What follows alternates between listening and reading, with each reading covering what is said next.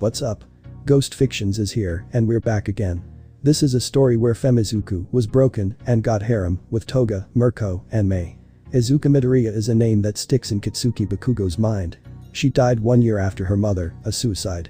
Or at least that's what he thought. All Might had the same thoughts as he watched a girl jump off of a rooftop.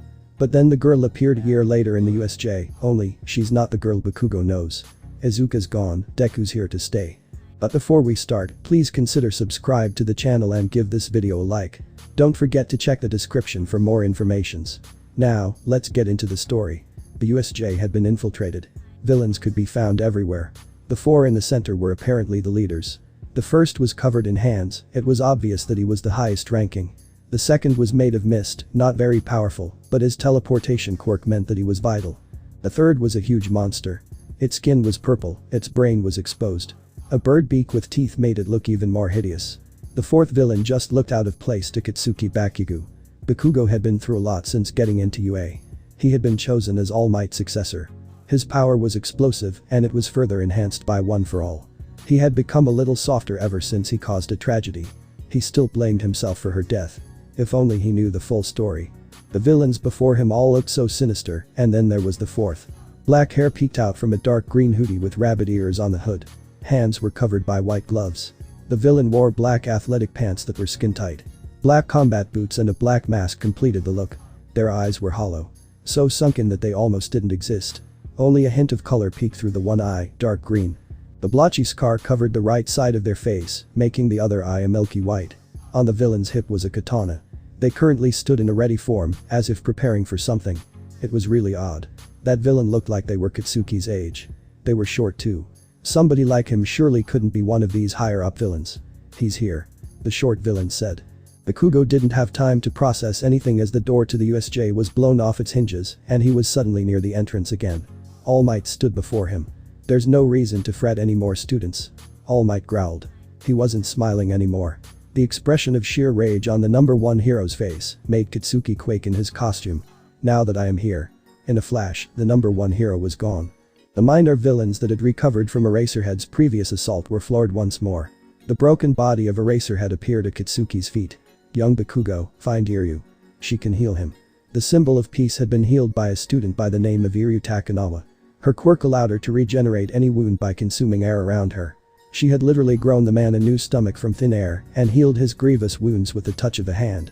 Such a power could potentially save anybody from anything. It would definitely save Izawa now. Bakugo rushed the teacher to the USJ entrance, where he found Iryu. The girl began healing the decaffeinated teacher. Bakugo turned around to watch the fight. It seemed like the villain's plan was to use the purple monster to kill All Might by exploiting his weak spot. It could work if All Might still had a weak spot. The healing had returned him to his full strength. That was made clear when he blasted the beast out of the building with a volley of punches. The blonde man turned to face the remaining villains and brushed off his shoulder. We must go now, sir. The mist man said. Bakugo rushed in to join his sensei, pinning the mist man to the ground in a split second. Shigaraki, you stand back. I will not let you fall today.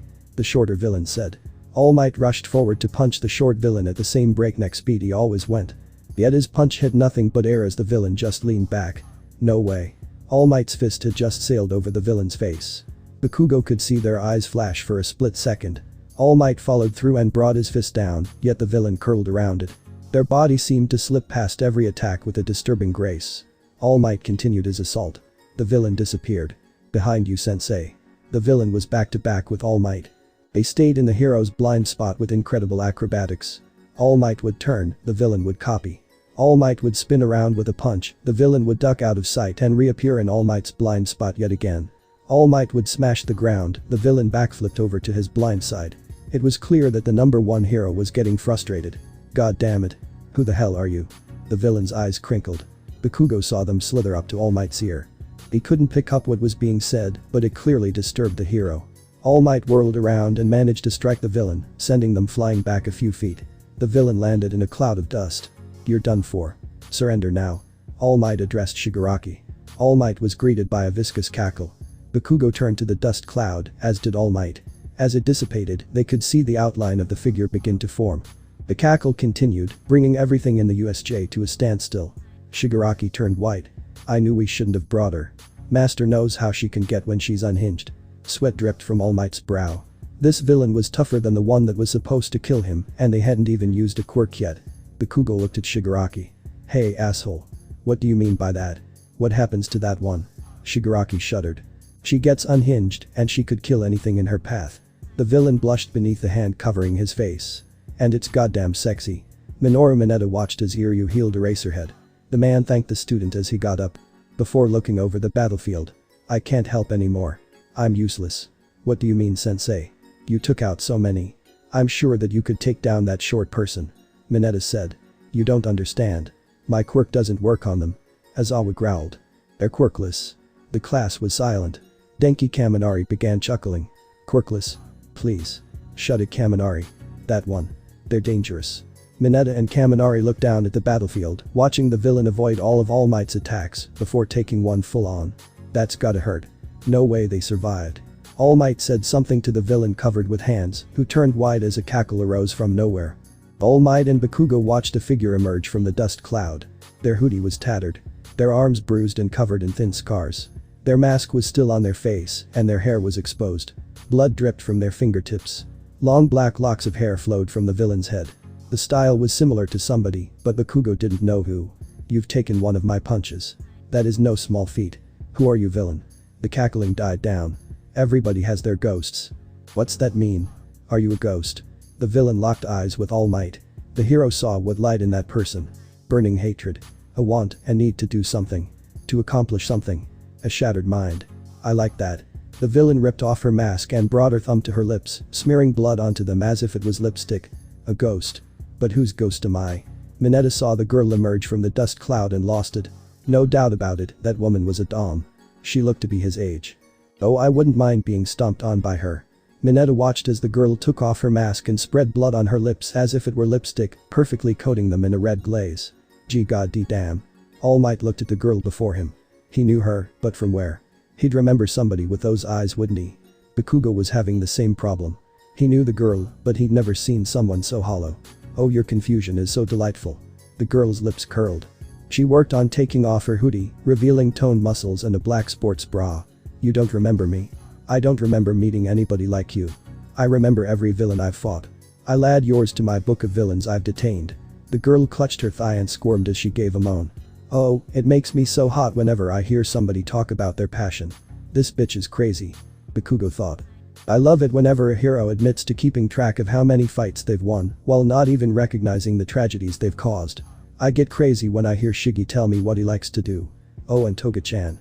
A shame that you don't get to meet her today. Mineta was currently burning the images of the villain into his mind. He'd never forget this beautiful woman. Hey, what's that on her back? A student asked. Mineta looked, there were 2 lines of writing on her back. He could only see that they were in kanji. It's kanji. Deku. Deku. Ichako Uraraka muttered. One who is useless. Aizawa raised an eyebrow. That's pretty ironic. What's the other line? Momoyoi Rozu asked. Ichako squinted her eyes. It's a bit longer than the one before. Swan dive and not a hero, that's weird. Shouldn't we be focused on what she's doing? The girl's literally playing with herself in front of the entire class. Ijiro Kiroshima squeaked. All of the girls turned red. Is that really? Yeah. I think that's obvious. Aizawa grunted, rubbing his nose. That one's trouble. All Might had had enough. He rushed the villain once more. The girl slipped out of his line of attack and drew her sword. That could be a problem. Have you ever heard of the hero killer Stain? The girl asked with a grin. Yeah. What about him? All Might snarled, deflecting slashes and throwing punches. He uses a katana like this to slice through almost anything. I once watched him slice the barrel off of a gun. I wonder. The girl rushed forward. Can a sword like that hurt the #1 hero?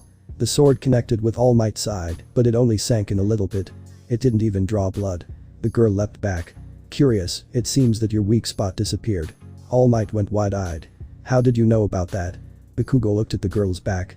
He saw the kanji. His face had turned white. No way. Apparently the girl heard him. Her head turned almost all the way around to look at him, giving him a creepy grin. Oh. I see someone's figured it out. Flashback.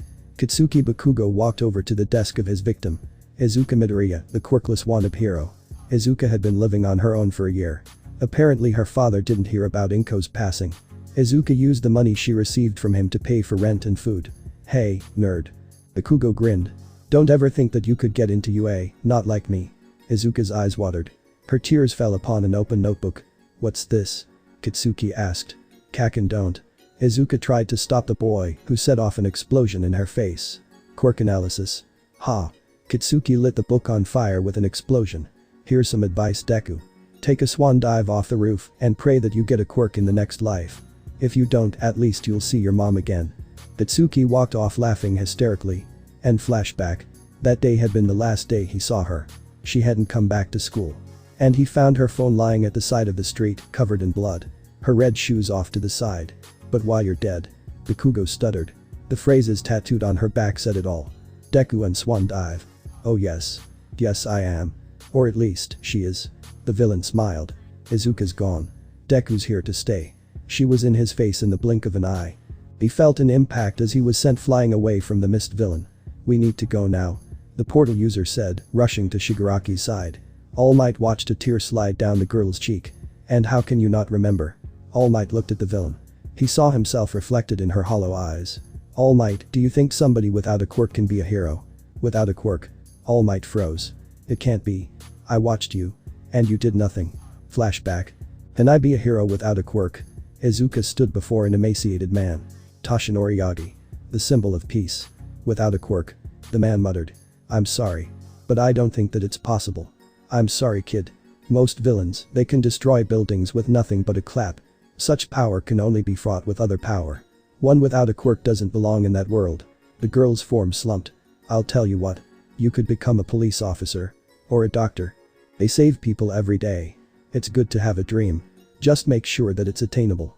Toshinori began walking towards the stairwell. Thank you, All Might. The man turned around to see the girl crying. A sad smile was on her face. I've made my decision. Toshinori's eyes went wide as the girl broke into a run. No. Don't. The girl leapt from the rooftop. Her arms outstretched. Toshinori tried to will one for all to respond. He couldn't do it. He couldn't use his power. He watched as the girl broke against the pavement. Toshinori rushed down the stairs. Blood spurted from his mouth. He had to make sure that the girl would be alive. He rushed out to the street where her body lay unmoving. Her arms and legs bent at odd angles. A death rattle came from the girl. Mom. I can see you again, Mom. The girl's eyes dimmed. Toshinori wept. An ambulance sped up to the sidewalk. Move, damn it. A man with scarred skin ran forward, accompanied by a girl in a nurse's outfit. Her blonde hair was pulled into two buns at the top of her head. Isn't she? She's an apprentice at the hospital, and if we don't act quickly, this one'll be gone for good. Now move. Toshinori watched in silence as the ambulance sped away. And flashback. You died. I never found you at the hospital.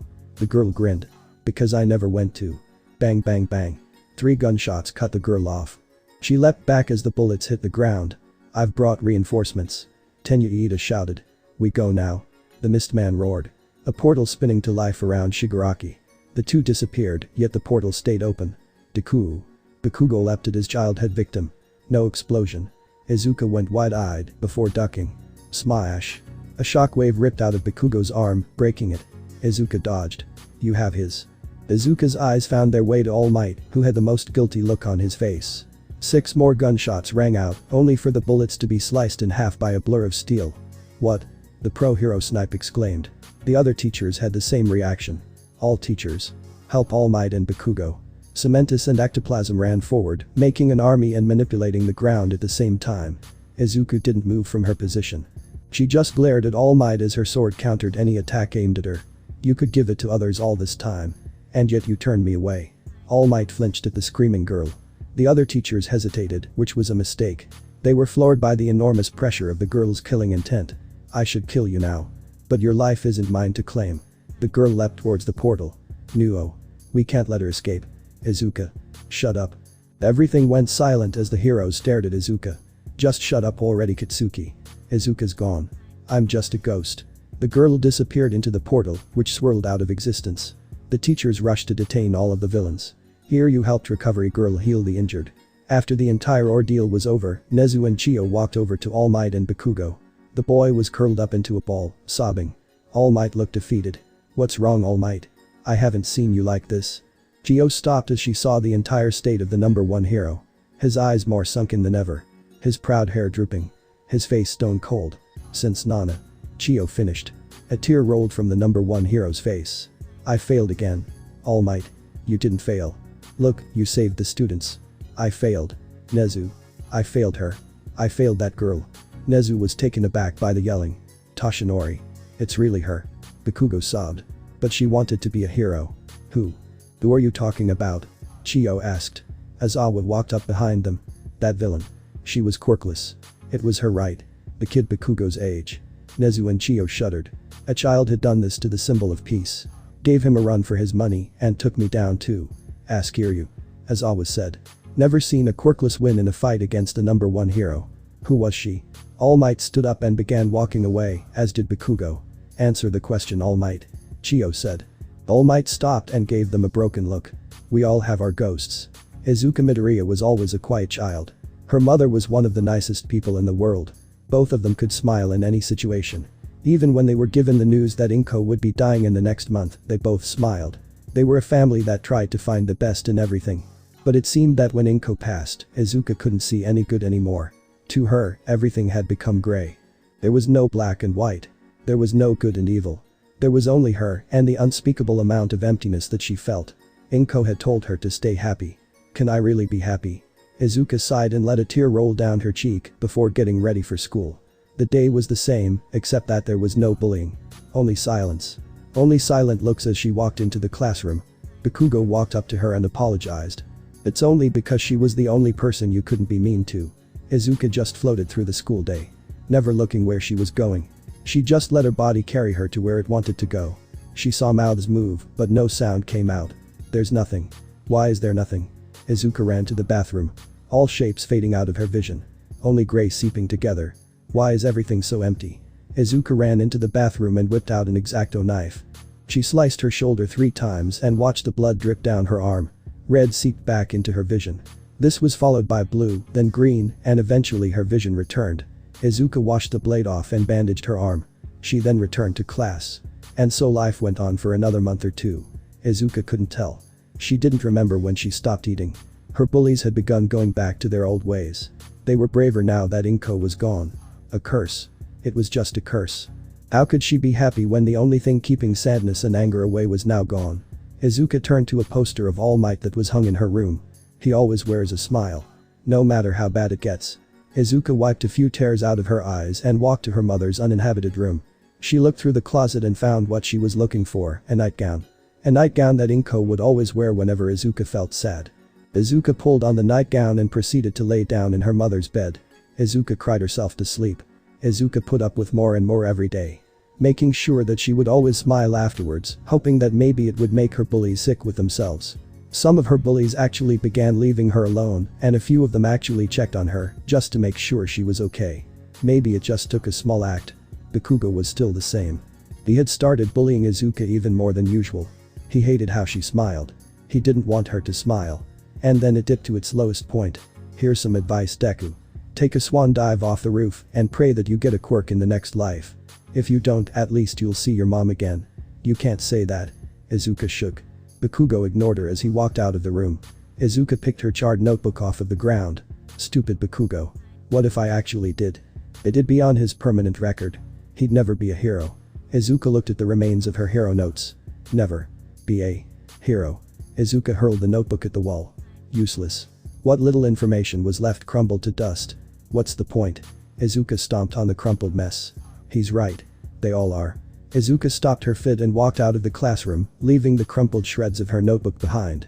The girl walked off of the school ground and down the sidewalk. She eventually came to a small underpass along the way.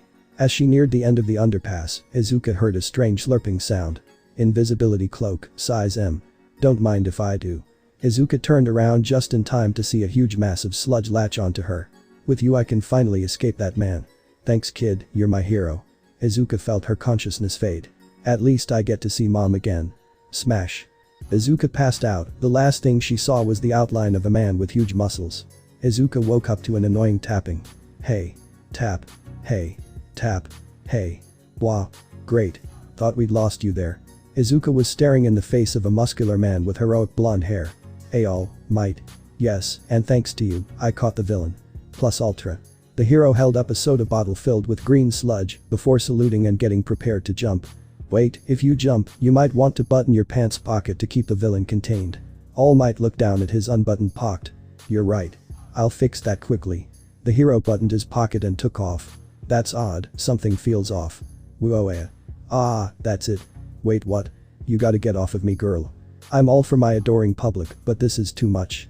But if I fall from here I'll die. Oh right. The two landed on the roof of a building. I'm sorry, I just have a question that I need to be answered. I don't have blue org. Mist began pouring from All Might's body. Izuka was already launching into her question. I want to be a hero, but I wasn't born with any powers.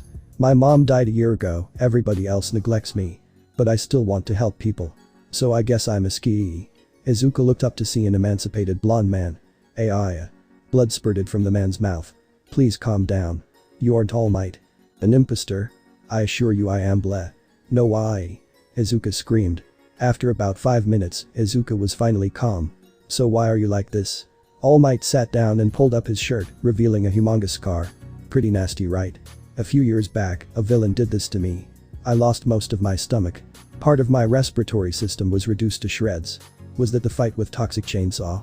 Izuka asked. You know your stuff. But no. That weakling could never even hope to even scratch me. The thin man flexed a skeletal arm. So anyway, back to your question. Oh yeah. All Might.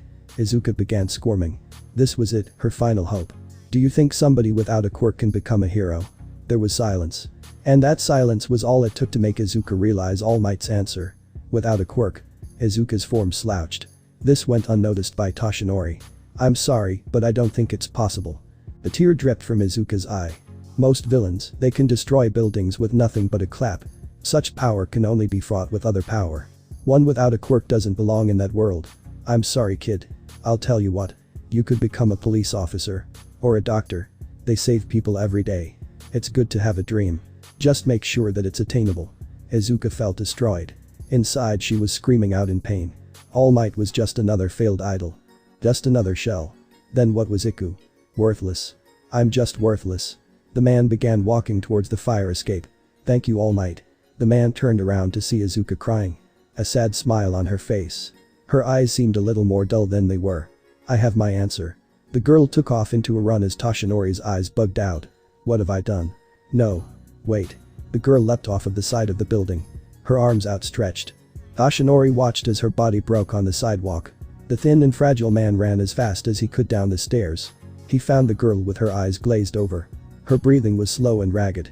A death rattle. Mom? I can see you again, Mom. Toshinori felt tears streaming down his face as he saw the spark of life fade from the girl's eyes. No. Come on. Stay with me.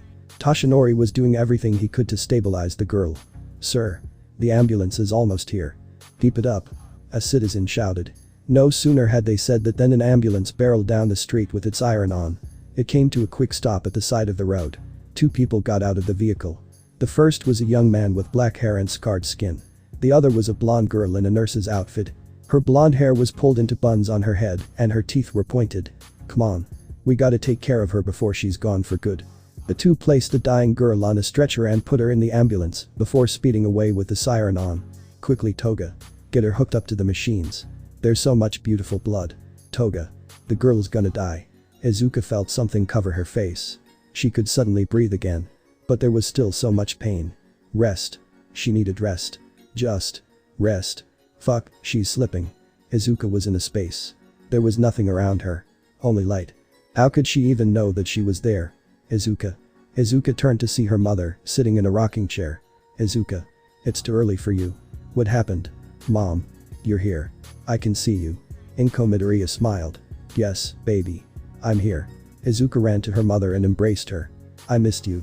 Baby. I missed you too. But it isn't your time. You need to go back. If you wait too long, it could break you. Just remember, I'm always proud of you. You'll always be somebody's hero. Izuka looked at her mother and cried. Can't I stay a little longer? Inko gave a sad smile.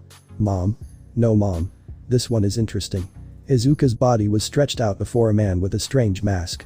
Why did you bring them, Dabi? I think that they have untapped potential. She threw herself off of a building. It's clear that she had nothing left. Can you bring her back? A loyal subject is the best subject. Stand back. Izuka sat up with a shout. Mom. Welcome, my dear. My associates brought you here to save you. We have a proposition. Izuka was looking around like a wild animal. Dabi walked up to her side. Hey, calm down. You're okay. Izuka rubbed her head. Give me a minute. Everything's just so fuzzy. Probably because you were dead for a minute there. The Dabi said.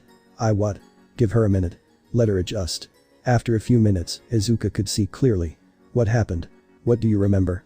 I remember being bullied. There was pain. Then I met that man. A fake. Then I jumped. I saw my mom. I died. Well, you did die for just a moment. Luckily I have a quirk that allows me to revive anything that's been dead for 5 minutes. The man in the mask said. Where am I? You're in my hiding facility. Nobody knows I'm here, so they won't know that you're here either. To the world, you're dead. So, I really did. Are you okay? Dabi asked. Dabi. Of course she isn't. We just picked her dead body up off of the sidewalk. A blonde-haired girl said. You're right. Sorry. Dabi said. Who are you? Izuka asked the blonde girl. Me? I'm Himiko Toga. But you can call me. How about babe? Izuka felt her face flush. Be babe. Toga's face flushed and she squirmed. Yeah, that's it. Toga. You tell me off and then try to woo her? You really are insane. Dabi shook his head. Enough both of you. The masked man said. Let her adjust. She did just die. I'm sure she has a lot more questions. The two stopped bickering. Izuka looked at the man. Why is my vision still so weird? Describe it. I dunno. It's sharper. More focused. Almost as if I'm looking through only one eye. But both of my eyes are open. The masked man sighed. There are some things that I wasn't able to fix. Toga walked up to Izuku and gave her a mirror. What did I do? Iku's face bore a large scar. It almost looked like an imprint from an explosion. One of her eyes was a milky white. Why is my face? I said that I fixed as much as I could. Unfortunately, your tissue had been damaged by something else before the fall. Then you fell on that side, destroying your face further. That's why you have that scar. The man in the chair said. Is that the only thing? You'll probably have some mental issues. Your brain is completely fine, but dying is not something to be taken lightly.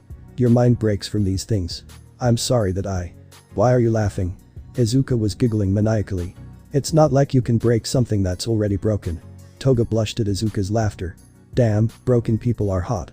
How can I repay you? For returning my life? Izuka asked. Are you sure? I don't need a reward. The masked man said. Nonsense.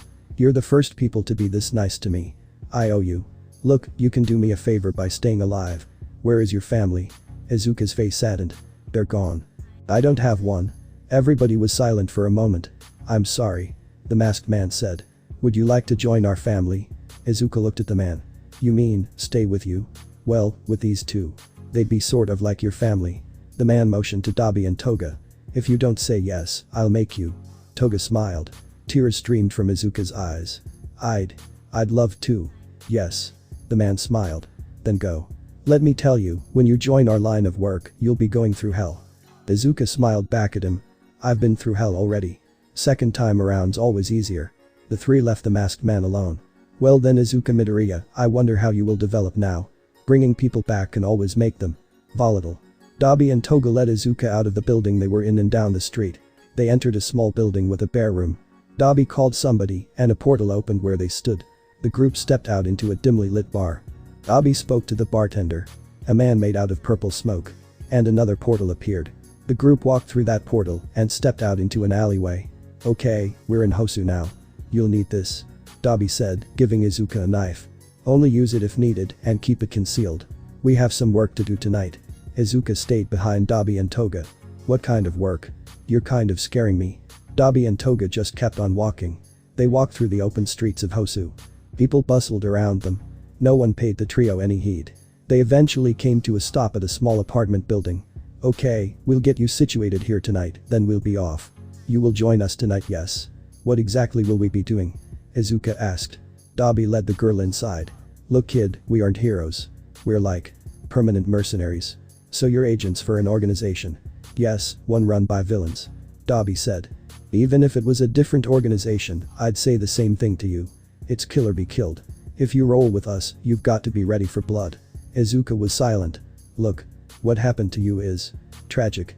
You can still be someone who does great things. You can help change the world. And even if you don't want to, we'll stay by your side and protect. Let's go. Izuka cut Dabi off. I want you to teach me. Dabi smiled. He could see the glint of excitement in her normally dead eyes. I want to learn how to protect what's important to me and change the world. Izuka had been given an outfit by Toga. The two had run over some ways to use a knife before joining Dabi on the rooftop. Izuka's outfit wasn't very armored, it wasn't even really a villain outfit. She just wore black athletic pants and a black sports bra. A black mask covered the lower half of her face. At her hips were two knives. Okay. Where are we going? Izuka asked. Sensei's been having trouble with an associate of the league. He's an informant by the name of Yukiho. Dabi said. We were tipped off by our most trusted informant. Yukiho is always well guarded. But we cannot let Sensei's information get leaked. Izuka nodded. Well then, what are we waiting for? Dabi smirked and began running across the rooftops. Toga and Izuka followed. There were points where the group would duck down as a hero jumped past. There was no reason to waste time. They eventually stopped in a housing district. A large modern-looking white house sat before them. Izuka followed Dabi and Toga as they walked into the house. A portly man with a creepy smile ran forward. Ah. Hello there. I'm glad that you. Shut it, Yukiho. We know what you've been up to. The portly man smiled. Do you think I'd come that easy? The air shimmered. 10 bodyguards stood surrounding the group of 3. Shit. Dabi swore. You two take care of the guards. We'll deal with this guy last. Dabi tossed the man into the air, causing him to hang from his shirt on the chandelier. 2 guards rushed Dabi, who quickly whipped out a knife and dispatched them. You killed them. Izuka gasped. It's kill or be killed. What would you pick? Dabi fought off 3 more guards, Toga dispatched the rest. The group looked at the place where the informant hung, only to see that he wasn't there. Dabi suddenly crumpled to the ground. Izuka whirled around to see Yukiho with a knife to Toga's neck. You try anything, and she dies. Izuka felt it. It was something that she had always put off, the feeling of rage. Her vision flashed white, and she saw her mother again. Gut by Izuka. The vision smiled evilly. Yo univer cold buc fall. Izuka flashed back to reality. Yukiho was towing the line, slipping his hand around Toga's waist. I know, I'll take this one. She'll sell for quite a bit. Toga shuddered in the man's grasp. Oh? Don't want to be a slave. A pretty girl like you would be. Thunk.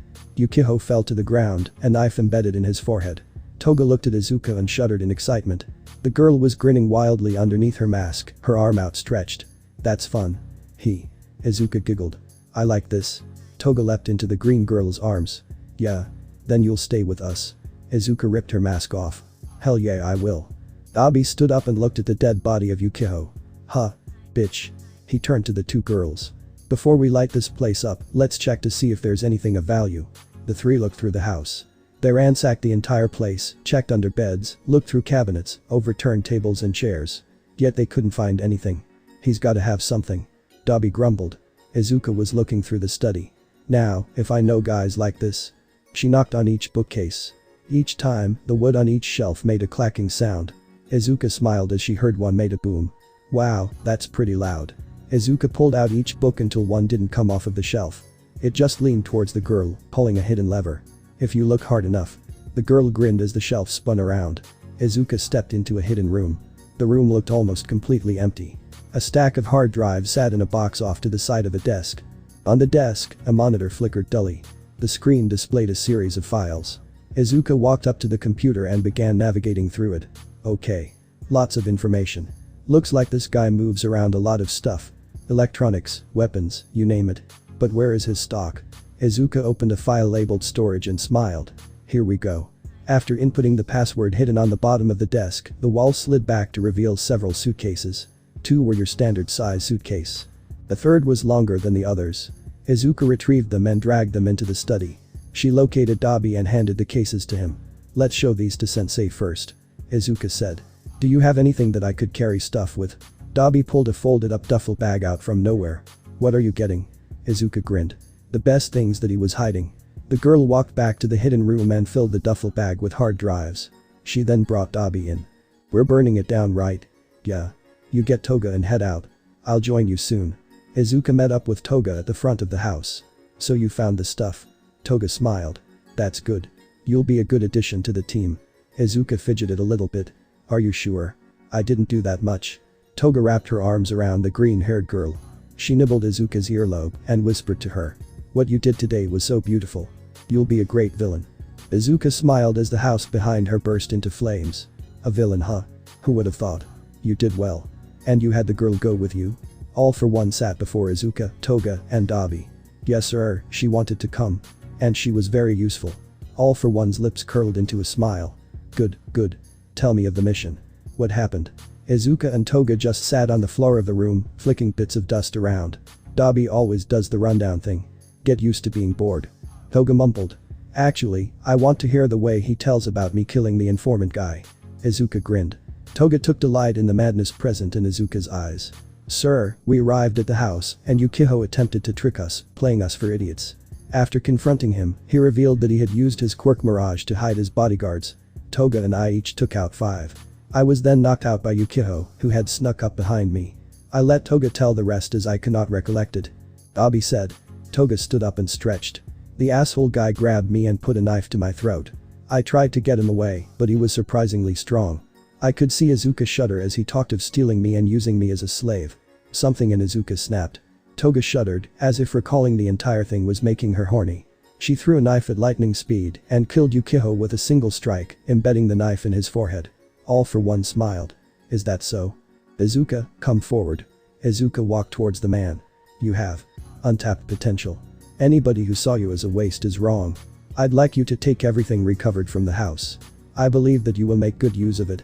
Izuka bowed. I will do my best to make you proud, sensei. The man smiled. Of course. Now, you two haven't had a good rest in a while, and you Izuka, have been through a lot as well. Go take a few days to collect yourselves. I'll give you missions when you are as good as you can be. Actually. The man looked Izuka up and down. Never mind. For the next 3 months, train her. She might be able to throw a knife, but she'll need more muscle. Dabi and Toga bowed. Yes, sensei. The 3 left the building once more. They went the same route they took after Izuka came back to life. Street, room, bar, Hosu.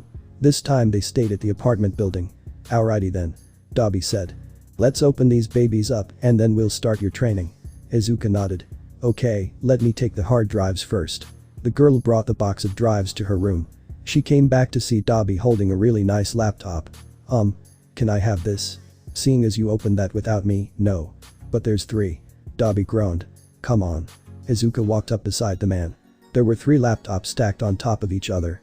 Chargers for each were also in the suitcase, as well as several USBs and adapters. Get Toga. I'm sure that she'll want one. Izuka said. Dabi called the blonde in. Toga pretty much glowed when she saw that one of the computers was blood red. Izuka gave it to her. The laptop that Dabi pulled out was blue, so he got that one. The remaining one was black. Izuka picked it up and brought it back to her room. I'll use this for the hard drives later. The girl returned to the main room, where the remaining suitcases lay unopened. Izuka took the next regular-sized case and opened it. Inside was a large assortment of knives, as well as a handgun. A gun, huh? Izuka picked up the firearm. I won't use it until I learn how. Should come in handy, right? The last case was on the table. Dabi and Toga leaned in as Izuka opened it. The girl's functioning eye sparkled with delight. It's perfect. Inside of the case was a katana. Its black scabbard was simple. It was fastened to a black belt. The handle was wrapped in black cord. Izuka picked the blade up with reverence and slowly unsheathed it. The silver blade whispered out of its sheath. Izuka shivered as the feeling spread up her arm. Yes. Toga grinned. I can help you learn how to use that. I may specialize with knives, but I can use a sword too. Izuka nodded. Okay. So when do we start this training? Now. Dabi said, throwing a knife at Izuka. The girl jumped back a little too late, and the knife nicked her arm. See, that won't do. We'll be training your reflexes, your muscles, and your pain tolerance. Get ready, because it's gonna be hell. Izuka nodded, and just like that, 3 months of hell began. Izuka only got breaks on Saturdays, which were mostly spent on sleep. The rest of the week, Toga and Dabi kept her awake with knife training, weightlifting, running, stealth training, and pain tolerance. Izuka started off pretty badly when it came to running and weightlifting. She barely had any muscle at all. After the first 2 weeks, she was feeling better about her physique. She could do push-ups with Dabi on her back, which was sort of impressive. It would help her overpower people with no physical training. Her stamina was fine when it came to running, but she was slow. Her running speed increased over the first month, so she could easily keep pace with Dabi and Toga when they ran at full speed. The next month was given to knife and stealth training. Izuka's presence was not really noticeable in the first place. After some training from Dabi, Izuka became almost invisible. She could blend into any crowd without a problem. Sometimes Dabi was scared by her when he would go to make breakfast and find nobody in the kitchen. Only to take a sip of coffee and find Izuka sitting at the table, waiting for Toga. Toga helped Izuka master the knife. She had some experience with a knife, mostly from cooking, so she used what she learned about knives in training. Toga often found herself drooling at how fast Izuka grew. I want her to get blood with me so badly. At the end of the second month, Toga and Dabi greeted Izuka with dark faces. Izuka. The next 2 weeks will be psychological training and pain tolerance training. This stuff can get a little terrifying. You won't ever be the same afterwards. Are you ready? Izuka steeled herself. I'm ready. Toga walked forward and gave the girl a hug. Just know that what we do for the next 2 weeks must be done. Dabi and I went through it as well. We know what it's like. Just remember that we have to do it. Izuka nodded. Dabi walked forward. It's time. Dabi knocked Izuka out with a punch to the face. Izuka woke up in a dark room. Her hands tied behind her back. Her ankles tied to the legs of the chair. Hello? Where are you guys? Toga walked in with a sinister smile. Oh Izu. Show me how you bleed. The girl whipped out a knife and cut Izuka several times. Before leaving her. And so the torment continued. 2 weeks with no food, only a little bit of water. Izuka lived in the dark room, strapped to the chair. Dabi and Toga took over in cycles, using their skill sets and quirks to inflict pain. They tormented Izuka with psychological games. They turned on screens with All Might's face, telling her that she was hopeless. Izuka felt her mind break over and over.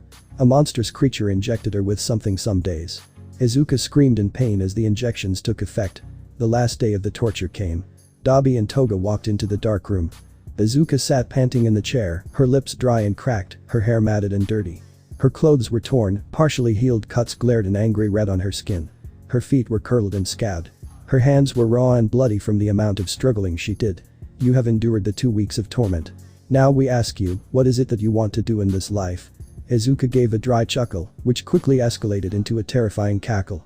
The girl leaned forward, the chair squeaking as her arms scraped along it. Revenge. I want revenge on them. All of them. Toga smiled. God, that's hot. Let's get her out of there, Dabi. Dabi gave one last punch to Izuka, knocking her out before taking off her bindings and bringing her back into the main apartment. There, the two dressed her wounds before going to clean up the torture room. Izuka slowly woke up. She saw Toga and Dabi whirling around the building, cleaning up stains, making food. You? Toga stopped and turned to Izuka with a cheery grin. You're awake. The girl ran forward and tackled Izuka into a hug. The green-haired girl coughed in discomfort. Toga whispered to her. I'm so sorry. We all have to go through that, and it's terrible for anybody. Images of the last 2 weeks flashed through Izuka's mind. Cuts, wounds, the monster, mindless torment, All Might. All Might. And then there was what Toga said before it all. Dabi and I went through it as well. We know what it's like. Just remember that we have to do it. Izuka hugged Toga. What was that thing? Toga grimaced. You mean the Nomu? Izuka nodded. What did it do to me? Toga clutched her stomach. Sensei made that for a specific reason. He says that we would get distracted if we were to ever have kids, so the Nomu makes us infertile. Izuka was a little off-put by that. So I'll never have kids. Toga nodded. I'm so sorry. We should have told you. Izuka shook her head. No. I didn't know if I wanted kids ever. I'm still too young to make that decision, so now it's been made for me. Toga looked at Izuka. Are you sure that you're fine with it? Izuka smiled. Honestly, if I had my way, I wouldn't be able to have kids. After all, 2 girls don't make a child. Toga flushed red. Izuka smiled. What is it? Cuddles. I want cuddles. Toga said. You just tormented me for 2 weeks, and you want cuddles. Izuka chuckled. Only a crazy person would say yes. Toga let out a soft purr. I like when people are crazy mmmph. Izuka had grabbed Toga by the shoulders and pulled her into a deep kiss. Lucky you. I'm crazy. Ah, fuck. You're getting that all over the couch. Dabi had walked in on them making out. Izuku gave a soft chuckle. What is it? Your brooding couch. Dabi grunted and pulled the 2 girls off of the couch. Get off. If you're good enough to make out with her, you're good enough to walk. Go get some rest in your room. Izuka slowly made her way out of the room, a cackling Toga following her. Who cares what it's called? I don't want all that crazy to seep into it. HMMPH. Breeding couch. Izuka giggled as Dabi closed the door. Toga brought the girl into her room. So this is your room. Lot of knives. Toga's room held several knife displays. Each one polished to perfection. So are we. Izuka was cut off as Toga threw her onto the bed. The blonde began stripping.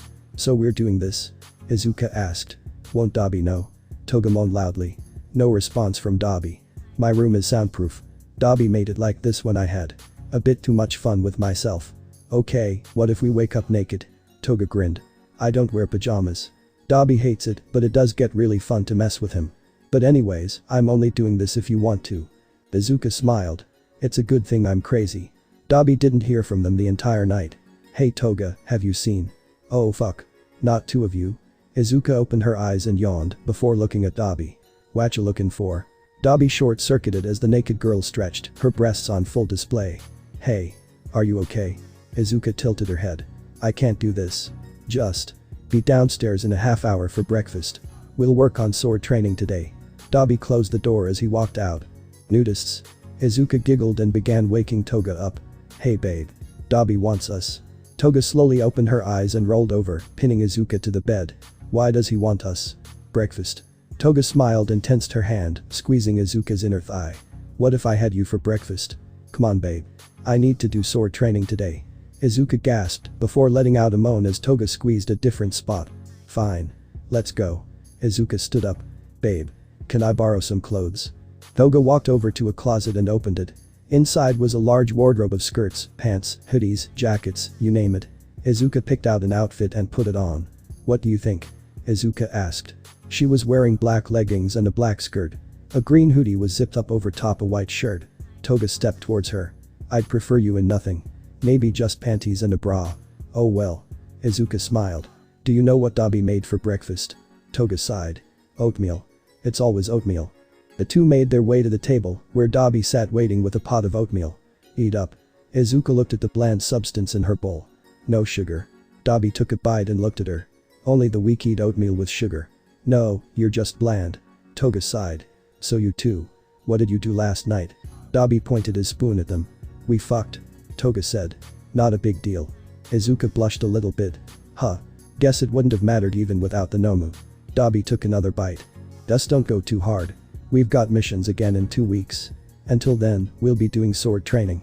Then we'll review everything on the last day. Izuka nodded. Okay, when do we start? After breakfast, we're gonna have you fight some Nomu. Izuka shuddered, remembering the monster from her torture. Hey, don't worry. It'll be fine. The Nomu are really fun to let loose on. Toga smiled. I can't wait to see you spill their blood. Izuka looked at her girlfriend. Blood. Her eyes dilated, she grinned. Blood. Izuka. You okay? Dabi asked, snapping the girl out of her trance. Huh. Oh yeah. I'm done with my breakfast. Good. Dabi nodded. I am too. Seems like Toga is as well. Let's get going. Do you have your suit? Actually, gonna see if I can have a new one made. Maybe I'll make it myself. Izuka said. Okay then. I'll see if I can get you materials for it. The three walked out into the bustling streets of Hosu. Izuka kept the sword in its case. She didn't want to draw any attention to herself. They made their way to a rundown building. Izuka recognized it as the building they had teleported to from the bar when she was revived. A portal opened up and they stepped through. Izuka stood before 3 people. One was the misty bartender from 3 months ago. The second was Sensei, and the third was a young man with light blue hair. Are you sure that she's the one? She looks too green, literally. Izuka shot the blue-haired man a glare, eliciting a chuckle from Sensei.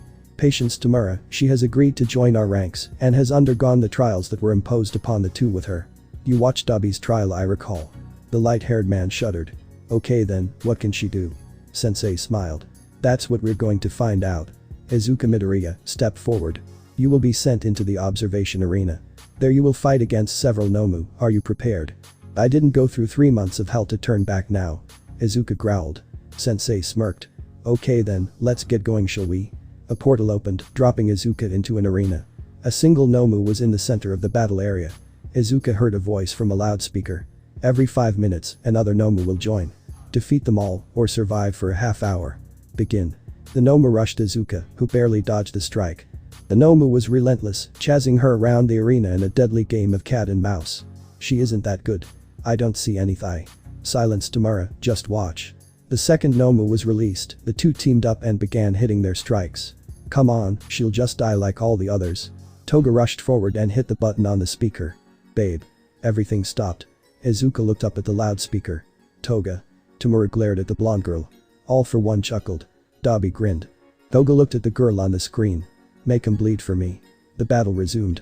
But it was clear that there was a change. Izuka began gaining the advantage.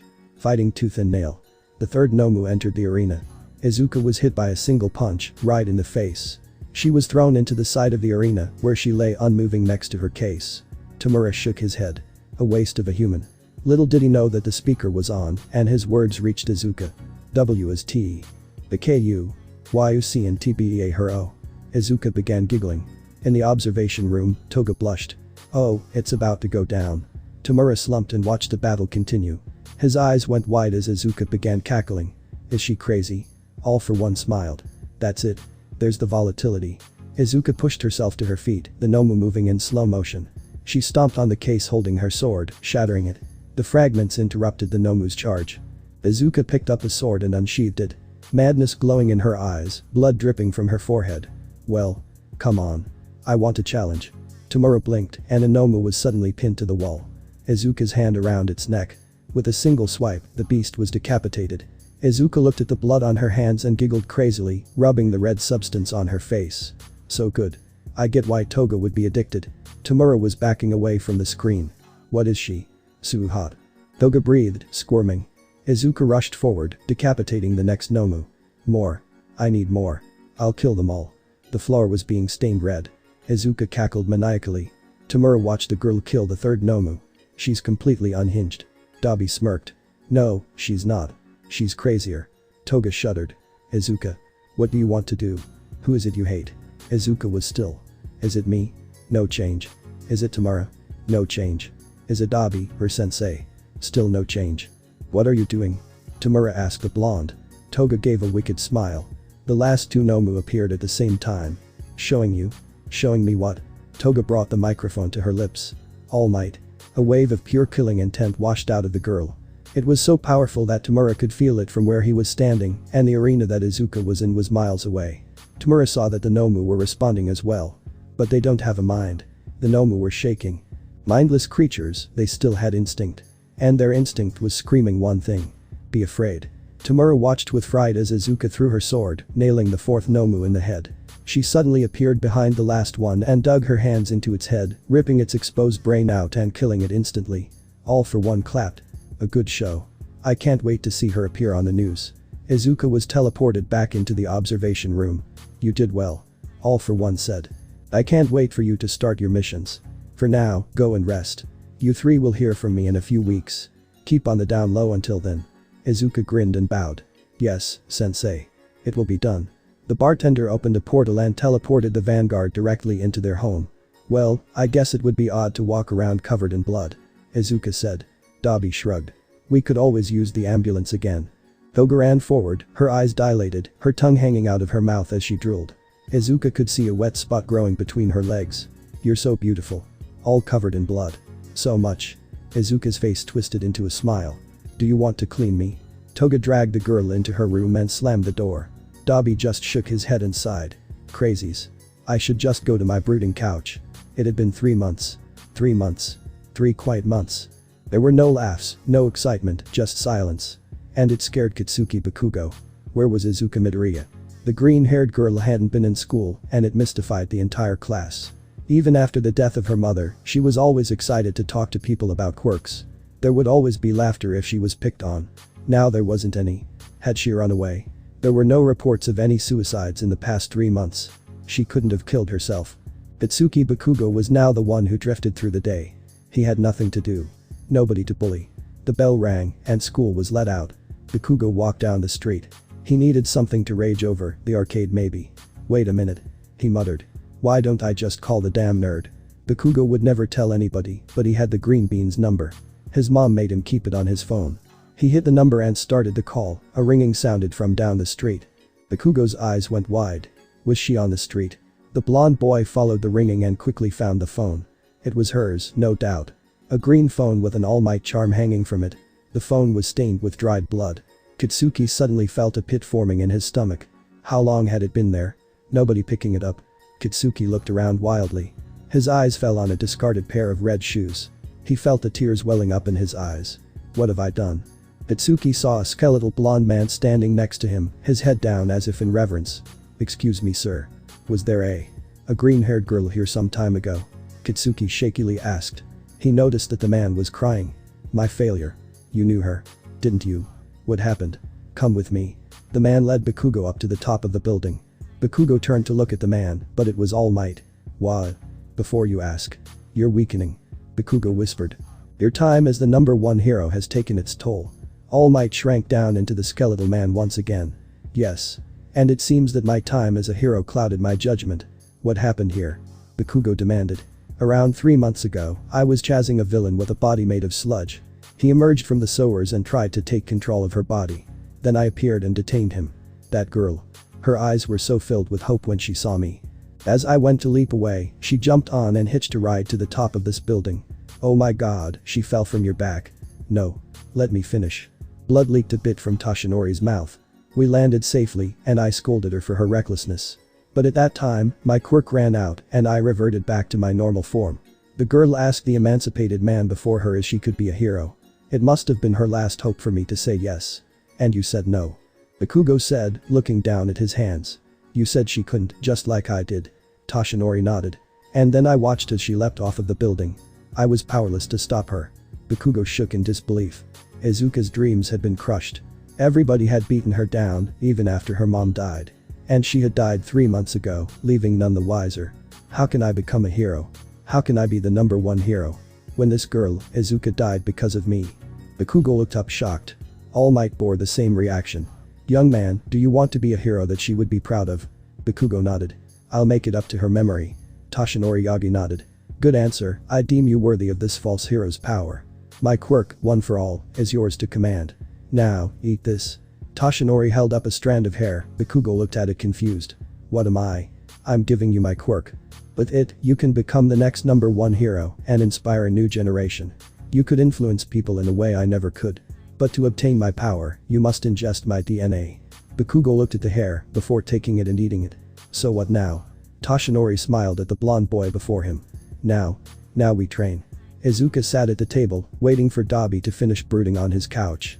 His new couch. He had burned the other one after he caught Toga and her making out on it. Dabi. What are we doing today? Well. The man said. First, I'm a brood. Then, we're gonna go do some business. Sensei hasn't given us a mission. But we still need a costume for you, and we'll need to make your villain name. Already got that. It's Deku. Dabi gave a confused look. One who is nothing. Weird, but okay. We're gonna go visit Jiren then. Get you materials for a suit. When? Izuka asked. In 3, 2, 1. Done brooding. Let's go. The two got Toga from her room and headed out. They traveled across the city before coming to a rundown nightclub. Isn't there a reason it's called a nightclub? Jiren owns it. Let's go. Dabi yanked Izuka into the building. Jiren was a pale skinny man that stood at about 183 centimeters. He wore an ugly purple suit and a pink scarf that looked like human intestines. So Dabi, what do you need today? The man asked, lighting a cigarette. We need material. For a villain outfit. Dabi said. Ooh. I'd love to. But you didn't bring me the stuff from Yukiho's place. I was irk. Izuka appeared at the man's side, a knife poised at his throat. Hey look, it's a knife from that bastard Yukiho. You want it? Jiren smiled. Tough one, eh? Fine. What kind of materials? Deku, if you would. Dabi bowed. Izuka sheathed the knife and hopped back. I need green cloth and a light bulletproof vest. Some really flexible yet really strong cloth. And some gloves. Jiren gawked. That's it. Izuka thought for a moment. Oh, also greaves, bracers, combat boots, knives, and a handgun. You said materials. And a gun is a material that I will be using to spill blood. Same with a knife. Can you get them or not? I already have them. What you listed is literally so common you could find it at a shopping mall. Give a minute. The man went into a separate room and brought out a few black cases. In here, we have your cloth and vest. Also your greaves and bracers. In here, we have your combat boots. Steel toed. I hope I got the size correct. In here are the knives. They're expendable, got a lot of them back there. These last 3 are the handguns. Pick one. Izuka opened the 3 cases. The first had a solid black pistol. The second was also solid black, but a bit bigger, with a space to mount a knife as a bayonet. The third was the same as the second, but it was silver and green. Izuka picked up the smallest one. You sure? Jiren raised an eyebrow. That thing is compact and pretty sturdy. But it can't have a bayonet. So? Izuka said, holding the gun in her right hand and fiddling with the trigger. I have 2 hands. If I have my way, people won't get close enough to where I need a bayonet. Jiren smirked. Okay then. This time your stuff is on the house. You'll be a regular anyways, now go. I have another meeting soon. Dabi let Izuka walk out of the room first. Thanks Jiren. The trio made their way back to the apartments, where Izuka began making her costume. She took a green hoodie and the vest Jiren gave her. Putting them together was simple, she then added floppy rabbit ears to the hood. She used the other fabric to make athletic pants. When she was done, the costume fit comfortably. On the back of her hoodie she painted a patchwork rabbit head. It was done. Huh, badass. Dabi said, looking at the outfit. But the hoodie won't give any mobility zipped up. Izuka unzipped the hoodie, she wore nothing underneath but a black sports bra. Toga cackled as Dabi fainted. Oh my god. He doesn't care about us fucking, but he faints at the sight of you in a bra. Shut up Toga. I wasn't expecting it. Dabi shouted, getting back to his feet. Okay, because you turned all of those Nomu to confetti, we'll be going out today. Not like a mission, just to let off steam. Toga walked up to the confused Izuka. We're gonna go on night patrol. Kill some people. Maybe get chased by some heroes. You up to it? Izuka's eyes gleamed. Could I kill a hero? Toga grinned. It happens from time to time. I don't see why we can't find one for you. Also, I'm changing my name to Patchwork Bunny. Deku gives it away to most of the kids I grew up with. Dabi shook his head. I'll be on the couch if you need me. Bakugo was sore. The first 3 hours of training had been hell. He was supposed to do that every day. This is gonna be tough. They had started with a beach. Takoba Beach was covered in trash, it had been for a while. Bakugo had to clean the beach before the UA entrance exam. It was going to be torture. The worst part was that he couldn't use his quirk. He used explosion for everything. Now he couldn't rely on it. Bakugo rolled over in his bed and looked at his phone. There was currently a live broadcast on every news channel. Wonder what this is. Bakugo clicked the play button. The broadcast showed police cars surrounding a building. The body of a hero hung on the front. The newscast read. Hero killer strikes again. Bakugo almost threw up at the sight of the body. Why the hell would they show that on live television? Izuka shuddered with delight as she beheld the dead body. Stain had been there. The stain. Can we go find him? Can we Dabi? Izuka jittered. Dabi sighed. Even if we tried, we'd never find him. Those who search don't find anything. Izuka sighed. Well then, can we at least outdo his display? The trio leapt away, only being sighted by a single blonde hero, who frowned. Who are those three? Izuka leapt over rooftops. Her eyes sparkling in the night. She was out for blood. Toga saw the expression on Izuka's face and began heating up. Oh, she's gonna destroy a bitch. Dabi had split off from the two. He wanted to blow off some steam solo. He did notice the figure tailing them. Two actually. One must have been a sidekick. Dabi smirked. Guess you'll get your wish green. Izuka landed in a dark alleyway. Toga landed next to her. We're being tailed. Izuka whispered excitedly. A hero. Toga smiled at the girl, and the two retreated into the shadows. A blonde woman touched down in the alleyway. I know that you're here. I watched you jump down. The hero looked around. Izuka began singing like a child. A taunting voice that made her seem even crazier. Ants in a line, burning in the light. The hero whirled around. Nobody was there. Turning them to ash with my magnifier's might. The hero turned around again. Nobody. Come on little ant. You've been outclassed. The hero shuddered as a killing aura sprang up behind her. Prepare to meet your end by my magnifying glass. The hero rolled out of the way as a sword swung down. The ground cracked from the force of the blow. The woman's eyes bugged out and she began running, only to see a blonde girl with a knife to a man's throat. Come on hero. You've gotta save people, right? The hero bit her lip, secretly sending out a message over the phone. Other heroes were notified of the distress signal and began moving. The blonde girl giggled. Oh, calling for help are you? Where is your accomplice? The hero shouted. A killing aura sprang up behind her. I'm right here hero. A scream went up in the night. The first of many to come. Two heroes arrived on the scene where one of their associates, a hero by the name of Lamplight, had sent out a distress signal.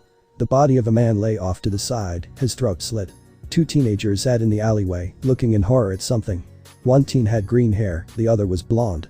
The two heroes ran up. Are you two okay? Oh my god. Lamplight's body was pinned to the wall by way of several knives.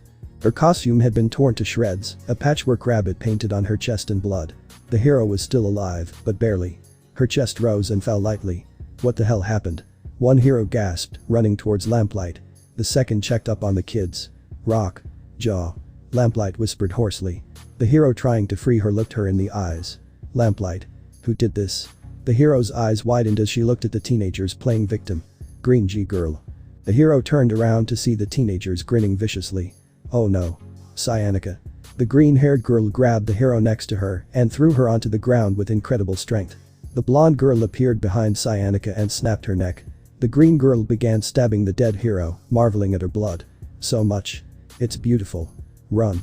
Lamplight said. Rockjaw. Run. The hero tried to escape, only for two knives to pin him to the alley wall. The hero screamed in pain. Mr. Rockjaw. The green girl walked up to the hero. I'm a good girl, aren't I? The man shuddered.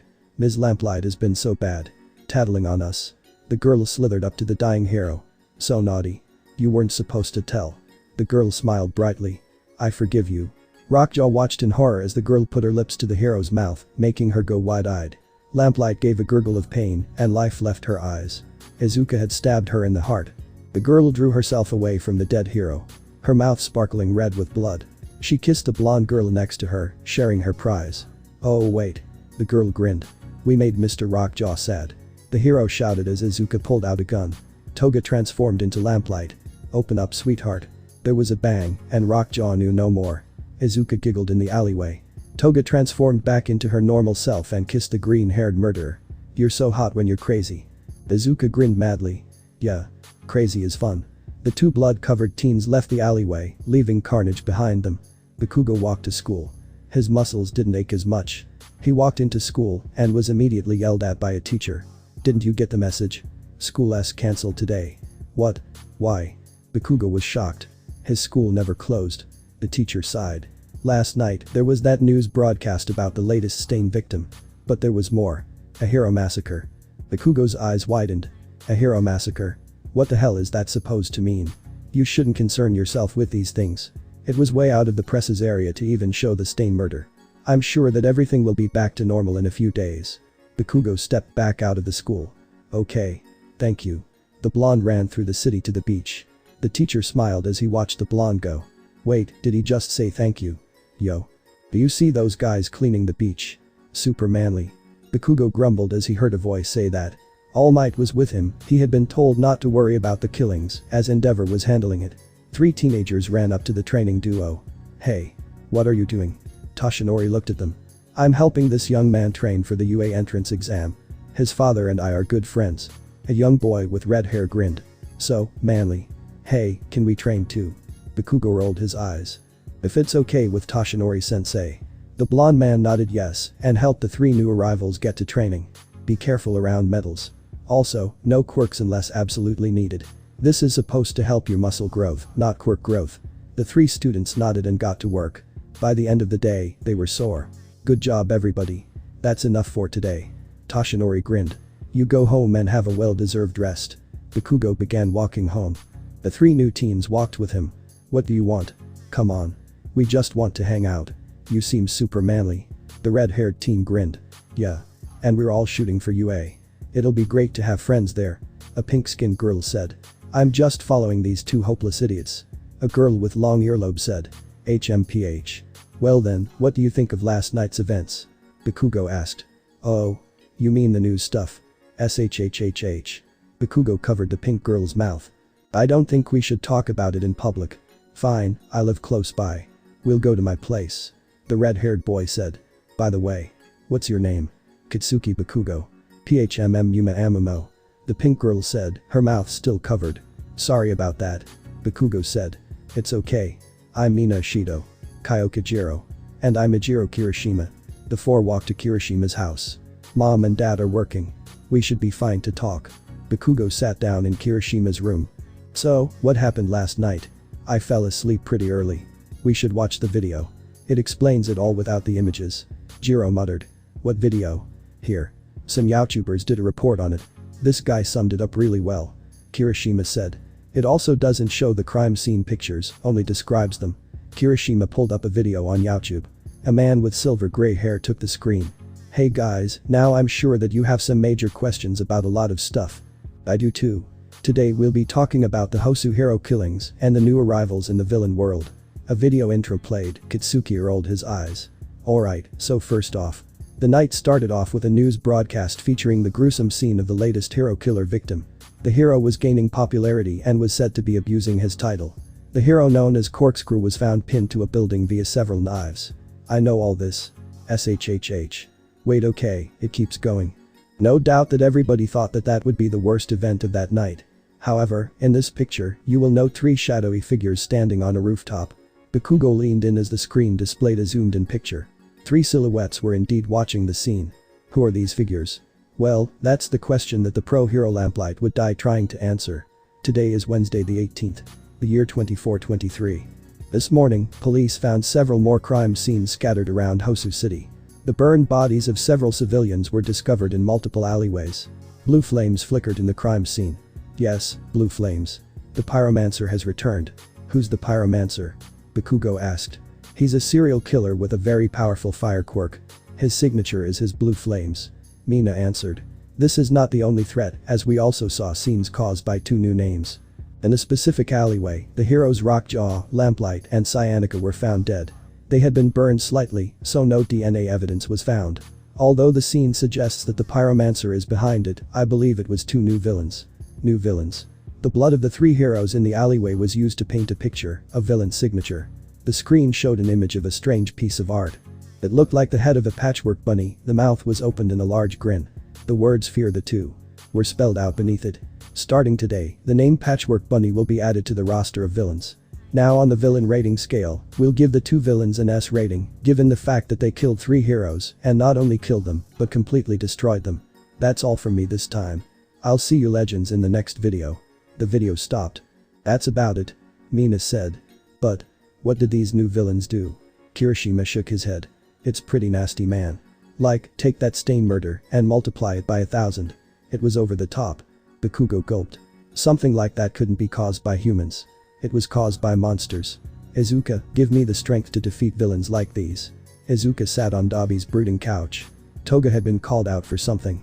So now Izuka was only with Dabi, who was bland as hell. You want some cheese and crackers?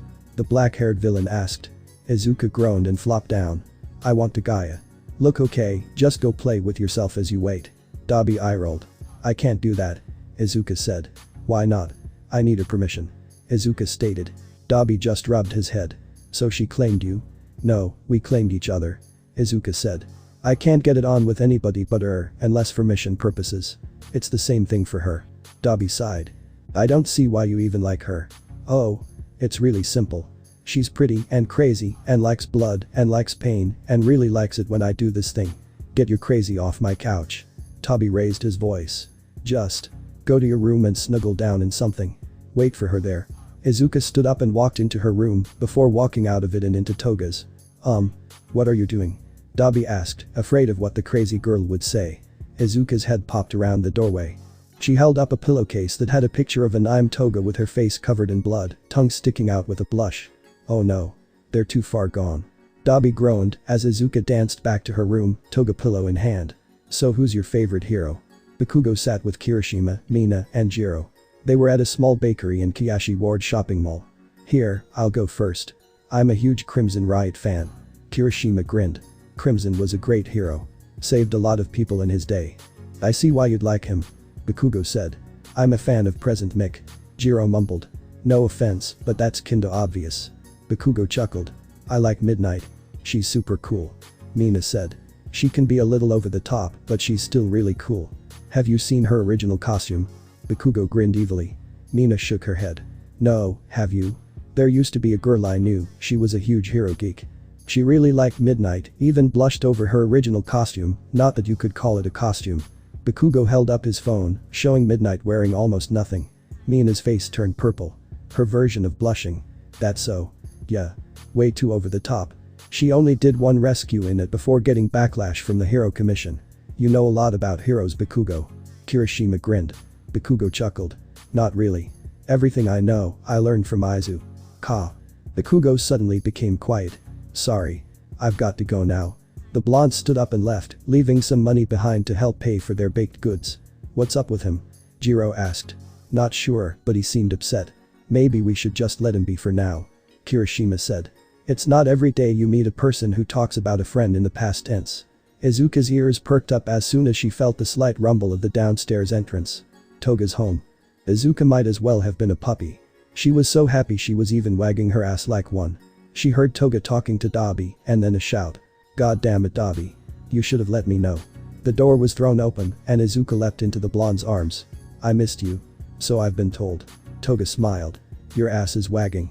Izuka pouted. You know how I get without you. Did you use the pillow? Izuka pointed to her bed where the Toga pillow lay. A bit rumpled. With red lip marks on it. Okay, we should just go together. Luckily, I have a mission for both of us. Izuka's eyes gleamed. What is it? Are we hunting somebody? Toga grinned. Eventually. First we have to gather info. We're going to spend a week in Tokyo. Bakugo kicked the can as he walked down the street. Why did I say her name? He heard footsteps coming towards him from behind. Bro.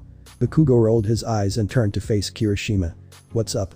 I just wanted to make sure that you're okay. Kiroshima panted. Do you want to talk about it? Hey. What would you know anyways? I lost someone too. Bakugo froze. How did you? The way that you spoke about her in the past tense. How you got quiet when you accidentally said her name. Bakugo grabbed the boy by his collar. Come on, we're going to my place. The two arrived at Bakugo's house. The blonde boy closed the door as he entered the room. Okay. Her name was Izuka Midoriya. Bakugo said. 3.5 months ago, she jumped off of a building. Dude. Why didn't you say anything? I didn't think that you needed to know. Kiroshima shook his head. Yeah. I was like that too. After Himi's disappearance. Himi? Kiroshima sighed. Her name was Himiko. Himiko. Something. She was a little strange, didn't talk much. I tried to be friends with her. After a year, she warmed up to me. And when that happened, I realized that she was being abused. Her parents were beating her. Kiroshima nodded. It had to do with her quirk being villainous. No matter what, she would always smile at me and tell me she was okay. Then she disappeared. Bakugo frowned. I'm sorry. I had no idea. Sometimes it's best to talk to others. You should try. Bakugo smiled at the redeed. Maybe I will. Izuka lay on the bed. It was the morning of their first day in Tokyo. Gurigieri had teleported them into the city that morning and they had checked into a hotel that had allied itself with the League. The mission was to scout a potential new member. Izuka looked at the file on their table. Jinbu Begawara. Alias. Twice. Quirk. Double. He could be very useful to the League. His quirk allows him to create copies of people, including himself. I think I found him. Toga walked in. Already? Relax. We're supposed to scout him, not immediately take him. Toga said. We'll make contact tomorrow. For now, let's have some fun. Izuka grinned as Toga leapt atop her. Wait. Toga looked at Izuka confused. What is it? Izuka pointed at their room's couch. No Dabi. Toga giggled as Izuka got up. She was still in the greenette's arms, her legs wrapped around her back. She purred as they fell onto the couch. I fucking love you. Jinbu Begawara walked down the streets of Tokyo. His hair was tousled, his tie wrinkled. The man was a mess. Suddenly, a buzz came from his pocket. Look. Jin said, answering the phone call. I already said that I don't have it. Hello twice. Jin froze. Who are you? We'll tell you that soon. Meet us in 2 hours. Banabi Hotel. Room 73C. We'll be waiting. The caller hung up. Jin stared at his phone screen blankly before sliding it back into his pocket. I'd better bring the mask just in case. 2 hours later. Izuka and Toga sat on the couch in their hotel room. Ubegawara was late. Izuka was getting impatient. If I had known he would be late like this, I would have got out the whip. Toga blushed. As much as I love that idea, we know that we need to be professional about this. Jin is a man with untapped potential. Imagine what we could do with 2 of you. Izuka stared off into space. I could help you fuck me. Toga rolled her eyes. You're in horny mode babe. Snap out of it. It's recruitment time. A knock sounded at the door. Izuka put on a mask to cover her entire face, mostly for her scar. Come in. The door opened and Jin stepped into the room. His hair now combed. His tie straightened and ironed. He had cleaned up. Wait, you two are kids. The man went wide-eyed. Aw shit. Have I been pranked? Toga smiled. Izuka chuckled. How did 2 pranksters learn about my alias? Jin was shocked. Jin. We aren't pranksters. Izuka said. So what are you? Did Akamura send you? Jin asked. Toga stood up with a smile. Who is this Akamura? Jin took a step back. Well, that was possessive, he's a guy I've been running from. What for? Izuka asked. Jin sighed. Toga pulled a chair over. Sit, I can tell that this'll be a long meeting. Jin sat down in the chair. I should probably start from the beginning. When I finally left the roost and began living on my own, I used my quirk irresponsibly. I generated clones to do my bidding. Eventually, the clones started growing their own consciousness and a few went rogue. One ended up stealing a lot of money from this guy Akamura. He killed him and began tracking down all of my clones. In a panic, I killed my clones and began running. I eventually settled here in Tokyo. The whole thing drives me crazy. I'm not even sure if I'm the original Jin or if I'm just a two-timer. Izuka and Toga were silent. Well, what is it? You obviously have something to say. So how many clones can you make exactly? Toga asked, shocking Jin. I guess when I'm pushing it, about 100. All the clones that were made kinda trained my quirk a bit. Izuka nodded. Okay, does the number of clones vary depending on who they're made from? Yeah. How so? It depends on the person's power. See, I could easily copy myself or any other civilian multiple times. If I tried to clone somebody like all. Don't. Toga shouted. Jin stopped mid-sentence, not noticing the dilated pupils of Izuka. Don't say that name. It makes Izuka go insane. Jin nodded, looking at the greenette who was calming down. Okay. If I tried to clone a top 10 hero, I'd be limited. But that also gives me a good read on my enemy's capabilities. Izuka looked at Toga. Okay, he'll be useful. What do you mean by? Toga smiled at the man. Jin, we're part of the vanguard squad of a villain organization. We think that you'll help our cause quite a bit. Wait, a villain organization? Jin looked back and forth between the two girls. Okay, now I know this has gotta be a prank. Two teenagers in a villain organization. Toga gave a fake smile. Yes. Are there any questions you want to ask us? Okay, I'll play along. Since you asked me about myself, I'll ask you about yourselves. What are your quirks? Izuka humphed.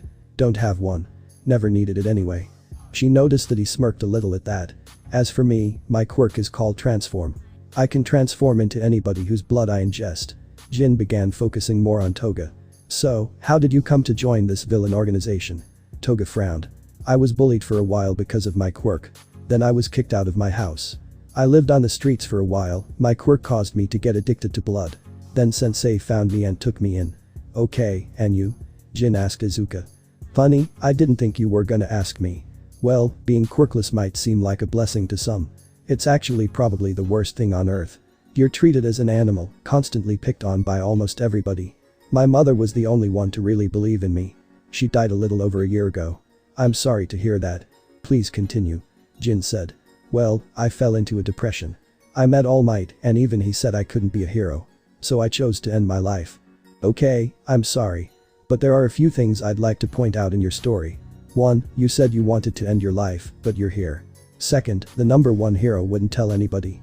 Well, he did. And I did die. But sensei brought me back to life with a quirk. Fine, you aren't budging on your story.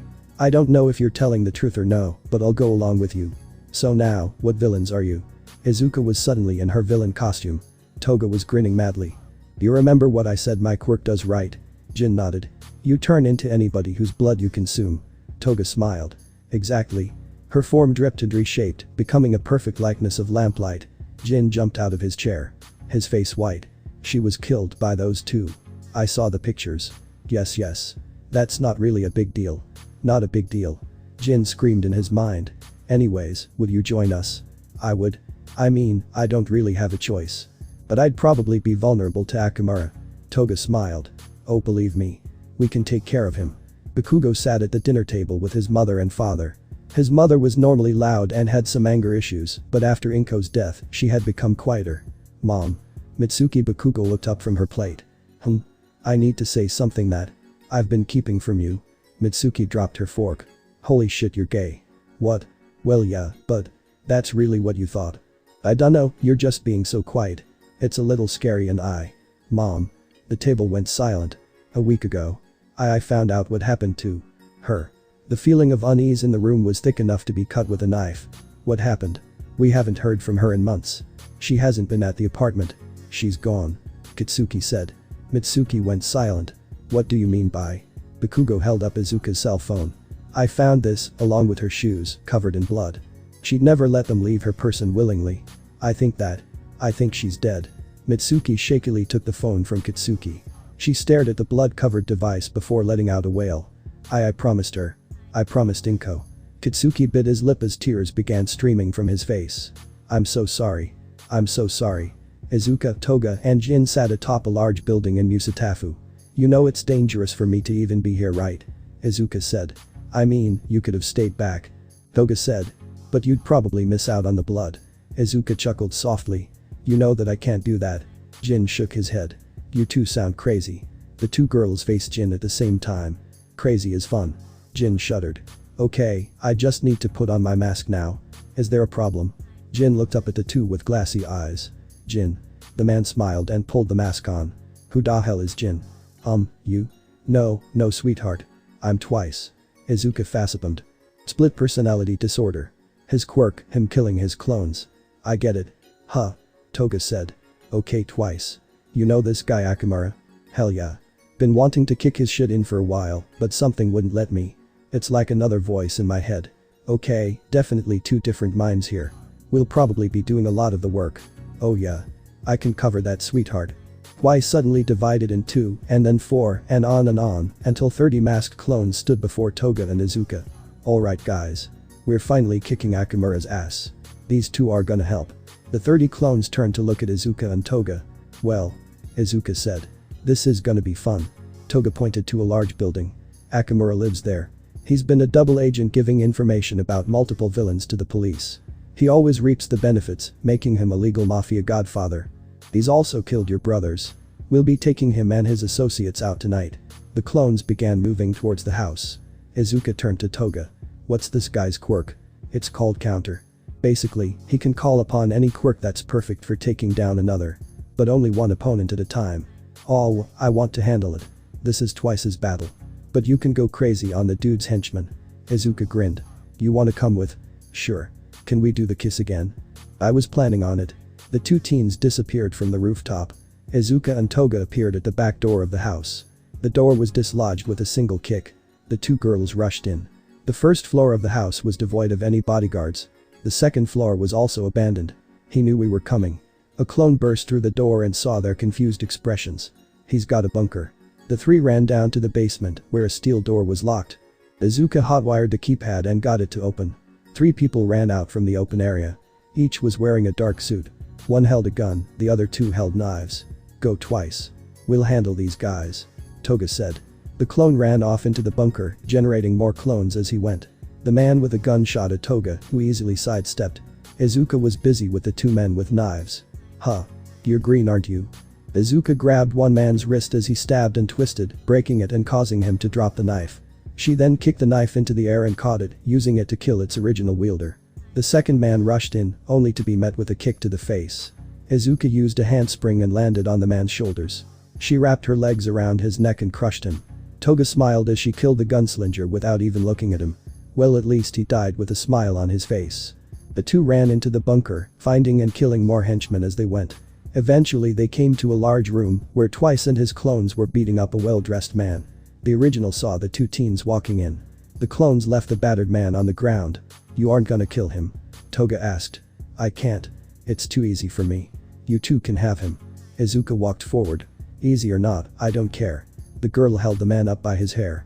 Tears dripped from his eyes as he beheld death. Izuka raised her mask just a bit so that Twice wouldn't see her face. Akamura's face went into shock as she smashed her lips into his. What are you? Izuka whipped out a knife and stabbed the man. Twice's eyes bugged out. Toga danced to the girl's side before kissing her and sharing the prize. Twice just watched the couple, baffled at their insanity. Toga pulled away, leaving Izuka's lips perfectly coated in red. You look even better that way. Thanks babe. So Twice, are you gonna join us? The man shook his head as his clones melted away. Do I have a choice? No, but you gotta admit, that was fun. Toga smiled, her teeth stained red. Twice began chuckling. Yeah. It was pretty fun. Izuka and Toga smiled as the man began his descent into chaos. Oh, I can't wait until we fight the heroes again. There were 4 months left until the UA entrance exam. Bakugo had grown quite a bit. After the beach was cleared, Toshinori had the teenagers spar. Sometimes he would take them to a gym to do weightlifting. Bakugo was now pretty much pure muscle. He and All Might had gone to UA some days to work on One for All. He never got anywhere. The furthest Katsuki went was breaking all of his limbs. That was it. Of course, Recovery Girl got pissed at him every time he broke himself. She had a right to be upset. She wasted time on people who hurt themselves on purpose in the same way all the time. You know, if he doesn't get in I won't ever heal him. The nurse said. Honestly, I shouldn't even heal him now. With all this preparation he'd better be ready. He will be. I know it. Bored. Izuka and Toga were both groaning on a newer couch. One that Dabi had gotten specifically for them. Where he kept getting the couches, nobody knew. Kurogiri walked into the bar like any other day. He got straight to cleaning glasses, as was his routine. Looking up, he realized something was missing. I wonder if Tamura disintegrated another. In any case, it was clear that there was nothing to do. Have you tried a movie? Dabi suggested. Done that. You have shit taste by the way. I mean Scarface. Really? Izuka said. Hey. That movie is one of the best ever. Dabi said. Yeah, and I have a dick. Toga laughed. I mean, babe. Depending on your quirk. Oh yeah. Never mind, yeah. And that couch isn't for brooding. Toga pointed to the brooding couch.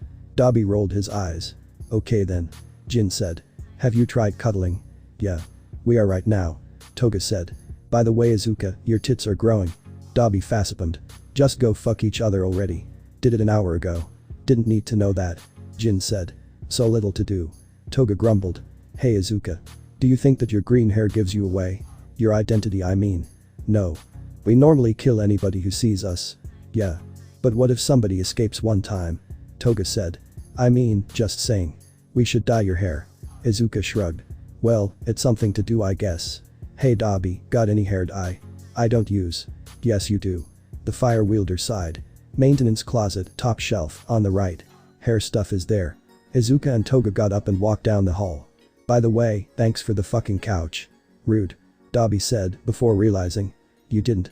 Jin poured a cup of coffee. Never going to sit there. Izuka and Toga worked for the next few hours on dyeing Izuka's hair. First, they bleached it. After that, they had to choose between a couple of colors. Pink, blue, purple, black. Hey you two. What color should we do? Toga shouted. Black. It's less noticeable. Dabi shouted back. Toga shook her head. Bland ass. After a while, Izuka and Toga walked back to the couch. Izuka's hair was now solid black. Huh, that looks good on you. Jin said. For once, I'm glad that Dabi's so bland. Izuka said. Now where were we? Toga pointed to the couch. Oh yeah. Bored. Okay idiots, we're going on patrol tonight, make sure that you're ready. Dabi sighed. It's obvious that you need it. Izuka's face lit up. Really? Do you think we could get out early? Maybe go to Hosu again? You want to see Stain don't you? Dabi sighed. Yeah, just make sure that you're prepared. Izuka grabbed Toga and ran to their room. They had just decided to have Izuka move into Toga's room, it was much simpler that way. And just like that, it was nighttime. The squad of villains found themselves looking over Hosu City once more. Alright, you two good on your own? Dabi asked. Toga and Izuka were already gone. Why do I even ask? Let's go Twice. The two remaining villains leapt into the city. Dabi and Twice made their way through Hosu, not really attacking anybody. Just blending in. Every so often, Dabi would go into an alleyway and burn somebody, or Twice would send a few clones into a dimly lit space in order to kill whoever was there. Twice didn't realize how liberating it felt to kill. He hadn't really done it before, but the first time he did, it just got a lot off of his chest. After all, what had anybody ever done for him? Killing made him feel more in control. I wonder what those two are up to. What do you think Dabi? Knowing them, something stupidly crazy. Izuka and Toga had just left their third alleyway. They had killed 2 heroes so far. 1 vigilante. They left the bodies behind in each alleyway. Izuka was a little sad that she had killed the vigilante, as they were just fighting for actual justice, not popularity. But they had gotten in her way, so they had to pay the price. Izuka landed in the next alleyway, a hero in a green costume shivered against the wall. A red figure hunched over him, katana raised. Hey Izu, watcha. Oh my god it's him. The red figure paid them no mind, he just killed the hero in his clutches. Stain. What do you want? Certainly you cannot fight me, you're just children. Izuka grinned. Everything I hoped and more. You shouldn't idolize a killer. You may become one yourself. We were killers before we ever heard of you. Stain looked up and sheathed his katana. I have more business to attend to. You'd best stay out of my way. May we follow you? Izuka asked. The hero killer grunted. Do what you want. Izuka and Toga leapt behind him, watching as he managed to avoid any heroes. They eventually came to another alleyway, where Stain waited, before throwing a knife out randomly. The sound of footsteps drew close, and a hero appeared in the alleyway. Hero killer Stain. I'd know those knives anywhere. The hero dodged as a knife sailed past his head, only nicking his cheek. Today is the day that I will take you Urk. Stain appeared beside the hero, licking his cheek and paralyzing him. He then proceeded to slit the man's throat. Izuka heard another set of footsteps draw near. Blue and red lights flashed at the end of the alley. "This is the police. Come quietly and no one gets hurt." Stain said nothing. The police officer drew his weapon. "I'm warning you, if you don't. Put that child's toy down." Izuka and Toga drooled as they felt the killing aura spring up.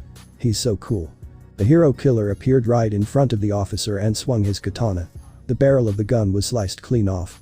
"Run, little one. I have no quarrel with the police. Only false heroes." Stain was once again on the rooftops, next to Izuka and Toga. "You two coming?" Izuka's face lit up. "Yes, please." Toga followed excitedly. "Can we help with the next kill?" Stain just grunted. "Here. We could take out a hero squad together. What is your conviction?" Izuka stopped and looked at the vigilante. "My conviction? You do understand, don't you? I want them to pay." Stain turned around to look at the scarred girl. "The world. Yes, I want a world where everyone can be a hero, no matter if they're quirkless or not. Or at least I did. Now I want to watch the hero system crumble, and society with it. They've only fueled the fires of false hope." A killing aura burst out of Stain. "Would that include killing All Might? All Might? All Might? All Might?" The name echoed in Izuka's ears. She couldn't control her rage upon hearing it. A killing aura twice as powerful as the hero killers burst into existence. "Never speak the name of that fake." Stain just nodded. "Okay, noted. You may assist me. Your convictions are true. I don't know why you harbor hatred towards the symbol of peace, but that is your business. What about you?" "I want to help Izuka achieve her goals and show everybody that quirks don't make a villain or a hero," Toga said. Stain nodded.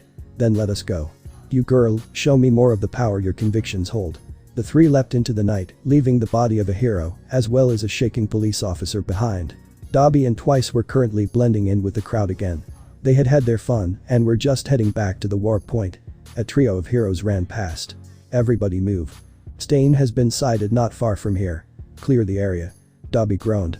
"What did those idiots get themselves into? Come on, Twice, we'd better find them." Izuka sat on the edge of a building, watching as the three heroes ran down the street. She giggled as she saw them approach Stain's location. Showtime. The three heroes rushed into the alleyway. Nobody was there, or at least, visibly there. The heroes could feel a sinister presence. Drip drip droplet. Stain watched from the dark confines of the alleyway as Izuka approached. "Some poison in my pocket." The heroes stood back to back, defending themselves from all angles. "In a cupboard I locked them, your dead eyes." The first hero gave a shout of pain as a knife sailed into his eye out of nowhere. Stain smiled as he watched the teenager knock the hero unconscious in seconds. He noticed that the girl was just toying with them. "You're mine." A hero in a grey suit shouted, charging at Izuka. She was met with a strong kick to the jaw, sending her spinning into the alley wall. The other hero snuck up behind Izuka and grabbed her, before pinning her to the wall as he couldn't force her to the ground. "You're coming with us. I don't care if I have to kill you," the hero said, holding Izuka's neck.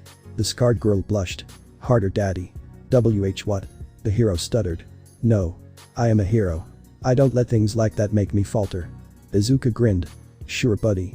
The girl launched her legs around the hero's neck, drawing his face into her crotch and causing him to lessen his hold on her. "But I'm not bound by your morals. Have a good death day." Izuka twisted herself, snapping the man's neck and killing him instantly. The last remaining hero stared at the demon before her. "You aren't human." Izuka was suddenly at his chest. "That's what everyone tells me. I think I'll save you for later." Izuka punched the woman in the chest, causing her to lose her breath. Izuka then grabbed the woman's wrists and tied them, before knocking her out with a kick to the face. "Hey babe. I got you a new blood bank." Toga tiptoed into view. "Can we do the Kizno? Can we? Can we?" Izuka smiled. "Yeah. Of course we can." The two walked over to the first hero that Izuka had defeated. He was still breathing slightly, just barely alive. "Open up, pretty boy." Toga groaned in ecstasy as Izuka kissed her, blood flowing between their lips. "I see now. Your convictions are powerful. I hope our paths cross again, little rabbits." Stain leapt away. "Oi. What are you two doing?" Dabi and Twice ran into the alleyway. "Idiots. Well, did you meet him?" Izuka nodded, her teeth stained red. "He was super cool. He called us little rabbits." Dabi facepalmed. "You'd be excited to be called that, let's go." "Why are you bringing that hero?" "Living blood bank." Toga grinned. "No. Dabi. No. You cannot stop us. We." Izuka and Toga leapt off into the night, eager to return home with their prize. 1 month later. Pro-hero synergy found. Bakugo looked up at the news broadcast. 1 month ago, the bodies of two pro-heroes, Wolfgang and Toxin, were found dead in an alleyway. Their partner was nowhere to be found, seemingly taken by the villains who committed the murder. A video of a woman with silver hair was pulled up on screen. The hero's pupils were dilated, her suit torn, her body covered in cuts and bruises. Today, authorities found the lost hero in an abandoned warehouse. She had been tortured cruelly. Synergy was unresponsive when asked who her captors were, and upon the mention of Stain and Patchwork Bunny, Synergy began screaming. We now go to her police interview. Tell us what happened. The screen was dark, except for one sentence. Recording only. I remember, the dark. The killer. They killed them. Ms. Synergy. It's okay, they aren't here now. Can you tell us more? What did they do to you? Pain. Cuts, burns, mental torture. I never saw their faces. Pain, they said that. They said that I wouldn't be able to have kids anymore. They sterilized you? I think that's what they said. Ms. Synergy, can you tell us any more? Silence. Okay. Thank you for your time. My condolences go to you and your loved ones. Bakugo switched the TV off. Seriously? They can't show images, so they report the terrible details. Let the woman be. Bakugo growled. Are you okay? Kiroshima asked. He was visiting for a little bit just to check in on the blonde. Yeah. I'm fine. You obviously aren't fine. Come on. Let's go to the beach. Actually, there's somewhere else I have to go. Bakugo stood up and left. Kiroshima watched him go and shook his head. Well, I guess I could find Mina and Jiro. Bakugo jogged down the street, eventually coming to the old Midoriya apartment. Walking a little farther, he came to the edge of the woods that he and Izuka used to play in as kids. The blonde walked through the forest, recalling memories of his lost friend. Hey Kaken. Look. It's like manipulating water. An image of Izuka splashing in the tiny stream flashed across his mind. Manipulate. Yeah. Like, moving it around. Making the water do what I want. A tear moved down Katsuki's face. That's really cool, Izu. The blonde walked over the log that they used as a bridge. It seemed so small beneath his feet. Hey Kaken. Look at that bird. Do you think that we'll be able to fly with our quirks? Ha. When we get our quirks, there's nothing that we won't be able to do. Katsuki walked deeper and deeper into the woods, eventually coming to a small clearing with a rundown tree fort. That tree is perfect. We can make our hero base there. Yeah. Katsuki walked under the tree, where a small stone that he had carved sat in the ground. In memory of Izuka Midoriya. A true hero is one who meddles where they aren't needed. Bakugo felt the tears well up in his eyes. He didn't stop them as they fell upon the stone, making small wet spots. I'm so sorry that I let you down. So what have you been doing on Saturdays? Kiroshima sat with Bakugo. There were now 2 months until the UA entrance exam. Bakugo and Kiroshima were cramming for the written test. Why do you need to know? Bakugo grumbled. I'm worried about you, man. I don't want you to be doing something unhealthy. Bakugo turned to the red-haired teen. Look, okay. I've been going to the woods where I used to play with her. I made a memorial spot there and I go there to clear my head. Kiroshima nodded. Okay. I have a place like that.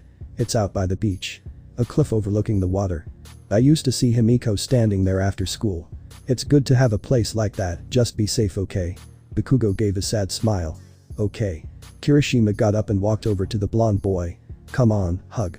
Bakugo accepted the embrace. He felt his face grow hot. The blonde quickly pecked Kiroshima on the side of the head. You good? Yeah, sorry. Just an itch on my nose. Izuka sat on the couch. Toga was pouring a glass of water. So Toga, I've been wondering, what is your conviction? Toga walked over to the couch. You heard me when we met Stain. I want to help you. Yeah. But don't you have anybody that you want to hurt? All the time. My parents, I want to kill them so badly. Toga smiled. She suddenly dropped her glass of water. Shit. I'll take care of it. Toga cleaned up the water before opening their refrigerator. Inside hung a number of blood bags. Toga took one and popped in a straw. Babe, are you okay? Toga nodded, a blank look on her face. Izuka noticed that she was shaking slightly. Come here. Izuka opened her arms. Toga shook her head. Toga, come here. Toga finished the blood. Her face contorted. Damn it. Izuka leapt up and ran to Toga's side. Toga, calm down. Get away. I don't want to hurt you. Toga cried.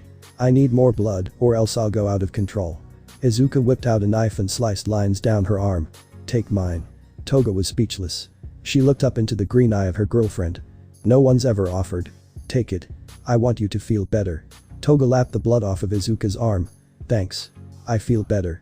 Toga said. My quirk makes me ravenous whenever I talk about them. It's just. They still terrify me. I don't think that I can get close to them. Izuka rubbed Toga's back. It's okay. I lose control whenever I hear all. HRRG. All. Well, you get the point. If you want, I can go with you to kill them. You do that? For a monster like me? Hey. You aren't a monster. You're a crazy badass who I'd destroy anything for. Toga kissed Izuka. Okay then. 2 days, then we'll go. Okay babe. You know that I love you, right? Toga gave a genuine smile. Of course I do. Izuka gave the blonde a deep kiss. Good. Hey Izu. Can you come with me somewhere? It's a place that I used to go to a lot. Katsuki was going insane. Why? Why? Pillows flew around his room. Explosion sounded. Hey dude. Kiroshima said, walking through the door. Just got here. Your mom says that you should. Why do I have a crush on him? Bakugo shouted, not noticing the redhead. He suddenly went silent and turned. His face turned bright red. You heard nothing. Kiroshima leapt forward and hugged the blonde. I like you too. WESH should R really study. Kiroshima chuckled. Well, we did plan for a late study night. How about we go on a walk first? Bakugo nodded his head and Kiroshima pulled him outside. Come on. We can visit the spot I told you about. The two walked for a while, chatting all the way. So this place, it's a little ways past the beach. You have to walk through the sand to get to the path. The two walked down onto the beach. Kiroshima led Bakugo over to a large outcropping. There were footprints in the sand. Looks like somebody's here. Kiroshima said. The two walked up the pathway and arrived at the top of the outcropping, overlooking the beach. Two figures sat on the edge of the rock, one with long red hair tied back into a ponytail. The other had blonde hair that was let down. I guess you were right. There are people here. Bakugo said. It doesn't matter. It's still pretty relaxing. Kiroshima smiled. The two figures got up and turned around. The blonde wore a face mask and sunglasses. The redhead had slightly pointed teeth and cat-like green eyes. Hey look babe, we weren't alone. The girl with blonde hair shrugged. What can you do? People like different places. The redhead laughed. Sorry about her, she can be a little numb sometimes. Who are you? My name is Ejiro Kiroshima. This is my friend Katsuki Bakugo. Who are you? The redhead smiled. I'm Shinama Yuko. This is my girlfriend Yumi Shoudai. The blonde nodded. Sorry for interrupting your date. Kiroshima scratched the back of his head. Oh, it's no problem. We were about to head home anyways. Before the sun set. Yumi has been studying abroad for a year, she just got back a few days ago. Today was our first date since she got back, but she's still having a bit of trouble with the time difference. So we're gonna head home early. Oh. I know. Can you take our picture before we go? Sure. Kiroshima smiled. The redhead handed Yumi's phone to Kiroshima, who snapped a picture of the two teens before handing it back. There. Have a good night. The redhead waved as she and her girlfriend walked away. You too. Enjoy the sunset.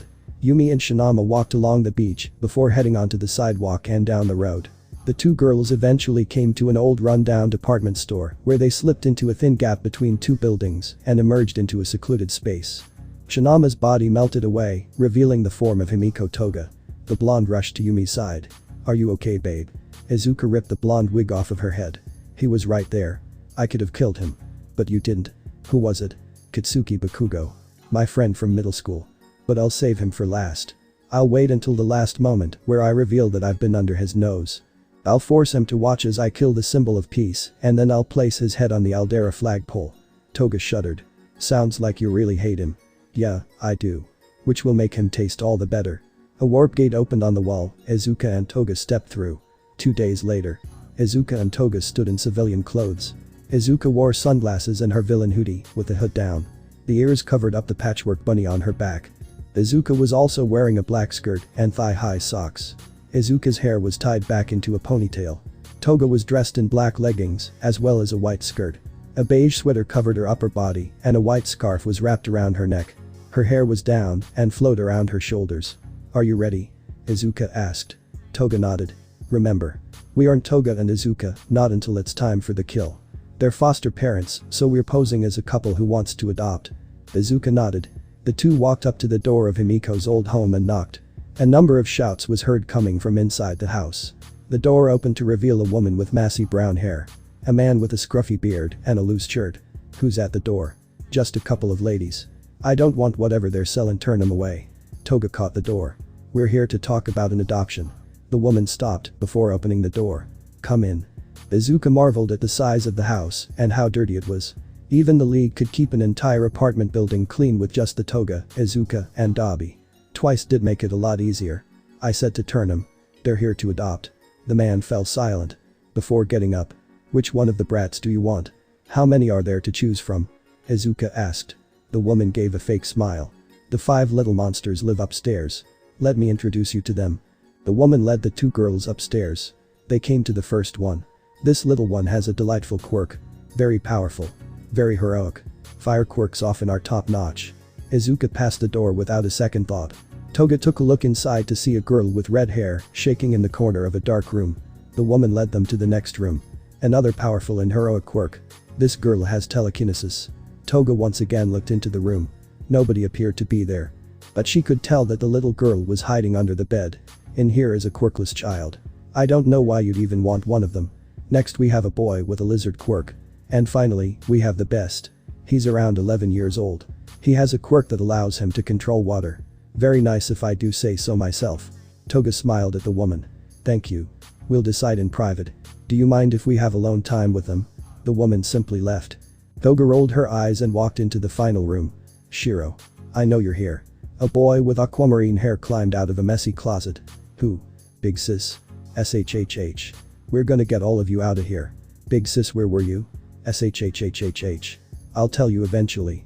Can you get all of the kids to the spot that I mentioned? I know she'll ring that god-awful bell when we come downstairs. The boy nodded. What are you gonna do to them? Toga stepped towards the doorway. I'm going to make sure they never hurt anybody again. Izuka gave the boy a hug. Just follow your big sister's instructions. We'll get you to a better place. Izuka followed Toga out of the room. Okay. Toga said as the couple reached the bottom of the stairs. I believe that we'll have to talk this over now. Well, yes. We still have to make sure that it's legal. Toga and Izuku were led into the living room area where they sat down upon a couch. The man and woman sat across from them. The woman rang a bell. Outside time. The 5 children upstairs rushed outside. The man snapped his fingers. A 5-year-old covered in bruises with a black tail and horns walked into the room. He shakily carried a tray of water to the coffee table. A cup spilled as the boy set the tray down. You worthless shit. The man slapped the boy across the face, knocking him unconscious. Izuka growled internally. Can't even bring shit for guests, right? Toga cleared her throat. Let's get on with this, shall we? I brought papers with us. We've filled them all out, you see. Would you like to look them over? The woman shook her head. That's quite alright. Which child would you like? Izuka pointed a figure at the small imp. Can you tell me about this one? The woman chuckled. The man roared with laughter. Him? He's a worthless piece of trash with a villain's quirk. There's no place for him in society. He should be happy that he's here instead of on the streets like the last child we had. Our own flesh and blood too.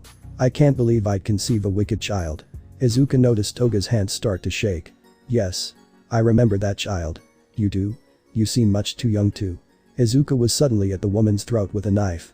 Toga was next to the little boy, making sure he was okay. What or why you? Get the hell away from my woman, you bitch. The man threw a fist forward, shadows pooling around it which enhanced its strength. The punch only succeeded in knocking Izuka's sunglasses off, revealing her eyes. What the hell? Ah yes. We forgot to introduce ourselves. This is my girlfriend, Izuka Midoriya. And my name? I'm Himiko.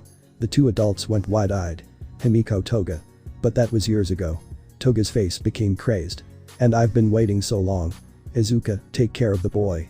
Izuka leapt back and shielded the little boy. Toga ran in, drawing a knife. The woman threw her hand out, striking Toga with an orb of red light. Toga fell to the ground as the man rushed in. He began mercilessly beating the girl. Even older, and with a friend. You're still worthless, Irk. Toga's hand shot up and grabbed the man by the throat. I'm not worthless. I became what you told me to be.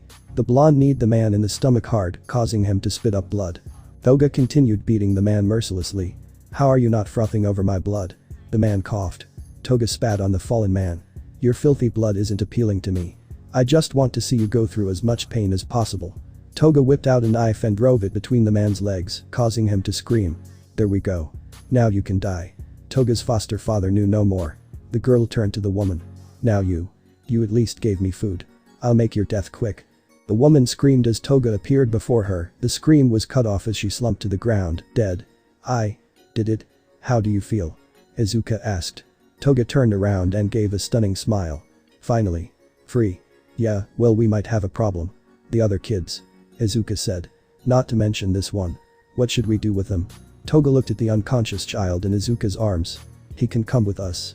The others can go somewhere else. Izuka nodded in agreement. Let's go get the others. Izuka and Toga walked out of the house and around back, where they delved into a patch of woods. After a few minutes of walking, they came to a clearing where all 5 children were huddled. Big sis. Shiro ran up to the 2 teens. Did you do it? Toga nodded. They won't hurt you anymore. Now let's find you a place to stay. Toga called up Kurogiri, who eventually agreed to warp them to an orphanage allied with the League. Said orphanage was used to raise potential hero allies. Toga and Izuka dropped the 5 kids off at the front entrance. Hey you. Izuka called to the quirkless girl. The girl turned around, revealing stunning red eyes. Me? You're quirkless, right? The girl sniffled. Yeah. Why? Izuka walked up and ruffled the girl's hair. Don't worry. I am too. Just remember, people might say that you aren't strong enough, but you are. You can be anything you want. The girl's face lit up. Even a hero? Izuka smiled. Of course. I'm sure that you'll be the best. The little girl smiled at Izuka. I'll become the best hero. And save people like Big Sis and Big Sis did for me. Izuka patted the girl on the head. If anybody can do it, it's gonna be you. Just remember not to put up with anybody's shit. The girl nodded and joined the rest of the group, which walked into the orphanage. Toga smiled at the couple running it. Make sure to keep them safe. The couple smiled. Anything for family. Izuka pointed at the bruised toddler. Make sure to pay attention to him. He was beaten up quite a bit. The couple nodded. Alright. We'll see you sometime in the future. So? Feeling any better? Izuka sat at the end of her and Toga's shared bed. The blonde sighed. Yeah. I'm fine. It's just. What do I do now? I accomplished my goal. Izuka slithered over top of her girlfriend and pressed her lips against her cheek. Weren't you saying something about helping me? I did, didn't I? What can I help you with right now? I think you know. Izuka purred. Yeah. Toga blushed, her breath becoming a cloud as it escaped her mouth. I do know. Hey. Sensei wants you two for a mission. Jin opened the door. Ooh. After you're done with that. See you later. Izuka smiled. Well. Should we get going? Thought you'd never ask. Himiko grinned, getting to her feet. Izuka stood in the Vanguard gym. Abi had set it up for training. A few punching bags, weightlifting equipment, a sparring mat. Izuka and Toga had rotated on and off of them for the past months. They had received their mission. Infiltrate UA. Izuka shook her head. It should be impossible. Dabi and Twice walked in with water.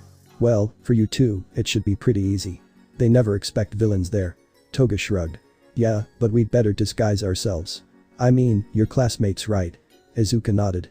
Unfortunately, yeah. But can we re-dye my hair? I don't want to wear a wig again. Toga bonked Izuka on the head. No. Ooh. Why? Because I like it like this, and I'm lazy. Izuka rolled her eyes. Fine, how much time do we have? Exams are tomorrow. Dabi said. It's that soon. Izuka was shocked. She didn't think that much time had passed. Damn. Time flies around here. Are you ready for the written test? Izuka chuckled.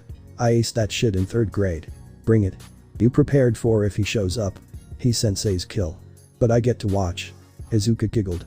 And besides, I could just beat him to the point just before death. Make him suffer. Izuka's aura flared up, then calmed. Sorry. Got carried away. It's hard to control that. Toga patted her on the shoulder. I get it. But soon you won't need control. Are we allowed weapons? Izuka pondered. Staffs, I think. But they have to be approved beforehand. Yours weren't. Jin said. Well, fuck that. I'll just demolish anything in the practical. Toga grinned. I wanna see you kill a bitch. Izuka kissed the blonde. If you're lucky, I'll catch a bitch and make them yours. Toga shuddered in excitement. Oh, I'd like that. Izuka smiled. I know you would. Let's go, your wet spot is showing. Toga giggled and followed Izuka back to their room. We're gonna need new equipment. Dabi groaned. Bakugo walked up to the gates of UA. Kiroshima was by his side. Mina and Jiro were running to catch up. Well. Today's the day. Kiroshima grinned. If you all don't make it, I'll kill you. Bakugo grinned. Geez man, chill. Jiro mumbled. You're really hyped up, aren't you? The 4 walked through the gates. Bakugo and Kiroshima saw 2 familiar faces. Hey. It's you two. Shinama and Yumi, right? The 2 girls turned. Yumi still wore sunglasses. Shinama smiled. Oh hey. Long time no see. Yeah. Hey you two, how do you know these girls? Mina asked. They're hot. Definitely not your type. Bakugo rolled his eyes. Met him on the beach. Took a picture for him. Didn't know they were taking the exam. Yumi nodded. That's right. I had just gotten back from studying abroad. I say that, but it's more like spending a year with dad. Your dad lives overseas. Yumi nodded. Yeah. I see him every so often. He's really nice whenever I'm over there. The bell rang. Shinama looked at Yumi, we'd better get going. That bell means 5 minutes until the exam. The Bakasquid bolted into the school. Yumi and Shinama followed at a regular pace. Are you okay? I'm fine. I just can't wait until I get to kill him. The exam started with a written test. Yumi and Shinama completed it in an eighth of the time given, which was 2 hours. They were then directed to the waiting area by a chuckling ectoplasm, who knew they were going to fail. An hour later, Bakugo and Kiroshima joined them, along with Mina, Jiro, a girl with a brown bob cut, a boy with grapes on his head, and a guy with exhaust pipes in his legs. You there? Why did you mock the exam? Izuka and Toga each raised an eyebrow. You rushed it. You can't possibly ace an exam in that amount of time. You're Ingenium's brother. Yumi said. Engines, that's the entire family thing, right? Why yeah. Try not to overclock them too much. They can give you speed, but they'll stall in about 15 seconds. The examinee nodded, a little stunned. And noted. The next 45 minutes passed, and the rest of the examinees came in. They were then directed into a large auditorium by the voice hero, Present Mick. The hero explained the rules and directed the students to the exam grounds. By some random chance, Yumi and Shinama were placed in the same test-taking ground. A group of students waited at the large entrance to the exam site. A few smirked when they saw Yumi and Shinama arrive. Look at the couple of ladies we have here. Dainty little things. A few catcalls. Hey babe, after this is done, you wanna hang out? Shinama put her hand on Yumi's shoulder. Let's get ready babe. The two girls both went to an unclaimed area and took off their shirts, leaving them in just athletic pants and sports bras. As they warmed up, a couple of guys began hitting on Shinama. Hey girl. You wanna go out with me? You've got really nice tits. Yumi glared. Back off fuckers. A couple of the examinees laughed. And what's it to you? I said back off. Leave me and my girlfriend alone. Girlfriend? One examinee laughed. This girl's mine. Let me show you why. The examinee threw a punch. Yumi took the punch in the face, but didn't budge. It just knocked her glasses off, revealing her damaged face. I said fuck off. The girl grabbed the examinee's wrist and pinned it behind his back before letting her aura rage. The examinees ran away. The one in Yumi's grip was thrown away. He got up and ran. The two girls finished warming up. Present Mick appeared just as the starting bell sounded. The two girls took off running as the gates opened. First step, get weapons. Shinama nodded. Up ahead of them were 3 one-pointers.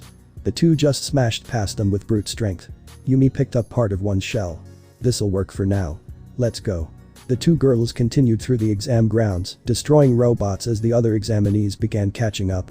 Within the groups of examinees, you see those who excel. Some collect information, others rely on speed. There are of course those with raw power. Keeping a level head can also help in battle. A short animal sat in a large chair, paying attention to a large range of screens that displayed the exam grounds. Certainly a bumper crop this year. Do you think that they'll be up to the task of being the world's future heroes? A woman asked. What do you think, Nezu?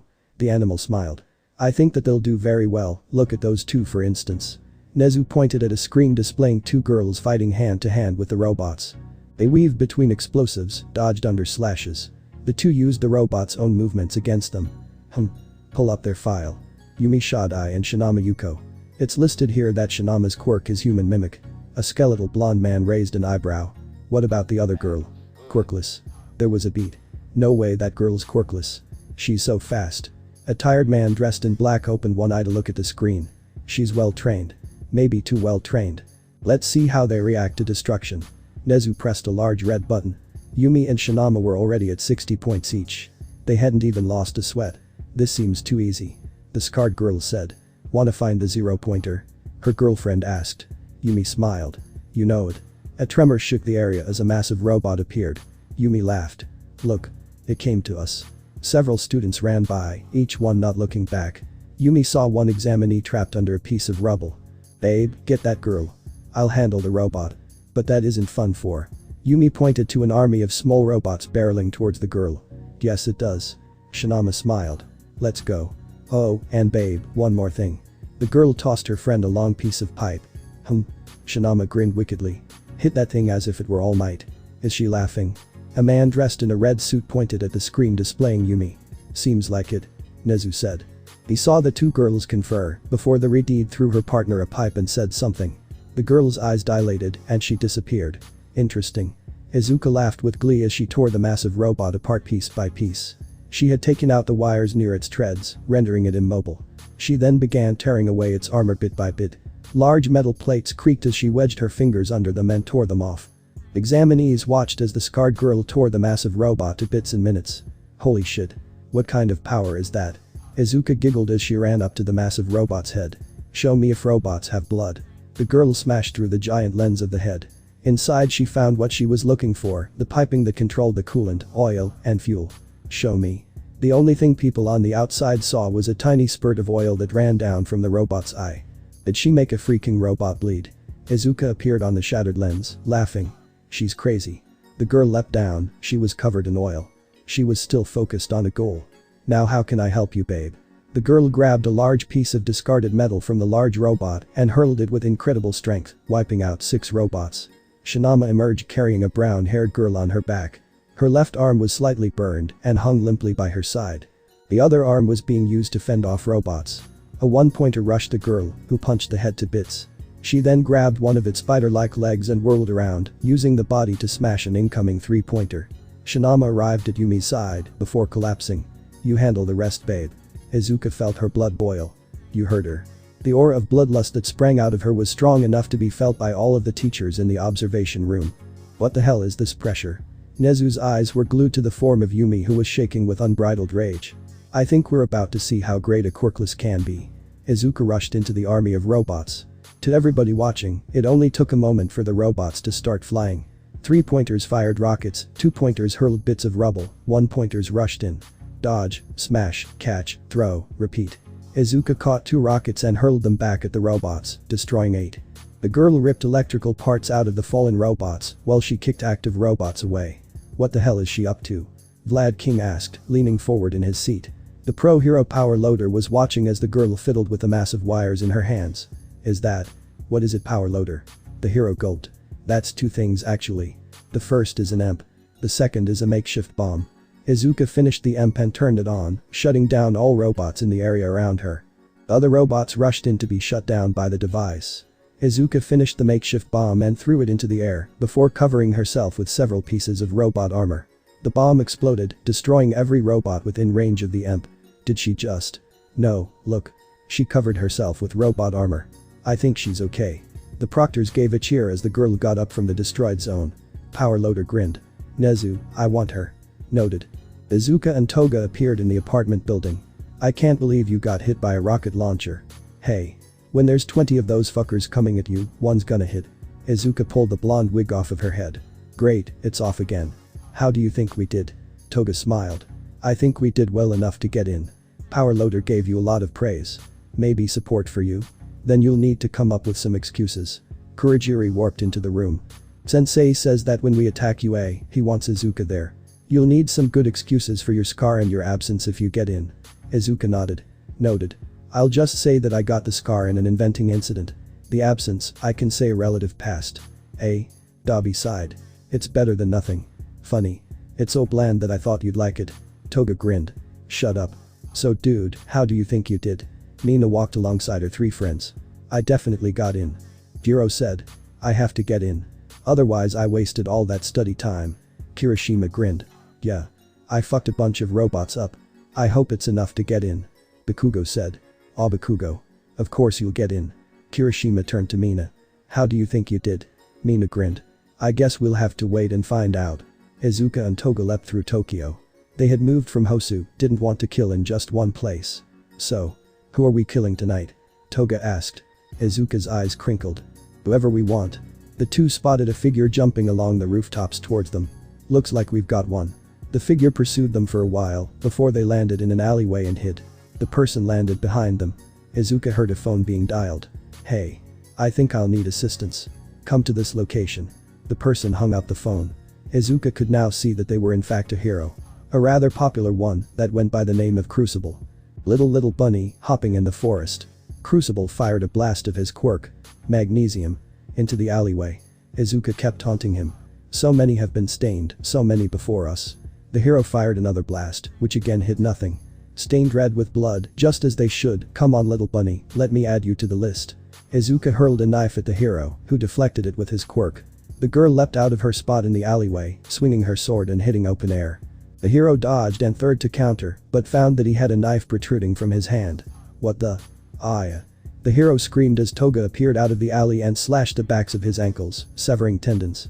The hero's legs buckled under his own weight. Thanks babe. Now, should we make our scene? Toga kissed Izuka and pulled out 4 knives. Let's do it. A squad of 5 heroes appeared on the scene where their associate Crucible had sent for help. They went by the names Whirlpool, Jetstream, Nullheart, Negative, and Counter-Strike. The 5 heroes walked into the alleyway to find a terrifying scene. Crucible was pinned to the wall with several daggers. The hero was breathing softly as blood trickled from a gash in his chest. What the hell? I've only seen one scene like this. Glad you could join us. The 5 heroes looked up to see a teen couple sitting on the rooftops. The milky wide eye of Izuka seemed to analyze their soul, even if it didn't actually function. Shit. Multiple daggers flew from the couple. The heroes barely managed to dodge them. Whirlpool looked up to see the incoming blade of a katana. The 4 other heroes watched as their comrade was killed. Izuka giggled madly, marveling at the crimson blood. So beautiful. She's a monster. They both are. Toga gave the 4 heroes a chilling grin. Which one do I want first? Umance GGGHHH Negative fell to Toga's blade. The girl stood before the heroes, blood splattered lightly on her face. You heroes have the most beautiful blood. Fight back.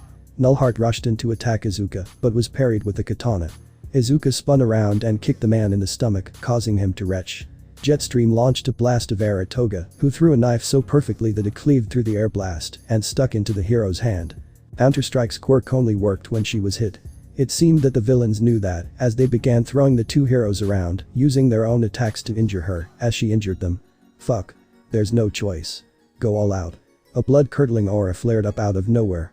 Izuka rose behind Nullheart, her face clouded over, only her green eye shining through. If you insist. The hero was sent into the air, where Izuka began playing a game of kicks and punches, making sure to not let him touch the ground. Bouncy bouncy bouncy. The scarred girl giggled. I wonder, how long before you explode? Toga was busy immobilizing the remaining 2 heroes, who looked on in horror as Izuka beat Nullheart to a bloody pulp. The body of the hero finally hit the ground with a wet thud. Beautiful. You made my boots red. Izuka stepped up to Jetstream, who was still very conscious. The girl thrust her mouth onto his, before stabbing several knives into his chest. The first wave of blood she drank, the second and third she shared with Toga. Monster. Izuka smiled at Counter-Strike. Fake. The woman met the same fate. Toga looked at the scarred girl, who was busy rubbing the blood of the dead heroes all over her. The blonde blushed heavily, before going to kiss Crucible and killing him. Did I say you could kill him? Toga shuddered in excitement. Her body heat suddenly spiked upwards. What are you gonna do? Izuka grabbed Toga's chin and thrust her lips into the blonde's mouth. After roughly 3 minutes, Izuka broke contact. I think you know. You get the collar when we get back. Toga kissed Izuka back. Please. The morning sun shone brightly on the city of Tokyo. A man going through his morning walked out to drop the trash in the alley dumpster. As he turned around, he froze. The bodies of 6 heroes were placed in different positions, their eyes wide. Crucible was pinned to the wall with several knives. Jetstream and Counter-Strike were propped up beneath him, their lips locked together. Negative and Whirlpool both had their costumes torn and laid together as if they had just gone around. And the destroyed body of Nullheart lay in the center of it all. A large picture of a patchwork bunny painted in blood dominated the alley wall. The overall horror of the scene before him made the man scream. He would never recover. A message was written around the alley walls in blood. We had fun tonight. Hope to see you soon. Katsuki and Kiroshima sat together in Kiroshima's room. The room had a very manly motif, yet there was a specific corner of the room that was different. The cuddle corner. This was Bakugo's favorite thing about the read. He talked about manliness yet still kept a place mapped for a cuddle corner. So when do you think we'll hear from UA? Kiroshima asked. Should be pretty soon actually. Bakugo said. Just like that, his phone started to ring. Hello? Hey mom. They're here. Fuck yeah. Bakugo pulled Kiroshima to his feet. I'll be back with my results. The blonde kissed his boyfriend and sped out of the room. Kiroshima waited a few seconds before bolting down to his kitchen, where the male sat. Yes. They're here. Jin ran into the Vanguard building, mail in hand. Hey you two. I got 2 letters here from UA.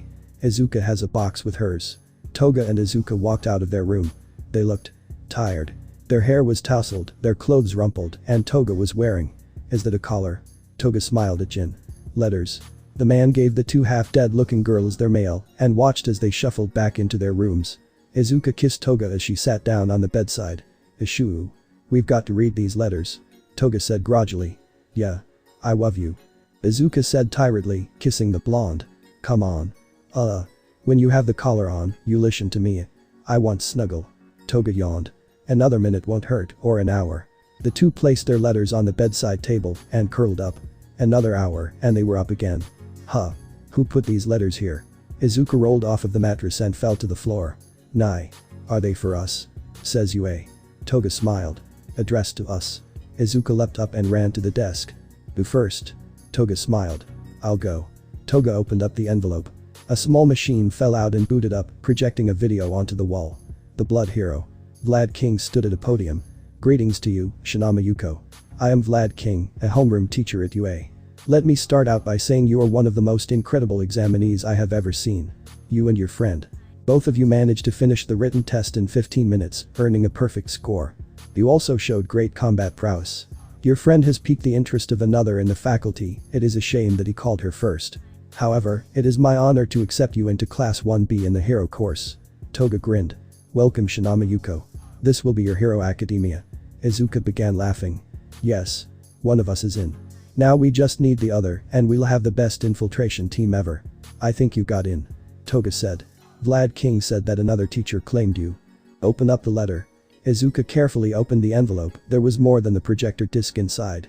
Izuka took out the projector disc first. The girl set the machine on the tabletop and tapped it. It then began its boot sequence. Wait, why did you have to? It's shock activated. Izuka said. That was the shock.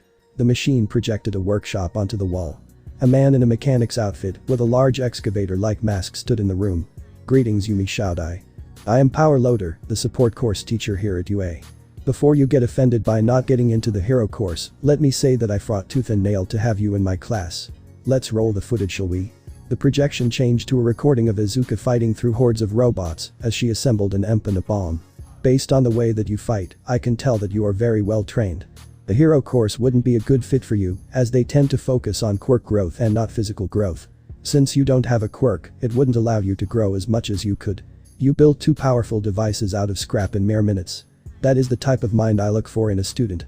Along with your physical capabilities and your fighting ability, I believe that you may be able to become a beacon of inspiration for the entire quirkless population. Izuka smiled. This actually looks fun. Inside your envelope, you will find a voucher for my company, which will provide free equipment to have your own support studio. The voucher will also allow you to get flame-proof clothing. The box sent with your letter contains a toolbolt and a welding mask. I hope to see your inventions grace UA's halls soon. Toga turned to Izuka as the recording ended. Support. Imagine what you can make. The heroes are literally funding terrorists without even knowing it. This is gold. The two girls kissed each other. 1 week. And we'll be going to school. Toga grinned. Who should we destroy first? Kiroshima ran into the Bakugo household and heard a shout of excitement. Without even saying hello to Katsuki's parents, he bolted up the stairs and flew into Katsuki's room, where the blonde was cheering. I did it. So did I. Mitsuki appeared at the doorway. Congratulations you two. I'll make a special dish tonight. Ejiro, do you want to invite your family over? 2 hours later, both families sat at the Bakugo dinner table. This smells like. Bakugo muttered. Mitsuki and Masaru began serving. Mom. You shouldn't have. Bakugo sniffed, tears welling in his eyes. Nonsense. Mitsuki said, her voice shaking. Katsudon was Izuka's favorite, right? I made it perfectly first try. She must be proud of you. Katsuki took a bite and tears ran down his face. It's just like Auntie used to make. Kiroshima gasped. This is amazing. Where did you get the recipe? Mitsuki gave a sad smile. It was given to me by my best friend. I know that everybody here will love it as much as she did. Masaru sniffled in his chair and wiped his eyes. Mitsuki, I love you so much. The three Bakugos wiped away their tears and smiled. I did Akamasu. 1 week later. Izuka and Toga stepped onto the grounds of UA. Finally here. Izuka said. Both of them were in disguise once again. It seemed that Toga could stay in redeed form as long as she wanted, mostly because the body she used was that of her first victim, who she drained completely. Toga wore her school uniform, a grey blazer with a red tie, which was worn over a white button-up shirt. She wore a black skirt and leggings. Izuka wore the same thing, but she doubted that it would last. That's why she also carried a suitcase containing her fireproof outfit, along with her tool belt. Bye babe. See you after school. Toga walked off to the 1B classroom. Izuka began searching for the support classroom. Hey. Finally someone got here. Power Loader was standing in the classroom. People are normally late on the first day, as the other people accepted had an assignment to do before coming here today. We'll probably be alone for a while. Welcome. Yumi smiled. Glad to be here. Power Loader pointed at her suitcase. I imagine that's your outfit? Yeah. We'll be in the support studio most of the time. Don't bother wearing your uniform to school. Yumi smiled. I thought so. I'll go change. You can go directly to the support studio. You can get started on your assignment as well. Make something that will help you while developing support gear.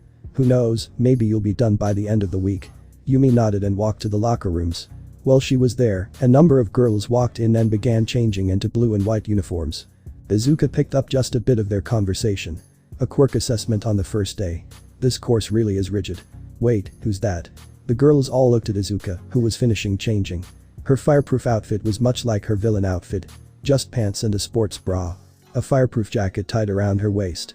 She liked it that way, it would definitely help with the heat she expected in the studio. Oh. That's Yumi. Nina Shido said. Yumi? She's the girl who shredded the zero-pointer and blew up the army of robots. Jiro mumbled. Wait.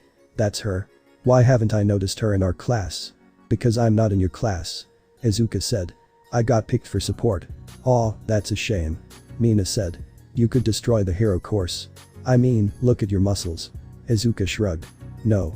From what Sensei Power Loader told me, the hero course focuses more on quirk training. Since I'm quirkless, I'd be able to grow a lot more in the support course. Wait. You're quirkless? A couple of the girls went wide-eyed. Be careful out there. You shouldn't worry about me. Izuka mumbled. Turning to leave. The girls saw her scarred face. I've seen shit before. I know how tough it can be. The scarred girl walked out of the locker room, leaving a stunned 1A. She's intense. Did you see that scar? I wonder how she got it. Mina looked at the door that Izuka had walked out of. I think she's really cool. Izuka walked into the support studio. The room was very large. Several workbenches and stations were scattered around. A video projection of Power Loader was on the board. Oh hey. You got there. I'll be waiting for the others to arrive. But you can get to work. I'll watch you from here. There are scraps and new materials over on the shelves. Remember. Something to help you build more. Izuka nodded and got to work. She already knew what she needed. One eye would be enough to work on stuff, but to focus on tiny machines, she needed some help.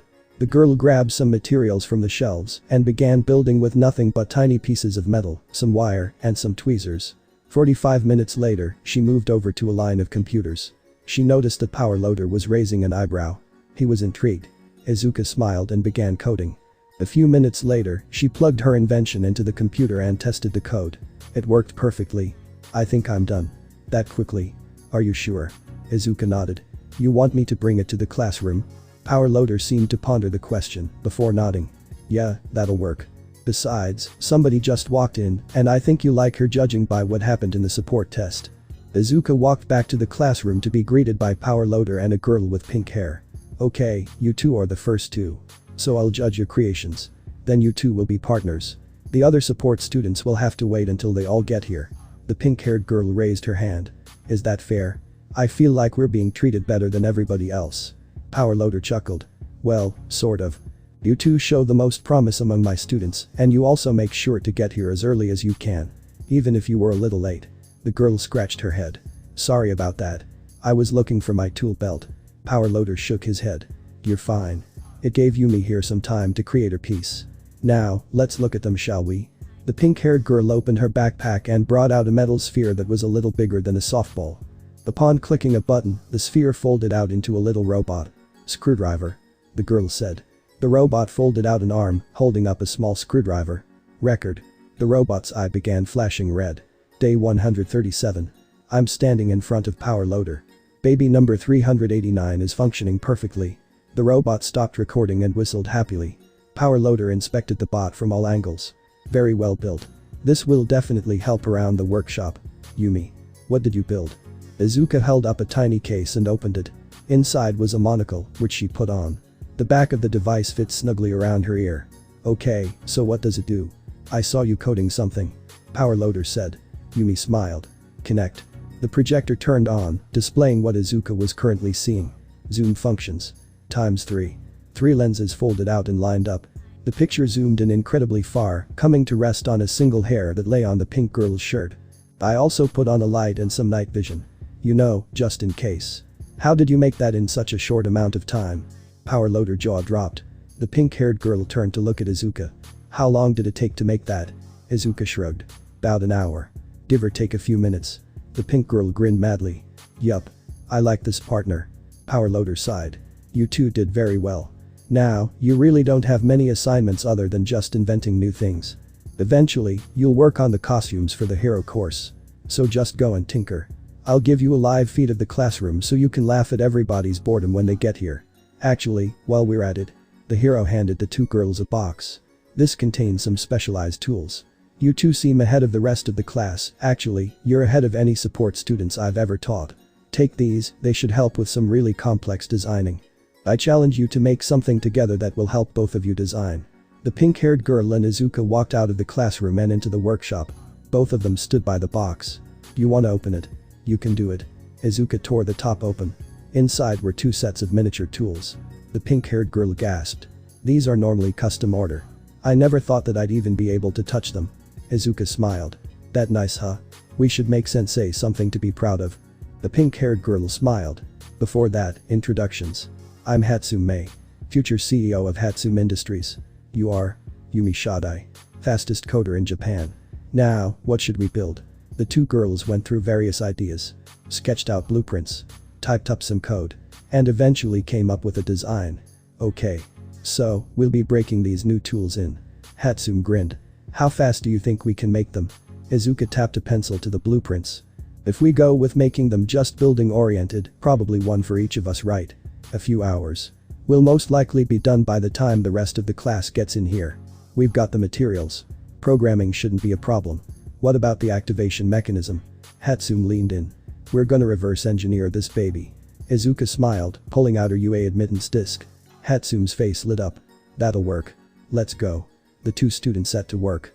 Izuka learned that Hatsume had a gift for building support items. It was almost as if materials took their rightful shape in her hands. Hatsume noticed the same thing in Yumi. They both knew that the other was incredibly gifted. Okay. I've got the first one. Izuka said after a few hours. This to your liking. Hatsume slipped the invention onto her wrist. It looked like a steel bracelet. Tap it right. Izuka nodded. It should work. Hatsume tapped the bracelet, which expanded to cover her hand in small metal plates. The pink and gray gauntlet fit like a dream. This is amazing. The one I made for you is done as well. Izuka walked over to Hatsume's workbench. The bracelet fit her wrist comfortably. She tapped it and it expanded into a gauntlet almost identical to the one she made. The only difference was the color scheme. Solid black. Looks good. How do you think the class is doing? The two girls looked at the class stream, where every classmate sat waiting for Power Loader to begin class. Izuka and Mei chuckled a bit as Power Loader went on a long rant about the importance of being on time. They then watched as their classmates presented their inventions. Izuka and Mei watched with interest. While the designs were good, they could still use a lot of work. Power Loader finished looking at the last invention. Okay. So, for the example I wish to give. You may notice how two seats are empty. That's because those two students were given access to the studio. Today, they made blueprints for an invention. Knowing them, they probably finished it already. Hey guys, I know you might be working, but can you pop into class and show your designs? Hatsume and Izuka walked out of the studio and back into the main classroom. Hey. Why do these guys get access to the studio? Power Loader looked at the class. Let me ask you a simple question. How long does it take to make an EMP? A few students shrugged. Around an hour, I guess. EMPs take time. Power Loader nodded. Okay. You too. How long does it take you to make an EMP? Hatsume tapped her foot. Maximum of 10 minutes. If I have the right materials, I could make it in 2. Izuka nodded. Yeah, I'd agree with that. Yumi, you literally made a high-power EMP out of robot scraps in less than 5. Izuka chuckled and scratched the back of her head. Oh yeah. But if I wanted to make one more powerful, it would take longer. The rest of the class was wide-eyed. There's no way to make something that complicated in 10 minutes. Much less 2. Power Loader sighed. These two did it. Now, this is the level I want you to be at by the time you graduate. How about we take a look at the time it took you to build your inventions today and the things that these two created. The class went around describing their inventions. Robots much like Hatsume's. But much less well done. Multi-tools with every kind of tool. And on and on. It took most of the class a week to make their inventions. Okay. You too. Power Loader said. Show us your creations and how long it took you to make them. Which ones? The ones we were assigned to make for this morning. Or the ones you assigned today? Power Loader shook his head. Start with the ones from this morning. Hatsume took out a robot and described all of its functions. I spent a lot of time on this baby. Took me about 7 hours. Izuka then stepped up and showed off her monocle. Built in an hour. This morning actually. So what did you make together? Power Loader asked. Hatsume and Izuka tapped their wrists against each other. Their bracelets expanded once more. Multi-tool gauntlets. They each have a built-in laser cutter, as well as several other tools like a screwdriver, wrench, pliers, and a box cutter. Power Loader facepalmed. Okay. You two, go get lunch. The others. Lab time. You're each gonna build me an imp. Izuka and Hatsume sat in the cafeteria along with the Hero Corps students. They were alone at a table. Izuka saw Toga hanging out with a midget with grapes for hair. Toga winked and smiled at her, she grinned back. So what do you think of our class so far? Hatsume asked. They're assholes. Inexperienced. You're right. I wonder if they'll impress Power Loader with their imps. He lacked impressed. It's his job. Hey look. It's Yumi. Mina Ishido ran up with a few girls, as well as 2 boys that Izuka hadn't seen. So are you in a hero course? Support lunch is next period. One of the guys said. We're just ahead of our classmates. They can't even make an imp in 10 minutes. Izuka said. So what did you do? Make yours in 10. Nah. We didn't make an imp. Actually, most of the class was late. While they were getting to school, we made these. Hatsume deployed her gauntlet. Pretty cool, huh? Mina's eyes lit up. That's amazing. Okay, you two are the ones to go to if I ever need costume improvements. Izuka gave a fake smile. Of course. Your scar is really cool. One of the guys said. What happened? Everybody went silent. Dude. That's not something you ask. Mina grunted. Izuka chuckled. Oh no. It's fine. I had a support accident when I was little. But I learned to take safety seriously. Hatsume chuckled. All good inventors have that moment. I mean, I have a scar on my back from where I was hit by an explosion. The group of Hero Corps students looked at the 2 support students in shock. You two are insane. Izuka laughed. It's funny. I'm always told that. But you know what? Her eyes gleamed with murderous glee. Crazy is fun. Hatsume looked at her. Yeah. I can agree with that. Alright. We should probably get back to the studio. See how everybody's doing. See you around. Izuka got up with Hatsume and left. Mina watched them go. Those 2. They're awesome. How have you not made a functioning imp? You said it would take an hour. Sorry, sensei. I've never made something like this before. Izuka walked in and looked at the device placed in front of Power Loader. May I? Power Loader gestured to the machine. Go right ahead. Izuka opened up the machine and redid a few wires before switching it on. The robot that was used for the test shut off. There you go. Works now. The class gawked at Izuka, who had just fixed the device in seconds. Go get lunch. We'll pick up again in an hour. The rest of the day passed pretty quickly. Izuka and Mei designed some more devices. Izuka made a few things for Toga as well. As the day wound down, Izuka walked home with Toga. So how was it? They don't suspect a thing. Toga grinned. Izuka grinned back. I think I found an ally. Oh. The pink-haired girl, Mei Hatsume. She thinks crazy is fun. We're like-minded. Plus, she told me today that she wants to make stuff that helps anybody. Can you imagine having her for support in the vanguard? Toga nodded. That would be convenient. Did you make anything today?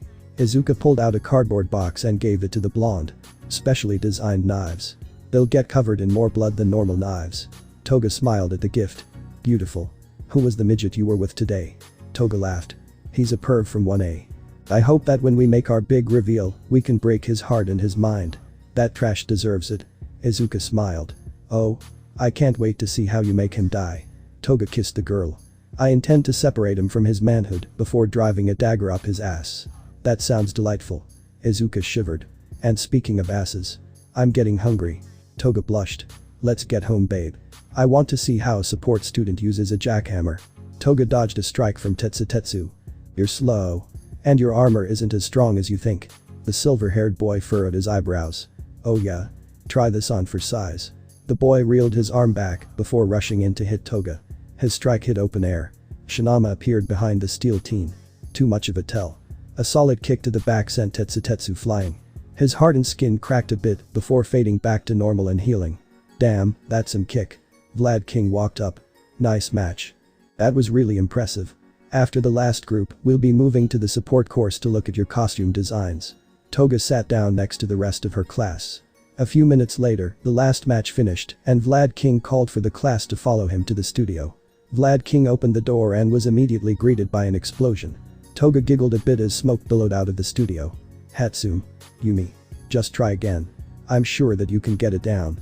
Vlad King beckoned for his class to follow him, and the students entered the support studio. Toga's eyes immediately locked onto Izuka. She was busy working on laser cutting something with a pink-haired girl. It seemed like they were fitting it into a small orb. All of the other support students were standing by. Ah. Vlad. We've been waiting for you. Your students can pick their partners, everybody is free except for those two. The pro hero power loader pointed to Izuka and Hatsum. HMMPH. What's with them? Already claimed. Power loader chuckled. No, they're just a little too advanced for the stuff your students have in mind. A cheer went up in the studio. Izuka and Hatsum held the sphere in a pair of tongs. The previously black sphere shone green. We did it. Vlad King raised an eyebrow. Advanced. They made a glowing ball. Power loader shook his head. Nope, they just made the final piece for an invention, watch this. Izuka carefully stepped towards a strange device, which hissed and expanded, opening up to show a small containment space. Izuka carefully placed the tiny orb within the device, which hissed again and closed. Izuka picked up the device and grinned. Done. Now if we built it correctly. Izuka twisted the cube, making it click as the top half rotated 90 degrees and snapped into place. The cube sparked green, and a starry portal opened before her. Izuka jumped through the gateway, along with Hatsum. Vlad King gave a shout. And a loud oof sounded through the room. Yumi and Hatsum had gone through the portal and fallen face first through a portal behind Vlad King. Power loader. Vlad King growled. What the hell? The support teacher laughed. Yeah. Like I said. Advanced. They also get to pick the students they want to take, not the other way around. What? Best support students I've seen. I'll talk to you later about it. A single support student stood up. Never mind them. You're here for the costumes, right? Vlad King nodded. The support course normally designs costumes for students. The 40 students in each support class normally make pairs to work on 1 or 2 hero core students. Power loader stepped forward. The students will choose you today. Be approachable. Supporting UA hero students can be a gateway for a job as a pro designer. Vlad King turned to his class. Okay, go mingle. Make sure to find a good designer. The 1B students spread into the support course, talking to different pairs of support students. Toga grabbed Tetsutetsu by the arm. Come with me. Huh. But I was just. We're getting the best. Toga walked up to Izuka and Hatsum. Hey guys. Hey. Izuka said. Power loader. These two are fine. Power loader shook his head. Really? The first two you? Hatsum? What are you doing? Hatsum was currently groping a very uncomfortable Tetsutetsu. Lots of muscle. Judging by your pointed teeth you have a hardening quirk of some sort. Shinama. Help. Yumi chuckled. Come on. We can discuss design of our bench. The 4 students walked back to the workbenches. Okay, so. Wait. Hatsum said, before giving a whistle. A tiny sphere with spider legs climbed onto the workbench. Silencer. A small sphere ejected out of the top of the robot and expanded into a dome, keeping all sound from getting in or out. Okay, record. The robot's eye began flashing. So, describe your quirk. You, Iron Boy. My quirk is called Steel. I can literally turn my skin to steel. He demonstrated. However, doing so consumes iron from my body. So sometimes it doesn't last that long. Izuka nodded. Okay. Flashy hero. Underground hero. Or public do-gooder. Between flashy and underground. I want to be noticed, but at the same time, not noticeable enough to be seen in a crowd. Izuka nodded. Okay. I'm thinking regular pants, maybe some light leg armor, but we can debate that more. Some kind of chestplate or backpack with iron, so you don't run out as easily. Seem good. The boy grinned. Yeah, that sounds awesome. Okay. You? Hatsum turned to Shinama. I want to be an underground hero. My quirk is human mimic, which allows me to transform into a likeness of a person down to the clothes they wear, but I lose my clothes upon returning to my normal form. Hatsum nodded. Okay. I'll need a hair sample. I can use it to integrate your DNA into your suit so it transforms with you. Probably black. Might add a couple of accessories. Sound good? Toga grinned. I wouldn't have it any other way. The dome folded back up into a sphere. Izuka and Hatsum began sketching. At the end of the period, they presented the blueprints to the hero students. Perfect. You two are really good. Hatsum and Izuka smiled. We aim to please. Class 1B left. Vlad King stayed behind for a minute as Power Loader gave all of the support students a break. All of the students left the studio, except for Hatsum and Izuka, who were busy scribbling away on notepads. Power Loader and Vlad King stepped up to the duo. So, Tetsu and Shinama? Power Loader asked. Let's go back to square one. Vlad King roared. Who the hell are these kids? Izuka and Hatsum bowed. Hatsum Mei and Yumi Shadai at your service. These two are some of the greatest minds I've ever seen. Power Loader smiled. I try to give them new challenges every time they finish one, and they go above and beyond. Vlad King turned white. Wait. New challenges? It's been a week since the start of classes. How much stuff have these two built? Power Loader guided the teacher over to a cabinet and opened it. Papers and machines were everywhere. An infinite flamethrower. A staff that could turn into any weapon. Sketches for new machines and tools. Notes on any type of scientific thing you could imagine. This is impressive. Vlad King said. No. The thing they just finished puts all of this to shame. Power Loader said. May we? The duo smiled. Be our guest. Power Loader picked up the cute device. You've seen those old superhero movies with the super soldier and the tree man? Vlad King nodded. Yeah. Those actually seem like documentaries when you consider our society now. Power Loader gave a chuckle. I know, right? Anyways, this device draws inspiration from them. A cube that allows you to shear the fabric of space. It's almost like a machine with a quirk. Amazing. Vlad King said. This could revolutionize the entire world. How long did it take to create? Hatsum shrugged. Roughly 3 days, but it would have been easier if our ancestors were smarter. What do you mean by that? Power Loader opened up the device, exposing the core. Well, Vlad, I think that you should be congratulating these two. It's not every day you discover a new element. Vlad King turned white. Holy shit. These two are incredible, right? That's why I had them choose what heroes they worked for. That's what's going to happen when they graduate anyway. Vlad King slowly nodded. Why those two? My students, I mean. Hatsum shrugged. Why not? Izuka nodded. We wanted somebody brave enough to approach us. So we worked more today. Even if we made an explosion, it'd work to scare most of them off. Vlad King nodded. Power Loader facepalmed. Only you two. Izuka took the cube and placed it in the cupboard. Now excuse us. We have some work to do.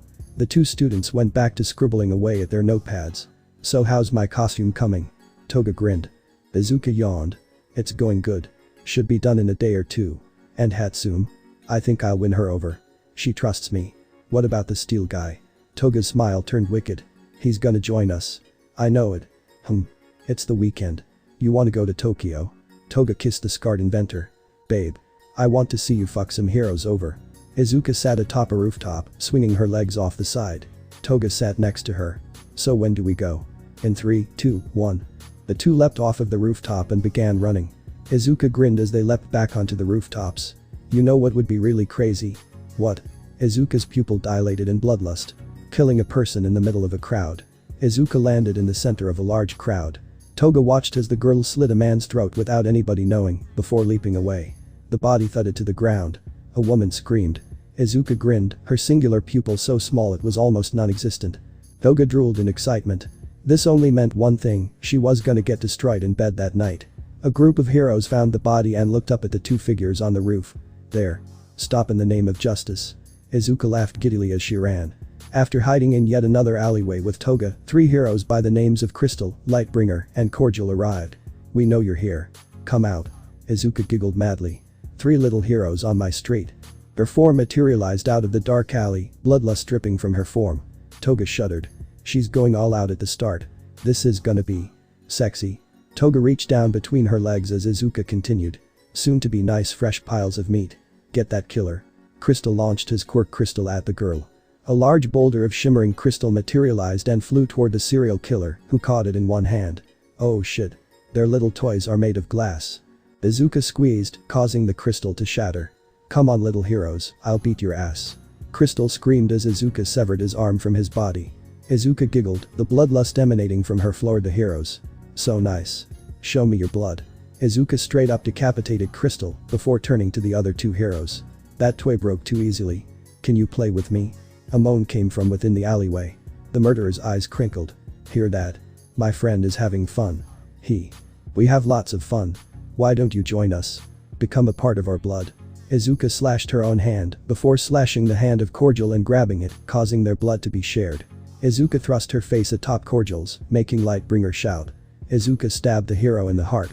So beautiful. This blood. My friend is busy, but you want some, right? Lightbringer cried as Izuka kissed her, forcing her to drink cordial's blood. Why? Izuka cackled. Because crazy is fun. Izuka swung her katana, and Lightbringer knew no more. Babe. Come here. No. I'm almost done. Babe. Fine. Toga crept out of the alleyway half naked. Sorry, that was so exciting. She noticed that Izuka's eyes were still dilated. Oh. I want you now. Izuka appeared before the blonde, grabbing her wrists. Yeah. Please. Toga whimpered. Izuka grinned madly. If you insist. What the hell was that? Dabi yelled. What happened? Jin walked out of his room. These dipshits fucked each other where they killed. Do you have any idea how it smells when that shit burns? Izuka and Toga went to their rooms and lied down. I like that. Me too. But I didn't get enough. Toga said. I think I need the collar. Izuka closed the door and smiled. Get on your knees. Another murder scene found today. It seems that the killer duo known as Patchwork Bunny has been on the move. With 3 scenes so far in Tokyo, the investigation is being moved. We'll hear more about that at 10. Now, a word from our sponsors. Katsuki turned the TV off and snuggled down with Kiroshima. Izuka, please help me become the greatest. Kiroshima smiled as the blonde fell asleep. He kissed the blonde on the forehead before closing his eyes and drifting off himself. Izuka walked up to UA alone Monday. She had been called in early to help with some mechanic things. As she entered the building, she was greeted by Power Loader, Hatsum, and a tired-looking man dressed in black.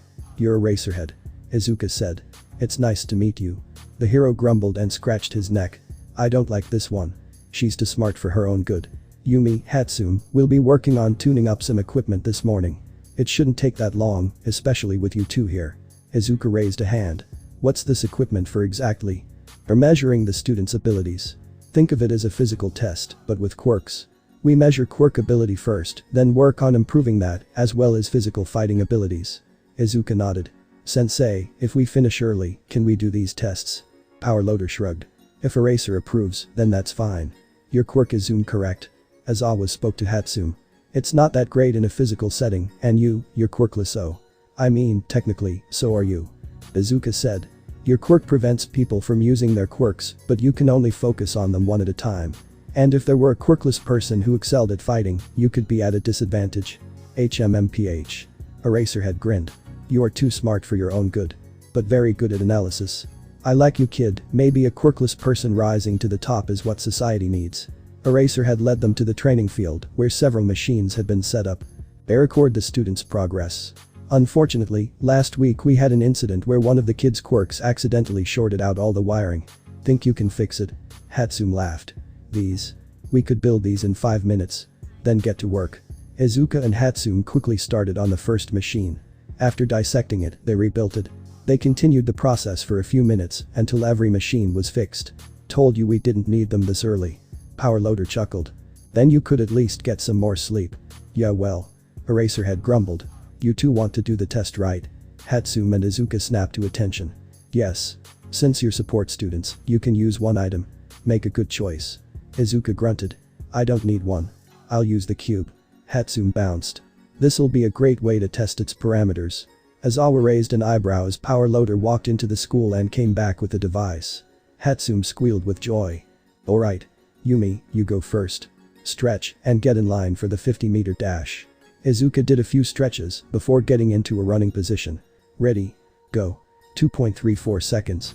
Eraserhead looked baffled at the girl's speed. She was quirkless, how could she be so fast? Next was Hatsum. 0.55 seconds. Once again, Aizawa was shocked. That's a teleporter. Power Loader couldn't stop himself from laughing.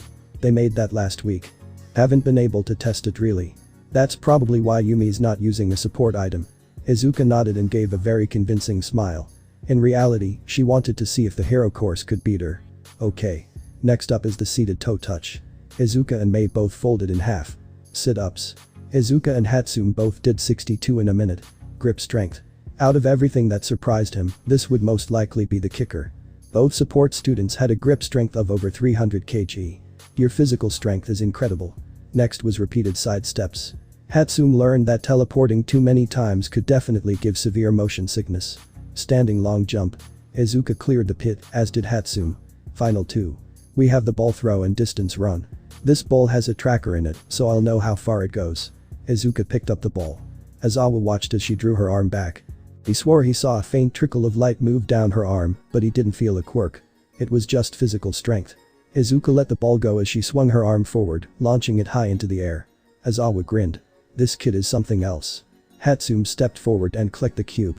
A starry portal opened before her, and she tossed the ball in. Aizawa held up the GPS. You sent that to Jupiter. Space. Power loader gawked. How? I thought about it when I used the cube. Hatsu said. That's how the device works. Power loader shook his head. Okay. Now you two worry me. That could be dangerous if used in the wrong hands. Aizawa sighed. Figure it out later. They invented it, and while I know damn well how scary that thing could be, we should finish this test up first. Izuka and Hatsume didn't run out of stamina the entire time. At 20 minutes, Eraser had called it. Okay, you can stop. You two got pretty high scores. I'll put you up on the board as a challenge to Class 1A. Power loader gave them a thumbs up. He likes you. Good job. The three walked off of the field as Eraser had finished his preparations. Power loader let the two students into the workshop. So. I want you to make something for yourselves again. You got that. The two junior inventors grinned and got to work. Since somebody shorted the machines out last week. Aizawa glared at a whistling Denki Kaminari. We're doing the apprehension test today. Consider yourselves lucky that we got these machines fixed. Bakugo and Kiroshima blazed through the tests. They noticed that the class perv, Minoru Mineta, was bragging about every score he got. But nobody paid attention to his results. As the tests were finished, Aizawa led the class over to a large billboard and clicked a remote. 23 names popped up on screen. Wait, but we have 21 students. Who the hell got added to the class? Wait. Who are Hatsume Mei and Yumi Shaodai? A couple of heads turned. Wait. They took the tests. They got in the top 5. Aizawa shook his head. Give me a moment to explain. I'll also roll the clips. The tired man hit the remote again, displaying recordings of Izuka and Hatsume. Hey. They got support. Shut up. Aizawa cut Mineta off. These two woke up at 5 this morning to come and fix these things. The teacher motioned to the machines. I let them take the test and gave them the option of using a support item. To highlight how seriously they took this test, I'll tell you that they used my curriculum to test an invention. They already knew they would do well. The class focused on the video. They watched as Hatsume used the cube to warp several times. Izuka tore through the tests on her own, with no support. What are their quirks? Mineta asked. They have to have powerful ones to get higher scores than me. Aizawa returned to the scoreboard. Minoru Mineta, everybody here beat you in the test. As for these two. Hatsume's quirk is called zoom. It allows her to zoom in on things with her eyes. Yumi is quirkless. An uproar went up among Class 1A. Bakugo felt guilt pool in his stomach. She could have been like this girl. Now, before we do anything else today. We're going to the support course. You're going to pick the people to work on your costumes. Aizawa walked his class into the school. In Vlad King fashion, he opened the workshop door and was enveloped in a plume of smoke. Mei. Yumi. Does every failure have to result in an explosion? The class walked into the support studio to see every support student hard at work. Each made gadgets and captured devices. Pictures of said devices were displayed on the studio board. Hatsume and Yumi were not doing the same thing as the rest of the class. No, they were busy winding up wires, welding bits of metal, tying fibers and such, etc. So power loader. I see everybody's hard at work. Yup. You know the drill. Aizawa turned to Class 1A, pick your support students. The class began walking around the studio. Each Hero Core student looked at the creations, comparing them to the ones on the board. Everybody pretty much ignored Hatsume and Izuka. Alright. You've got your partners? Aizawa asked. Our loader saw that nobody had been picked by Hatsume and Yumi. Sensei. Who are those two? Mineta raised a hand. I was wondering if they're first years, because they aren't doing the assignment. Power loader nodded. They're a special case. My course is based on creativity. Once you finish the assignment, you have time to invent. Where are their inventions then? Power loader pointed to the board. Those are their creations. They're the example I'm giving. Mineta looked at the two students who had both finished welding something. Both of them grinned happily at their creations before tinkering a little more. Who are they? Those are Hatsume and Yumi. They're the ones who fixed the machines this morning. Mineta had pulled an orb off of his head. Those two. They're the ones who got in the top 5. Aizawa looked at the grippette. I thought you would recognize them from the video. Mineta wasn't paying attention. Hey you two. Mineta. Aizawa grabbed his scarf. Calm down Aizawa. They've got this handled. Just watch. Mineta approached the two inventors, who were hard at work. Who do you two think you are? Ignoring our class. Izuka looked up at the grippette. then turned to Power Loader. "Sensei, we don't want this one." Power Loader chuckled as Mineta seethed. "Stop it. You aren't even in the hero course." Izuka was suddenly in the midget's face. "You know, it's kids like you who give the hero course a bad name." Mineta shuddered. Izuka turned back around and took off her fireproof jacket. Mineta blushed at her muscled torso. "Holy hell. I want you so bad." Izuka continued walking in silence to the workbench where she picked up whatever invention she had made. It looked like a weird assortment of bands. Izuka slipped the contraption onto her hand. A small metal disc rested in the center of her palm. "Hey Yumi. Don't hurt him too bad," one of the support students said. Izuka smirked. "Oh, don't worry about that." The midget was still gawking at Izuka's abs. Her perfectly curved hips. The minor traces of sweat on her face. "If your face wasn't made ugly by that scar, I wouldn't be able to hold back." Power Loader turned white. "Oh shit. That's one thing you don't say." Hatsune popped up next to Izuka. "Wait. Yumi. I made a better battery for it using that kid's hair." Hatsune pointed to Kaminari. "Combined with Yutsaminium, it's an infinite battery." Izuka allowed Hatsune to switch the battery super quickly. The Pincat didn't want to be in Izuka's path for long after what Mineta said. Yumi. Please don't kill him." Power Loader shuddered. "You could hurt him, just don't kill him." Izuka stalked towards the midget, her face darkened. Mineta glared. "What are you gonna do against a GIA?" Izuka had thrust her hand forward, an arc of electricity extended from it, almost as if she wielded lightning itself. The arc stopped as Izuka put her hand down. Mineta slumped to the floor. "Never mention the scar." The girl turned to Izawa. "Also, you're the only one who can fix that. Please teach him how to be a decent human being." Izawa nodded. "Oh, believe me. I will." "Good." Izuka walked back to Hatsune, who had 3 more of the inventions on the workbench. Hatsune furiously scribbled notes on a notepad as she recorded her observations on her robot. Class 1 left the studio, a bit shaken at the events that had just transpired. Izuka and Hatsune took their inventions to a line of targets outside of the school building. Power Loader had set them up just for testing. "Okay. Tesla coils reacted well to the infinite power source. Any recoil, Yumi?" Hatsune watched as Izuka fired electric blasts at targets. "No recoil." Izuka called.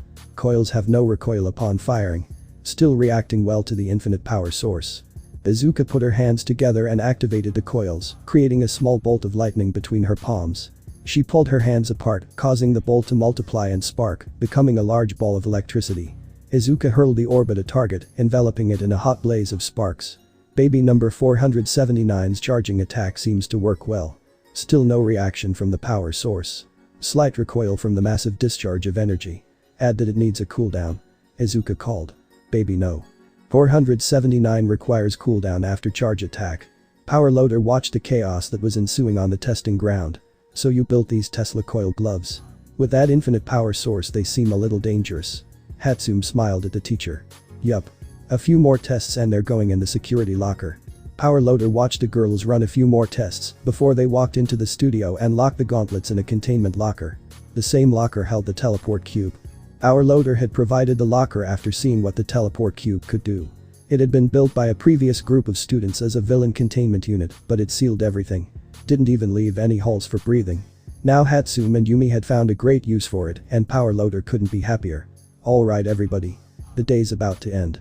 Clean up your spaces and head home," Power Loader announced. "Hey Hatsune. Would you walk home with me?" The pink-haired girl smiled. "Sure thing Yumi." The 2 inventors left, their workbench cleaned in minutes. Izuka met up with Toga at the entrance gate.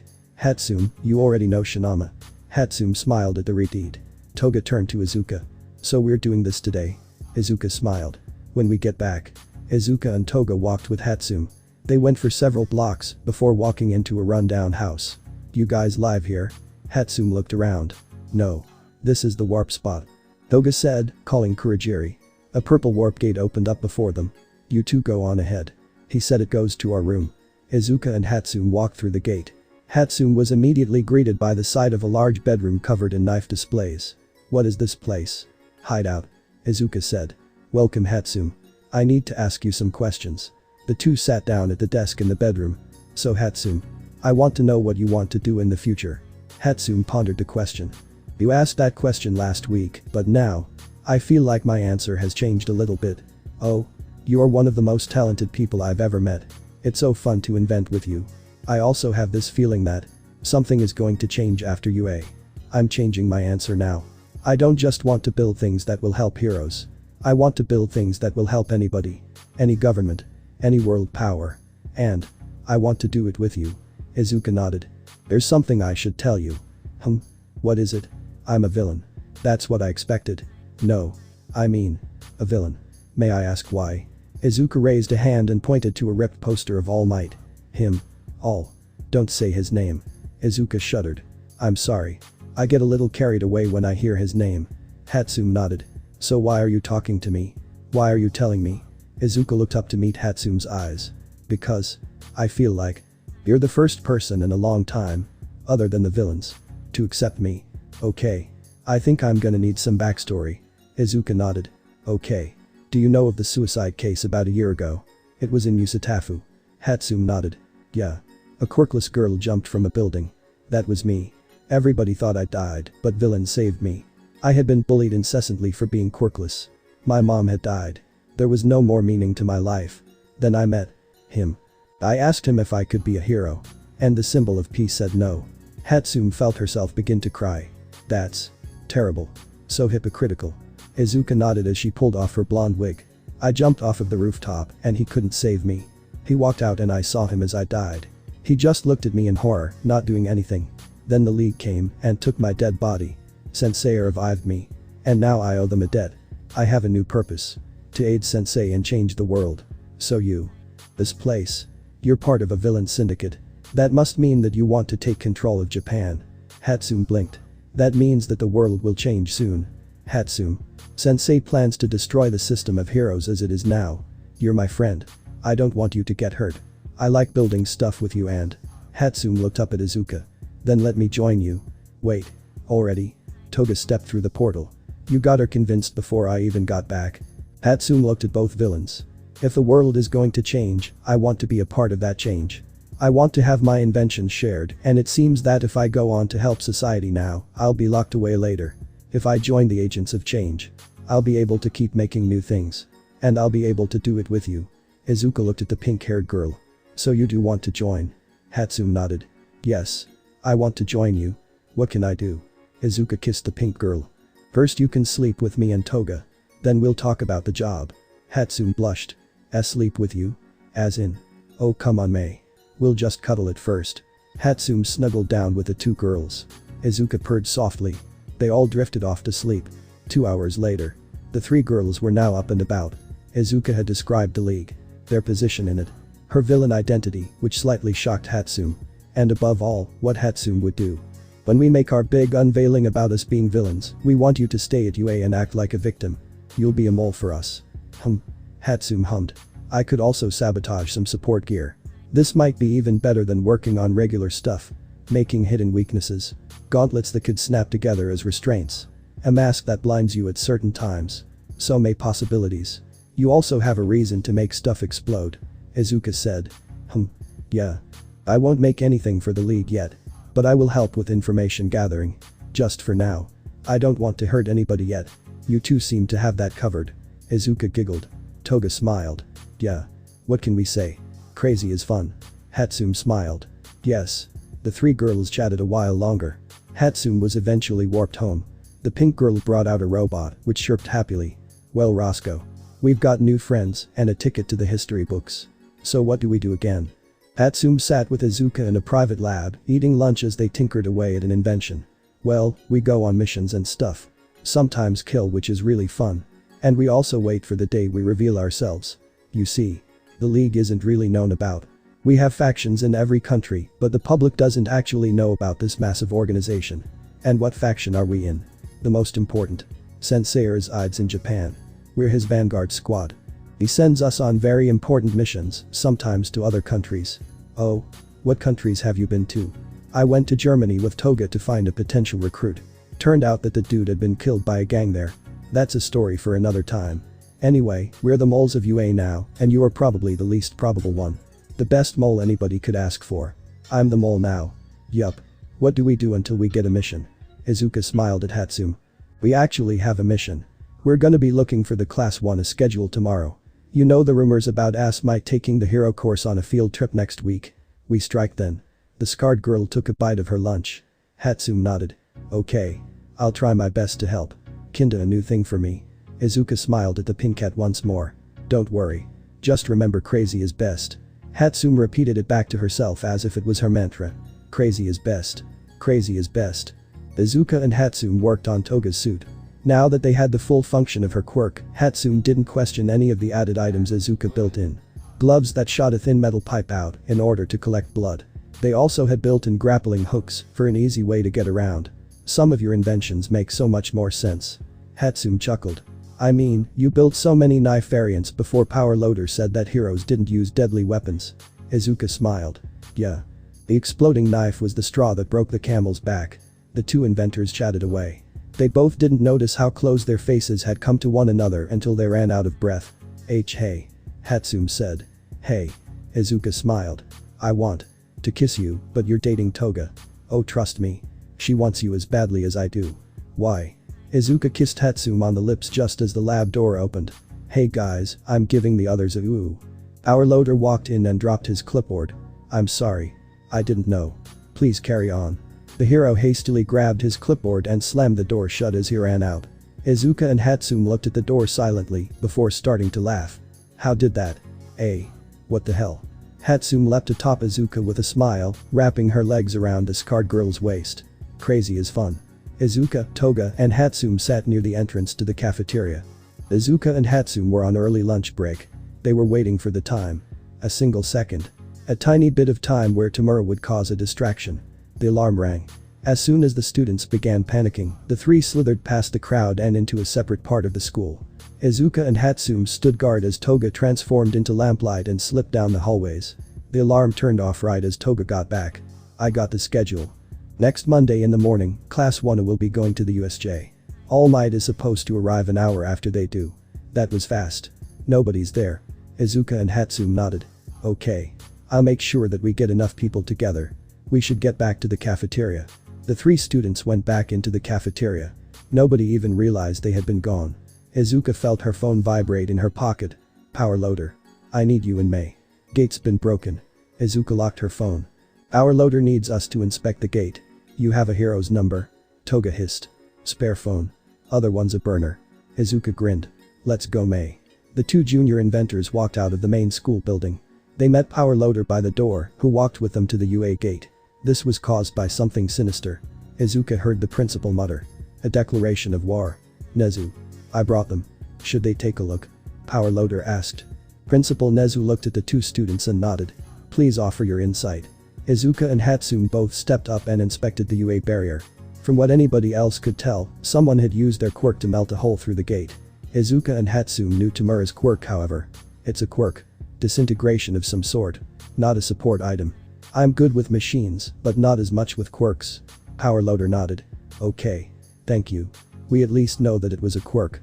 You can head back to the studio. Izuka and Hatsume bowed before walking back to the school. So? You wanna invent anything? Izuka shrugged. I mean, you'll need weapons. And with those electricity gauntlets, you've got some good stuff. Wait. We haven't even started Steel Boy's costume. Oh shit. Those are due Friday right? We'd better get on that. The two bolted back to the support studio, where they began gathering a lot of materials. Special cloth, bits and pieces for the support gear, and Hatsume's robot. They then retreated to the private shop. As they worked Hatsume noticed something she hadn't before. Izuka, you have tattoos. The scarred girl nodded. Yeah. They each have some personal meaning to me. How'd you get them? Flashback. Izuka and Toga walked through Tokyo. They had been given a day off as congratulations for infiltrating UA. A small sign caught Izuka's eye. Tattoos. The girl pulled Toga towards the shop. They entered to find it relatively clean, just a man at a desk sat before them.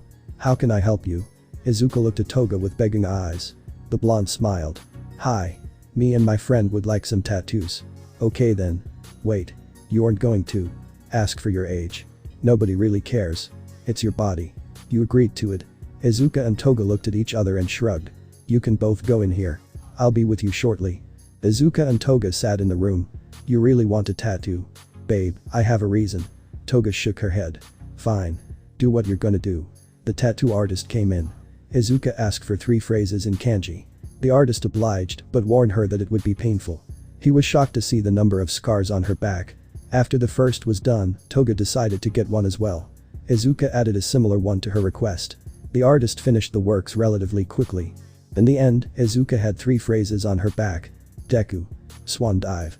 Not a hero. Himiko's initials rested over top of her heart. Toga had Izuka's initials done. The two left the artist a pile of money, saying keep the change. They were children, but he had been kind to them regardless. Izuka and Toga spent the rest of the day hanging out in the city. At one point, they passed a tattoo shop where they saw a familiar little boy with a woman, laughing along with the artist. I'm glad that they're finding good homes. Toga smiled. They deserve it after what my parents did. Izuka kissed the blonde before they were warped back home. The two ended the day on the rooftop, looking at the stars for a while, before going inside to avoid the night heroes. And flashback. That's how it happened. Oh. You two are so romantic. Hatsune chirped. It's so cool how you can be crazy baddest girls and then be wholesome the next minute. Hey. You'll be like that too after you've had your first kill. Who was your first kill? Izuka's pupil shrank, she shuddered.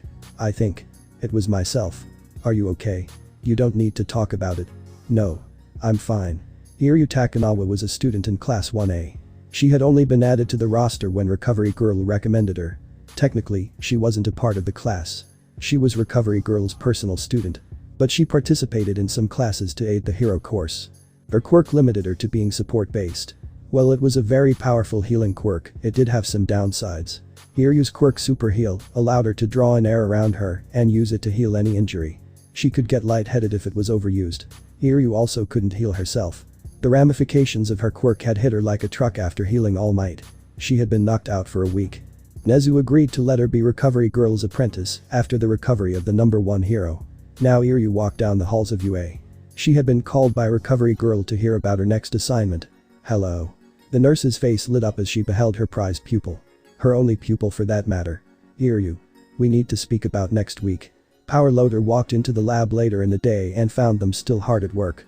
Izuka wiped some sweat from her eyebrow as she adjusted the output of the iron supply. You two should pack it in. School was let out a half-hour ago. Hatsune gave a thumbs up and screwed in a final metal plate. Izuka and Hatsune both placed the suit in a suitcase and picked up their workbench. Hatsune gave a wave and headed home. Izuka was warped back home, where Toga was waiting. What the hell took so long? Sorry, but if you want Tetsutetsu, we should make him a good suit. Lost track of time. Toga shook her head. Yeah, okay. We need to get you ready for the USJ attack. We need an alibi. Have twice clone you. Toga nodded. That'll work. I can have one clone transform into you. Any other preparations? Izuka tapped her finger against her chin. I want to be sent back into the isolation chamber. You want to go back? Toga was baffled. You know what that place does. Exactly. Which is why I want to go back. I need to be completely consumed by the USJ. Toga nodded. Okay then. Follow me. Toga called Kurogiri, who warped them to All for One. What is it you two need? The man asked. I want to go back to the chamber until the raid. Izuka said. Oh. Well then. We can certainly do that. All for One smiled. I'll have the Nomu take it from here. Izuka felt a fog wash over her mind before she fell to the floor, unconscious. And Nomu picked her up and took her to the room. Toga watched her girlfriend get carried away. Sensei. Don't make her too crazy. Even I have a limit. Toga was warped back to her room.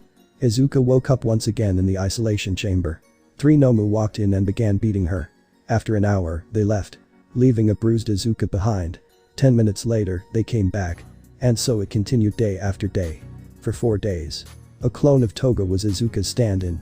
Each day, a Nomu was added to the room. Thursday there were 4. Friday there were 5. Izuka steadily found herself going numb. She couldn't feel the impact of the Nomu's attacks. Sometimes, the Nomu would step up the torture. They would begin hitting harder. Scratching. Biting. Izuka felt none of it. She only felt an unbridled rage. On Sunday, the Nomu began beating her again, while All for One talked to her. Izuka Midoriya. What is your conviction? Izuka tried to answer, but no sound came from her. Answer me. What is your conviction? Punch. Punch. Scratch. Slam. Izuka felt nothing. She only had one thing to do, answer. What is your conviction? One Nomu grabbed her hair and lifted her head up, making her lock eyes with its mindless face. The Nomu knocked the chair over, causing her to fall on her back. One slithered atop her and grabbed her wrists. H. Izuka rasped. The Nomu tilted its head to the side, as if asking the same question. What is your conviction?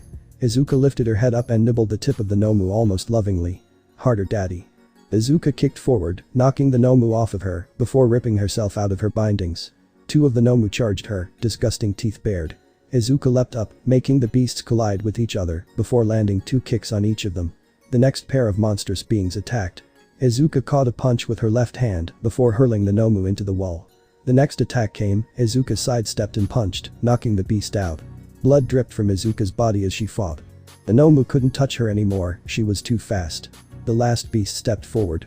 All for One curled his lips into a smile as he watched the girl glow faintly before fading back to normal. Izuka leapt atop the Nomu's head and wrapped her legs around its neck.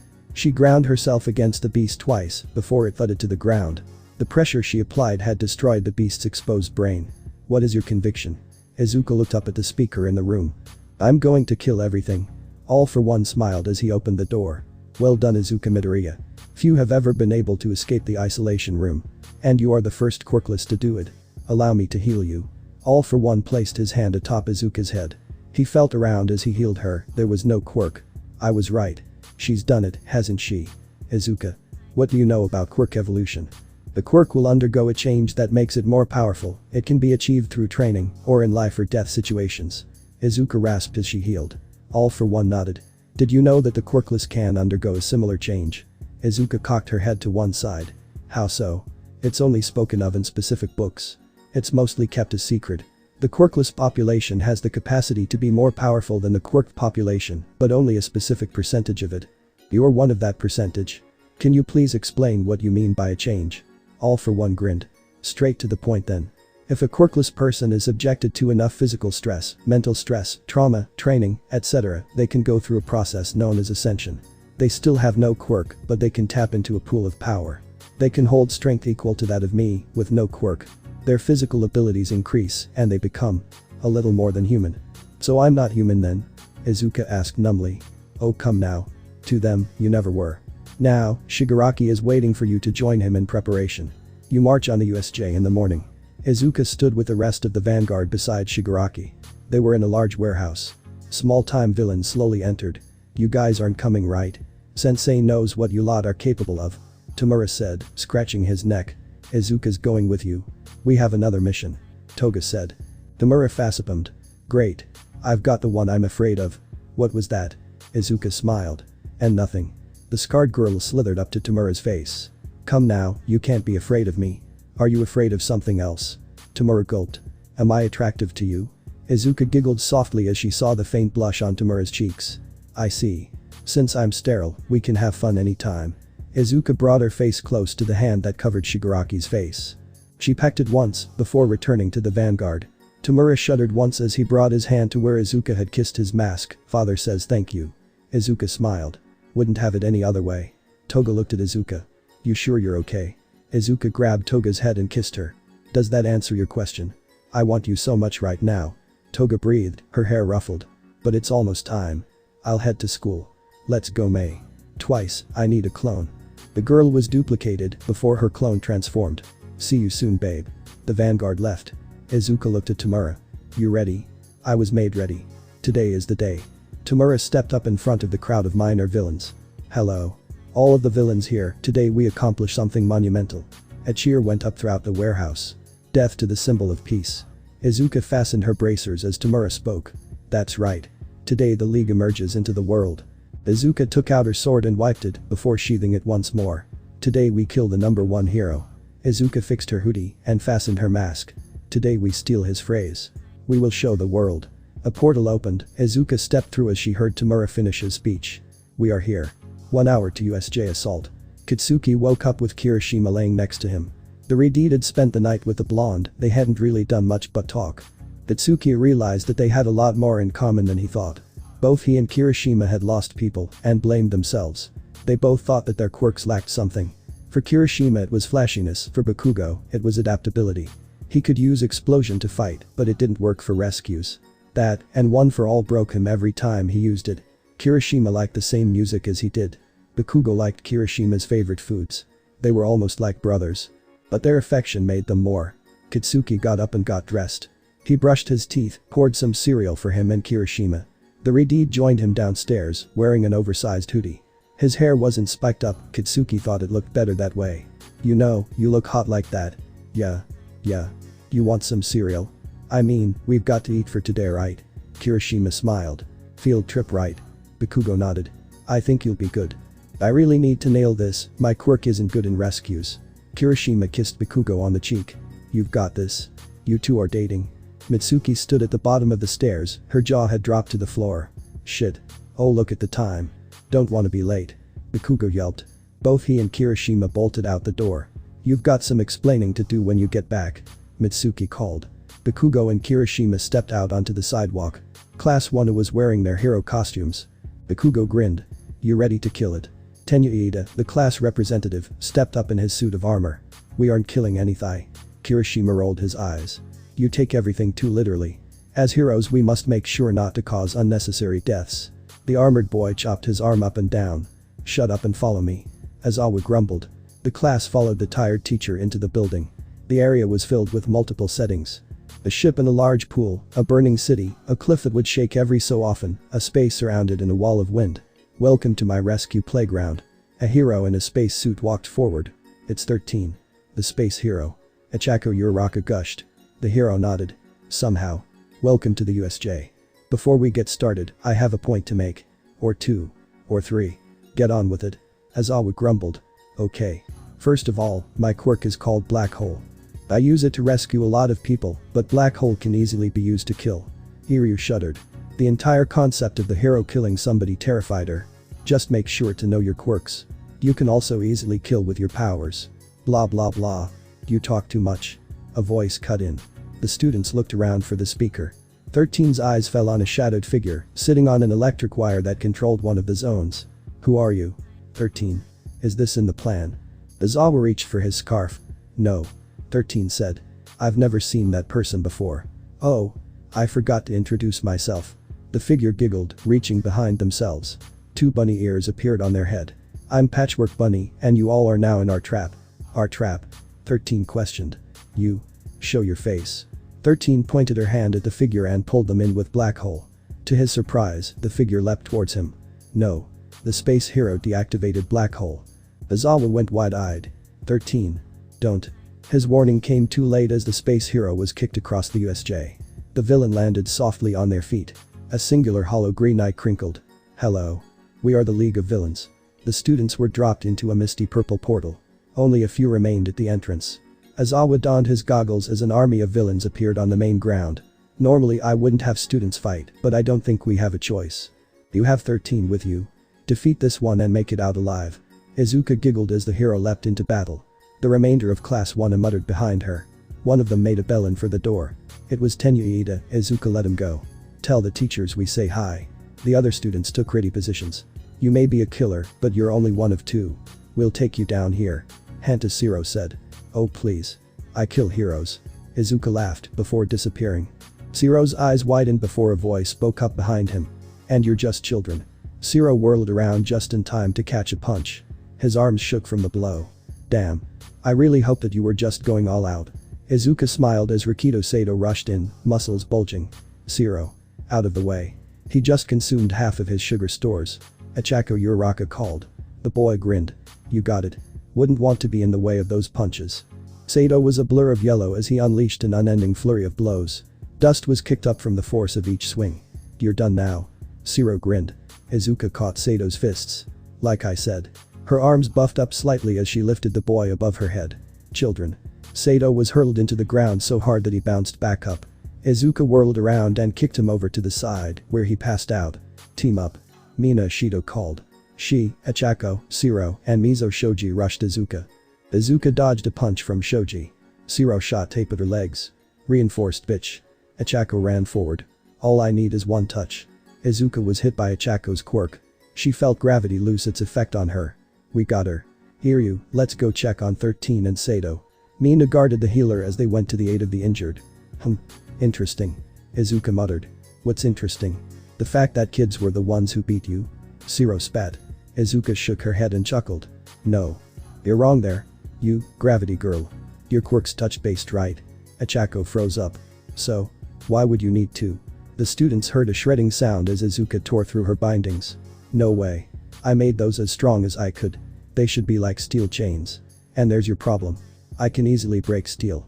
Izuka kicked off of the USJ wall, hurtling towards Ichako who put her hands up defensively. Izuka grabbed the girl's wrists and flipped over her, whipping the girl around and slamming her onto her back. Ichako coughed up a bit of blood. Broke a few ribs there. Now. What's the word? Izuka slithered her weightless body atop Ichako's. The scarred girl pressed the student's hands together and brought her face to her ear. Release. Ichako's eyes widened as she felt her quirk deactivate. But why you shouldn't? You should learn more about your quirk, sweetie. Ignorance is easy to hijack. Izuka turned to Zero. And you. You try too hard to just restrain people. She appeared before the student. You should make sure that they're unconscious. Or dead. With a quick jab to the stomach, Zero was knocked out. Izuka heard a cry from the central area. She saw that every villain they had brought was down, save a few that had crawled out of the surrounding zones. Aizawa was busy destroying the Nomu. Bunny. We made a miscalculation. Erasure makes Nomu dysfunctional. Urajiri appeared next to Izuka. Send me in. Don't hurt these ones too much. Pardon. You need your strength for all might. Besides, they can become the heroes in our world. Izuka was warped to Shigaraki's side. Both watched as the Nomu was thrown into the wall of the USJ. Are you gonna do anything? Tamura scratched his neck. Do you want me to? Please. Izuka jumped in front of Eraserhead, who led with a scarf attack. Izuka caught the ends of the scarf in her hand and yanked hard, catching the hero by surprise. Eraserhead leapt in with a kick. Izuka countered with a knee. As Awa's hair rose, Izuka saw a flash of red behind his goggles. Sorry, Eraser. Won't work on me. Izuka and Aizawa fought, matching the other's speed. But Izuka was slowly gaining ground. You must be getting old, Eraser. I thought for sure you'd be tougher than this. Never fought anybody as experienced as you. Aizawa said. But that changes nothing. The hero wrapped Izuka in his scarf. Izuka giggled and freed one arm. Oh. I thought this would be more of Midnight style. Izuka twirled around on her heels, wrapping the scarf around herself more. Aizawa was yanked towards her. Izuka caught the man and kissed him. Huh. Coffee flavored. Aizawa leapt back, pulling his scarf with him. Izuka stumbled a bit as she was spun by the scarf. Regaining her balance quickly, she caught a kick from Eraserhead. Maybe you're not as bad as I thought. Izuka grabbed Aizawa's ankle and hurled him towards Shigaraki, who grabbed his wrists. Shigaraki's eyes crinkled as his quirk failed to take effect. You really are cool, Eraserhead. Aizawa leapt away from the villain. He rolled under an incoming swing from Izuka. The three fought back and forth. Izuka having fun toying with the hero, Shigaraki wondering why Izuka was holding back, and Aizawa defending his life. Aizawa was knocked back as the Nomu hurtled into battle once more. An explosion rang through the USJ as three students flew into the central fight. Katsuki Bakugo, Ijiro Kiroshima, and Shoto Todoroki emerged onto the battlefield. Aizawa saw them and went to shout a warning, but was frozen by an intense pressure. Tamura turned wide as he saw Izuka's pupil disappear. Katsuki Bakugo. The girl disappeared in a gust of wind. Aizawa bolted in to stop the villain from hurting his students. He jumped in front of Bakugo just in time to take an incredibly powerful punch to the chest. Aizawa gasped as his ribs cracked and he was thrown backwards. Despite his injuries, he leapt back in front of his students as the villain charged again. Eraserhead caught the villain's fist in his scarf. He noticed the villain's arm shake as they continued pushing against him. Their eyes.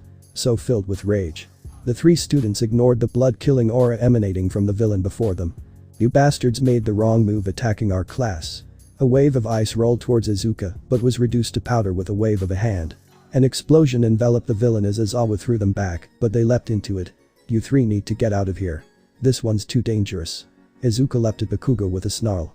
Aizawa jumped in front of her again. You won't harm my students. You're beginning to bore me. Izuka grabbed Aizawa's hair and threw him by it. The students readied themselves for an attack, but Izuka leapt past them, towards Aizawa. The hero defended himself desperately. Izuka landed hit after hit. Aizawa grunted as he felt his arm break from a kick. What the hell are you? You can't be human. Izuka grabbed Aizawa by his hair again and ripped his goggles from his face. Aizawa saw Izuka's eye flash as she crushed the goggles in one hand. I'm more. Izuka whipped the hero over her head and hurled him to the Nomu, which landed a destructive punch that launched Aizawa into the wall of the USJ. Shit. Sensei. Bakugo shouted. That wasn't manly. Kiroshima said, hardening his skin. No. It won't be enough. I need to push past that level. Izuka watched as Kiroshima's arms became more angular. His hands twisted into claws. The rest of him stayed the same. Partial unbreakability. Izuka flew towards Kiroshima, who put up his arms quickly. Izuka landed a punch and a crack echoed through the USJ. A tiny fracture appeared on Kirishima's skin. The boy grunted as his left arm reverted to normal. A nasty gash covered his forearm. One arm has to be enough. Kiroshima panted. I can't let you hurt them. Izuka blocked a weak attempt at a strike from the Redeed before grabbing him by the waist. Izuka threw the boy over to Izawa. He was knocked unconscious as he landed. Todoroki launched volleys of ice at Izuka, who turned them to powder easily. Come on. He growled.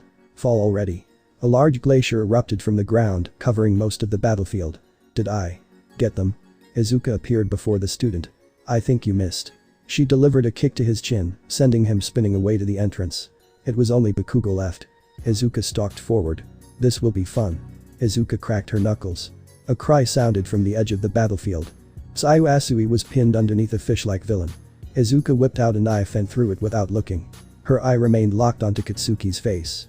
The knife embedded itself in the back of the man's head and he fell to the ground, dead. The frog girl pushed the villain off of her and picked up Minoru Mineta before dashing to the entrance. Tamura looked at the dead villain. Even among us. You were filth. Izuka leapt back to his side. Kurogiri spiraled into existence beside her. The Nomu lumbered back to join the three villains. You four are the powerhouses. Bakugo said. I can't wait to see how Sensei defeats you. The villains did look sinister, but the most sinister of them all was probably the odd one out. The shorter villain in a hoodie. They were terrifying, but seemed different from the other villains. Maybe it was the joking around. The scarred villain shuddered. He's here. The door to the USJ was blown off of its hinges as All Might walked into the facility. It's okay, students. There is no reason to fear. Bakugo felt the killing intent of the villains grow exponentially as the number one hero walked into the building. Because I am here. Bakugo looked at All Might and shook. The man wasn't smiling. On his face was an expression of pure, unbridled rage. The kind of rage that kills with a single look. Tamura giggled. Welcome, All Might. The door to the USJ was blown away as All Might stalked into the building. Minoru Mineta shed tears of joy as he saw the symbol of peace. We're saved. Only then did Mineta realize. All Might wasn't smiling. The grape head laughed maniacally. You villains are in for it now. All Might disappeared in a burst of wind. He suddenly appeared back at the stairs, holding Izawa, Bakugo, Kiroshima, and Todoroki. The villains that were recovering from Izawa were floored once more. Young Bakugo. Take Izawa to Iryu. The other two will be fine until the other teachers get here. But what about? All Might locked eyes with Bakugo. Go. Bakugo bolted up the stairs with Izawa on his back. He quickly found the student healer and rushed Izawa to her side. What the hell happened? That villain kicked our shit. All Might's got it now. Don't worry. Bakugo rushed back to the center of the USJ. He saw three of the four villains watching a battle between All Might and the fourth villain. The Nomu third to overpower the pro hero, but All Might had gone full steam from the beginning. With three mighty blows, the Nomu was sent flying out of the USJ. RRRRR. He's not any weaker. Shigaraki growled. Bakugo saw a portal begin to open. He launched himself at the purple mist villain. Sir. We need 2 off. Kurogiri was pinned to the ground by Bakugo. One move at me and you won't have your escape gate. All Might walked towards the villains. Izuka stepped in front of Shigaraki, who was flexing his hands in preparation. There's no reason for that. I won't let us be taken today. All Might's eyes narrowed. Izuka appeared before him. Slightly startled by the villain's speed, All Might jumped back. You're fast. But are you fast enough? All Might leapt forward with a punch. Bakugo watched as the villain dodged a full-power Delaware smash with ease. No way. Izuka felt the wind coming off of All Might's fist as it passed over her face. Curving her spine back, she flipped backwards and kicked All Might's fist upwards, sending the shockwave into the air. All Might used the chance to try to knee Izuka, but she had flipped out of range. The number one hero rushed in once more and threw another punch, only to have it hit open air. The villain before him was gone. Duck, flip, sidestep, crouch. Izuka slipped behind All Might and began mimicking his movements, almost like a mime. The pro hero stomped, and she stomped. The hero turned and she leapt behind him, mimicking his stance. Duck, flip, sidestep, crouch. All Might tried to rush Shigaraki, but Izuka would grab him and turn him around, before hopping back into his blind spot. All Might. Behind you. Bakugo shouted. Izuka put her hands up as the hero turned full speed and punched her, sending her flying away. Now villain. Surrender. I don't think. Shigaraki was cut off as a monstrous cackling sounded from where Patchwork Bunny had landed. A figure began emerging from the dust cloud. Azawa grunted as he stood up. He noticed Iryu was looking a bit lightheaded. Rest. I'm fine now. Why, you sure? Yeah. I'm sure. Azawa stood up and looked to the center of the USJ. He saw Izuka dodge every hit from All Might. That one's scary. The hero internally cheered as All Might landed a punch. The villain had to be down. No human could take a punch like that. Then again, the villain said they were more than human. Aizawa's face turned wide as he saw the villain emerge from a large dust cloud. We're fucked. Strange. There's breaks or fractures. Maybe I gained some invulnerability. My arms are bruised though. Izuka smiled as she walked out of the dust cloud. Just a bit of bruising, a scrape here and there. Oh All Might. Izuka giggled madly as she came out of the dust cloud. It doesn't hurt. There's some damage. But it doesn't matter when I can't feel it. All Might. Haha. Haha. He really is cool. It almost feels like I'm facing a mountain. Izuka's giggle rose into a cackle as she held her hand up before her face. A bit of blood dripped from her fingertips. Beautiful. But then again. So powerful. Such strength. But what's the number one hero when you've met death? Izuka's cackle grew louder and louder. She could hear it echo around the entire USJ. Izuka walked out of the dust cloud. Her hand scraped. Her left arm had some slight bruising. Her hoodie was reduced to shreds. You there? It is no small feat to take one of my punches. Who are you? Who am I? Who am I? Izuka let her cackle die down. She was nearly shaking in rage. We all have our ghosts. Do not speak in riddles. Who are you? We all have our ghosts. Izuka stepped forward, bloodlust dripping from her form. Izuka grabbed the tattered remains of her hoodie and tore them off before looking at her hand once again. Are you a ghost? Izuka nodded. I like that. A ghost. Why didn't I think of it before? Izuka wiped her thumb over her lips, coating them perfectly in a layer of crimson blood. A ghost. But whose ghost? The girl looked into the faces of All Might and Bakugo. Your confusion is so delightful.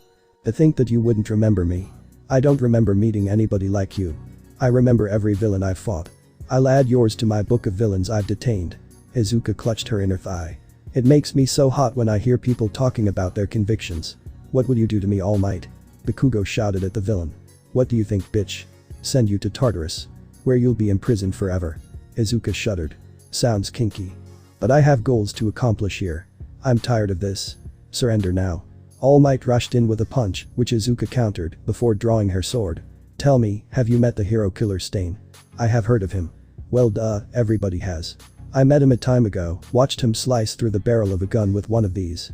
I wonder, what will a sword like this do to the symbol of peace? Izuka rushed forward with murder in her eyes. That's one crazy villain. Mina whistled. Aizawa nodded. This is the problem with modern societies. Tell me, what do you think of the quirkless? I mean, quirkless have potential too. Look at Yumi. She's quirkless, but really strong. Mina said. The quirkless need to be protected. They aren't strong enough to protect themselves. Zero countered. Gotta agree with Zero. Mineta said. Are you forgetting that Yumi kicked your ass? Mina raised an eyebrow. Hey. She's a special case. I wouldn't be so sure. Aizawa grumbled. The quirkless population is looked down on, and has been for years. Did you know that out of all of the suicides that happen worldwide in a year, 60% are quirkless? What? They aren't given the chances that could help them grow. There could be quirkless heroes, you just need to train hard. I mean, I technically fight quirkless. But you have. A quirk that levels the playing field. I mastered control over it. The quirkless person who trains can be dangerous because they don't have to worry about training something extra, like a power. Well, quirks have an advantage. A true hero can adapt to anything with just physical prowess. Heroes now. They rely too much on their quirks.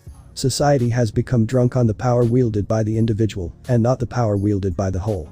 So, a good quirk can be better than any physical prowess. Mina shook her head. But think about it. Then you'd waste all your time gaining control of that quirk. Not control of your physical fighting abilities. If you worked on both, you wouldn't be able to become a hero because you couldn't master both in time. That, and quirkless individuals are normally quirk nuts. As always said. They have one wish, to be powerful. So they can end up studying every quirk they see. It becomes a habit. Then a lifestyle. It can easily be turned into a battle tactic. What does that have to do with society today? As I said before, we focus too much on quirks and great heroes, and not real problems. When a problem gets too out of hand, individuals emerge that create change. The problems you underestimate create the most chaos. Nobody expects a powerful quirkless person. And now, the problem's out of hand, I've seen two people emerge from it. A girl inventor and a girl villain. Both bear similar scars, but are no doubt different people. They both wield power unimaginable, with no quirk. Aizawa rubbed his temples. I've seen Yumi use some type of power. It isn't a quirk, but more of a human evolution. Think about her scar. It's definitely from an explosion. Don't you think an explosion should have blown her head off? It's almost as if she's grown to adapt to anything. She's undergone some sort of evolution. That would make them more than human. How can somebody accept that? Mina gasped. It's easy to accept something like that when you're treated as less than human for your entire life. Don't underestimate anybody, okay? If anything, that's what you should learn from this. Aizawa looked back to the fight. If you ignore problems, this is what happens. A figure of power comes forward. And this time, they may be impossible. Aizawa felt a slight rumbling. I really hope that's who I think. Izuka took a punch from All Might directly to the chest. She laughed giddily as she tasted her own blood. Come on. You can do better than that. There's no way. Oh. I see you figured it out. Izuka smiled at Bakugo, who had seen her tattoos. Izuka. You dare to utter my name. Izuka flew towards the boy and knocked him from Kurogiri.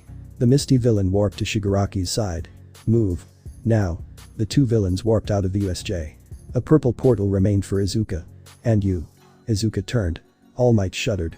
Her eye was filled with rage. The aura of hatred surrounding her was powerful enough to be visible. Dark green seemed to radiate off of her skin. How could you not remember? An image of the girl flashed through All Might's mind. And a quirkless person. Be a hero. All Might stumbled. His eyes wide. You. So I took your advice. I'm no hero. After all, a quirkless person can't be a hero. At least not in this society. I watched you die. And you did nothing. Why you died?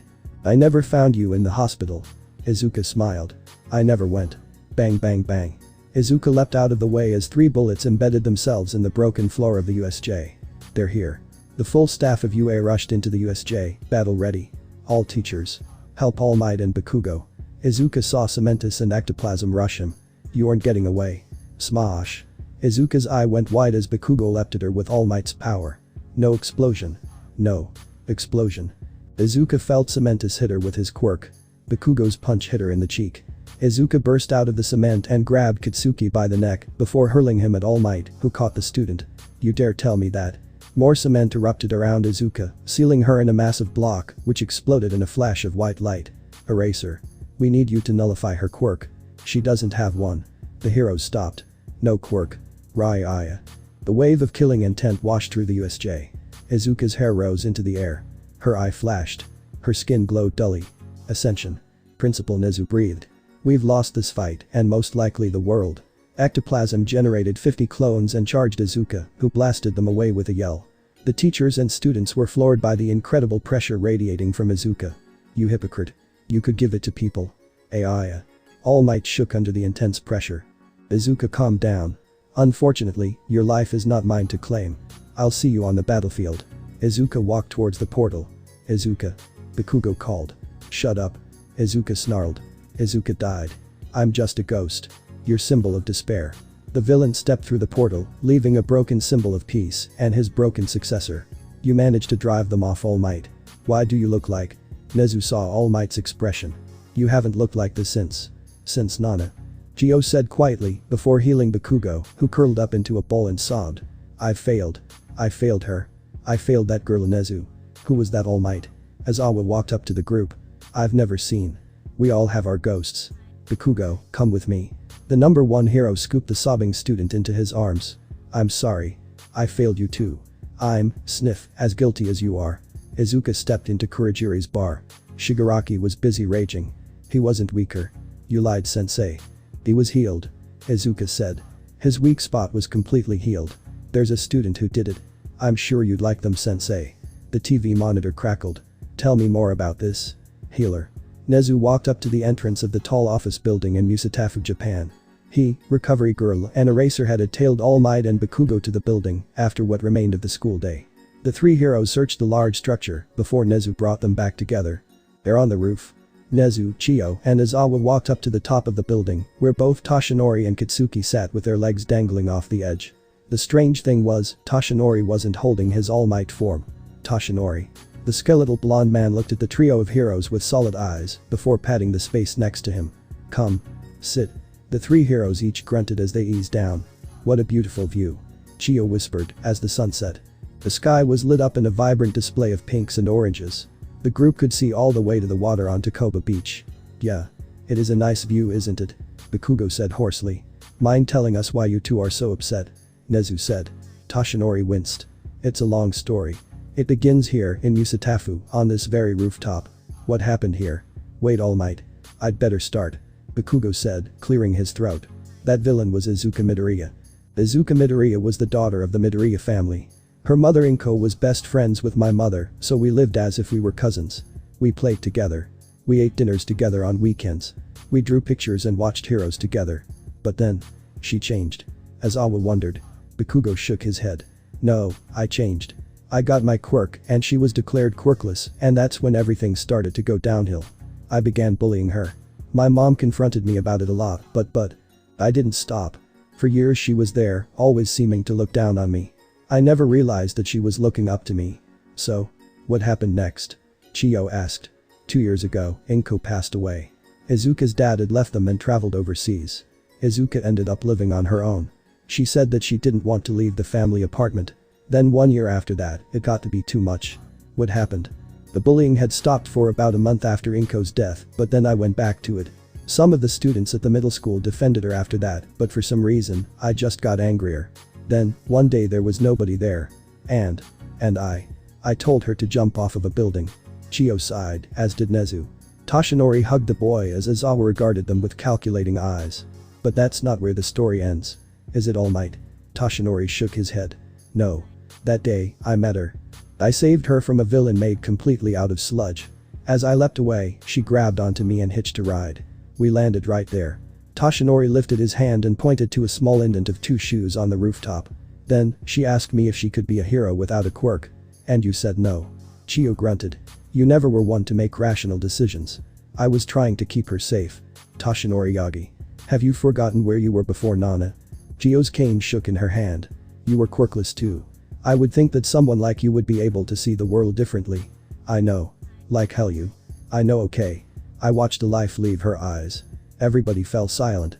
They weren't expecting Toshinori to yell like that. I'm sorry. It's fine, I shouldn't have lectured you like that, especially when you're in this state. Continue. Toshinori slowly nodded. After I said that she couldn't be a hero, I told her that she could become a doctor or a police officer. When I began walking to that stairwell, she said thank you and that she had made her decision. I turned around to see her leap off of the building. Your time was up. Toshinori nodded. It had been. I had shown her my scar to try to dissuade her from being a hero. But then I watched as she broke. What happened then? I tried to keep her alive. She was still conscious, but her side had been destroyed by the fall. An ambulance came to pick her body up. I never found her in any hospital. Which means it wasn't a real ambulance. Those were villains. But then why would they save a dying girl? Toshinori shook his head. There are a lot of unanswered questions. Do you know anything about the power she wielded? Aizawa, you said it wasn't a quirk. We actually know somebody who can explain it better. You'll meet her tomorrow. She's a student at UA. Nezu said. Now, I think it's time for you both to go home. It's getting late. Wait, tomorrow? Didn't you cancel classes? Bakugo questioned. Nezu nodded. Yes, but this student is one of Power Loader's prized pupils. Both of his students were already joining the meeting being held tomorrow. Toshinori nodded. Okay then. Also, she bears some similarities to the villain yesterday. They aren't the same person. Power Loader had both students in the lab the whole day. Besides, those two record their work, so they showed a video of them from that day. Just a heads up. Toshinori nodded. Okay, noted. Thanks for listening to me. And young Bakugo. We'll be on our way now. Izuka sat on the bedside. The mission had been a success, why did she feel so uneasy? All Might could give his power to others, much like Sensei. What was his quirk before he had it then? Was he quirkless? Damn hypocrite. Izuka shivered as her vision began clouding over, all of the colors blending into gray. And no. Izuka began shaking uncontrollably. Toga ran into the room. Izuka. Shit. Toga whipped out a knife and sliced 3 lines on Izuka's shoulder. The slow dribble of blood seeped back into Izuka's vision. I'm sorry. Haven't had one of those in a while. Izuka said. Hey. Babe, I get them too. It's okay. Toga sat down next to Izuka, who put her head on the blonde's shoulder. He can give it away. All Might. He can give his power away. Toga gave a sad smile. I'm sorry. No, I'm glad he didn't give it to me. I'm better without it. Okay babe. Rest up, apparently you've got a meeting tomorrow. Izuka met up with Mei outside of the school. The two met Power Loader at the entrance. I still can't believe the resemblance.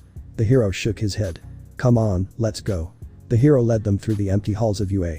The students passed various classrooms, climbed stairs, until they reached a large black door. Okay, sort of intimidating. Izuka said. Let's go. Power Loader said, opening the door. As soon as Yumi entered the room, teachers leapt to their feet. Whoa. What's happening? Principal Nezu cleared his throat. Sit everyone. This girl is not your enemy. She sure looks like it. Ectoplasm said. Apologies Yumi, you bear a stunning resemblance to one of the villains from yesterday. Nezu displayed an image of Izuka from the USJ. This is Izuka Midoriya. You mean the girl who died in Musatafu? Izuka asked. She saw All Might and Bakugo flinch. How did you know about that? Nezu raised an eyebrow. The news. A year ago, a quirkless girl took a dive off of a building, made me push myself harder so I could develop more and maybe stop some of the quirkless deaths. Mind telling us how you got a scar just like hers? Azawa grumbled. Izuka was getting tired. You know, I thought this was a meeting, not an interrogation.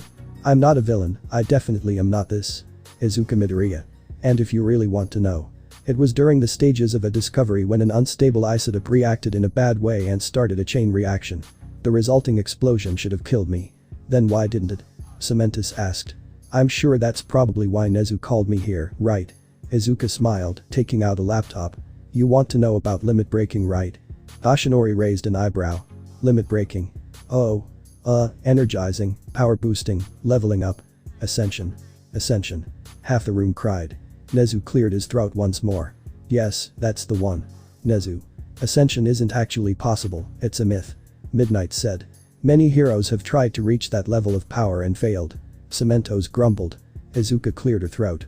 That's because quirked individuals don't have the capacity to reach it. Capacity? You mean we don't have the physical potential? We're too weak. Snipe yelled. Shut up. Izuka glared. You've got it right. I'll allow the principal to take the floor. Nezu stood and walked to the board where he pulled up a pie chart. The chart was divided into the sections for quirkless and quirked. As we know, 80% of the human population possesses some sort of visible quirk. Nezu said. We all know this. Ectoplasm grumbled. Yes, well. Nezu fake smiled, making the heroes shudder. You might want to learn a bit more. This presentation was made by young Yumi herself. It maps out everything you need to know. The heroes quieted down. Thank you. Now, as we know, 20% of the global population is functionally quirkless. In reality, only 1% of the global population is actually quirkless, devoid of any quirk factor at all. Most of the time, the other 19% have an invisible quirk, such as a mutation that turns their liver green, or a quirk that makes them grow their hair back twice as fast as a normal person, things that aren't noticeable. Izuka cleared her throat. May I take the floor for the next slide, Nezu? Her voice faltered a bit. Nezu nodded. I know what's next, I saw the presentation. You are more qualified than I am when it comes to this topic. Please. Continue on as you see fit. Izuka stood beside the screen, she could already see the doubt behind every hero's eyes. It is often ignored, suicide cases. The statistics of them. Do you know what percentage of suicides are committed by quirked individuals every year? Ectoplasm raised his hand. I'd say 70%. 13 raised his hand. I'd go with 80. Midnight shook her head. It's 75. Izuka's face darkened, she seemed to get a little sadder. Interesting. You, skeleton man. Do you know the answer? The teachers turned to Toshinori and were shocked to find tears dripping from his face. It's 40%. 40% of suicides are quirked individuals. Izuka nodded, causing the teachers to gasp. And out of the other 60%, do you know how many of the deaths are those with absolutely no quirk factor? Toshinori shook his head. I'm sorry. I'm afraid I don't. 7%. Almost every single one of them. Only a handful of fully quirkless kids make it to adulthood. The teachers softened as they saw Yumi cry. And those fully quirkless individuals are the only ones who can pull off a limit break. So only the quirkless can do it. Snipe scoffed. That seems unfair. Izuka shook. Nezu raised his hand to calm her. Snipe. We have been born with powers, it is not right for us to judge who else can get power. Thank you, Principal. Izuka said. I probably would have tried to kill him if you hadn't stepped in. In the end, there are only a few people who can limit break or ascend every decade. They are hard to find, and it's even harder to find somebody who has actually done it. I've seen it twice. Nezu said. Once was yesterday, during the USJ attack. That power that the one villain wielded. A child took on the full force of the UA staff and won. What's more, they did it with just a yell. We were all there. How would a person be able to achieve that level of strength? Rigorous training.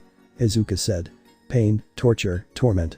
You must be broken down piece by piece before being reforged into a more powerful being. When you first break, you must lose something.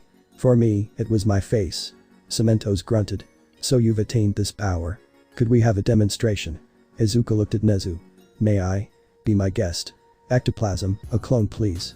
Izuka stood up facing the clone. Bro, a punch or a kick at me. The clone responded and was splattered all over the wall as a gust of wind ripped through the room. Izuka's fist remained outstretched, arm glowing a faint white. How do we know that it's not a quirk? Because I've been staring at her the whole time. The teachers looked at Izawa, whose eyes were glowing red as he used erasure. That's not a quirk. Izuka brushed herself off. Exactly. Also, to conclude this presentation.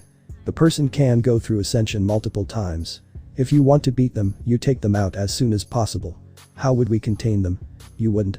Izuka walked out of the room, Hatsune by her side. Okay. Why does that kid terrify me? Vlad King shook.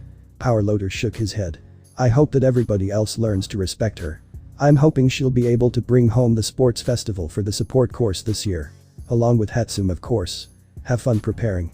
Anyway, that's all I have. Nezu said. Are there any questions? What can we do against a villain like that? Nezu sighed before looking up with determination. The only thing we can do for now is prepare our students as best we can. As the teachers finished up the meeting, Izuka and Hatsune walked to the edge of the UA forest before ducking into a solitary grove. Hatsune opened a bag that Izuka tossed to her, where she found a white lab coat that had been modified to be more of a cloak. Electric gauntlets and a white mask. Oh. This will be fun. Izuka smiled as she pulled on a green hoodie. Asiko Milo was to everyone an honest man. To his associates, he was a little less honest. The secretive ruler of the White Tiger Gang was cutthroat. He stayed out of sight unless there was important business to attend to. Asiko was going to a meeting today between the Tigers and another gang, the Death Hornets. They were considering an alliance to rule over Musatafu. Word was that the League of Villains had suffered a crushing defeat at UA, so Musatafu would finally be able to fall into their control. Asiko walked into a large building where a man with white hair guided him into a lushly decorated room. The two sat down at a table where another man brought them a drink. So, you wish to form an alliance. But the league weakened, Musatafu is ours. Besides, they owe us for getting our men captured. I was considering taking Musatafu. I'm glad you reached out. A waitress walked out, her face covered by a white mask. Her pink hair tied back into a ponytail. May I get you anything? You aren't our waiter. Oops. Found out. Asiko watched as the waitress grabbed his ally's face. Red lightning pulsed through his body and he slumped to the ground, dead. Asiko turned to run, but found the door blocked by a figure in a green hoodie. Izuka grinned as she walked forward. Come now. You know that nobody can deny the league. Asiko was dead before he had the chance to scream. Izuka licked down the side of her blade before holding it out for Hatsune. Want some? Hatsune raised her mask, revealing her lips before licking down the length of the blade. Oh. That's good. I see why you and Toga. Hatsune was cut off as Izuka kissed her, sharing the blood of Asiko. Welcome to the crazy club. The UA support workshop buzzed with activity. It was the first day back since the USJ. And that was all people were talking about. Did you hear about Class 1A? A villain attack. All Might. Power Loader clapped his hands. Alright everyone. The UA Sports Festival is coming up. This will be a big event with a lot of publicity. Support companies will be there and send you support requests afterwards. Remember to give it your all. A cheer went through the workshop as Power Loader walked over to his two prized students. You two, private studio. Let's go. The inventing duo followed Power Loader to their private studio space. When they were in the room, Power Loader shut the door. You two are already set. I'm fighting to get you to intern at my support company. You'd go to the agency building in Hosu. Okay. What do you want us to do then? Hatsune asked. Power Loader grinned. I want you to win. I know that we're all shaken from the events at the USJ. The fight isn't over yet. Aizawa grumbled. Oh no. More villains. Kaminari wailed. The UA Sports Festival is coming up. That's so normal. The class exclaimed. Make sure to do your best. The whole world is watching. Aizawa said. The hero walked out of the door, leaving Class 1A to their own devices. Oh yeah. I'm fired up. This'll be awesome. Zero roared. I'll definitely attract some of the ladies. Minetta's face morphed into a pervy grin. Hell yeah. The whole world gets to see how great we are. Kaminari cheered. Revelry in the dark. Tokoyami squawked. Remember, we must all obey the rules of the sports festival. Iida swung his arm up and down. Bakugo got up and walked to the door, Kiroshima by his side. Where are you two going? Bakugo grunted. Lunch. The blonde opened the door to be greeted by a swarm of students. So this is 1A. They don't look so tough. It's easy to figure it out. You just gave up while the hero saved you. You probably wet your costumes. Bakugo looked down at his feet. Huh? Is Blondie crying? Hey bitches. Fuck off. Hatsum and Yumi leapt in front of Bakugo. You know, we didn't go through what they went through. They fought some terrifying villains. And who are you? Toga and Tetsu pulled a bunch of students out of the way. They're the support students that made our suits. Support students. Stand aside girls, this is for the hero course too. A menacing aura burst forth from Izuka and Hatsum. You know what fucker, I'm glad I get to go all out at the festival. Izuka growled. I've never wanted to disassemble a human, but now. Oh, ho. Now. Hatsum grinned evilly. The students cleared the area. Minoru. Toga called. The grippette turned around and blushed. Oh hey. You ready for lunch? Toga booped Minetta's nose. You know it. Come on. Izuka watched as Toga gave a wink and dashed off with the grippette. Ugh. Disgusting. Can't believe she likes that perv. Izuka chuckled. I know girls like that. She's just leading him on. Class 1A watched as Hatsum and Izuka walked away. Who was that? Tenyuida asked. Did you not pay attention in the support studio? Those two are first-year support students. Mina said. They're the ones that nobody picked. Well then, we might have an advantage, they don't know our quirks. Izuka smiled as she and Hatsum walked back to the private studio. The scarred girl took out a pen and clicked twice, rewinding an audio file picked up by a bug she had left on the door to Class 1A. They don't know our quirks. Hatsum cackled as she heard the recording. Well, should we spy on them? Make them antsy? Sounds delightful. Izuka smiled. The two worked for a bit on a project before donning black suits that they pulled out from storage. They immediately told Power Loader they were going to spy on 1A. Ha. Straight to the truth, eh? Don't let Eraser catch you. The two girls walked out. Alright. I'm glad you taught me a bit about stealth. Hatsum muttered. They camped out by the door to Class 1A. Alright. We'll be training in Site Delta today. Get your costumes and get going. Izuka heard the approaching footsteps. Ceiling. The two girls leapt up and pressed into the ceiling, where they stayed, unnoticed by everyone. Come on. Ground Delta. We can bug it before they get there. Izuka said. You do know that it's already bugged, right? Huh? Yeah. I bugged it a while ago. I love you. Izuka and Hatsum landed before dashing off to the training ground. As Awa looked down the hallway. Nobody was there. Strange. Izuka and Hatsum sat in a tree. They were on Ground Delta, a fake city. Currently, every student in Class 1A was giving a marvelous display of their powers. They don't even know. After a few hours of spying, Izuka and Hatsum returned to the lab. Power Loader was waiting for them with a grin on his face. So? You get what you need. Izuka nodded. All the info on Class 1A's quirks. Everyone from hardening to pop-off. Power Loader's eyes bugged out. You learned all of them in that amount of time? Hatsum and Izuka fist bumped. Easy. Okay. Since you did your scouting, I should probably tell you. Support students are allowed 3 support items in the sports festival. This gives you 3 weeks to invent and or modify any previous inventions. Izuka grinned. I know exactly what to use. Power Loader sweat dropped as the 2 students cartwheeled over to a workbench and set to work. What are you 2 planning? Okay. Hatsum, we get 3 items each, and we're aiming for first. We'll need our most overpowered items yet. Lightning gauntlets. Izuka pondered for a moment. Yes. Just let me work on something first, okay? I have an idea. Hatsum nodded. Alright. We'll need the cube. Unless you make a new one, the cube's off limits. Power Loader said. Alright, let's make a new cube. Izuka said. We've got 3 items down. 3? Yeah. Gauntlets for each of us. Hatsum grinned. Alright. What else can we make? Easily portable close combat weapons. A pocket staff. Electric pocket staff. Seems boring. Has to be safe though. Our last item. How about this? 2 weeks later. 1 week. Power Loader grinned. You two ready? Hatsum and Izuka grinned. Of course. I can't believe you made another cube in such a short time. Hatsum and Izuka fist bumped. Easy. Will you two stop doing that? No. By the way, what are your other inventions? Izuka's silver backpack shook. Wait. Was it a backpack? The straps unhooked and became several legs, which the small robot fell down onto. Hatsum's robot beeped happily. Another robot. Power Loader raised an eyebrow. Sort of. You remember the gauntlets we made first day? Power Loader looked at the robots. Yeah. Izuka and Hatsum smiled as the robots leapt atop their hands. The machines whirred and beeped before splitting and becoming gauntlets. Okay. That was cool. Power Loader said. What can they do? Izuka began listing off the added functions. Rocket boosters, Tesla coils, magnetic wave device. A what? Yeah. Watch this. Izuka snapped her gauntleted fingers, which immediately made all metal around her begin to float.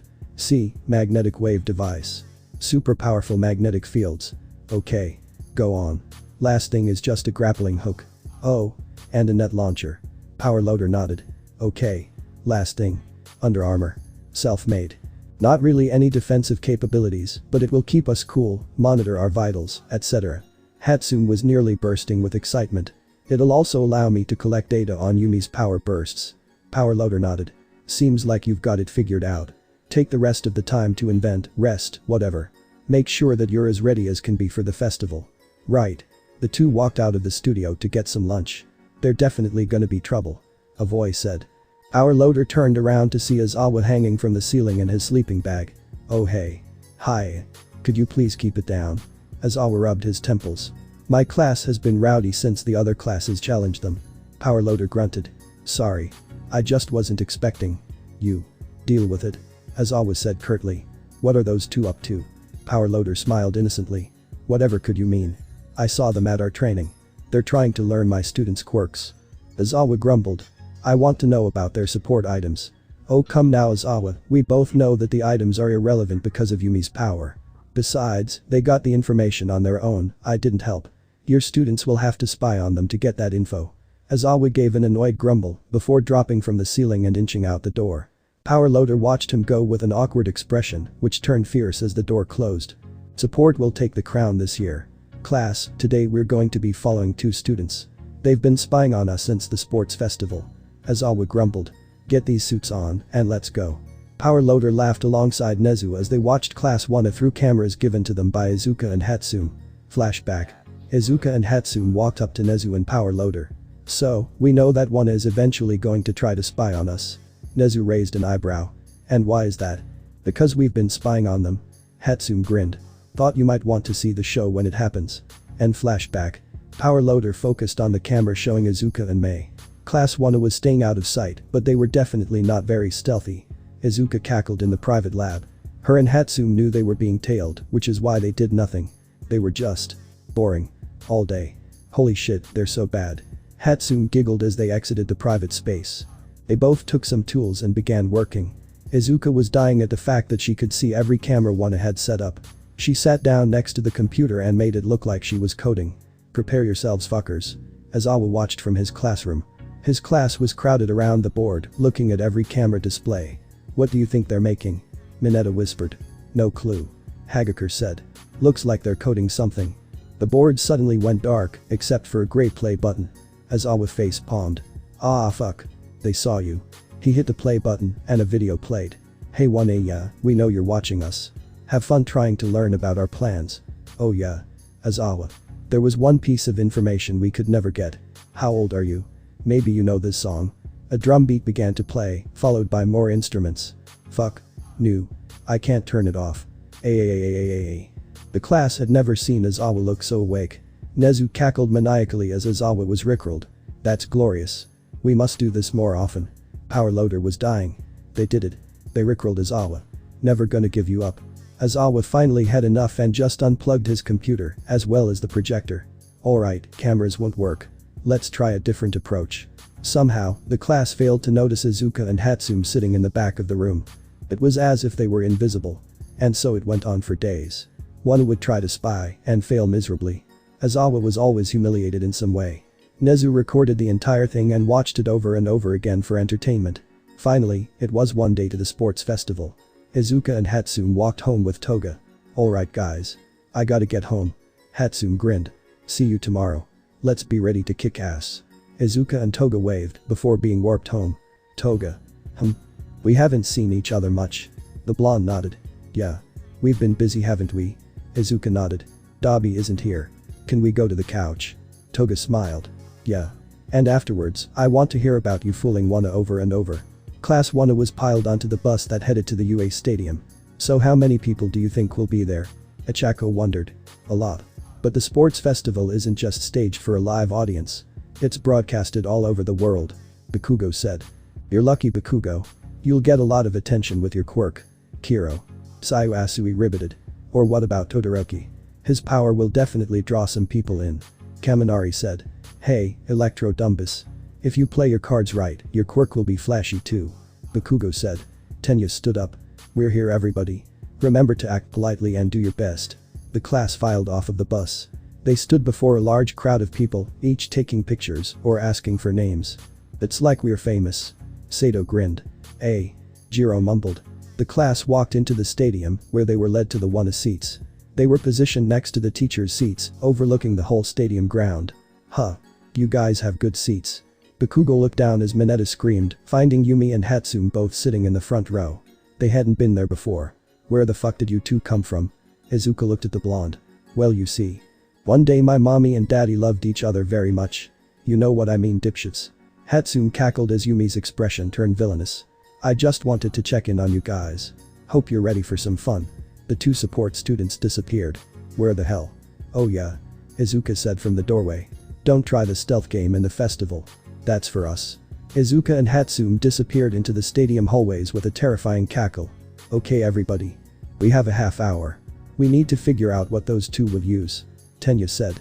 We'll figure it out after the first event. First, I've got to tell you all something. Bogo said. His classmates gathered around him. Those two are beyond us for now. We can just place as high as possible. However, I do have one piece of information. What? That girl. The one with the scar. She has the same sort of power as the one villain at the USJ. She's a villain. Mineta screamed. No. Definitely not, I'd know if it was that villain. Then how does she have that power? Tenya questioned. There is a specific percentage of the population that is truly quirkless. About 1% actually. Only about 2% of them survive life. They have the capacity to pull off what Yumi dubbed a limit break. A limit break. Imagine working yourself so hard in mind, body, and spirit that you become more than human. Your DNA changes. Somehow. The physically impossible then become possible. Imagine having no quirk yet being able to pick up a truck with one hand, as if it were a feather. You've got to be kidding. Zero scoffed. You saw that villain in the USJ. I witnessed Yumi display similar power. She took out an ectoplasm clone in a split second. I doubted. Mineta said. We should worry more about her gadgets. Guys, seriously. We should worry about both of those things. Mina said. Yumi is one half of the problem. Hatsune is on at least the same level as she is. And both of them can make anything out of scrap metal. Watch yourself if you go up against either of them. Hey guys. It's time to get suited up. First event is in 20. Azawa grumbled from the hallway. I'll be running commentary with Mick. The teachers are down the hall if you need anything. Bakugo stood up and walked to the locker room where he began pulling on a gym uniform. Flashback. Bakugo and Toshinori sat in the teacher's lounge. Bakugo had just gotten word about the approach of the sports festival. She's killed again. I know. Bakugo sniffed.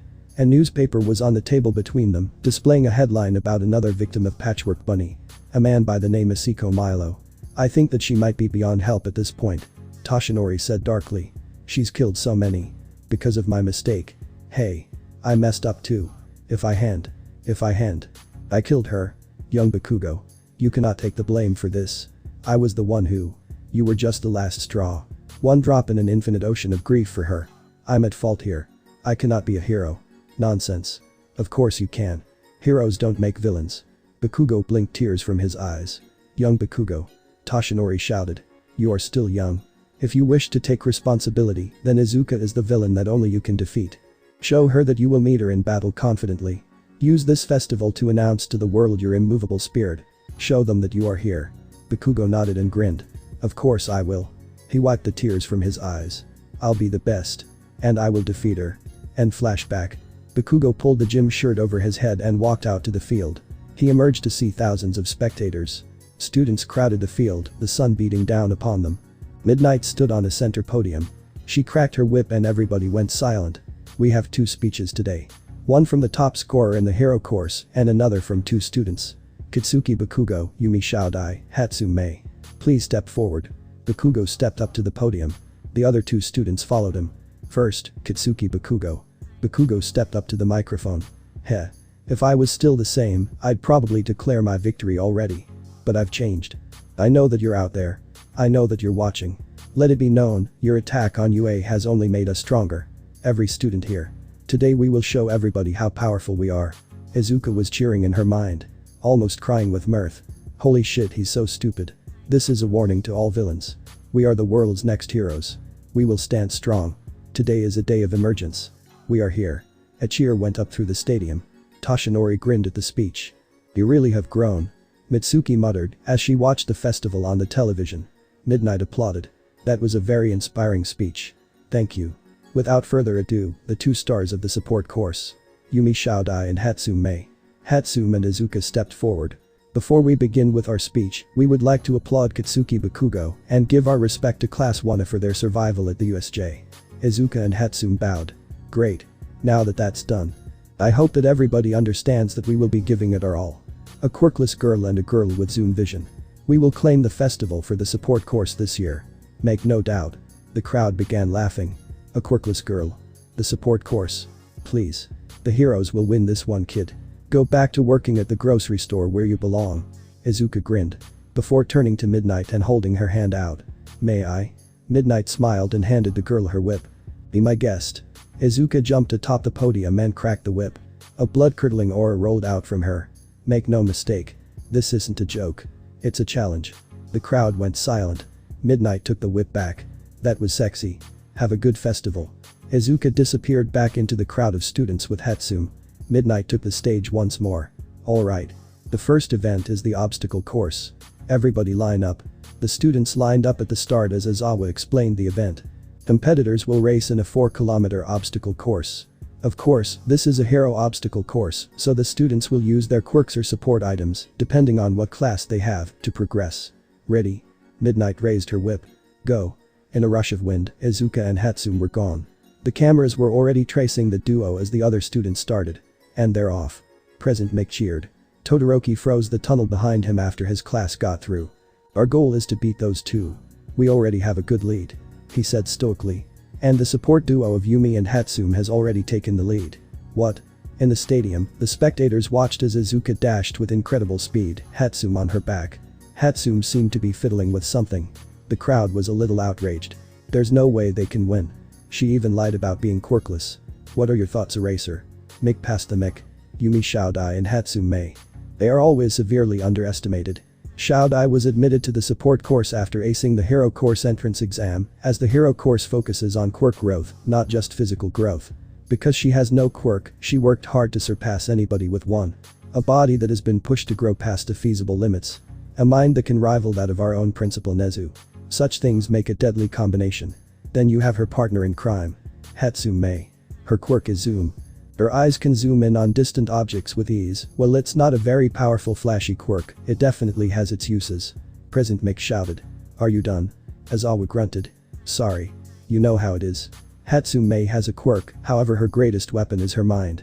Her physical strength is also great. These two managed to discover a new element in their first week at UA. They've been working together ever since they met. When you have two incredibly strong-willed, strong-minded, strong-bodied girls working together, you can get some earth-shaking results. Like now, for example. The screen displayed a grinning Hatsume, who snapped her fingers. A little black robot appeared on her shoulder and stuck out some sort of port. Hatsume held up a silver cube. What's that? Mick leaned forward. Hatsume connected the cube to the robot and pointed. The warp gate appeared and the duo was moved forward to the start of the first obstacle, a kilometer away. A teleporter. Mick shouted. And that's why those two are to be taken seriously. Aizawa muttered. Either way, they have arrived at the first obstacle. Robo Inferno. Several supermassive robots stood in the way of Izuka and Hatsume. The 0-pointers from the entrance exam. Izuka grinned as another small robot appeared on her shoulder. Hatsume hopped off of the scarred girl's back and disconnected the cube from her bot. What are they up to now? Mick wondered aloud. Aizawa leaned forward in interest. The robots jumped into the air, unfolding and refolding, until they became metal gauntlets. I've seen something like these before. Aizawa said, as Izuka raised a hand and grinned. Get ready for a light show. What do you? A bolt of silver lightning ripped out of Izuka's left hand. The energy crashed into the first 0-pointer. The bot's front was melted by the heat. Hatsume leapt forward, Izuka defended her as a multitude of tools sprang from her gauntlet. She began salvaging scrap from the destroyed 0-pointer. Power Loader grinned. So what do you think our chances are? You've got two students, you really want to? Snipe began. Hatsume held up a large ball of wires and metal. Yumi. Give it a toss, please. Izuka pecked Hatsume on the cheek and took the massive device. Her arm flashed white for a moment and the device was sent up into the center of the obstacle. And boom. An explosion shook the entire stadium. 3 0-pointers were blasted to scrap. In the resulting dust cloud, Hatsume and Yumi bolted past. Yes. I do. Power Loader grinned. Again. That's why you don't mess with them. The duo continued running. Laughing at the commentary. Mick switched back to the other students. It seems that the other students are approaching the first obstacle. What? How are there any robots left? They used the explosion to fool everybody into thinking it would be an easy pass. They left at least 50 0-pointers left to fight. Aizawa grumbled. Bakugo grinned as he blasted into the sky. Who cares? We can take him. Todoroki ran past and froze 2 robots without hesitation. Mina skated past quickly on acid skates. Aoi Rozu generated a grenade and threw it at a 0-pointer. The rest of one is smashed right through. Class 1 is unfazed. What is with your students, Eraser? They've learned not to hesitate. They've seen the harsh reality of the world and have grown to meet the challenge. Bakugo couldn't have been more right in his speech. They are showing the world that they are here. Izuka grinned as she and Hatsume approached the next obstacle. A massive chasm lay before them. It looks like the first place holders have reached the next obstacle. Will this be their downfall? Izuka fist bumped Hatsume and they both jumped off of the edge. What are they doing? Power Loader's cackle could be heard throughout the stadium. Wait a minute. The camera zoomed in. Izuka and Hatsume were shown leaping between rocky spires with the use of grappling hooks. Haha. Take that hero course. Booyah. Power Loader shouted. Power Loader. Sit your child ass down. Aizawa grumbled. Izuka and Hatsume cleared the second obstacle. The other students reached it just in time to see Izuka and Hatsume dash off. Toga grinned as she darted past the first obstacle. You go, babe. Toga reached the second obstacle to see Wana crossing. She just leapt across with ease. What's this? Class 1B's Shinama Yuko has taken 3rd place. Izuka grinned as she heard that. Woo. For some reason. Yumi seems excited. Izuka and Hatsume came to the last obstacle. It seems like the 2 top participants have reached the final obstacle. The minefield. We obviously can't use the dangerous mines, those are for the 3rd years. Aizawa grumbled. Haha. Good one, Eraser. These mines will just cause a small explosion. Not too damaging, just debilitating. Izuka just ran across the minefield, not caring if the explosions hit her. What insanity. Yumi Shaodai is taking the minefield head on. The crowd had already forgotten about the girl's quirklessness. They were cheering her on with loud roars. Izuka grinned as she and Hatsume leapt off of the minefield. They made it. And here they are, coming up to the finish line. Izuka and Mei crossed the finish line. Toga following closely behind them. And there you have it. Yumi Shaodai, Hatsume Mei, and Shinama Yuko have won the top 3 spots in the first event. Shigaraki grinned at the TV in the Vanguard building. Sensei had told him to watch the festival from there. Dabi and Twice were chuckling at the irony of 3 villains coming in first in a hero competition. Oh, this is delightful. We should provide them with some new toys. Shigaraki rasped. What do you mean by? I want them to help work on the Nomu. Maybe Sensei will allow them to. Dabi shrugged. Might as well ask. This is great though. Shigaraki grinned. I can't wait to see those heroes' faces when they find out. Izuka grinned triumphantly as she crossed the finish line. This is what heroes find challenging. Behind her, Hatsume and Toga bore a similar expression and were having similar thoughts. I could take them out in minutes. They dare laugh at support when they struggle with that. The rest of the students followed a few minutes later. Toga was happy to see the Tetsu had made the cut for the next event. There was also Mineta. Let's see how he likes me in a fight. Midnight cracked her whip. Students will be given a 5-minute break. Then we go to the next event. Izuka took a sip of water from a water bottle before doing some warm-up push-ups. Hey, you'll burn yourself out if you do too many of those. A hero student said. Nido Manama, one of the kids in class 1B that Izuka hated. I mean seriously, you'll need all the strength you have to keep up with us. Izuka shot Manama a glare as she launched into clap push-ups without breaking a sweat. You know. Clap. That's kind of funny. Clap. Coming from. Clap. 20th place. Clap. Nido sneered. You just got lucky. Class 1 has stopped us from moving along. That didn't seem to stop your classmate from taking 3rd. Izuka pushed hard and launched up onto her feet. If I were you, I'd start reshaping myself. You'll have a hard time against everyone else here. Izuka walked away from the blonde asshole. Midnight began announcing the next event. Next up is the cavalry battle. Students will form teams of up to 4 people. Each team will be given a number of points based on the individual student's placement in the obstacle course. First place has the highest score. And will be entrusted with 10 million points. Izuka felt all eyes on her.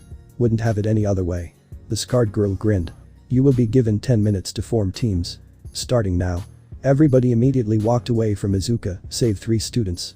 Hatsum stayed by her side, as well as Toga. Tetsutetsu grinned and walked over to the group to join.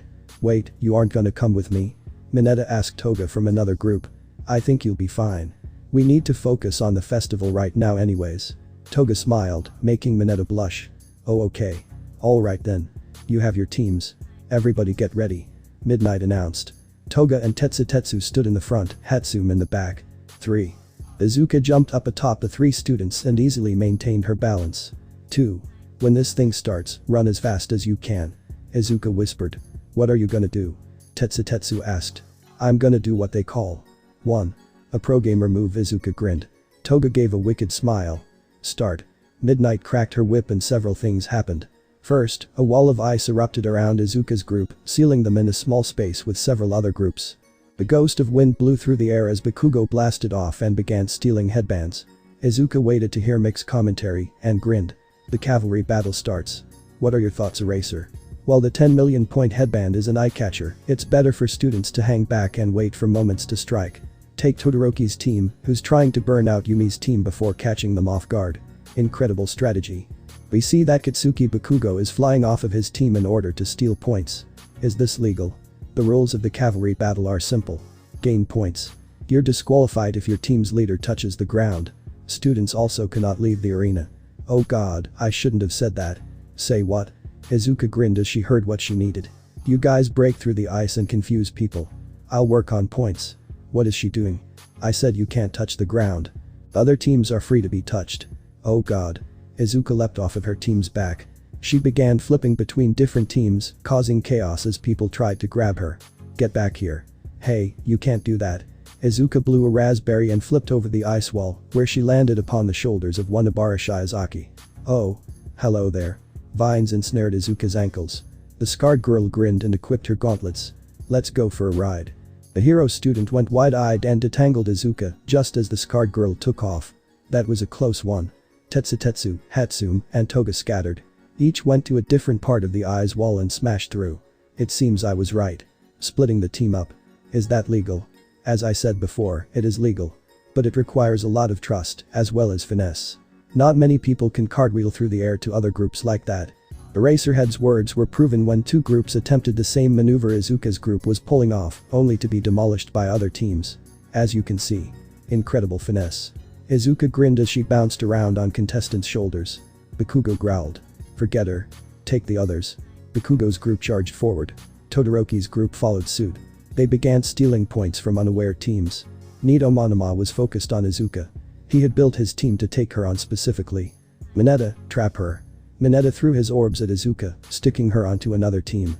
Monoma sped past with Bakugo's quirk, stealing every headband from Izuka's neck and holding them up in triumph. Izuka grinned as she saw Todoroki launch and take the 10 million points. Yes. It's all coming together.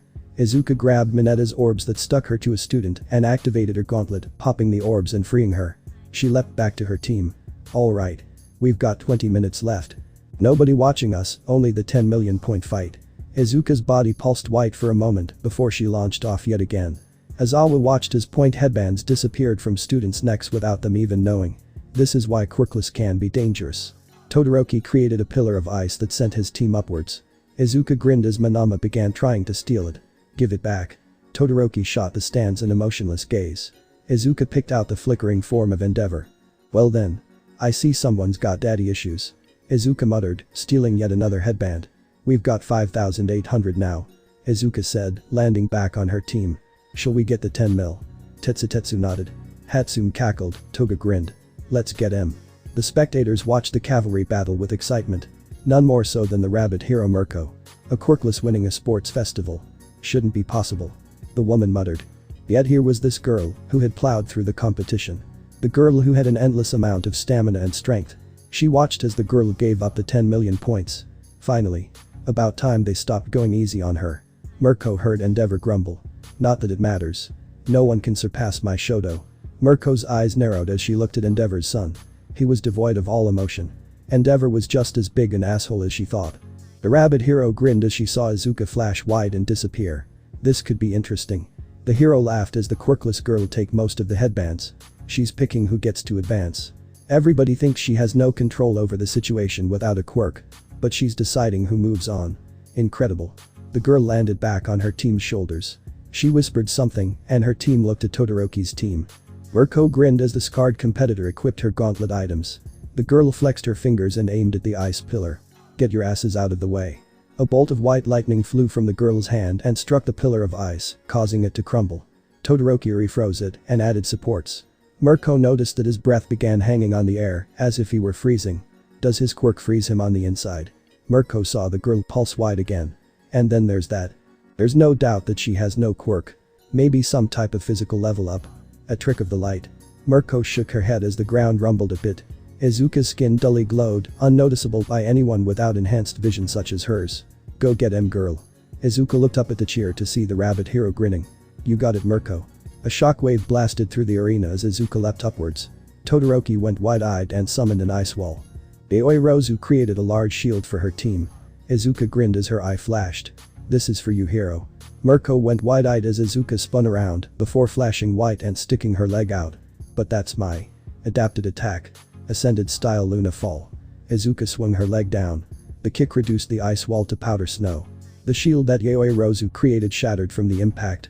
Izuka's kick smashed the top group through their ice pillar, shattering it and allowing Bakugo to take the 10 million points. Mine now, fuckers, ahahaha. Mirko sat back in her seat dumbly.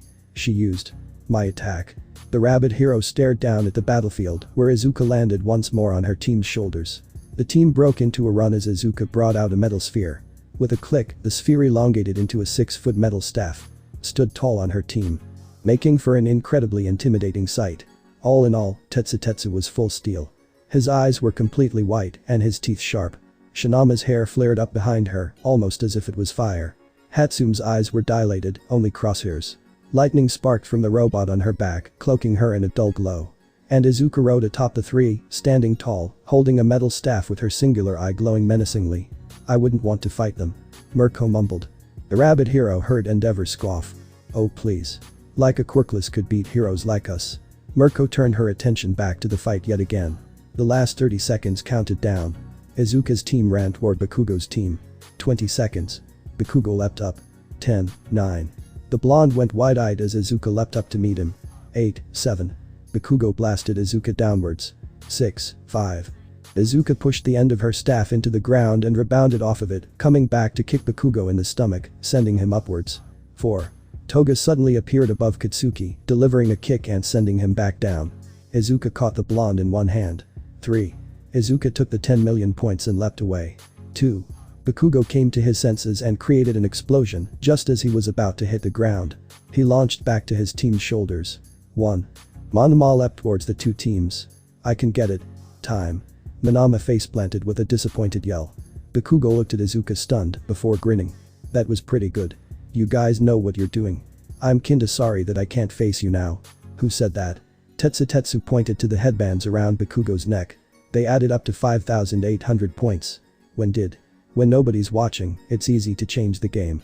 Hope to see everybody I want in the final event. Izuka walked off of the field. The crowd went wild. She did it again. The quirkless girl did it. Why are you excited? We're seeing history in the making, dude. The first quirkless hero. Izuka gave an evil grin as she walked into the stadium hallways. Heh. Hero. Mirko leapt down the hallway. She was eager to find the scarred girl. Find the girl she did. Right next to the angry force that was Endeavor. You there, quirkless? How can you hope to compete against beings like us? Izuka looked up at the number 2 hero. What do you mean? A quirkless is less than human. To a quirkless, I should be considered a god. So who are you who wishes to compete with the future gods? Mirko jaw dropped as Izuka grabbed the hero by the neck of his suit, pulling him down to her level. Listen here, asshole. You aren't a god. I myself have met God. You want to meet them too? Because I can arrange that. Endeavor remained calm as he looked into Izuka's eye. Burning rage filled the window to the girl's soul. Endeavor could feel his own rage being overpowered. HMMPH. The hero was released from the girl's grasp, and he walked away. What the fuck was that? Mirko pointed to Endeavor, revealing herself to Izuka. Kid, I don't know if you're crazy or what. Nobody stands up to that asshole. There's a first time for everything. Thanks for giving me some inspiration. I wanted to talk to you about that. How did you do it? Mirko asked. Do what? My special move. You need to have some inhuman strength to pull that shit off. Izuka smiled. When you spend most of your life being told you aren't human, you quickly realize that you can be more. I'm just an example of that. You mean, you don't consider yourself to be? Hey. Yumi. We're getting lunch, care to join? Hatsune, Tetsutetsu, and Shinama appeared at the end of the hallway. Izuka looked at the group. You guys want Mirko to join? Yes. Yes. Yes. Please. Toga squealed. Well, care to join us? Izuka asked the rabbit hero. Sure. Mirko smiled. Why not?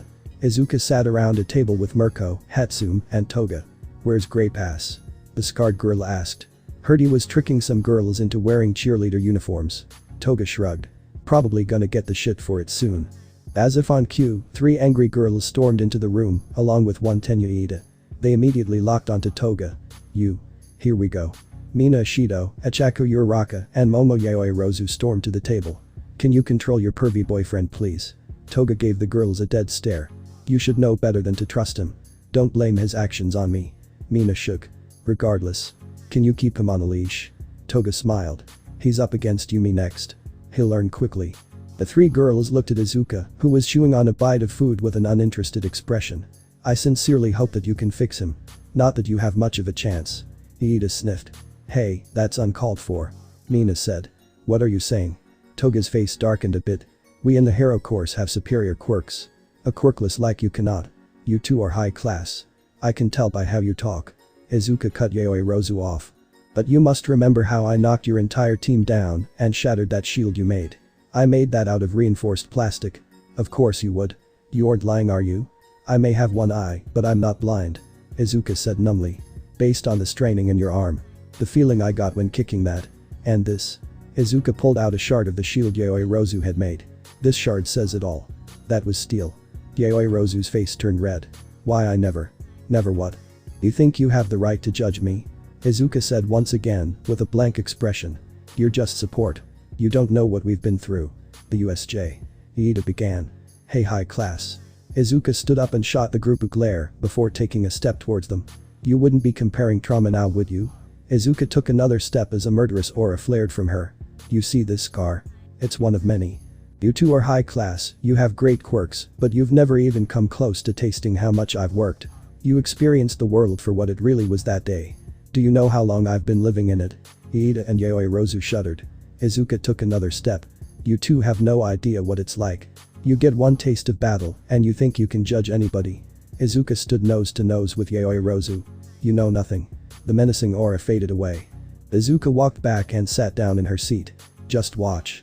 That perv is soon to be grape juice. Mirko coughed. The group finally seemed to notice her. Miss Mirko. I'm so sorry. We didn't see you there. Mirko held up a hand.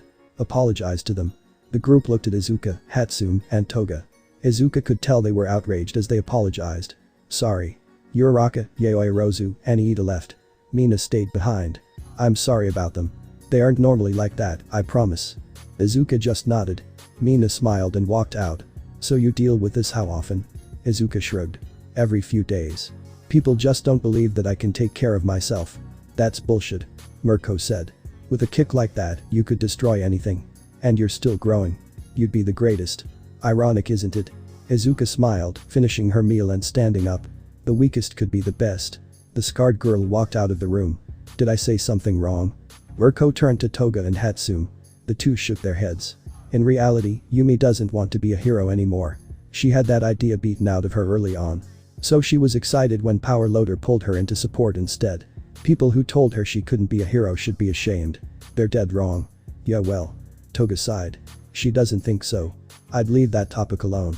She can get sensitive about it. Mirko nodded. Honestly. I get it. I had people pick on me for being different, began getting into fights to prove myself. Hero work makes those battles come easily. Can't get it out of my head. I always feel like people see me as less, so I can get pretty angry whenever people say dumb stuff to me. So you're into hero work. For the fights. Yeah. It's such a rush, you know. And then people notice you. Hero work is better than illegal fights. You used to be a villain. Toga raised an eyebrow. You could say that. I fraud in underground quirk rings. No license. Might have pickpocketed a few times. Honestly, I do miss the chases a little bit. Interesting. Toga smirked. It was nice talking with you. We really should get ready for the next event. The two students and the hero walked out of the dining area, returning to the stadium quickly. Give 'em hell. Mirko grinned. The two girls bowed and returned to the students' seats. They sat down just in time for the first match. Up first we have the great boy himself, Minoru Mineta. vs. the one who's held first for the entire festival. The quirkless wonder herself. Yumi Shaodai. The crowd roared their approval as the two took their places. Toga grinned as Izuka glared at Class 1. And what do these two have in store for us today, ladies and gentlemen? We're about to find out. Midnight raised her whip. Ready. Izuka planted her feet firmly on the ground. Mineta grabbed 2 orbs from his head. Fight. Mineta rushed forward, throwing orbs as he ran. He laid traps around Izuka, boxing her in, until he began aiming for her. Izuka was eventually covered in a mass of purple orbs. Mineta began launching off of the orbs on the ground, bouncing around and landing hits on Izuka. What an assault. It seems that Mineta has the upper hand. That's why you always root for the underdog eraser. HMPH. Mineta continued to rock around, landing punches and kicks. Eventually, Midnight cracked her whip. Enough. Yumi. Can you still fight? Mineta chuckled. When she's covered like that, there's no way. The massive purple jiggled before it began to shake violently. Orbs began popping off. Until finally, Izuka stood tall. Orbs all around her, her body crackled with electricity as her gauntlets glowed. It's funny. Your quirk is rubbery. It isn't really burned by electricity. But if you use enough, the balls are repelled. The gauntlets turned back into Izuka's robot. The little machine scuttled out of the arena. But I don't need that to beat you. Izuka plucked an orb off of the ground before squeezing it in her hand. Mineta's eyes widened as the ball popped.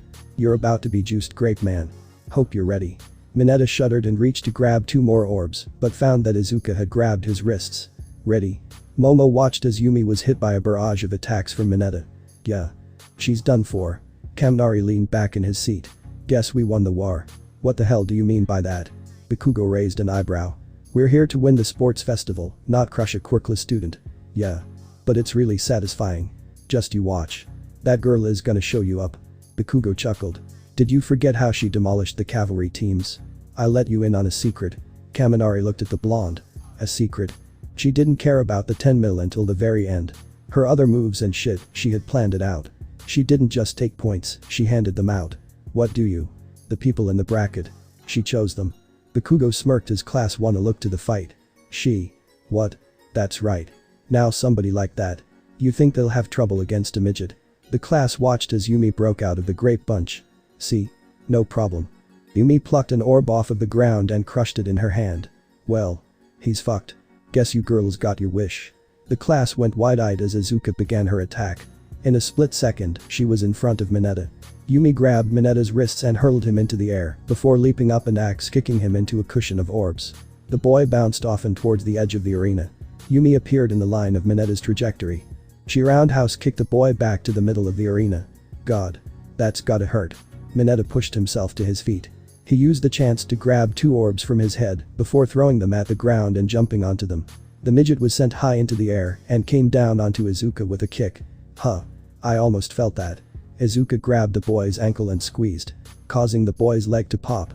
Mineta screeched and fell on the ground, holding his leg in pain. Minoru Mineta. You yelled. The boy was too busy screaming. Izuka nodded to Midnight. Minoru Mineta is unable to continue. Yumi Shaodai wins. Izuka walked up to the midget and grabbed his ankle. She applied a bit of pressure and popped it back into place. Wimp.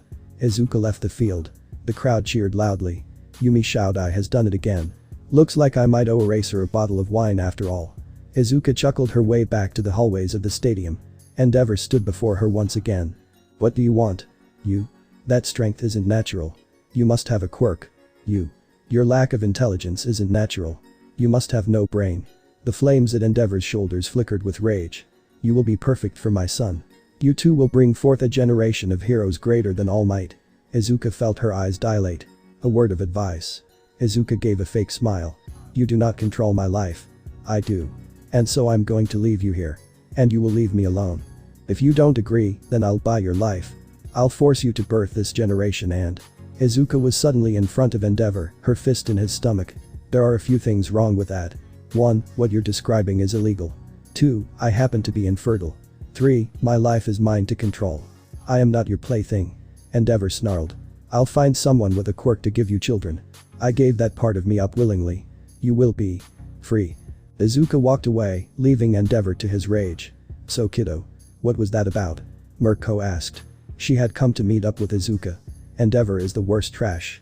He wants me to sell myself to him so I can be a mating factory for his son. That's disgusting. Mirko grimaced. Yeah. Good thing I'm not really into guys. Also infertile check. Mirko's eyes bugged out. You can't have kids. It can happen. People born infertile aren't rare. I chose this myself. Izuka said, hand falling to her lower torso. Probably the best choice I've ever made. Mirko patted the girl on the head. Hey. You do you. In the end, it's your body. Yup. The two returned to the seats just in time for the next battle. The other half of the most genius support duo. It's Hatsume vs. the Maiden of Vines. Ibara Shiozaki. Izuka grinned down at the fighting stage. Ibara Shiozaki approached the ring, her vines flowing out behind her. Hatsume was already on the stage, tinkering around with her robot. Eraser. Is adjusting items legal? Of course it is, idiot. Running last-minute diagnostics to make sure everything is in working order is permitted. Any additions between rounds are illegal. Tune-ups are fine. Izuka smiled. Oh, you're in for a treat, Vine Girl. Ready? Midnight raised her whip. Fight. Shiozaki immediately ran to the center of the arena, where she bent her legs and deployed her vines. The arena floor began getting churned up. Cracks appeared in the concrete. Interesting display of power. Your thoughts, Eraser? Ibara Shiozaki. Although she isn't in my class, I know enough about her from her exam to give a detailed analysis. Although, there might be somebody better than me for the job. Who could it be? Would Yumi Shaodai please come to the announcer's box? A couple of heads turned to the scarred girl, who gave a wink before dashing into the stadium hallways. Seconds later, she appeared in the announcer's box. How the hell did you get here so fast? Azawa groaned. She's already here. What? President Mick jumped. Calm yourself, idiot. Come offer your thoughts, Yumi. Azawa grumbled. How would a student like me be able to? We both know you spied on every class for the past few weeks. Go on, tell us. Izuka rolled her eyes. Fine. President Mick handed Izuka the mic. Huh. Never thought the mic would give me the mic. The crowd chuckled at the girl as Ibara and Hatsume continued to fight. Ibara ripped a chunk out of the arena floor and hurled it at Hatsume, who dodged easily. Ibara's quirk is called vines. Her hair is obviously made up of vines. Looks pretty darn cool. Hatsume flipped over another barrage of attacks. Could you focus, please? Azawa grunted over the speakers. Right. Sorry. Shiozaki's quirk is more than that. She can grow and control her vines at will. It's clear that Shiozaki's first goal was to break up the arena to limit Hatsume's attacks. Doing this also provided her with more means to attack. Hatsume danced out of the way of yet another strike. Ibara was getting frustrated. Why don't you fight back? What is Hatsume doing in this situation? Azawa questioned. In this instance, Hatsume is using the most valid tactic. One that countless creatures have used for generations. Running away. Hatsume flipped over another attack. Shiozaki screamed in rage. The girl manipulated her vines into a carpet and sped towards Hatsume, who smirked in triumph. Try this on for size. Hatsume leapt into the air as her robot became gauntlets. It seems she sprung her trap. Izuka grinned in the booth. What does this plan entail? Azawa grumbled. Come now, Racer. Don't you remember where digging for information got you? Never gonna give you up. Shit. No. Mick, stop her. Hatsume directed her gauntlets at Shiozaki's head. You ready? Shiozaki's eyes went wide. No. Not that. Hatsume grinned. Boom. The thrusters in the gauntlets activated, burning half of Shiozaki's vines away faster than she could regrow them. Hatsume landed as Shiozaki was focused on regrowing her vines. The inventor grabbed the vine girl's wrists and whirled her towards the edge of the arena. Shiozaki caught herself with her quirk and launched back into battle. Ooh. Nice one. Hatsume dodged another attack. Stand still. Ibara managed to trip Hatsume before entwining her in vines. That's it. Surrender now. Shiozaki smiled. Hatsume giggled. You think it's that easy? What is she planning, Yumi? We've known each other for so long. No. I've never seen Eraserhead so awake. This is truly an amazing battle. 20 minutes earlier. Mirko watched the two contestants walk out onto the field. Hatsume was tinkering with her last-minute adjustments. Mirko smirked. This is gonna be good. Midnight cracked her whip and Shiozaki claimed the center of the stage. Alright. Good strategy. Claim the center. Mirko watched as Hatsume stood up with the robot in her arms. The girl leapt out of the way of a large vine that burst through the stadium floor. Agile opponents are often the hardest to fight. People think it's enemies with amazing defensive capabilities. But defense can be broken. What good is an attack that never hits? Hatsum dodged another vine with a cartwheel. The junior inventor tossed the robot high into the air and dove into a roll as a vine swiped through the space where her head had been. Those three girls. They're experienced. Like, big time. Even All Might would struggle taking them on. Hatsum grabbed an incoming vine and used it to launch into the air, where she caught a robot. Seriously? Where do you learn to move like that? And their analyzation skills are through the roof. A group seated not too far from the rabbit hero was having similar thoughts. The two first battles. This girl and the quirkless one. They've dominated. The pro hero Mandalay muttered. They're good. Tiger said. Too good. Those kittens are incredible. I mean. Look at the quirkless girl in the box. Pixie Bob gasped. The pro hero Ragdoll looked towards the announcer's box. Her eyes fell upon the scarred face of Yumi Shaodai. I'm not seeing. Look with your goggles. Pixie Bob said. The three heroes donned the goggles that they wore during work. The lenses allowed them to determine the stats, energy output, and potential of those they fought with or against. Okay, so. Danger. High energy are eating through the lenses, the girl seemed to glow dully. Her skin was outlined in a shimmering white film. What the heck? I thought she said she's quirkless. There's no way. She's got to have a. Tiger was cut off as the girl turned her head and glared. A wave of energy seemed to wash out from her, it was blood red. Unbridled rage. Can she hear us? Seems like it. We're gonna have a talk with Miss Yumi Shaodai. Ragdoll muttered. Back with Mirko. The rabbit hero had picked up snippets of the conversation. She was focused on the battle at the moment, but she'd follow them. With four heroes. Yumi's gonna have some trouble with their attitude right now. The hero cheered as Hatsum donned her gauntlets and burned Shiizaki's vines.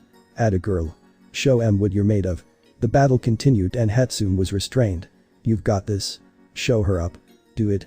Hatsum freed one arm and grabbed an extended vine. These are still a part of you. Now plants don't really feel electricity. But if you use enough in a concentrated area. Lightning crackled through the vine before striking Shiizaki. The girl cried out and fell. Her vines went limp and Hatsum was freed. The inventor launched herself towards the hero student who recovered in time to build a vine wall. Hatsum reached out and grabbed the vines. Please just tell us what. Azawa tried to speak. Ooh. Give you up. Get her out. Hatsum tore the vines out of the ground and gave a strong tug, pulling Shiizaki off balance. Spinning around, Hatsum pulled Shiizaki into the air, wielding her like a ball and chain. Ow ow ow ow ow. Stop it.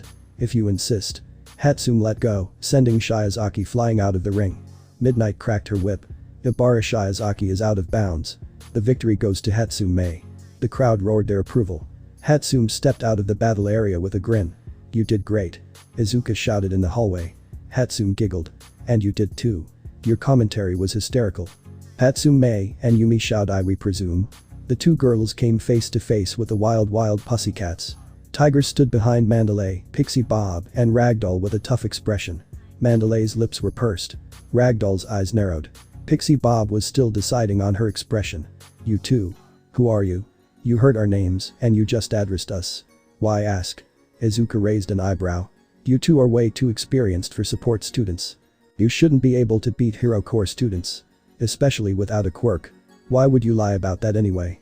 About what? Izuka felt rage boil inside her. You have a quirk. That light coming off of you. That isn't natural. Is it a minor enhancement of some sort? I assure you that I am quirkless. Eraserhead has confirmed it. Then who are you? How are you this strong? Hey. Mirko stalked down the hallway. Leave them alone. I'm sure you see it too. Mandalay exclaimed. There's no way that she's quirkless. There is. Mirko said. Your way of thinking is just flawed. These two have fought hard to get here. There's no way that they are. Are you listening to yourselves? Mirko shouted. The hero group was silent. We're heroes. Why are you questioning somebody else's strength? But. I thought better of the pussycats. I see now that I was wrong. Mirko grunted. Just go. Leave these guys alone. The four heroes walked away. Thanks Miss Mirko. Hatsum smiled. You two aren't off the hook. I have some questions now that I've thought a bit. After the sports festival, I want to meet with you. I want a bit of an explanation myself. There's nothing to. There is and you know it. I'll go with you. We're going to talk. Mirko said. I think I know who you are now. But I won't stop you. Everybody has their reasons for what they do. And for you to be on this level, you may be my ticket into a new world of excitement.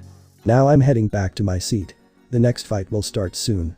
The rabbit hero walked back to her seat, disappearing from Izuka's view. Well. That could be good or bad. Are we gonna tell her? Depends. We'll see what happens. Next up we have. Here. Come on. Izuka picked Hatsum up and dashed off. Appearing at the announcer's box in seconds. Shinama Yuko. vs. Class 1A's resident edgelord. Fumio Tokoyami. The crowd cheered once again as the two contestants took their places. Hello again Yumi. Please refrain from the, you know. Aizawa grumbled. What? When did you get back? Present Mick yelped. Doesn't matter. Watch the battle. Aizawa sighed. Midnight cracked her whip. Ready. Fight. Tokoyami rushed forward with Dark Shadow. Dark Shadow struck first with a claw swipe. Tokoyami attacked the spot that Toga dodged into. His strike hit open air. You have a good attack style. Needs work though. Tokoyami whirled around, swinging Dark Shadow with him. The bird-like mass curled up into a ball, mimicking a mace. Toga cartwheeled back, dodging with ease. You're just too slow. Tokoyami rushed into a frenzy of attacks, not giving any time to do anything but block. For Toga, it was easy to just sidestep all of the attacks. Dark Fist. Dark Shadow curled around Tokoyami's arm. The boy swung forward with a punch. Dark Shadow launched off of his arm, extending the range at which he could strike. Toga took the chance and grabbed Dark Shadow. Kuchi Kuchi Ku. Toga tickled under Dark Shadow's arm, making it freak out. The girl wrapped a hand around the beast and pulled. Tokoyami launched into the pole, readying an attack. He was taken out by a quick blow to the stomach. Too easy. Toga walked off the stage.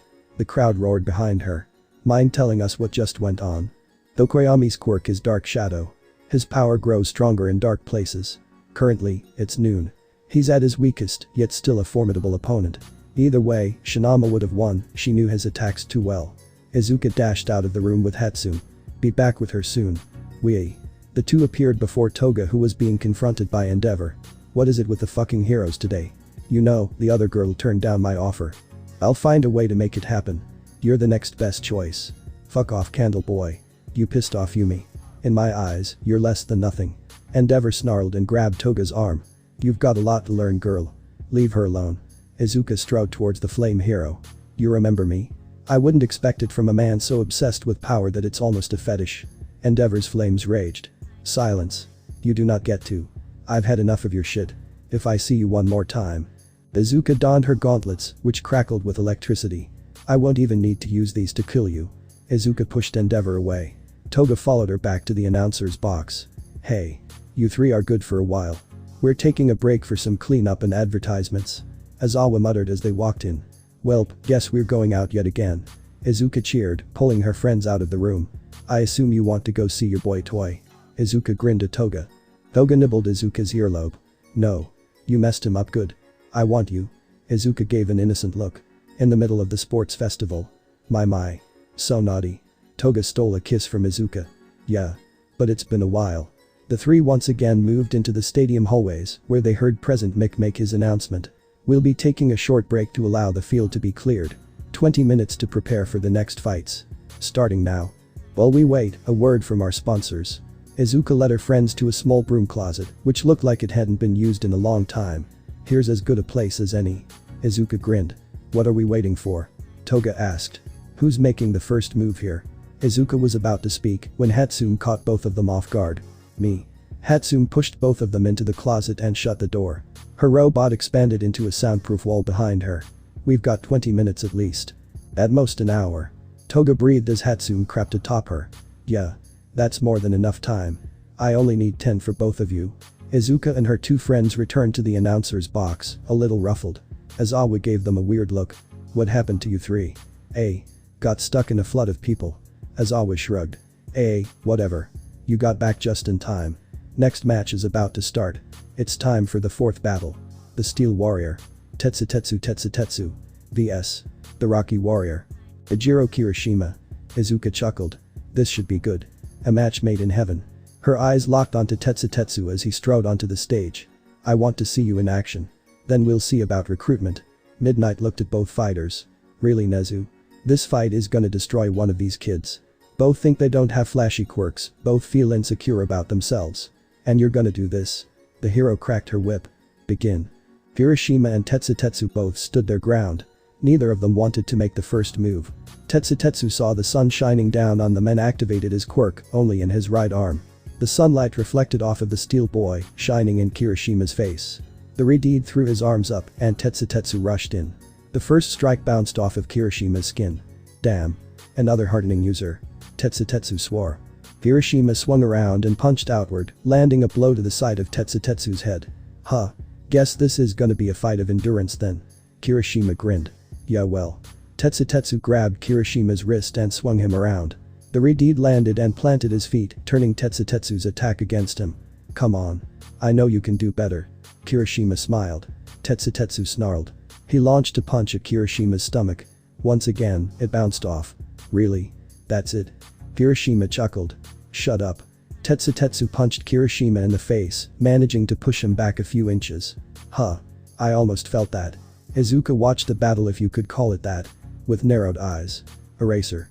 Mind explaining their power differences? Aizawa grinned. Of course. You see, after the USJ, Kiroshima wanted to make sure he would never be hurt again. Not by anyone. Of course, I don't think he's at that level yet. But he's worked hard on his endurance. Izuka nodded. He's won this fight then. Are you sure? Tetsutetsu's quirk works off of the iron in his blood.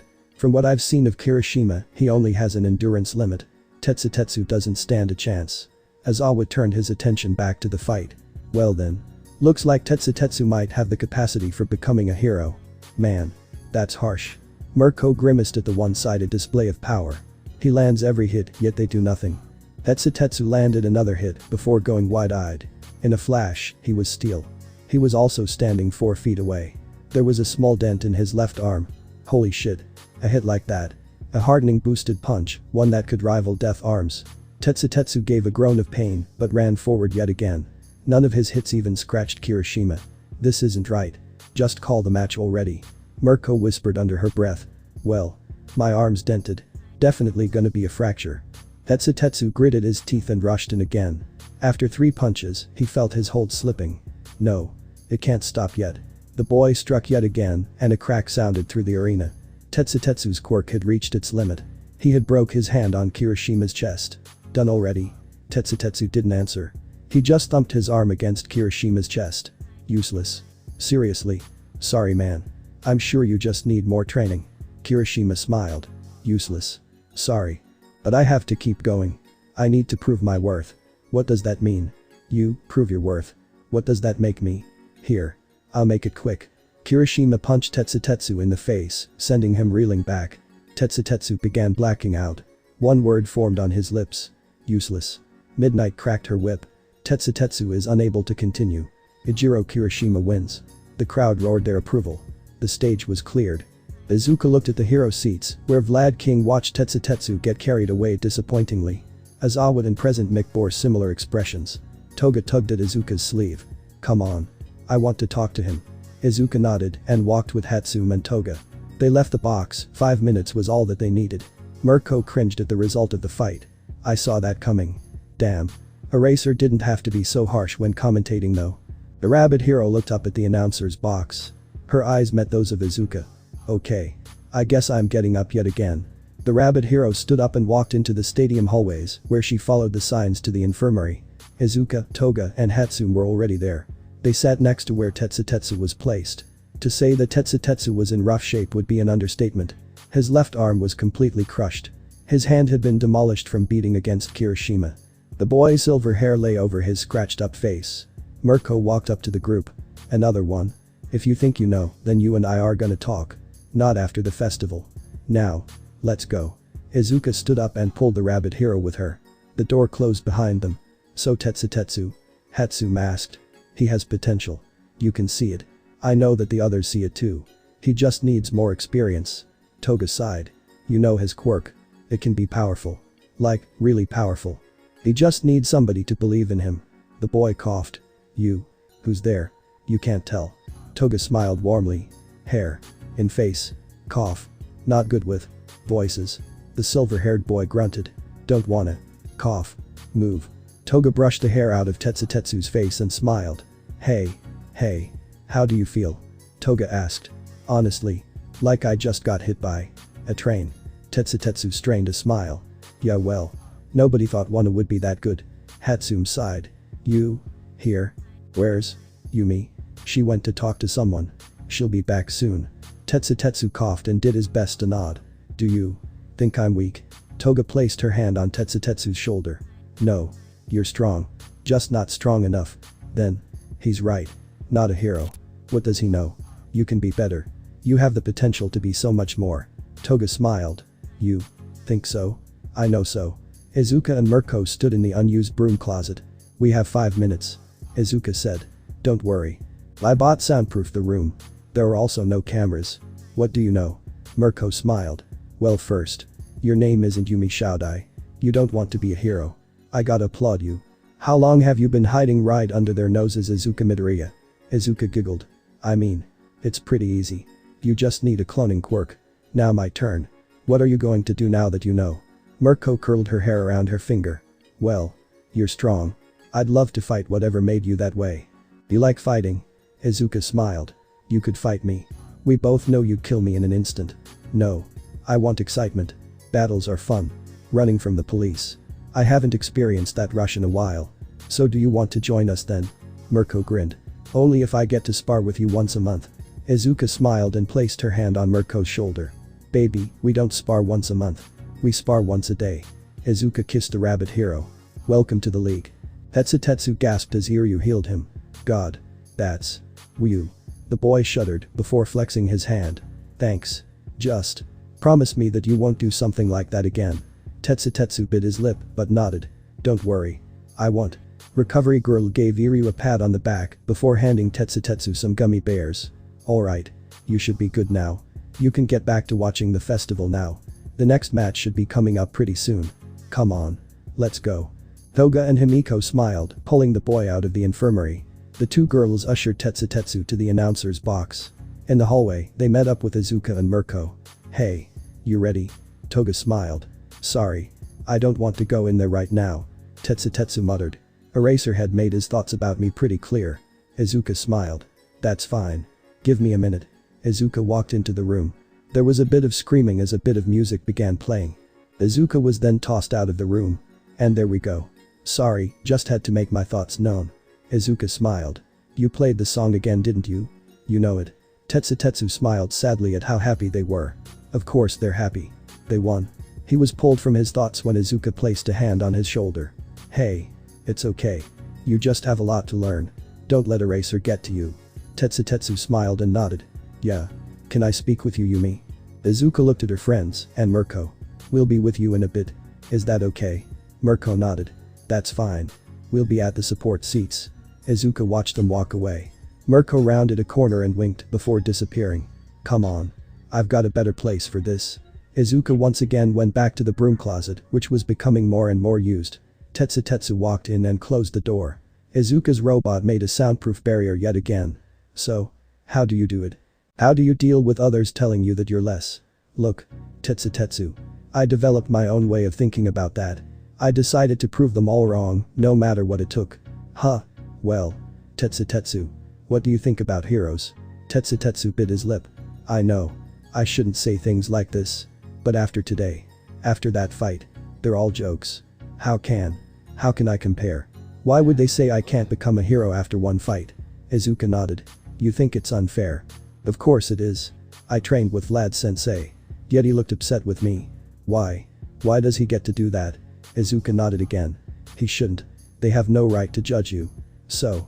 With that in mind, what do you think about yourself? I think. Tetsutetsu said. I think Eraserhead was right. I can't be a hero. I don't think I want to anymore. What do you want to do then? Izuka raised an eyebrow. Do you want to prove them wrong? I want to make sure that they never see me as weak. Tetsutetsu gritted his teeth. I don't care if my quirk has so many drawbacks. I'll work past them. You know that your quirk isn't being used to its fullest extent yet, right? What do you? Your quirk. You use the iron in your body to transform yourself. You probably eat a lot of meals high in iron then, right? Yeah. Lots of spinach. Have you ever thought about what else your quirk could get stronger from? Tetsutetsu shook his head. No. My quirk is just a simple endurance quirk. That's where you're wrong. Izuka smiled. Your quirk. It might seem like a simple hardening quirk, but it's more complicated than you think. Your teeth. Pointed, like any hardening quirk user, but they're slightly different. Izuka pulled out her phone and pulled up a diagram of Tetsutetsu's skull. Your teeth. They actually have slight ridges and something here. The girl zoomed in, showing a tiny organ in Tetsutetsu's mouth, nestled in with his salivary glands. Now, these are pretty hard to notice. They blend in pretty well. And I'm sure nobody would really be able to figure them out. But I'm different. These organs here. They're the most amazing things I've ever seen. What do? They pull iron directly from something you ingest and put it into your bloodstream. Well, actually, only one thing. As far as I can tell. These organs. They pull iron from blood itself. Tetsu. Your quirk isn't just simple hardening. It's the perfect combination of a blood quirk and an intangibility quirk. Tetsu looked at the diagram. But then. Here. Bite me. Izuka held out a hand. What? Do it. I'll be fine. Tetsu took Izuka's hand and nipped her finger. A bit of blood dribbled into his mouth. Izuka noted that his pupil shrank just the tiniest bit. Well. How is it? Tetsu wiped his mouth. That. How? How do you feel? More. Powerful. That was just a bit right. My body is buzzing. So a slight boost in strength. Izuka typed down notes in her phone. Unfortunately, I don't think the heroes will be as happy with this development as you. Yeah. I can see why. Tetsu drooped. I want to be able to train my quirk now though. And Eraserhead said I lack the capacity. Maybe this was the problem. Izuka nodded. Tetsu. Have you ever thought beyond being a hero? The boy stopped. As I said before. I don't think I want to be a hero anymore. At least not one like them. I want to change the world. And what would you do to change the world? Izuka pondered. Anything. I'd do anything. Even become a villain. Izuka smirked. Tetsu clenched his fist. If that's what it takes. I will do it. Even though I don't really see an option, considering my new developments. Izuka smiled and slowly took off her wig.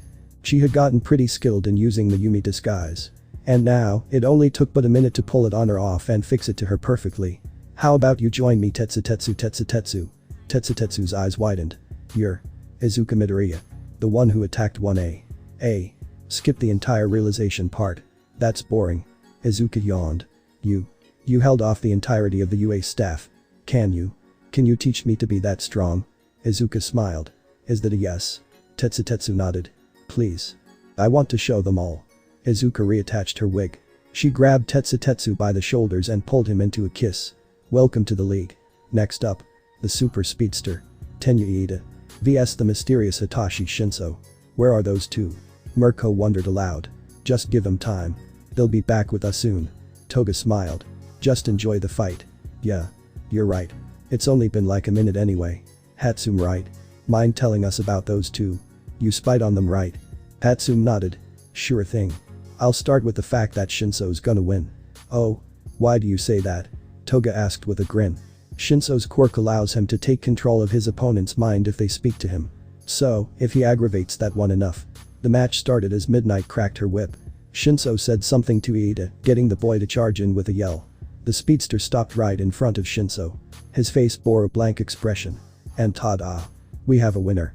The crowd watched in silence as Iida walked out of the ring. Midnight called the match. Hitachi Shinso wins. The crowd cheered. What a powerful quirk. An excellent display of something that might be found villainous. Think of what he could do with such a power. Toga smirked. Looks like you were right. Izuka ran up to the group, Tetsu following close behind. What took you so long? You missed the match. Izuka clutched her head and groaned. Really? I didn't expect it to be that fast. Tetsu grinned. Well, at least we only missed one. Who won by the way? Toga pointed to the stadium where Shinso walked out. Hitachi Shinso. Oh. Izuka straightened up. That makes sense. He'd obviously win his first match. Yeah. Hatsum explained already. Mirko said. So who's up next? As if on cue, President Nick announced the next fight. Up next, we have Nito Monoma, the king of copying. vs. Nina Shido, the queen of acid. Izuka turned her attention to the stage with a smirk. I really hope Nina kicks that guy's ass. Ready. Begin. Midnight cracked her whip and Monoma blasted forward with Bakugo's quirk. How did you? Monoma grinned as he threw a few punches. It's easy to do when you just have to touch somebody. Walk by and pat him on the back. I've only got 2 minutes with this, but that'll be enough. His blows were dodged by Mina, who leapt out of the way and threw a glob of acid. The substance splashed across Monoma's arm, making it become a little red. The blonde smiled. As I thought. Your quirk could cause a lot of harm to somebody. All it can do right now is annoy me. Mina gritted her teeth. I have to dial it back. I don't want to melt his arm off. Mina saw the boy approach and instantly got an idea. But who said I needed to hit him? I could just have the ground do it for me. The pink student threw a glob of acid at Monoma's feet. The blonde took one step and slipped, falling flat on his face. The crowd laughed a little. Nice trick. But it won't happen again. Manama shouted, getting up. He took another step and slipped again. The crowd roared. So what are their quirks? Tetsutetsu asked. I mean, I know Manama's, but what quirks has he copied? Wait, a copy quirk? Those are so rare. Mirko looked at the struggling blonde. Neato Manama. Izuka muttered. His quirk is copy. He can copy up to 3 quirks at his current level and can hold onto each of them for roughly 5 minutes. He's copied Bakugo's quirk, Explosion. And it looks like he's got Shiizaki's quirk. As well as Tsuyu Asui's quirk. How can you be so sure? Toga asked. Look at his wrist. He's got one of Shiizaki's vines. Probably a way to access her DNA. Asui's quirk makes sense in this situation, it's got an advantage against acid. Because she's a frog. He's done his research on class 1A. Hatsu muttered. He's a threat. But Mina is more experienced with her own personal quirk than Manama is with 3 borrowed ones. Hopefully she can bring him down. Mirko nodded slowly. Okay. What's the pink one's quirk? Hatsune gave a hum. Mina Shido. Her quirk is acid. She can secrete acid from her skin. She also has control over the acid's properties, such as viscosity and potency. She's pretty limited in fights, because without any control she could melt a person's skin away. This is a really good show from her, because it's emphasizing how much control she has with her quirk, as well as different ways it could be put to use. You wouldn't expect acid to work as some type of melee weapon, but make it way more solid, and you can stretch it into a whip or make a sword of restraint. Pretty versatile if you just think about ways to use it. That quirk seems to be way more versatile than anybody really thinks. A powerful weapon to have. Her strongest weapon isn't her quirk. Izuka said. It's her personality. She acts ditzy all the time, plays nice and dumb. But she's experienced. She knows her capabilities and has figured out ways to surpass them. What about that? Tetsutetsu pointed to Manama, who had finally gotten up and was now throwing vines at Mina. Well. Looks like he might have some experience with one of those quirks after all. That could be a problem. Hatsune said. Toga nodded. Definitely. He can grow vines without a care in the world, but generating all that acid must take a toll on Ishido's skin. That's been his plan from the beginning. Izuka grunted. Make her hands irritated enough. This is another battle of endurance. Tetsutetsu looked down at the field. Who will give out first? The one with a time limit on quirks? Or the one with a time limit on their body? Mina grit her teeth as she finally managed to hit the hairs on Manama's wrist. The vine bracelet fell away. The other hair disappeared. Got it. Finally. Mina cheered. Then she felt her hands crackle. Shit. They already reached their limit. Manama grinned as he saw her face. You've reached your limit. Mine now. Vine sprouted from the ground and whipped towards Mina. The pink girl backflipped out of the way, landing on her toes. My hands may be dried out. But I'm still able to fight. The girl jumped out of the way as yet another wave of vines swept towards her. Okay. First step, lose the shoes. Mina untied her sneakers and spun out of the way of an attack. She kicked off her shoes towards her opponent, who knocked them away with vines. Okay, now just glide. Mina generated acid on her feet and began skating around the arena, dodging attacks. Nito's hold on Shiizaki's quirk slipped. He was left with one more. Alright. Time to end this. Manama's tongue shot out towards Mina, who jumped and spun. The attack missed her as she just hopped, spun, and pirouetted away. Okay. He's got 2 minutes. Izuka couldn't help but smirk at Mina's movements. It's as if she's figure skating. Mirko smiled. You're right. She's experienced. Izuka nodded. Judging by the time it took her hands to give out and the time that Manama has. I think she's got this.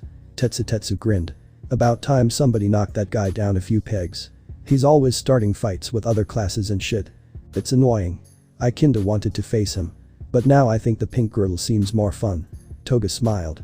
She's definitely one to keep. What do you think, Yumi? Hatsune asked. Yeah. She'll be a hero in our world. Manama lashed out once again with his tongue. But it shrank back to its normal size. Shit. Mina noticed his lack of attacks and circled him a few times before rushing in. Alrighty. I'll make this quick. Mina slid onto her back, slipping under Manama and grabbing his legs. She stomped her feet into the ground and launched herself over him, pulling him upside down, before throwing him up into the air. Manama flew into the ground as Mina jumped up above him and punched with everything she had. Chloric, barrage. Manama lay in a small crater, unconscious. Midnight cracked her whip. Nito Manama is unable to continue. Mina Shido wins. Just barely. Mina whispered under her breath. The pink student raised her fist and walked off of the stage, eager to get to the infirmary. Good match. Mirko grinned. Definitely showed off her stronger points. If she can fight a person with 3 quirks, she's going to get quite a bit of attention. Tetsu said. She still needs work. Toga muttered. Yeah. I don't think she's right for our group anyways. She's nice to us. But it just wouldn't be good for her. Izuka said. Yeah. It's her nature to be nice and bubbly. She's also got a pretty good life going. There's no reason to change that. Hatsum agreed. So who's up next? Izuka asked. It's your favorite. Toga grinned. Katsuki Bakugo. vs who? Momo Yaoirozu. Hatsum said. No matter who wins, it'll be fun to beat the shit out of them. Present Mick announced the fighters. Both of them walked into the arena. Bakugo flexed his hands, letting off a few tiny explosions. Yaoirozu looked the boy up and down before nodding and taking on a defensive stance. Ready. Begin. Midnight cracked her whip and the battle began. Bakugo rocketed towards Yaoirozu, who brought up her hand to catch him. In her left hand, she generated a staff. Bakugo reversed his hands and planted his foot on Yaoirozu's arm. Using the girl as a springboard, he backflipped, narrowly avoiding a strike from Yaoirozu's staff. The creation user dashed towards the blonde, whirling her staff around herself before planting the end of it in the ground and vaulting on top of Bakugo. The blonde saw it coming and had performed a rather daring move where he rolled onto his hands and kicked upwards. The blow sent Yaoirozu into the air. Bakugo rolled back to his feet and leapt up, punching Yaoirozu in the stomach. Ow. God, son of a. Yaoirozu had generated a metal plate on her stomach. Bakugo had popped his knuckles on it with his punch. Bold move. Yaoirozu smiled. The girl grabbed Bakugo's arm and threw him back downwards. Bakugo landed on his feet and immediately shot an explosion upwards before leaping out of the way. Yaoirozu came down on the spot he had just been in with a strong kick. Bakugo grinned. Well, you're better than I thought, high class. Those two have some moves. Hatsum giggled. It's like they're dancing. HMMPH. They definitely know what they're doing. Toga grouched. That Bakugo kid. His fighting ability is impressive. Mirko said. There's only one thing I want to see from him today. Izuka growled, looking towards the teacher's seats at All Might. I want to see him use that power. Izuka's attention was drawn back to the fight as yet another explosion rocked the arena. Not good enough. She knows my attacks too well. Bakugo dodged a swipe from Yaoirozu's staff. He dodged right into a grenade, which threw him back with a sizable explosion. I need to use one for all. But can I risk doing that? My body won't hold up. Bakugo leapt to the side as Yaoirozu hurled another grenade. An explosion comparable to one of his own blasted a chunk out of the arena floor. Rubble from the blast hit Bakugo in the back, launching him forward a few feet. I can't. All Might. I can't use it like you. Wait. Bakugo stopped moving and allowed Yaoirozu's next attack to hit him. The creation used came down with her staff, which Bakugo caught. I've been looking at this all wrong. I'm not All Might. Bakugo whispered hoarsely. Well duh. None of us are. Yaoirozu huffed. To think that. Sorry Yaoirozu. I've been thinking about it all wrong. My second quirk. I've been comparing its power to All Might's. I've been thinking about using it all at once. Like a switch. But now that I realize what I've been doing wrong. Yaoirozu's eyes went wide as orange sparks outlined Bakugo. They started on his hands, then moved up his arms onto his entire body. Bakugo blinked as his pupils began to dilate. His irises sparked, and suddenly, the spark surrounding him ignited into a storm of orange lightning. The metal staff in Bakugo's hand bent under the force of his superpowered grip. Come on Yaoirozu. Bakugo huffed. His eyes locked onto the girl, who became rooted in place. Give me your best shot. Toshinori watched as Yaoirozu trapped Bakugo in a corner. Her quirk is so versatile. How did she gain such skill in a fight? He wondered aloud. From what Izawa told me. Some of the students in Wano went on to train themselves as much as they could. Some asked their teacher for martial arts weapons, others brought other aspects of their lives into their fighting styles. The perfect example of that was young Mina Shido. Nezu said. She took dance classes at a young age and actually teaches some classes on Wednesdays. Her fighting style is connected to moves that she made up using Izawa martial arts and dance moves. Incredible. Young Kiroshima increased his stamina and his physical endurance. Yaoirozu must have worked on her in-battle analyzation skills, as well as her hand-to-hand combat. They've been taught well. Toshinori smiled. They are truly going to be the greatest generation of heroes. Nezu nodded. With what they have to face, there is no doubt that they will make history. Whether they win or lose, they will make their mark. Toshinori turned back to the fight. Where Bakugo had stopped moving. What is he? Look at his hands. They're sparking. Nezu grinned. Is his quirk failing? Oh, I'd say that it's the opposite. Nezu grinned. A storm of orange lightning erupted from the blonde. He's figured it out. Ashinori's eyes widened and he grinned. Young Bakugo. You've done it. Izuka watched the sparks fly from Bakugo's hands. That's it. That's what I've been waiting for. What? Mirko pondered. Sparks. Whoa. Lightning raged in the center of the arena. No. Izuka growled. There's no doubt about it. That's his power. All might. Everything's so slow. Bakugo watched as Yaoi Rozu jumped back. He could see her generate a grenade out of her shoulder. In a flash, he was at her side. Nice try. I said give it your all. Bakugo grabbed the grenade and tossed it into the air. The explosion shook the air. Yaoi Rozu whipped around with a punch. Her strike hit open air. Where? Momo gasped as a punch hit her in the side. She barely caught herself by creating a wall. The creation user looked up to see lightning blazing around the stage. So that's how it is. Momo generated another staff and rushed in. I'll give you everything I've got. Bakugo grinned as he flashed around the arena. His skin buzzed with power. This feels like it's only 5%. But still. Such incredible power. Bakugo landed blow after blow on Yaoi Rozu. He eventually realized she was at her limit and caught her just before she hit the ground. The lightning ceased as Bakugo held the unconscious student. Midnight stared at the end result of the fight. What the hell was that? Kakatsu. Katsuki Bakugo. Wins. The crowd roared their approval. Bakugo smiled and walked Yaoi Rozu to the infirmary. He heard the next announcement as he walked into the hallways. After some quick cleanup, we'll be on to the last match of the preliminaries. Hang on to your hats, people. Bakugo smirked. I've done it. My first breakthrough with this power. Izuka walked into the waiting room and came face to face with Shoto Todoroki. Oh. Hi there. I was just making sure I'm all set for the second round. Seeing as I'm right after you and all. The boy gave Izuka an icy glare. The look softened as he saw her scar. You. Todoroki brought his hand to his face. Like me. Not exactly. Izuka chuckled. I think I know where you got that scar from. I didn't get mine the same way. Todoroki nodded. Sorry. I just couldn't tell from a distance. And I was distracted in the fights. You're fine. Izuka said. I was a little surprised too. Do your best out there. Todoroki gave the first genuine smile he had given in years. Of course. And Yumi right. Izuka nodded. I'm gonna beat you. The girl smiled at Todoroki. I'll be waiting. Izuka walked out of the room and straight into the path of the wild pussycats. Oop. Oh. Sorry. Izuka said. That's fine. We are the ones who should apologize to you. Ragdoll said. We weren't acting very heroic a little while ago, so we wanted to apologize and say that we're proud of you. Proud that you proved us wrong. Izuka gave a fake smile. It's okay. I'm glad I could open your eyes a bit. Here. We wanted to take a picture as an apology. The pussycat stood behind Izuka as a spectator they had brought with them took a picture. Izuka noticed that Ragdoll and Mandalay had placed their hands on her shoulder. I get it. Well then. I hope you have a good time. Izuka bowed. Enjoy my next fight. I'll win it for you guys. The girl walked off back to her seats. The pussycats watched her go. Did you do it? Yup. With our combined monitoring, we'll be able to see what she sees. Shoto Todoroki stepped into the hallway that led to the fighting stage. Endeavor stood a few feet to his left, leaning against a wall. His flames flickered hungrily. Shoto. You cannot win this without my power. Shoto locked eyes with his father. I don't need to use that power. I never will.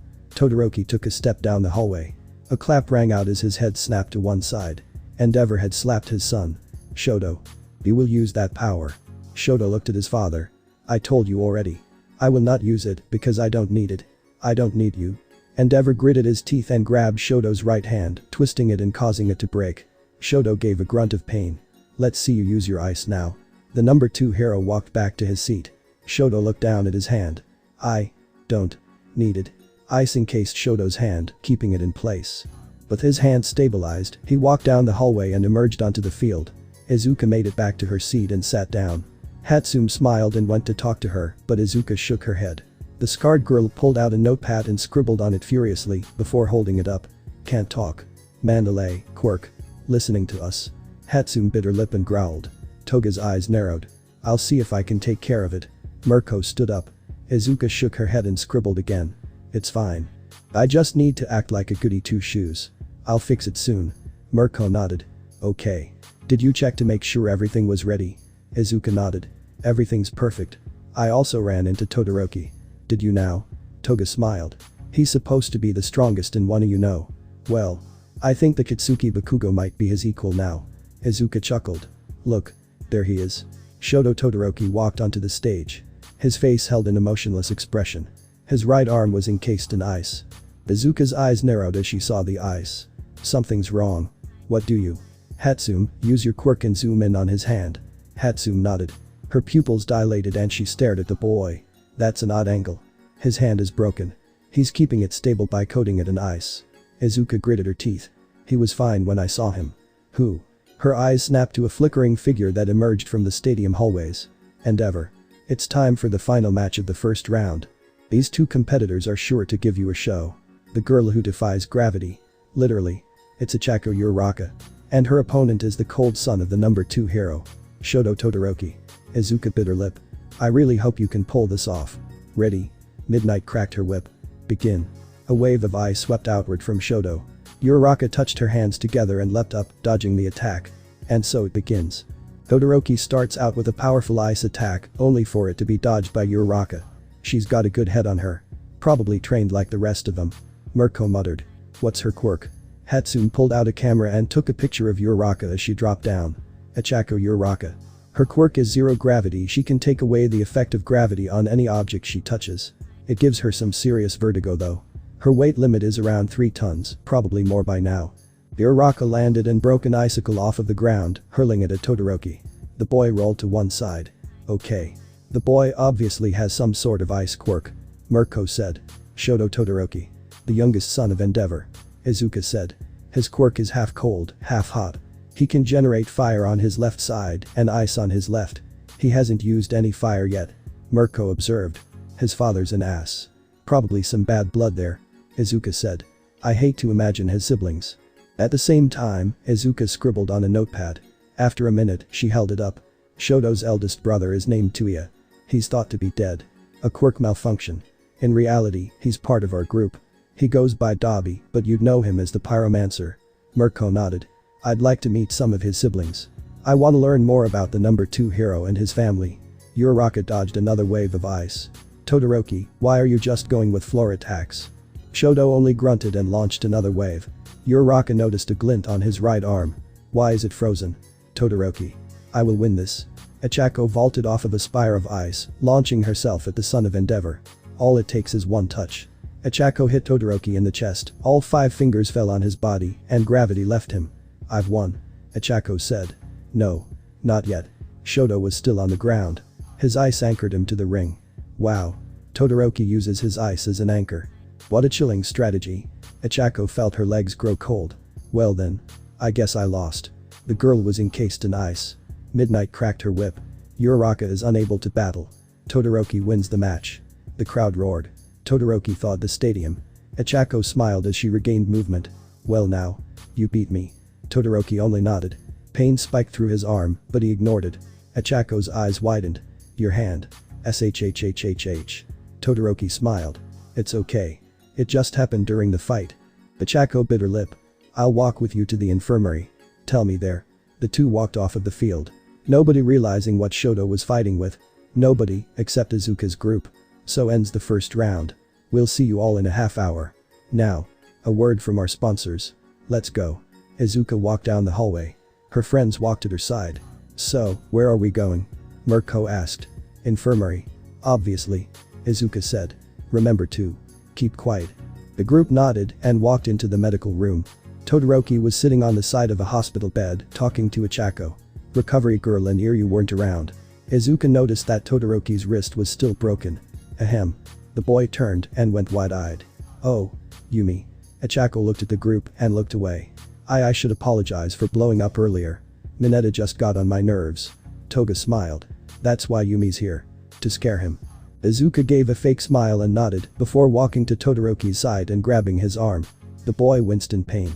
The injury was worse than Izuka thought. Endeavor hadn't just broken his wrist, he's burned it pretty badly. This is gonna scar. Izuka said. Was it him? Todoroki bit his lip and nodded. He wants you to use your fire right. Todoroki looked up with tears in his eyes. His expression was one of rage.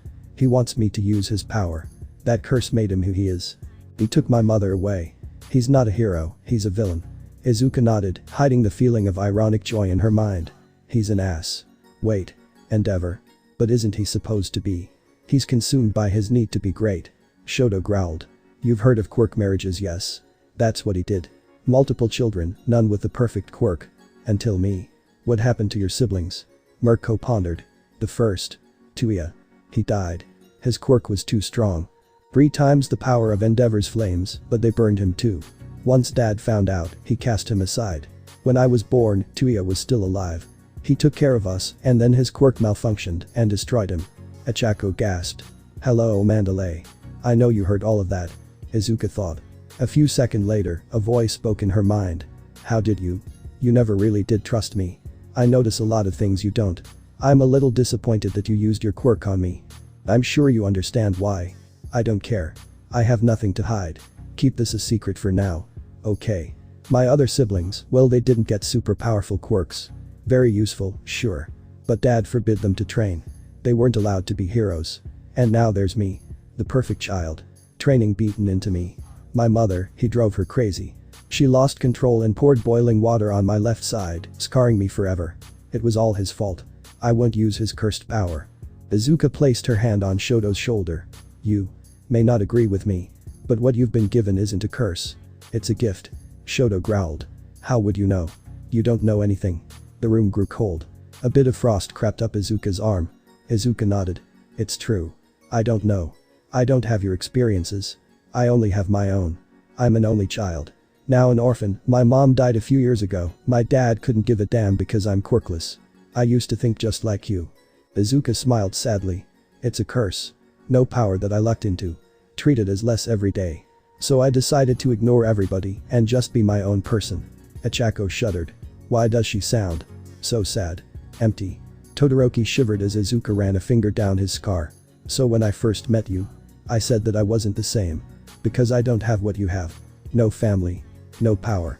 No real father to call my own. Do you want to know how I really got my scar? Todoroki nodded slowly. How? I gave up. I began seeing myself as nothing but a waste of space. I attempted to set off an explosion and kill myself. Mandalay gasped in Izuka's mind. Todoroki was visibly shaken. How did you survive with just that scar? Izuka gave sadly smiled. I turned away at the last minute. I managed to get far enough away before the explosion happened. Uraraka held her head in her hands, her eyes wide. She knows. And I was one of the people to yell at her. She's seen the real world. Forget seen. She's already ingrained in that world. Izuka struck Todoroki's cheek with her thumb. Shoto. You're fire. It isn't a curse. It's a gift. Remember that. Izuka stood up as the door to the infirmary burst open. An angry Endeavor stood in the doorway. Finally found you. He growled. Go away. Shoto said weakly. Ah. Yumi Shaodai. Have you considered my offer? Endeavor made a grand display as he walked to the center of the room. Izuka stood up, her face dark. She stalked towards the large man. Yumi. What are? Shoto reached out. Toga grabbed his hand and shook her head. Let her handle it. Izuka stood in front of Endeavor. Endeavor. The flame hero smiled. Have you finally? Mandalay. Yes. Keep this a secret too. Izuka punched Endeavor in the stomach, making him double over. You're the worst scum I've ever come across. You're the reason that people like the hero killer stain exist. They want to purge the world of fake heroes. And if I were like them, you'd be dead already. You. Cough. Dare.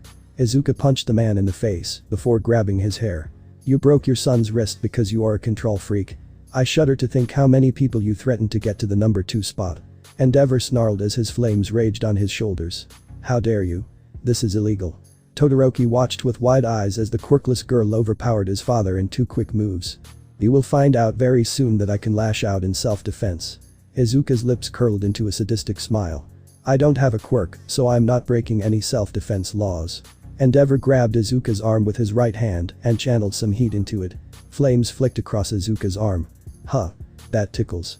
Izuka grabbed the hero's wrist and squeezed as hard as she could, shattering the hero's wrist. Endeavor grunted in pain. Oh look. You match. You bitch.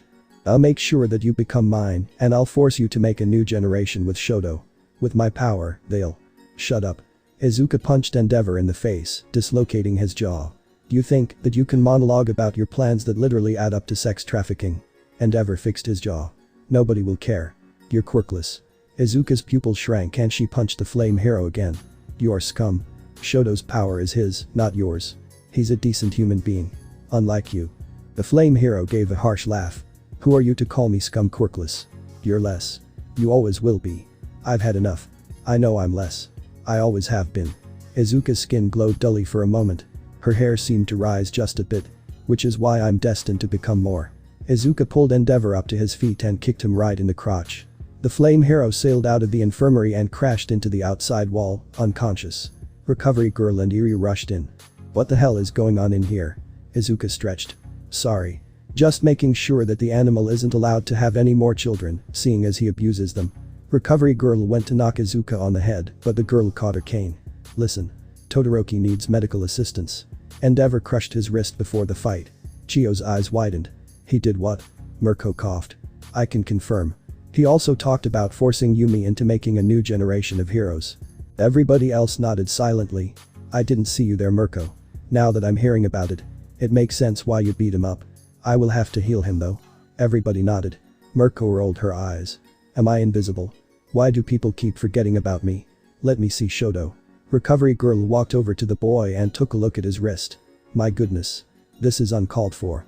He should have his license revoked. Todoroki shook his head. Please don't. He'll kill me. Recovery girl looked the boy in the eyes. Don't you worry. We'll make sure he can't hurt you. She turned around in her chair. Iryu, Yumi, Mirko. Bring Enji in here. I'll heal Todoroki. Iryu nodded while Mirko and Izuka rolled their eyes. They went and dragged Endeavor into the room. Chiyo kissed Todoroki's hand and his wrist healed. Take some gummies. I'm sorry, but you'll have some scarring on your wrist from the burn. Todoroki bit his lip and nodded before looking at Endeavor. Really? No hospital bed. There should be one big enough. Recovery girl started. He doesn't deserve it. Recovery girl nodded. Iryu, you help me. You all should get back to the festival. I know that your match is coming up next, Yumi. Izuka nodded and walked to the doorway. Shoto. When you fight me, I want to see you use your power. Shoto nodded. I will. I promise. Then win your next match. Izuka bowed. Thank you for allowing me to explain myself, Recovery girl. The nurse smiled. No problem. You should go. The second round starts in 10 minutes. Izuka walked out of the infirmary towards the waiting room. Mandalay. Do you mind? Also Ragdoll. I'll let you redo your quirks after my fight. Fine. Izuka felt the quirks lift from her. That's better. Now to beat Ishido. Todoroki and Uraraka walked back to the seats together. Hatsume had said that Yumi would find them after her battle. Todoroki. Are you sure that you're okay? Ichako asked. You've been through a lot. And that girl has been through a lot more. She doesn't have a quirk. She doesn't have this power. She was right, it isn't a curse. I'll use it. I'll use it to become a hero. Ichako smiled and gave Todoroki a quick peck on the cheek. The boy blushed. Well, what was that for? Ichako smiled. You just sounded really cool. Did you like it? Todoroki gave Uraraka a peck back. I think I did. The two walked back to their seats, eager to witness the next battle. Izuka stepped out onto the field. Across from her, Mina Ishido did the same. Welcome back, everybody. We're starting of round 2 of the 1vs1 tournament with a bang. It's the girl who's kept the top spot with no unique power of her own. Yumi Shaodai. Her opponent. The stunning battle ballerina. The acidic queen herself. Mina Ishido. The crowd roared as both students took their positions. Midnight raised her whip. Ready. Begin. The whip cracked and Ishido threw 2 globs of acid at Izuka. She's aiming for my hands. Good thing I didn't bring any gadgets into this fight. Izuka sidestepped the attack. Come on, Ishido. You'll need to do better than that. Really? Nitpicking my first attack? Ishido grinned. You're a piece of work. Izuka smiled and rolled under another volley of acid. You know I don't have my gadgets right. That doesn't really matter. Because if I coat your hands in slime. The glob of low-potency acid hit Izuka's hand and stuck, coating the girl's left arm in a slippery coat of fluid. Your attacks will slip off of me. Izuka looked at her arm. Huh. Interesting strategy. She's right. This viscosity would literally just have any force slide off and disperse. What could I do with it? Izuka noticed Ishido begin to approach. Wait. What if I turned it against her? Izuka smirked. Ishido ran in with her arm readied. The girl closed the distance between her and her opponent in a second and delivered a punch. Izuka spun out of the way and wrapped her slimed hand around Ishido's fist. The girl's arm slipped through Izuka's grasp. Her eyes widened. How did you? Izuka gripped Mina tighter, stopping the slipping on her forearm. Pivoting on her heel, she swung Mina around and hurled her back to her side of the ring. Ishido landed on her hands and cartwheeled back to her feet. Huh. Nice one. Not so bad yourself. That was a decent strategy. Izuka said. Just missed a little bit of something. Ashido smiled. I'll work on it then. But now, I'm gonna beat you. The floor of the arena was covered in a layer of acid. Ashido began skating around. Watch out. You could slip. Izuka shifted her foot, watching as it slid on the slimy floor with ease.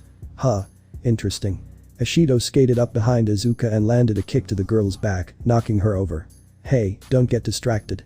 You're pretty interesting, Ashido. Izuka said, getting up with ease. You keep your experience a secret. You know how to fight really well. You make it look like you have no idea what you're doing. Mina gave a cheery smile. So? It's good to keep some secrets. I guess I just find it funny. Izuka chuckled. You can do a lot, yet you can't believe that anybody would be able to move like you. Izuka took off, skating around the ring as fast as Ashido had. The pink girl's eyes widened before she gave a determined look. I should have guessed you would be able to do it. But I'll still beat you.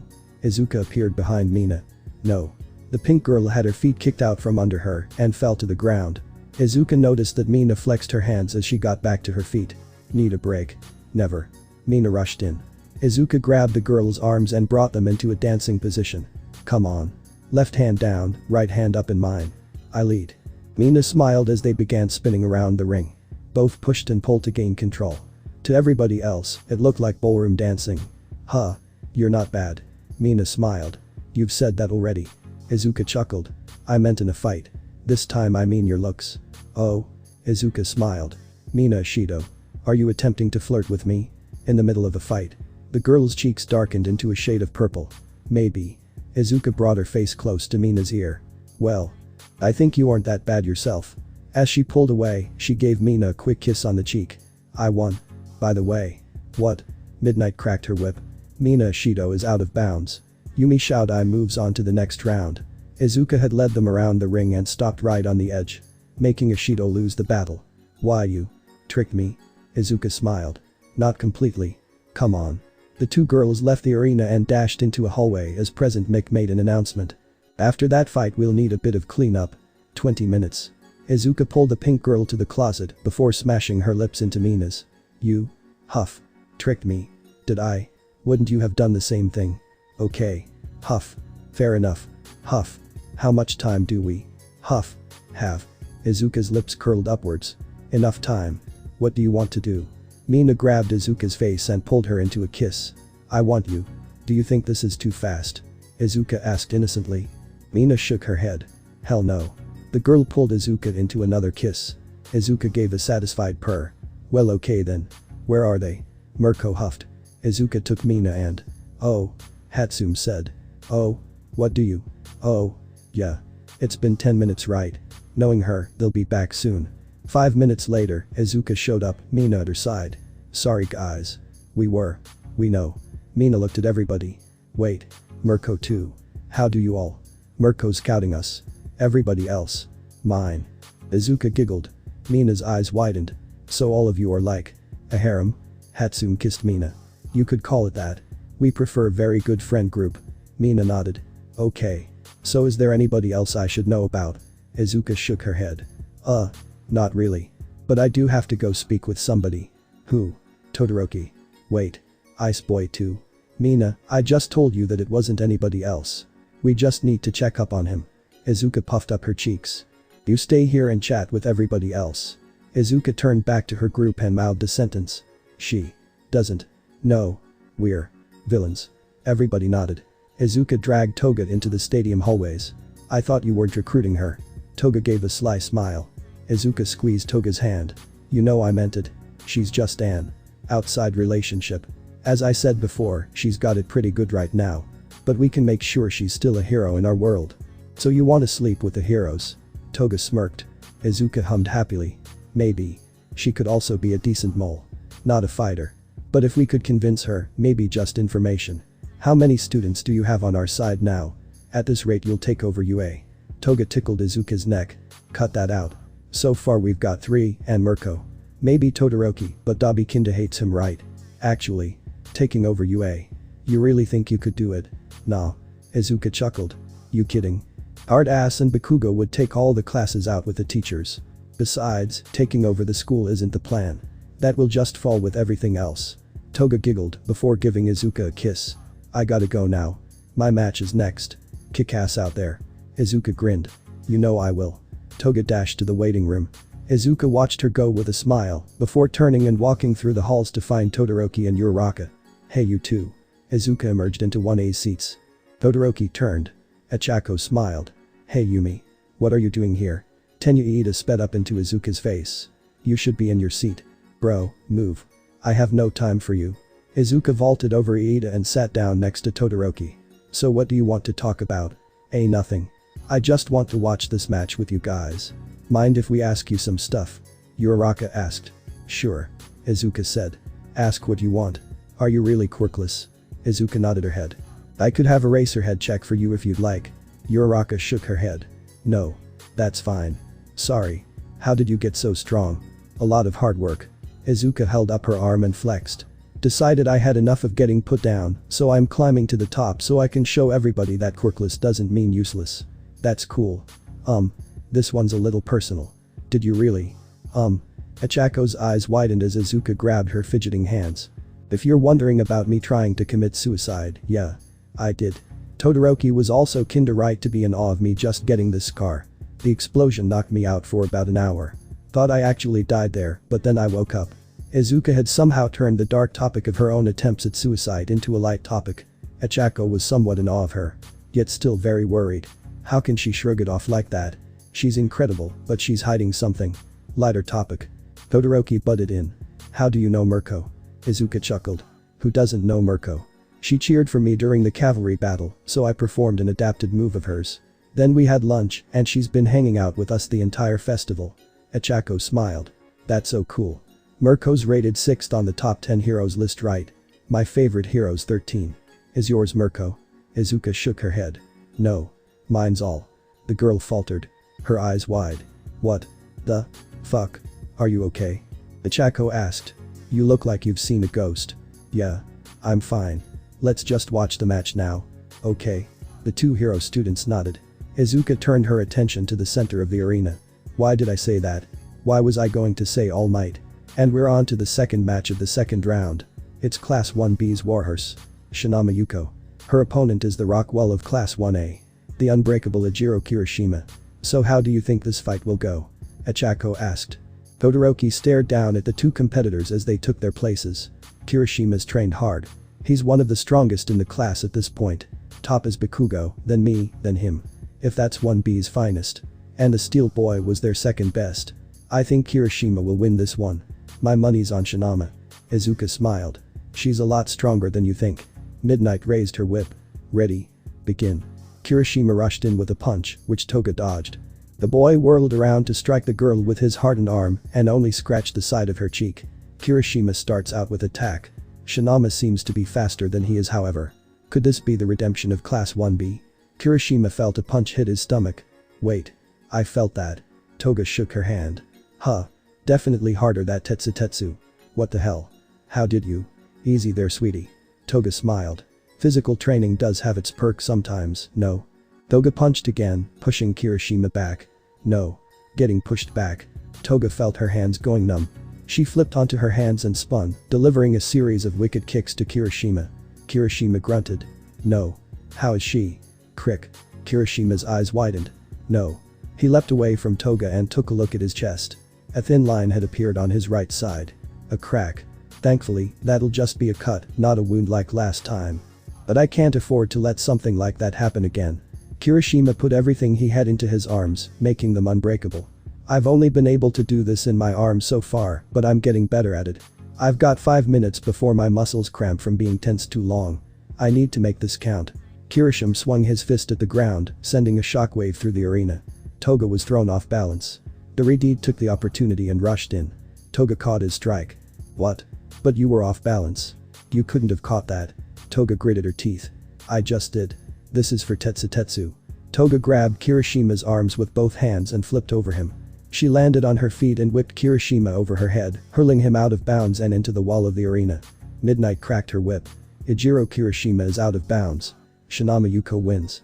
Toga raised her fist in victory and looked up into the One stands. Izuka sat there, a student was badgering her, another had their feet up next to her shoulder. Izuka's eyes were growing dull. Even from a distance, Toga could see her hands begin to shake. Shit. Toga dashed out of the arena. Toga dashed down the stadium hallways, bumping into people, students, spectators. Izuka. She ran headfirst into power loader. Whoa there miss. Where are you going Shinama? You. Show. Ick. Whoa. Slow down. What's the matter? Our loader's voice became stern. Yumi. Panic attack. You're having a panic attack. Do you need me to go get Yumi for you? Toga grit her teeth. No. She's having a panic attack. Toga shoved power loader out of the way and dashed to the one of seats. Power loader cursed under his breath. Todoroki and Ichako Uraraka walked by. Is everything okay? Everything's fine. Don't you two worry. Damn. I need to get Chio. Toga arrived at the doorway to the one of seats. She could see a clump of students milling about in the front row. Get out of the way. Toga barreled through the wall of students who just watched as Izuka broke down. I just started talking and she started shaking. Tenuita quaked.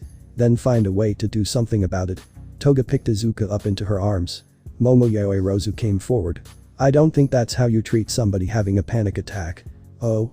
Toga gave a chilling smile. How do you then? Just let them sort it out on there. Slap. Students gasped. Yaoi Rozu was in shock. Toga had backhanded her across the face. You cannot. Shut up. Toga growled. Move out of my way. I need to take care of my friend who you were so happy to watch fall apart. The students parted as Toga carried the shaking Izuka away. What was? How dare she? Yaoi Rozu fumed. Hey Momo. Calm down. Sayu croaked. She probably convinced Mineta to make us wear those uniforms. Momo. I said calm down. Don't tell me to. Momo. Sayu shouted. The class went silent. Sayu never yelled. Momo, calm down. Her friend was falling apart right in front of us and we did nothing. She had a right to be mad at us. She's most likely dealt with this before. Leave them alone. She slapped me. And you got in her way and tried to force your inaccurate expertise onto the situation. Like I said, she had a right to be mad. Momo grumbled a bit but sat down. Whatever. Izuka could feel herself moving. She could hear Toga's voice, but nothing else. She could only see gray. Then there was a twinge of something on her arm. Red leaked into her vision, followed by gold, then everything else. The first thing she noticed was Toga sitting by her side. She then realized that they were sitting in a secluded part of the arena. A bench in one of the hallways near the edge of the enormous building. Are you okay? Toga looked at Izuka with worrying eyes. Izuka shook her head. I need some water. What happened? You haven't had one that bad since. I know. Uraraka. She asked me who my favorite hero was. You said his hero name didn't you? Toga's eyes softened. I'm sorry. I should have been there for you. You had your match. It's fine. No. It isn't. I should have seen you before and bowed out. Babe. It's okay. I just need a little water and I'll be fine. Toga nodded. Okay, do you want me to go get you some water? Can you clean up on your own? Izuka nodded. Yeah. That'd be nice. Toga gave a sad smile and stood up. She walked down the hallway to find a vending machine. Izuka shuddered a bit as she looked to her side. Inko Midoriya sat next to her, looking as she did when Izuka was a child. Beautiful, lively, but she was dead. So when will you tell her that you can see me? It's time for the third match of the second round. It's the cool-headed student with a cold personality. Shoto Todoroki. His opponent is the second half of the super support duo. Give it up for Hatsume Mei. The crowd cheered as the two fighters took their positions. Midnight raised her whip. Ready. Begin. Todoroki started out like always, with an ice attack. Hatsume leapt to the side as a line of icicles erupted towards her. As expected. He always starts with ice. Always uses ice anyways. But it's good to keep that fire in mind too. Todoroki hurled another wave of ice at Hatsume. The pincat rolled to the side yet again, before leaping forward. Hatsume donned her gauntlets and punched. Todoroki caught her fist by covering his own arm in ice. You know, that broken wrist fight gave me this idea. Make some stronger ice you know. Hatsume grinned. Looks like you're gonna be one to work with. The two leapt away from each other, before rushing in yet again. Both with smiles on their faces. Why are you with me mom? Well can't a woman see her own daughter? I knew you'd watch over me. But this isn't what I thought it'd be like. The apparition chuckled. Honestly. Neither did I. I don't really know what it is, but I've been here the whole time, you just haven't seen me. Until now, that is. Izuka nodded. Are you disappointed in me? The apparition shook her head. No. Never. Why would I be disappointed for what I failed to change? I could have made sure you weren't treated so. This isn't your fault. Izuka mumbled. Inko brought her hand to Izuka's face. I know, sweetie. I know. So nobody else can see you, huh? Only you. And Hisashi. Dad can see you. Every time you visit him he smiles at me. But I don't see. I'm back. Toga walked over with a water bottle and a small cup. I got you water. Thank you, Toga. Izuka said, taking said water. You found a nice one. Izuka suddenly had a very awkward feeling. She's been with me this whole time. Oh god, did she see everything? Inko chuckled. Don't worry. I went to other rooms for that. Izuka exhaled with relief. Thank you for the water, babe. Are you feeling okay now? Izuka nodded. Should we get back to the festival? Yeah. Let's go. The two walked back to the seats, running into Power Loader and Recovery Girl along the way. Hey. Are you okay? Shinama was saying. I'm fine now. Izuka said quietly. Just a little overwhelmed by class 1, that's all. Recovery Girl hobbled up to Izuka and gave her a peck on the hand. Izuka felt her cuts mend. The teachers hadn't noticed. That should be good. I can't cure anxiety, but I can give a brief soothing effect. Take a few gummies and come to me if you have another panic attack. Izuka nodded. Thank you. The teachers gave the couple a smile as they walked back to their group. Where have you two been? Hatsume's fight started up a while ago. Mina said. Sorry. Panic attack. Izuka mumbled. Mina was immediately by her side. Are you okay? Do you need water or anything? Maybe a snack? Izuka smiled. I'm fine now. But thank you, Mina. It means a lot. The pink girl smiled back. No problem. Just let me know if you need anything. I should correct myself. You found yourself quite a few good ones. Izuka blushed. So how's Hatsume doing? She's up against Ice Boy. Mirko said. He challenged you, right? Izuka nodded. He's very determined. Let's see if he can win it then. Todoroki dodged a bolt of lightning and sent another wave of ice towards Hatsume. The young inventor flipped into the air and landed on the ice sheet before beginning to skate around. Marvelous. Your ice is certainly durable. Todoroki gave a huff and coated his arms in ice once again before moving forward. Damn. I'm slower. Almost at my frost limit. Hatsume seemed to notice his drop in speed as she skated towards him and readied her attacks. I'll have to block. Now. Todoroki punched the ground, making a wall of ice erupt in front of him. The ice was reduced to powder snow as Hatsume smashed through it with a strong punch. Ooh. Nice one.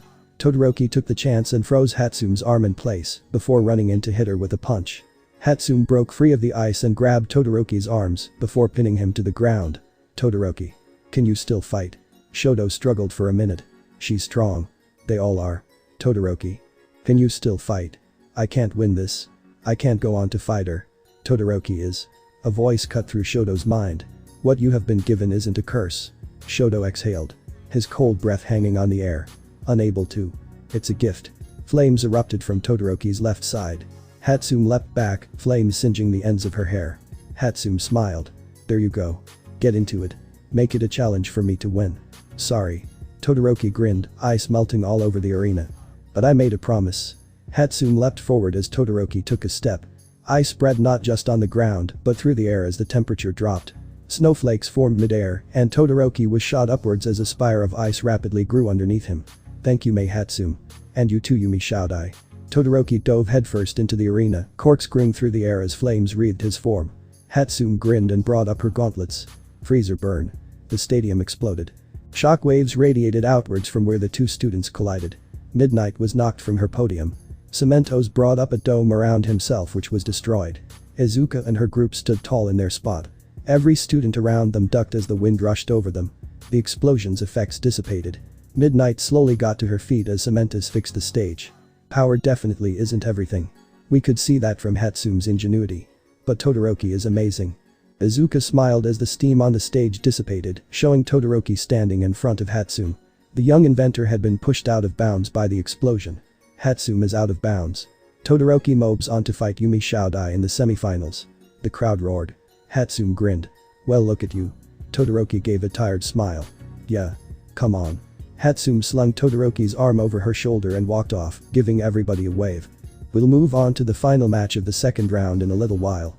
First, a word from our sponsors. Todoroki smiled. There. I did it. I get to fight her. Hatsume smiled as they stepped into the hallway. Yeah. You've got a little bit before that happens. Spend it with your girlfriend. Gee, girlfriend. Uraraka waved from the end of the hallway. Exactly. Girlfriend. Izuka smiled as Todoroki walked off of the stage with Hatsume. Looking to add more to your love circle? You already have that metal boy. Why another boy? Izuka blushed. Mom. I hope you can hear my thoughts. I'm not thinking of bringing him into our relationship. I want to get him to join his brother. Oh sweetie, I'm just picking on you. Besides, all these girls are very nice to you. They could still get to be a bit much at times. And what would you know about dating girls? Do you really think that Mitsuki and I were only best friends? We used to date. And we used to do a little more after we broke up. Didn't need to know that. The spirit giggled. Oh Izuka. You've grown up too fast. And while we're at it. Mitsuki. Katsuki. What do you want to know about him? You want to kill him. Don't you? Izuka bit her lip. Probably not what you were expecting from your daughter. Inko drifted in front of Izuka and ran her ghostly hand down Izuka's scar once more. Sweetie. I never could help you. He's a reason you have this scar now. It's one of his. I know it. Yeah. So? I can't change your mind, and after looking through your memories of him. I don't think I want to. I'm so sorry. A tear rolled down Izuka's cheek. Inko touched it, but it just rolled through her. Come on. No tears. You've been through so much, you can't cry now. Do you know about All Might? Izuka was a bit shocked that Inko's spirit exuded an aura of rage. Mirko shifted in her seat. Hey Yumi. Is that you? Izuka looked at the rabbit hero. Sorry. I just looked at him. Mirko nodded. I'm going with Ashido and Tetsutetsu to get a drink. You wanna come along? I'm fine for now. But thank you. Mirko smiled. Okay. Izuka turned her attention back to her mother's ghost. How did you? Never underestimate a mother's rage. If I were alive, I'd kill him myself. Izuka giggled. Toga looked up at her. You okay? Yeah, just thought of something funny. Never thought I'd hear you say that. Sweetie, I'd love to watch him die. At least you and your father can take him down together. Speaking of, where is Dad? Ah yes. You don't know. Mom. Who is he? Your father. He is the man who brought you back. All for one. Yes. You know him by that name. But I knew him as Hisashi. He left when you were born to protect us. That's one reason I was worried about you being a hero, in case you had to fight him. Well now.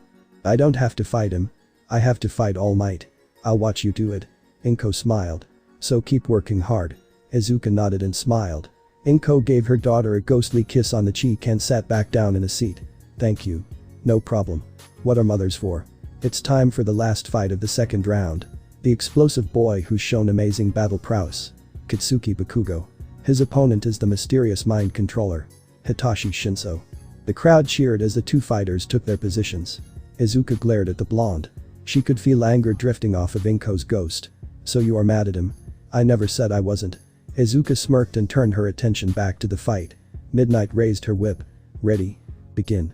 Isn't it great to be born with an amazing quirk like that? Bakugo gritted his teeth as Shinso tried to undermine him.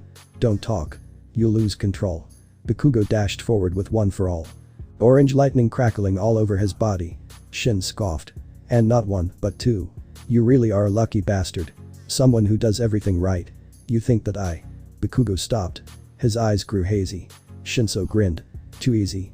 Shit. I let my guard down. Good blondie. Now turn around and walk out of the arena. Bakugo felt his body move on its own. His legs betrayed him. Damn it. Damn it. Bakugo neared the edge of the fighting ring. He could see the edge. 5 steps. No. 4 steps. No. 3 steps. Bakugo saw glowing eyes from the doorway into the stadium hallways. What? A shadow detached from the hallway, the form of a man walked up to meet him. Is anybody else seeing this? 2 steps. The shadow grabbed his left hand and brought its head up to his ear. You see it well, L. The shadow was sucked into Bakugo's hand. 1 step. A shock ran up Bakugo's arm, snapping him out of the trance. Bakugo heaved a breath and stumbled away from the line. How did you break free? Bakugo whirled around to see Shinso's face full of shock. He flexed his fingers and dashed forward, without a quirk. You really are lucky. You even have my quirk bound to you. Shinso sneered. Bakugo gritted his teeth and punched Shinso in the stomach. The boy slid backwards and coughed. Shinso dodged Bakugo's next blow and sent one of his own, punching Bakugo in the face. Bakugo rubbed his jaw and caught Shinso's next attack, before rolling back and slamming him into the ground. The purple-haired student bounced off of the ground. Bakugo leapt to his feet and delivered a roundhouse kick, propelling Shinso out of bounds. Hitachi Shinso is out of bounds. Katsuki Bakugo moves on to the semifinals. Bakugo breathed out and looked at his hand. A flicker of darkness spiraled around it before disappearing. What was that? Bakugo shook his head and walked off the stage, grabbing Shinso's hand as he did so. Come on eye bags, we need to talk. Shinso blinked confusedly. But followed the blonde out of the fighting grounds. Bakugo shot a look to All Might in the seats. The blonde's face hardened and he nodded. Come on. Izuka sat in the waiting room. Are you sure you'll be okay? Toga sat next to her, still worrying. I'll be fine babe. Izuka smiled. Don't worry. I'm over it. I hope so. We'll keep a close eye on you from the stands. I'll be waiting in the hall when you're done. Izuka giggled. As I said, no reason to worry. You already have it covered. Power Loader walked into the room. You're up. Go get him. Izuka grinned. I will sensei. The scarred girl got up and left. Power Loader turned to Toga. Is she really okay Shinama? Toga sighed. I really hope so. She said she is. We'll just have to trust her. You saw what? Ashinori stood with Bakugo in the hallways. Shinso was off to the side, unable to hear their conversation. I saw the successors. One of them came up to me and went into my hand. What did they say? Something like, use it wisely. Odd. I had one vision of the successors before. But it was brief. Just my master introducing me to everybody else and the story of One for All. Whatever they gave you will be a valuable tool in the coming years. Do you have any idea what it could be? At the end of the fight, there was a shadow on my arm. Black energy of some sort. Toshinori snapped his fingers. I got it. Black whip. Black what now? Toshinori pulled out his cell phone and showed it to Bakugo. On the phone was a document containing several names. Toshinori tapped one and opened a new page. A man with black energy coating his hands was displayed above a detailed analysis of some sort. Degoro Banjo. The fifth holder of One for All. You've heard of the Pro Hero Lariat? Bakugo nodded. He had a very useful quirk. It could be used for travel, attack, rescue, restraining. His quirk. Black Whip. I think that it's somehow been passed to you through One for All. But how could it? The story of One for All. It was created when two quirks merged. Maybe every quirk it encounters gets saved in it somehow. So there's a chance that you'll inherit several other quirks. I'll have to do a lot more training. Ashinori nodded. You'll definitely have to push yourself. Black Whip gave Degoro a lot of trouble when he was training. I'm sure it's only gotten more powerful since then. I might know a way to help. Oh god. I'll have to send him to Torino won't I? Bakugo nodded. I'll leave it to you. But with that said, I'll be bowing out of the tournament. But nothing. If this quirk is hard to control like you said, and it's stronger, I can't risk going in there inexperienced. I could get hurt or worse hurt somebody else. Toshinori looked at the boy in front of him. He's definitely grown. He's a better successor than I could ever hope for. Okay. Why did you bring young Shinso here? I want him to brainwash me. See if I can see the successors again. Toshinori shook his head. Not today. You need Izawa there with you and he'll be busy right now. Bakugo nodded. Fine. But I need to talk to Shinso. Do what you will. Just don't attack him please. I don't attack people. Toshinori gave a thumbs up. I'll be back in my seat. Enjoy the last matches. Toshinori walked off. Bakugo walked over to Shinso. Shinso. Why did you want me? The boy raised an eyebrow. I wanted to tell you. I'm not perfect. Please. I've heard it all already. I created a villain. Possibly the worst in history. Okay, never heard that one before. Good excuse though. Listen to me. Shinso stopped and stared at Bakugo. Sorry. Look. When the USJ was attacked, there was a villain. They took on the entire faculty at the same time and won. Yeah. Everybody knows. We all heard about it and were warned. What about it? The villain's name. Izuka Midoriya. Shinso said. She's quirkless and one of the leaders of the League of Villains. The teachers already told us all of this. Did they happen to tell you that she's our age? Shinso looked at Bakugo wide-eyed. They said she was 20. Short for her age. They even showed us a picture. This picture. Bakugo held up his phone, displaying a picture of Izuka from the USJ. Yeah. That's her. Bakugo swiped to the side and showed another picture. Izuka and Bakugo smiling together as kids. That's her and me. We used to be best friends. Shinso looked at the phone for a minute before nodding. Okay. So what does that have to do with you then? Ever wonder why she became a villain? She never got a quirk and I did. I bullied her for years. And then she disappeared after I suicide baited her. You. And so she became a villain now. And probably the worst one ever seen. All because of me. Shinso was speechless. Sorry. I just had to get that off of my chest. That's why I am where I am. I want to save her. Shinso nodded. You have good ideals. You used to be more of a jerk, but you seem to have grown. My quirk. I always saw it as villainous. So I kind of act like an asshole a lot.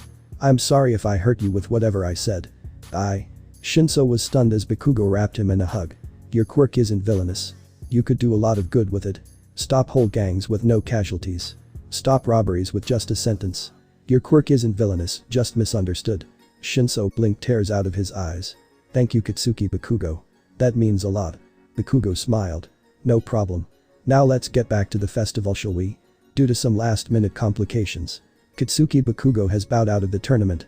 Let's give him a round of applause, ladies and gentlemen. The crowd clapped loudly. Izuka sighed. Well, guess I can't take him down today. Instead, we'll be mixing some stuff up. Shoto Todoroki will move on to the finals instead of facing Yumi Shaodai right here and now. Instead, Shaodai's opponent will be none other than Shinama Yuko. Izuka chuckled. Well, I haven't sparred with her in a while. Toga walked up onto the stage. You ready? Izuka took a fighting stance. I'm always ready. Midnight raised her whip. Ready. Begin. Toga and Izuka both dashed forward. They became a blur as they fought back and forth. Neither landed a hit on their opponent and they leapt away. Huh. Must be getting slower. Izuka grinned. Me too. We really should start running again. Toga grinned. 3 miles after the festival. Izuka raised an eyebrow. Sure. Toga said. Midnight cracked her whip. Can you two focus on the fight and not your opponent's training regimen? Izuka and Toga both rolled their eyes. Fien.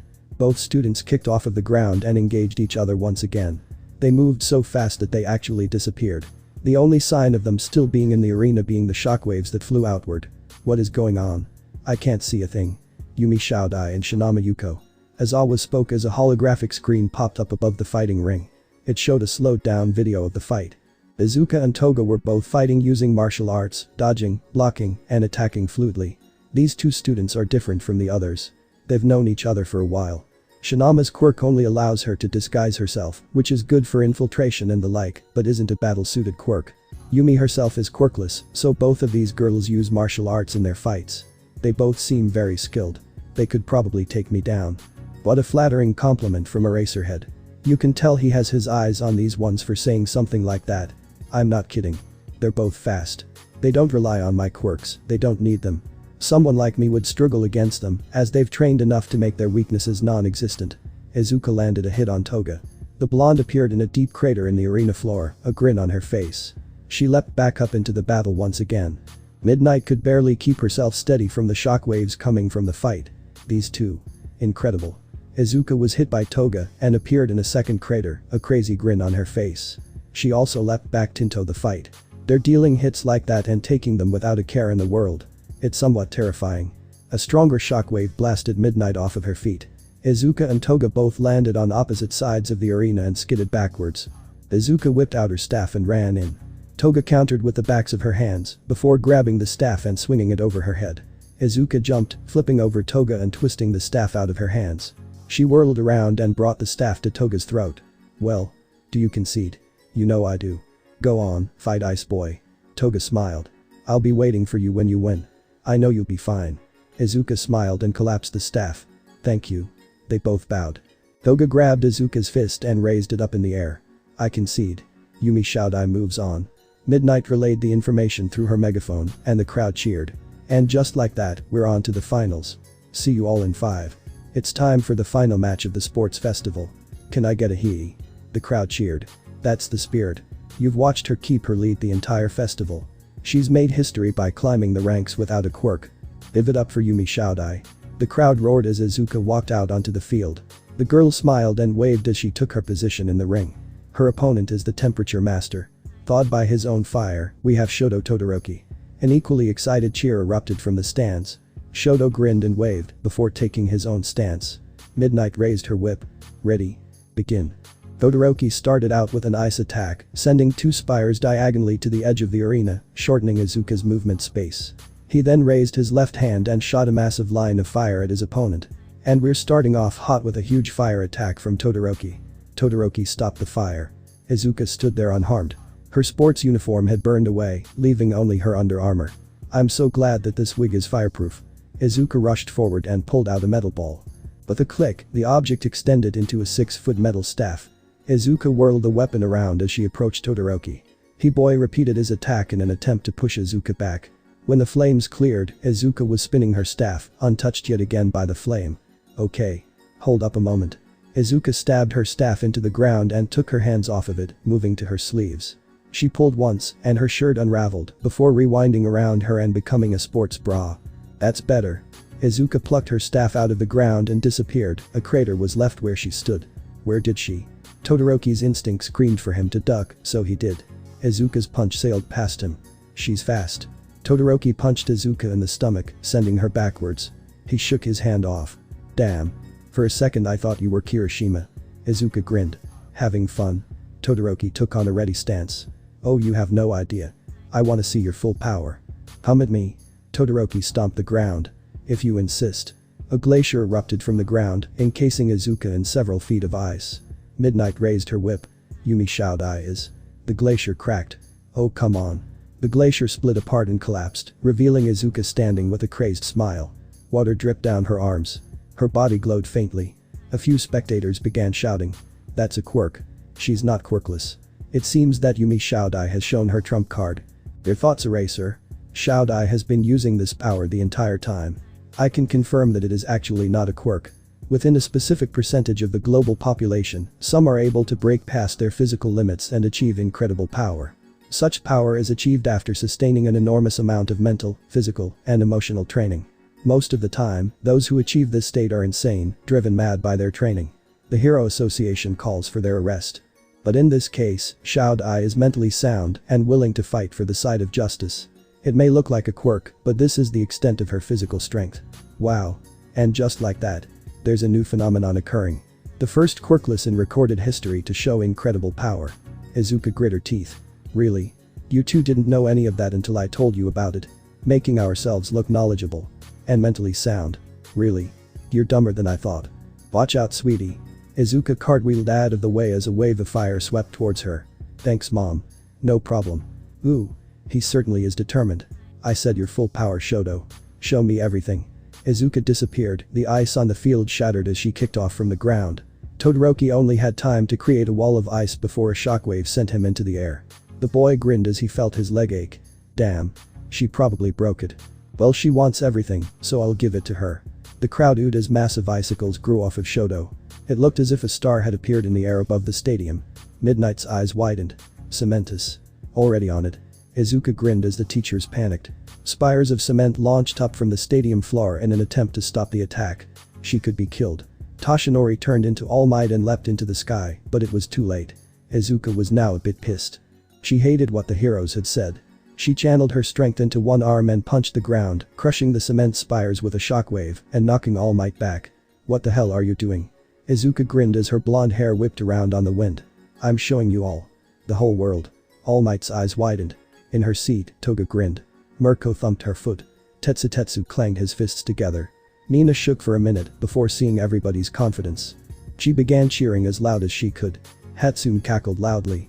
Students and spectators turned to the group as if they were crazy before being drawn back to the fight, where Izuka glowed a bit brighter. Quirkless. The ice star shattered. Large icicles rained down. Izuka dodged the first falling spears. Todoroki spun around, creating a few more spires of ice as he continued to rise up, his velocity slowing as gravity tried to pull him down. Doesn't. Izuka leapt up the icicles that continued to fall. The sky lit up in orange as Todoroki let out all the fire he could handle. Hues of orange blasted across the sky. Mean. People all over the world watched as the two students wielding incredible power began their titanic clash. Far away on the shores of the United States, families looked out their windows to see a bright light illuminate the sky. Useless. An explosion tore through the stadium as Todoroki dove. Izuka planted her foot on a melting chunk of ice and leapt up. All of the melting ice below her turned to dust, then water, then steam. The cloud covered the entire stadium, blocking the vision of everybody. They could only see a bright orange glow as Todoroki came down. Or defenseless. The steam was blasted away as the two students' fists met. A shockwave sliced through the air, destroying the top of the UA stadium. Next came the flames, which fell down like a waterfall, bathing the arena in intense heat. Several heroes in the stands worked together to create a see-through barrier between the fight and the spectators. Midnight dove to Cementus, who caught her and protected himself and the R-rated hero with several domes of cement. The flames cleared, and the air was still. For a brief moment, Izuka and Todoroki stayed locked in midair. Todoroki's arm was encased in ice. Izuka's crazy grin seemed to push against Todoroki as they clashed. Their arms shaking as they pushed against each other. Flames flying out of Todoroki's left side as he boosted himself. Another explosion shook the arena as the flames ceased and a sphere of ice encapsulated the two fighters. The ball fell and shattered. Both teams lay sprawled on the completely destroyed arena floor. Todoroki and Izuka slowly got to their feet. Todoroki had overused her quirk, Izuka had strained her muscles against his full force. Guess these students might be better than the heroes think. I'll have to train more. Izuka ran forward at a normal speed and punched Todoroki. The boy stumbled back and rushed at her in the same way, hitting her with a chop to the shoulder.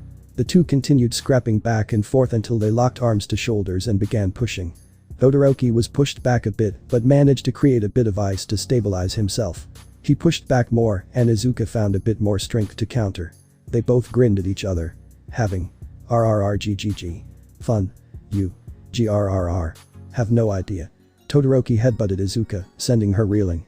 The girl recovered quickly and slapped Todoroki across the face. They locked bodies once again and wrestled. Izuka headbutted Todoroki, who stood his ground. She pushed against him and felt him give a little. This'll be the last of what I have. I hope it works. Izuka kneed Todoroki in the stomach, causing him to double over. She then punched him across the face, knocking him out. The arena was silent. Midnight stumbled out of a pile of rubble and looked at the result. Yumi Shaodai. Why Yumi Shaodai wins. The crowd roared loudly, their cheers shaking the stadium. Inside the announcer's box, Mick shook Izawa. She did it. Did you see that eraser? That was bloody insane. Izuka's friends roared louder than anybody else. Mirko thumped her feet and screamed in excitement. Tetsu yelled loud enough to make his throat hurt. Toga screamed at the top of her lungs. Hatsum threw something into the air, which exploded into a firework. Mina was crying acid. Class 1 was miffed. That was amazing, sweetie. Inko's ghost cheered. Thanks, mom. Izuka passed out standing up. Midnight and Cementus rushed to the two students' aid. As far as I can tell, they somehow didn't sustain major internal or external injuries. Just some broken bones and scratches.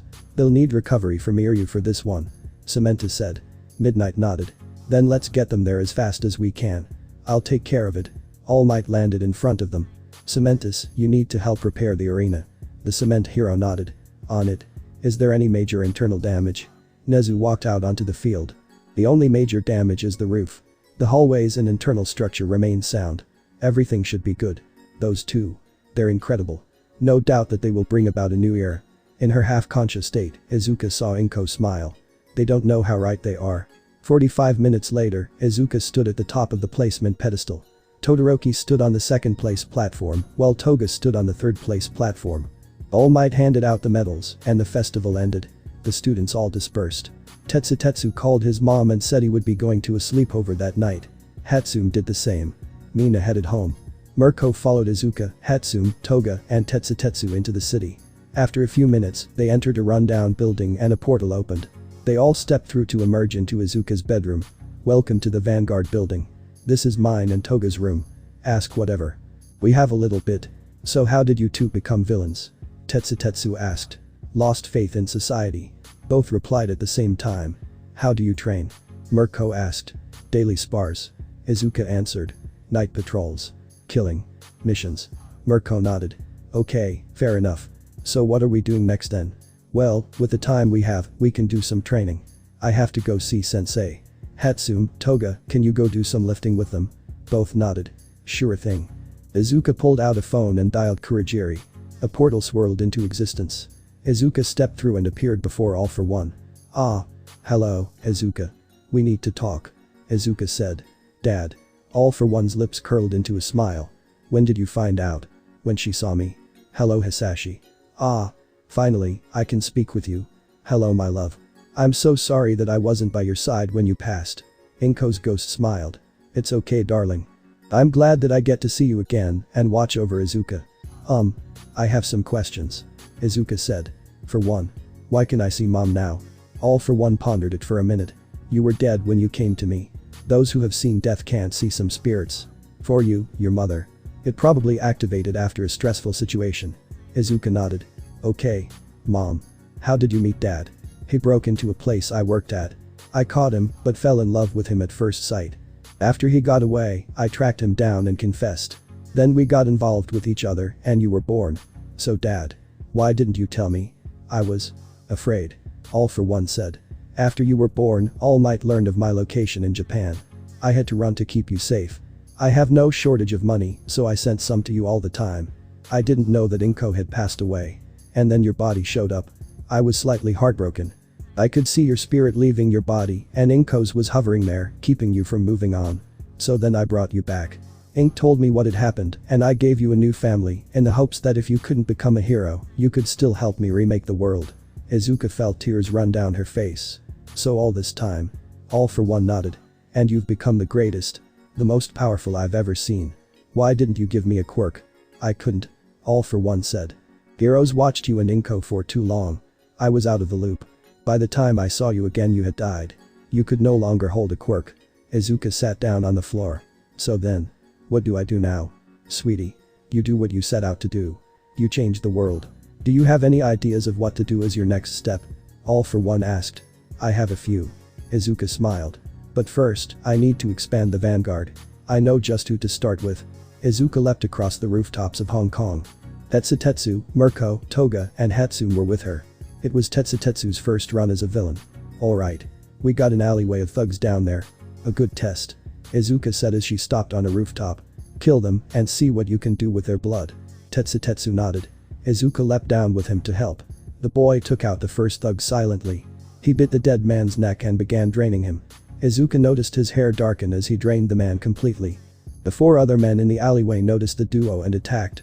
Izuka dodged the edge of a knife and punched through the first man's chest, grabbing his heart and taking it. Hey Tetsutetsu. Open up. The girl tossed the organ over her shoulder. Tetsutetsu leapt up and swallowed it in a single gulp. I'm ready. Izuka switched with Tetsutetsu as the remaining three men ran in to attack. Tetsutetsu punched, his arm much more muscly than it had been. When he hit the first man, his arm became steel. He thrust out his other arm and hit the next man, becoming full steel in the process. Was he always that muscly? Or is it the blood? Tetsutetsu clenched his fists and grunted. His skin became patterned. The metal darkened. His hair elongated and became blood red. Tetsutetsu's face morphed as his lower canines became tusks. His hands became twisted claws. Damascus. Berserker. The three men rushed forward again. The first didn't even make it 2 steps as he had a hole punched through him. The second was slapped back into the alleyway. Tetsutetsu grabbed the third. You look scared. Don't be scared. Tetsutetsu opened his mouth and the man knew no more. I see why you like this. Such flavor. Izuka grinned. Welcome to the league, baby. The sound of footsteps rang out. Mirko walked out of the depths of the alleyway holding the head of the last thug. Seriously. I get to go all out, no holding back. It feels nice. I can't wait for the fun battles. Izuka shuddered with excitement as she saw Mirko's tail stained red. Oh god. I fell for you. Toga hopped down from the rooftops with Hatsune. But is that a bad thing? Tetsutetsu felt a little awkward. All 4 girls turned to him. You were really badass. Wanna go back and fool around? Izuka smiled. Wait. What? Baby. You're a villain now, you gotta know how to work like one. Toga said, walking up beside him and placing a hand on his chest. You'll be my first man. I call first dibs. Mirko said. Nope. Izuka said. You and me, Mirko. Let's go. A portal opened up and Dobby stepped through. You all good now? The group nodded. Alright, go through then. You'll get back to your room. I'll burn these and head back to my room. Have a fun. Whatever. Izuka smirked as her company walked through the portal. Come on, Mirko. Show me how you bounce. Izuka sat at the workbench with Hatsune. They were busy tinkering on a few gadgets for Toga and Tetsutetsu. How's the supply coming? Putting on the last adjustments now. Izuka had been working on an iron supply for Tetsutetsu. It would be mounted on his back and would be able to transfer iron directly into his bloodstream. Hatsune was busy working on a completely new suit for Toga. The suit had Toga's DNA integrated into its fibers, allowing it to transform with the girl. How's the suit coming?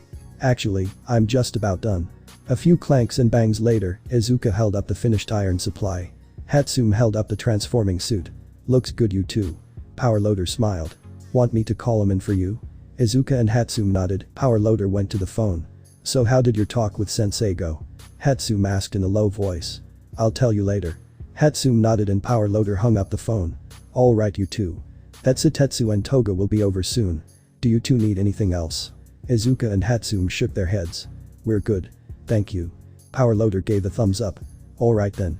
2 minutes later, Tetsutetsu and Toga walked through the door to the studio. Izuka appeared beside them and led them into the private studio. Alrighty. First, Tetsutetsu. Your iron supply for here. Do you need one for when we… you know? Tetsu shook his head and grinned. No, because then I'm free to use our prey as an iron supply. Izuka nodded. Okay. Toga, your new suit. Toga slipped the suit on and it turned into a school uniform. This'll change with you. It also absorbs blood, so it won't stain. Izuka said. But you can adjust that feature if you want. Toga smiled. Hatsum, you're a genius. Babe, you have no idea how much I want you right now. You always say that. Izuka chuckled. Toga kissed her. It's because I always want you. Izuka purred, but then heard footsteps approaching the door. SHHH. Act natural. Power Loader popped his head in. Oh good. You guys look great. Yumi, Hatsum. You two can have the next bit of time. Since you already have done everything. Izuka and Hatsum nodded. Thank you sensei.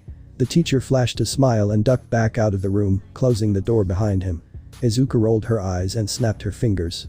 A small robot crawled out from under the workbench and folded out into a wall, covering the door perfectly. Soundproofing. Come on guys, we've got time. Izuka pulled her shirt back on and straightened herself out. How the hell do you last so fucking long? Tetsu panted. Baby, you have fucking no idea. You'll get there someday. Besides, a half hour isn't long. She and I once went a whole night. Toga said, pulling on her uniform. Honestly, we could probably do more now. We just lasted that long because you MMPH. Oops. No divulging secrets. Toga blushed. Sorry, it's the one thing I'm sensitive about in this area of expertise. Izuka chuckled. So, what is Vlad King gonna say when you two get back? He won't care. He shifted his attention from Tetsu and me to Monoma and a few other kids. Toga said. He's just mad that I conceded to you and that Tetsu lost against the Retid. He's a poor excuse for a teacher. Tetsu growled. When we put your plan into motion, I want him to be mine. Izuka smirked. Sounds like somebody has an enemy. Damn right. Tetsu said. Just let him wait. It'll be fun to watch him squirm as I kill him slowly. Toga purred. Ooh. You're speaking my love language, Damascus. Mine too. Izuka blew a kiss. But seriously, you two should get back to class or I'll get in trouble. Wait. We can come with you. You sure you want to do that? Like sensei said, we've got time. Hatsum said, pulling on a jacket. Come on, let's go. Toga rolled her eyes. We gotta wait for Metal Boy to get dressed. Oh shit. Tetsu leapt up. Sorry about that. 2 minutes later, he was in his uniform, looking like nothing had ever happened. So. To class right. The group walked out of the workshop and to the hero course wing. They weaved through the school hallways and eventually came to a large door. Huh. You guys really do have big doors. Izuka said. I thought people were just joking about that. Tetsu nodded. So, Vad King sensei has gotten to be a jerk lately. Specifically to me and Shinama. Just a heads up. Izuka and Hatsum nodded. Tetsu walked through the door. And where have you been?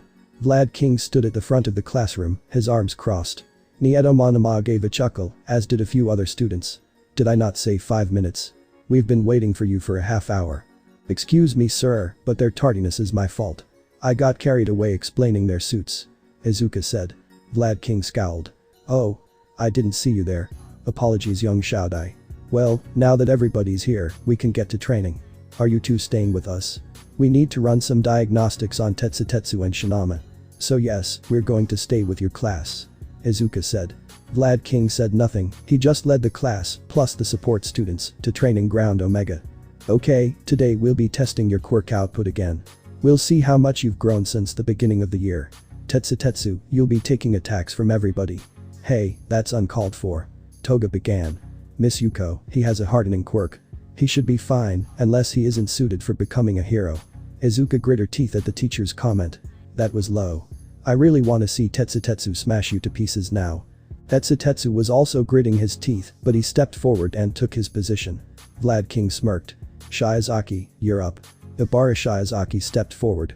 She sent her vines into the ground and grabbed Tetsu, restraining him. She then proceeded to pick him up and slam him into the floor. Excellent job Shiozaki. Tetsu, get up. Izuka gritted her teeth more as Tetsu pushed himself to his feet. She could see the rage sparking in his eyes. Alright. Next up is. And so it continued for the next half hour. Students tested their strength on Tetsu, while Izuka, Hatsum, and Toga failed to stop them. Toga refused to take part in the test and was given a 0. Alright. Monoma, you're up last. Nieto Monoma stepped up. Izuka noticed that he had 2 hairs and a vine tied on his wrist. First I have Shiozaki's quirk. Monoma demonstrated his control over the power. Next, I have Present Mix quirk. Monoma screamed.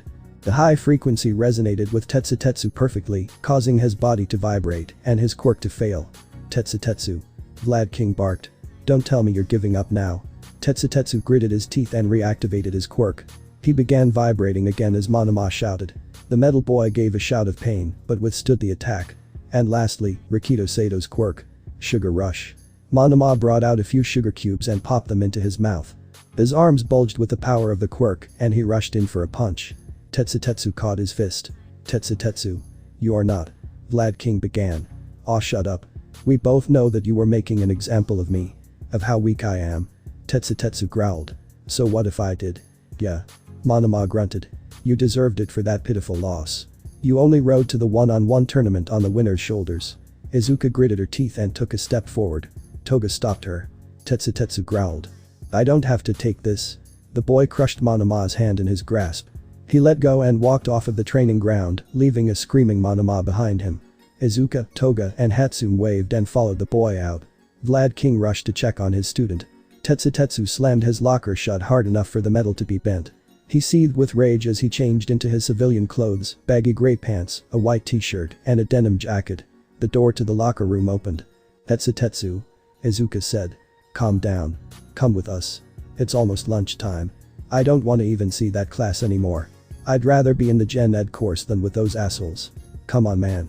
Just get your badge. Come with us. You know how to play any instruments? Toga asked. I used to play guitar. Dropped it after getting into the hero course. You still have one? Yeah. At my house right now. Was thinking of selling it. It's an old acoustic I restored. Izuka nodded. Okay, we're gonna go pick that up. You're gonna join us on the roof. What the hell are you all planning? Music is a way to unwind. When I first started attacking heroes, I would sing songs. They seem childlike, I still do it sometimes. It helps me focus on the moment, you know. Izuka said. Every so often, I sing with Toga at Kurigiri's bar. You look like you need to do some unwinding right now, so let's go. The group walked out of the locker room. They made their way to the roof and a portal opened. It goes to your room.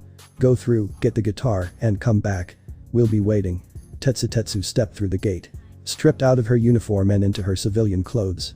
A red flannel over a black shirt. Blue jeans and black shoes. When she was done, Toga changed, then Hatsune. As soon as they were done, Tetsutetsu stepped through. Finally found it. He held up a black guitar case. So what now? Now, we wait for 30 seconds. The bell rang. And then we play. Hey. It's class 1A. How are you all doing? Tenya Iida, Momo Yaoi Rozu, Ijiro Kiroshima, Mina Ishido, Kyoka Jiro, Denki Kaminari, and Katsuki Bakugo turned to see Nito Monoma with Itsuka Kendo. We're doing okay. How about you? Great, thanks. Mind if we sit down? Bakugo motioned for the two to sit, which they did. So what brings you to our table? You know, we have to keep up class relationships. Monoma said. Ironic, considering you declared our classes rivals before the sports festival. Mina muttered. What was that? Nothing. So where's the silver guy? Mina grinned. Oh, him. He stormed out of class today, got mad at sensei for some reason. He's gotten very emotional since the sports festival. Monoma said innocently. Kendo bit the inside of her lip. I'm so sorry, Tetsutetsu. That's too bad. I feel really bad for beating him like that. Kiroshima said. He just needs practice, that's all. I hope he's okay. I'm sure he'll be fine. Itsuka said, taking a bite of food. Hey, do you hear that? Kyoka perked up. Hear what? A guitar. The girl muttered. Who's got a guitar? Could just be somebody playing music on their phone. Yaoi Rozu shrugged. No. It's easy to tell the difference. It's coming from outside. Let's move over there. Kyoka got up and moved to an empty table. The students looked at each other and shrugged before following. At the table, they heard the faint strum of a guitar. Can we open the window? Kyoka questioned. Kiroshima grabbed the large panel and pulled, opening the window just a crack. The sound was definitely audible now. Who could be playing a guitar right now? Kyoka whispered. And in UA no less. Tetsutetsu sat with his eyes closed. His legs dangled over the edge of the roof. Izuka sat in a similar manner. Toga and Hatsune sat listening as well. Tetsutetsu's hands moved fluidly, coaxing notes from the instrument in his hands, as if it were a part of him. A light gust of wind drifted through the air, ruffling Tetsutetsu's hair as he breathed softly. Hatsume and Toga began humming. Izuka sighed. You really want me to sing, huh? Toga smiled and nodded, continuing to hum along with Hatsume. Fine then. It's just gonna be on the fly, you know. Izuka took a breath in and began singing. Once upon a midnight dream, I came apart at the seams, my life wandering, parents gone, stay alone, my whole life long. Tetsu smiled as Izuka sang. She made her own tune, but it matched his perfectly.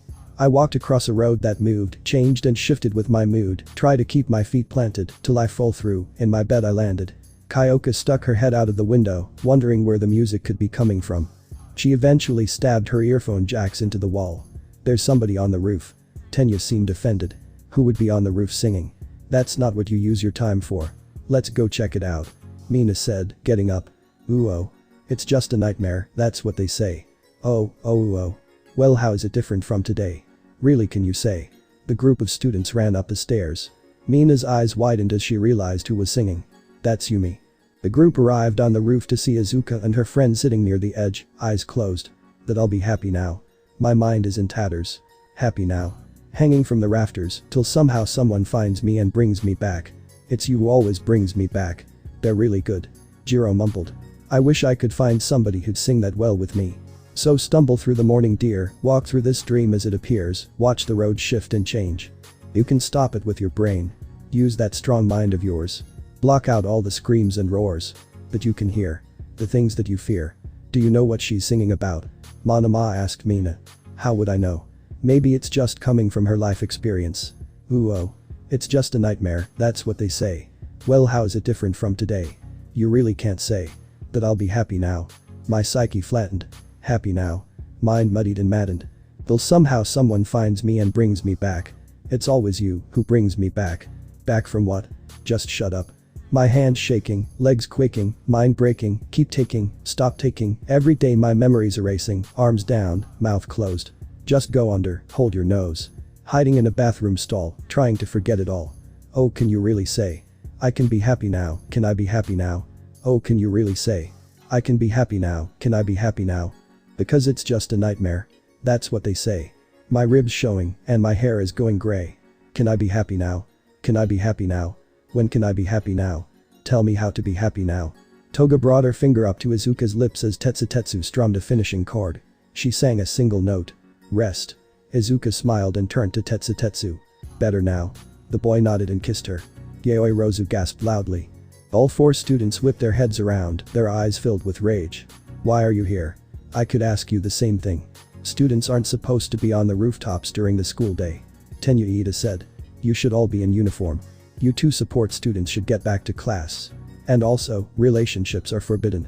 Izuka and her friends got to their feet. Tetsu put his guitar back in its case and slung it over his shoulder. He looked behind him, checked his pockets, looked at Izuka and gave a questioning glance to Toga. What are you doing? Monoma asked. Oh, me? Tetsu gave a fake smile. I was just looking for a fuck to give, but then again, you took all of those right. You shouldn't speak to your classmates in such a. Tenya began. And you shouldn't act like a big shot when you're just another student. For your information, I am one of Class 1A's class representatives. Tetsu chuckled. Great. But if you hadn't noticed, I'm in Class 1B. And even then, I don't give a shit about what my class rep has to say. Now move. We're going back to the support studio. Tetsu, Izuka, Toga, and Hatsume walked by. Monoma grabbed Tetsu's wrist. His face fell. Wait. Why can't I? Oh, so sorry. Monoma looked up at Tetsu, who had gone full steel. His skin was different though, patterned. And his hair was blood red. If you were looking for DNA, you won't find it on metal like this. He leaned in close to the blonde. I guess your quirk isn't suited for being a hero. The four students walked down the stairwell, leaving the other students dumbfounded. What the hell? Izuka and her friends walked into the support studio. They immediately went to the private space and sat down. Ugh. When do we get to reveal ourselves again? Toga groaned. Soon. Very soon. Izuka mumbled. We need a chance to take the healer. There's a training camp coming up for the Hero Corps students after midterms, right? Tetsu nodded. Yeah. Iryu's coming along too, just so you know. Izuka grinned. Then I know when we'll strike. All for one sat in his chair, a glass of wine in his hand. A table lay before him, a white tablecloth over it. 3 plates lay on the table, the first contained no food. Inko's ghost sat behind it. The second was his, it held a bit of rice and some other food. A third belonged to Izuka, who had dressed up nicely for the first ever Midoriya family dinner. "So how is your infiltration of UA?" Inko asked with a smile. Izuka took a bite of her food before dabbing her face with a napkin. "It's going well. Toga and I have made new allies. They will join the league soon." "Describe these new allies." All for One said as wind down. "The first is my lab partner, Mei. She has already joined Toga and I in missions and has made gear for Toga. The second is a boy with a quirk that makes his skin steel. Tetsu. He too has joined Toga and I in missions. How do you know that they can be trusted?" All for One pondered. "They have killed for me already. The heroes also know nothing of our plans. I befriended Hatsune before we attacked the USJ. Toga did the same with Tetsu," Izuka said. All for One smiled. "These two are marvelous assets. A hardening quirk would be very useful in our ranks." "It's more than hardening," Izuka said. "His quirk uses the iron in his bloodstream to turn him into steel. He's the one who lost in the one-on-one in the sports festival." All for One's face broke into a maniac grin. "Ah, that one. Yes, he can be trusted. He lost quite badly and the heroes insulted him for it. They don't know potential when they see it. His quirk is quite powerful. He needs to consume meals high in iron to keep his quirk working. Turns out nobody thought of blood as a way to get the mineral." "Ah, so you've already improved him. Enough to kill a hero." Izuka smiled. "But enough of me. Mom, what have you been doing?" Inko's ghost smiled. "Oh, well, now that you know I'm here, I've been spending time with your father. It's lovely to see our family back together again." "It certainly is," All for One said. "Even if it is not how I intended, it is nice to be together once more." "Dad. I have a question concerning All Might's quirk." All for One took a bite of food. "What is it that you need to know?" "I need to know its origins." "You refer to him as your arch-enemy. Does it have to do with your quirk?" The villain nodded. "All Might is the latest holder of the quirk. The only one to survive for so long. The other holders all had their own quirk and yet Toshinori was the first to be quirkless." "He was what?" Izuka growled. Inko went over to Izuka's side and gave her a ghostly hug. "Sweetie. I'm so sorry. The story of his power and mine are intertwined. His quirk is known as One for All. It was born of my power. I gave a quirk to my younger brother. The quirk allowed him to stockpile energy. I had thought my brother to be quirkless, but he had a useless power. It allowed him to pass on quirks through his DNA. The two powers combined and One for All was born. Toshinori was the first quirkless to inherit it. This power. Would it be able to stockpile quirks as well?" Izuka asked. "Now that is a thought. None of the successors displayed powers like their predecessors. But then again, they never lived that long." "What makes you ask?" Izuka took a sip of water. Inko drifted back to her seat. "Katsuki Bakugo is the next successor. I'm sure of it. His power should be explosion, but he used super strength, some type of enhancement. And then, in the sports festival, he controlled some kind of shadow." "Can you describe this shadow?" All for One asked. "It came from his arm. When he was controlled by Hitachi Shinso. It was hard to see, but there was a flicker of black along his arm. Hatsune told me that it snapped him out of the trance by slapping him." "Black Whip then." "Ah. Degoro." Inko sighed. "Degoro Banjo. Also known as the Pro Hero Lariat. He was the fifth holder of One for All. That power sounds like his quirk, Black Whip." All for One said. "It appears that you are correct. One for All can't stockpile quirks. Then what do we do?" Izuka asked. "I don't think I can stand up to 6 supercharged quirks and super strength." "No. You can't yet. But you will be able to. Give it time." All for One smiled. "Now, it's getting late. It appears that you have finished dinner. You're excused. Have a good night, my dear." "Thank you, sensei." Izuka bowed. "Please, call me father." All for One said. "Okay. Thank you, father." Izuka smiled. "Now go on. Do your thing." The portal opened and Izuka stepped through. Kurogiri appeared soon after to clear her dishes before he too left. "Well, sweetie. We still have a bit of time. You're not going to live much longer, are you?" "My dear, I will become a spirit like you and help you in watching over our daughter. But when will that be?" "I feel that time drawing near. I don't know how much longer, all I know is that it will be soon, almost too soon." Izuka stepped into her bedroom where Toga was busy suiting up. "You've got a mission." "We have a mission," Toga said. "I already emailed the school under our emails, explaining how we'd miss tomorrow and Thursday. We should be back by Friday." "Where are we going?" Izuka asked, pulling on her outfit. "We've got a new potential recruit. She has been hiding in China. A villain that goes by Magni." "Huh. How is this gonna go down then?" "They've been chased out of several countries. They haven't incited in Japan yet. So they can join us and remain off of the radar for a bit. But we only have a small window of time. Toga said. We should take these. Toga tossed Izuka her collapsible staff. Just in case, you know. I never drop my sword. Izuka said. But I'll take it. Okay, let's go. A portal opened and the duo stepped through. It's good that you weren't recognized in that outfit here. Toga said as they leapt out of the portal and onto the rooftops of King City. Yeah, really nice. Wait. Magni's in King. Yup. Welcome to the place quirks were born. Toga flipped over an alleyway. We aren't gonna have a hotel this time, you okay with that? Honestly, it's been a while since we spent a night on the streets. Izuka smiled. So are we killing anybody? Toga smiled. If you want. I think Magni still has some enemies here though. We should help them get their business sorted out. Izuka nodded as she vaulted over a ventilation unit. Got it. The duo did a circuit of the entire city, but found nothing. It was easier to find fucking twice. And he was in Tokyo. Izuka grumbled. Yeah. Guess we really will need the extra days. You there. Stop in the name of the law. Izuka rolled her eyes as a squad of heroes leapt across the rooftops to confront them. They uttered the famous catchphrase of all heroes in Chinese. I'm so fucking glad I learned different languages. Otherwise I wouldn't even give these idiots the time of day. Izuka said. Who are you calling idiots? We are the newest heroes in King City. The greatest team of heroes to ever exist.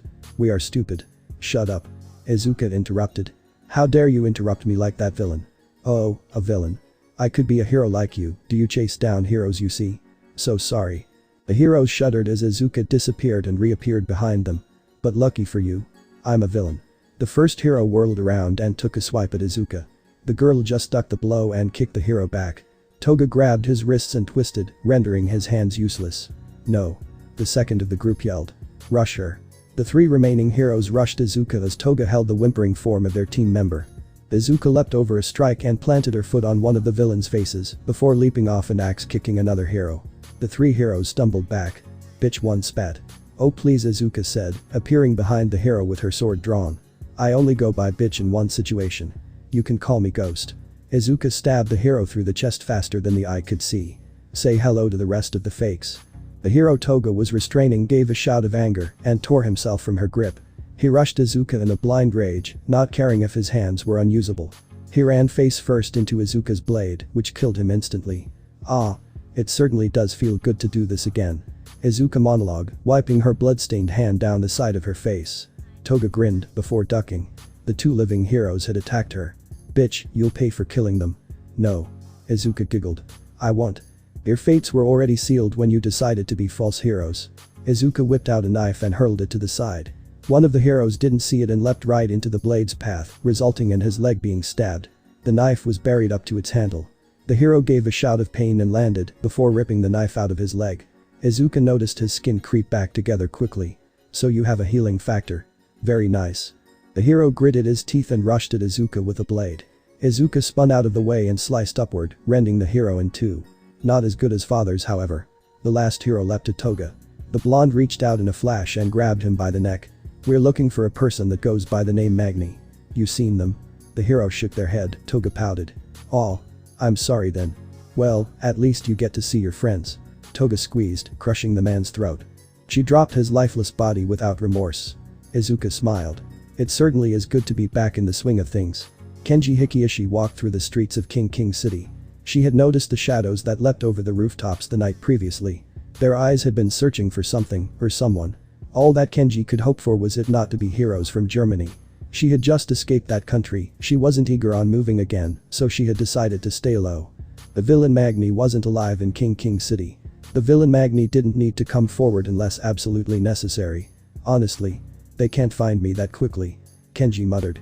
I'll stay here a bit longer, then I'll move somewhere else. The woman looked around before ducking into a rundown apartment building. She made her way up the flights of stairs before coming to a battered door. Finally back. Almost too close. They'll be patrolling soon as it's getting late. Walking in, Kenji noticed a few things. 1. There was blood on the now broken window. 2 people were sitting on the couch of her apartment. Both wore hoodies. Kenji outstretched her hand and generated a magnetic field, pulling a knife into her outstretched hand. Who are you, and why are you here? The two figures shook a bit, a fit of giggles came from them. Really? You consider us a threat? Toga and Izuka stood up. You're a hard person to find, Kenji Hikiishi. How long have you been here? Magni gripped the knife in her hand tightly. I'll ask again, who are you? And why are you here? Izuka sighed. Wind tore through the room as she appeared in front of Kenji. The woman went wide-eyed as Izuka plucked the knife from her hand. Honestly, using a toy like this? Toga walked to Izuka's side and examined the knife.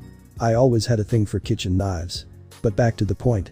The blonde turned her attention to Kenji. Kenji Hikiishi. Or do you prefer Magni? Glad that you speak Japanese as a primary language. We're from an association in Japan and we'd like to recruit you. An association? Like a hero association? More of a villain association. Izuka said, looking at the blade of the knife with glittering eyes. This was the only chance we had to find you, as you tend to move around a lot. Yeah. Okay. But why me? Kenji raised an eyebrow. You have skills we need. You've been discriminated against, and you want to make the world a better place at heart. Never thought I'd hear a villain say that. Magni chuckled. Well, you are correct. I want the world to be more accepting. I've been treated like dirt, falsely accused of murders, although some people. I definitely did murder. Look, will you join us or not? I would, but I've got quite a few people hunting me. I've been here, like I said, about a week. Heroes I've angered normally show up in places I move to. And there are several heroes who I actually know have pursued me. Have you seen them here? Yeah.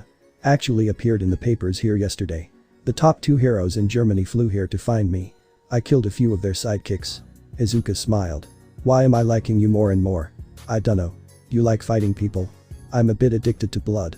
Izuka smiled, turning the knife in her hand over and slashing across her arm. It's just so beautiful. Toga shuddered with delight. Babe. Can I please have a taste? Izuka held her arm out and Toga latched onto it. Kenji stared at them. Okay. If you could help me take care of them, I'll join you. Izuka's face lit up. Okay. Where can we find them? They patrol at night. That's why I have this apartment. They'll probably be around here tonight. Izuka smiled. You just leave them to me. Babe, do you like the heart of a high-ranking hero? Toga detached from Izuka's arm. You have no idea how much I want the heart of a high-ranking hero. Then you help our new recruit pack up. I'll go take care of them. Izuka flashed a grin and hopped out of the broken window. Magni watched the teenager leap across the street below in a single jump, landing on a rooftop. Well damn. Do you think we should help her? Magni turned to look at Toga, who was busy rooting around the apartment, grabbing clothes and such and stuffing them into cases. She'll be fine. She fought against the full force of UA's staff and won. That's including All Might, by the way. But that was the USJ attack that was on the news. Does that mean that? Yup. You just joined up with me and my girlfriend. Welcome to the League of Villains. Patchwork Bunny is happy to have you. Magni whipped back to the window. Izuka waved and spread her arms before taking a free fall off of the rooftop. The girl landed softly on her feet and drew her hood up. Kenji lost sight of her in an instant. It was as if she had never even been there. Come on. Toga grabbed the woman by the wrist and pulled her out the door. The woman was about to shout about the cases, but saw a purple mist dissipate into thin air. The cases were gone. Where? Come on. Izuka sat on the edge of a rooftop. She watched as Toga pulled Kenji down the street and away from the area. 2 shadows appeared along the skyline. They began approaching. It's time to have some fun. The 2 shadows drew closer to reveal 2 heroes in dark suits. One was male, the other female. They both leapt through the city with haste. Izuka stood up and smiled before taking off after them. Her leap cracking the stone of the building behind her. Izuka gained speed and drew her sword, leaping into a stab as she closed the long distance between her and the heroes in seconds. The heroes jumped out of the way. Who are you? One asked in German. Izuka smiled and spoke back fluently. I'm the one who will reunite you with your sidekicks. The 2 heroes leapt upwards as Izuka slashed, dodging the attacks just barely. They were on the defensive. Oh come on. It's no fun if you don't fight back. Izuka slashed again before jumping towards the heroes. The first spun and delivered a kick, which Izuka dodged. The second rolled out of the way before jumping back to punch. Izuka caught their fist. Huh. Heroes. They always disappoint.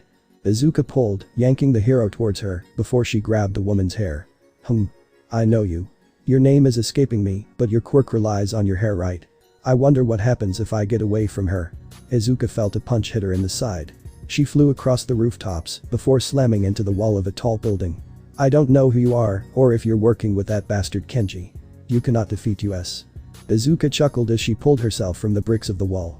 She leapt forward at breakneck speed and grabbed both heroes by their collars before slamming them both into the ground. How did you? Cough. Take a full power punch. Izuka smiled and drew her face closer to the hero's ear. Your punches are nothing. Not compared to those of All Might. Even he could not defeat me. The hero shook as he felt the menacing aura from Izuka. His partner flipped over and punched Izuka in the face. Izuka rubbed her jaw. Huh. I almost felt that. The scarred girl reached out in a flash and grabbed the woman by the throat before slamming her into the ground. The hero was knocked unconscious. Her partner shouted and ran to her side. Sarah. No, dear God. No. He began trying to give her CPR. Izuka shook her head. That won't work. She was knocked out by blunt force trauma. She's breathing fine. She'll die soon either way. The hero grit his teeth. I can save her. I have to. I can't spend my life without her. He brought his lips to hers to do mouth to mouth. Izuka shook her head. He doesn't know how to do anything else. Idiot.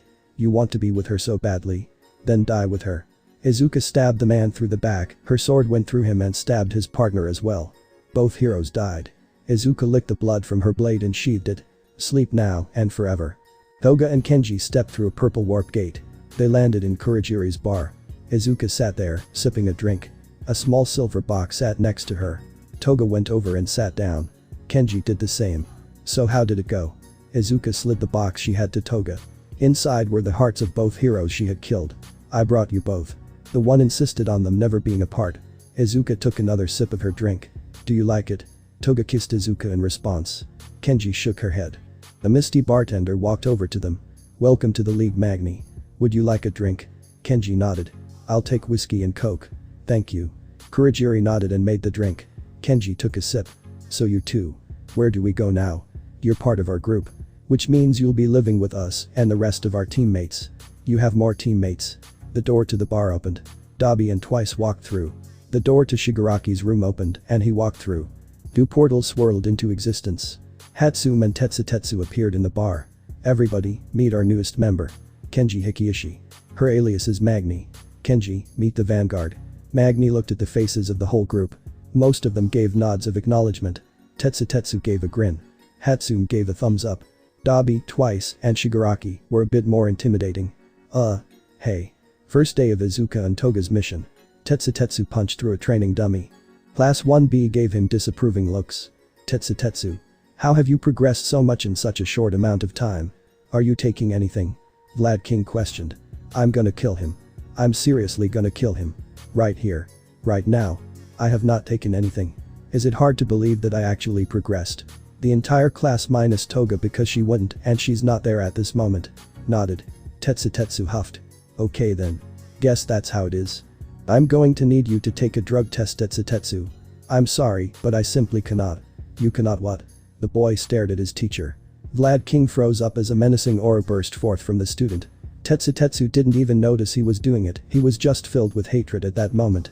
You can't believe that I, Tetsu, the loser of the sports festival, the dirt at the bottom of class 1B, could be powerful. Hey man. C calm, D down. Yusetsu away stuttered. You want me to calm down? Tetsu growled, his voice taking on a bloodthirsty tone. Tetsu. Stop this instant. Vlad King barked. And what will you do if I say no? The entire class shuddered. Vlad King gritted his teeth. That's what I thought. Tetsu walked off of the training ground. See you around. You get back here this instant. Sorry, I've got better things to do than hang out with fakes. Tetsu reached the edge of Vlad King's vision. Tetsu. If you don't get back here, I'll transfer you to the Gen Ed course. A few students gasped. Tetsu turned around and stared at the hero. You know what? Fine. The hero was taken aback. I don't think I belong here in this class. Eraserhead was right. I don't have what it takes to become a hero. So I won't. Tetsu. Save it. I don't want to be a hero anymore. Tetsu turned back around and stalked off the field. And I don't think I ever wanted to. Vlad King watched the boy go. He brought out his phone and called Izawa. Hey Izawa. You got Hitachi Shinso in your class right? So you have 21. Any students you want to get rid of? I have a slot open. Yeah. Okay. We'll send the emails after lunch then. Thank you. Vlad King hung up and turned to his class. Well. Get back to training. Mirko's phone buzzed. She sat with her feet up on the desk of her office. Mirko didn't have an agency. She never needed one, as she was a solo hero. There was All Might with Might Tower and Night Eye with his big building. Mirko didn't care for it. She had her office located in the penthouse of a large skyscraper. Nobody really knew she was there, it was the perfect location for a sort of secret base. She actually owned the building under an alias. She had businesses use it, but told them not to disturb her in the penthouse. As of now, there were only 3 people who knew she was the owner. The business associate who rented building space for cubicles and such, the pro hero Hawks, and Izuka Midoriya. She had been a bit taken aback when Izuka said she knew where her office was. She supposed the whole league knew then, but Izuka swore up and down that only she knew. Well, she and Kurogiri. He just knew the coordinates to her office, but not her identity. The rabbit hero picked up her phone and turned it on. Her eyebrows furrowed as she saw her notification. An email from UA. Internship request form unable to be submitted. They moved him to Gen Ed. Mirko hurled her phone across the room. It broke on the wall and fell down into a trash can filled with scrap electronics. Mother of. Mirko clenched her fists and took a deep breath. She opened her desk, took out a new cell phone and opened up the email. Okay. Well. I hope they know how much karma's gonna bite them in the ass. Really, Vlad? Suspected of using steroids. Tetsu sat on the rooftop. Hatsum sat with him. They both slowly chewed on their lunches as they watched the clouds pass by. So. What do you think they're up to? Tetsu wondered. They're somewhere in China, that's all I know. Hatsum said. Tetsu's phone buzzed. He pulled it out of his back pocket. Huh. Well then. What is it? Hatsum asked. Just an email. They're moving me to Gen Ed. What? Apparently, Vlad King thinks I'm taking steroids. Really dumb. He's just being a poor excuse for a living being at this point. That sucks. Oh god, they're gonna bring somebody in there. If it's Mineta. Then Toga will skin him alive. Tetsu nodded. Yeah. Damn. That actually is starting to sound bad. Nah.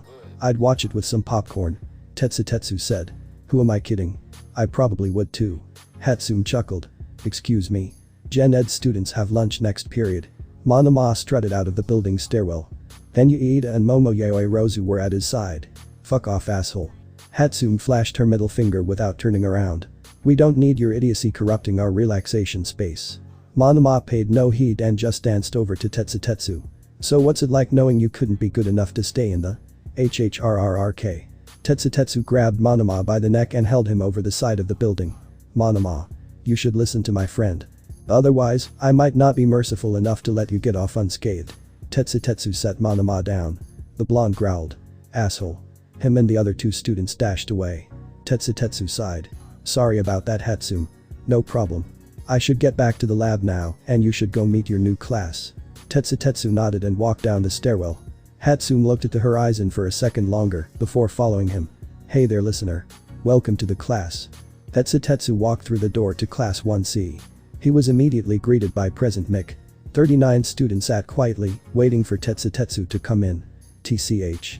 Whatever. The boy took his seat and class began. It was just the main subjects. There was no hero studies. There was however quirk development, aka gym. The class was actually coming up pretty soon in Tetsu's schedule. Alright listeners. We're gonna head out to Cementus's gym. I'll meet you theory. The students all filed out of the classroom. As Tetsu was about to walk out last, Mick grabbed him. The hero spoke quietly for once. Look here little listener. Me and a couple of other teachers, we know something fishy's going on with the whole transfer situation. Is there anything I can do to help? Tetsu bit the inside of his cheek. No. Sorry, sensei. There's nothing that can be done now. President Mick watched as Tetsu walked away. The hero sighed. This isn't good. They might have just added to the list of giant mistakes heroes have done. He's completely given up. Tetsu arrived at the gym in his civilian clothes. Everybody else stood around in their own gym clothes. UA only provided gym uniforms to the other courses, Gen Ed, as well as support, minus some special cases, brought their own change of clothes for gym. Tetsu immediately heard whispers from his classmates. Did you hear about him? Hero course. Wasn't good enough. I heard it had to do with steroids. Tetsu grit his teeth. News really does travel fast. Cementus walked out onto the training ground. Okay everybody. You know the drill. We'll measure your power, do some physical training without quirks, and then training with quirks. Now get in line. The class filed into a line. Tetsu took the end. The students each took turns punching at a cement wall that the hero had created. They barely even made a dent. PSSST. Tetsu turned to look at one of his classmates. Me? Yeah. You. I heard you have steroids. Fuck off. But. I said fuck off. I don't use that shit. Never did. The doors to the training ground slammed open. A figure dashed over to President Mick's side. Ah, Hey there little listener. Glad you could make it. Hatsume had run into the training ground. She had a robot strapped to her back and was carrying a lunchbox. Yes. I still consider Tetsutetsu a good friend. So since I have time off for finishing today's assignments, I'll join the class today. I also need to give this back to Tetsutetsu. He left it at the support studio. President Mick nodded and called Tetsutetsu over. Hatsume pulled the boy out of the training ground for a minute. What is this? We both know I don't have a. Tetsutetsu. Come on. I made it for you. The thermos. It contains a bit of blood that Yumi and I set aside for your iron supply. We got it from a blood bank for blood quirks. It won't get you in trouble if you're caught. Tetsutetsu nodded. Thanks. I'll have some after this. Do that. Hatsume nodded. You can probably pull off Berserker without running out of iron. I don't need Berserker for this. But thanks. The two walked back into the training ground. Mick greeted them. You're up Tetsutetsu. Cementus called. The boy nodded and stepped up. His arm became steel and he punched straight through the wall without a problem. Nice. Hatsume cheered. Good one. But. Mick began. It's obvious that you're holding back. Cementus said. Please, go all out. Tetsutetsu scoffed. I used the right amount of power for one wall. I'd need several to go all out. Each triple the thickness. And some space. My power tends to be a little bit. Well, you'll see.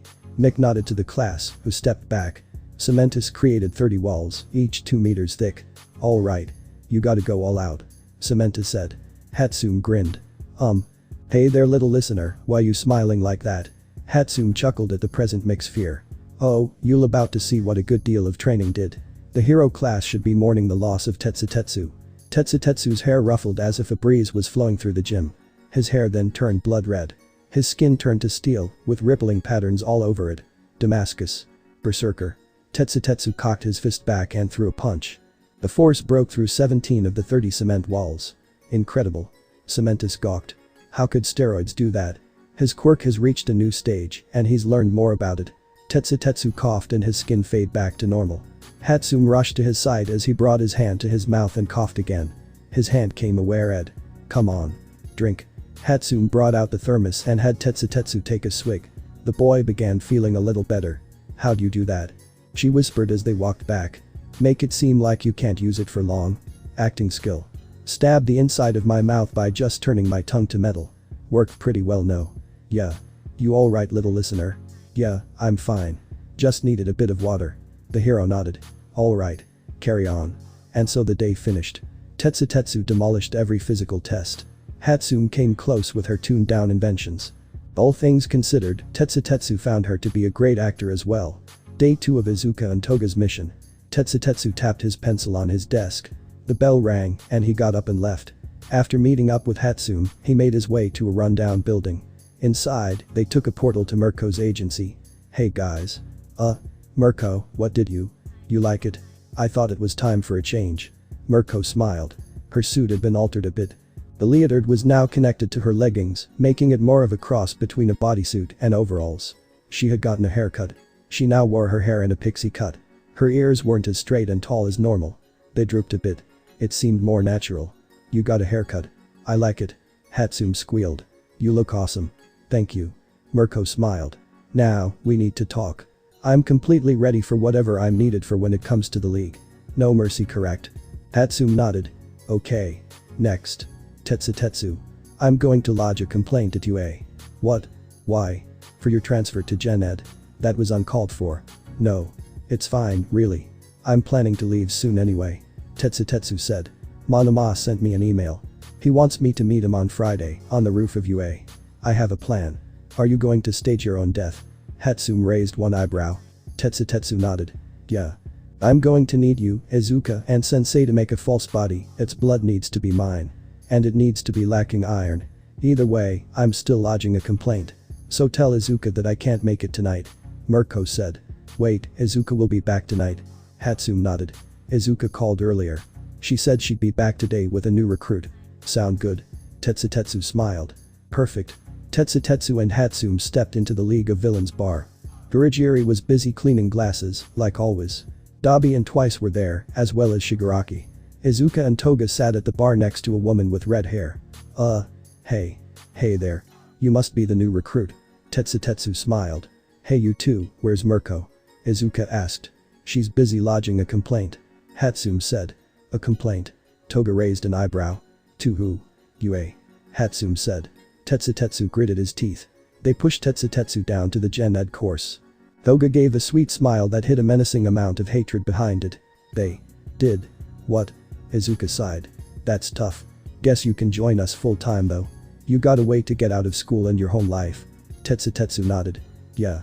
But you'll have to work with Hatsume and Sensei to make it happen. I'll also need Kurogiri's help. The bartender gave a hum of approval. Izuka nodded. Hatsume and I will get to work. I assume you told her the plan though. I'll learn what I can from her. For now, drinks. But we're. Izuka gave Hatsume and Tetsutetsu shot glasses of vodka. Live a little.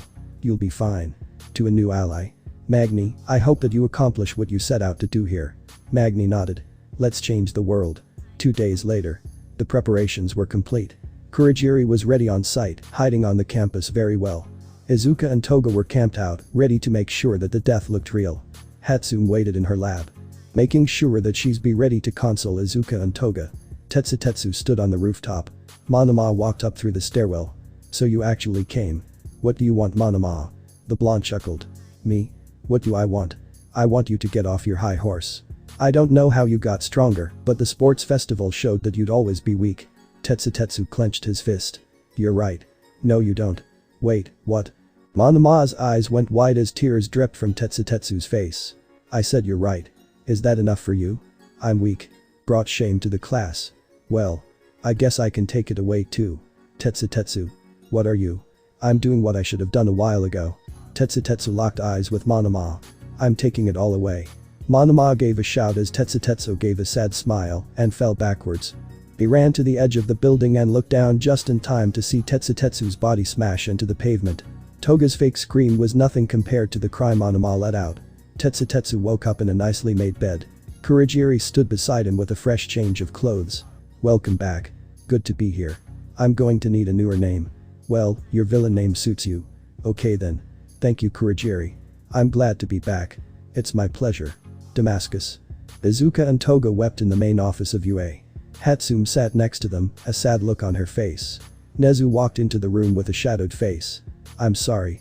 He died on impact. Toga wailed. Izuka hugged the girl closely. Vlad King and Eraserhead walked into the room with Recovery Girl. The nurse walked over to Nezu. He had low blood iron levels. That checks up with his quirk.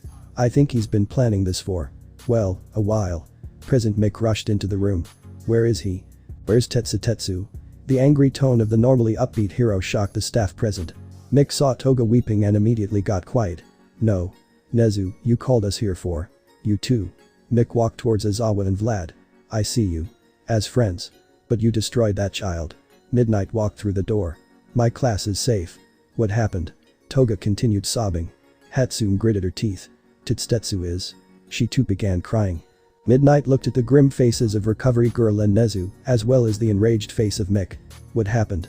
What happened to the boy? He leapt off of the top of the building. Nezu whispered. Midnight was fuming. Where is your class Vlad? I've got a bone to pick with them. Midnight. Nezu began.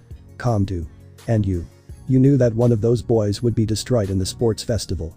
You have no room to talk. The sniffles of Toga rang through the room as the teachers went quiet. Midnight rushed to the three girls' side. Mick, come with me. These three need to be somewhere else. The hero nodded and went to help Midnight escort the students out of the room. Before Mick left, he turned to the teachers. What happened today? That's the first time a suicide has happened here in 70 years. There were mistakes made, of that there is no doubt. Aizawa, I love you, but I might be angry at you for a little bit. What happened started at the festival, and now, it ended today in the worst way. Let's make sure it doesn't happen again. The voice hero closed the door behind him as he walked with Midnight and the students. The group wound up in Midnight's office. Monoma was there, shaking violently. Toga's eyes sparked with rage. Why is he here? He watched Tetsutetsu fall. Midnight said. He already said that he went to argue with him on the rooftop. Toga screamed and leapt at the blonde. Mick grabbed the girl and held her in a headlock. You went too, he died because Toga screamed. She slackened in Mick's grip. He's gone. Izuka bit the inside of her lip. Nice acting job Toga. Seriously, he shouldn't be here.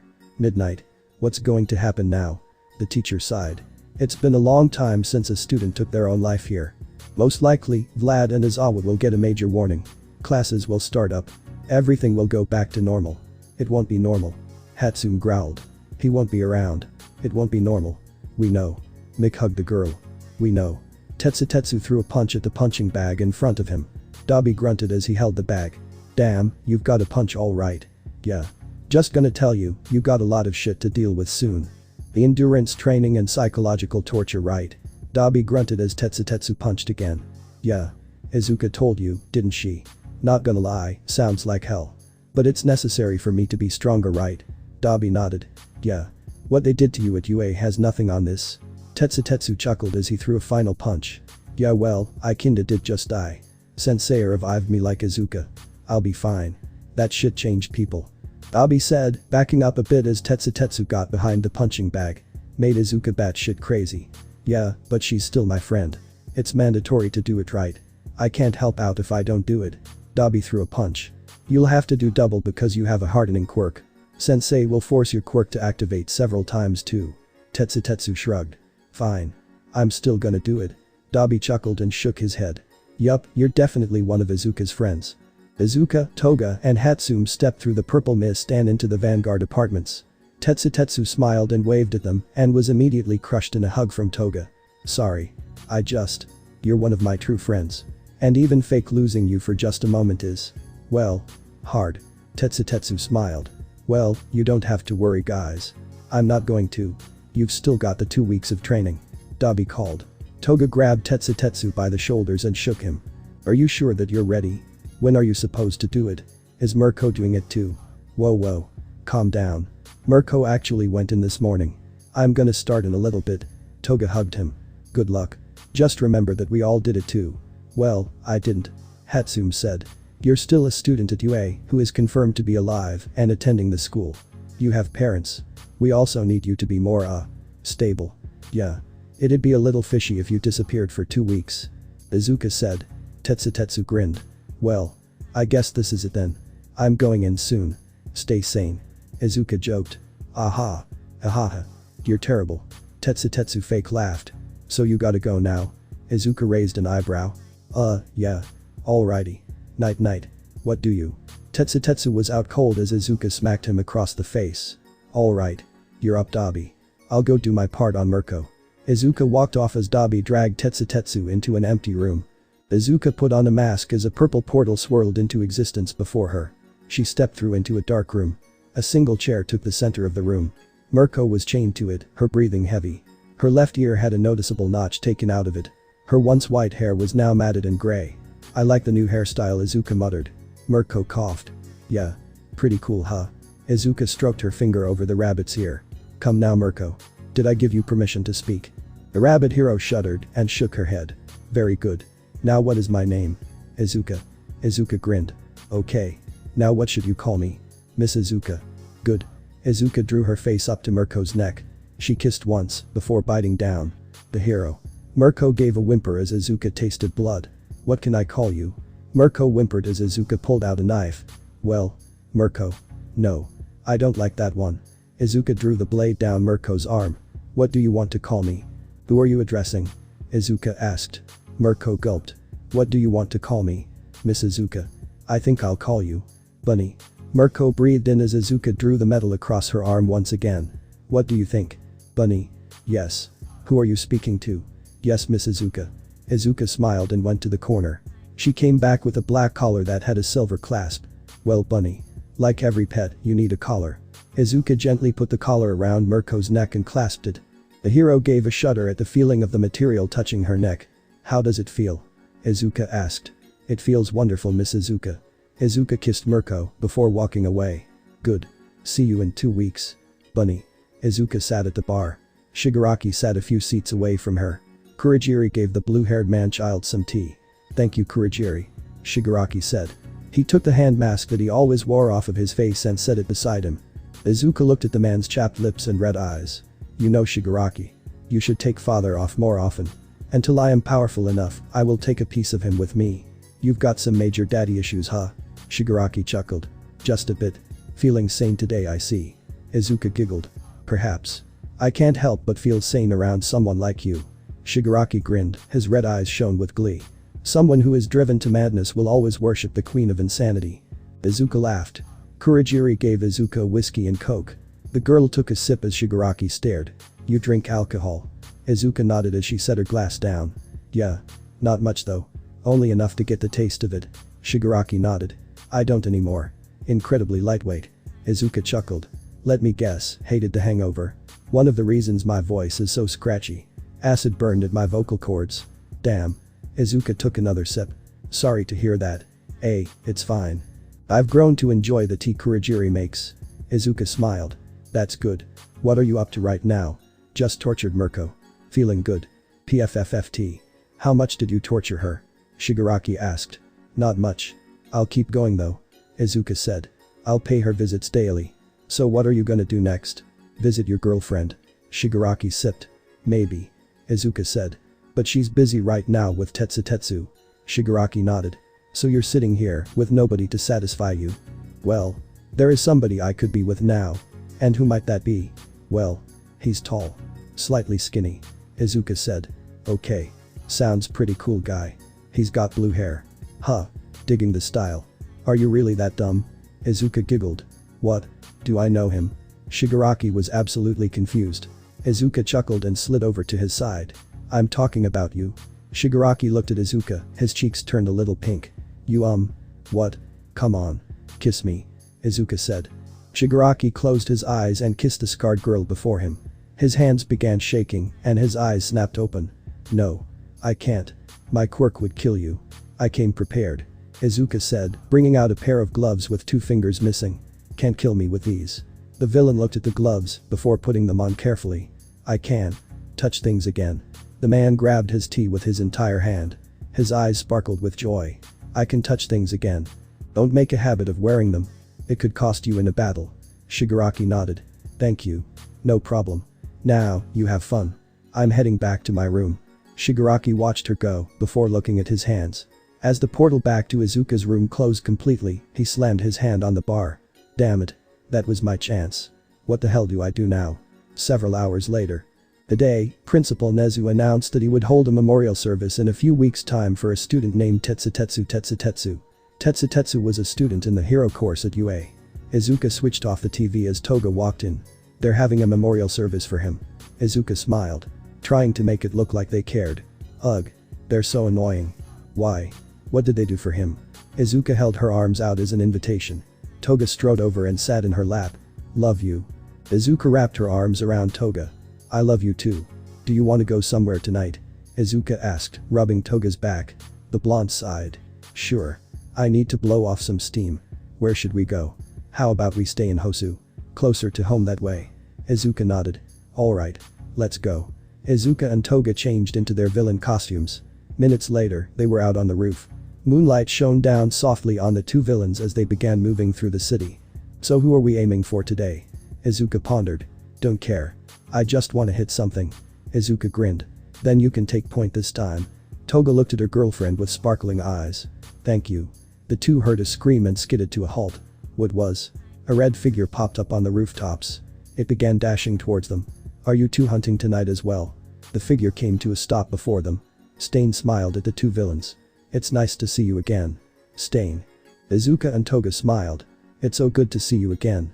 So are you hunting? Or no? Izuka nodded. Yeah. Toga's taking point today. Stain nodded. You 2 wanna run with me? Toga's face lit up. Again? Really? The vigilante smiled. Why not? I have a couple of fakes on my list tonight. It'll be nice to have somebody who knows what they're doing. Izuka and Toga smiled. Okay. Let's do it. The 2 villains and the vigilante leapt off across Hosu, eager to fight alongside each other. They eventually came to a dimly lit street. Why are we stopping here? Toga asked. There's a hero agency stated here. Everybody there is on my list. An entire agency? Izuka smirked. What did they do to piss you off? The entire agency abuses their status in society and runs a trafficking ring. They've kidnapped and sold many. The public says nothing because of their influence. Stain growled. Then what are we waiting for? Let's go. Toga grinned. It was an average day for the Heatwave Hero Agency. They had done a lot of business, resolved many disturbances around Hosu, and continued to fake their way around the city. The day was ruined as 3 figures stepped through the front door. Hello. How can we help you today? Everyone in the agency turned to look at the people who just entered the agency. It was only the sidekicks at this point. The men Heatwave, their leader. Hello fake heroes. Fake? Who are you calling fake? One sidekick shouted. Heatwave lumbered out of his office. What's going on Holy shit. The hero's face turned white. Arrest them. That's Izuka Midoriya, and that right there is the hero killer Stain. Let's go. A mob of sidekicks rushed the three murderers. The flickering hero, Heatwave. Stain monologue as a sidekick was cut to ribbons by his sword. You and your associates have been abusing your status as protectors of the people to fulfill your own sexual desires. Do you have any last words? I've got words. But they sure as hell won't be my last. In the name of justice. You're under. Groog. A blade sprouted from the hero's chest. Toga stood with a crazed grin as the body fell. A bit of blood splattered on her face. The girl giggled and licked her knife. Those were some stupid last words. The sidekicks went silent as they watched their leader fall in a split second. They quickly redoubled their efforts, this time, for revenge. The sidekick appeared behind Toga and grabbed her by the hair. You girly. You killed the boss. You killed Heatwave. Now we're gonna make you wish you were dead. The sidekick raised his hand to Toga's chest. You get away from her. The man holding Toga exploded as Izuka appeared before him, her fist passed through him with ease. The rest of the sidekicks shivered at the animosity radiating from the girl. What is she? That's N not human. She's a IMM monster. Izuka exhaled and turned slowly. Her gaze made even Stain sweat in fear. You will not touch her. Izuka disappeared in a flash. All of the sidekicks in the building fell down, dead on the ground. Izuka reappeared next to Toga. Are you okay? Of course I am. You really need to worry less about me. I will never do that. Stain looked at the teenage couple and smiled. Those two. They look out for each other. Stain. Izuka said. The vigilante froze, before chuckling a bit to himself. What do you need? We were wondering. Do you want to join us? Toga asked. Join you? In what? We are part of a villain group. The League of Villains. Our aim is to take over and reshape the world. We want to make sure heroes are true heroes. We want to make sure that everybody has the same chances. Would you join us? Stain smirked and walked over to the couple. You two are two of my favorite people as of late. You piqued my interest when I first met you. Although I am tempted to accept. I think I need a bit more time. But you know what? Take this. Stain unsheathed one of his swords and presented it to Izuka. When I see you again. Be it tomorrow or years from now. I will join you in your league. This sword, my sword. Let it be a symbol of my promise to you too. Izuka nodded. Toga smiled. Okay then. Guess we'll see you around. The vigilante smiled. There is no doubt in my mind that we will meet again. Until then, I bid you farewell. The vigilante walked out of the destroyed hero agency. Izuka and Toga took out every security camera but one before leaving the scene. Do you think he's right? Will we see him again? Izuka wondered aloud as a portal opened before them. We will. Toga said. We will. Izuka and Hatsum stepped off of the train into Hosu City. It was kinda pointless to do this. You know, since I live here. Izuka whispered to her partner. Hatsum shrugged. Yeah. But we had to listen to the speech the principal gave the school. I hope they actually do a decent job on the memorial service. Yeah. So where are we headed again? One of Power Loader's buildings. Actually, his main agency building. It should be just a few more blocks. The two continued walking. They passed by several patrolling heroes and sidekicks. They watched a few UA students drift among the crowd as well. Did the hero course get here before us? Hatsum wondered. Looks like it. I really hope I get to scare a few of them. Hatsum smiled. Oh, I can't wait to see the headlines. Aizawa groaned as he saw his partner get off of the train. Really? They sent you? Present Mick stepped off of the train. You know, if anybody should be complaining, it's me. But hey, I get to monitor you. So you know what? Well, we're here, no sleeping bag. No. You wouldn't. I just did. Now come on. Aizawa groaned as Mick dragged him into the streets of Hosu City. Why me? Flashback. Aizawa and Vlad sat in Nezu's office. The principal regarded them with a disappointed gaze. You know that this will not go unpunished. I'm sorry principal, I took it too far and… Vlad began. You think apologizing would get you out of this? Nezu chuckled dangerously. I should fire both of you on the spot. Aizawa bit his lip. But I won't. I also had a part to play in this tragedy. Nezu sighed. Midnight was right. I knew that one of those boys would break from that fight. I just thought it would make them stronger. I didn't expect your student to be so powerful a racer. I didn't either. I knew he had been training, but what he did looked like a step towards controlling his quirk even more. Aizawa said. Nezu nodded. Regardless, let's get back to the point. You two will be punished. I have a job for you. The principal brought up a projection on his office board. This video was taken last night at the Heatwave Hero Agency. Only this security camera was left behind. What it captured does not bode well. Nezu played the video. It showed a view of the entire entrance of the agency. Sidekicks could be shown talking as their work wound down. The door opened and 3 figures stepped in. The receptionist at the front desk spoke to the 3 figures, one of them said something. Apparently it angered the sidekicks because a few began yelling. The pro-hero Heatwave stepped out of his office and froze at the sight of the 3 in the doorway. He shouted something and the sidekicks began attacking. Why are they attacking them? Because. Nezu said, pausing the video and zooming in. Those 3 are villains. 2 of which you already know. Aizawa gritted his teeth at the sight of Izuka Midoriya and Stain. They're working together, that's not good. Indeed, but this 3rd member is one that worries me more. He unpaused the video. A sidekick was destroyed by Stain's blade as the serial killer said something. In a split second, the blonde girl appeared behind the hero, plunging a knife into his back. She's fast. Keep an eye on this one. Nezu said, pointing to one sidekick. The man dissipated into a cloud, which drifted up and around the blonde. He reappeared behind her and grabbed her by the hair. The sidekick reached for the blonde's chest before being reduced to nothing by a single punch. Izuka stood next to the blonde, glowing faintly. The building shook as visible waves of rage floated off of the scarred girl. Her gaze made even the hero killer Stain sweat a bit. In an instant, all of the sidekicks in the agency, about 70, fell down dead. Izuka licked the blood off of her katana and sheathed it. Stain walked up to her and the blonde. They seemed to have a conversation. Stain unsheathed one of his swords and presented it to Izuka. The girl took it and the serial killer left the scene. That's just about the end. Nezu said. Why does the blonde worry you?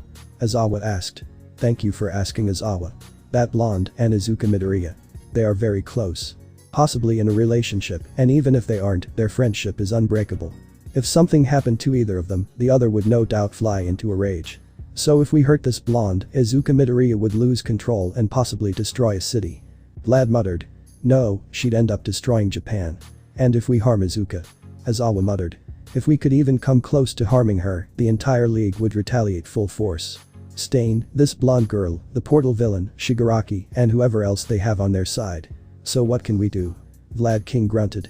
We can restrain them. Cut off their influence on each other and maybe find whatever master they serve and take him as well. Nezu stood up and passed Aizawa and Vlad a file. Next week, during the internships.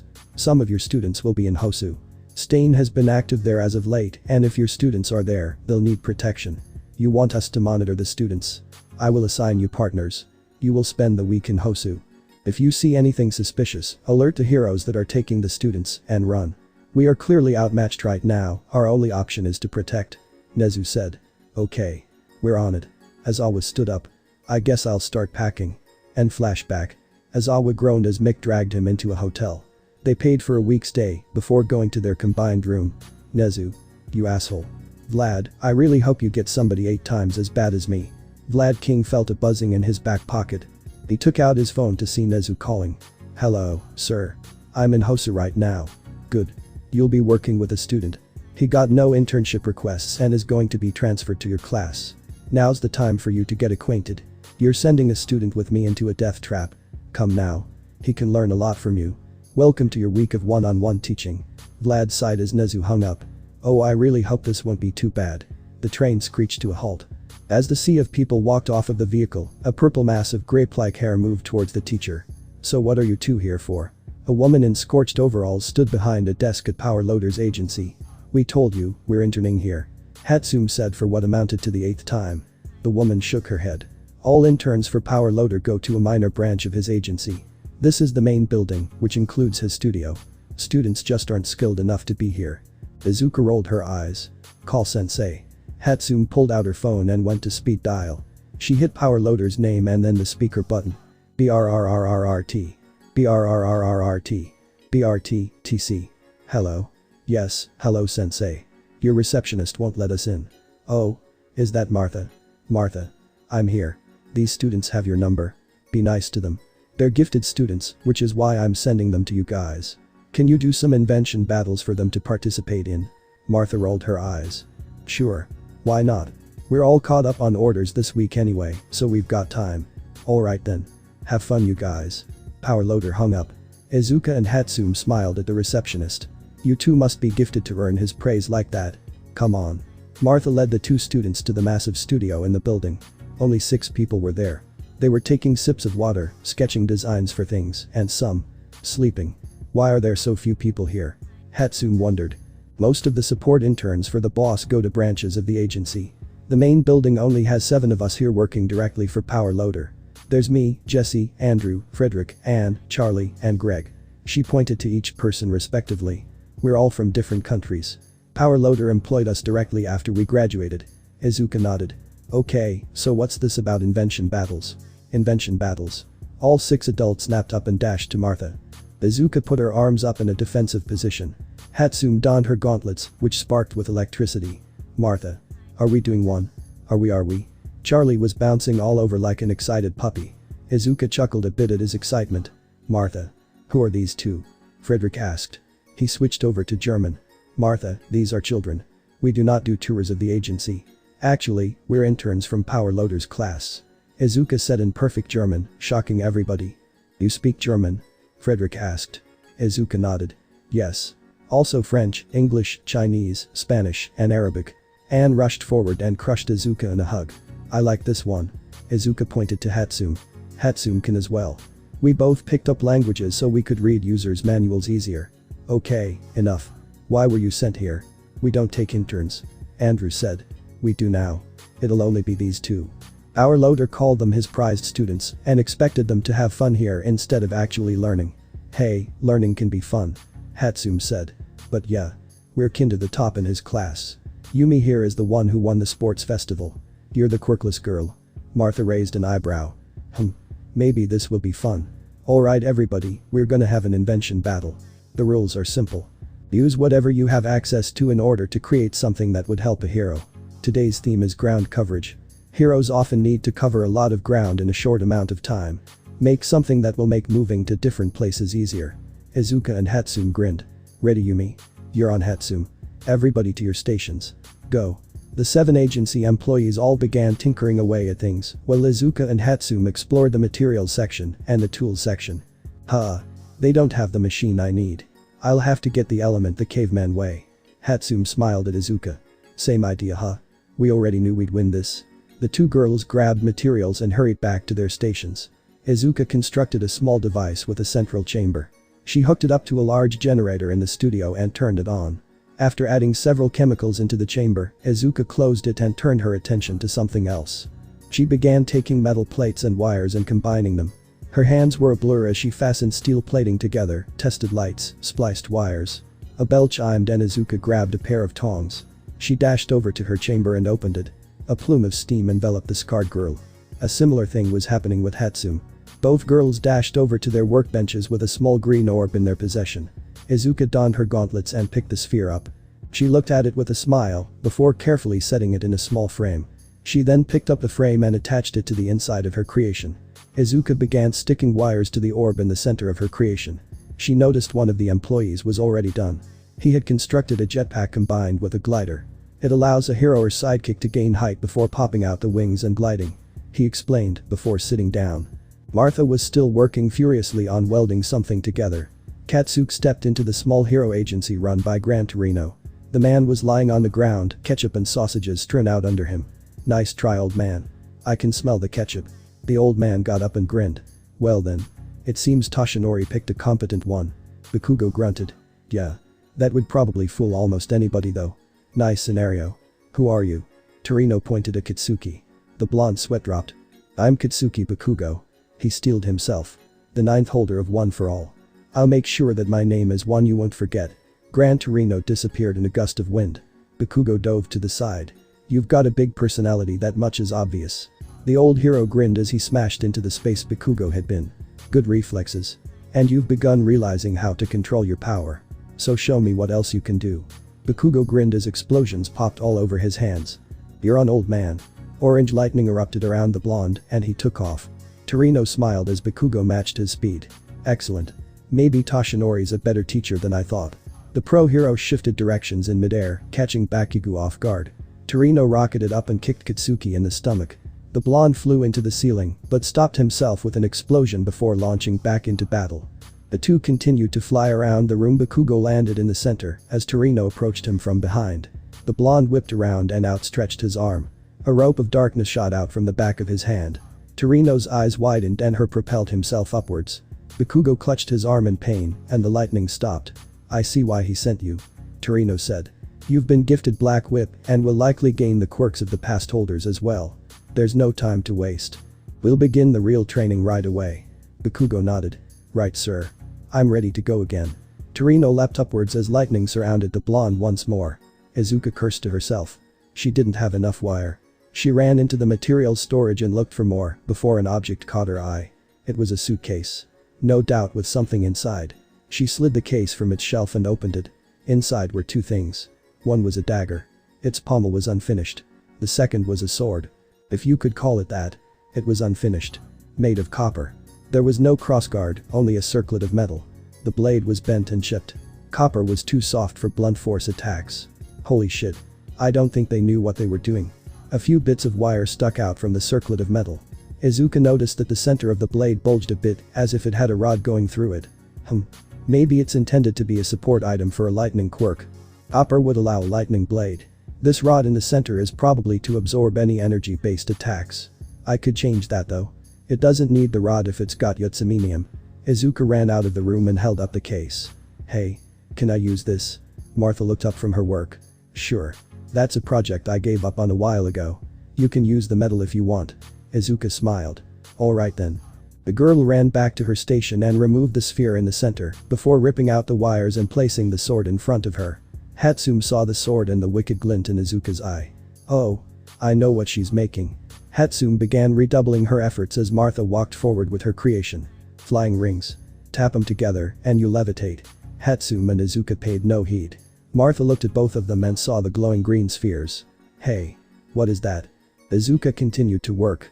She brought the sword over to a series of machines and heated it before hammering it into a desired shape. The lump in the middle of the blade was gone. All Izuka needed to do now was clean up the edge. Using a grinder, Izuka cleaned up the sword's edge in seconds before beveling a few notches in the center of the blade. Going back to her workstation, Izuka took the sword and began combining it with a few new materials. In the end, the blade was plated in steel.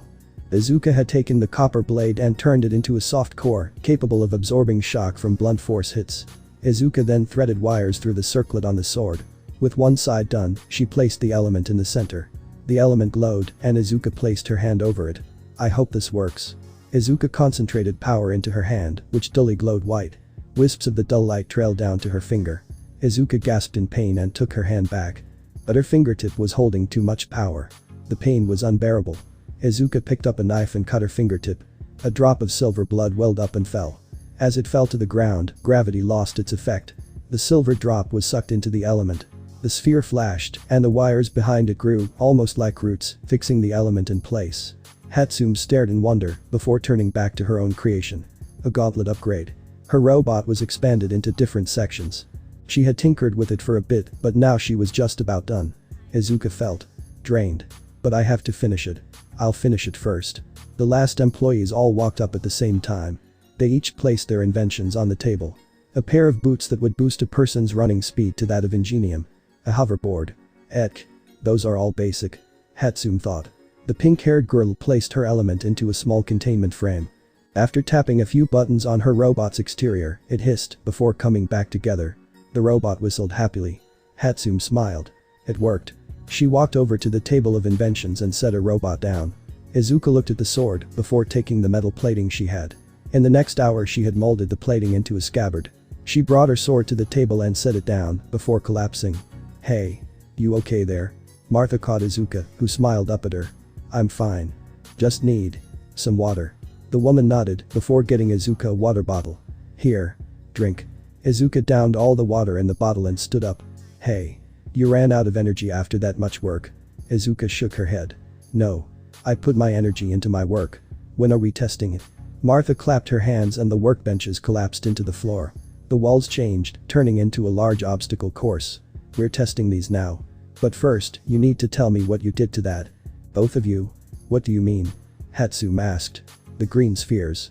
I've never seen anything like them." "What are they?" Martha asked. Izuka grabbed the sword. "It's an element that Hatsume and I discovered. It has many capabilities. We haven't really discovered them all. We call it Yutsaminium. That's the scientific name we came up with. Named after us. I think I've come up with a better name for it. Hatsune cocked her head to the side. Spirit stone. Izuka said. It has a mind of its own. I tried to transfer some stocked up energy into it accepted it like it was alive. But only after I offered. Izuka put the sword and scabbard on her waist. Come on, let's get this over with already. The 9 inventors stepped up to the obstacle course. Martha went first and flew through. Then went the rest in order of Jesse, Andrew, Frederick, Anne, Charlie, and Greg. Izuka stepped up next. She placed her hand on the sword's hilt and the scabbard clicked. The sheets of metal moved outward by a small fraction. The sword whispered out of its sheath perfectly. Alright. Let's hope this works as intended. Izuka slashed in front of her. The air ripped in two. A starry gate appeared before the scarred girl. Izuka stepped through.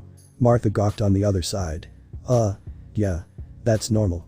Hatsune will do the same. Izuka yawned. Seconds later, Hatsune warped right into the spot next to Izuka. Martha fainted. Izuka turned to Hatsune. So I guess we won the first day. 4 days ago.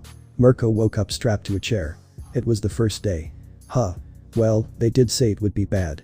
For them, they must mean it. A portal spiraled open and Dobby walked in. Mirko. Hello there. Shut up. Dobby smacked the hero in the face. I didn't give you permission to speak. Mirko could see the self-hatred in Dobby's eyes as he spoke down to her. She nodded and let the man talk. Let's get some things straight. You are not a hero. Not anymore. Dobby's hand flickered with blue flames, he placed it on Mirko's shoulder. The rabbit hero gave a shout of pain. Here, you will be reduced to nothing.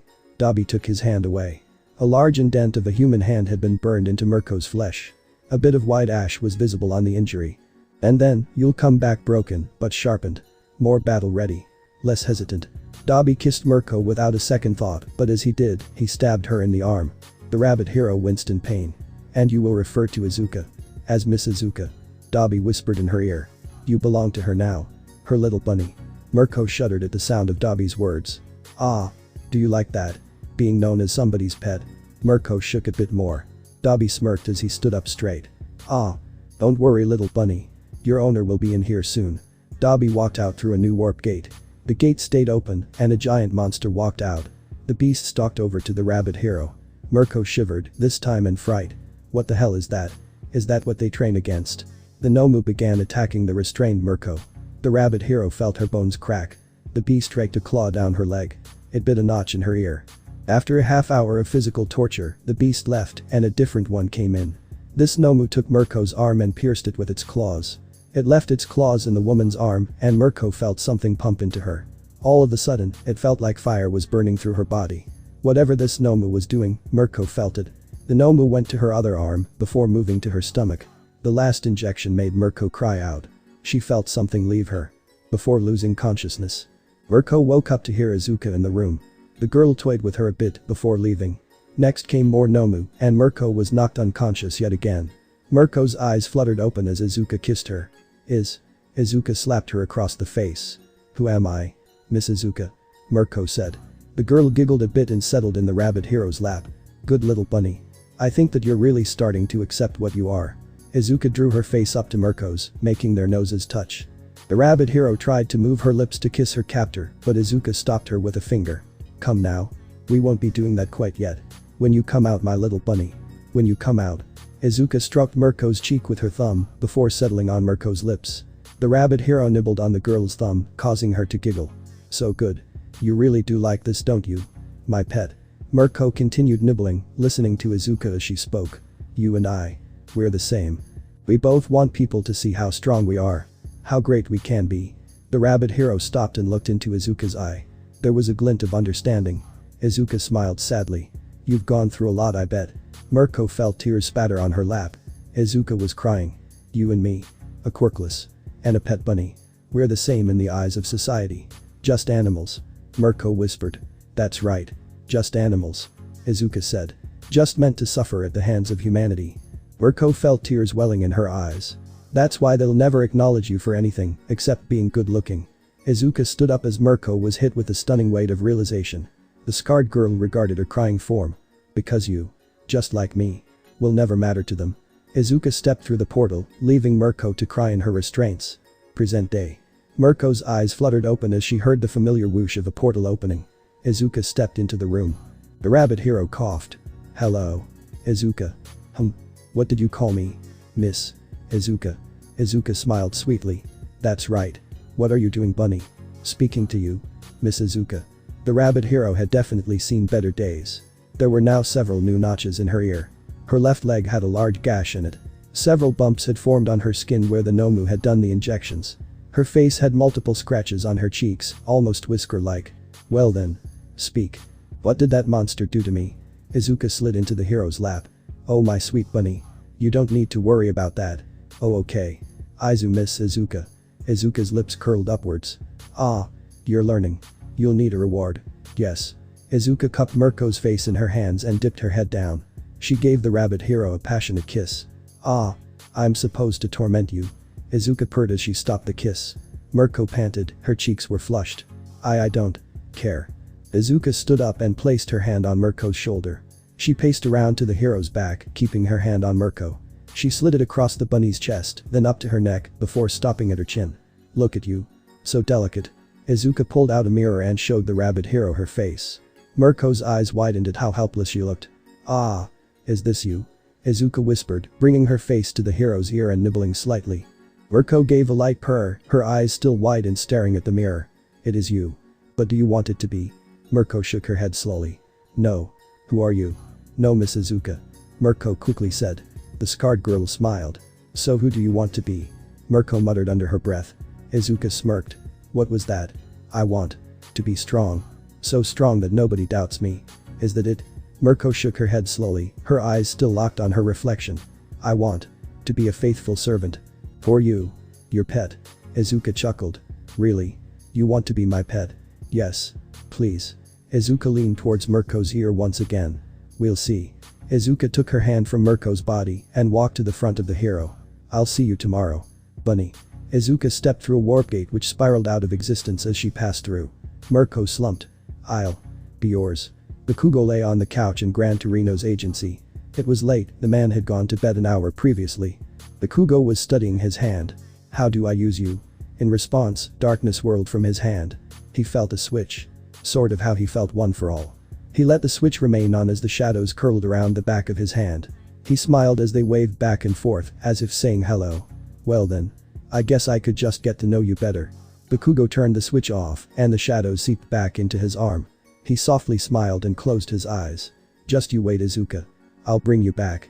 Bakugo opened his eyes to see a line of people. Each watched two men with white hair struggle back and forth. One wore a black business suit. The other wore jeans and a tattered t-shirt. The man in the suit grabbed his opponent by the head and forced him down to his knees. The man in the suit burst into shadow and disappeared. The other man got to his feet and walked towards Katsuki. You. Degoro already passed his on to you. You have no time. No time to worry about her.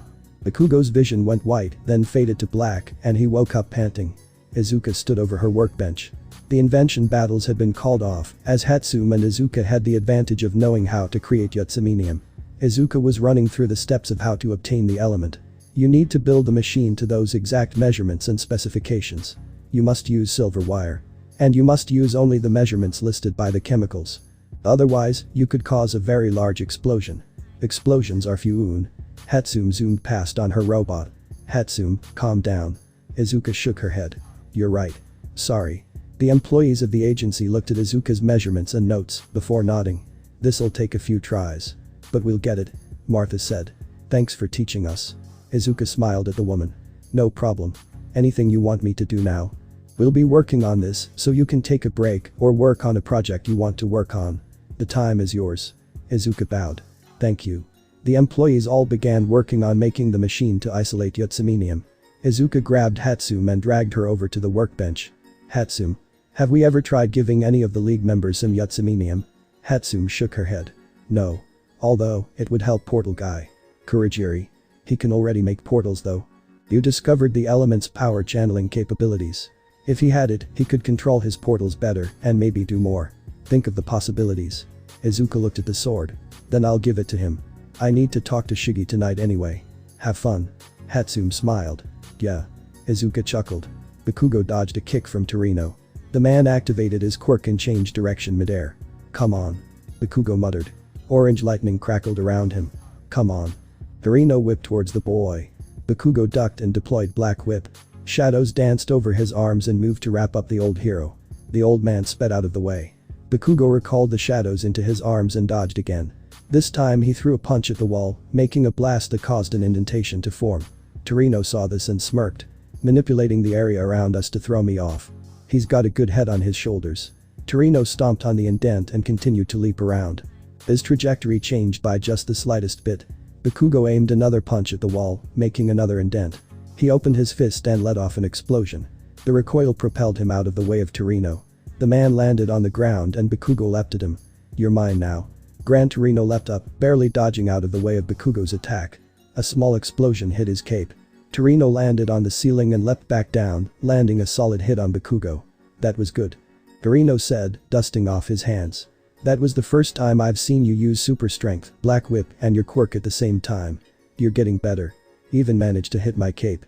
Kirino held up the ripped corner of his cape with a grin. Bakugo looked at it wide-eyed. Kirino let his cape fall to the ground. "You're improving. A little more of this and you'll take me out easily. Tonight we'll go on patrol. You can learn how to maneuver in the streets with Black Whip and explosion." "Wait. You think I'm ready for that?" Bakugo whispered. "Yes, I do. You are one of the most powerful children I have ever had the pleasure of training." Toshinori picked a good one.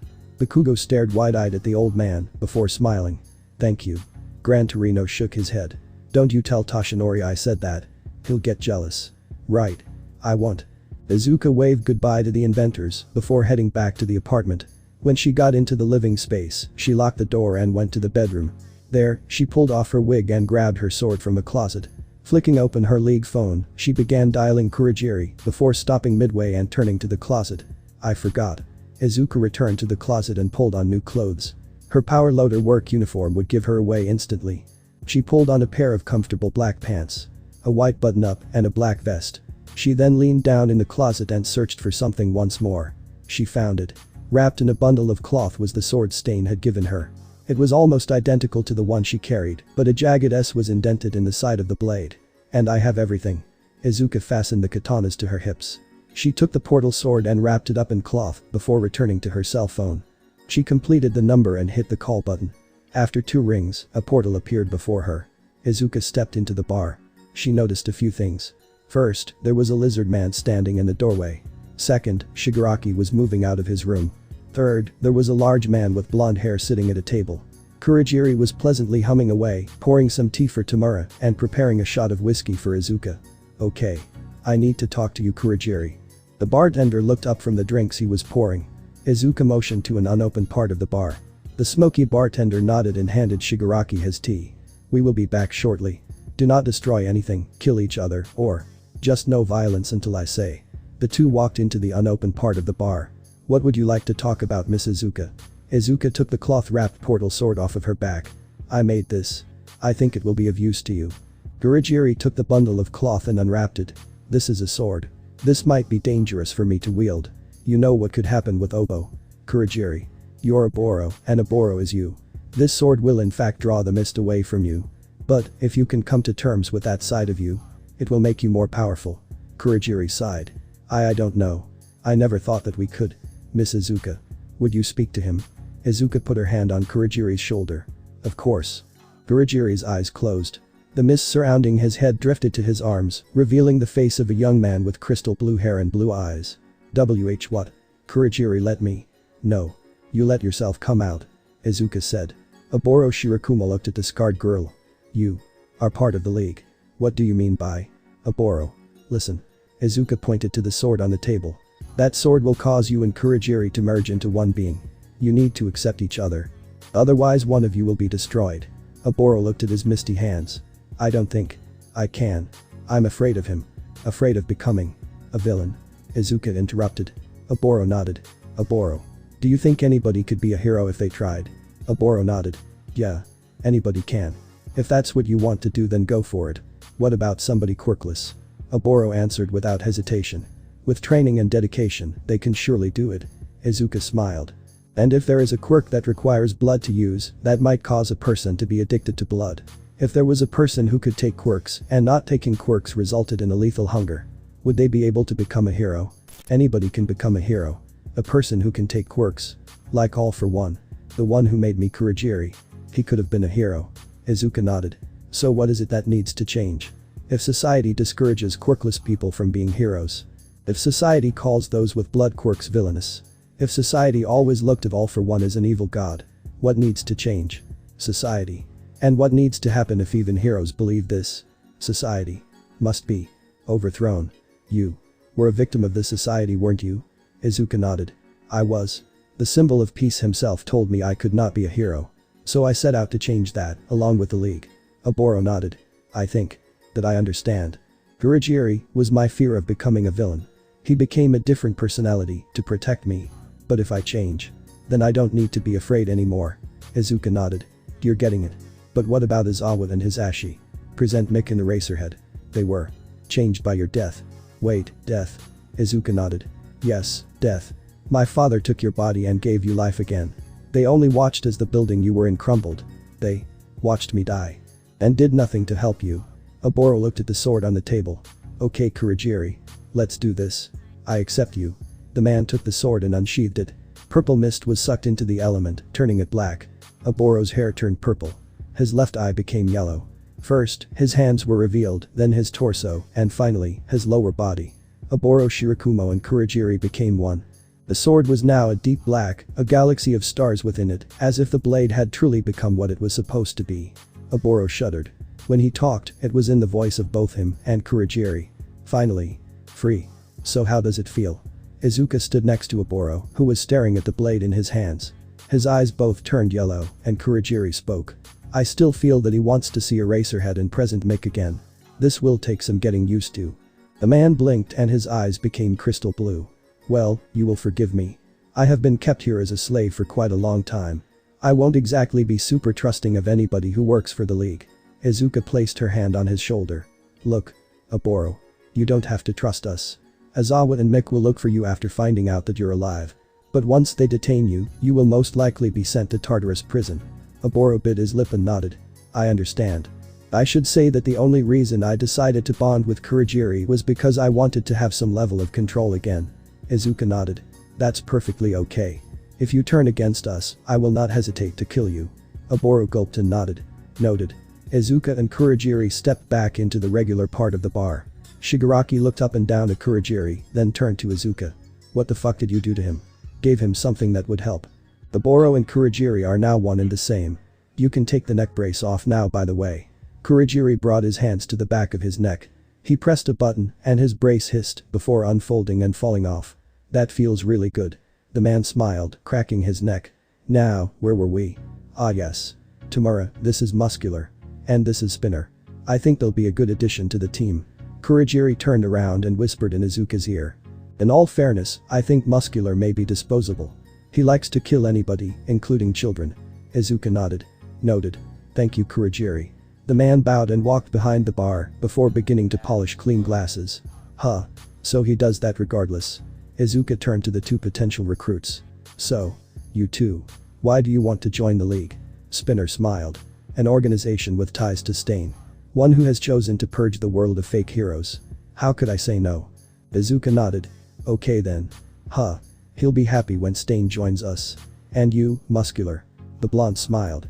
I always wanted a group of weaklings to boss around. I joined to have some fun and kill people and to take over. Izuka chuckled. Muscular scowled. What are you laughing at? Izuka's chuckle turned into a cackle. Tamura joined in, as did Oboro. Muscular was a bit frightened by this. Weaklings. You want to take over? Don't make me laugh. Muscular gritted his teeth. Oh yeah. You're a little girl, I could kill you without a second thought. Izuka drew her sword and pointed it at Muscular's face. As we cannot fight in the bar, I'll have Kurogiri teleport us somewhere better. Muscular, I challenge you. A fight to the death. The blonde grinned. Oh hell yeah. This is what I'm talking about. Izuka nodded to Kurogiri. A warp gate spiraled open. Izuka and Muscular both stepped through. A screen in the bar popped on, showing both fighters in a large room. Spinner leaned in to watch. Shigaraki kicked back. He's gonna die. The battle started. Izuka appeared behind Muscular and slashed once. Her blade got lodged in a layer of muscle fibers. Interesting quirk. She might have fun with this one. Izuka grinned and gripped her hand tightly on the blade before yanking back. The blade was ripped out violently, destroying some more of the muscle fibers. Muscular grinned. Sorry little girl. But nice job, never had anybody cut that deep before. Izuka smiled. Welp, if that's how strong you are. This'll be fun. The girl leapt back as Muscular threw a punch. She danced past every strike he tried to land. She finally was hit directly in the stomach and thrown back into a wall. Ooh, that's gotta hurt. Spinner exclaimed. Tamura chuckled. Please. That's nothing compared to All Might. In a burst of wind, Izuka was in front of Muscular, the man kicked her, but she didn't budge. You know. A downside of being strong. Izuka began glowing faintly. You get bored faster. In a series of attacks, Muscular's limbs were removed. The scarred girl picked the shivering man up from the ground. Muscular shuddered at the look Izuka gave him. He wasn't fighting a girl. He was fighting death herself. Izuka snapped and Kurogiri opened a warp gate. The screen went dark. Where'd they go? To Master. Izuka appeared next to her father's seat. The destroyed body of Muscular hung from her hand. I have brought you a quirk, father. Izuka said, throwing the man on the ground. All for One smiled. Ah. Did you get on her bad side? Muscular whimpered. Oh, don't worry. I have plans for you. Izuka appeared back in the bar, her clothes were covered in blood. Spinner regarded her with a terrified expression. Tamura coughed. So I take it that you didn't just want to talk to Kurogiri. Yes. I wanted to talk to you. Izuka slid in front of the villain and brought her hand up to his cheek. And Master. We're attacking Hosu tonight. Oh? We need Stain. And several heroes are going to be looking for him. I already know. I overheard the guys at Power Loader's agency talking about it. Tamura nodded. Okay. How many are going? It's you, me, some Nomu, and Dabi. Izuka said. You good with that? Shigaraki nodded. Yeah. That's good. Izuka slowly pulled father off of Shigaraki's face. Good. The two kissed. Shigaraki took father back after they were done and placed it upon his face once more. Let's go. Manuel walked through the streets of Hosu. Tenya Iida was by his side. They weren't looking for anything in particular, just on patrol. So. What are you planning to do after graduating? I'll take over the agency. As Tensei cannot walk anymore. He cannot be a hero. Manuel smiled. Hey. Don't say that. You know. He can still be a hero. It's not all about fighting crime. Really? Tenya asked. Manuel nodded. My cousin was diagnosed with cancer at a young age. It was already past the stage of treatment. There was an old retired hero there. He had also been diagnosed with an illness. That's why he retired. I remember him talking to my cousin. He said that even though he had been diagnosed with an incurable illness, he wouldn't give up. He said that if the doctors couldn't do it, then you had to do it yourself. That was the day her quirk manifested. Her quirk. My cousin's quirk allowed her to find treatments for any disease she came in contact with. It's a miracle, which is why she became a doctor. As it turns out, she was able to treat herself and the man who inspired her. He died several years later. But even though he was a pro-hero at one point, I think that was the most heroic act one ever saw someone do. Tenya nodded. That's really moving. A crash sounded from down the street. Yeah. It is really moving. Remember that while we check this out. Both began running towards the disturbance as screams began sounding around Hosu City. Tamura stood alongside Izuka, Kurogiri, and Dabi on a water tower. He inhaled the city air. Such a beautiful night to cause chaos. Izuka grinned. Dabi shrugged and pulled on a cloak. We'll head out. Let's go, Izuka. The two leapt off of the water tower and into Hosu City. Tamura watched them go. Kurogiri, remind me to find something nice to get for Izuka. Gran Torino and Bakugo sat on the train heading for Hosu City. They were both in costume. Bakugo's costume was different from his original idea. He had found Izuka's costume idea a while ago and merged his own with it. He now had a green jumpsuit with black stripes. On his hands were a pair of gauntlets. They were styled to look like grenades, but a little smaller than his original suit idea. On his face was a metal face guard. It looked sort of like a smile. He hadn't drawn it up yet, but he had a large green hood with bunny ears atop it. Izuka's design had been so much like All Might. He hadn't even noticed until he put it on. On Bakugo's feet were a pair of black combat boots. His waist held 3 small grenades that were connected to some tubing. The tubing harvested sweat and filled the grenades so that he had ready-to-use gadgets on the fly. Torino still wore his white and yellow costume. There was no change in his look. The old hero was currently snoring in his seat. In an instant, his eyes flew open. Everybody get down. The people in the train car dove onto the ground. A hole was punched through the side of the train car. Bakugo watched as the form of a Nomu with wings reached out to grab some civilians. Nomu. But. Come on, kid. We gotta go. Torino rocketed into the face of the monster, kicking it out of the train. The civilians cheered him on. The old hero raised his hand. Relocate to another car. This one is compromised and riding upon it could result in serious injury. Remain calm and trust that you will be at your destination shortly. Gran Torino turned to Bakugo. Let's go, kid. You want me to come with you? The aged hero nodded. Yeah. If it was anybody else, I'd tell him to stay. But these civilians have this covered. You're the best student I've taught. You should be here too. Bakugo nodded and stepped up to the side of Gran Torino. He looked out over the havoc of Hosu City. Blue flames had engulfed the west side. Explosions sounded in the other districts. Screams could be heard everywhere. Welcome to Hosu, kid. Let's get moving. Tenya dodged a strike from another Nomu. There were 3 this time. They didn't seem as powerful as the one at the USJ, but they were definitely powerful. Manuel. We should focus on getting everybody to safety. I'll check the other districts. The hero looked at him incredulously. You sure? Tenya nodded. I can cover more ground. I'll let you know if I run into trouble. Tenya took off as Manuel nodded. He sprinted through the streets of Hosu at high speed until he heard a scream from an alleyway and skidded to a halt. Is it the hero killer? Tenya changed direction and ran into the alleyway. There he found the hero killer, his katana in hand. Hero killer. Stain vanished and Tenya ducked. His helmet was knocked off by a kick. A child in a hero's suit. Is the association running out of heroes now? I am the brother of a hero who you crippled. I am the brother of Ingenium, and I am here to stop you because he can't anymore. I will end your reign and make sure that you never harm any heroes again. Shouldn't you be worried about him first? Stain pointed to the unconscious form of the pro-hero native. A true hero would make their first priority rescue and not combat. So come at me, child. If you believe that you can defeat me, then do it. Izuka took a step forward. Don't be stupid, Tenya. Aizawa walked up next to his student. Mr. Aizawa. You got it, little listener. Present Mick. Why are you two? We're here to keep watch over the students. This one's been working with Izuka Midoriya. And I cannot have you die. Ah. Eraserhead. I'd see you as a true hero. If you didn't judge everybody. You don't like publicity, you only wish to stop crime. Whatever crime I can stop, I will. And I won't let you lay a hand on my student. Aizawa leapt forward. Stain swung his sword, only for Aizawa to block it with his scarf. Ah. You have true conviction. I hope you can prepare your students for what's coming. The hero killer jumped out of the way as a fist made of blood smashed into the place he had been standing. Vlad King and Minoru Mineta stood at the entrance to the alleyway. Need some help. Stain grunted and leapt forward. Too many heroes. Damn. I really wish one of them was here right now. Stain leapt out of the alleyway and into the open road. A spear of fire flew towards him, and he ducked. A wave of ice came next from the opposite direction. Stain leapt over it and fell into a defensive position. Endeavor. And that must be your son. Shoto and Enji Todoroki walked toward Stain from different ends of the street. He was surrounded. Surrender, Stain. Aizawa, Mick, Vlad, Mineta, and Tenya ran out of the alleyway. Stain's eyes glinted as he saw Native being carried by Tenya. So you took my advice. Well. It's a first step. Aizawa, Endeavor, and Vlad King rushed Stain. The vigilante dodged expertly. The 4 whirled around in a frenzy of attacks. Tenya rushed in at one moment, only to almost be killed as one of Stain's katanas passed by his face. Why can't I go? Huh.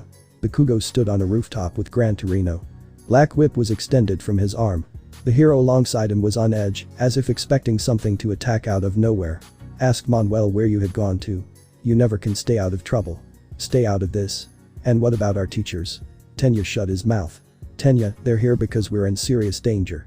We need to let them do their thing. Aizawa was backhanded across the road. He landed in a building wall before leaping back into battle. Bakugo grunted. Focus on helping them recover. If you really want to take Stain down, you should do it like that instead of getting killed. Tenya gulped as Bakugo released him and pulled up his hood. Be careful, kid. Gran Torino said. I don't think Stain will be alone for long. I'll keep that in mind, sir. Bakugo disappeared in a flash of lightning, appearing above Stain in a flash. The hero killer grinned. Hello. Who are you? Bakugo spun around and delivered a falling axe kick. Stain dodged and threw several knives at the hero in training. Bakugo blasted them away with explosion and ejected Black Whip. Endeavor stared at the boy fighting with Stain. Multiple quirks. Aizawa. I have no idea. But he's winning. Support him however you can. Bakugo spun around, twirling Black Whip around his body before lashing out. The whip struck the ground and made a 7-foot deep crater. Stain smiled. Well. Exciting. The hero killer flipped over another strike before finding himself stuck to the ground. What the? Now Todoroki. A wave of ice encased Stain. Mineta sat in the alleyway, 2 orbs in each hand. Nice thinking, Mineta. Todoroki breathed. Bakugo nodded. That will hold him for now. We need to check up on native. Bakugo began walking away from the frozen vigilante before his senses screamed for him to duck. Gran Torino voiced what his instincts couldn't. Look out behind you. Bakugo leapt up as Izuka slammed into the ground. Oh. Who's the grandpa? Gran Torino shuddered. Those eyes. Izuka had the same eyes as All for One before All Might defeated him. Who are you, girl? Gran Torino rocketed into the fight. His kick was caught by Izuka, who pivoted and threw him towards a wall. The hero stopped himself with his quirk before rocketing around again. That quirk. You're the fake's teacher. Izuka's lips curled into a smile. Gran Torino. Who are you? I know those eyes. You can't have possibly returned. My eyes. Oh. I know. Izuka sheathed her sword and disappeared before reappearing with Mineta in hand. She placed her hand atop the midget's forehead. You mean Dad, don't you? Dad. Izuka leapt out of the way, leaving Mineta as Aizawa attacked. Oh. I really wanted to kill him today too. But I do have to save Mr. Stain. Izuka disappeared in a gust of wind before reappearing next to the trapped vigilante. The cloaked figure leapt from the rooftops. Ghost, what shall I do? Free him. The figure placed his hands on the ice, which turned to steam instantly. Stain wobbled, but kept his footing. Thanks for that. I guess today's the day then. Guess so. How are you doing with weapons? Stain brushed his hair out of his face. Not good. My swords were lost after fighting 3 of them at once. I threw most of my knives. I got nothing. My clothes are wet too. Not good, not good. Dabi, keep them off of us. Right. Dabi turned to the heroes and took on a ready stance. Blue fire flickered across his palms. Ready. Let's go. The heroes rushed the pyromancer as Izuka helped Stain. Ditch the scarf and mask. You'll only need your pants, boots, vest, and bracers. Stain did as Izuka said. He took his scarf and wrapped it, using the cloth to tie his hair back. Alright. What say you we change the world? Izuka handed Stain one of her swords. Welcome, Stain. The two turned to the raging battle. News helicopters were beginning to converge on the scene. Izuka grinned. The Nomu are done. Other heroes will be here soon. We've got to make this quick. Izuka and Stain drew their swords and went to Dabi's side. Aizawa, Mineta, Vlad, Endeavor, Mick, Bakugo, Gran Torino, Iida, and Todoroki faced off against the 3 villains. Come on, heroes. Stain, Izuka, and Dabi released their killing intent. Let us have some fun. Izuka and Stain leapt forward. Endeavor attempted to intercept them but was warded off by a carpet of blue flames. Come on, Endeavor. Let's party. Dabi grinned. The number 2 hero leapt into battle against the villain. Shoto and Mineta joined the fight as well. Bakugo and Izuka met in the center of the street. A shockwave flew out from where their fists met, knocking one of the news helicopters away. Bakugo grunted as his wrist fractured under the power of Izuka's attack. Come on, Kaken. Is that all you've got? Bakugo deployed Black Whip and wrapped it around his scarred friend. The girl stuck her tongue out and winked. Huh. Kinky. Never thought you were into this kind of stuff. Bakugo gritted his teeth. Shut up, Izuka. Izuka twisted her feet and spun around, wrapping Black Whip around her more. She drew herself up to Bakugo's chest. Hey. Izuka, MMMMPH. Izuka kissed Bakugo very passionately. The blonde's hold on Black Whip slipped and the quirk dissipated back into his arm. As she drew away, Izuka bit his lip, covering her lips in his blood. Just as I thought. Your mouth tastes like trash.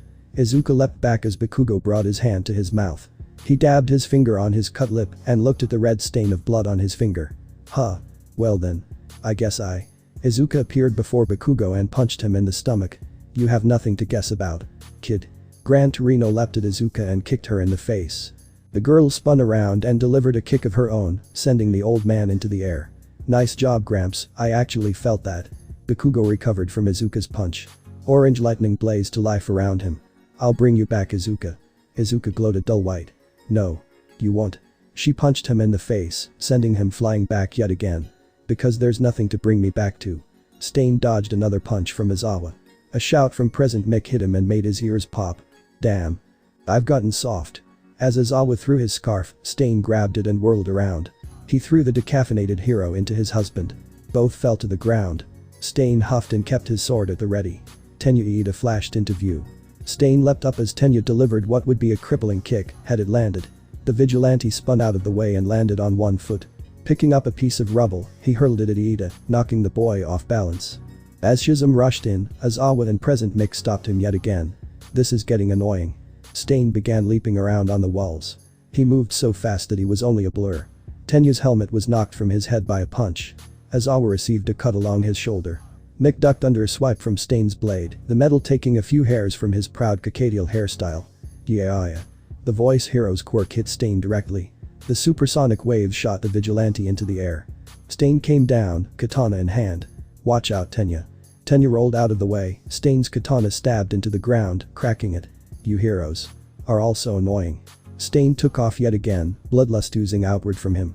His strength and speed rose, as always struggled to keep him cornered. Damn. Izuka dodged another series of attacks easily. Bakugo just sailed by her harmlessly. Anytime Gran Torino got close, she would grab him and throw him away. Just as expected. Terribly powerful. She's still my friend. Bakugo grunted. Friend. Ha. Izuka cackled. You think that you have the right to call me a friend? After what you did to me? Bakugo shivered. Gran Torino turned to him. What the hell did you do to get her pissed off this much? Izuka cackled as Bakugo's mentor interrogated him. You really want to know? Him and the symbol of peace, as well as everybody I ever knew. They all said the same thing. That I was worthless. Bakugo gritted his teeth. If I could take it all back I would. But I can't. You're right. Izuka grinned. And you can't take me back either. Izuka leapt forward. Power brimming in her fist. I'd love to kill you, Katsuki. But today, I just want to have fun. Bakugo met her punch with another one of his own, despite his fractured wrist. The impact not only shattered his already fragile wrist, but his entire right hand. Bakugo clutched his arm in pain. God damn it. I won't be defeated by you, Izuka. Yes. You will. Toshinori Yagi and Principal Nezu sat with their eyes glued to the news broadcast from Hosu. The hero killer Stain was cornered earlier this evening during the attacks that took place on Hosu. It seems that he was on the brink of capture when two villains came to his aid. Nezu gritted his teeth as the face of Izuka came onto the screen. Don't televise her face, idiots. You'll get people to start hunting her and we'll have more deaths on our hands. Mitsuki Bakugo silently walked up to the screen in her house. Her husband stared at the TV as if it was an illusion. Mitsuki brushed her face across the TV screen, almost as if she was brushing her hand across Izuka's face. You're alive. Izuka Midoriya, once thought dead, has been involved in numerous villain attacks, including the attack on the unforeseen simulation joint at UA. Izuka Midoriya has been declared extremely dangerous for those attacks and several hundred murders linked to her villain persona. Mitsuki clenched her fist. No. She wouldn't be a villain. Not ever. Unless something happened.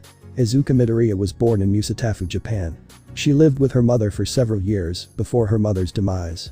1 year later, she disappeared. If all were right, she would have stayed that way. Mitsuki stared at the TV screen. I will kill that reporter. She was diagnosed as quirkless at the age of 5. Not able to handle the harsh reality of being less, she took matters into her own hands. Unfortunately, she returned, however, she is still quirkless. The hero shouldn't have a problem dealing with her reappearance. Whoa. Mitsuki saw her son in his hero costume charge in, surrounded by orange lightning. What is that? He makes explosions. Not lightning. The blood-covered form of Izuka matched him and punched. The shockwave knocked the news helicopter out of the air. Mitsuki huffed. Good riddance. Serves you right for talking like that. The helicopter regained stability and the camera focused on two other fights. As the battle between heroes and Izuka Midoriya continues, the hero killer Stain is facing off against two pros and a UA student interning in the city. Another fight is also taking place between the number 2 hero, Endeavor, and the pyromancer. Hopefully, the heroes will finish off the quirkless villain first so they can take down the true villains. Mitsuki stormed to her room. She grabbed her phone and began dialing the news station broadcasting the report. I'm almost cheering her on at this point. Show these assholes what a quirkless is made of. Dabi chuckled as Mineta, Shoto, and Endeavor tried to fight him. Honestly, Endeavor. You're so weak. Endeavor's flames burned away at Dabi's cloak, revealing his scarred limbs. Ah. Such a nice heat bath.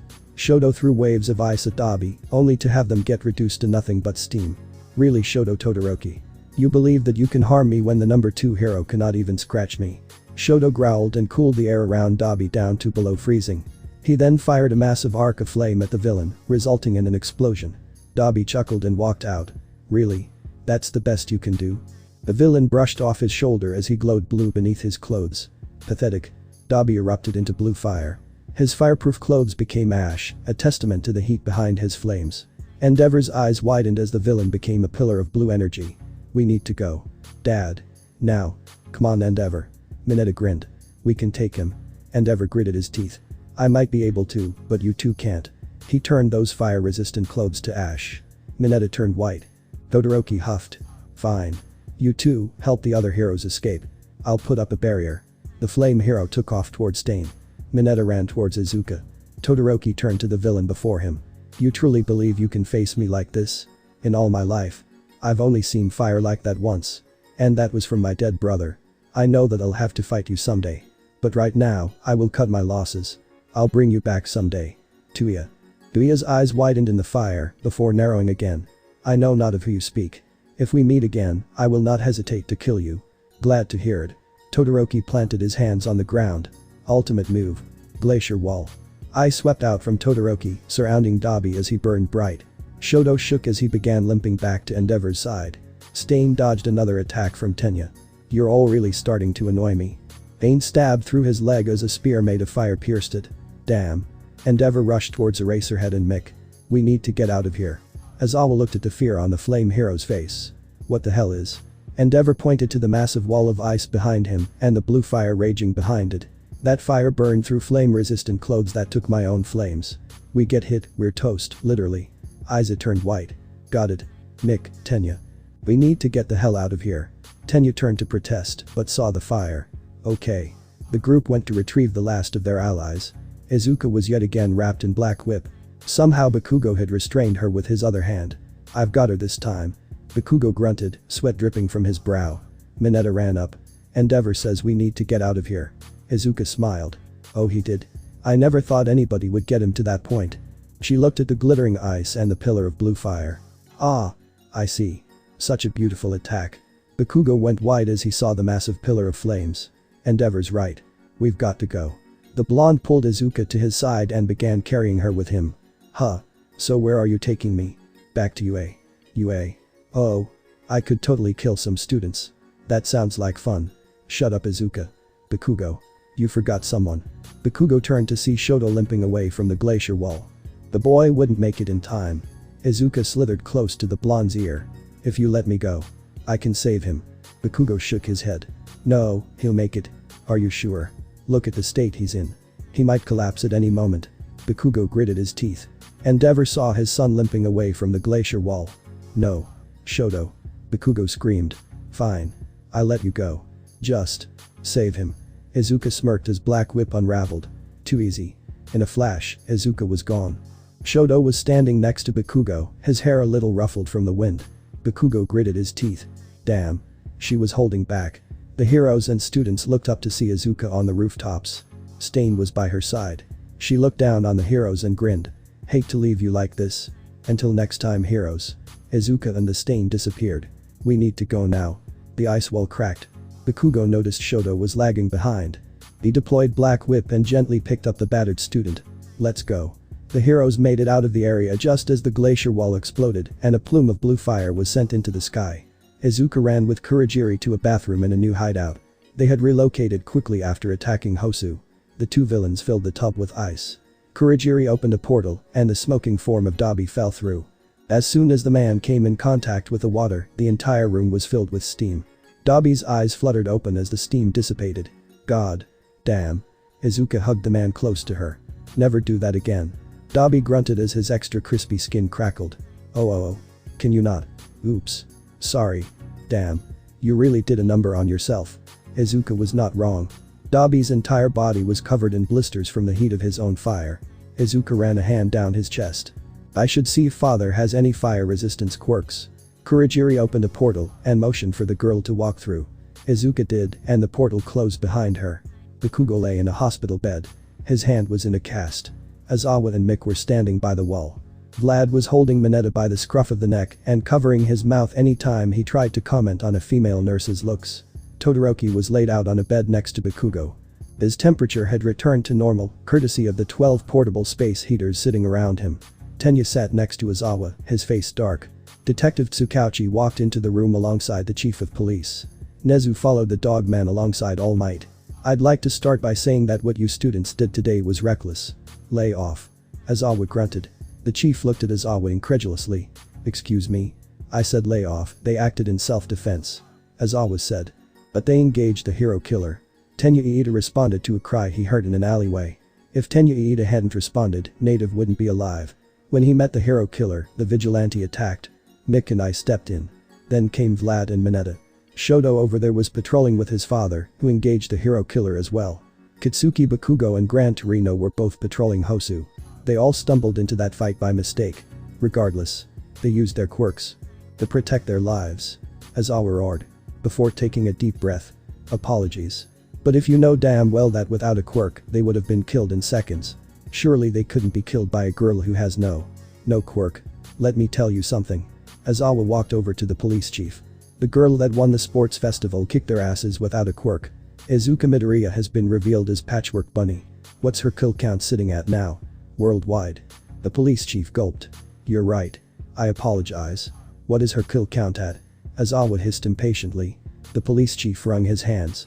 So far, the attacks that have been confirmed have resulted in 789 deaths. The entire room became heavy with that number. She's killed almost 800 people. Gran Torino stood up. Shut the goddamn door. We need to have a discussion. About him. Nezu closed the door. All Might walked to Bakugo's side. All Might. Atenya and Shoto. It's okay. They deserve to know. Deserve to know what? Both boys looked at the number one hero. Toshinori sighed. My quirk. It's debated on what it actually is. I've kept it a secret, but I believe that with the current events and the emergence of Izuka Midoriya, you deserve to know. It may save your lives one day. Toshinori raised his fist, which crackled with yellow lightning. Todoroki's eyes widened. But that's my power. Is called One for All. It's a stockpiling quirk passed down through generations. I chose Bakugo to inherit my power and become the next symbol of peace after Izuka Midoriya's death. What do you know about that, by the way? Gran Torino asked. That girl was out for blood when it came to Bakugo. She definitely wanted to kill him. We went to the same school. And I suicide baited her. Bakugo whispered hoarsely. The room fell silent. The same day, I met her on a rooftop. She asked if she could be a hero. I said not without a quirk. Then, she leapt off of the building. Right in front of me. And you couldn't save her. Todoroki clenched his fists. Toshinori shook his head. I have been healed now, but a while ago. I faced off against a great evil. A villain by the name of All for One. You've seen him in the history books. A man who can steal quirks and give them as he pleases. Tenya said. I read about him in quirk history. Toshinori nodded. After that fight, I could only wield my power for about 5 hours a day. By that time, I had reached my limit. Gran Torino coughed. Well, I'm glad that I know why she wants to kick your ass. Now I want to know what information you've got on her abilities. Nezu stepped forward. Izuka Midoriya is a terrifying figure. She has gone through Ascension once and will no doubt do it several more times. Footage was released of her last week taking out an entire hero agency in seconds after they threatened a blonde girl whom she was allied with. So you figure that you have to take Izuka herself out in order to defeat her. If it is possible, then yes. Nezu said. Gran Torino slammed his fist into the wall. That's not going to work. I think that as soon as you turned this girl down, we lost. What do you mean by that? Gran Torino pointed to Nezu. Can you get a picture of the girl? Nezu nodded and took out a phone. He pulled up the picture of Izuka from the news and handed it to the old hero. There's no doubt in my mind now. That face, those eyes. That girl is his daughter. Toshinori's face went white. All for one. Gran Torino nodded. And he escaped after you defeated him. There is no doubt that he has weakened. But if we bring down Izuka Midoriya, he will pop back up with a vengeance. Toshinori shuddered. I made a mistake this great. How can I be forgiven? I don't think you will, Toshinori. This girl has connections that make her invincible and power that can shake the world. If she desires to take over the world, she will do it. And if that happens. Gran Torino looked Toshinori in the eyes. Your only options are to hide or die. Toga sighed as she sunk into Izuka's lap. The scarred girl had fallen asleep on the couch. She was worried about Dabi, and well, she should be. The man couldn't walk around without his skin crackling like old paper. Izuka sighed in contentment as the blonde settled. Her lips became graced with a tired smile. You know, you have an internship to go to. You do too. All UA students were given the day off because of what happened yesterday. Really? Izuka yawned. All of them. Toga ran her fingers through Izuka's hair. Well, almost all of them. It's all of the ones in Hosu. And you? I chose Mirko, remember? Izuka nodded. Yeah. A faint crackle was heard from the hallway. Izuka leapt up and threw open the door. Dabi. What did I tell you? The villain pouted. How the hell did you hear me? I just needed some water. Izuka pointed to Dabi's room. I said stay in your room. It's that bad. I don't care if you've dealt with this before, you need to rest. Dabi grumbled and shuffled back to his room. Izuka went to the kitchen and poured a glass of water. If you need anything, just ask, okay? The girl brought the water to the man and closed the door. Now that that's done. Izuka yawned. Back to standing guard. Izuka sat back down on the couch. Toga snuggled up to her side. Izuka tried to stay awake to keep watch, but dozed off quickly. Toga smiled gently at her girlfriend and kissed her cheek. Sleep well, babe. Bakugo flexed his hands as Gran Torino stood before him. Recovery Girl had healed him back to his full capacity. The Gran Torino had relocated to UA for the time being. Until the end of the week, he'd be training with the retired hero, All Might, and Cementus. The first test was a number of cement obstacles set up by his teacher. Gran Torino instructed him on what quirks to use. Alright kid. The hero said, as Bakugo destroyed the final obstacle. I want to talk to you about your energy output. Bakugo walked over to the retired hero and All Might. Young Bakugo.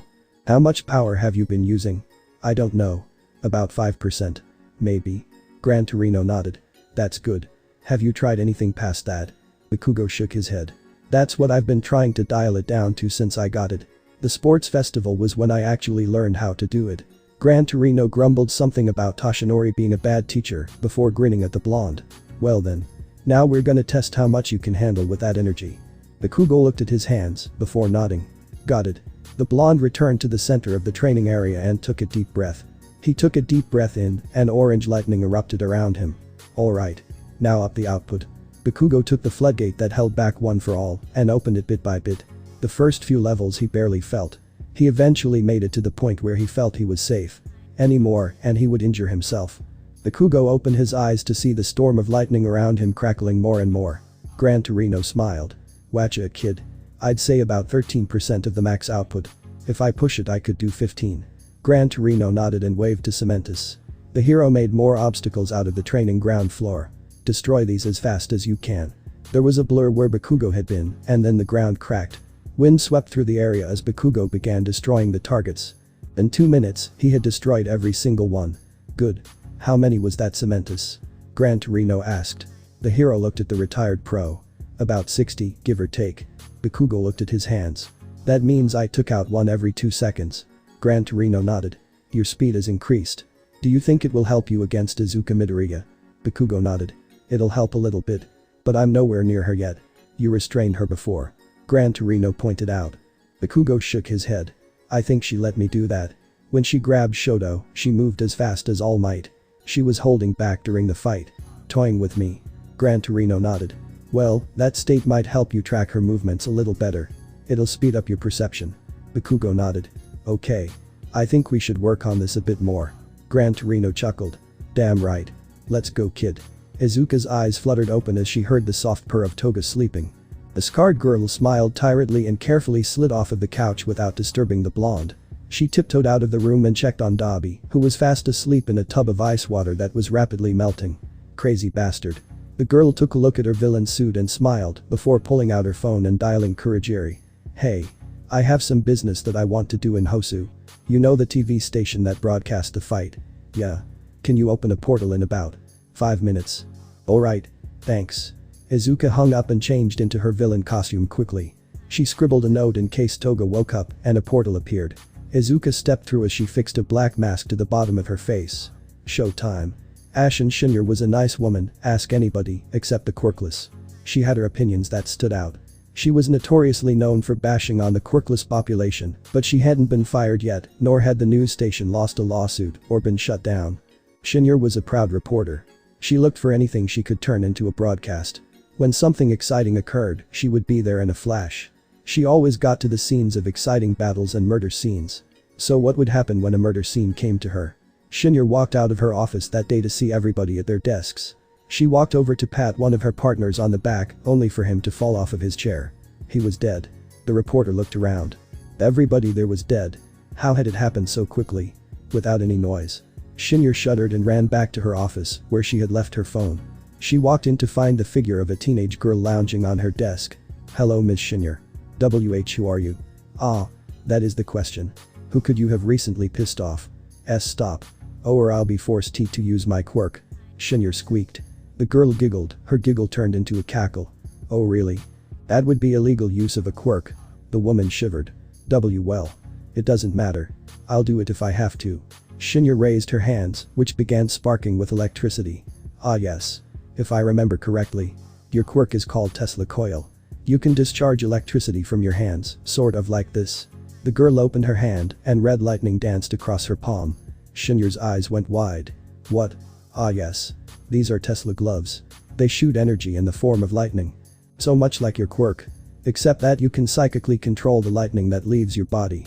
Shinya shuddered and clenched her fists as the villain continued to talk. Such an amazing quirk. Why didn't you become a hero? I didn't want to be a hero. Their influence only lasts so long, and they die fast. The girl laughed again. Well. Interesting. I haven't heard that before. The girl stood up and hopped off of the desk. As she walked towards Shinya, the woman began seeing some of the girl's features. Black hair, a milky white eye. A large scar on her face. Why, you're Izuka Midoriya. Izuka smiled. That's right. I'm the villain you said wasn't a threat. How many people work in this building? About 200. It's a small building. Shinya shuddered at the smile that Izuka gave. Is that so? Izuka grabbed the woman by her hair before she had a chance to react. You're coming with me. And then you're going to be my 1000th confirmed kill. A portal opened up. Izuka dragged the screaming form of Ashen Shinya through. Tsukauchi shook his head. This made 1000. Izuka Midoriya was the most dangerous serial killer out there, and every civilian doubted her. There was no doubt that her influence was spreading. She had held her own against several heroes. Made headlines. She had brought attention to the quirkless population. And they were all for it. After the Hosu broadcast, several protests sprung up across Japan. It was remarkable how many people had gotten organized in such a short time. In Hosu that afternoon, Izuka Midoriya appeared before a crowd holding the form of Ashen Shinya, the reporter that handled the Hosu incident. She was notorious for bashing on the quirkless population. Shinya was still alive and had been shaking. Tsukauchi had arrived on the scene just as the woman was dropped from a rooftop. The crowd had surged over the body. Their act of revenge. And Izuka Midoriya's 1000th confirmed kill in Japan. On top of that, blood results confirmed that Shinya was missing her quirk. This did not bode well. All for One was still out there. Torino is right. We may have already lost. Izuka giggled as she walked back into the new Vanguard hideout. She changed out of her costume and pulled on some clothes before walking into her and Toga's room to find Toga sprawled out on the bed. Hey there. Toga. I wasn't expecting. I saw what you did to the reporter and decided to make getting back worthwhile. You like what you see? Izuka nodded. Toga licked her lips. Well then, come on. Kiroshima stood on the streets of Musatafu. He was patrolling alone. Fourth Kind and him had split up. The hero had skipped straight to patrols after he saw Kiroshima walk in with a bag of trash he had picked up from the road. He already knew about the need for community service, and oh, that was one thing he took care of as he patrolled. He eventually came to a small apartment complex. One that he knew, as Bakugo showed it to him. The Midoriyas lived here. Kiroshima walked up the stairs to the old Midoriya apartment. He needed to see some things for himself. When he walked in, he noticed that the living space was relatively bare. There was still a television, a couch, a coffee table. But not much else. He found his way to the apartment bedrooms. His eye immediately locked onto a room decorated with All Might drawings. A small nameplate reading Izuka hung from the center of the door. Well. Let's see what you can tell me. The Redeed crept into the dark room and turned on the light. There was All Might memorabilia everywhere. A large bookshelf held several notebooks. On a desk, there was a computer and a flash drive with a note. Kiroshima walked over and looked at the note. To the heroes. Some things you should know. Kiroshima booted up the computer and inserted the flash drive. A small video window popped up. It was Izuka, no more than 10 years old at the time. She covered in bruises and scratches. Hey there. Today is February 6th. My name is… Izuka Midoriya. Kiroshima looked at the form of the girl. Green hair. Both eyes a vibrant electric green. What had happened to her? This will be the first recording in my… Shit. Kiroshima felt tears slide down his face as the little girl suffered. She lifted her shirt to look at her injuries. Kiroshima gasped as he saw a massive gash in her side, accompanied by several burns. Izuka. Are you in there? The girl quickly pulled her shirt down and pulled on a hoodie. The door opened to reveal Inko Midoriya. Are you okay, sweetie? I'm fine, mom. You don't need to worry. The two hugged and Inko walked out of the room. Izuka walked over to the door and closed it before collapsing into a fit of coughs. She returned to the camera and switched it off. Kiroshima noticed a bit of blood leaking out of her mouth. The video popped back on again, this time with a slightly older Izuka. It's been a while. I can't really come to anybody but you. The truth is, Mom's not doing so well. She started coughing a few months ago. I don't know what's going to happen. Today in Aldera, Bakugo beat me up again. Him and his friends. They used to be my friends. The video ended, then changed again. This time it was Inko on screen. Hey. This is Izuka's mother. I know that, you aren't really there. All Might, she really would like you to say yes to her. Cough cough. If you can meet her and tell her she can be a hero. I missed that chance. Cough cough. I missed my chance and I can't make it right. And now, I don't have much time left. Kiroshima wept as the video cut to Izuka again. She was around 13 at this point. There was a burn on her cheek and her hair was tousled. They stopped today. They stopped. They stopped when the teacher came to get me. Mom's in the hospital. It's lung cancer. We can't afford treatment and. Izuka covered her face and sobbed. The video changed to Izuka, 14 years old. If you're seeing this, that means I'm gone. Oh, who am I kidding? I can't die yet. Mom passed away 6 months ago, on my birthday. She used her last breath to call me her hero. Sniff. I don't know what to do anymore. There's nothing left for me. But I can't stop yet. The video skipped to another recording. If you're seeing this, it means that you know that I returned. Nobody has set foot here in a few years. My father brought me back after I died. Yes. I died. Dad brought me back to life. I am. Distraught. Confused. I started seeing Mom's ghost. Dad can see her too. I'm happy. So this is a bit of advice. If anyone gets in the way of this happiness that I have finally found, I will not hesitate to kill them. I will change the world. One for all will die with Bakugo. The false heroes will be purged. And if you're lucky, you may be spared. Babe, we gotta go. Alright. The video shifted to an older clip. Hello. Cough cough. This is. Cough.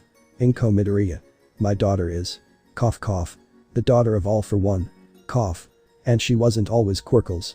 Kiroshima went wide-eyed. What? Izuka was. Cough cough. Born with the same. Cough. Power as her father. The same quirk. All for one. Then she. We didn't. Cough.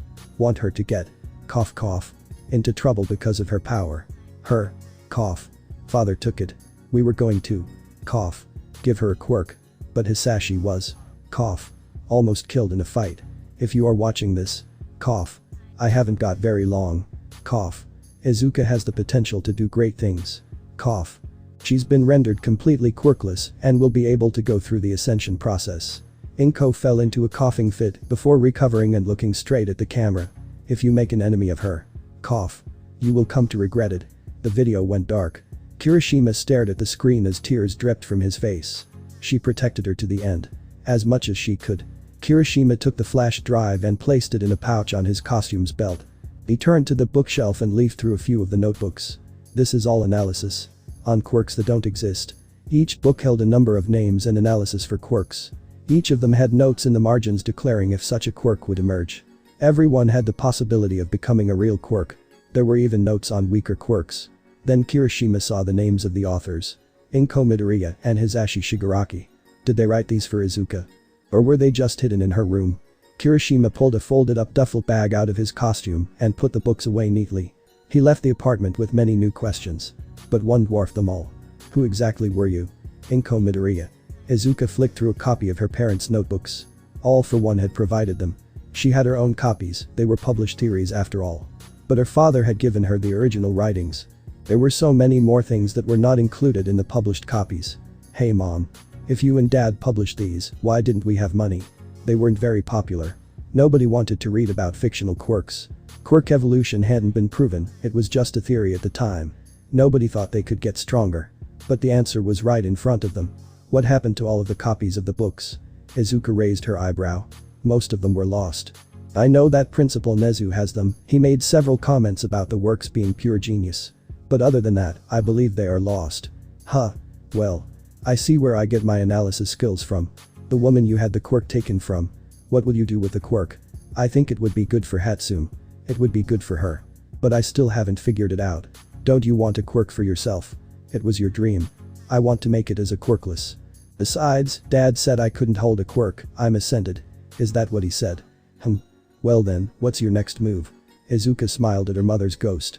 I'm gonna return to UA and work on getting Dad healed. And when that happens, all hell will break loose. Sayu Asui sat on the side of Selkie's ship, breathing in the ocean air. It was her last day with the agency. She had learned a lot. Asui had been instrumental in taking down a band of drug smugglers. When two of them hijacked the ship, Asui had frozen up. Apparently, she had also changed her skin to become camouflaged. Her suit had a camouflage setting, now she had gained the ability herself. After avoiding the eyes of the two thugs that were keeping watch over her crewmates, Sayu had opened the gate keeping them below deck. That had alerted the two thugs to her presence, but it was too late. With the entire crew and Selkie, they took down both criminals. They then set their eyes on a tiny islet and sailed towards where they believed the smugglers were camped. Their search yielded a gang of 12 smugglers. It was a fight that lasted for a while. Longer than the USJ had. The leader of the smugglers knew his squid quirk well and had taken on several of the sidekicks at once. Only the combined effort of Selkie and Sirius was enough to stop him. The hero later told Asui that it was thanks to her that they caught the smugglers. The capture and search of the island yielded a large store of drugs. They were quickly confiscated and sent back to the mainland. The next day, the ship had received word of what happened in Hosu. Sayu had shocked everybody by silently walking out. Selkie had found her in the small gym that was built into the ship. Flashback. Froppy. You in there? Asui threw a strike at the sandbag before her. The pro hero Selkie walked through the door and saw her training. There you are. I wanted to see if you're okay. You looked pretty distant when you heard the news.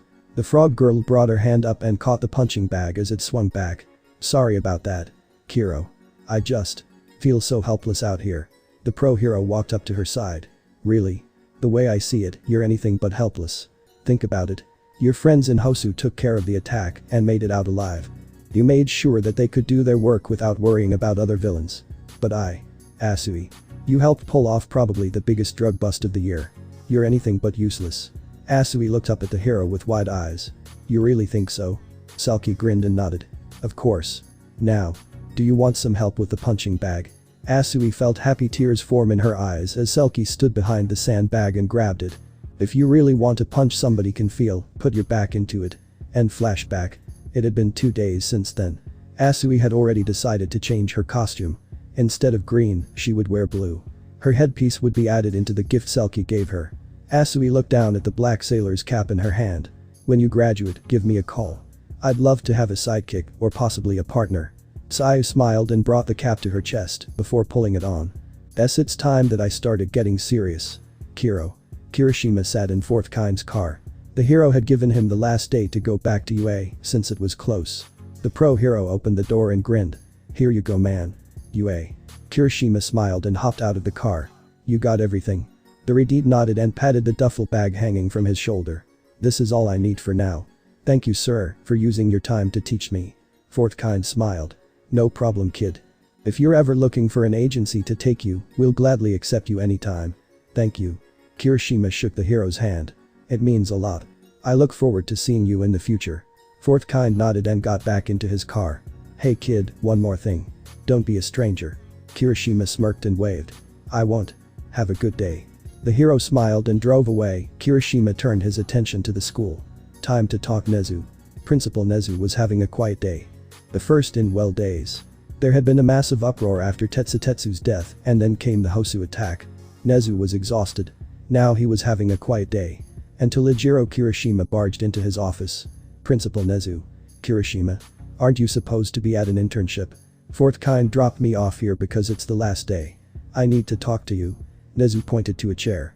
Kiroshima sat down. What is this about? Do you know of quirk emergence theory? Books. Nezu looked at Kiroshima surprised. I do. I read them after they were published. Truly genius works. I'm surprised that a student would know about them. Do you remember the authors? Nezu pondered the question. I'd have to look again. The books are at my home. Kiroshima opened the duffel bag he carried with him, revealing a stack of books. Nezu rushed to the boy's side. These are the books. Where did you get them? The Midoriya apartment. Why would the Midoriyas have books like these? Look at the authors. Inko Midoriya. And Hisashi Shigaraki. Izuka's mother wrote these. I need you to help me find out who Inko Midoriya was. Something's off about that entire family. How could a woman with a weak psychic quirk marry the king of all villains?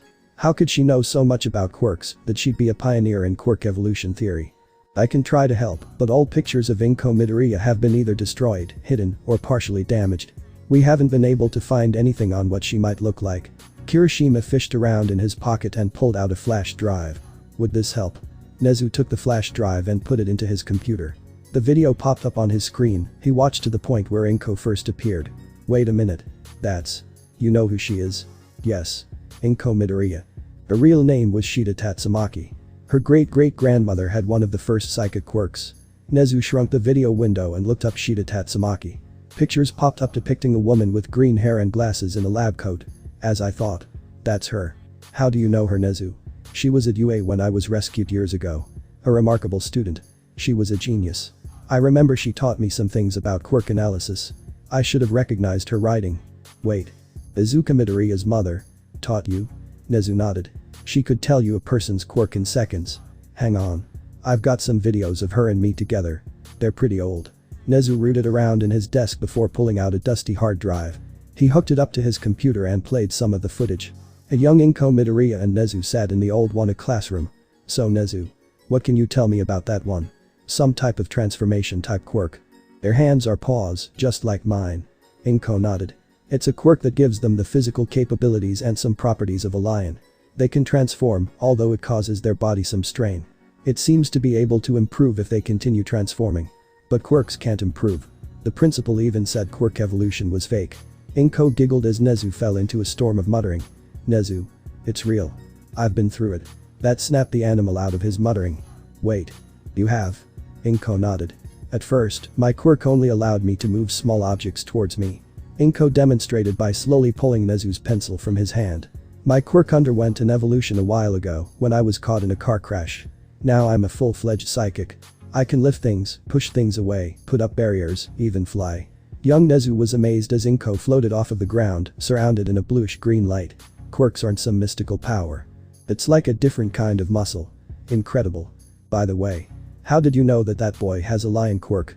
His fur is gold. As is his hair. He has a beard. He's 16, he shouldn't have a mane like that. Also, Ascension's allergic to cats. Inko pointed to a boy standing not far away from the boy they were analyzing. He was sneezing like mad. The video stopped. Kiroshima noticed Nezu smiling at the face of Inko. You two were more than friends, weren't you? We dated for a short time, yes. But we realized that we weren't right for each other. We stayed best friends until graduation, but lost touch afterwards. Nezu said sadly. I think that her final message then.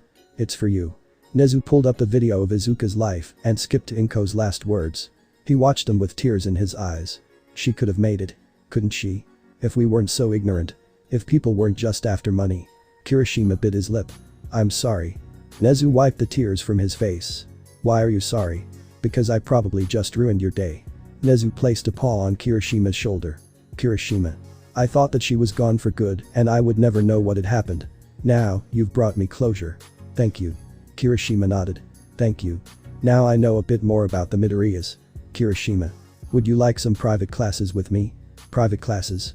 I think that you have a good head on your shoulders. I want to teach you quirk theory. Kiroshima stared at the principal before bowing. It would be an honor. Bakugo stepped back into his house. Mitsuki sat in the living room. She sat in the lecture chair. Oh shit. Katsuki. Mitsuki's voice was shaky. You have some explaining to do. Katsuki sat down on the floor and looked at his mom. This is about her, isn't it? How long, Katsuki? How long have you known that she's alive? Katsuki bit his lip. Since the USJ. Since the. Mitsuki pinched the bridge of her nose. Why didn't you tell me? Because it's my fault. Katsuki Bakugo, how is this your fault? Mom. How is Izuka Midoriya becoming a villain your fault? Mom. Katsuki shouted. I told her to die. Mitsuki fell into the chair as if she had been struck by a hammer. Why you baited her? Bakugo held his head in his hands. Yeah. I haven't forgiven myself. She trusted you. She grew up with you being a brother. How could you? Mitsuki stopped yelling as she saw Katsuki shake. He was bawling his eyes out. Katsuki never cried. I'm sorry. I shouldn't have yelled. You've obviously changed. You got quieter, swore less. You changed. And now you're trying to show her that you've changed. Maybe too much. What do you mean by that? I saw you fighting on TV. What was that lightning surrounding you? And what was that dark energy you were tossing around? Katsuki bit his lip. It's a quirk. Too, actually. Did you meet him? Mitsuki stood up. Who? Inko's husband. What? No. I met the opposite. Mitsuki looked at her son. The opposite? Katsuki sighed. All Might. His power is known as One for All. It's a stockpiling quirk passed down from person to person. I met All Might after Izuka died. He had watched her fall and was unable to do anything because of an injury he received in a battle against a villain known as All for One. Izuka's father. Speaking of him. How did you know that he was Izuka's dad? Mitsuki sighed. First of all, I have known your aunt since we were kids. She had a lot of secrets. For one, her name wasn't Inko Midoriya, it was Shida Tatsumaki. Why did she change it? Again, she had a lot of secrets. She was best friends with Nezu, a pioneer in quirk theory and the quirk evolution theory. She published a few books after getting married to Hisashi. After she met Hisashi, she changed a bit. She asked me to call her Inko because she couldn't be identified by her real name. She needed to stay off of the radar. And then Izuka was born. Wait. How many connections did Auntie Inko have? Quite a few. When Izuka was born, she cut all contact with her old acquaintances and only spoke to a few friends. She had something to protect. Izuka. If she heard that you baited her daughter, she would have your head in a heartbeat. I don't doubt it. Even with a weaker psychic quirk. That's another thing. Mitsuki said. She was one of the most powerful psychic quirk users out there. But she dialed her power down to lay low. Anyways, Izuka was born as the child of All for One, Hisashi Shigaraki. She wasn't born quirkless, in fact, it was the opposite. Izuka was born with her father's power. She had his quirk. Then why did they say she was quirkless? Inko believed it would be safer to make sure that she didn't have the power.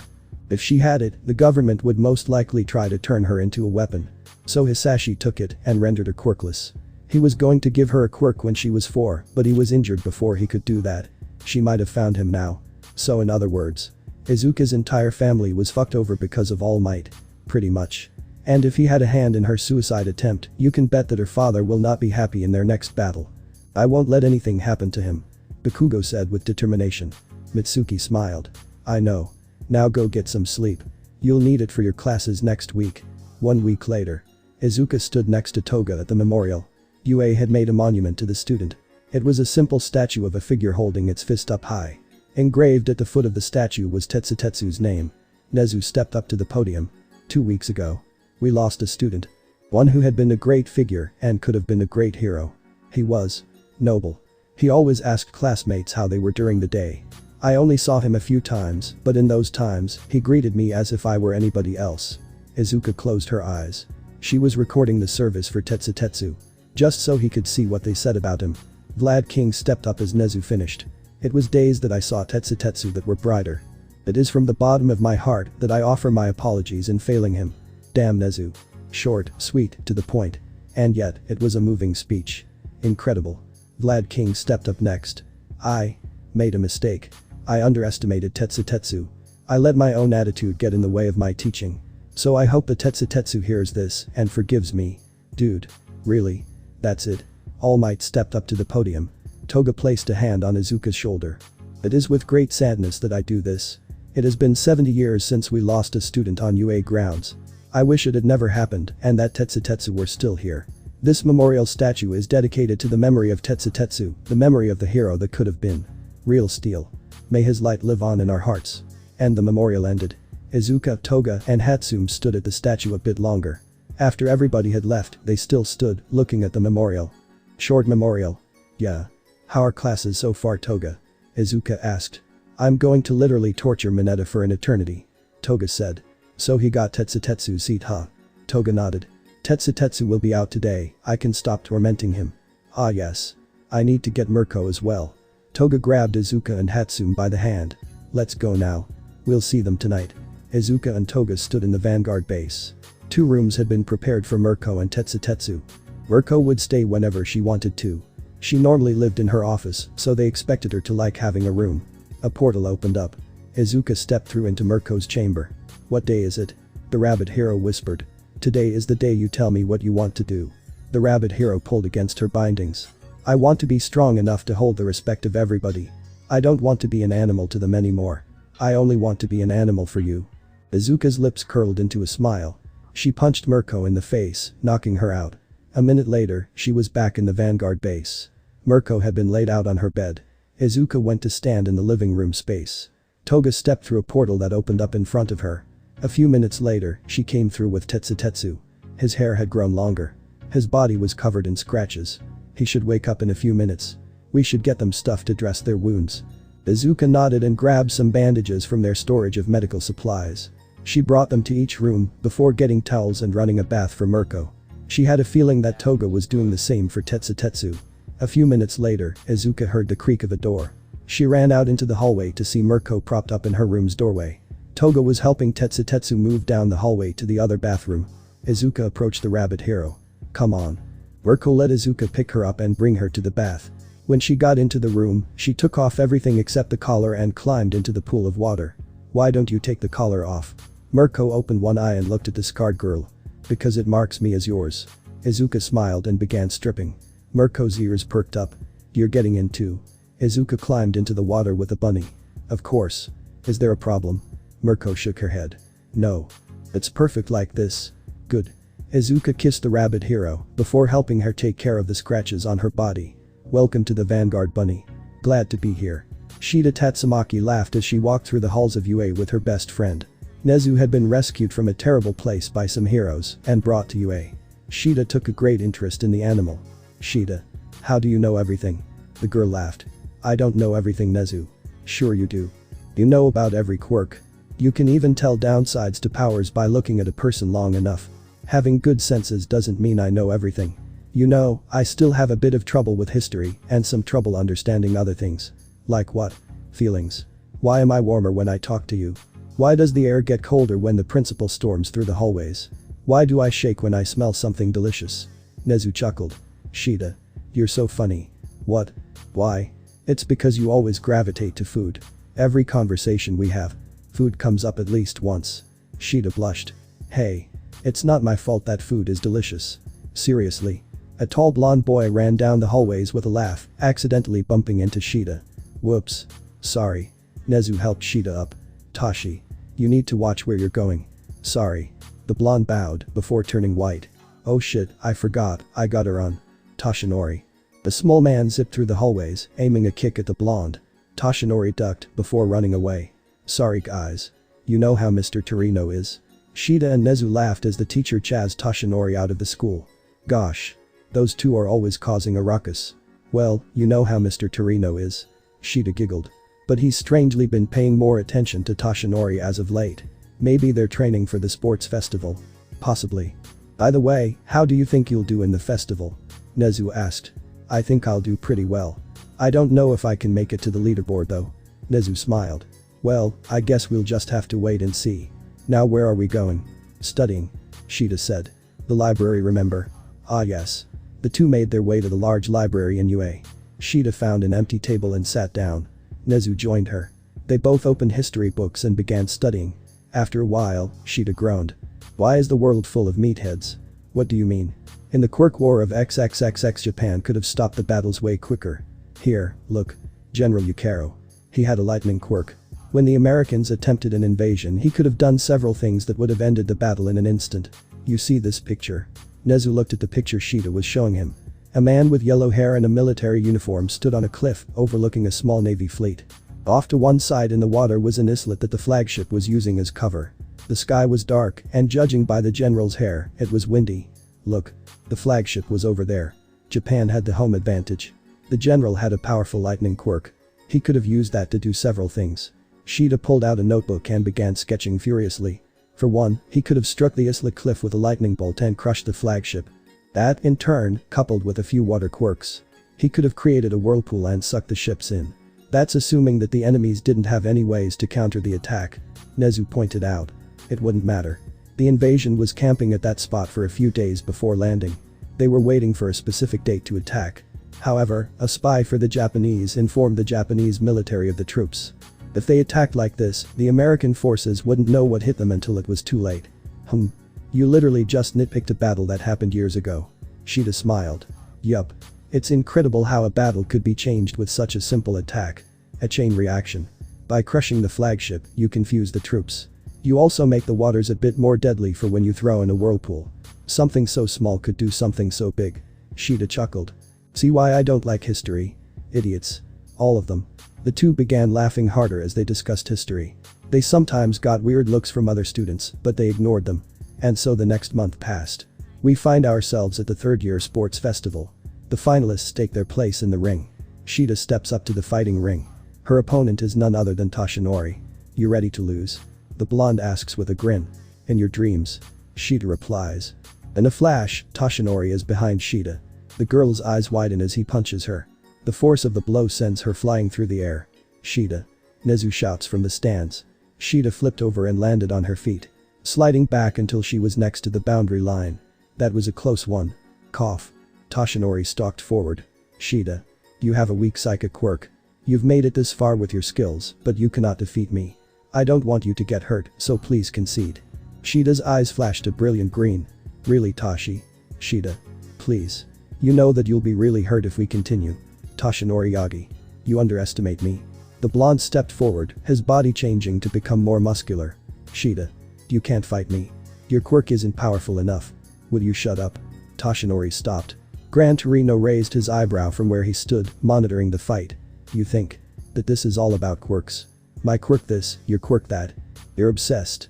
Toshinori scowled. Shida, stop it. You talk about how you want to be a righteous hero, to inspire others. You don't even believe anything can touch you. You've heard of my theories on quirk evolution, right? Shida raised her hand. Gran Torino chuckled. Silly ramblings from a schoolgirl. But then why was Nezu smiling in the stands like that? You know that your theories are false.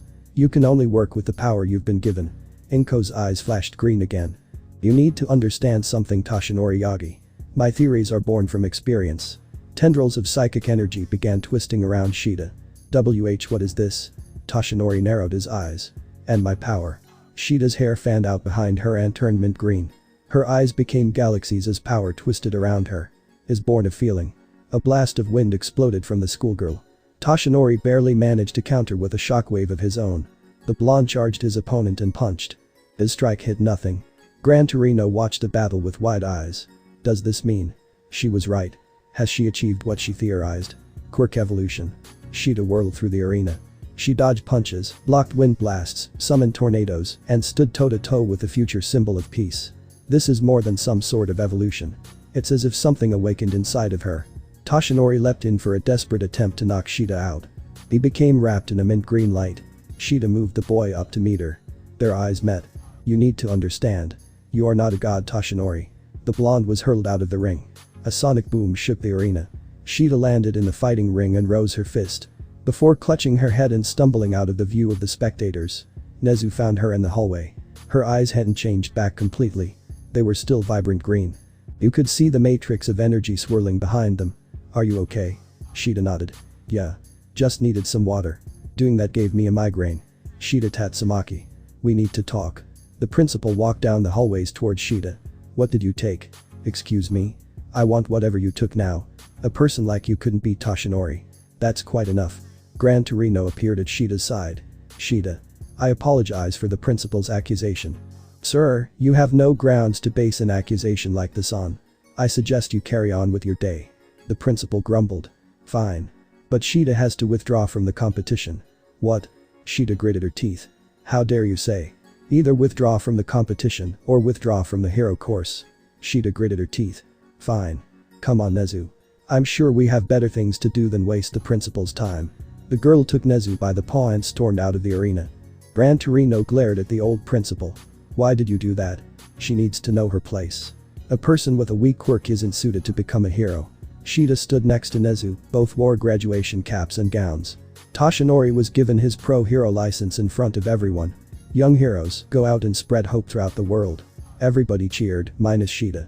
Nezu noticed her staring daggers at the principal. If looks could kill, he would be unrecognizable. Hey. You okay? Shida looked at the animal beside her. I'm fine. You don't need to worry about me. Nezu nodded. Okay. Just making sure. You have any plans for next week? That's the last week before you head overseas, right? Nezu nodded. I'm going to study more. And then become the principal here. Shida looked at the animal.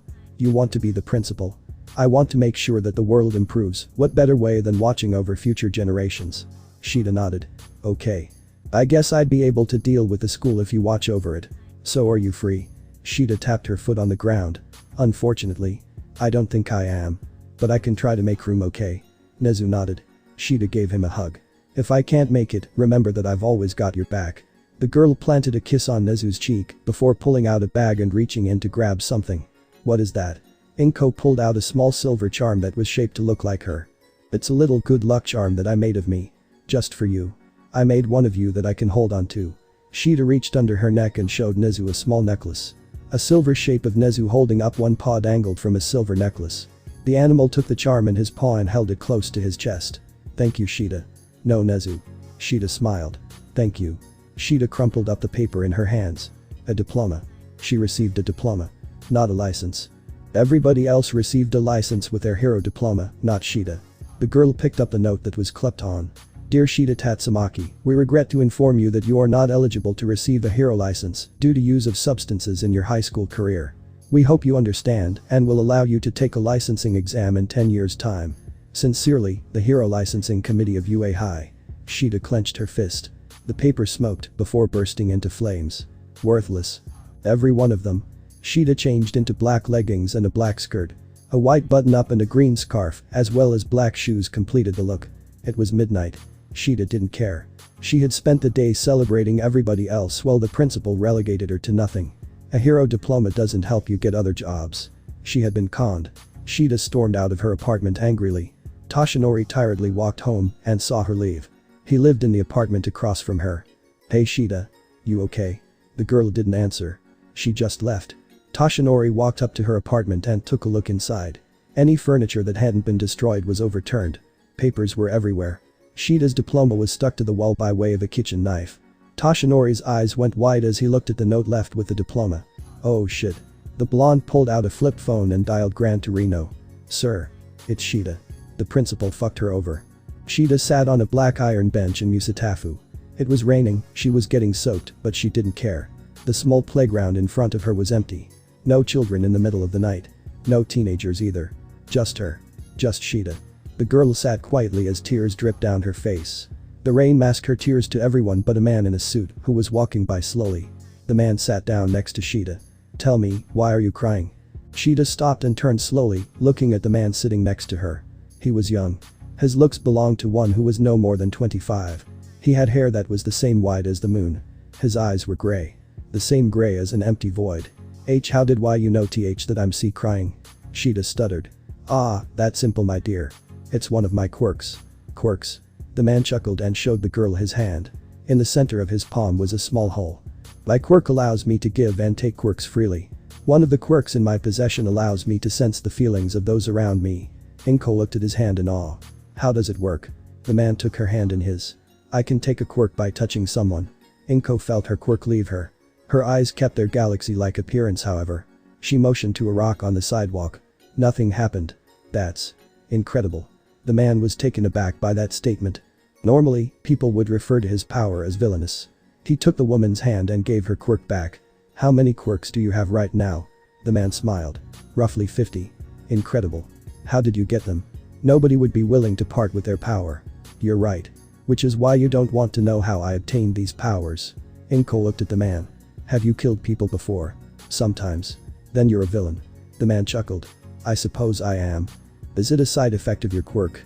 Do you hunger for these superpowers? The man gave Shida an incredulous look. How did you know? You hesitated before giving my quirk back. And you seemed to get a little shaky as you gave it back. It's like you were hypoglycemic. The man whistled. You noticed all of that? Shida nodded. I notice a lot of things that others don't. For example, your pinky finger on your left hand twitches every so often. It's a side effect of a quirk you have, possibly an emitter, but it's not emitting any energies, nor am I detecting any with my quirk. It's puzzling. The man burst out laughing. Wow. You're pretty smart. The twitch is a side effect from a specific mental quirk. The constant stimulation results in a few nervous tics. The main one is my finger. Shida looked deep into the man's eyes. So then, if you hunger for quirks, why did you give mine back? The man remained silent before turning away. It's because you didn't call it villainous. I called you a villain. But you didn't freak out when I took your power. You didn't scream at me. You were in awe. Shida looked at her hand. You hear that a lot, don't you? Yes. I do. The two sat in silence for a while. Shida cleared her throat. I'm the same way. How so? I have all of these theories in my head. Yet nobody pays attention to them. I get called a fool a lot. I've also been called an idiot, a child. The man in the suit chuckled. Then I guess we do have that in common. Shida nodded. The two sat in silence yet again. So, why are you crying? Shida looked at the man next to her. The principal of UA conned me.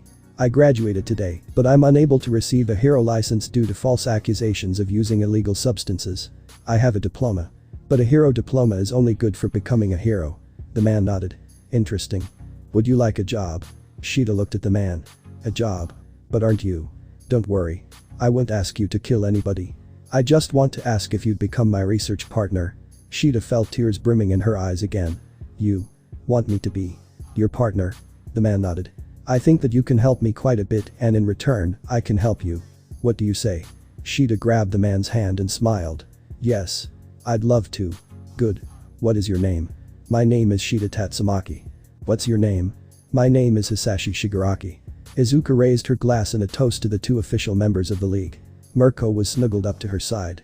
Tetsu was grinning with Toga and Hatsume. Stain smiled at the rabbit hero snuggled up to Izuka.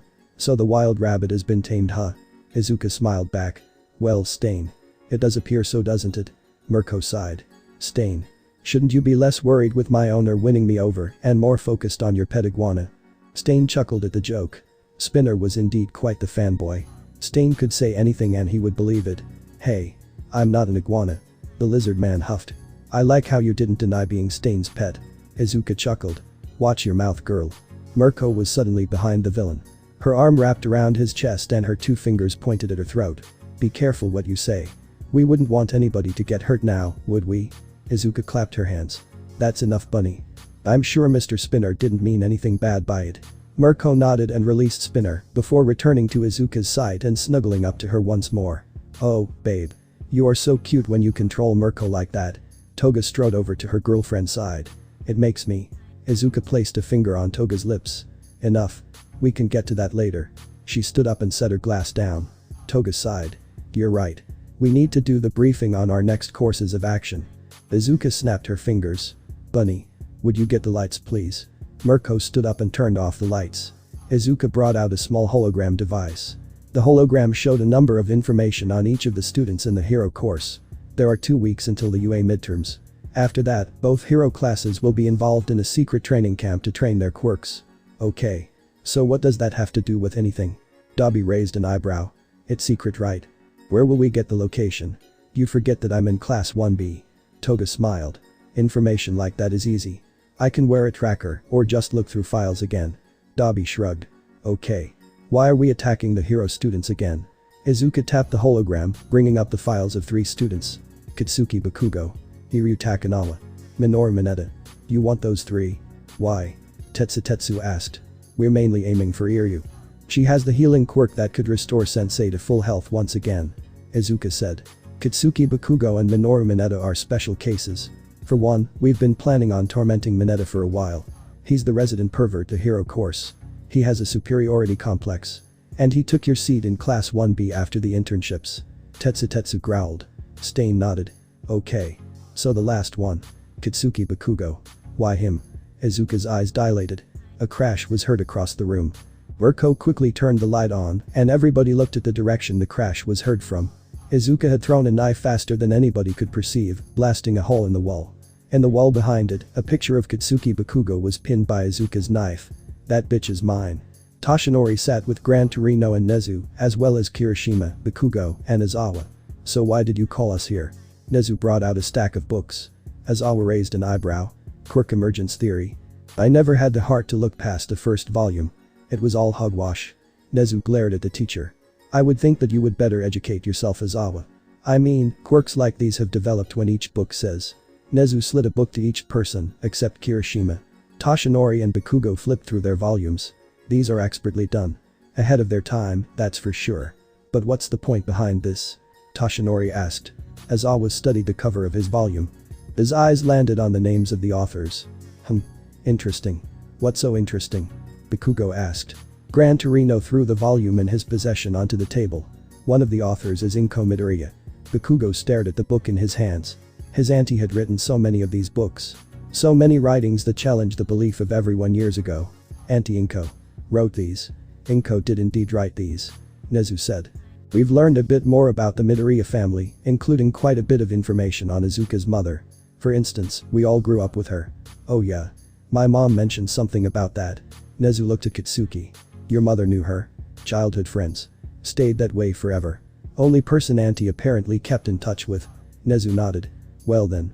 As soon as you three adults see her picture you will know who she is. The animal hit a button and an image was projected on a hologram in the center of the table. A picture of Inko Midoriya. Holy shit. Aizawa breathed. There's no possible way. Toshinori gasped. Shida Tatsumaki. Gran Torino grumbled. Well. This is getting to be even more interesting. Who the hell is Shida Tatsumaki? Katsuki asked. Shida Tatsumaki is her real name. She was a graduate of UA in our class. What happened? Why did she not end up being a hero? Toshinori held up his hand. I think I can explain. I have it here somewhere. The blonde pulled out a folded scrap of paper from his wallet. He opened it and began reading. Dear Shida Tatsumaki, we regret to inform you that you are not eligible to receive a hero license due to use of substances in your high school career. Nezu slammed his paws on the tabletop. How long have you had that? Toshinori looked at the principal before going wide-eyed. Oh shit. I forgot all about it. How long, Toshinori? Since I saw her walk out years ago. Wait, hold up. Use of substances? Like, drugs? Katsuki asked. Gran Torino sighed.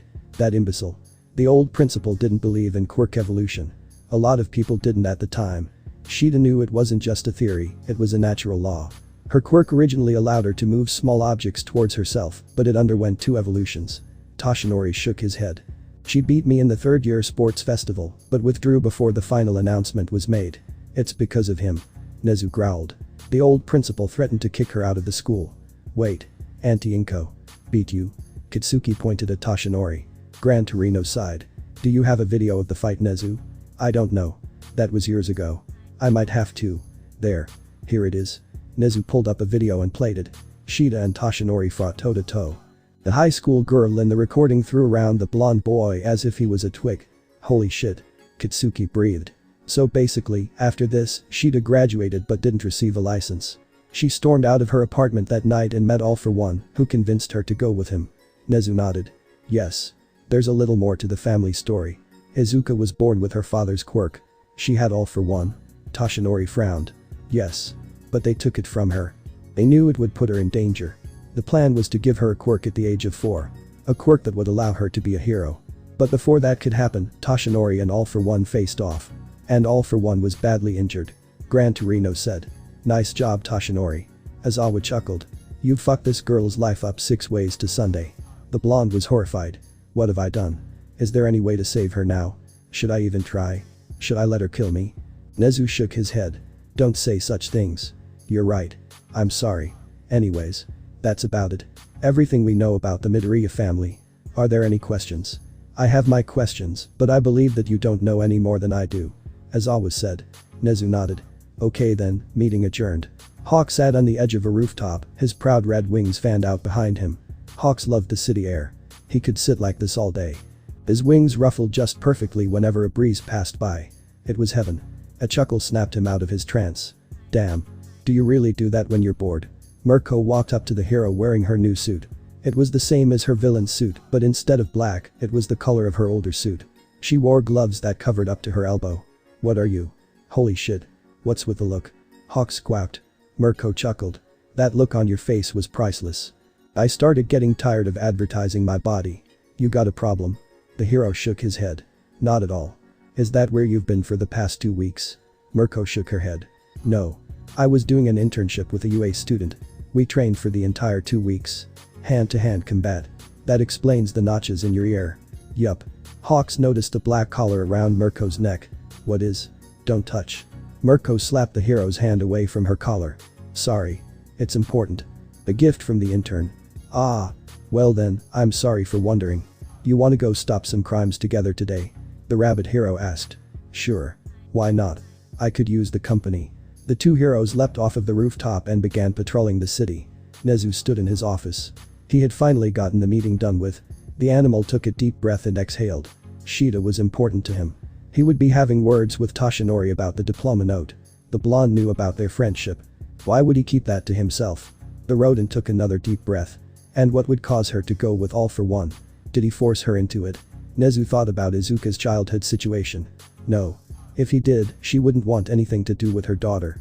The rodent walked over to a small bookcase that was next to the door. On one of the shelves was a picture frame, displaying an image of Inko and Nezu from before graduation. Both of them were smiling. It was one of the happiest days of Nezu's life. The day he finally opened up. Flashback. Nezu stepped into the white halls of UA. His vision flashed to the walls of his prison. They were the same sheen of white as these walls. A girl with green hair walked past. She noticed Nezu stopped and turned around to meet him. "Hey. Are you okay?" The animal looked up into the beautiful face of Shida Tatsumaki. I'm fine. An animal with a quirk. How interesting. Shida said. "I'm Shida." "Shida Tatsumaki, what's your name?" "And my name?" Nezu asked. I don't know." You don't have a name?" the girl asked. "How about Nezu?" "Nezu. Yay. It means mouse. And that's kinda what you look like." "Nezu. I like it." Nezu smiled. "I guess I'm Nezu. It's nice to meet you, Nezu." "How did you know that I was an animal with a quirk?" Nezu asked. "Well. You don't seem to like being around people that much. I can tell that by how nervous you were with me. You could be a man with some type of animal quirk, but I can't help but notice that you seem to take in everything around you. Your eyes are searching every nook and cranny as you walk. That suggests a mental quirk. And you can't have an animal quirk and a mental quirk." Nezu looked at the girl surprised. "You're really smart. I don't think I've ever met anybody who's analyzed me like that before." Shida chuckled. "What class are you in, Nezu?" "Class 1A. "Oh really? I'm in there too." "Come on, Mr. Torino doesn't like it when people are late for class." Nezu was yanked down the hallway by the green-haired girl. It felt strangely nice. Flashback end. Nezu sighed at the memory and turned the picture frame around. On the back, there was a tiny black envelope. The animal opened it and dropped its contents onto his paw. A small silver charm in the shape of a schoolgirl glinted in the light of the room. Nezu clenched it in his paw and turned the picture frame back around. "I never did get to say goodbye." Hawks was having a blast. Mirko seemed more alert than ever. She was faster, more precise. "If we keep it up, we'll be able to arrest all the villains in the city before the evening." Mirko laughed as she leapt over the rooftops. Wouldn't have it any other way. The two heard a scream coming from a street not far from them. Hawks flashed a smile to the rabbit hero. "Race you." The two arrived on the scene at the same time. A villain with tentacle fingers was kidnapping a woman from the sidewalk. "I'll take care of this." Hawks rushed forward with a feather blade in his hands. He dodged a few tentacles as the villain defended himself. But one nicked his shoulder. Apparently, the tentacles must have some paralyzing effect because Hawks lost control of his muscles and fell flat on his face. "Ow." The villain growled and approached the paralyzed hero. Well. Hawks. I could kill you right now. To think that such a strong hero was defeated by me. Hey calamari." A large rock flew through the air and smashed into the villain's face. "I'm still here." Mirko was kicking chunks out of the ground and throwing them at the villain. The only thing that the kidnapper could do was dodge. He quickly leapt back and away from Hawks in order to strategize. After a few seconds, the squid man rushed in. He deflected each boulder with ease. Mirko saw that he was heading directly at Hawks. "Oh no you don't." Hawks watched as Mirko blurred out of existence. A shockwave tore across the road as the villain went flying back. Mirko stood with her foot outstretched. "Not to my friend you don't." Nezu paced down the streets of Musatafu, heading for a specific house. The Bakugo household was very nice. Nezu was happy that Katsuki had grown up in such a beautiful neighborhood. He knocked on the door of the house, and it opened to reveal a woman with explosive blonde hair. "Hello. Who are you?" "Hello. Yes. I am Principal Nezu." "Nezu? Oh my goodness, I am so sorry." Mitsuki Bakugo bowed. "What can I do for you?" "I was wondering if you might direct me to the Midoriya home." Mitsuki stared at the rodent. "This is about her, isn't it?" "Shida." Nezu nodded. "She had something that meant a lot to us. I think that I would like it now that she is gone." Mitsuki nodded. "Okay then. Let me get some shoes and I'll show you to the apartment." 5 minutes later, the two were at the apartment complex. Mitsuki followed Nezu into the living space of the Midoriyas. It was the same as it had always been. Inko's room. Nezu muttered, finding the door to his friend's bedroom. He opened the door and stepped inside. The room was fairly normal. A desk, a bookshelf, a bed. Nezu looked at everything and nodded before walking over to the desk. On the working space was a picture frame displaying the same picture that Nezu had. Mitsuki smiled. "She talked about you a lot, you know." Nezu nodded. "I know." The rodent took the picture frame in his hands and turned it around, taking off the small black envelope. "What is that?" Mitsuki raised an eyebrow. Nezu smiled warmly as he dumped the familiar silver necklace out into his open paw. "It's a memory." The rodent reached into his paw and withdrew the charm of the schoolgirl. He threaded it onto the silver filament of the necklace, right next to the tiny silver likeness of himself. "I'm so sorry," the rodent said as he clipped the necklace around his neck. "I never knew." Hawks watched Mirko kick the villain they were fighting into a wall faster than the speed of sound. A sonic boom sounded soon after. 2 villains hopped out of the kidnapper's vehicle and charged. Mirko beat them away as well. "Are you okay, Hawks?" "I'm fine. The paralyzing agent is wearing off." Hawks slowly got to his feet. "What the hell happened to you?" "What do you mean?" Mirko smiled. The main villain leapt at them. "I've got you now." Hawks dodged out of the way. Mirko stood still as tentacles flew towards her. The rabbit hero was lashed by several of the appendages. The villain grinned. "Now you're mine." Mirko grabbed the tentacles and grinned. "Sorry, buddy." "But how?" The villain screeched. "You shouldn't be able to move." Mirko chuckled and pulled the villain towards her. Her face brushed up against his ear. "Come now." "Patchwork Bunny uses stuff that's so much stronger." The villain shuddered. "But you haven't." "I have." Mirko whipped the villain around and hurled him into the air. In an instant, she was above him, her foot raised. Luna fall. The villain barely managed to wrap himself in tentacles in time. The kick hit him in the chest, sending him flying down into the street below. The ground became a crater as the villain was rendered unconscious. "Damn. Hold back. You could have killed him." Hawks cried. Mirko grinned. He was fine. Now for the other 2. The 2 remaining villains were sweating profusely. One shouted a battle cry and rushed forward, wind wrapping itself around his form. "Huh. Wind manipulation." Mirko leapt backwards as the villain threw a blast of air at her. "Useful quirk, isn't it?" Mirko landed on one hand. Arching her back, she smoothly curled onto her feet. "Well, how long can you keep it up?" Mirko smiled. "Your quirk consumes oxygen in your bloodstream. I can see you breathing harder." The villain cut his quirk off and pulled out a knife. The other villain ran in, small boxes of light glittering around them. Hawks watched as the villain disappeared. Mirko grinned and stepped to the side. In a flash of light, the villain appeared behind her. Some sort of teleportation. The hero said as the villain's fist sailed past her. "Seems like it's light-based, but it reminds me of when a computer screen glitches." The hero cartwheeled as the wind manipulator stabbed forward. His attack passed by harmlessly. Mirko grabbed the man's wrist and twisted. He screamed and dropped the knife. Mirko caught it and threw it at an empty space. The teleporting villain appeared in the spot she threw the knife. The weapon embedded itself in their leg. The villain grunted and fell to their knee. The wind manipulator jumped back and righted his wrist. He was once again surrounded by wind as he rushed in to fight. Mirko dodged out of the way as the man struck with power that sent shockwaves through the air. Hawks noticed she looked bored. "Seriously? Just pass out already." Mirko grumbled. The villain shouted and threw another punch. Mirko caught it with one hand. "Good night." Mirko hit the man on his shoulder, knocking him out. The other villain pulled the knife out of their leg and teleported behind the rabbit hero. Mirko kicked her leg back, sending the villain flying into a wall and knocking them out. "And that's a wrap." Mirko grinned, pulling out some capture cuffs. She quickly cuffed the villains and brought them to Hawks. "Let's get these guys to the station." "Aren't you gonna talk to the press?" Screw the press. We swore to keep the peace, not keep the press happy." Hawks stared at Mirko. "What the hell happened to you? You always want people to notice you." "Yeah. I had a wake-up call." Hawks shook his head. "Okay. Well, I guess we should get these guys taken care of then. You tell me later." Mirko nodded. "Sure." Izuka breathed in the German air. "I always did love Berlin. It's a shame that we don't have more business to do here." "I know, right?" Toga smiled. "Hey Tetsutetsu, it's your debut day. How do you feel?" Tetsutetsu smiled as he pulled his hair back into a ponytail. "Please Toga. Call me Damascus." "Well then." Izuka grinned. "Shall we get going?" The 3 villains leapt into the city in search of a single person. A thief. "So what do we do about the kids?" Ectoplasm asked. The teachers had all been assembled for a meeting on what to do after midterms. "The attack on Hosu has me on edge." "How do we know that the training camp won't be attacked?" Cementus asked. "We'll all be going along with the hero courses. We will be the line of defense. We're also bringing a secret weapon." Nezu smiled. "Yumi Shaodai." Toshinori muttered.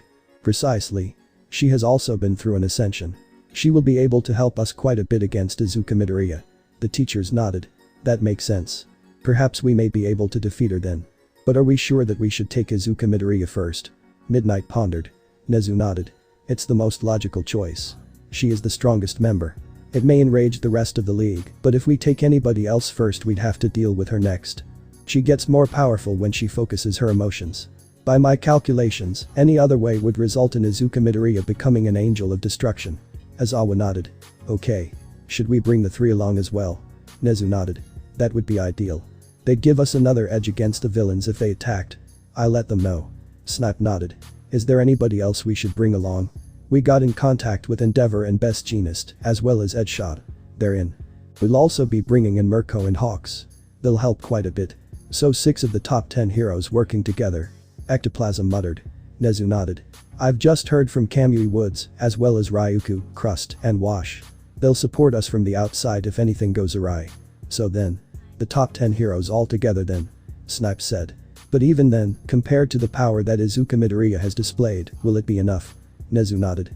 We'll have to hope so. At any sign of danger, we'll have Mandalay allow the students to fight as well. Okay then. Hopefully that will work. Vlad King said. We'll work on boosting the students' adaptability before the training camp. Just in case. Good idea. Azawa nodded. Want to do some joint classes? Vlad nodded. That would be good. Recovery girl rapped her cane on the desk. Excuse me Nezu. But what will Iryu be doing then? Should we not protect her? What do you mean Chio? Snipe asked. Nezu cleared his throat. We've recently discovered that All For One is still alive. He is most likely clinging to life desperately. If Iryu was captured and All For One was the puppet master of the League of Villains, he would be healed and the results would be catastrophic. So in other words, we'll need Iryu to be guarded at all times. Nezu nodded. Indeed. Or we could just have her remain at home. Azawa shook his head. That won't work either. If what I think is true. What is it Azawa? The teacher sighed and rubbed his temples. We have a mole in UA. Possibly several. My first thought was that it was Yumi Shaodai, but unless they have a very powerful cloning quirk on their side, it's impossible. We still can't rule her out though. Power Loader said. I hate to say it about my prized student, but we can't take any chances. Nezu nodded. We'll add extra security to the school before tomorrow's classes. I'll study every student's movements from my office. The teachers nodded. Right. Meeting adjourned.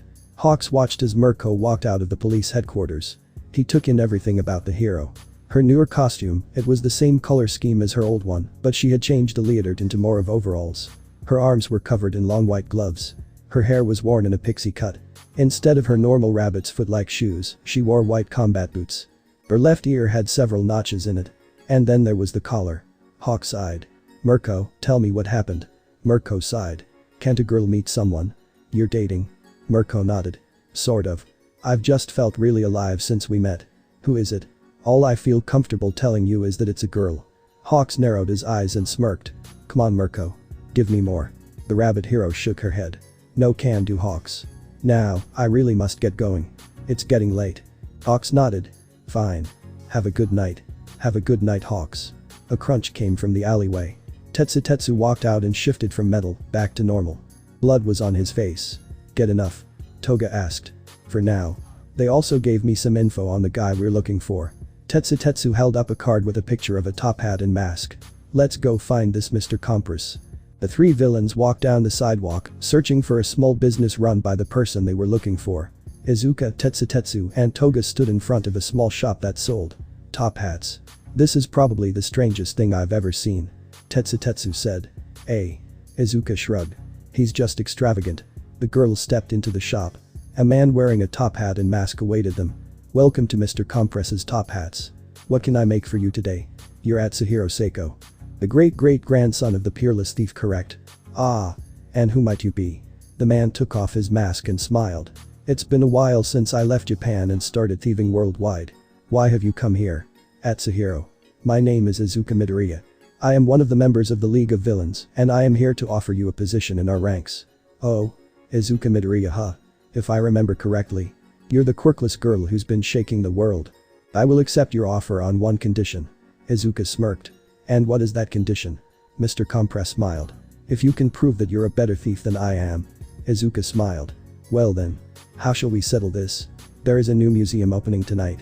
It's in honor of Germany's top 2 heroes who died a few months ago in China.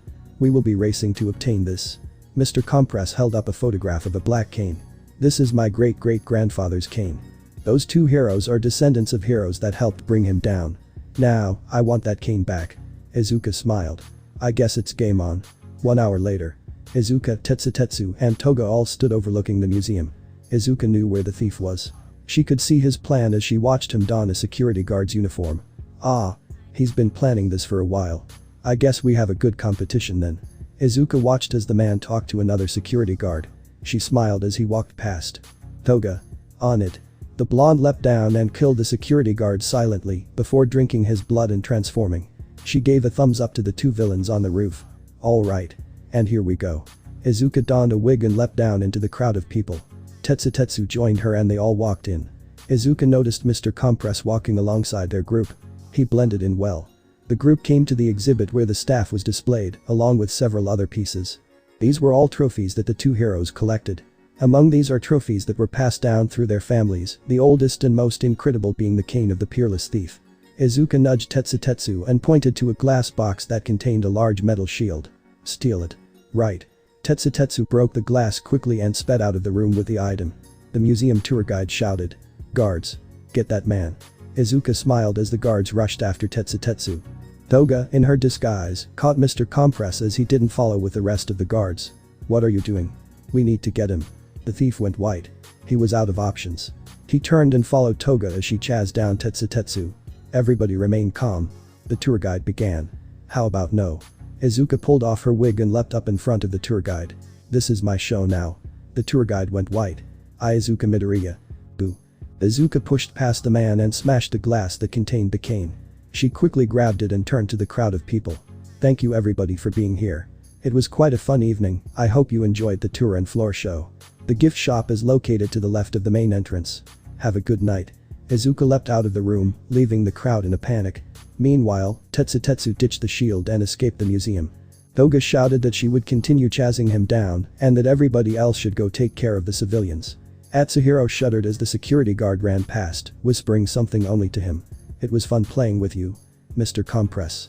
The thief turned white as he saw the security guard run away before melting into the form of a blonde girl. You guys go. I'll follow the criminal as well. Atsuhiro ran away from the museum. He returned to his shop and found the three teenagers he had challenged sitting back. Well then. Will you come with us then? A squeal of joy from Mirko as a purple portal opened and Izuka stepped through, along with SushuiTemitsu, Toga, and Mr. Compress. Miss Izuka. Mirko leapt into Izuka's arms. The girl caught her and gave her a kiss. Hello bunny. So I see the mission was a success. Dobby grumbled. Yes. Everybody say hello to Mr. Compress. He's the great-great-grandson of the peerless thief. Magni stood up and shook the new member's hand. Good to have you on board, Mr. Compress. You should have told me that Magni was here.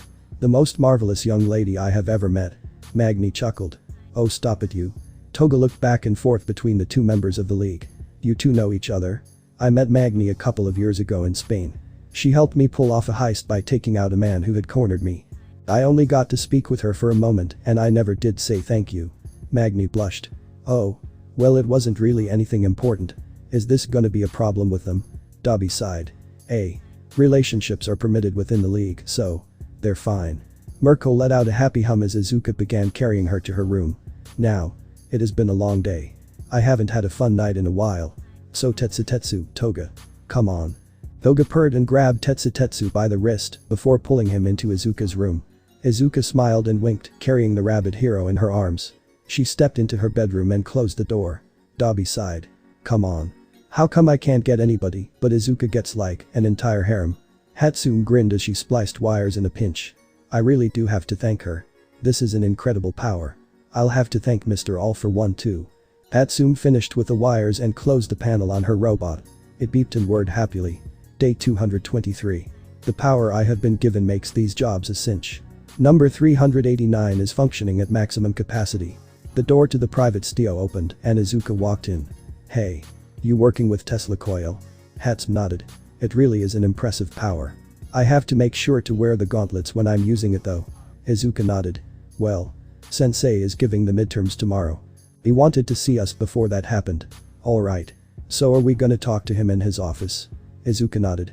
He asked me to get you a little while ago. Hatsune smiled and tapped her robot on its lens. The tiny companion whistled and hopped up onto her shoulder. Let's go. So what do you think we're gonna do in the midterms? Toga fake smiled as Mineta asked that question. It was a free period today, so they had gone to the school library. Mineta sat next to her with his arm around her waist. I'm gonna kill him. I'm gonna kill him. No. Bad Toga. Wait until the camp. Yes, the camp. I don't know. I think that's the point. Toga said. Well. We're probably gonna do some written test on all the subjects we've learned. For a practical test. It can't be robots again. Can it? Monoma pondered. Kendo shook her head. I doubted. The teachers have been giving us weird looks all day. Toga groaned. Oh god. I know what we've gotta do. What? We're fighting the teachers. Monoma laughed. No way. There's absolutely no way. Toga shrugged. Weird looks. They look apologetic to me. That only means one thing. We're fighting the teachers. Kendo whispered. Toga nodded. Yup. This seems like fun. Fun. SHHHHHHHHH. Monoma bowed in apology to everybody else in the library. Fun. We're gonna have to go up against Vlad-sensei. Toga grinned. I know. It sounds fun. Izuka stepped into Power Loader's office with Hatsum. The hero looked at them. Good. You're here. Now we can get on to what I called you here for. Izuka nodded, as did Hatsum. Okay, first things first. Are you guys ready for the test? Yes. I'm ready for whatever we have to do. Izuka said confidently. Hatsum grinned. This'll be a piece of cake. Power Loader smiled. Okay. Let me tell you what's gonna go down. Izuka stopped the teacher. But wouldn't that be cheating? Power Loader shook his head. Here's the thing. I've already passed you for the midterms. You've gone above and beyond with all of your work. You've even taught my employees a thing or two. That's not fair to everybody else though. I thought you might say that, Hatsum. The hero grinned. Your midterms are gonna be different. You already passed because you're helping the teachers. How so? Power Loader pulled out a folder. In here is the midterms description for the hero course. It will be teachers versus students, except for 2 cases. It's us versus 2 students. Power Loader nodded. You 2 are on this level already, maybe even further. You'd ace the test in seconds, so there's no real reason to give it to you. What do you mean? The midterm for support is to build an EMP. Izuka sighed. Ah. I see. Power Loader nodded again. So. You're gonna be assistant teachers tomorrow. Izuka grinned. Oh, this'll be great. Okay. Last thing. Yumi, Nezu wants to see you in his office. Power Loader said. What? Why me? He didn't say, he just said that he wanted to see you. Izuka nodded and bid goodbye to Hatsum before heading to the principal's office. Bakugo sighed as he leaned back. He had spent the weekend tutoring Kaminari and the other losers. Mina actually had everything down, as did Kiroshima. I've been doing some extra studying on my own time. Kiroshima had told the class. Bakugo knew that he was getting private lessons from Nezu. Dude. I'm not good at this. Kaminari held his head. Why do I have to prove that the triangle is a triangle? It's right there. It's a triangle. What's the 5th element on the periodic table again? Siro muttered as he flipped through notes. Ugh. You guys are really bad at this, aren't you? Bakugo said. That's the 8th time you've said that. Kaminari whined. Look. You 2 are working on things that the other is good at. Work together to study, okay? Kaminari stared at Bakugo. That's actually a good idea. Siro slid in next to Kaminari. So. Math right. Kaminari nodded. Siro mapped out all of the geometric equations and function formulas. What about proofs? Kaminari asked. Proofs are stupid. Everybody thinks so. Kaminari smiled. Damn. So you're working on chemistry, right? A lot of it is reactions. Kaminari listed off every reaction between each combination of elements. What about memorizing the periodic table? You'll have a reference table. Kaminari shrugged. Bakugo sighed as Kiroshima sat down next to him. You got the idiots to work together. 2 halves of a brain make a whole. Kiroshima chuckled. They aren't that dumb.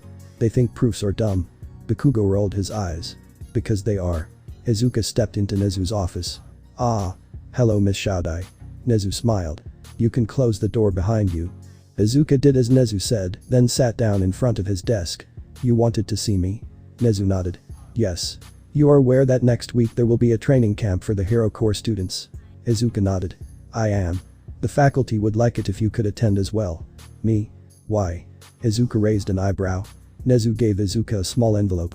All I can say is that we are afraid our plans have been compromised. We would like you to join us as a second line of defense in case we are attacked. The details will be in here. Izuka nodded. Okay. I'll make sure to prepare then. Then I believe that is all, Miss Shaodai. I will see you tomorrow during the midterms.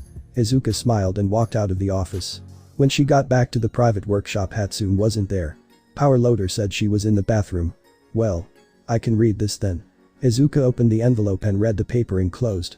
Inside was a schedule and a map detailing the events that would take place in the training camp. Izuka grinned. Well then. No infiltration needed when you make yourself indispensable. Kiroshima sat down next to Bakugo in the lunch hall. Across from them sat Mina, Jiro, Tokoyami, Shoto, Mineta, and Shinama Yuko. So. Anybody know what's gonna happen during the midterms? Mina pondered. Yuko believes we're fighting the teachers. Mineta said. What? No. It makes sense. Bakugo said. What, would we just destroy more robots? That's not a great way to measure our skill. Fighting against us in person is a good idea. It'll also prepare us more for free-thinking villains. When you put it that way, it makes sense. Tokoyami said. Toga glared at the explosive blonde across from her. Speaking of villains. Everybody's heard about the students caught up in something in Hosu. It was you guys, right? Bakugo stopped eating. Where are you going with this? I want to know about the people you fought. I can tell you, babe. Mineta said smugly. I was there too. You were? So what were they like? They were weak. Nothing to it when it came to taking them down. Shut up, grapist. We all had our asses handed to us and you know it. Bakugo wiped off his mouth. We faced 3 villains with the assistance of several high-ranking pro-heroes. It ended in a stalemate, but if it continued for longer, we would have lost. PSH. Please. There's nothing that they could do to Endeavor. I mean, Izuka Midoriya would be taken out in minutes. Mineta chuckled. I'm gonna do it. I'm gonna rip his head off and shove it up his ass. I'll kill him. As I recall, Izuka Midoriya's strength is the same as the support student that kicked my dad's shit in. Shoto said. I don't think we could have beat them. Really? She's quirkless though. Do you remember nothing, Mineta? Tokoyami piped up. Izuka Midoriya stood up to the entire faculty here. You think Endeavor has a chance against someone who beat All Might? Mina sighed. Honestly. Izuka Midoriya is probably one of the most terrifying villains ever. She wasn't always that way. Bakugo muttered. What was that? Shoto asked. I said she wasn't always that way. Mineta glared at Bakugo. You knew her? How do we know that you aren't a villain? Considering she wants to kill me, I don't think I am a villain. You don't think? Shut up. Kiroshima stood up. Mineta. You know absolutely nothing. You flaunt your position in the hero course as if it makes you invincible. You lie to gain the respect of others. You believe that you are a god. You are not a god, Toshinori Yagi. Kiroshima blinked. What was that? Hey. You alright, Kiri? Jiro asked. Yeah. I'm fine. Just. Never mind. It's nothing. Kiroshima sat back down. Like I was saying, Mineta. You aren't above everybody else. And what would you two know about that? You two have had everything handed to you. You two are strong. You tell everybody off. What do you know? Mineta growled. Mina glared at Mineta. She saw that Yuko was shaking a bit. I'll check up on her later. Mineta. Lay off, okay? Why? I'm right, aren't I? Mineta smirked. You wanna know why, Mineta? Bakugo said quietly. It's because I turned Izuka Midoriya into a villain and now I'm paying the price. Mineta stared at Bakugo. What is that supposed to mean? Izuka Midoriya was my best friend until the age of 4. She was declared quirkless and I became her bully. Bakugo said. His face shadowed by guilt. Hey. It's alright. Kiroshima said. Bakugo. It's okay. I told her. I told her to kill herself. Bakugo choked before starting to sob. And now I'm being told that. I might have to kill her. Well then. Mineta sat back. I say that it's the price you have to pay. Mineta. What? I'm just saying that. Babe. You need to be quiet now. Toga said. Mineta looked at her and saw that she was shaking. Sorry. I forgot. Mineta said. Do you need some time? Toga nodded and stood up before walking out of the cafeteria. Should somebody go check on her? Jiro wondered. She'll be fine. Mineta said. I'll go. Mina stood up and followed Toga out of the cafeteria. You okay? Kiroshima asked Bakugo. I don't know. If I can kill her. Again. Bakugo mumbled. Jiro patted the blonde on the back. It won't come down to that, man. We won't let it. Bakugo nodded. Thanks, guys. Kiroshima kissed Bakugo's cheek. Mineta gasped. You two are. Shut it, rapist. Jiro rolled her eyes. Gay. Mineta finished. Bakugo huffed. So what if we are? Nothing. It's just. If you say weird, I'll shove my foot up your ass. Kiroshima said. And I'll have Dark Shadow rip you apart. Mineta squeaked and went back to eating his food. Bakugo wiped the tears from his eyes and smiled. Thanks, guys. Kiroshima smiled back. We're here for you, okay? My power is born of feeling. Kiroshima felt his arm tingle. The same feeling he had whenever he activated his quirk. He looked down and saw that it was fine. What is going on? The door to the private studio flew open. Toga rushed in. Izuka saw the girl running to her and disengaged her gauntlets before catching her and wrapping her in a hug. Hey. Everything okay? Toga nodded. I just need to cool off. Mineta was bad-mouthing you and I almost killed him. Izuka smiled and kissed the girl passionately as the door opened yet again. Did Yuko come in here? Mina started before seeing Izuka and Toga linked together. Oh. Hey. I forgot that you're a part of the group. Mina blushed. But wait. Then why lead Mineta on like that? To make sure he never acts like that again. Mina nodded. Okay. So then. How are you gonna do it? You'll see. Mina nodded. Then don't let me interrupt. You've still got time.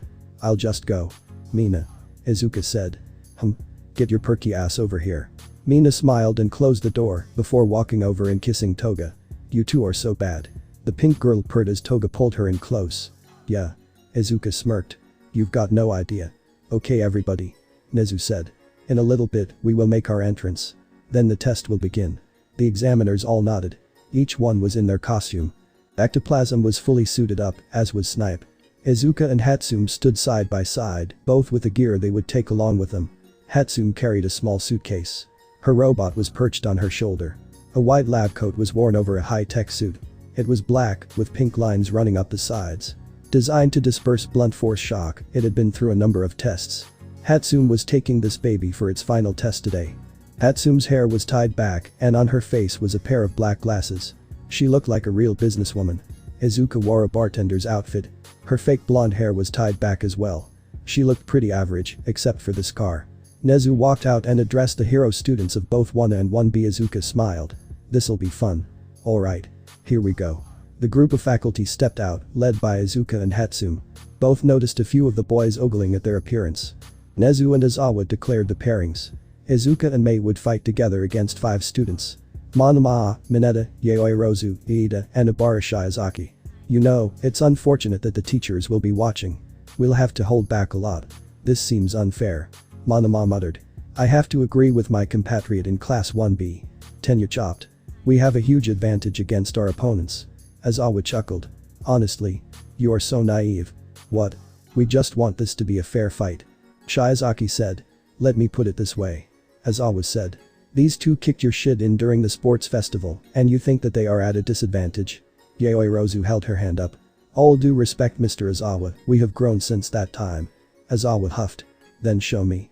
You guys are up first. Izuka flashed a smile. See ya. Hatsum hopped onto her back, and the two sped off. Did we give them the weights?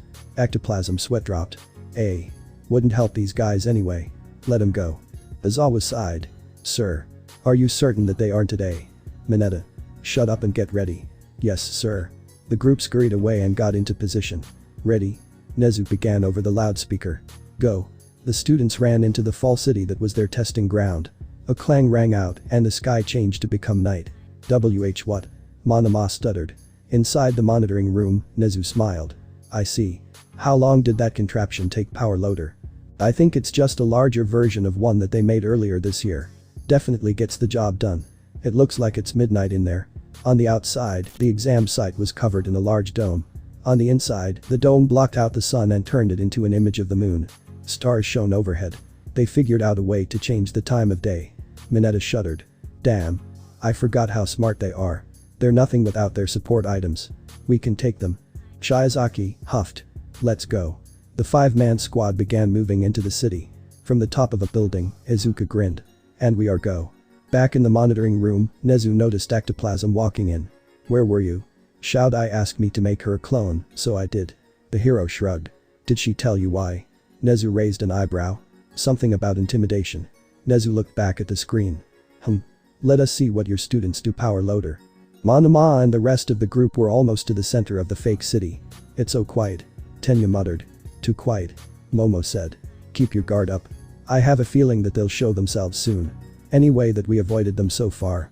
Shiozaki asked. Maybe they're cycling through the city and haven't noticed us. Yeah. We might be able to get to the exit gate without a problem. Mineta said. I doubt it. Keep your guards up. Monoma said. Hey. Does anybody else see that it's glowing up there? What? The group broke into a run and emerged into a nightmare. The center of the city was in ruins. Fire blazed all around. Rubble blocked doorways. Cars were piled up and burning. What the hell? Boom. A flash of light zipped across the rooftops and into a wall, kicking up a massive cloud of dust. The dust cleared, revealing Hatsum holding a clone of ectoplasm to the wall. See, hero. They won't send you help. Hey. Stop that. Hatsum turned and looked at the group of 5. Ah. So they did send help.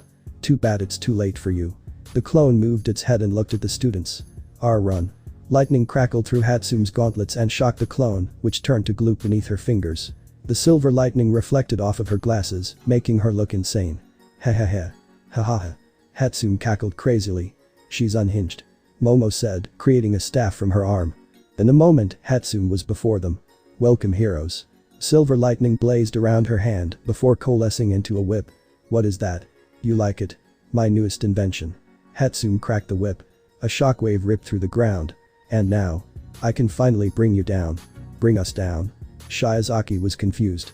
They've immersed themselves in their role. They're trying to make it more intimidating. Yayoi Rozu said. Alright then. Iida stepped forward. You their villain. In the name of justice. We will bring you down. Hatsume grinned and cracked the whip again. Then come at me heroes. Kiroshima felt his whole body tingling. What the hell is this? He tried to activate his quirk but found that he couldn't. What the hell? Hey. You okay Kiri? Mina asked. I'm fine it's just. What is it? Mina went to his side. Are you okay? Do I need to get recovery girl? Kiroshima shook his head. No. I just feel. Tingly. Tingly. Kiroshima nodded. Just like when I use my quirk. But I'm not using it. Mina studied him. That's odd. Anything else happen? Kiroshima shrugged. Not that I can think of. Mina nodded. Alright then. Just keep an eye on it, okay? Kiroshima nodded. Will do. Mina walked back into the monitoring room. Kiroshima sighed. A chain reaction. Kiroshima shook his head. What is this? He ran into the boys' locker room and shut the door behind him. Before looking in the mirror. You've heard my theories on quirk evolution. Kiroshima looked in the mirror. His skin was flickering between normal and hardened. How was it that he wasn't straining? My theories are born from experience. Who's there? Kiroshima whipped around as he felt a hand touch his shoulder. Nobody was behind him. It was a trick of the mind. Kiroshima looked back at the mirror to see his body had stopped flickering. He still felt his skin buzzing. What is this? They have made themselves into intimidating villains. Nezu nodded at the screen. Although only Hatsume has shown herself. What does Shoudai have planned for them? Cementus muttered. In the exam site, Shiozaki danced alongside Momo as they held off Hatsume. Yayoi Rozu. You three go. We can hold her off. You can hold her off. But you still need to worry about me. A figure leapt off of a rooftop and landed in front of the remaining 3 students. Hello there. Monoma growled and rushed forward. I don't care who I fight. I'll win. Izuka chuckled and ducked as he punched. Ah. Your punches. So weak. Weak. Why you? Izuka spun around and kicked Monoma, sending him flying into Momo and Shiozaki. All 3 fell into a pile with an oof. Izuka chuckled as she stretched her leg. That felt good. I love the feel of kicking heroes around. So. Therapeutic. Mineta shuddered. Tenyu grabbed his shoulder. I have a plan for us to win. Only one of us needs to get to the gate. It's gonna be you. But. No buts Mineta.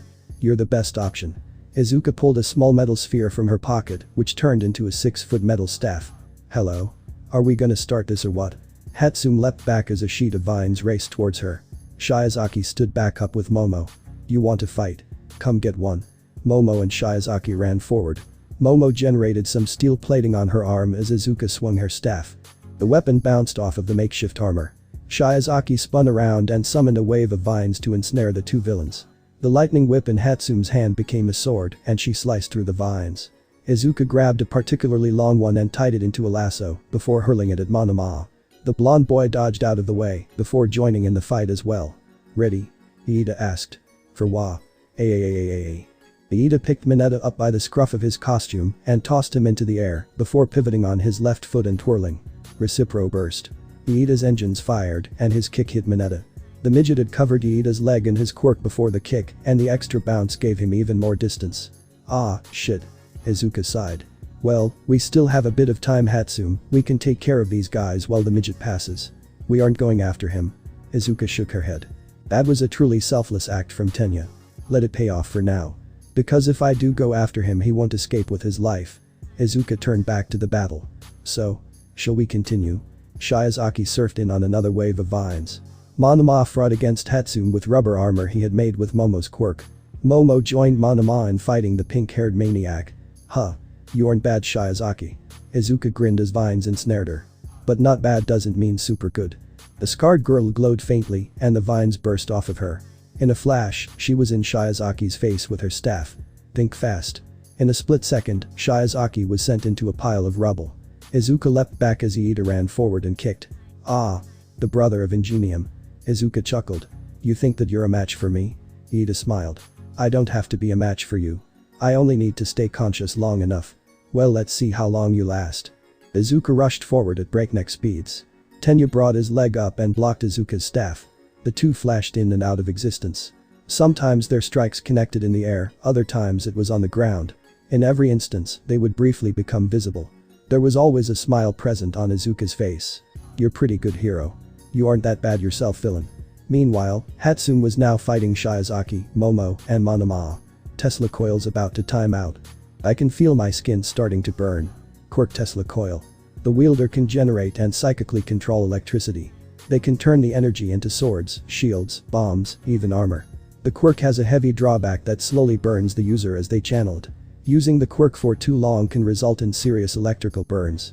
Ouch. Hatsune switched to her gauntlets and began discharging silver electric pulses. Her attackers switched from attack to defense. Their only option was evasion. Cheap trick, villain. Monoma shouted. Hatsune smiled. I could switch it up again. The girl snapped her fingers and appeared behind Monoma. She placed a hand on his shoulder and tossed him. Shit. We forgot they can teleport. Momo shouted. Hatsune winked. Oopsie daisy. With another snap, she appeared in midair, a bolt of lightning flew from her palm. She disappeared yet again. Momo and Shiozaki cartwheeled, spun, and rolled to avoid Hatsune's barrage of attacks. The pink-haired inventor grinned. Come on, heroes. Give me a challenge. Mineta landed a block away from the escape gate. His right leg was broken. He began limping towards the gate. I can. Make it. Mineta continued limping towards the gate. Unhindered by the loud sounds of battle coming from behind him. Izuka dodged a kick from Iida, who was beginning to slow down. Getting tired? Never. Izuka swiped downward with her staff. Iida dodged, but Izuka had predicted that. She stabbed her staff into the ground and swung around it, kicking the hero student in the stomach. Hatsune was busy restraining Shiozaki's hair. She would swipe, and Hatsune would eject a square of metal before welding it around her vines. Eventually, Shiozaki was unable to fight. Momo pulled a bladdered gun out of her arm and brought it to her lips. A puff of air sent the dart inside hurtling towards Hatsune. The girl was hit in the back of her right shoulder. She fell to the ground. Just you and me now, Shadai. Can you beat me? Izuka chuckled. Well. You guys already passed. This is just for fun. Bring it, Yaoi Rozu. The raven-haired girl leapt at Izuka, who dodged and kicked her in the back. Yaoi Rozu went flying into a pile of rubble. She quickly recovered and pulled a bat from her arm. Huh. That's pretty Doomsday Movie-like, don't you think? Yaoi Rozu screamed and charged in. Izuka kicked the bat from her hands and threw the girl to the ground. Give up, Yaoi Rozu. Never. Yaoi Rozu pulled a metal staff from her arm and rushed in. Izuka countered with her hands and forearms. It was clear that Momo was more skilled with a staff. Well. Don't you think we should make this more interesting? Izuka grinned. The scarred girl leapt back and kicked the bat that Yaoi Rozu had made into the air. She caught it in one hand and was about to rush in when. Beep. The heroes pass. On to the next match. Izuka sighed. I didn't think he'd make it out that fast. Well. Maybe we'll have a rematch someday, Yaoi Rozu. Izuka tossed the bat back to Yaoi Rozu before moving to pick up Hatsune. By the way, the others should be fine. We just tired them out. Shiozaki, you could just cut your hair to escape that. The girl looked at Izuka before grabbing a sharp rock and cutting her hair. Using her quirk, it regrew to its normal length quickly. That's better. Thanks. Now we'd better clear out of here for the next test. Kiroshima took a deep breath. This wasn't anything terrible. It was just him and Bakugo versus All Might. Nothing too big. He shouldn't worry. All Might was just a hero, not a god. You're not a god, Toshinori Yagi. Kiroshima blinked. Why do I keep hearing that? Alright, you two. Nezu said. All Might is ready. You can get to the starting room. Kiroshima and Bakugo walked silently to the room. After a short period of time, Nezu's voice came over the intercom system. Begin. Kiroshima and Bakugo ran into the Fall City. Do we have a plan? Kiroshima asked. If you see him, run the fuck away. Bakugo said. Kiroshima sweat dropped. Great plan. Shut up. It's all I could come up with. All Might's voice echoed through the city. Oh, heroes. I can hear you bickering. You really should work together more. A shockwave ripped through the test site. The path was carved through the city by a single punch. Bakugo and Kiroshima looked at the destruction wide-eyed. So. Run. Bakugo nodded. Yeah. Run. The two students took off into the undamaged parts of the city, All Might's laughter ringing in their ears. Izuka sighed as she watched Bakugo and Kiroshima run from the #1 hero. Cowards. Well, sweetie. He is rather intimidating. Inko's ghost said next to her. Well. For them maybe. Inko drifted up to the screens that displayed the battleground. She pointed to the running form of Kiroshima. This one. He is changing. What do you mean? Like an evolution. Inko's ghost nodded. Yes. Changing. Kiroshima ducked into an alleyway as he heard All Might speak. You can't run forever, heroes. Another shockwave ripped through the fake city, demolishing the area Kiroshima and Bakugo had been moments earlier. Wind swept through the alleyway. The dust caused both students to cough. What can we do? Kiroshima breathed. He's guarding the gate. You think you could take some hits? Kiroshima looked up at Bakugo. The boy turned white at his face. Bakugo. I can't. Bakugo grabbed Kiroshima's shoulders. Hey now. Are you okay? Kiroshima felt tears coming to his eyes. My quirk. It's malfunctioning for some reason. Bakugo's eyes widened. Malfunctioning. Oh, heroes. Shit. Move. A shockwave ripped across the city. Kiroshima and Bakugo were thrown from their hiding spot. All Might stood at the end of the city, his eyes regarding them from several hundred meters away. There you are. Kiroshima shuddered. Go Kiri. I'll hold him off. But Baku. Go. Kiroshima watched as Bakugo took off towards All Might. You get through the gate. Kiroshima blinked tears out of his eyes, but stood up. He began running full tilt towards the gate. All Might smirked. So. You believe that you can stand up to me, Katsuki Bakugo? Bakugo grit his teeth. I have no other choice. Orange lightning blazed around the blonde. Black tendrils whipped around him. Explosions grew from his feet, propelling him forward. I have to fight you. All Might grinned. Hahaha. When you can't even stand up to Izuka Midoriya. I'm sorry, young Bakugo. Heh. You think that'll get me? The city shook as both combatants leapt forward. You can't beat her either. All Might's punch met Bakugo's and overpowered it. The punch sent Bakugo flying into the air. The blonde righted himself with explosions before blasting towards the #1 hero yet again. All Might countered everything Bakugo threw at him. Whips, explosions, punches. All Might ducked as Bakugo almost punched him in the face. That was close. I'm sorry, young Bakugo. But you are not strong enough to face me. Bakugo gritted his teeth. Then how am I supposed to save her? Black whip exploded from Bakugo's arms. The two black tendrils multiplied to become 10. Bakugo raged around the destroyed city. If I can't beat you. All Might blocked a punch, but was hit in the face by a whip. How can I beat her? All Might grabbed the whips and pulled Bakugo close. You will one day. But that day is not today. All Might hurled Bakugo into a wall. The lightning petered out. Nezu watched the fight with a worried gaze.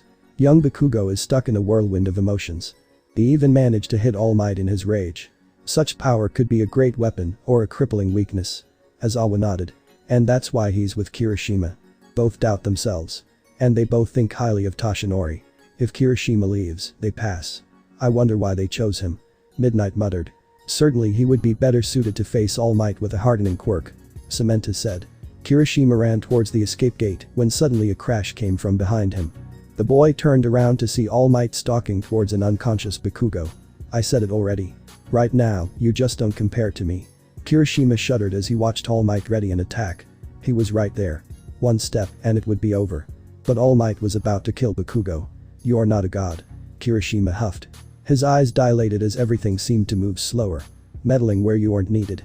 Kiroshima dashed back to the fight. Is the essence of being a hero. Tsmaias. Kiroshima leapt between the two fighters and his arms hardened. All Might's punch hit him and his arms cracked. Bakugo's eyes fluttered open. Kiri. SHHH. Kiroshima shook. Blood dripped from his arm. It's okay. No. Kiri. Go. We can win if you. I can't do that. Kiroshima smiled. I can't leave you behind. My power. Why? Why? We can win. Why can't you leave me behind?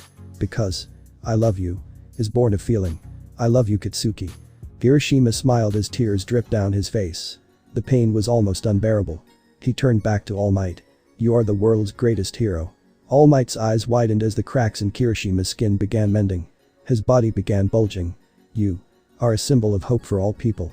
But there is one thing that you are not. All Might shuddered at the intense pressure that Kiroshima gave off. You are not a god, All Might. Kiroshima blasted forward. His arms hardened to the point of unbreakability. His muscles bulged so much that they began to rapidly grow off of him. Muscle fibers twisted out of his skin and around his arm before hardening again. The red turned pink from the power he had just awakened. Nothing can break me now. Not anymore. All Might threw a Detroit smash at Kiroshima, who caught his fist mid-swing. All Might. The symbol of peace was shocked as Kiroshima pushed him back. I won't lose, All Might. Bakugo looked wide-eyed at Kiroshima, who was going toe-to-toe with the symbol of peace and winning. Go Katsuki. Get to the gate. Bakugo nodded and dashed towards the gate. All Might moved to intercept, but Kiroshima caught him. We aren't done. Nezu clapped as Kiroshima began fighting. He looked at the muscle fibers that grew and regrew with every attack. He's done it. A quirk evolution. The staff was a miss. They were all just staring dumbfoundedly at the screen as the fight continued. Izuka smirked as she watched Kiroshima fight the symbol of peace. That's a lot like Muscular's quirk. It'll be interesting to fight against, that's for sure. Kiroshima took a 100% punch to the chest and skidded back. I actually felt that one. The hardened flesh on his chest spiderweb cracked but mended back together quickly. All Might gritted his teeth. He's undergone an evolution. The powerful one at that. These weights aren't making this any easier either. All Might threw another punch, which was blocked by Kiroshima's arm. The boy whirled around and delivered a destructive uppercut that connected with All Might's stomach. The number 1 hero was thrown back. Then, the test bell rang. The heroes have passed. On to the next fight. Kiroshima sighed, and his hardening wore off. The muscle fibers covering his limbs receded back into his arms and legs. All Might stood up and walked to his side. That was quite the display, young Kiroshima. Excellent work. Kiroshima grinned before promptly passing out. Chiyo looked at the unconscious form of Kiroshima. His body was undamaged. He was just exhausted. So. A quirk evolution. Chiyo took a sample of Kiroshima's blood and looked at it under a microscope. She then took another sample and put it into a large machine. She began typing something into her computer. 5 minutes later, the machine dinged and her computer was flooded with information. Interesting. Izuka watched as Ichako and Todoroki stepped up to fight against 13. The space hero was in a newer suit as her last one had been destroyed. Izuka noticed that Todoroki had changed up his costume. The boy originally wore a simple uniform. He would use his quirk to cover half of himself in ice. Izuka remembered she had seen the design one of her classmates made. Now it seemed that Todoroki had put a lot more thought into his suit. It was similar in design to Endeavor's. Dark blue, with red lines running up it. On his back was a temperature monitoring device. Izuka helped in the making of it. One of the kids in support was having a hard time with the wiring. Izuka helped them learn how to splice wires better. Power Loader said that since Hatsum and Izuka only had to make stuff for Toga, they would have more time than he was willing to give them. So he allowed the other students to ask both of the inventors for tips. On the boy's hips was a belt which held several capsules. Izuka theorized that they contained first aid materials. On his feet were spiked snow boots. On each arm were gauntlets that Izuka knew quite well. After all, her father had used ones with a similar design when he was Hisashi Midoriya. Izuka kept the original gauntlets that All For One left behind in her house. She had brought them back to him after retrieving her possessions from the apartment. She still remembered his face as he held the support items. Of all of the people to use support items, why him?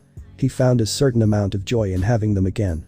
He didn't normally like support items, but the gauntlets had helped him live happily for the first year of Izuka's life. Izuka kept the original gauntlets in a vault in the Vanguard base.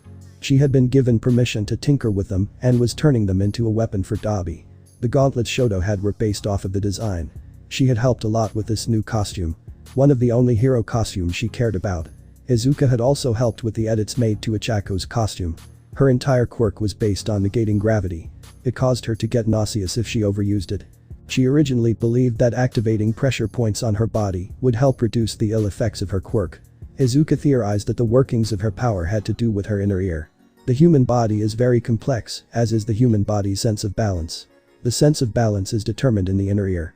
Izuka did a study of Ichako's body and discovered that as she used her quirk, gravity lost its effect on her internal organs.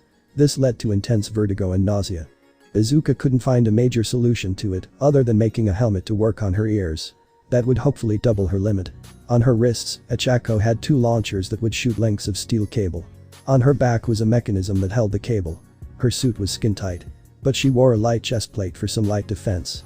On her waist was a belt that held various tools, including an extendable staff that Izuka made specially for her. The design would allow her to adjust the weight with her quirk. It had an internal mechanism that would adjust to 7 weight settings instead of just 2.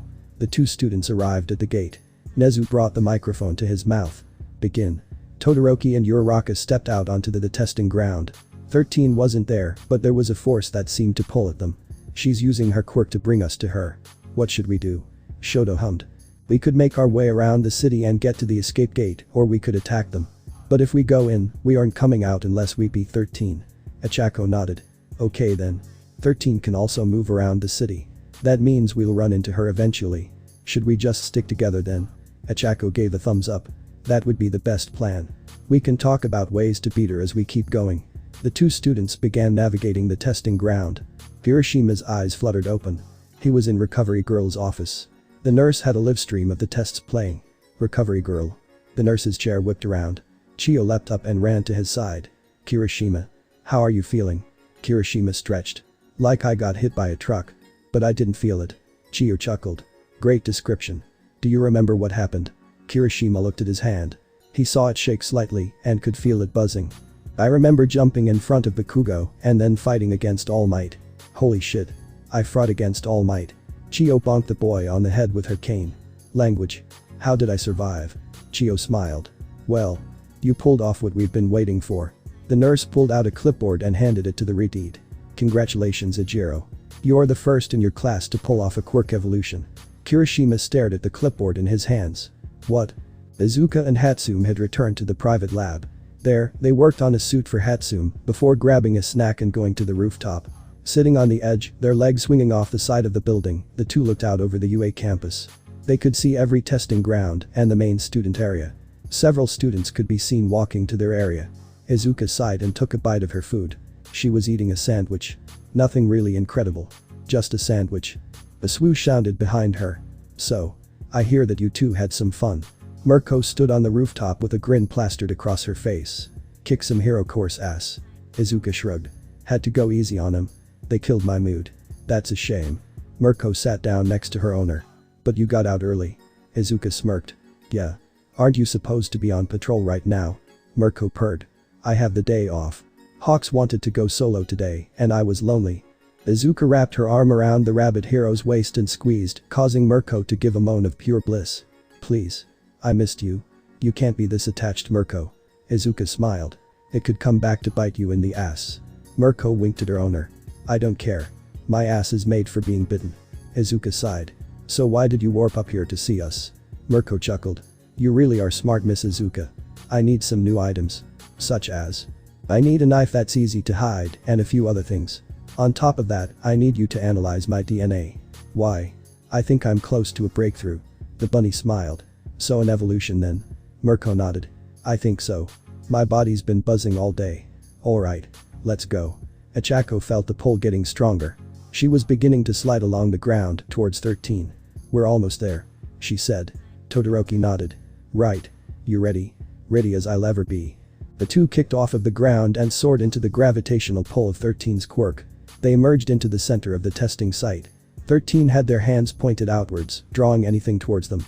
They noticed Ochako and Todoroki and pointed their quirk towards the two students. Welcome heroes. Ochako negated gravity on herself and launched towards the space hero. 13's eyes went wide and they deactivated their quirk. Ochako deactivated her quirk and landed on her feet in a fighting stance. That's right. You can't kill me. 13 growled. She's right. Damn it. A wave of ice swept towards the space hero. 13 leapt upwards as the ice covered the ground. You can't get me that easily heroes. All I need is a touch. Ochako leapt up and tapped her hand against the space hero. Her quirk took effect and the hero stayed floating in midair. Quite interesting. Ochako shuddered as she saw Izuka flash in front of her eyes. The only person who had released her quirk other than her. 13 spun around and outstretched a hand. Their glove opened up and they were pulled away from the fight. Thanks for the buff hero. Ochako went wide-eyed. No. Todoroki clenched his fist. His left gauntlet whirred. I got this. Flamethrower. Out of Todoroki's hand came a concentrated jet of fire. It propelled him forward at the space hero. 13 pulled themselves out of the way. Ochako. Release them. But. Do it. Be ready with the capture cuffs. Ochako's eyes flashed. I got it. Kiroshima stared at the blood test results. A quirk evolution. His DNA hadn't changed much, but it still had drastic effects on his quirk. So what exactly does it do? Chiyo cleared her throat. As far as I can tell, you have some sort of shock absorption built into your new quirk. Your cells convert the force of hits into energy that heals you, as well as boosts your strength. So. Can I test it? Kiroshima raised an eyebrow. Chiyo motioned for him to test it. Kiroshima hardened his arms and punched his left arm. He felt nothing. Suddenly, muscles grew out of his wrist and fixed themselves to his elbow before hardening over top of his arm. So, this is the strength boost. Chiyo looked at his arm. Incredible. Your muscles have rapidly grown to contain the energy and stabilize your arm, providing you with more attack power and an unbreakable defense. Kiroshima felt the muscles retract. But it only lasts for so long. What do you want to call it now that it's evolved, Kiroshima? The Redeed thought for a moment. Perfect defense. Excellent. Izuka, Mirko, and Hatsum appeared in the private studio. Izuka closed the door and locked it. You want to do the blood tests, Hatsum? Do I? Of course I do. The girl quickly took a sample of blood and smiled. With a snap of her fingers, she was gone. So what is it like? Feeling that rush of new power? Mirko grimmered. It's cool. Honestly, at first I didn't notice it. But then I brought the UA staff to their knees. You didn't notice? Yeah. So, what are you doing next? Shigaraki wants me to train with him. That's why I need to see my DNA results. I want to see how close I am to achieving this evolution. Izuka nodded. Most of the people at the league are very close to undergoing a quirk evolution. He probably wants to increase your power, as well as his. Mirko nodded. That makes more sense. At first I thought he was doing it for me. Izuka chuckled. Shigaraki only does favors for specific people. Otherwise, he needs a reward as well. Mirko nodded. Well. In the way of gadgets and weapons, what else should I use? Well. I can make you the knife. That's useful no matter what quirk you have. But I think you should wait for any other weapons until your evolution. Mirko nodded. Alright then. When will Hatsum get back? In 3, 2, 1. Hatsum warped into the lab with an excited look on her face. So. Based on these results, you'll be undergoing an evolution very soon. Like, today or tomorrow soon. Mirko smiled. Thanks. Well then. I'd better get to my training with Shigaraki. You mind working on the knife? Izuka chuckled. We can make that in 10 minutes. Easy peasy. Mirko smiled. If you say so. Alright Hatsum, can you send me back? Hatsum pointed in front of Mirko, and a starry gate opened. The bunny vanished, as did the warp gate. So Hatsum. Did you get some good pictures of her cells? The support student grinned. Oh, you have no idea. Her evolution will be really cool. Mirko stepped into a large underground room. Tamura stood in the center. So. We both are almost there. Mirko grinned. So how about we raise the bar? Shigaraki chuckled and straightened out. His vertebrae popped in succession. He flexed his hands. I'd love to. Mirko cracked her knuckles. Then let's dance. Both ran towards each other, excitement in their eyes. Todoroki threw a spear of ice at 13, who dodged out of the way by using Black Hole. Come on, you're Raka. You've got this. Suddenly, 13 fell. The space hero landed in a clear space and was immediately wrapped in steel cable. Ichako stood with her arms outstretched, the mechanisms on her arm had worked perfectly. Todoroki smiled and walked over to the restrained hero. 13 spun around quickly, unwinding themselves from the steel cable. Todoroki fired several chunks of ice from his arm. 13 absorbed them all. They have such a powerful quirk. And they know how to use it. Ichako. Battle Plan C. Ichako nodded and tapped Todoroki's back with her hands. He immediately felt gravity lose its hold on him. At the same time, he generated an iceberg below him, launching himself skyward. Ichako deactivated her quirk. Todoroki came down in a storm of fire. 13 readied themselves for the attack, but then the fire went out. What are you? Todoroki grinned. Made you look. 13 turned around to see Ichako with 2 massive chunks of ice floating at her side. With a tap of a finger, her cables lodged themselves in the ice. Team move. Ice flail. Ichako reared back and threw her arms forward. The 2 chunks of ice rushed towards 13, who barely managed to carve a hole in the ice to dodge through. As the space hero escaped the ice, they felt a pressure on their wrist. 13 turned to look at Todoroki, who had just captured her with the handcuffs. The heroes have passed. On to the next fight. Nice job, Ichako. Todoroki smiled. Ichako smiled before throwing up. Mirko backflipped as Tamura lunged at her shoulder. His fingertips brushed against her arm, accusing her skin to crack. Damn Shigaraki. You're good. The villain grinned. Yeah. You can stop going easy on me now. Mirko grinned and became a blur. Tamura blocked her kick with ease. Fast. As fast as Eraserhead. You're stronger than you make other people think. Mirko grinned. You could probably demolish Endeavor in a heartbeat. Tamura chuckled as he blocked another attack. Been training with Nomu since the tender age of 6. 14 years now. Huh. You think you could beat Izuka? Tamura cackled loudly. Her?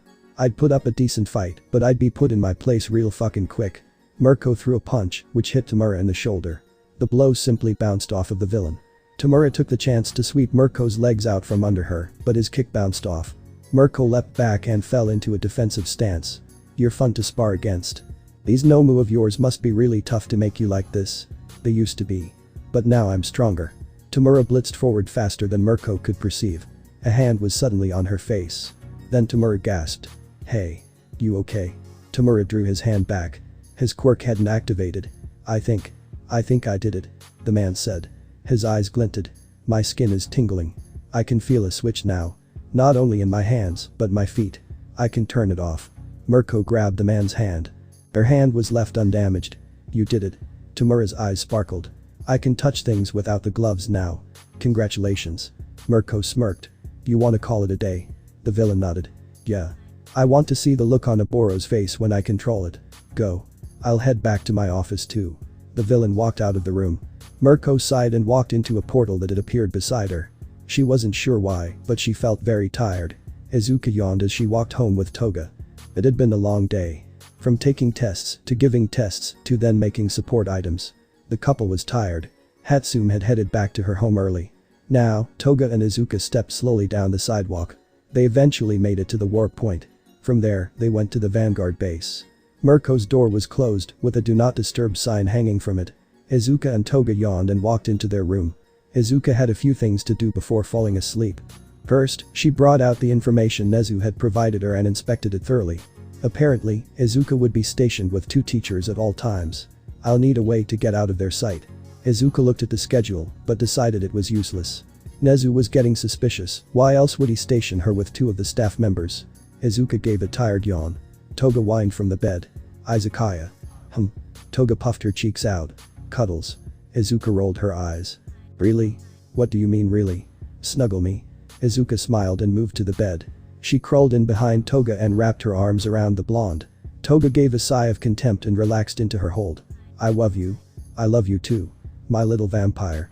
Toga giggled at Izuka's name for her. I'm the vampire. You're the bunny. That's right. Izuka smiled. The scarred girl felt her eyelids close. She drifted to sleep. Izuka and Toga woke to the sound of Mirko's shout. They both looked at each other before leaping out of the bed.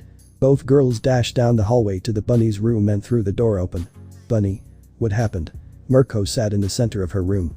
Her eyes wide. Her ears were now way longer than they had been. They hung down to her waist. Her legs were fuzzy and gray. Her feet were larger and clawed. Mirko's face had grown cute little whiskers. Her nose twitched repeatedly. What is this? Mirko ran her hands down her ears. They were now the ears of a lop. They were long enough to hang down to her waist. The bunny had to admit they were very soft. So. This is my evolution. Izuka and Toga stared at her. She had picked up on it quick. Bunny. You look so. Izuka was cut off by Toga, who grabbed Mirko and began pulling. You're sleeping with us now. Come on. Mirko blushed. Wait. Sleeping with you? Like. Every night. Toga nodded. Yup. Come on. Izuka, tell her to come. Come on bunny. Let's go. The bunny followed the 2 to their bedroom and laid down with them. Her ears wrapped around the 2 girls and pulled them closer to her. This is strange. Izuka chuckled. What? Sleeping with 2 people? I seem to have control over my ears. Toga giggled. That's so cute. We can take care of the analysis later. So fuzzy. Izuka mumbled. The 3 slowly drifted to sleep. Bakugo yawned as Kiroshima snuggled up to him. The Redeed was spending the night.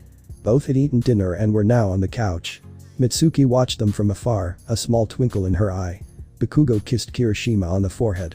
What do you want to do next? Kiroshima sighed. I like what we're doing now.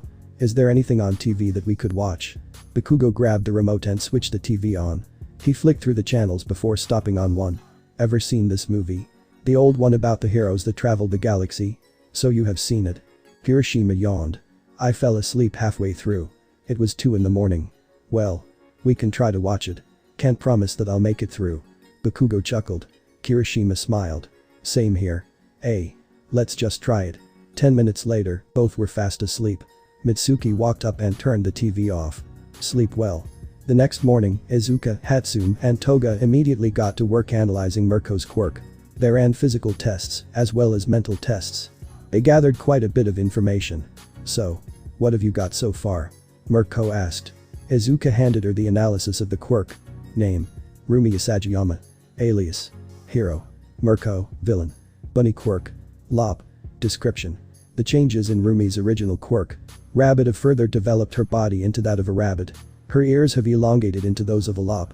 While they appear soft and sensitive, Mirko seems to be able to move them as if they were limbs. They can be used to attack, defend, and rescue. They also can warm Mirko if she wraps them around herself. Mirko's legs seem to have become more developed. They are now those of a rabbit. Her feet have also changed to become long, furry, and clawed. Her kicking power has increased drastically as well. Other physical changes include the whiskers on Mirko's face, which give her a sixth sense. She is now able to detect seismic disturbances, approaching enemies, and some sound waves. On top of this, Mirko's eyes have developed further to give her night vision. Mental changes include heightened instincts and faster calculating speeds. Mirko seems to have also developed more rabbit-like tendencies, such as nose twitching. Mirko blushed. Do I really twitch my nose? Izuka chuckled as Mirko twitched her nose embarrassedly. Come on, bunny. It's not that bad. How are people gonna see me now? Izuka hugged the rabbit hero. As a badass. Remember, you look cute, but you can hit like a truck. Mirko smiled. You're right. Alrighty then. I have to go take care of something personal. I'll be back in like an hour or two. A portal opened up and Izuka stepped through. Bakugo and Kiroshima walked with Todoroki, Uraraka, Mina, and Jiro. The entire class was in the mall, walking around and grabbing stuff for the camping trip. All of Class 1A had passed. The students had put their all into studying. Class 1B had 4 students who didn't make it. Not because of the practical, but because of the written test. Those 4 students would have extra classes with Aizawa and Vlad.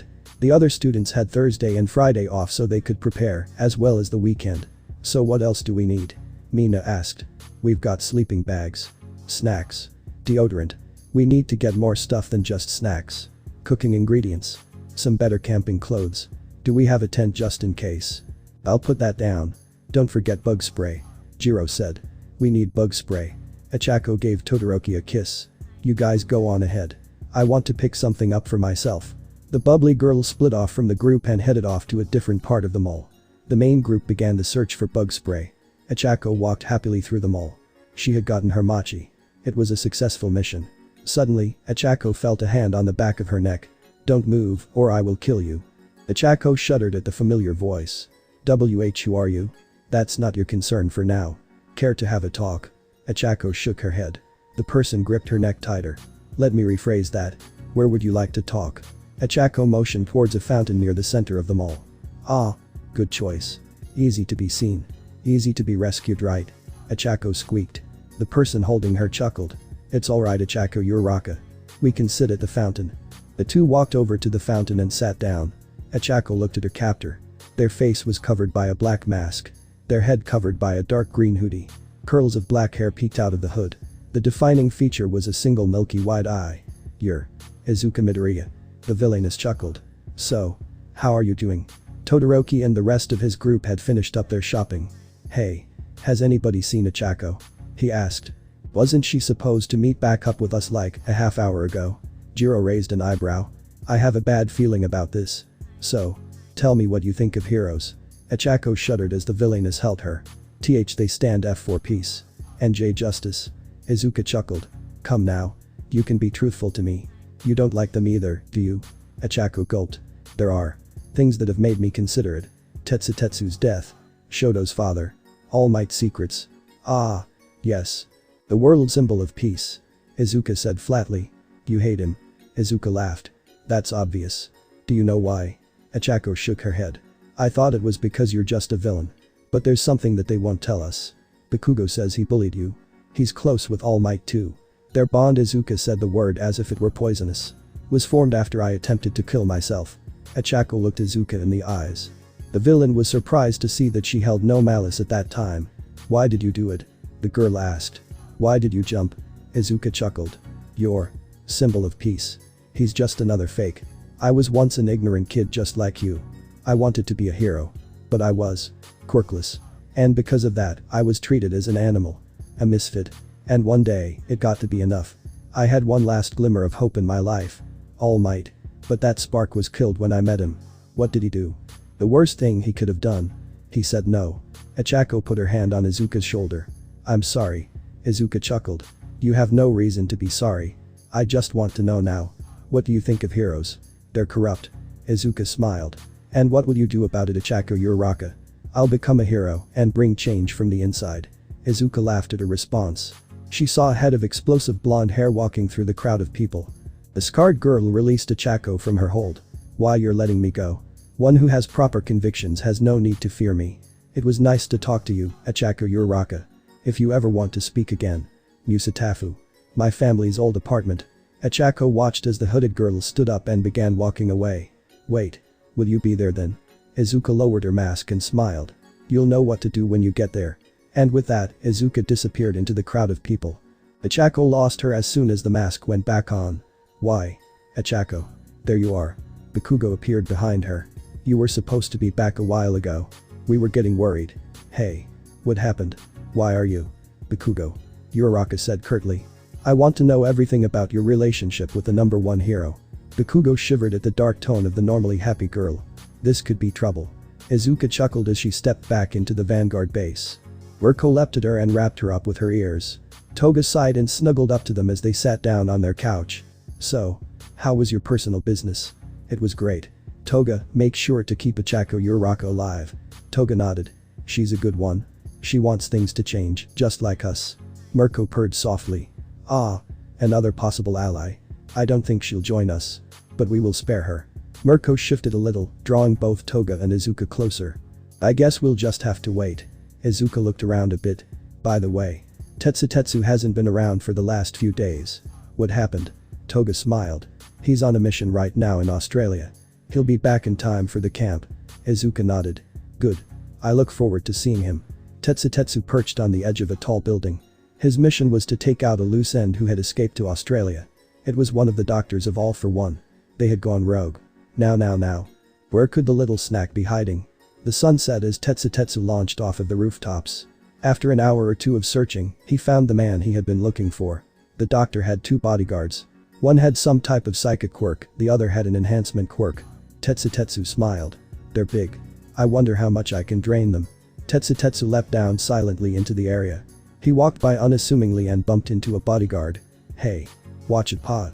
The man sank to the ground. He was paralyzed by a toxin that Tetsu carried in his belt. What the hell, kid? Would you do that? Tetsu smiled at the second bodyguard. Simple. Because that man is my prey. The doctor turned white. Tetsu grinned as his skin became steel. His hair turned blood red. Tonight is the night, doctor. Enough running.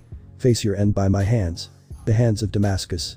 The bodyguard attempted to punch Tetsu but ended up breaking his hand on the boy's skin. The hell? Yeah. That's where you're going.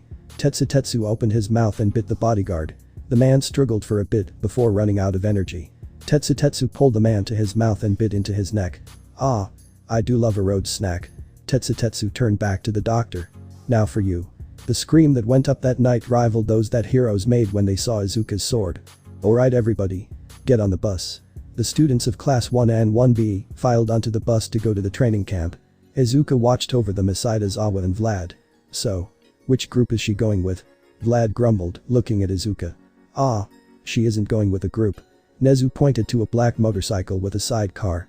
Young Shaodai is driving me. Aizawa blinked. Can you even drive a motorcycle? Izuka yawned. Got my permit a while ago. I shouldn't be surprised, should I? Nope. And you're okay with this, Nezu? Nezu smiled. Well.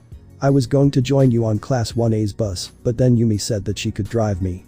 So I took the opportunity to get to know her a little better. Aizawa shuddered and shook Izuka's hand.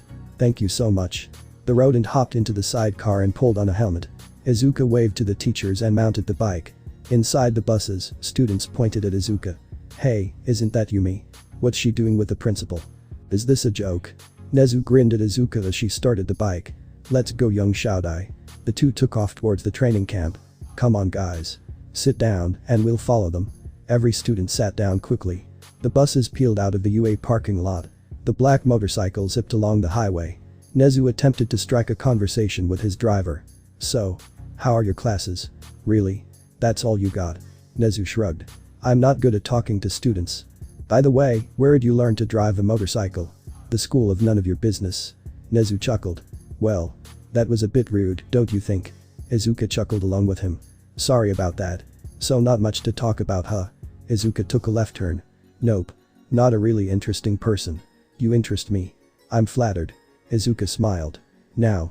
Can you tell me a bit more about this camp? The hero courses are training with the wild pussycats. They'll be working on their quirks. Let me guess. Quirk evolution, right. How did you know? Izuka took a right turn. I was at the midterms too. I saw Kiroshima. Nezu nodded. Okay. So yes. Quirk evolution. Have you tried evolving your quirk? Izuka asked. Me? No. I have no need for it. Oh. And why is that? Nezu smiled. I'm forbidden from entering combat due to specific circumstances. I can only exercise mentally, but my body is a different story. To evolve my quirk, I'd need to be in some fights. Izuka nodded. Mind telling me about those circumstances? A story for another time. For now, focus on the road. The principal said cheerily. Alright. If you say so. Izuka revved the bike more before tipping back. The two sped up and zoomed towards the training camp location. The two UA buses parked at the top of a tall cliff. From there, the students could see a great expanse of forest. About 10 kilometers away, a rooftop poked out of the trees. Izuka leaned against the motorcycle she had driven. Nezu stood next to a group of 4 heroes. The wild pussycat smiled as the 40 students filed off of the bus. Toga winked at Izuka as she passed. Izuka smirked. Mandalay stepped forward. Hello everybody. I'm sure that you remember us from the sports festival. The students looked confused. Pixie Bob leapt forward with Tiger and Ragdoll. We're the wild pussycats. The 4 struck a pose. Izuka chuckled a bit, causing Pixie Bob to glare. What's she doing here? Izuka doubled over laughing. You guys are really funny. Aizawa groaned. The students looked confused. Yeah. What is she doing here? The support course is here too. Aizawa shook his head. She's technically in the hero course. Since she doesn't have a quirk, our class isn't suited for her. But that's not the reason she's here. Nezu brought her. We needed an extra line of defense, just in case. Okay. The pussycat sighed. Well. If she's here, she can take part in the exercises. The hero student suddenly smiled demonically, except for about half of class 1A. Izuka shrugged. Fine by me. Mandalay clapped her hands. Good. With that out of the way, if you look down the mountain, you'll see the camp located there. Bakugo flexed his hands. He knew what was coming. Kiroshima, Achako, Mina, and Shoto noticed as well. Giro felt their heartbeats quicken and readied herself. Iida walked towards the bus. Alright everybody, back on the. Izuka stood before him. I don't know if you could tell, sir. But the camp has already begun. The hero students began freaking out. Shit. Quickly. Get to the bus. Pixie Bob grinned. If you make it there before noon, you'll be just in time for lunch. The hero pressed her paws into the ground, which began crumbling. The students all tumbled down into the forest below. That should. Huh. Izuka sat on the edge rail of the cliff. Wow, Pixie Bob. That was overkill. Get down there and go. Alright. Just had to give Nezu the keys. Keys? Izuka tossed the motorcycle keys to the principal, who mounted the vehicle and started it. Race you there. And with that, Izuka glowed a dull white before exploding over the treetops. Mandalay watched her go with shock as several readings came up on her goggles. She can't be human. Nezu smiled. She isn't. She's ascended.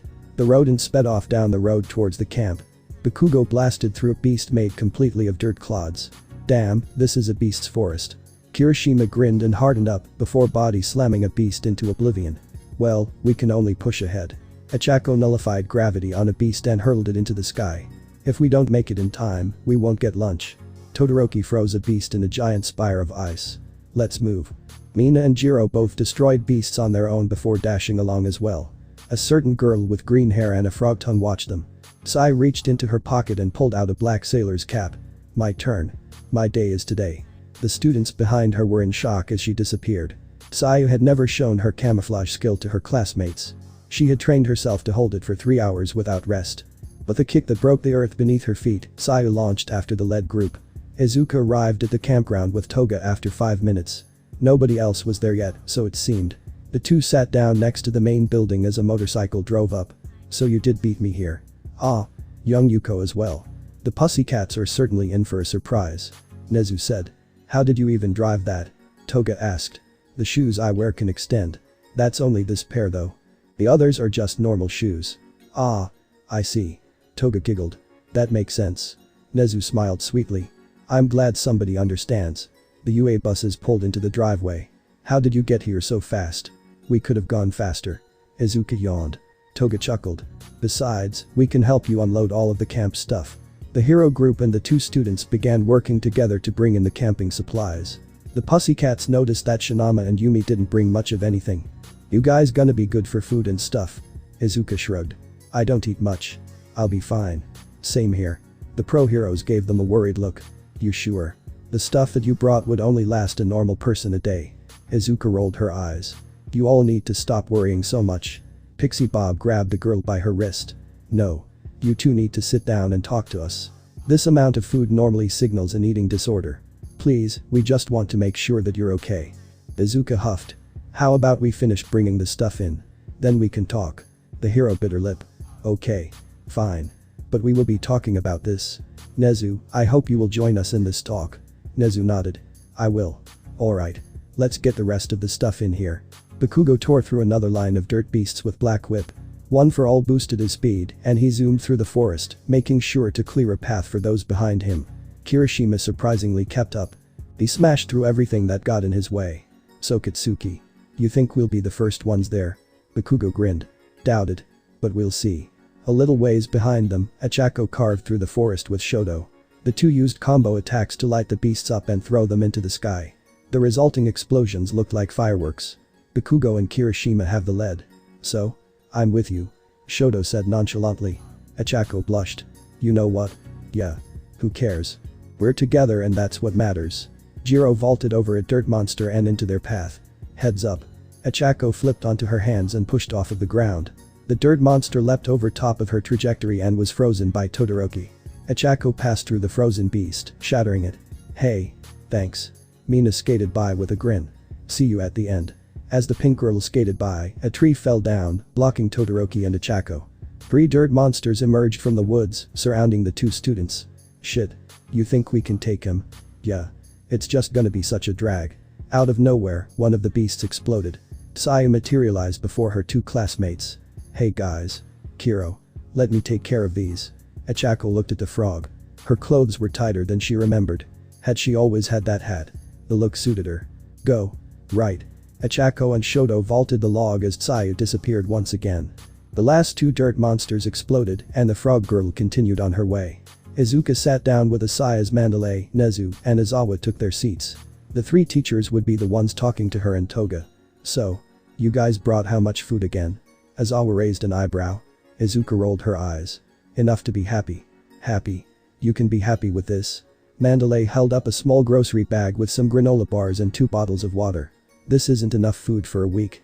Izuka scoffed, as did Toga. Says you. Look girls. Are you okay? Seriously? This suggests that you might have an eating disorder. Nezu said calmly. Izuka shrugged. Food just isn't really something I think I need. You can't seriously think that. Aizawa said. Toga rolled her eyes. I mean, does it really affect what we can and can't do? Yes. In fact, you can be severely hindered due to the lack of energy from not eating enough. Aizawa grumbled. Look. If you want to pick on anybody's eating habits, pick on those of your students. We made it here faster than you did, and you were on vehicles. If you really think we need to eat more, then we will. I'll just call Hatsum to warp us some extra food. The 3 adults discussed it for a while. Okay. We don't necessarily think it's the greatest idea. But we will settle on that for now. We'll make sure that the other heroes arriving bring food as well. The 2 girls nodded. Okay. Fine. Mandalay's headset beeped. That's Pixie Bob. We have our first. Well, 3rd and onward arrivals. I honestly didn't expect them to make it that quickly. As always said. You should have more faith in your students if you expect them to survive the coming hardships. Nezu said. Let's go greet them, shall we? Mandalay smiled. Bakugo, Kiroshima, Achako, Shoto, Mina, Jiro, and Sayu had all made it back to camp. To say the regular heroes were impressed was an understatement. The only ones who impressed Izuka were Sayu, Achako, Mina, and Shoto. All 7 hadn't even broken a sweat.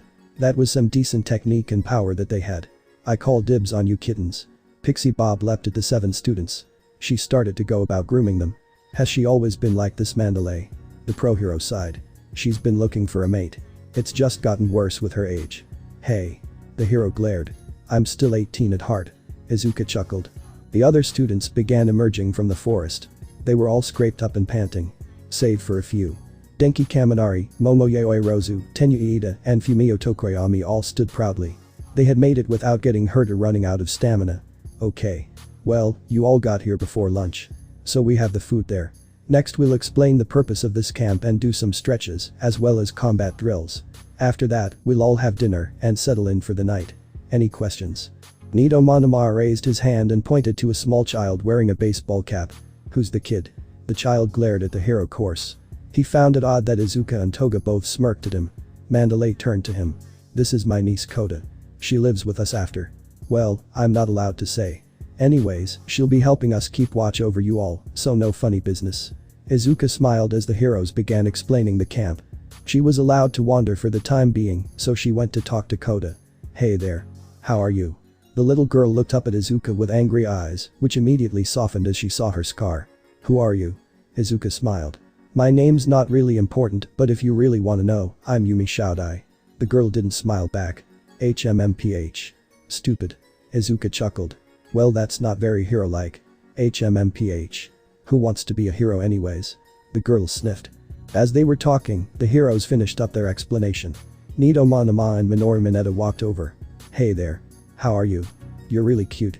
I didn't know that the Pussycats were raising a kid. Koda glared and punched both boys in the crotch, causing them to double over. Tenya rushed over to check on his fellow classmates. How dare you? Wicked child. Izuka chuckled silently.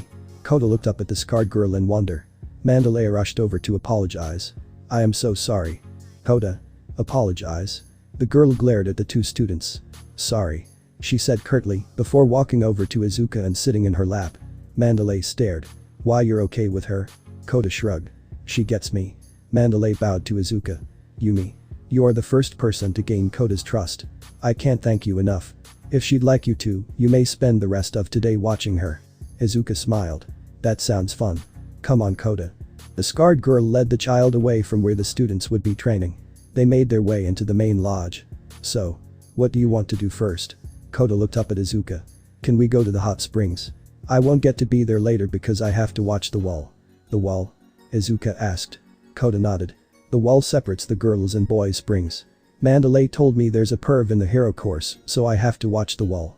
Izuka nodded. Okay. Lead the way, Koda. The child led Izuka to a changing room.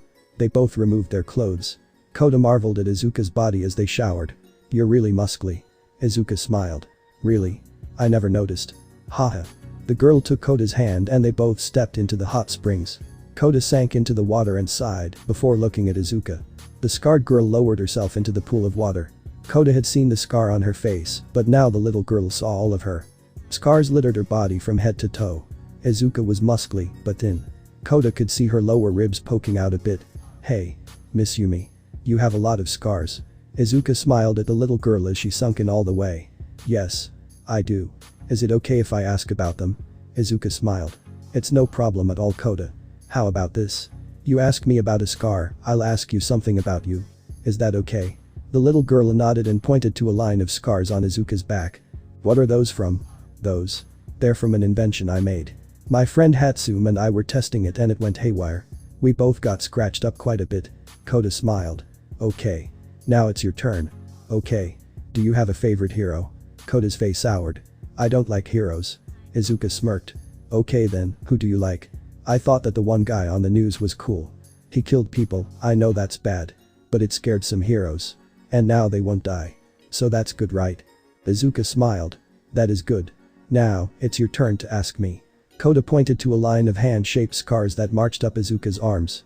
What about those scars? Izuka smiled at them. Her most cherished memory of Katsuki. The day he tried out bigger explosions. These are. From a person who I thought was my friend. You thought. Koda. Do you know about quirkless people? The little girl nodded. I want to be one. Izuka stared. You. Want to be quirkless? Koda nodded. I wouldn't have this curse. It reminds me of them. It would be easier. Izuka laughed. She laughed so hard that it hurt. Koda looked at her confusedly. Ah. That was great, Koda. If you're serious. Then I don't know what could have happened. Is there something wrong with quirkless people? Izuka brought the little girl close. No, little one. There isn't. And I'm glad you feel that there isn't. Why? Because I'm quirkless. Izuka smiled. So I can tell you that you have it good. Koda's eyes sparkled. You're quirkless. That's so cool. Izuka nodded. Yes. But again. Quirkless people don't have it as easy as you think. What do you mean? Izuka sighed. For most of my life, I was treated like an animal. I have come to believe that I am lesser. I'm not as good as anybody else. But you are. You're so cool. There's no way that anybody can be better than you. Izuka chuckled at the outburst. Thank you. Recently, I think about how I am really great. How I'm not the lowest of the low, but then these scars itch. They itch. Koda tilted her head to one side. That doesn't make sense. Izuka smiled. Yeah. It doesn't really. Anyways. Anytime I think about how I'm not an animal. These scars are there to remind me. I am, and always will be, less than human. Koda hugged Izuka closely. I think that you're better than human, Onachan. Izuka blushed at the girl calling her older sister. Onachan. You see me as a sister? Koda looked up at Izuka's scarred face. Is that okay? Izuka smiled lovingly. It's perfect. The two sat in the hot spring for a little while longer, talking about heroes, villains, and Izuka's scars. After a while, they both got up and dried off before returning to Mandalay. Did you two have a good time? We went to the hot spring. I thought that I should do some training before dinner. Izuka said. Do you want to watch me, Koda? Sure. Mandalay smiled as the little girl followed Izuka over to a test dummy. Izuka showed Koda how to do a proper punch and kick. It's good to see her finally warming up to someone. Izuka walked with Koda to the hot spring. The little girl climbed up onto the top of the wall and sat down. So this is it? Izuka called up to her. Yeah. Izuka began walking out. Onachan. Can you stay? Izuka turned and smiled. I'm just going to shower, and then I'll soak here. Is that alright, Koda? The little girl nodded. Yes. See you soon, Onachan. Izuka smiled and returned to the changing room. As she showered, she heard several voices start talking. Mina Ashido, Achako Uraraka, Tsuyu Asui, Momo Yaoi Rozu, and Toru Hagakure all arrived in the room. So. What do you think of the camp so far? I think it's tough. But it's kinda fun. I can feel myself getting stronger. Izuka stepped out of the shower and walked into the hot springs. Was that Yumi? Let's hurry up and join her. A little while later, the students settled into the hot spring. The first thing they noticed was Izuka was in fact there. The second thing they noticed was the scars on her shoulders. Achako bit her lip and slid over next to the scarred girl. Hey. Yumi. Are you okay? Izuka looked at Achako confusedly before realizing her shoulders were above water. The scars she had from self-harming were visible for all to see. I'm fine. Don't worry about me. Momo suddenly realized what Achako was concerned about. Yumi had many scars, but her shoulders were a mess of criss-crossed lines. It was as if she had torn herself apart hundreds of times. Yumi. Momo slid up next to the scarred girl as well. She looked closer at the scars. There were hundreds. Yumi. How long have you? Just. Let it be okay. Izuka smiled. I'm fine now. Momo shuddered. She knew that she should be okay with that answer. She should be fine. Yumi was alright, wasn't she? Her smile. It's so broken. Just then the girls heard a clattering from the wall Koda was stationed on. A killing aura sprung up from the small child, surprising Izuka. She can make a killing aura. A scream came from the wall, accompanied by some shouting. The voice was easily recognizable as Minetta's. Hey. Thanks, Koda. Mina smiled up at the little girl. The girl gave a thumbs up and then turned around to glare at the boys.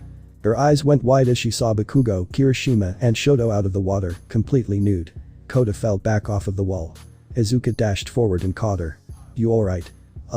Izuka chuckled at the dazed expression the little girl wore. You saw them naked, didn't you? Koda's face turned beet red. Steam came out of her ears. Ooh. All of the girls giggled, except for Mina, who was busy staring at the scars that littered the girl's body. Namely the hand-shaped scars on her arms.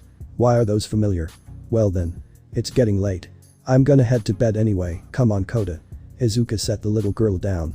Koda followed her out of the hot springs. 10 minutes later, everybody was in bed. At around 11:30, Izuka heard a knock on her door. Who is it? Onachan. I had a nightmare. Izuka opened the door. The little girl looked up at her innocently. Do you want to talk about it? Koda shook her head. And I just sleep here? Izuka yawned. Is your auntie okay with it? I told her that I wanted to see you, and she said it was fine.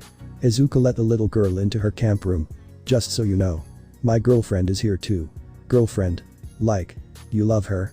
But you're a girl. Izuka shrugged. Love is love. Koda's eyes fell upon Toga, who was in her disguised form. She crawled in hesitantly, but then Izuka crawled into the bed next to her. Koda could feel Izuka's heartbeat through her chest. For some reason, it was perfectly synced with the heartbeat of Toga. Good night, Onachan. Good night, Koda. The next morning, Mandalay hugged Koda tightly. She then proceeded to offer Izuka some breakfast and gave her a seat next to herself and the little girl. "Koda's taken a liking to you." Izuka simply nodded as a response. "The other heroes will be here soon. Will you spar with them?" Nezu butted into the conversation. "Actually, young Shoudai would be teaching with the big three." Izuka raised her eyebrow. "Miro Tagada, Nijire Hado, and Tamaki Amajiki. The top 3 students in UA's hero course. I wonder when they'll get here. Heya. How you doing?" And there they are. 3 students walked up to the dining table, each held a suitcase with a hero suit inside. One had periwinkle hair, the second had dark blue hair, and the third had a shining blonde hair. It reminded Izuka of All Might so much that she almost threw up. God. That's awful. "Hello Mirio. Hello to you as well Nijire and Tamaki. Did you enjoy the ride here?" Nezu asked. "Ride. We ran here," Mirio said. "It's an excellent way to warm up." Izuka smiled. "Maybe these 3 will be fun after all." "So what are we doing first?" Nijire smiled. "Just patrol. Or some sparring maybe." Aizawa walked up to the 3 students. "You 3 and Shoudai will be teaching the class for the first half of the day. We get to teach." "Awesome." Mirio grinned. Aizawa looked at the 3 third years. "Alright then. We'll be starting in 10 minutes. Be ready." "Yes, sir." Izuka watched as Aizawa began talking to class 1 and 1B. She walked over to the area they would work in and began stretching.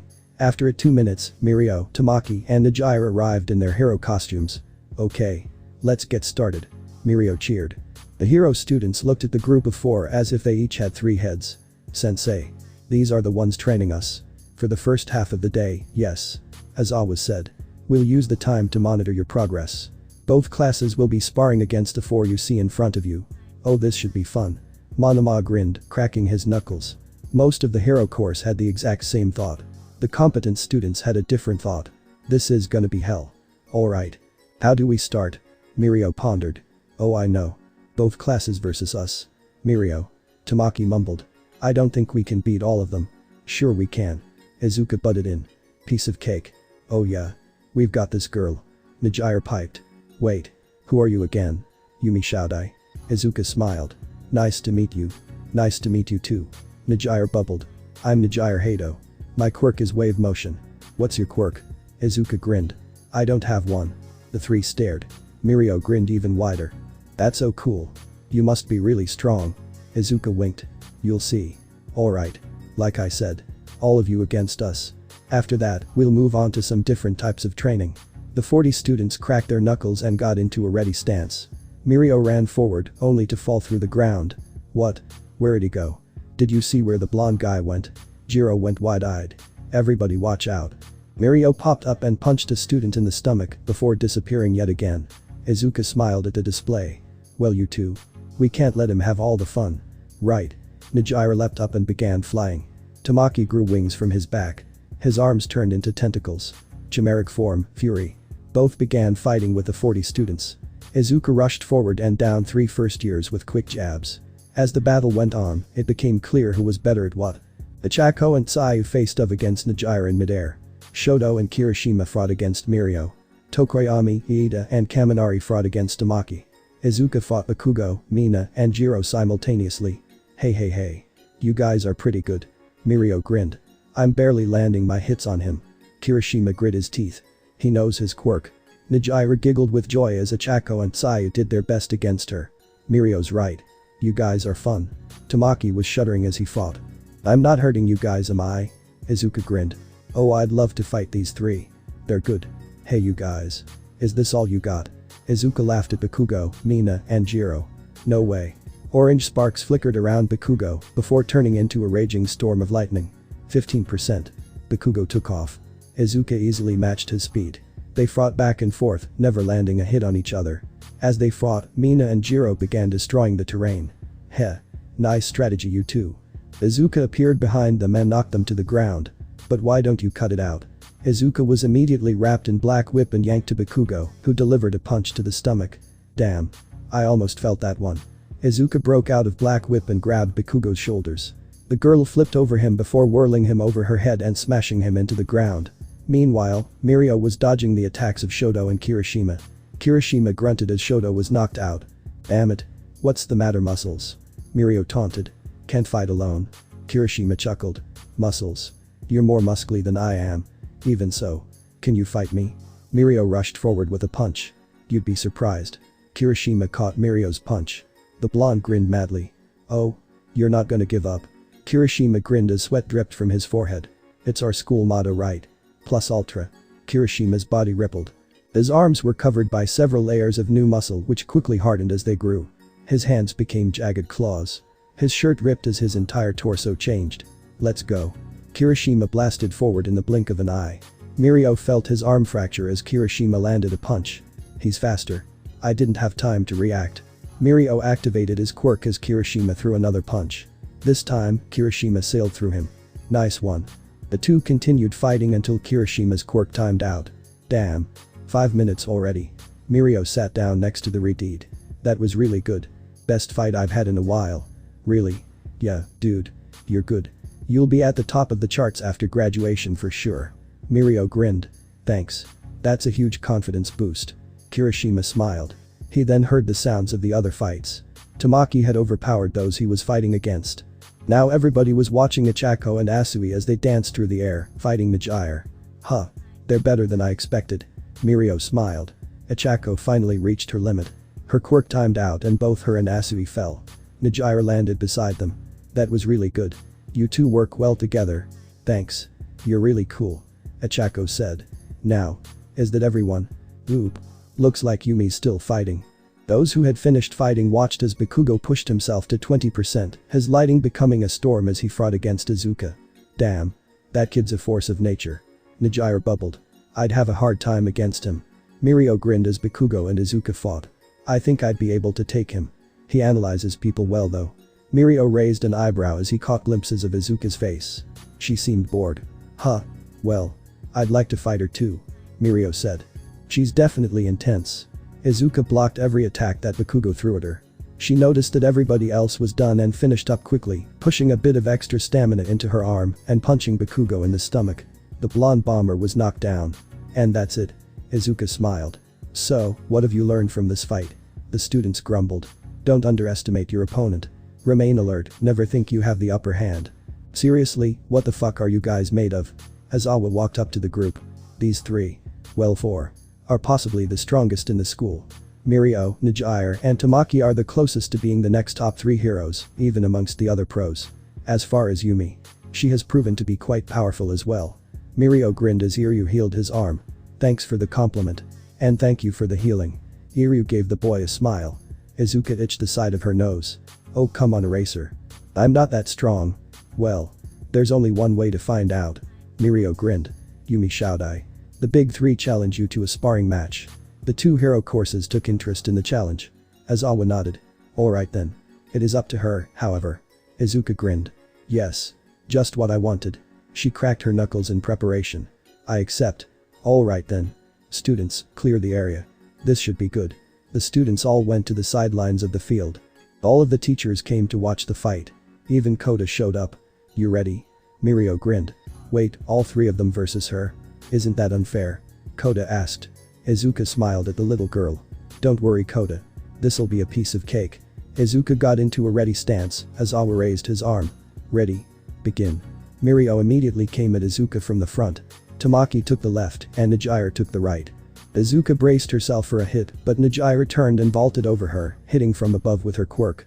Mirio phased through her and kicked her back into Tamaki, who had transformed into a centaur. The boy horse kicked Izuka in the chest, sending her flying. Ooh. The students winced. Izuka just got up and dusted herself off. Is that all you got? Mirio grinned. Thought so. You've been holding back. And what if I have? Well. Mirio appeared in front of Izuka in the blink of an eye. It means we can go all out. Izuka was backhanded across the face.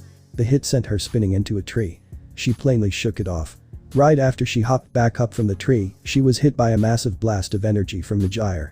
Then Tamaki came in and clapped his hands, which were now massive clams, on either side of the scarred girl. Another blast of energy hit Izuka in the back and kicked up a cloud of dust. Did that get her? Kota started tearing up. I said it was unfair. Hey now. Kota turned and looked up to see Izuka smiling. I said it was gonna be okay. Onichan. Mirio looked around as the dust cleared. Hey, where'd she go? Over here. Izuka called. If you're going all out, then I can do the same. You ready? The big three smiled. Ready when you are. In the blink of an eye, Nijire was down, punched in the stomach. Mirio looked at her with wide eyes. Nijire. The blonde's instinct screamed at him, and he activated his quirk. Izuka sailed right through him at light speed. The kick she would have delivered cracked the ground. Oh come on. I thought I had you. What is this feeling? Mirio shuddered as Izuka turned around, her eyes holding no life, just a thirst for death. Well. Are you gonna fight or what? Mirio went into frantic mode. He immediately disappeared into the ground. He came up in an attempt to punch Izuka in the back, but found himself nose to nose with his opponent, who was grinning. Come on. Do you think I'm stupid? Mirio reared his fist back. Special move. Blinder touch eyeball crush. He was shocked when Izuka didn't flinch. She simply stomped on his foot. Ow. Mirio stumbled back and released his quirk. That was a mistake. Izuka said as she glowed. She threw a punch in the blink of an eye. Tamaki appeared before Mirio in an attempt to protect him. Unbreakable carapace. Tamaki was hit with the full power of Izuka's punch, which shattered his seemingly unbreakable shell. Tamaki was knocked out. Shit. Mirio shuddered. The girl in front of him was a monster. Izuka grinned. Well now. Do you concede? Mirio smiled. Not on your life. That was your second mistake. Izuka disappeared and reappeared behind Mirio. She pressed down on his shoulder, numbing his entire body. Damn. You got me. Mirio huffed. Guess that's it then. Here, I've got you. Hiryu stood up from the group of first years and healed the big three. Do you have any injuries, shout I? Izuka shook her head. Nope. I'm fine. When you're all healed, get on with the training. As always said. Right away. The big three and Izuka taught the Hero Corps students for the first half of the day. For the second half of the day, Izuka hung out with Kota. And soon, it was nighttime. Kota stayed in her bed that night after Izuka helped Mandalay tuck her in. And so Izuka waited until 11 o'clock before making her way out of the camp. About 10 kilometers away, a warp gate opened. Izuka passed through into the Vanguard base. Welcome back. No time to lose. Twice, clone me. Jin created a duplicate of Izuka as Yumi. The clone kissed Izuka on the cheek before going through the portal and back to the camp. Nobody saw Izuka leave or the clone come back. Nobody knew that Izuka had been replaced by a clone. Nobody knew what was coming. Nobody knew what the entire camp had been pitted against. Nobody, that is, except for the League, more specifically, Izuka. The girl spent the night with Tetsu, who had definitely undergone a change. His hair was longer, his features more chiseled. He had taken care of his weird eyelashes. Now he just looked beautiful. And so, the next day marked the beginning of the League's next plan. Izuka gathered every member of the Vanguard together. Everything was ready.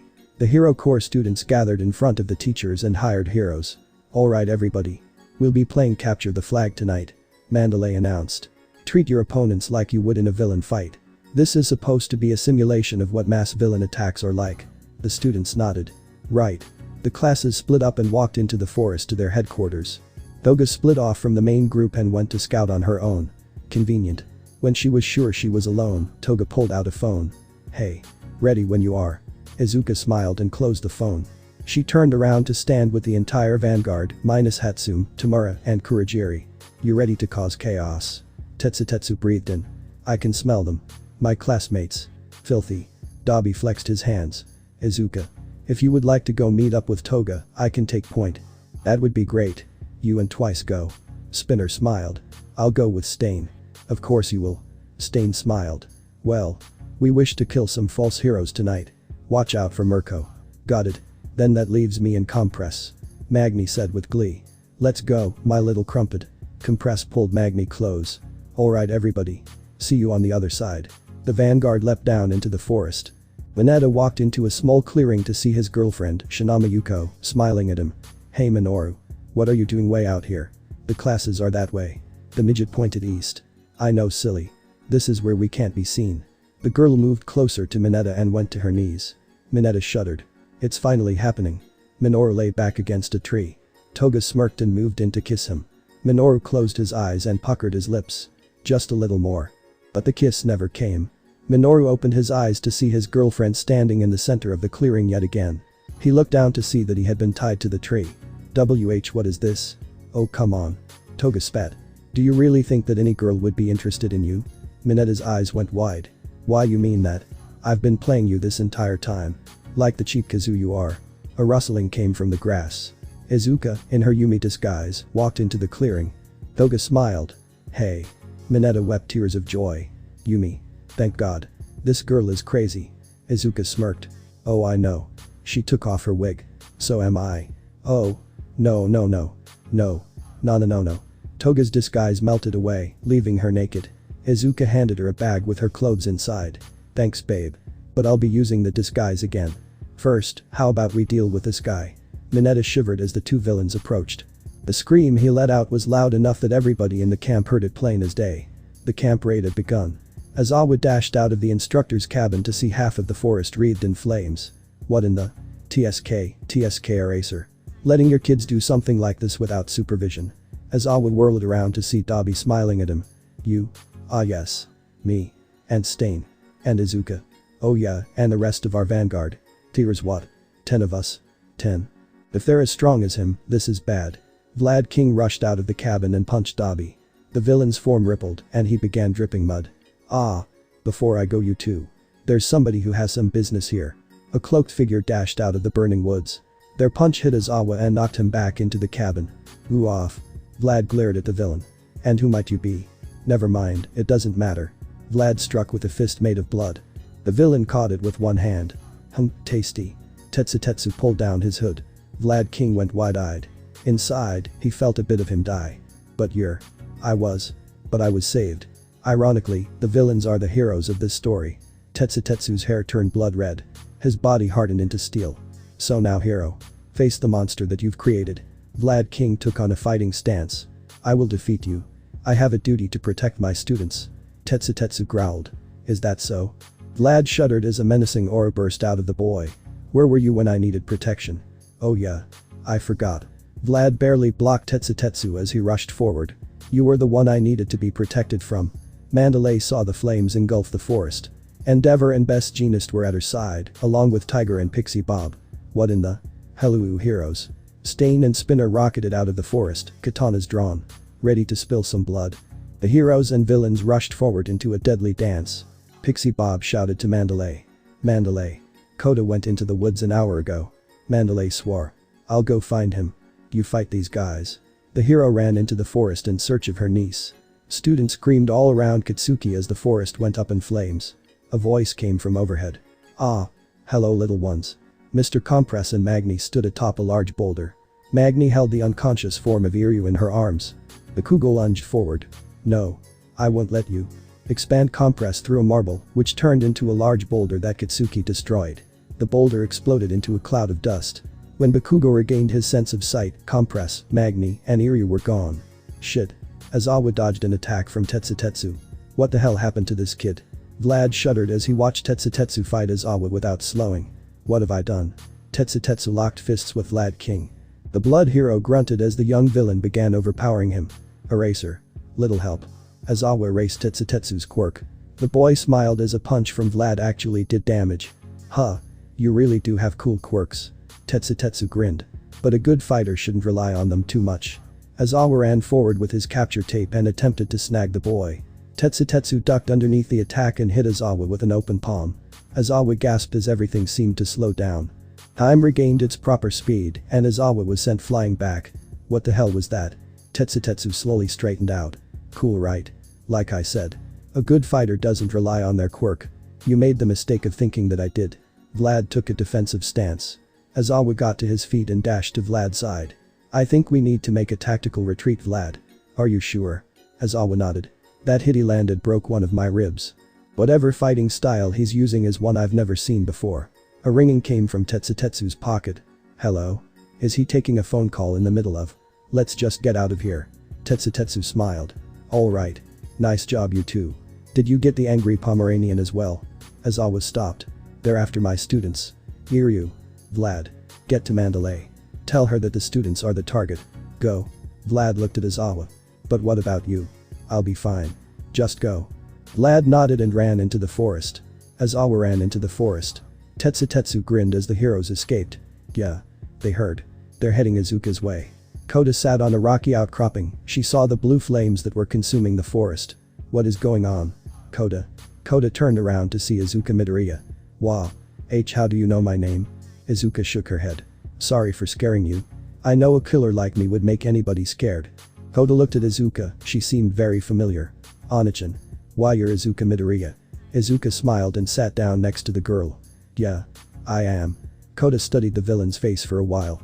I don't get it. I'm supposed to be scared of you? Auntie told me to be. But I'm not. Izuka raised an eyebrow. Is that strange? Kota nodded. Yeah. Auntie is right all the time. Izuka smiled. Your auntie is one of the few heroes I still like. She suspected me from the moment she saw me. Then she confronted me. Do you know why? Kota shook her head. No. Why? It's because she has you. Izuka smiled.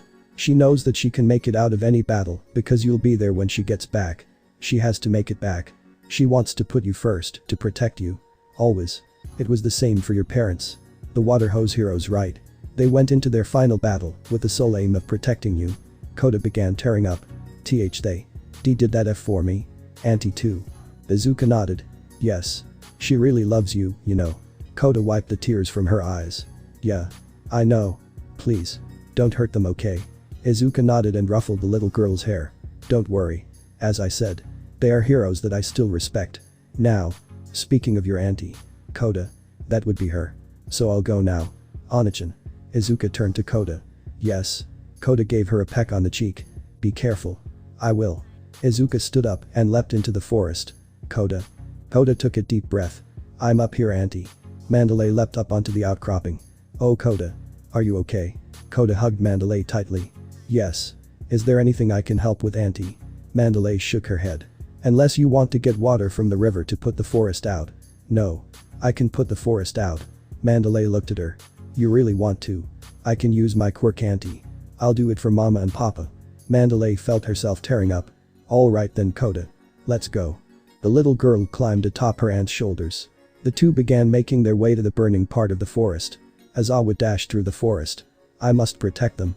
After a few minutes, he came across a small group of students. Mr. Aizawa. It was Bakugo, Kiroshima, Mina, Todoroki, Uraraka, Jiro, Asui, and Kaminari. What are you kids doing running away from the camp? Bakugo pointed to the treetops. They have you. Aizawa swore. That's not. Oh yes. It definitely isn't good, is it? The group turned to see a dark figure on the treetops. The voice was one that they all knew quite well. Izuka. Bakugo breathed. Izuka chuckled. Yes, it is me. Izuka Midoriya. Deku. Ghost. Patchwork Bunny. At your service. Cut the crap. Bakugo said. Why are you taking my friend? Friend. Izuka hopped down and revealed herself fully. Last I knew, the great Katsuki Bakugo had no need for friends. Bakugo shuddered. Aizawa stepped between them. You two may have a history, but Bakugo is still my student. As a hero, it is my job to protect him. To protect him? Izuka smirked. Like you protected Tetsutetsu. Aizawa flinched. That was an error on my part. One day I will make it up to him. Izuka smiled. Okay, hero. Then let's dance. Izuka leapt forward. Aizawa blocked her strike with his scarf. Damn. Still strong. Izuka winked. And just a bit smarter. The scarred girl grabbed a scarf and whirled around, sending Aizawa flying. The hero landed on his feet and leapt back at her. Both met in the air. Their attacks missing each other. To the others, they were just a blur. A rustling came from the bushes. Nezu and Yumi emerged into the clearing. Principal Nezu. The students went wide-eyed. Nezu regarded the fight with calculating eyes. You students go find your captured friend. Yumi and I will assist Aizawa. I'll stay too. Jiro said. I'll only slow you down if I go. Are you sure? Bakugo asked. Go. Jiro said. Save Iryu. The students ran into the forest in pursuit of Magni and Compress. Jiro and Nezu turned to the fight, where Aizawa and Izuka had both leapt back. Now Miss Yumi. The clone of Izuka ran forward to attack. Izuka blocked the strikes with ease. Ah. I see Nezu. So you turn one of my own against me. Nezu kept a straight face. You cannot win this time, milliseconds Midoriya. Izuka chuckled. Why? Because there's another who's as powerful as I am. You have nobody like that on your side.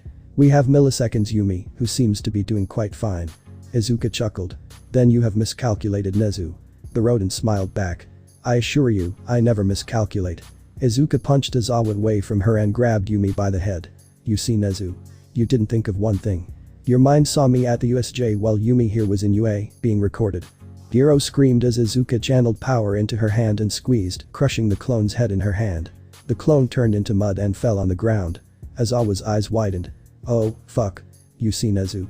We have an ally who can clone anything. So it was easy to infiltrate UA. And speaking of, My friend Himiko Toga should be finishing up with Mineta right about now. She'll be attacking those students soon. I hope you're ready. Nezu growled. Did I let my memories of her mother distract me? I was blind to it the entire time. Jiro lunged forward. The girl who was normally quiet and contained had finally had enough. You played us all. Izuka cackled and dodged Jiro's attack. Come now, Jiro. I helped prepare you. If anything, it's your own fault that you didn't realize. I can't believe you. Kyoka screamed. You acted like our friend. And now you're trying to kill us. Izuka dodged a punch from the student.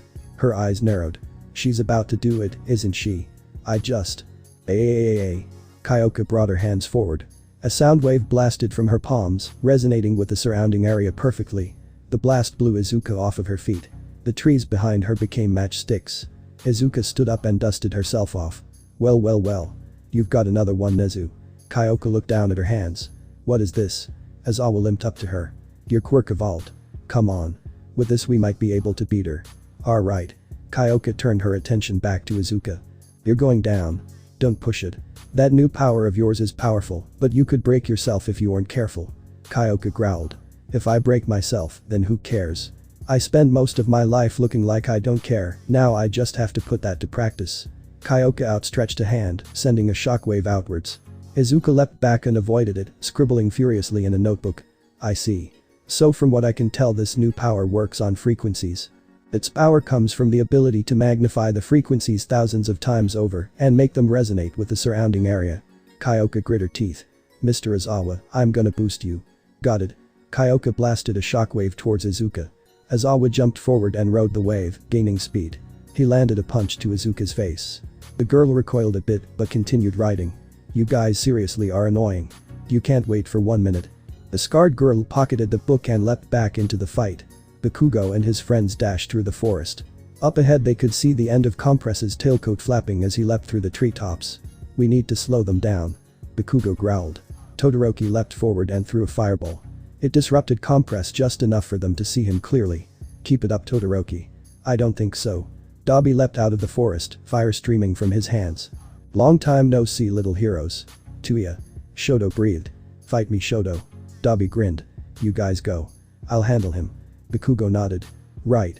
Let's go, guys. Wait. I'm not leaving. Ichako said. But we need you too. Hello. Shit. Watch out. Bakugo shouted. Toga flew out of the forest. Her knife was aimed directly at Todoroki's chest. Ichako jumped in front of the blonde villain and grabbed her wrist before twisting and dislocating her hand, forcing her to drop the knife. I said go. Get Iryu. Alright then. We'll need you in Kaminari, Sai. Bakugo said. Kiroshima, you snag the pearls when you get the chance. Okay. Kiro. The students continued their pursuit of Compress, while Ichako and Shoto faced Dabi and Toga. Well, little heroes. Show us your blood. Pixie Bob dodged a swipe from Stain, who leapt back as Endeavor sailed in on a wave of fire. The hero killer spun around and hurled a knife at Pixie Bob. The hero cartwheeled away, before sending a fist of earth toward Stain with her quirk. Damn. Pixie Bob swore as the hero killer dodged. He's good. Meanwhile, Tiger and Best Jeanist were fighting Spinner. The villain was countering every threat that Jeanist sent at him while fighting with Tiger in close combat. Spinner swiped a blade across Tiger's face. The hero leaned back and felt the wind coming off of the blade as he watched it pass by. That could have been bad. Spinner grinned as Jeanist managed to ensnare one of his arms. Huh. Neat trick. The fibers were quickly sliced apart by his sword. You can't get me that easily though. Koda and Mandalay made it to the center of the burning forest. Are you ready? Ready, Auntie. Koda nodded. The girl brought her hands forward. I always told you that my quirk was weak. And there was no reason to use it. Mandalay's eyes went wide as Koda's arms began glowing light blue. The thing is, I just thought of them every time I used it. So I got better control so I could make it look weak. Water coalesced in Koda's open palms. She raised her hands up towards the sky. But now, I have something to protect too. Koda's body flashed. A massive ball of water appeared in the sky, it would cover the entire forest. So here it goes, Auntie. The ball of water popped. Rain began falling on the forest, quelling the raging flames that licked the trees. Koda shuddered and collapsed. Mandalay caught her niece in an instant, hugging her close. Thank you, Koda. She's been hiding hydrokinesis like that for so long. Incredible. Mandalay activated her quirk. All students and pro heroes. The fire is out now. Fight on. Izuka flipped back as Kyoka sent another shockwave at her. As she landed, Aizawa ensnared her with his capture weapon. Izuka spun around and freed herself before lunging at Jiro. The girl leapt back and sent another shockwave at her. Izuka dodged yet again. This time, Aizawa came in with a punch. Izuka caught the attack and hurled the hero back. Well, that didn't feel too great. Aizawa grunted as he skidded back. We have to make sure that we keep her busy. I know. What do you think I'm doing? Playing her music? Jiro growled, throwing another shockwave at the villain. Izuka chuckled as she dodged the shockwave. I've got an idea. How many shockwaves can you make? Aizawa raised an eyebrow. I can use a few more. My arms are starting to go numb. Why? How fast can you make them? Jiro turned to Aizawa with a surprised look. I get it. I can probably make them pretty fast. Aizawa nodded. Then let's go. Dabi and Shoto stood face to face. They both waited for the other to make the first move. Shoto's eyes were drawn to Ichako as Toga leapt on top of her. He barely ducked out of the way as a tongue of blue flames shot towards him. Come now. You shouldn't get distracted. Dabi chuckled. Cheap shot. Shoto growled, sending a flame of his own at Dabi. The crispy villain let the flames wash over him. Like a summer day. So warm. Dabi smiled. You'll have to do better than that. Meanwhile, Ichako and Toga wrestled back and forth. Ichako negated Toga's gravity and hurled her into a tree. The blonde kicked off of the tree and came hurtling back with a punch aimed at Ichako's stomach. Both girls tumbled to the ground where they rolled over each other, kicking up dirt from the forest floor. You two are getting in the way of Izuka being happy. Toga growled. You two are getting in the way of the world being happy. Ichako retaliated. Toga chuckled as Ichako released her quirk. She leapt up and pulled out another knife. Why should we have to stay numb our entire lives while the world points and laughs? That's so selfish. Ichako growled. When you are told that you're worthless and that you are only good for being in prison, you come back to me with your answer. Toga's eyes flashed. For now, you can let me have a sip of some of that blood. Ichako rolled to the side as Toga attempted to stab her arm. I don't know what happened to you. But we can help. Toga cackled. The last time someone tried to help me was in middle school. I'm sure you know Ijiro. He gave me this. Toga leapt back and rolled up the bottom of her shirt. The large car stood out on her side. Turns out, he wasn't always such a nice guy. I hope he learned his lesson after I disappeared. No. Kiroshima would never do that. Ichako shouted. Believe what you want. Toga said with a smile. I'm sure he would tell you if you asked him. Toga leapt back at Ichako with murder in her eyes. Ichako spun out of the way and disarmed her yet again. Toga smiled and corrected her wrist for the second time. That's getting really annoying. She punched Uraraka in the face. Ichako spat a bit of blood on the ground and returned the punch. Get fucking used to it when fighting me. Bakugo and the rest of the group ran after Compress and Magni. They were suddenly blocked by a large army of villains. Hello kids. They're clones. Kaminari. It's all you. Denki nodded and ran into battle. Bakugo, Kiroshima, Mina, and Tsayu all continued after the two who had taken Iryu. Kaminari was grabbed by several clones, which he quickly shocked. Easy. Twice smiled under his mask. So. A fun one. Kaminari grinned as more clones rushed at him. Izuka cackled as Aizawa fought tooth and nail against her. The pro hero could barely keep up with the scarred villain's attacks. You can't keep this up forever, Eraser. I don't have to. I just need to fight long enough for backup to arrive. Aizawa grinned as he saw Jiro raise her hands. And this is just the thing I need. Aizawa leapt back as Jiro shot 3 shockwaves in quick succession. Izuka dodged the first, but was hit by the second and third. She chuckled a bit as she stood up. Again. Aizawa said. The other heroes will be here soon. Jiro sent another shockwave. Izuka brought her fist back and punched, countering the shockwave with one of her own and blasting Aizawa and Jiro back. They're here. Nezu squeaked. All Might, Mirko, and Hawks landed in the clearing. Jiro smiled before collapsing. Aizawa picked her up. Nezu, can you carry her? I may be small, but that doesn't mean I'm strong. Nezu said, taking Jiro. I'll get her back to the camp. You should come too. I need to find my students. Aizawa said. And make sure that Izuka Midoriya is defeated. Nezu nodded and ran into the forest. All Might, Hawks, Mirko, and Aizawa all faced Izuka. Mirko looked a little different. Quirk evolution. Aizawa raised an eyebrow. Mirko nodded. Cool. Izuka grinned. Bring it on heroes. Endeavor dodged a slash from Stain. God. He is persistent. Stain sneered at the number 2 hero. He leapt back as a fist of earth popped out of the ground. Come now heroes. Certainly you can do better than that. His fighting style is different. Endeavor thought. He's been practicing. Endeavor generated a spear of fire in his right hand and charged Stain. The hero killer smiled and dodged every attack with ease. Pixie Bob growled as she created some golems to charge him. He's just playing with us. Keeping us busy. Spinner cackled as he clashed with Genist and Tiger. The two heroes were also struggling against the villain. True heroes could handle this no problem. That's enough out of you. Genist said. Blackout bind. Threads of Genist's costume wrapped around Spinner's neck, suffocating him. Can't breathe. Genist held the bindings firmly. Tiger went in to strike the lizard. A flash of silver bolted in front of Spinner. A clang rang out as Tiger's fist bounced back. Genist's fibers were sliced as SushuiTemitsu jumped into the battle. Took you long enough, Damascus. I was about to be hit there. It's your fault that you didn't avoid his special move. SushuiTemitsu growled. You need to train more. I know. Thanks for stepping in. No problem. It's what friends are for. Genist and Tiger stared at the boy in front of them. You're the kid from the sports festival. SushuiTemitsu smiled. Please. SushuiTemitsu's hair turned blood red and his skin rippled. I prefer Damascus. Shoto dodged another plume of fire from Dabi. Tut tut, Shoto. Are you sure your endeavor's perfect creation? Shut up. Shoto growled. Why do my flames feel hotter? That's right. Use your feelings. Let your flames feed off of your emotions. Dabi cackled. Shoto generated a ball of fire and encased it in ice. He threw it at Dabi and the ball exploded. Dabi was sent back a bit by the force. You're almost there, Shoto. My sides. I don't feel cold or hot. What's going on? The fire on Shoto's left side turned red and crawled over him to encompass his right as well. Dabi grinned. Well done, Shoto. Shoto launched a fireball at Dabi, who dodged. He could feel the heat radiating from it. Oh yeah. That's hot. Shoto's fire became gray ice on his body. A wave of cold swept through the area. Snow began falling from the sky. I will beat you. Dabi grinned and coated himself in blue flames. Not yet, you won't. The two leapt at each other. Their collision caused a massive explosion as hot and cold smashed against each other. Shoto was thrown back, unconscious. Dabi landed on his feet, steam flowing off of his body. You don't have enough experience yet. Ichako saw Shoto fall and went wide-eyed. No.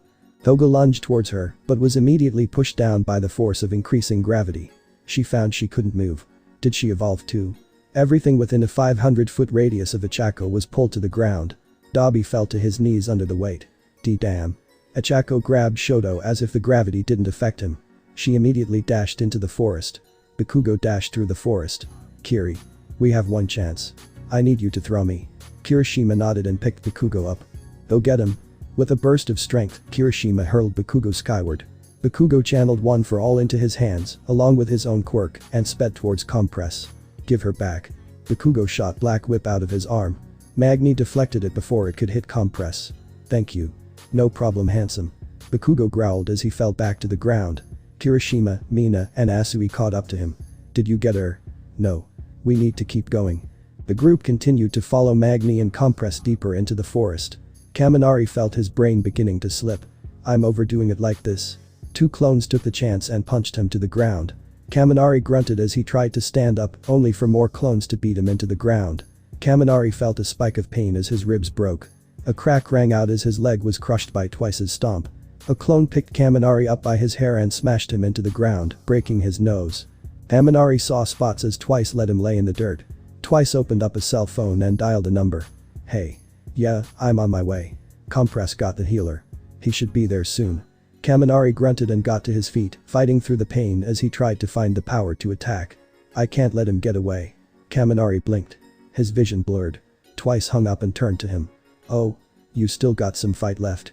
Kaminari blinked as Twice multiplied. Huh. I must be seeing double. Fuck. Did I get a concussion from that? Twice laughed. You can't fight. The villain walked forward and grabbed Kaminari by the throat. Watch yourself, boy. You don't want to get hurt now. I can't let you take them. Kaminari rasped. Watch us. Twice gripped Kaminari's neck harder. Your friends were doomed to begin with. Kaminari grunted as his vision began failing.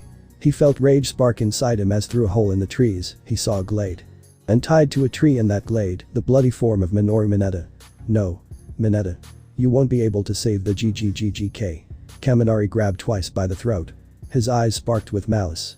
Haven't you heard enough, people? Mineta. I can see him over there. Did you kill him? Maim him in some way? Get him. Twice grunted. The clones jumped in. The original Twice slipped out of the area and ran away, heading towards the meetup spot. Kaminari grunted as he felt punches hit him. His ribs cracked. His vision failed. He coughed up blood as the army of clones beat him to a pulp. No. I can't die. I have to help them. You can't save them. I can. Kaminari opened his eyes. And I will. Twice his clones reeled back in shock as Kaminari's yellow eyes sparked internally, glowing with blue light. The boy's hair flashed and became electric blue. Electricity erupted forth from his skin. Kaminari screamed. Shit. Take him down. You underestimated one thing. You see. Kaminari grinned wildly as he felt energy build up. I'm actually really strong. The clones leapt in. Take him down. Full burst. Kaminari shouted. His body became pure electric energy. A massive being of blue light towered over the forest. Lightning crackled as every clone was vaporized. Kaminari screamed, the sound of his roar filled the night. It was as if several hundred explosions occurred at the same time. The sky flickered with lightning. Thunder boomed overhead. Then it was done. Kaminari's form flickered and he was a boy again. His injuries were healed. If anything, his muscles were more developed. There were no signs of blood on him. He was just unconscious. The sky shook as a being of lightning filled it. Izuka grinned as light illuminated the entire forest. And so another one goes through the evolution process. All Might rushed forward with a smash. Izuka blocked it. Hawks pulled his feathers into his hand to create a sword. He leapt forward and struck. Izuka caught the blade with her open hand. Come on. This is nothing. Aizawa appeared overhead and came down with a kick. Izuka rolled out of the way and leapt at Hawks, blasting him back with a punch. We can't land a hit on her. We'll have to try some new tactics. Hawk split his sword in two and rushed in. Aizawa wrapped his scarf around his arms and ran in as well. As Izuka punched, Aizawa caught her. He moved to the side fluidly and pushed the punch away. The shockwave that resulted hit a tree. Oh. New style eraser. Izuka ducked as Hawk swiped his feather blades over her head. She placed a palm on his stomach. Boom. Hawks was blasted into the air. Aizawa grit his teeth. What is that fighting style? Mirko. Get her. On it. Mirko leapt at Izuka. The rabbit hero landed in front of her and spun around to deliver a destructive roundhouse kick. Her foot stopped right before Izuka's face. What are you doing? Izuka cackled loudly. Come now. You don't really think I didn't have a plan. After all, I was with Mirko. Mirko turned around and looked at Aizawa. Sorry, eraser.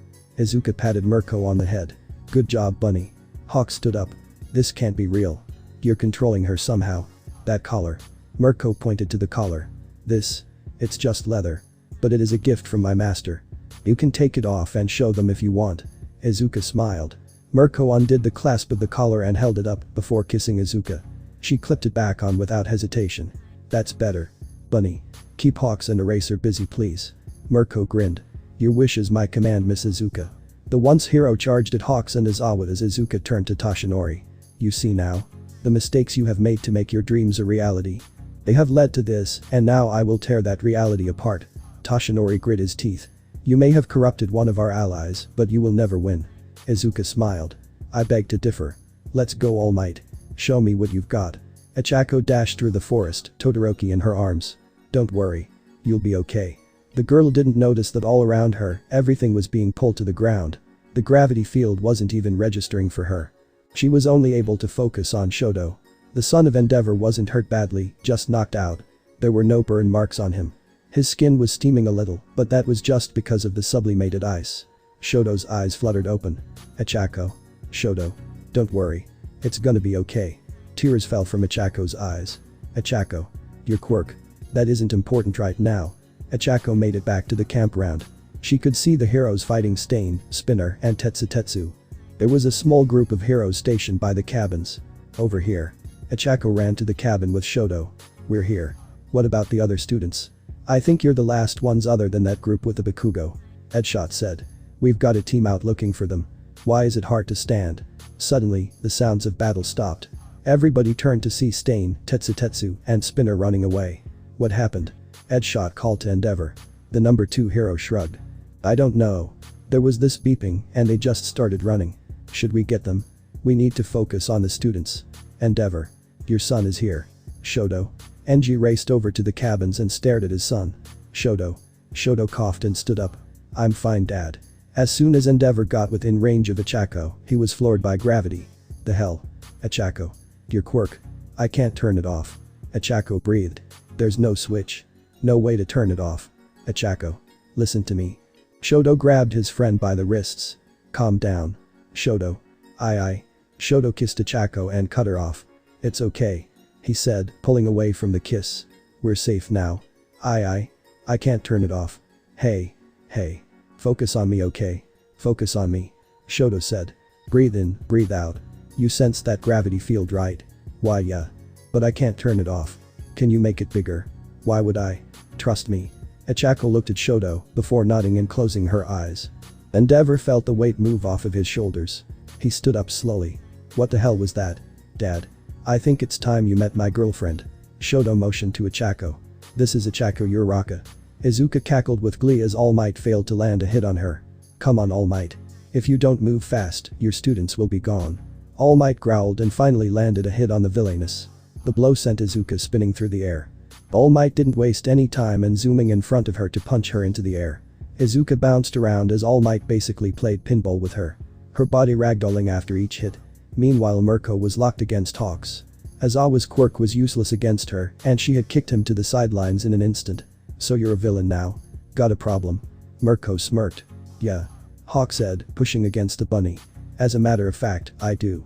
A beep came from Mirko's pocket. "That's the signal. Izuka."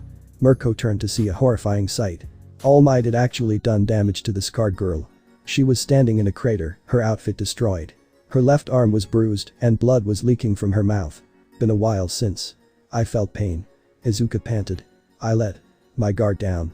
All Might rushed in to deliver an attack. Izuka ducked under his punch and hit one of her own, launching the number 1 hero into the sky.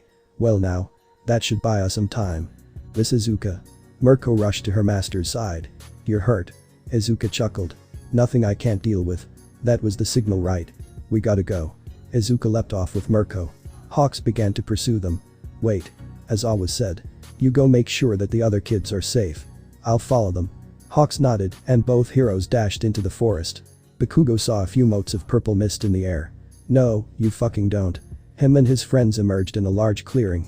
Compress stood there with Twice, Kurogiri, Magni, Tetsutetsu, Stain, Spinner, Dabi, and Toga. "Oh. Hello, little heroes. I'm afraid you're too late." Kurogiri smiled. "Like hell."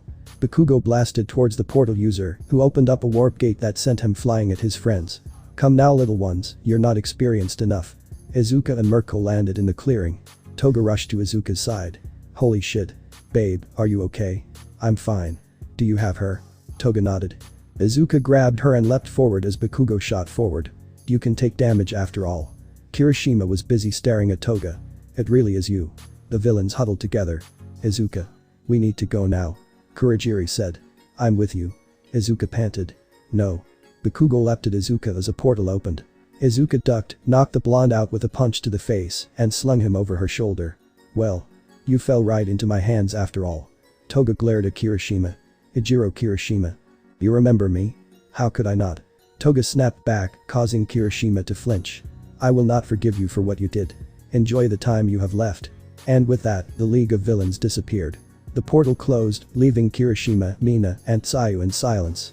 A rustling came from the woods. Eraserhead dashed out and saw the horrified looks of the students. "They got them. Didn't they?" Mina wept. Kiroshima clenched his fists and growled. Tsuyu riveted angrily. Azawa scowled. "Don't worry. We'll get them back." Back at the camp, heroes were busy calming students and scouting the area. The big three had been caught off guard by a transformed Toga, who hit their pressure points and put them out of commission for the entire attack. Several of Class 1B's students were in shock after seeing Tetsutetsu. Azawa was thinking of retiring as his husband supported him. All Might had gone into the forest to blow off some steam. Class 1A. Well, Class 1A had been completely changed. Yayoi Rozu now realized how ignorant she had been. Iida realized that even though he survived the Hosu incident, Stain was correct about him. He was not a true hero. He would work on changing that. Several other students were in complete shock as they beheld Jiro and Kaminari. Both had gone through physical changes after collapsing. Jiro's hair had become solid black for some reason. Kaminari's eyes kept fluttering. His body flickering with sparks of blue electricity. Shoto was staying with Uraraka, who had fallen asleep in his arms. Nobody spoke as he carried her into a cabin and lied down with her. Recovery Girl was in shock when she was healing a student, and Hawks came back with the broken body of Mineta. The child might as well have been dead. His arms were destroyed. His hands were mangled and purple. His nose had been broken badly. His legs were stuck in odd angles, his eyes half closed as he whined in pain. It was a miracle he was still conscious. Chiyo wasted no time in getting to work on him. She didn't care if it was in the open. Mandalay retrieved an IV from the medical cabin. Chiyo filled it with nutrient-rich fluid. As soon as the IV was hooked up, Chiyo began healing the boy. She managed to stop the bleeding. His arms were healed back to functionality. His legs were mended, but she could tell there was still something wrong. After stripping Hin out of his costume, she realized. Almost every student who saw threw up. Minetta's genes would no longer grace future generations. Chiyo sighed and bandaged the boy before getting him new clothes. Make sure he is attended to by Hound Dog. No doubt he will need therapy after. After this. The heroes all began a meeting in the campground, deciding what they would do next. We must chase after them. Aizawa said.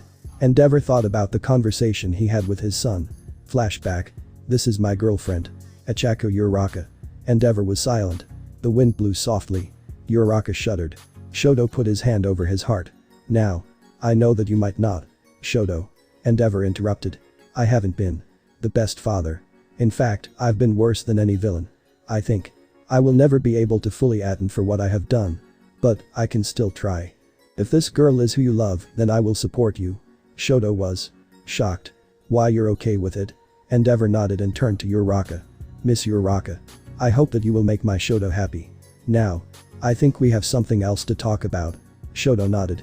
The pyromancer. Dabi. It's Tuya. Isn't it? Endeavor frowned. I should have known. I should have made sure that he was okay. Dad. He won't change now. Shoto said. I saw his eyes. They were so filled with hate.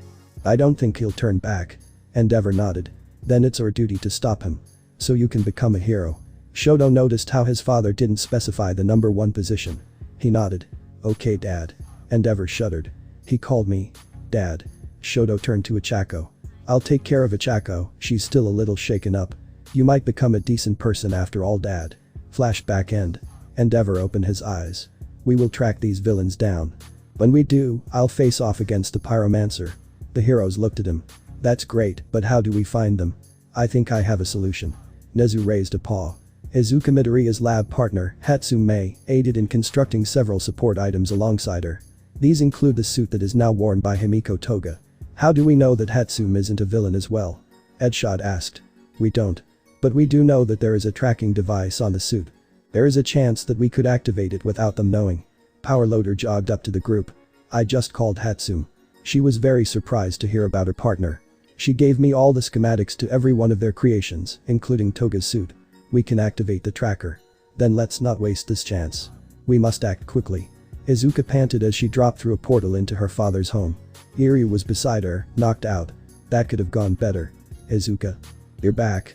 All for One floated out of a room and looked at his injured daughter. Oh my goodness. Did All Might get you? Izuka chuckled. I let my guard down. All for One nodded and placed a hand on Izuka's head.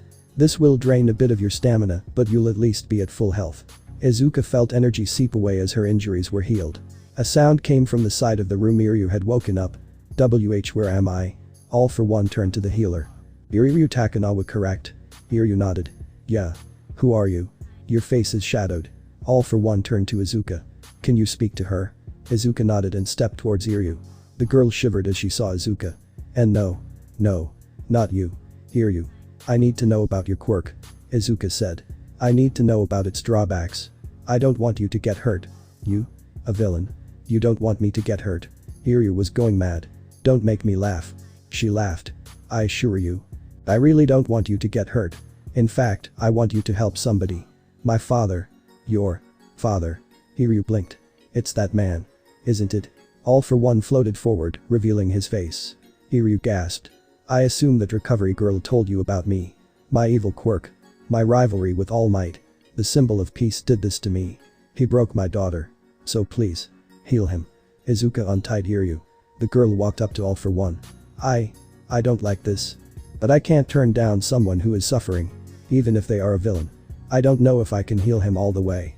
My quirk has gotten stronger, but healing him completely might kill me. I'll try to heal about as much as I did for All Might.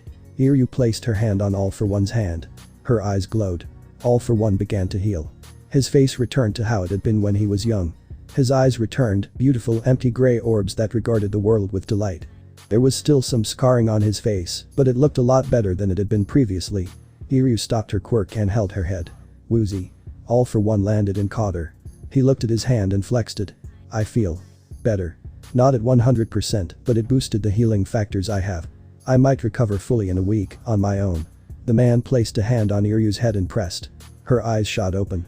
What happened? I gave you a gift for helping me. All for One said. We'll return you in time. But I won't need you anymore. Izuka. Yes, father. Take milliseconds Takanawa to a guest room. The heroes will arrive soon, make sure she's rescued. Alright.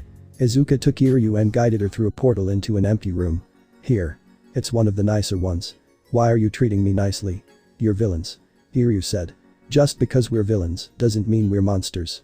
You healed my father, and I thank you for that. Everybody in the league has their own problems, which society nowadays ignores. We're going to change that. Then. You're more of an anti-hero. Iryu said. Izuka chuckled. Kinda. Now. You can stay here until the heroes arrive. That'll be soon. Izuka walked out of the room. Iryu watched her go with new thoughts. They all have their own problems. Izuka stepped into the bar.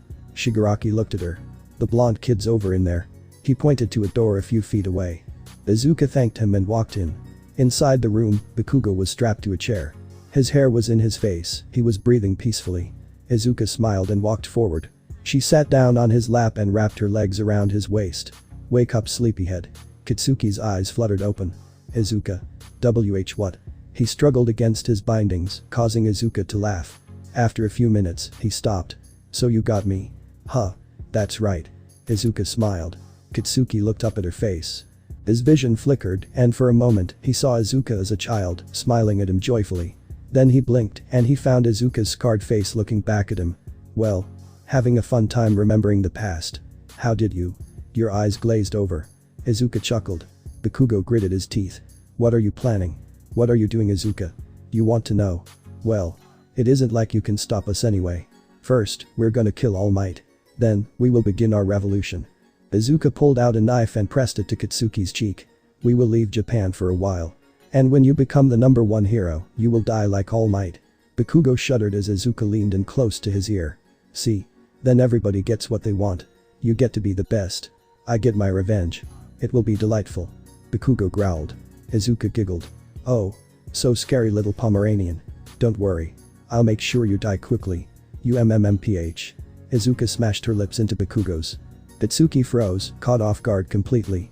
Izuka pulled away from the kiss, a puff of steam escaping her lips. Her cheeks turned pink.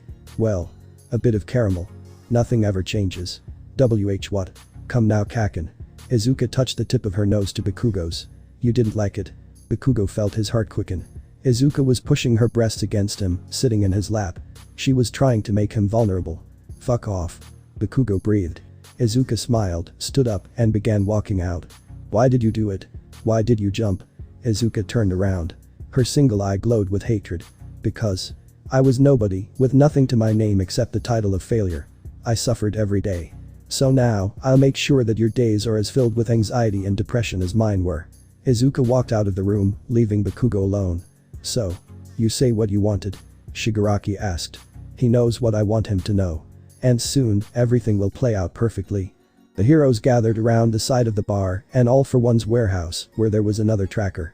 All for One grinned as he saw the shadows of heroes flit around the city block. Soon father will return, and the symbol of peace will fall. A group of students. Kiroshima, Iida, Tsuyu, Kaminari, Jiro, Shoto, Achako, and Tsuyu walked down the street, searching for the tracker that the heroes were talking about. Hatsune did a good job. Everything is in place. All Might, Hawks, and Kamui Woods stood with 20 heroes at the entrance to the bar. It all starts. In 3, 2, 1. A knock came from the door, accompanied by a cheery voice. Pizza delivery. Izuka smiled. Get ready. The wall was reduced to rubble as several heroes leapt through. All Might, Kamui Woods, Hawks, Midnight, and Ectoplasm. Izuka was bound to the wall by Kamui Woods. All Might blasted forward and knocked Kurogiri out. Dabi and Twice were overwhelmed by Ectoplasm. Mirko was restrained by Hawks, Tetsutetsu, Stain, and Spinner were rapidly taken down, while Compress and Magni had been knocked out by the heroes' entrance. Heh. Figures the heroes would show up fast. That damn support student did something, didn't she? Izuka acted. Midnight tore her costume, releasing a mist through the entire bar. Every villain except for Izuka was knocked out. The scarred girl chuckled. Sorry. I'm not affected by any types of gas or any paralyzing agents. Midnight sniffed and walked off to find Iryu and Bakugo. Izuka smiled at Kamui Woods. Well hero. You helped capture me. What are you going to do now? You're going away for a long time. Kamui said. Izuka chuckled. Okay. But how about? No. In a display of power, Izuka smashed through Kamui's lacquered chain prison. She dashed around the room, taking out ectoplasm clones easily. All Might glared at her. Well All Might. Izuka smiled. Your power is waning. How do you think you'll fare against him now?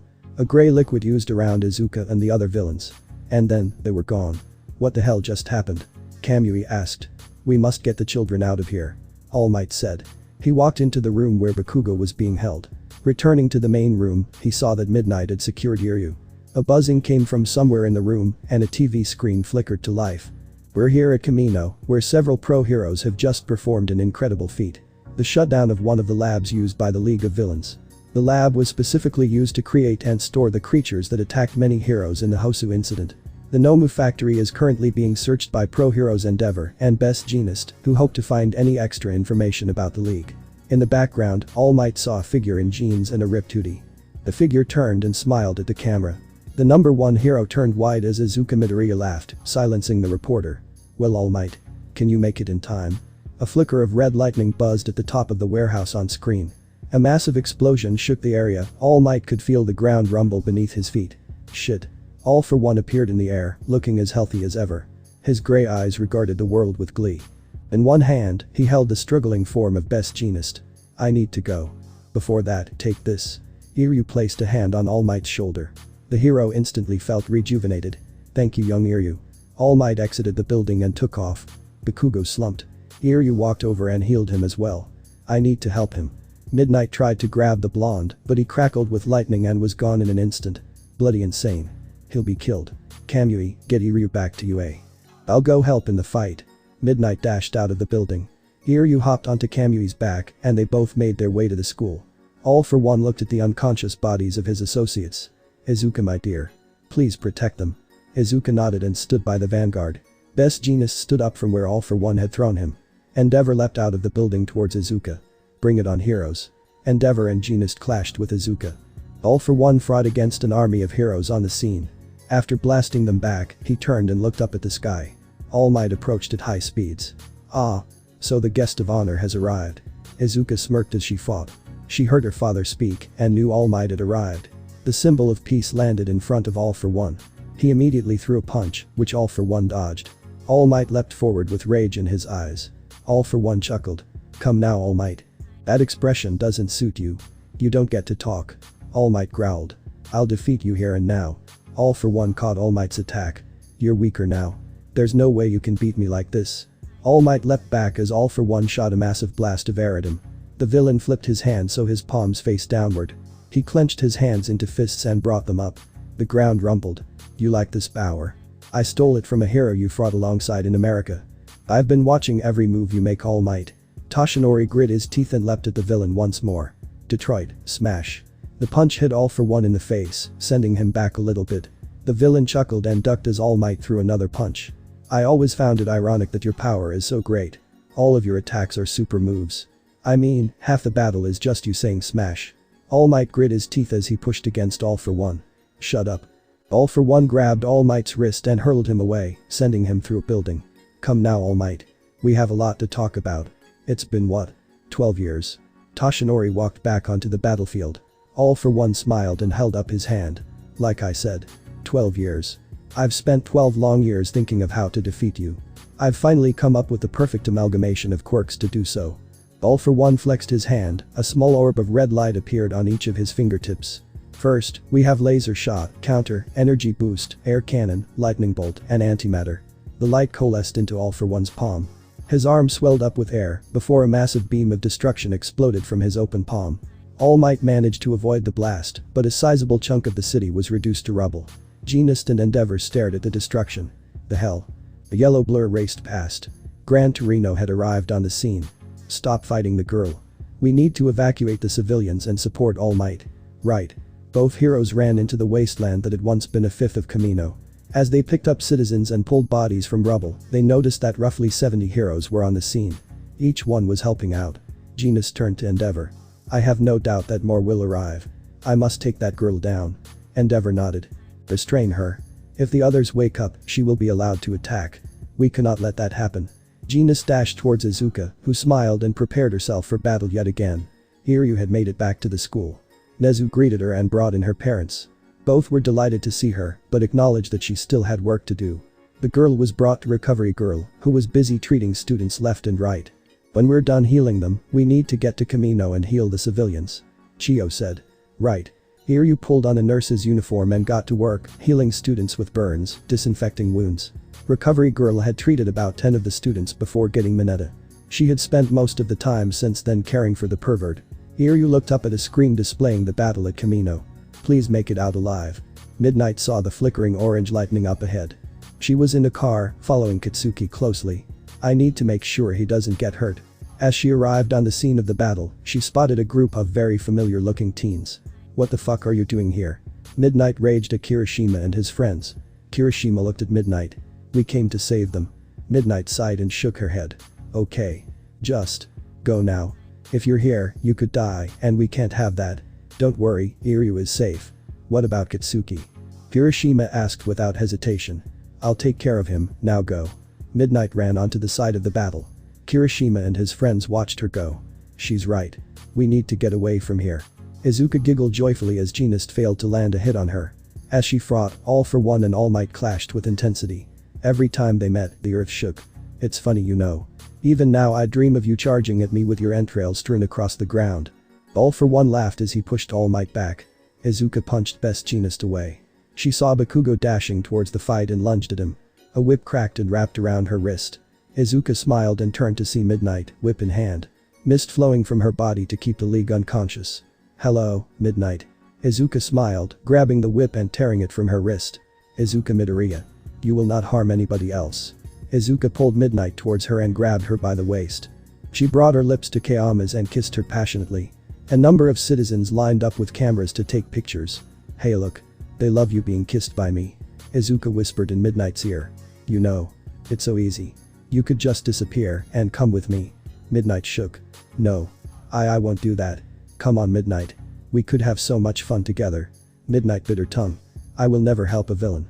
Izuka smirked and tossed Midnight to the ground. Fine then. The scarred girl pulled the whip from the hero's hands. Also, you're using this incorrectly. Izuka cracked the whip across Midnight's back. The force of the weapon shredded the hero's costume. Cameras began clicking even faster. You see? They don't see you as a hero. Izuka whispered in her ear. You're just an object for them. A woman to get off to.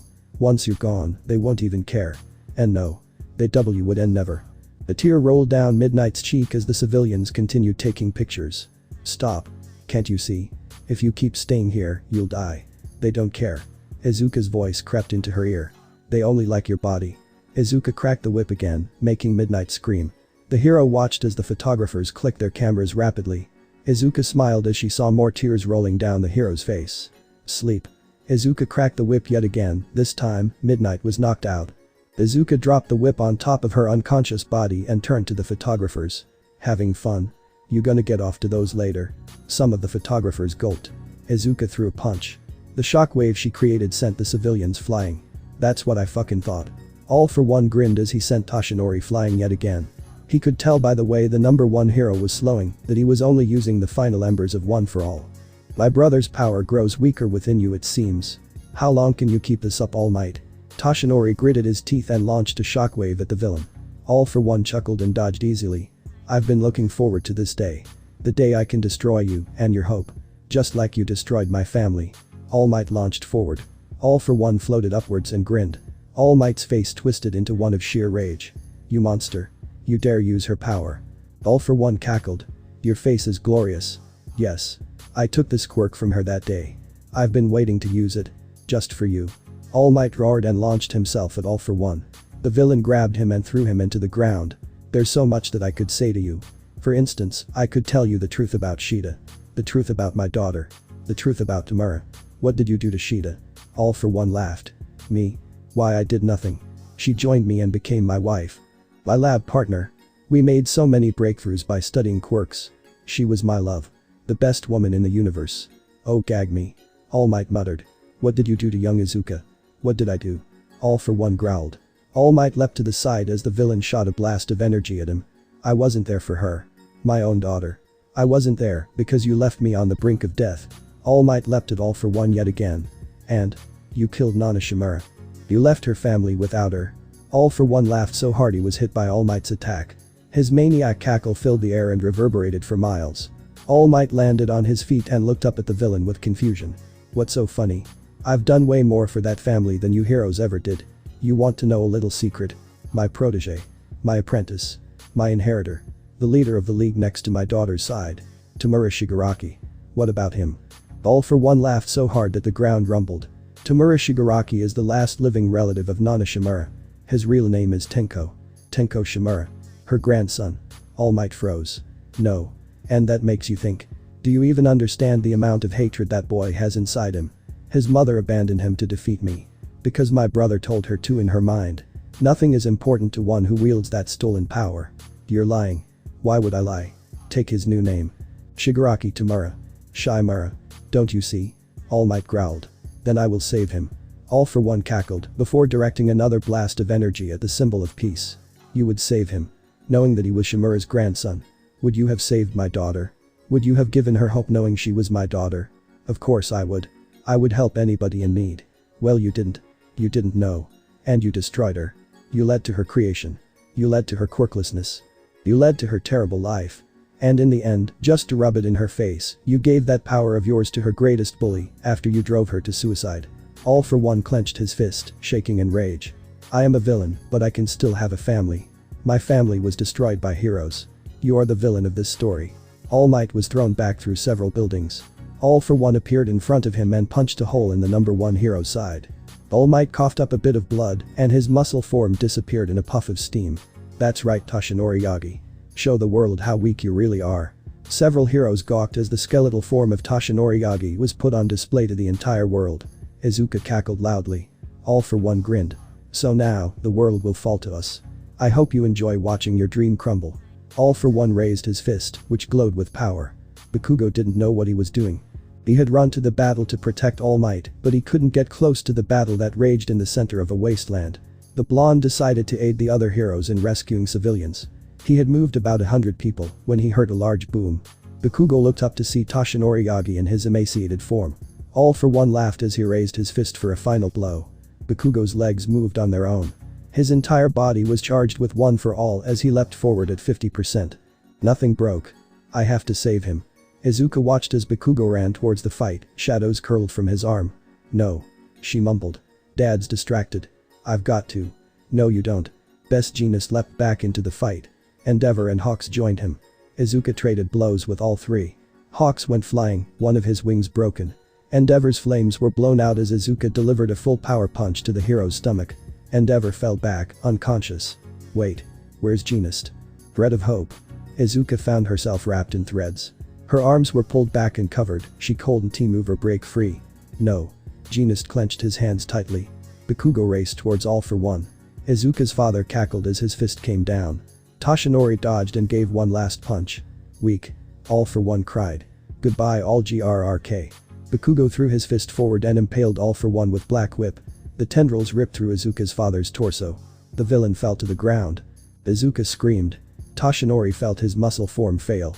He could feel the last embers of One For All flicker. All For One smiled. The world will fall to us. Enjoy watching your dream crumble. All For One's arm glowed with power as he raised it to deliver the finishing blow. I have been waiting so long to end you. My child's life has been destroyed by you. My family torn to shreds by your image. I will enjoy your demise. Toshinori pushed the last motes of his power into his right arm. I've only got one shot. God Ender. United States of Smash. The two attacks cancelled each other out. Toshinori shrank. All For One smiled. Weak. You're weak Toshinori Yagi. Just like Nana. Don't worry, you'll be seeing her very soon. All For One raised his arm once again. Goodbye all. GRRRK. All For One felt pain shoot through his body. He looked down in disbelief to see tendrils of darkness protruding from his chest. Damn. I forgot. About. Him. All For One's body was torn apart. The villain fell to the ground limply. Bakugo ran up to All Might. We need to get you out of here before. Izuka's scream shredded her bindings and blasted every hero to the ground. Best Jeanist was thrown out of the wasteland, he landed somewhere on the edges of Kamino. The other heroes were floored, some knocked out by the immense power of Izuka's raging emotions. She couldn't keep them contained. Izuka ran to her father's side. Dad. Dad. All for one coughed. His gray eyes regarding her face with sadness. I'm so sorry. Cough. I won't make it. No. No, Dad. Just give me the revival quirk. Yeah. I can bring you back. All for one coughed and shook his head. There's no coming back from this. The truth is, I brought you back with a combination of quirks, you cannot possibly hold them all. Cough. And they aren't compatible with you. Izuka wept as her father reached up to stroke her cheek. Izuka. I don't have much time left. But it's enough. Get out of here. Pass this on to Tamura. It's the only quirk that I can give you in your ascended state. Your birthright. Izuka felt the power transfer into her body. Dad. No. Don't go. I love you, my daughter. And I always will. I believe in you and the League. Cough. Now it's time to rest. All for one's new eyes went dull as life left his body. Izuka wailed. The heroes began recovering. Bakugo grabbed Toshinori and led him away. Come on. Gran Torino joined the two and helped them leave. The League began stirring to find themselves surrounded. No. Tamura breathed. Toga bowed her head as she saw Izuka. Tetsu grit his teeth. Mirko cried with her master. The heroes began closing in on the villains. Tetsu went full berserker mode and kept the heroes at bay, but the villains were soon overwhelmed by sheer numbers. Kurogiri wasn't awake yet. Izuka wept over the body of her father. She felt a hand on her shoulder. It was Quickstep, the warping hero. Izuka Midoriya, you're coming with us. The hero saw the body of All for One and called to his allies. It's okay now. All Might did it. Izuka mumbled something inaudible. Quickstep turned back to her. What was that? I said. Nothing's okay. Izuka shook. Her skin flickered white. Her normal dull glow changed and became black. She saw her friends being restrained, her family. You heroes. You think that you can get away with anything? Izuka's aura grew around her, a voice echoed in her mind. Assimilation of quirk recognized. Quirk. All for One has bonded to host, Izuka Midoriya. Ascension to demon kin status requested. Request confirmed. Alterations pending. Izuka's hair furled out behind her and turned back to its original green color. Her single eye glowed and became slitted. Her ears shifted to become pointed. Izuka's teeth remolded and became fang-like. Her canines became a bit longer. Second ascension to demon kin status complete. Artificial creation of quirk. All for One, beginning. Process complete. Quirk duplicated. You kill my father. You shun those that you don't understand. You hurt those that you despise, all in the name of justice. Justice weeps when you say her name. You have no right to. No. Izuka cut the hero off. You have no right. Today will be a great day celebrating the heroes for their victory. Everything is going perfectly. You all get the attention you yearn for. Your peace holds. Everything is okay. That's right. No. It's not. Nothing will be okay about this day, because you pissed me off. Nothing will be okay, you will all know fear. Izuka whipped around and grabbed Quickstep by the head. The hero screamed as she stole his quirk. He panted as the process ended. Izuka squeezed, causing the man to die as he was crushed. She tossed the body to the side. The villainess turned to the number of heroes that were staring at her in horror and licked the blood off of her hand. Izuka disappeared and reappeared behind the heroes. Hope is dead. Izuka punched through the stomach of one hero, the snipping hero. Sever. And stole their quirk. Because I am here. Quirk. Quick step, assimilation complete. Quirk. Scissor, assimilation complete. Izuka tore through the legion of heroes. Blood hung on the air. The bodies of the fallen were no longer recognizable. Izuka's eye was dilated to the point of looking like a snake. She saw her friends being rapidly escorted into police cars. Izuka roared and appeared above the cars. She used a telekinesis quirk to pull them into the sky. The cars and their drivers were crushed into a ball of metal and blood. Izuka pointed to Kurogiri and forcefully activated his quirk. The villains were warped to a safe point. Izuka turned back to the wasteland and saw the face of Toshinori Yagi. You will not escape from me. Izuka rocketed forward. Bakugo suddenly found that while he was holding his teacher's arm, the rest of him wasn't attached. Izuka held the pain-riddled form of Toshinori Yagi in her hands. She had taken his right arm off, the arm he used to attack her father. I wanted to kill you for so long. I wanted to make sure that you died quickly. But now, I realize why my dad wanted to make you suffer.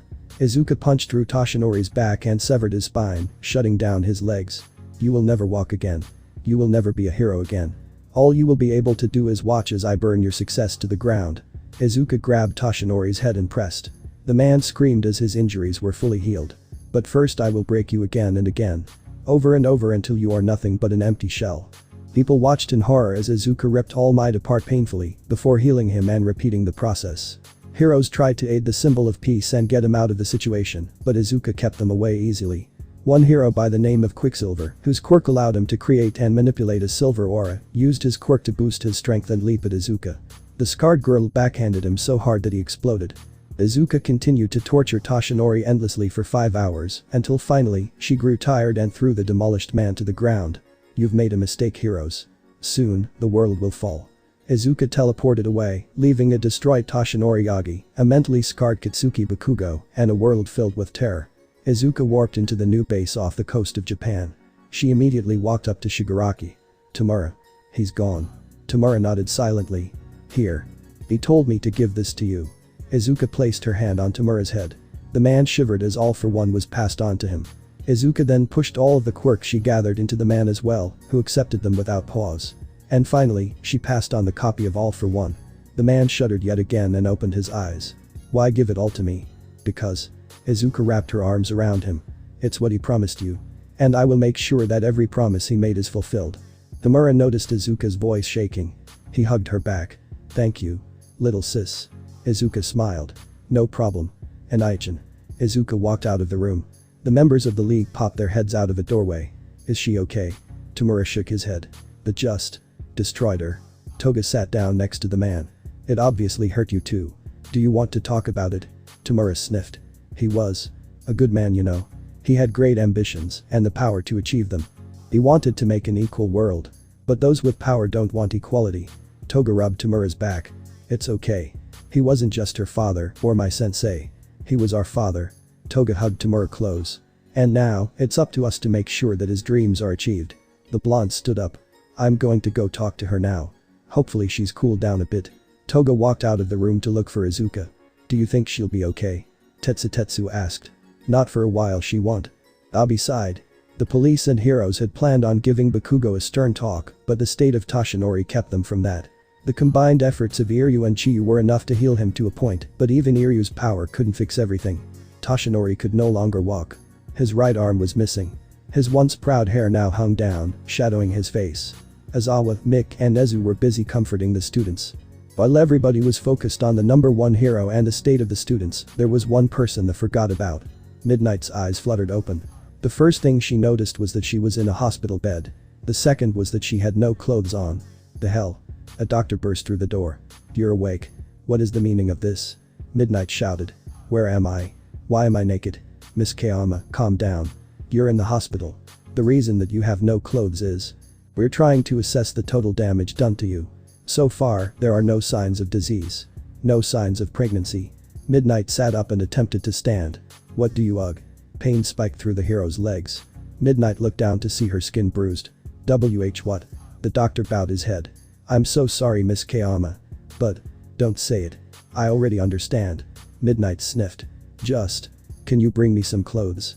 And then just. Leave me alone. The doctor nodded and had a spare set of clothes brought in. He then left the room. Midnight curled up into a ball and wept. Her tears stained the sheets of the hospital bed as feelings of sheer worthlessness clouded her mind. Toga walked through the doorway and into a darkened bedroom. The blonde hit the light switch and the lights came on. Toga saw nothing at first, but then in the corner, behind the headboard of the bed, a pile of blankets rustled. Izuka. Too bright. Toga turned the lights off and walked into the room. In the corner, a single acidic green eye glowed. The pupil was cat-like and regarded Toga with intensity. The blonde could see the feelings raging behind the single green orb. Izuka. Go away. Toga stepped forward. Izuka. I won't leave you. If you stay around me, I'll get attached. You'll die too. Toga sat down next to the bundle of blankets. No. I won't, you know why. Because I will stay by you. I have full faith in you. He's gone, Toga. He's gone. Toga wrapped her arms around Izuka. I know, babe. Izuka sniffled and began weeping. I know. Izuka woke up in her new room. To anybody else, it would seem to be pitch black. Izuka could see just fine. So. A second ascension. Izuka stepped in front of a mirror. Her eye glowed back at her.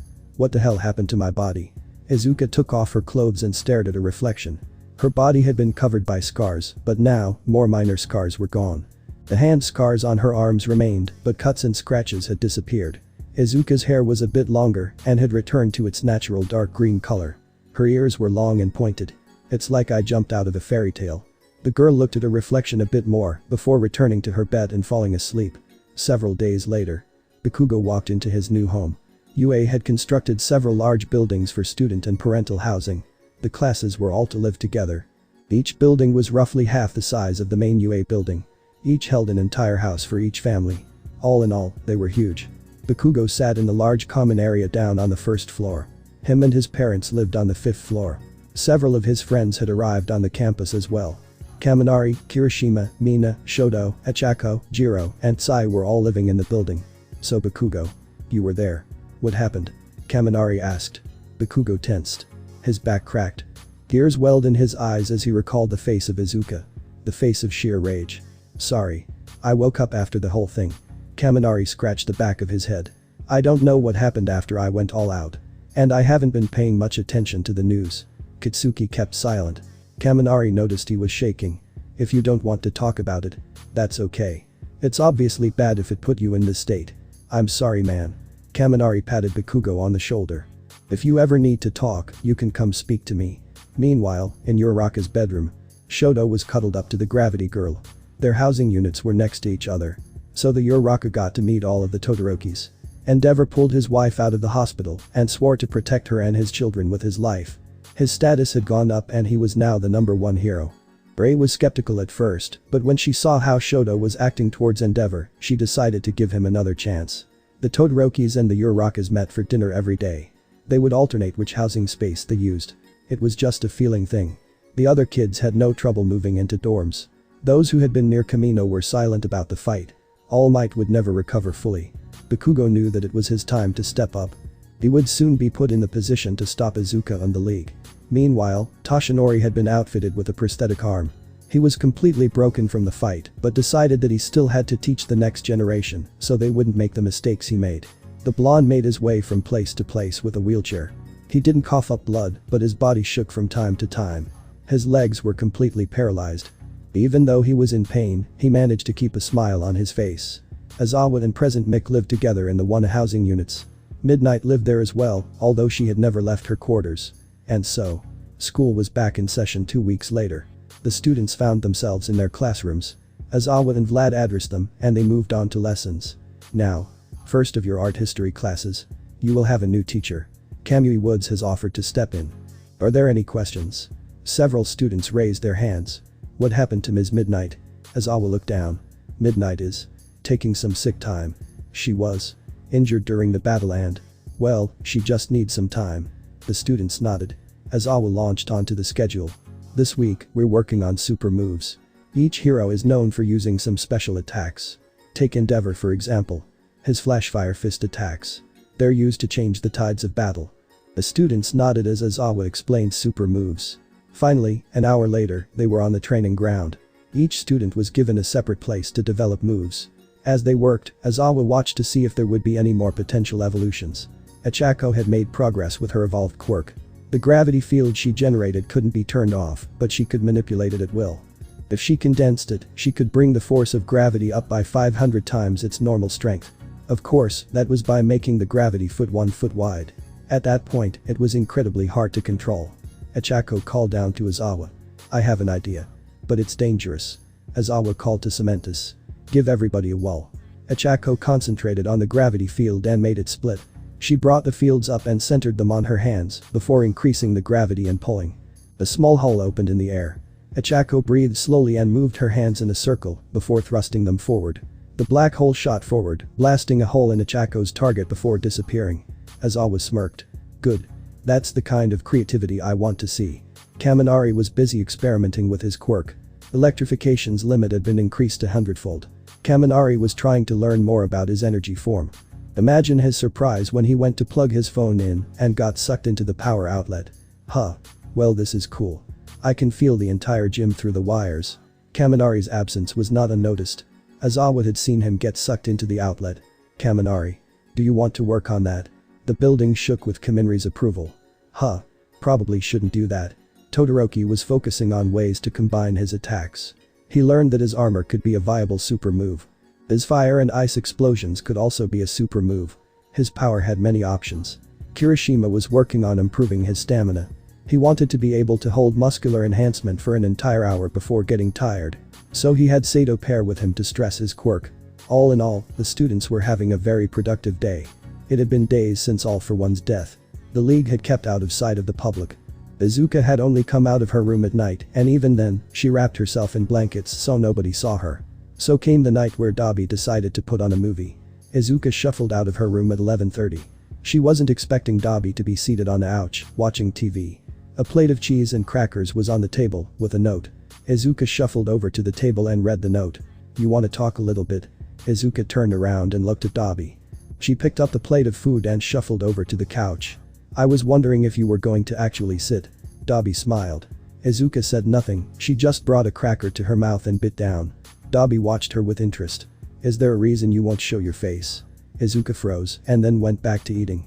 Dabi sighed. "Well, I'll be up for a while. Feel free to hang out. Do we have any raw meats?" Izuka asked suddenly. Dabi looked at her oddly. "Not right now. But I can always ask Aboro to pick some up." Izuka nodded. "That would be great. Thanks, Aniasan." The two sat in silence for a while. Eventually, Dabi felt a weight on his side. It was Izuka. She had fallen asleep. The blanket she was wrapped in had loosened, and the hood she fashioned out of it fell down, revealing her face. "What the?" Dabi stared at Izuka, before smiling and planting a kiss on her forehead. "Sleep well, Izuka." The next day, Izuka was in a corner. The windows were open, and she was trying to avoid them. "Sorry. The light hurts my eyes." She had re-wrapped herself in the blanket and covered her face up. She sat in the corner for a large part of the day. Not many people noticed her at first. Then Kurogiri brought in some raw beef. Izuka pretty much lunged for the meat as soon as Kurogiri walked through a warp gate. As soon as he was through, there was a gust of wind and Izuka was gone. "What was?" "Don't." Dabi shook his head. "Just don't, for now." Toga found Izuka in her dark room, munching on bits of the raw beef and looking at her computer screen, which had been dimmed down quite a bit. She let the girl be for the time being. Izuka's ears twitched as she heard her door click shut. She finished off her treat and washed her hands before going to her new closet. In her closet was a small case that held her mother's old nightgown. Izuka slipped it on and crawled into her bed. It was the first time she cried herself to sleep in years. It was midnight at the UA dorms. It had been 1 month since Kamino. The students worked on super moves for their classes. Now, everybody was in bed. Everybody except Namuri Kayama. Midnight sat in her housing unit and shook. She had had another nightmare. She had been knocked out during the battle, but there were still snippets where she woke up. Pain. As those snippets of memory came back to her, she only felt pain. And now, the faces of her fans haunted her in her dreams. She was right. Midnight tried to focus on something else. She attempted to make food, but burned it as she had a panic attack. She tried to exercise, but screamed and retreated to a corner as a vision of one of her fans taunted her. The hero tried to do everything she could think of, but her visions prevented her from doing anything but hiding in different parts of her living space. For several weeks, Midnight's door had remained locked and she didn't interact with anybody. She stayed locked within her room. Until now. Kayama opened the door and proceeded to sneak down to the common room. From there, she walked to the main UA building and went to her office. The office that was now being used by Kamui Woods. "Well. Nezu did get a good replacement for me," Kayama muttered. She was dressed more modestly than ever in her entire life. Hidden in one of her drawers was a small notepad covered with phone numbers. "I need to know." "How does she know?" Izuka froze as a ringtone came from her desk. It was her normal phone. The one she used for UA. "What are they doing? Calling to rub it in my face?" "Who would call that phone?" Izuka grabbed the phone and answered. "Who are you? What do you want? Are you heroes here to rub it in my face more?" "Huh?" A soft voice whispered over the phone. "Izuka. It's you, right?" Izuka recognized the voice. "Midnight. Can we meet? I know a place." Izuka growled. "I don't want to see any heroes. This isn't meeting with a hero, it's a meeting with a woman who needs some guidance." Izuka was silent. "Hello? Hello? Takoba Municipal Beach Park. 1 hour. If I see any heroes there other than you, you're dead." Izuka hung up. She immediately walked to her closet and put her mother's nightgown away. She pulled on short jean shorts, a white shirt and a black hoodie. She peeked out of her room to see that everybody else was asleep. "Okay." Izuka snuck out of the building. The first thing she noticed was that this building was on a small island. She could see the coast of Japan not that far away. "But how do I get there?" Izuka looked down at her hands, which buzzed with energy. Alright then. Let's try this out. Izuka took on a running position. Her form flickered. Motes of black drifted away from her skin, and she took off. Izuka had instantly reached the proper velocity to run on water. She could perceive everything around her easily as she sped towards the coast. Faster. Way faster. Izuka arrived on the shore in seconds. She immediately observed her surroundings. I'm not familiar with this part of Japan. I should disguise myself. Izuka grabbed a mask out of her pocket and put it on. Glad I never leave home without one. Izuka quickly found that she was in the rapidly reconstructed portion of Kamino. She grit her teeth at the large statue of All Might that dominated the square. That fake. Izuka turned her back on the statue and walked down a dimly lit street. She eventually made it to the train station. Izuka leapt up onto the tracks and began running. She knew the train schedule, and even if she hit a train, it would hurt civilians, not her. In a short amount of time, Izuka made it to Musatafu. She hopped off of the train tracks and into the city. Izuka spent a bit of time looking around and eventually found her old school. A couple of teens stood outside it, smoking weed. Do you even remember? It's been like a year. Izuka recognized them from her old class. They were two kids that had actually been nice to her. Izuka walked up behind them. Can I get a hit? The two turned around and saw Izuka. Who are you? My name isn't important. Izuka said. Shen and. You're the one transfer student. Arthur. How do you know our names? Izuka sighed and pulled her mask down. SHHH. Don't speak. Izuka. Girl. I thought you left Japan. Arthur grinned. You certainly kicked All Might's ass. Kinda scary, but hey, if I die, I deserve it. Did you two end up going into hero studies? Izuka asked. Shen shook his head. No. We went into quirk studies. We wanted to learn more about the science, to honor you after. Well. Your disappearance. Thanks. Well. I hope you two have a good time. Izuka put her mask back. Carry on with your evening. I don't want to get you into trouble. You kidding? If we were caught, we'd be in trouble as is. Heh. Izuka chuckled. Just. Have a good night. Izuka walked away from Aldera and walked silently to Takoba Municipal Beach Park. On the shore, she spotted a figure in a trench coat and sunglasses, her black hair pulled up into a bun. Is that you, Midnight? Izuka approached the woman. Ayama turned to Izuka. Yes. Thanks for meeting with me. Hey. You were a teacher who cared. Izuka said. What do you want to talk about? Walk with me. The two walked across the shoreline. You were right. My hero title means nothing to people. I'm sorry. Izuka said. It's fine. It took me long enough to realize. The pro hero sniffed. So. Why come to me? I don't know. I've changed since the battle. I don't think I want to be a hero anymore. So. You come to me? Do you want to become one of my allies? Izuka raised her eyebrow. I don't know. My hero mantle has been tarnished, not that it held any meaning to begin with. I don't want that to happen to anybody else, but with the way things are right now, I'm afraid that it will. Change needs to happen. It needed to happen a long time ago. Izuka said. Kayama nodded. Yes. It did. So. A villain. I'll stay at UA for now. But I'll be an ally. Someone to talk to. Maybe you can be someone for me to talk to as well. Midnight. I don't remember much after I saw my father die. What happened to you? Izuka asked. Kayama shivered. I. If you don't want to talk about it, it's fine. Kayama bit her lip. You were right, Izuka.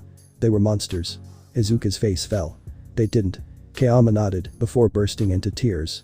Izuka hugged her tightly. Midnight. I am so sorry. Kayama broke. In all the time that she had been suffering, almost nobody came to see her. When they did, it was only to bring groceries or food if the students ordered out to eat. Nobody had tried to comfort her, they just left her to sort it out on her own. Hey. It's okay. Izuka held the woman closely. It's okay. Toshinori sat in his room. A quiet beep alerted him to take his medicine. He rolled over to his counter and opened a small medicine cabinet. Recovery Girl had prescribed Toshinori with medications for several mental disorders. It had happened after he was cleared for the wheelchair. Toshinori had heard a scream and had flashbacks. Even though he couldn't use one for all completely, he was still linked to it. His existing arm had buffed up and he began throwing punches to try and defend himself. On top of that, there were voices that just wouldn't go away. Toshinori was plagued by shadows of All for One and the League of Villains. Izuka most of all. A vision of the girl was always beside him, no matter what he tried to do. No matter what decisions he made, she whispered doubts in his ear. When taking medications for schizophrenia, the other visions disappeared, but not her. At night, she would scream at him. And even now, she stood next to him. You know that I won't go away. You aren't real. Your body begs to differ. I mean this version of you. Toshinori turned around and wheeled through the girl. Well, that was rude. The Vision chuckled. So? You destroyed me. I was getting payback. I know. Toshinori sighed. I won't ever be able to atone for what happened. You mean this? The Vision shrank into a younger version of Izuka, who opened the window and leapt out. Stop taunting me. The Vision laughed as Toshinori wheeled himself to his living room. You should have seen the look on your face. Stop taunting me, damn it. Toshinori shouted. The Vision of Izuka smirked and sat down in a chair. Recovery Girl walked into the living space. What are you shouting about? Did you take your medicine? Toshinori nodded. Yeah. Thanks for checking up on me, Chio. Recovery Girl nodded and left the room. Izuka's apparition chuckled in the chair. Oh, poor Toshinori. You can't do anything, can you? The symbol of peace, now look at you. Toshinori grabbed the Vision by the neck with his prosthetic arm. I said. Stop taunting me. I'll kill you. Silly Toshinori, heroes don't kill. The Vision turned into mist. Toshinori heard the one last sentence. And I'm not really here. That's terrible. Kayama and Izuka sat on a bench that looked out over the water. Kayama had explained what had been going on. The worst part isn't the visions. It's the fact that I don't remember who did it and the doctor. The doctor. Izuka said. Kayama nodded. The first thing he said to me when I got up. The way I found out. There's no signs of pregnancy. I'm so sorry. Izuka said. Kayama placed a head on the girl's shoulder as Izuka wrapped her arm around her. This is a little intimate, don't you think? Kayama chuckled. It's fine. For once, I don't see them. Them? The shadows. Izuka rubbed Kayama's shoulder. I'm fine with you being an ally. Maybe even joining the vanguard. You were one of the better teachers. I'd hate to end up killing you. Midnight sighed on her shoulder. Thanks for meeting with me. You're a villain with a heart of gold. Izuka chuckled. No. I'm just a girl who's hit it rougher than most. Izuka heard a voice call from the sidewalk. Hey look. It's Midnight. Did you see what happened to her on the news? Yeah man. Always knew it would happen though, with that costume she was begging for it. Izuka felt Kayama curl up. Do you want to go back now? Kayama nodded. Okay. Izuka lowered her mask and kissed the woman on the cheek. Welcome to the family. If you ever need me, use this number. Izuka handed Kayama a number for a substitute phone, so nobody would know who she was calling. Thank you. No problem. Welcome to the family. Kayama stood up and walked off of the beach. She ignored the comments made by the two people that taunted her as she passed. Kayama made it all the way back to her living space without anybody else saying anything. The pro hero saved the number to her phone as Little Demon. Meanwhile, the two assholes who had taunted Midnight thought they were very funny. They laughed as they walked down the sidewalk. Izuka walked up to them, her face covered. You think you're funny? Shut up, bitch. She had it coming for a while. One of them laughed. I wish I could have felt that. Midnight is everything I search for in a woman. You're both vile. Izuka snarled. Oh yeah. And what are you gonna do? One smirked. Izuka lowered her hood and removed her face mask. The two backed away in fear. I'm going to make sure that you two don't live to experience a relationship. The two were dead before they could scream. Toga woke up and went to check on Izuka. The girl was sitting in her room, on her laptop. She wore an oversized hoodie. Her hair drifted down over her scarred eye. Her pointed ears twitched as she heard Toga walk in. You're up early. I had someone to meet last night. Izuka said. Haven't slept. Who did you meet? Toga raised an eyebrow. Midnight. You met with a hero. Toga. I knocked her out, then left her in the rubble to defend you guys. Then, when I was raging, she was taken advantage of. Toga growled, understanding the situation. Who? Some of her fans. She can't really remember because she was unconscious. I don't really trust the heroes, but Midnight was one of the good teachers. She reached out to me. Toga nodded. Okay. Will she join us?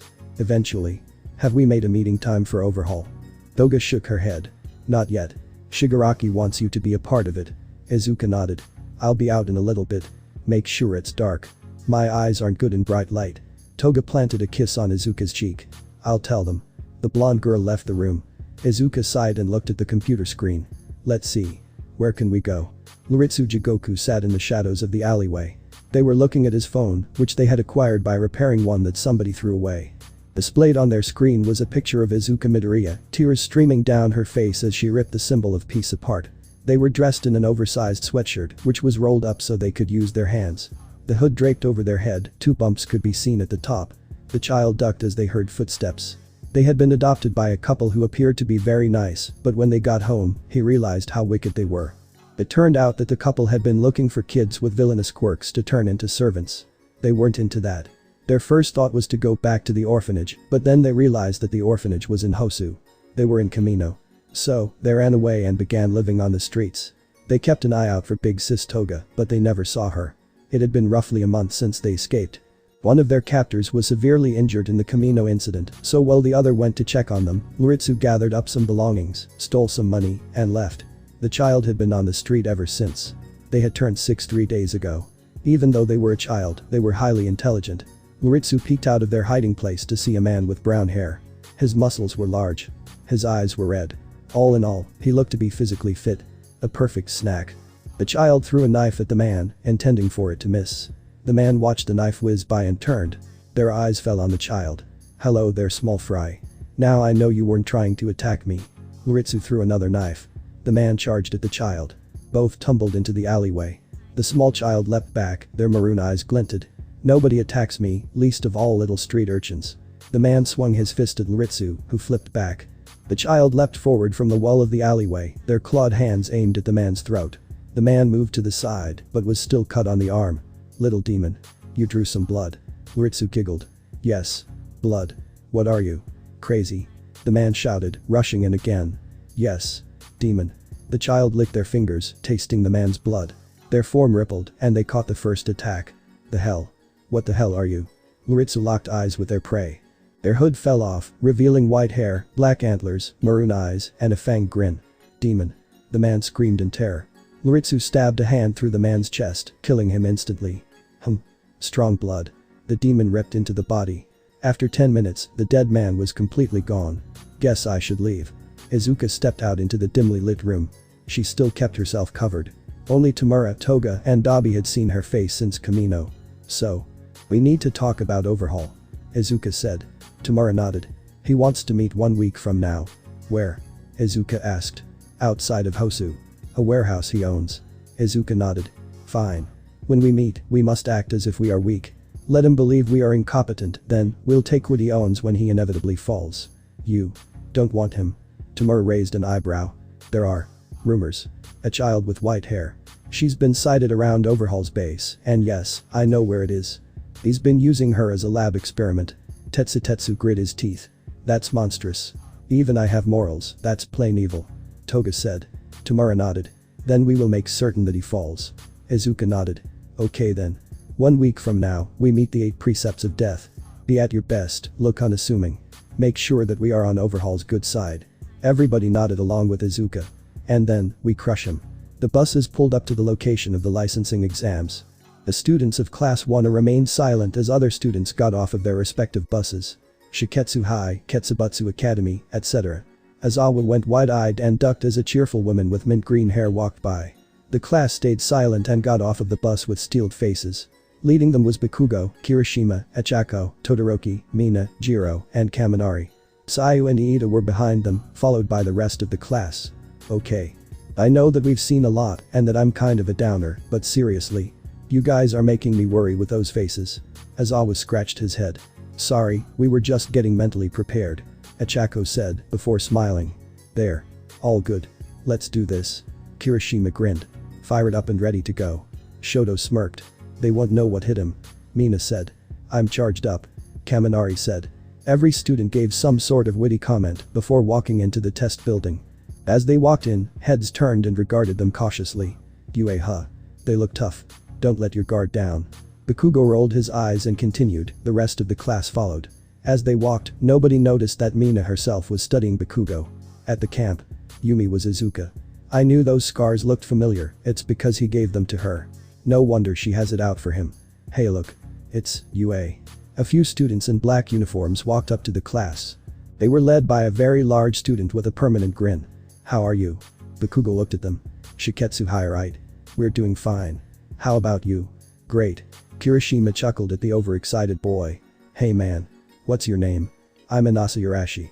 The boy shouted. "Come on everybody, they're about to start, you need to get changed." Azawa grumbled. "All right." Echako smiled. "Inasa, we hope to have a good time with you out there." The boy was taken aback by the bubbly girl. He was even more taken aback when each of the students gave him a fist bump, including Shoto Todoroki. I remember you from the recommendation exams. I'm sorry for being a jerk.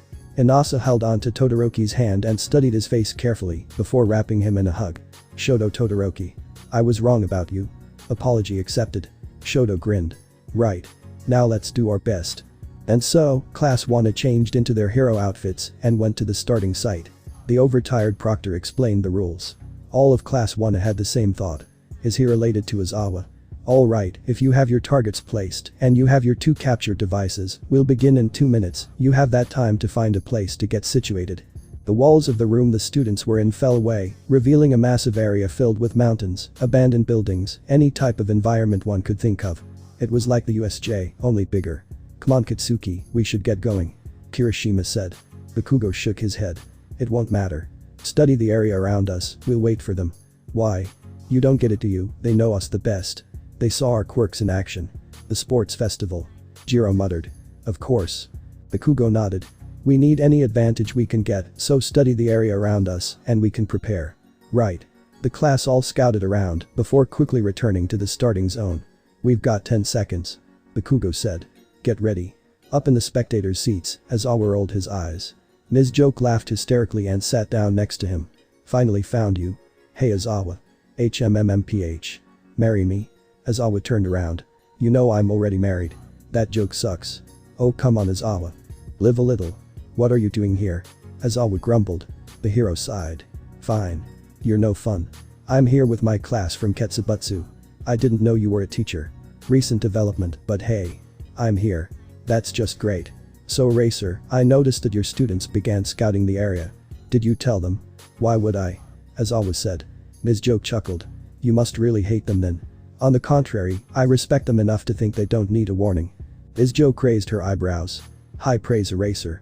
But do you really think they can compete against the other hero schools in the country? Izawa scoffed. Just watch. They'll blow you away. A horn sounded, the exam had begun. Ms. Joke looked down at Class 1A. She could see her students, along with several hundred others, closing in. Every year it's the same. The students all team up. UA is immediately crushed. You don't want to warn them against that. Fine. You've laid them to rest. Every student leapt out at Class 1A, each held their captured devices and prepared to throw. All right. Now. Bakugo shouted. Todoroki rocketed into the air, covered in blood-red fire. Jiro placed her hands on the ground. Kaminari rubbed his hands together gleefully. Ichako brought her hands together and pulled them apart, making a black hole. Team attack. Gods of heaven and earth. Ichako whipped the black hole around, pulling the other students inward. When they were in range, Kaminari released a blast of electricity. Jiro flexed her hands and caused an earthquake, jumbling the students around. Todoroki lit up the sky, before sending a wave of ice to stick the students to the ground. What the hell was that? Ms. Joke was wide-eyed. Izawa smirked. That was my class. I hope you enjoyed the exam, you'll be coming back with your class next year. Most of Class 1 made the 2-person requirement before students broke out. Bakugo and his friends let their classmates get first dibs. We can get more points easily. You guys continue. Thanks. So now, all of the students who weren't knocked out broke free of the ice and ran. Bakugo popped a few explosions. Let's do this. Bakugo took off with his friends. Mina followed closely with a glare. Izuka took a deep breath and walked to her closet. We meet overhaul today. Izuka looked through her clothes and eventually settled on an outfit. Izuka pulled on a bartender's outfit and a black mask. She covered her ears up with her hair. I don't want people to see. Why? Izuka turned around to see the ghosts of her parents sitting together on her bed. Mom. Dad. Hello sweetie. All for one said. I told you that I'd watch over you. Izuka sniffed and wiped tears from her eyes. Thank you. Izuka. Wear your new looks with pride. You're more than human now. Keep going, for us. Izuka nodded. I will. I will. Mina watched as Bakugo helped his friends get points. It was now only her, Bakugo, Kiroshima, Ichako, and Todoroki. Each of them only needed one more capture to pass. Damn. I don't see any more people. Kiroshima grunted. Mina slowly reached behind her and unbuckled a capture device at Bakugo. I do. Really? Where? Look up there. Everybody turned to look up at a small hill. Mina dove at Bakugo. The blonde spun out of the way. What the hell? Mina stood up, her face darkened. The thing is, they never said we couldn't attack classmates. Bakugo shoved everybody away. Go, find other points. I'll stop her. I'm not leaving you, Katsuki. Kiroshima said. Kiroshima's right. We stick together. Shoto nodded. Mina slowly approached Katsuki, orb in hand. I've been meaning to ask you some things, Bakugo. Bakugo lunged at Mina, who easily sidestepped. The pink girl attempted to hit one of his targets, but Bakugo maneuvered out of the way. What the hell is wrong with her? Mina. Snap out of it. Kiroshima grabbed the pink girl by the shoulders. Mina glared at the redeed. Get off of me, Kiroshima. I can't do that. If you don't get off of me, I'll melt your hand off. This is between me and Bakugo. Kiroshima narrowed his eyes. Who are you? Mina grabbed Kiroshima's hand and pushed him off of her. You think that I wouldn't be angry sometimes? Is that the case? I heard what Himiko Toga told Ichako. Ichako told me herself. So you think you don't know me? I don't even know you. Kiroshima shuddered. What happened, Mina? I wanted answers. And that blonde bitch is gonna give them to me. Mina rushed towards Bakugo, who attempted to restrain her with black whip. The girl coated herself in acid and slipped through the quirk. Mina flipped over Katsuki and attempted to hit a target, but the boy sidestepped. You see. Bakugo hasn't told us the whole story about Izuka. See, she infiltrated UA, sure. She's a villain, sure. But did you ever think of why? She was petty. Todoroki said. She couldn't take no for an answer. Mina looked at Todoroki. Is that really what you think? Let me tell you something. Ichako, I'm sure you remember the hot springs at the training camp. Ichako nodded. I do. Remember when we saw her there? Mina asked. Yeah. I do. Ichako said. She was covered in scars. From blades, rocks, everything. Mina nodded before turning back to Bakugo. You see, what stood out to me was a specific set of scars. They were mostly visible on her arms. There were also some on her back and one on her inner thigh. Bakugo went wide-eyed. Don't tell me. These scars were very familiar. Yaoi Rozu has one on her shoulder from the sports festival. They're handprints from a certain quirk-dubbed explosion. Bakugo grit his teeth. Yeah. And the thing is, Izuka had so many. She grew up with you bullying her. You used your quirk on her when you beat her, didn't you? And what if I did? That's all the information I needed. Mina rushed forward on a wave of acid. Bakugo could only dodge as Mina whirled around him in a frenzy. Mina. Stop it. Is that what she asked you? To stop it, Bakugo. Bakugo bit his lip and continued to dodge. I can't fight her. Katsuki. You have to beat her. Bakugo grit his teeth. They're right, but come on, Bakugo. Fight back. Or are you finally facing the consequences now? Bakugo grit his teeth. Fine, Mina. Lightning burst around Bakugo. The boy took off. Mina dodged Black Whip whenever Bakugo used it. His only other option was to use Explosion. Mina. You need to calm down. Bakugo said. I don't want to hurt you. Shut the hell up. Mina said. You already have. The two exchanged blows until Mina was thrown forward. Bakugo took the chance and opted to hit her with Explosion. Mina ducked into the blast. Bakugo's quirk enveloped Mina's head and she was sent flying. Shit. Bakugo ran to check on Mina. After checking her, he came to the conclusion that she was just unconscious. Should we take her out or? Ichako, you do it. You can carry her back. She'll fail the exam, but she needs to be checked by a nurse. Ichako nodded and pressed Mina's targets. Her targets turned green and Mina's turned red. Ichako touched her fingers to the pink girl and began carrying her back to the stadium waiting room. 3 hours later. The exam was over. All of class 1 had passed, except for Mina. The girl was still recovering from her fight with Bakugo.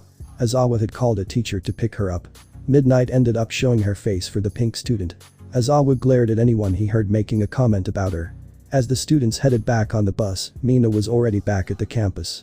Midnight had brought her into her living space. Are you okay, Mina? No response. Mina. Mina just sat still, staring out of a window. Midnight went over and tapped her shoulder. Hey, Mina. Huh? Oh, sorry. I didn't hear you. But I was shouting. Wait a minute, don't tell me. Mina. Can you hear me? Mina blinked. Huh? Are you playing a prank, Midnight? It isn't funny. Midnight hugged Mina closely. Mina went wide-eyed as she realized. She was now deaf. Izuka stepped out into the large warehouse. Shigaraki stood with the vanguard in front of her. Overhaul was sitting on a couch with a coffee table in front of it. He hadn't noticed Izuka's arrival. So. Tamura Shigaraki. We meet at last. Hello, Overhaul. Tamura sat down in front of him. You contacted us. What do you want? Overhaul chuckled. I want you to help me. You see, the League has fallen, All for One has died. That's because you couldn't use what you had properly. Izuka grit her teeth. Overhaul still didn't notice her. You had Stain at your disposal. The Pyromancer too. Heck, you even got Mirko on your side, but you still failed. It's because the rest of you are too weak. Weak. Magni rushed Overhaul. I'll show you weak. Everything happened in the blink of an eye. Magni was fine. Izuka was between both Overhaul and her friend, two sword handles in her hands. Her blades had been destroyed by Overhaul's quirk. And who might you be? Izuka chuckled and removed her mask. You know who I am. I didn't hear my name mentioned on your list of strong assets. You see Overhaul, we have a diversity in the league. A lot of us are still shaken from the fight at Kamino. If you chose to use lethal force against one of my comrades. Izuka's eye sparked with malice. I will do the same thing I did to All Might. Overhaul shivered. My apologies. I meant no disrespect. We'd like to hire you. Izuka smirked. Good. We need something to do. What would you like us to do? Overhaul sat back down on the couch and pulled out a small metal case. In here are bullets which I have refined. There are only 10 perfect ones currently. They will take away a person's quirk completely, if used. We are going to be beginning the stages of mass production, but there are heroes moving around. They're disrupting my plans. I can't have that, so I need your protection. Izuka nodded. How many of us do you need? I want all of you to work under me. The arrogance. Izuka gritted her teeth. Sorry, but that won't happen. I work for nobody but myself. Stain and Dabi are my friends, as well as Mirko. Tamura here is like a brother to me. We're all family. Izuka sat down next to Tamura. Not all of us are as strong as All Might. Even then, Magni lost her cool and attacked you, she would have been dead. But I suggest that you respect me and those who you have listed. If we are to be allies, even if you see us as less powerful than you still must give us a certain amount of respect. Overhaul nodded. Okay then. 2 of you should be enough. Twice, Toga. Are you up for the task? Toga and Twice nodded. These 2 will report to me if anything happens. If heroes attack, I will be there to offer my aid. Thank you. You believe that they will be strong enough? I know so. Treat them well please. Izuka smiled. I think this is the start of a great partnership. The 2 groups discussed a bit more. Eventually, they parted ways. Overhaul had one thought as he left the warehouse. Izuka Midoriya. You may be strong. But I will kill you and your weak league of villains. Izuka watched the man leave and looked down at the sword handles in her hands, memories flashing through her. I love these swords. Compress, save the handles. I will restore them soon. Yes ma'am. Compress took the handles and turned them into a marble. Now then. Izuka smirked. I'm gonna go blow off some steam tonight. Toga's eyes sparkled at Izuka's grin. Anybody want in? Izuka looked out over Kamino. Toga and Tetsutetsu were by her side. The rest of the league was scattered through different cities around the world. Well, shall we get started? The 3 leapt into the city and began running. They eventually found an alleyway, grunts could be heard coming from the shadows. Mod. There seems to be a fight going on. The 3 walked into the alleyway. Inside, they found 2 heroes beating the form of some small person. Hey. Leave them alone. The heroes turned and looked at the new arrivals. They didn't recognize Izuka or her 2 friends. Do you know what this little urchin did? They attacked us. Nobody gets away with attacking a hero. Motes of darkness drifted away from Izuka. In an instant, she was in the hero's face, her mask off. You forgot. I did and still can. Izuka unleashed a kick that made the hero explode. His partner turned to Izuka. SH shit. Why you see can't win. I see called the agency already. Izuka grabbed the man by the head and raised him up. And they are still nothing to me. The man screamed as Izuka squeezed before exploding in her hand. She immediately turned to the person laying on the ground. Hey, are you okay? Big sis. The person stood up and looked at Izuka. Both her and Toga gasped. Is it? Yes. There's no doubt about it. Why are you on the street? The little demon child toddled over to Izuka's leg. Bad people. They took me from the orphanage. Sirens sounded and lights flickered. Did they call the police too? Tetsutetsu grunted. The child nodded. Alright little one. You can stay with us. Izuka smiled. Now, wanna raise hell? The little demon grinned. Their pointed teeth gleamed in the light. This is the police. Come out with your hands up. Let's go. Izuka said, leaping into the open street. 5 police cars and 20 officers and 14 heroes. Huh. They got a lot of help. They've changed the way they work now. All of the heroes work with the police like clockwork to capture villains. They're much more prepared now. Toga said. Saw it on the news. Izuka appeared behind a hero and killed them. Toga downed 2 heroes quickly. Tetsutetsu faced every police officer at once, bullets bounced off him harmlessly. Izuka couldn't see the little child. Suddenly, a scream came from behind her. Izuka turned around to see the child with their hood down. Black antlers sprouted from their head. Their hair was spiky and white. Currently, their clawed hand was holding the disembodied heart of one of the heroes. The child ate it and their form became muscled. A demon quirk and a blood quirk. The child ripped through several heroes. Izuka took out the rest. It's been a while since I've done this. Izuka took the last hero in her hands and kissed them before punching through their chest. She quickly appeared before Toga and kissed her, sharing the blood. Well then. She said with a grin. Shall we get going? Mina wept on the bedside. Midnight sat in her kitchen, explaining what happened to Izawa. That's not good. Yeah no shit Sherlock. Midnight grunted. How the hell do you think she feels? Izawa listened to Ishido through the open door. I never thought anything like this would happen. This class is certainly full of problem children. Well what are we gonna do for her? Izawa looked at Midnight. For now, I'll give her the next few days off.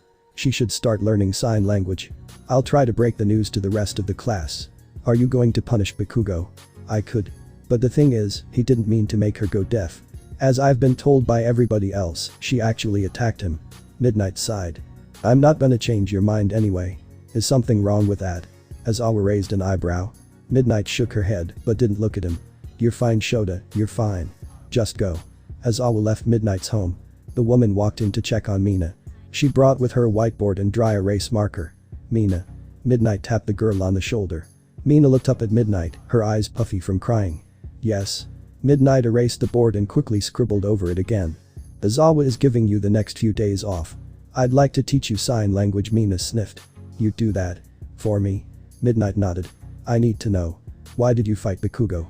Mina tensed. It was subtle, but Midnight could tell that whatever it was made her angry. I wanted to know about Izuka Midoriya. Why ask him? Because. He's the reason she became a villain. What do you mean? Mina clenched her fists. When we were at the training camp, Yumi, who we now know as Izuka, was in the hot springs with us. She was covered in scars. I have no doubt that many of them were from training and building support items. But on her arms and back, there were scars from Bakugo's quirk. Midnight gritted her teeth. They failed to mention that he used his quirk on her.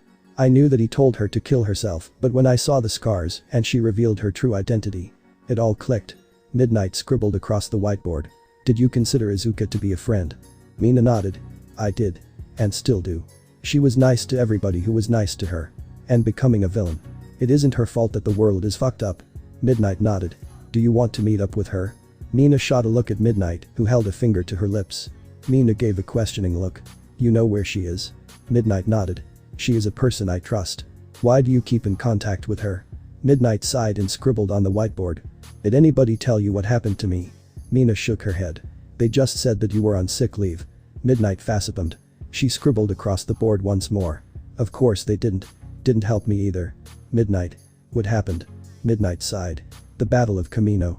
Izuka Midoriya was defending her family. I was searching for Bakugo. I lost him and ended up fighting Izuka. As we fought, she told me what my fans really thought of me. She said they don't see me as a hero. She's wrong. Of course they do. Kayama gave a sad smile, tears brimming at the corners of her eyes. She turned around and as she did, Mina noticed that her legs were trembling a bit. What's wrong with her? Izuka was right. They only saw me for my body. Midnight kept the marker on the board. Mina's eyes were wide. And no. Midnight shuddered and quickly erased what she wrote. I went to my office a few nights ago, I got her phone number and called her. We talked. She was the only person to actually comfort me. That sounds like her. After Tetsu lost in the sports festival, I heard something coming from the rooftop at lunch. Her and her friends were there, singing with Tetsu as he played the guitar. She helped him. Mina said. And she's helping me too. Midnight wrote. If you want, she can help you. Mina bit her lip, but then her eyes gleamed and she nodded. When can I see her? I'll schedule a time. For now, we can work on sign language. Okay. Izuka sat in her room. It was pitch black as always, a comfortable light for her. Sleeping on her bed was the little demon child, Luritsu Jigoku. Izuka brushed a hand across the small child's cheek. For some reason, her heart fluttered when she saw them. Her every instinct was screaming at her to keep them safe. Izuka's phone buzzed on her desk. She reached over and saw it was Midnight. Hello? It's me. I need another favor. What is it this time? One of the students wants to meet up with you. Mina Ishido. Izuka tapped her finger on her desk. Same time tonight. Same place. Will that do? That's perfect. We'll be there. Alright. Izuka hung up and looked at her bed. The child slumbered peacefully. Izuka poked her head into the living room. Can you watch the kid? I have something I need to take care of. Toga looked up at Izuka and nodded. Sure thing babe.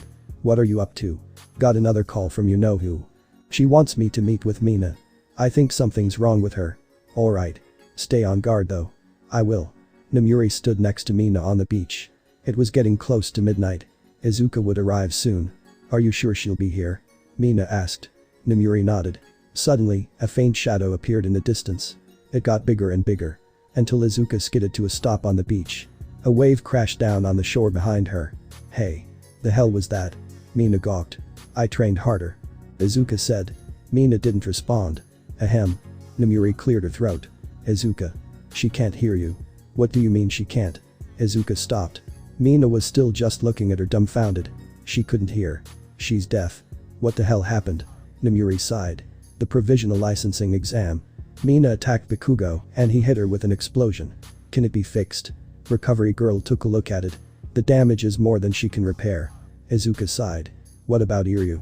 Nomuri shook her head. The damage is really complicated. Iryu cannot heal nerves and neither can Chio. The explosion hit her in the back of the head and caused not only stress to the brain, but also caused her inner ear to vibrate so hard that several of the small organs inside burst. Her eardrums were ripped and her cochlea were pretty much destroyed. Is that it? Nomuri shook her head. Izuka, her ears were pretty much demolished. Her malleus, incus, and stapes were shattered and the shard stabbed into her nerves, severing them. All in all, it's irreparable. Fuck. Izuka grunted. Fuck. Nomuri bit her lip. Izuka hugged Mina closely. I know sign language. Is she learning? Nomuri nodded. She's picking it up pretty quickly. She learned the first half of the alphabet today. Good. Do you want me to make anything for her balance? Nomuri hummed. Possibly. We have Hatsune working on it actually. She'll pull through for you guys. Anyways, what else? Why bring Mina here? Nomuri pulled out the whiteboard and gave it to Izuka. Ask her. Izuka looked at the whiteboard before taking it and writing. Mina. Why did you come to me? Mina read the message and blinked. Midnight said you could help me. I wanted to talk to you. And maybe. Join you. Izuka bit her lip. Don't you want to be a hero? If heroes are people like Bakugo. Then no. Mina. Give your class a shot, okay? If you still want to join us in 1 week, then you can. Mina read the message and nodded. Okay, Izuka. Right. That's probably all correct. Izuka asked. Nomuri nodded. Okay. I'll see you when I see you. Mina smiled at Izuka. As did Midnight. We'll see you. Midnight said. Izuka waved goodbye before turning to the water and dashing off. Both watched her go. So should we get back too? Mina asked. Kayama nodded and both returned to UA. Izuka returned to the base to find the little demon child awake. They were watching an old movie with Toga. Hey. I'm back. Toga turned and looked at her. Hey. So what's up with Mina? Izuka sighed and sat down next to her girlfriend. The provisional licensing exam was today. Mina confronted Bakugo about me. He hit her with an explosion. Toga growled. Is she okay? Izuka shook her head. She's completely deaf. Fuck. Toga. Language. The girl looked at Izuka as if she were crazy and then remembered that there was a child present. Oh. Sorry. Okay. People on street swore too. What's your name, kid? Izuka asked, patting her lap. Muritsu Jigoku. The child crawled into her lap as Toga snuggled up to Izuka's side. Is that the name that they gave you at the orphanage? Izuka asked. The child shook their head. It's the name that the bad people gave me. Izuka ran her hand through the child's hair, marveling at the beauty of his antlers. That won't do.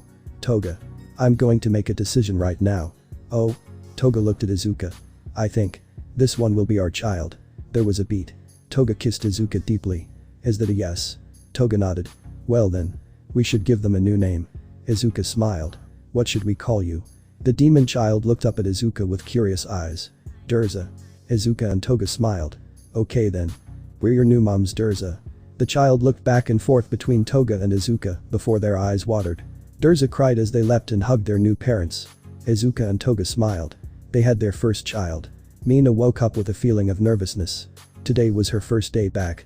Did anybody know about her? Why she was gone? Did Izawa tell everybody in the class or just everybody who asked? Mina shook her head. She had prepared. She hadn't learned a lot of sign language, but enough to get by. Any words she didn't know yet she could write or spell. Maybe she could talk to Kota. Mina stood up and made her way to her closet where she picked out her uniform and got changed. She began thinking of what might happen. Hatsune tinkered away in the workshop. She had pulled 3 consecutive all-nighters making gadgets. It was her coping mechanism for her betrayal. In reality, Hatsune was still loyal to Izuka. Only Izuka. Nobody but Izuka. She made hero costumes and gadgets. Yes. But she also fed her partner information. Anything that the heroes could try, Hatsune could warn Izuka about. The entire school was bugged and nobody knew. Not even Nezu. The terrifying thing about Izuka and Hatsune was that they were smarter than the principal. With one last click of a computer mouse, the final gadget that Hatsune had wanted to make was done. It was a modified version of Izuka's monocle. Pink and black, it was designed for one person. Mina Shido. The design would take anything that anybody said and turn it into a sentence for Mina to read. Hatsune had spent a while working with the dimensions and the visual coding. She could have Izuka make an AI. But the school would catch on pretty quickly. Hatsune looked up at the clock. 7:30. She could sleep for a little bit and then give the monocle to Mina. The inventress did just that. Mina walked into the classroom. It was quiet. Of course it was. Everybody looked happy to see her. Everybody except Bakugo and Kiroshima. Mina ignored their looks and sat down. A few people immediately tried talking to her. She could see their lips moving, but there was no sound. A tear rolled down Mina's cheek. Everybody immediately stopped talking. Koda turned to her and signed something. Are you okay? Mina looked at him and wiped her face off before signing back. Keep it a secret please. For now. I can't hear. Koda's eyes went wide. Sayu asked him something, probably what did she say? But Koda shook his head and turned back around. Everybody continued trying to talk to her. Mina couldn't give them any response. She didn't know what response to give. Except one. I'm okay guys. We should really get ready for class, okay? Everybody nodded and filed into their seats as Izawa walked in. The tired teacher looked at Mina. He obviously said something, but Mina couldn't hear. Probably just glad to have you back Mina. Why didn't you tell anybody? So class that day went on. Nobody knew about Mina being deaf. They didn't understand why their teachers were writing more on the board than usual. If Mina was glad about one thing, it was English class. She didn't have to deal with present mix quirk.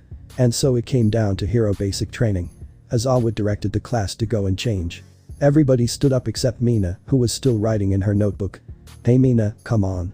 Ichako said. Azawa shook his head. She'll catch up. Don't worry. The students nodded and filed out of the classroom. Mina looked up at Azawa with rage sparking in her eyes. Why didn't you tell them? Azawa scribbled on the board.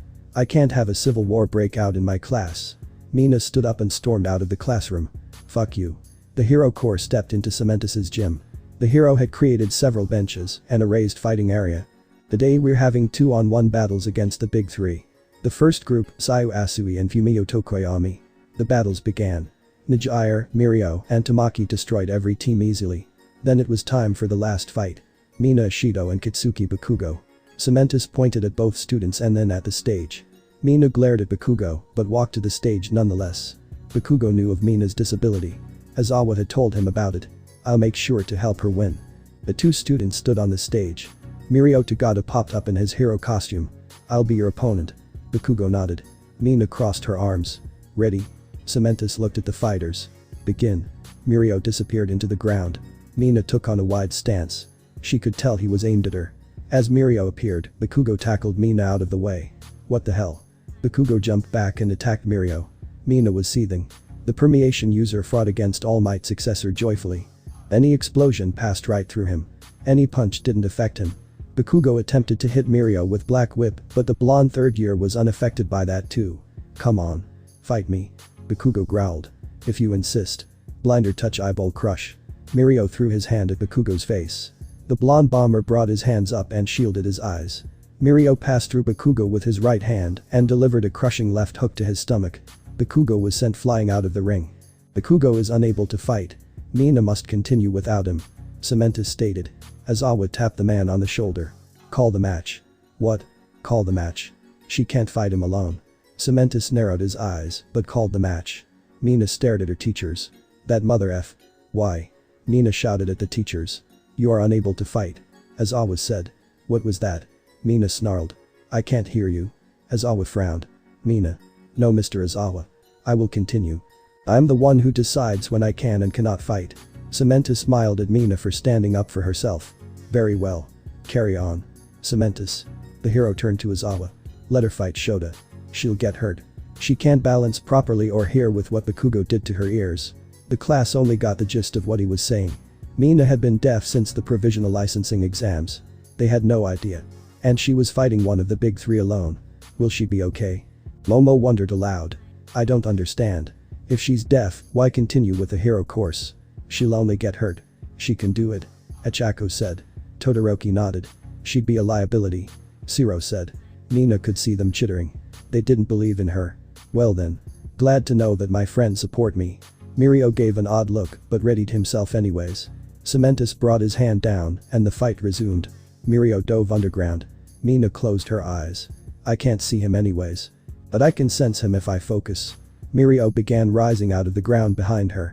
Mina whipped around and performed an axe kick that cracked the cement stage. Mirio ducked back underground. Izuka fought all three of them at once. Their weaknesses were exposed. With Mirio, he needs to stay focused and keep total control over his quirk. He can't breathe when he permeates. Gotta put all this information to use. Mirio rose up completely and threw a punch. Mina coated herself in acid and faked blocking the strike. Mirio took the bait and permeated his arm through her defense. Mina smiled and raised her foot as he punched. As soon as his fist began going through her arm, she stomped. Mirio's foot was dislocated by the power of her leg. Ouch. Mirio leapt back. The class was staring wide-eyed at the battle. Nobody had gotten this close to beating one of the three so far. With his mobility reduced, Mirio rushed at Mina slower. She took the opportunity to skate away to the edge of the arena. Her back turned outwards. Mirio wouldn't be able to launch a surprise attack. Your quirk is incredible, and your fighting style relies on the element of surprise, hitting people from behind. Popping up in unexpected places. But it also takes a lot of focus to control. Mina created a glob of high-viscosity acid in her palm and hurled it at Mirio. He permeated through it but winced as he went back to normal. But the dislocated foot, your mobility is halved. Mirio grinned and said something she couldn't hear before grabbing his foot and twisting it back into place. Mina smirked. Should have expected it. Heroes have a high pain tolerance. Mirio rushed at Mina, who dove forward as he appeared in front of her. He didn't see her move, she just looked like she disappeared. Where? Mina delivered a kick and sent Mirio out of bounds. The students were shocked. Aizawa was white in the face. Cementus was applauding Mina. There. I beat you. Mina said, before hopping off of the stage. Am I done now? Some of the students rushed towards the girl and started saying stuff to her, forgetting that she was deaf. Mina shoved all of them aside and walked away. As she neared the exit, she felt a hand on her shoulder. It was Momo. Mina. Where are you? Whatever you're saying, I can't hear it, nor do I want to. I saw Aizawa scream that I'm deaf now. You all doubted me. Mina pushed the hand off of her. You only want to talk to me because I beat Mirio. Mina walked out, leaving most of class 1 dumbfounded. What will happen now, Mr. Aizawa? Sayu asked. It's up to her. She did just show that she can be a great hero. Mina walked into the locker room with a huff.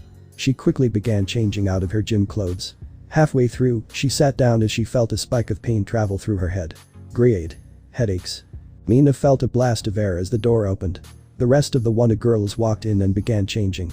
Mina quickly buttoned up her uniform and walked out. As a wrap-up for class, the students each described what the groups did wrong. When it came to Mina and Bakugo, Mina was enraged at the fact that people nitpicked her fighting. I beat him. Mina grit her teeth as Aizawa wrote down yet another tip of what she could do better. After all the hands were down, Aizawa called on people to review the tips they had been given.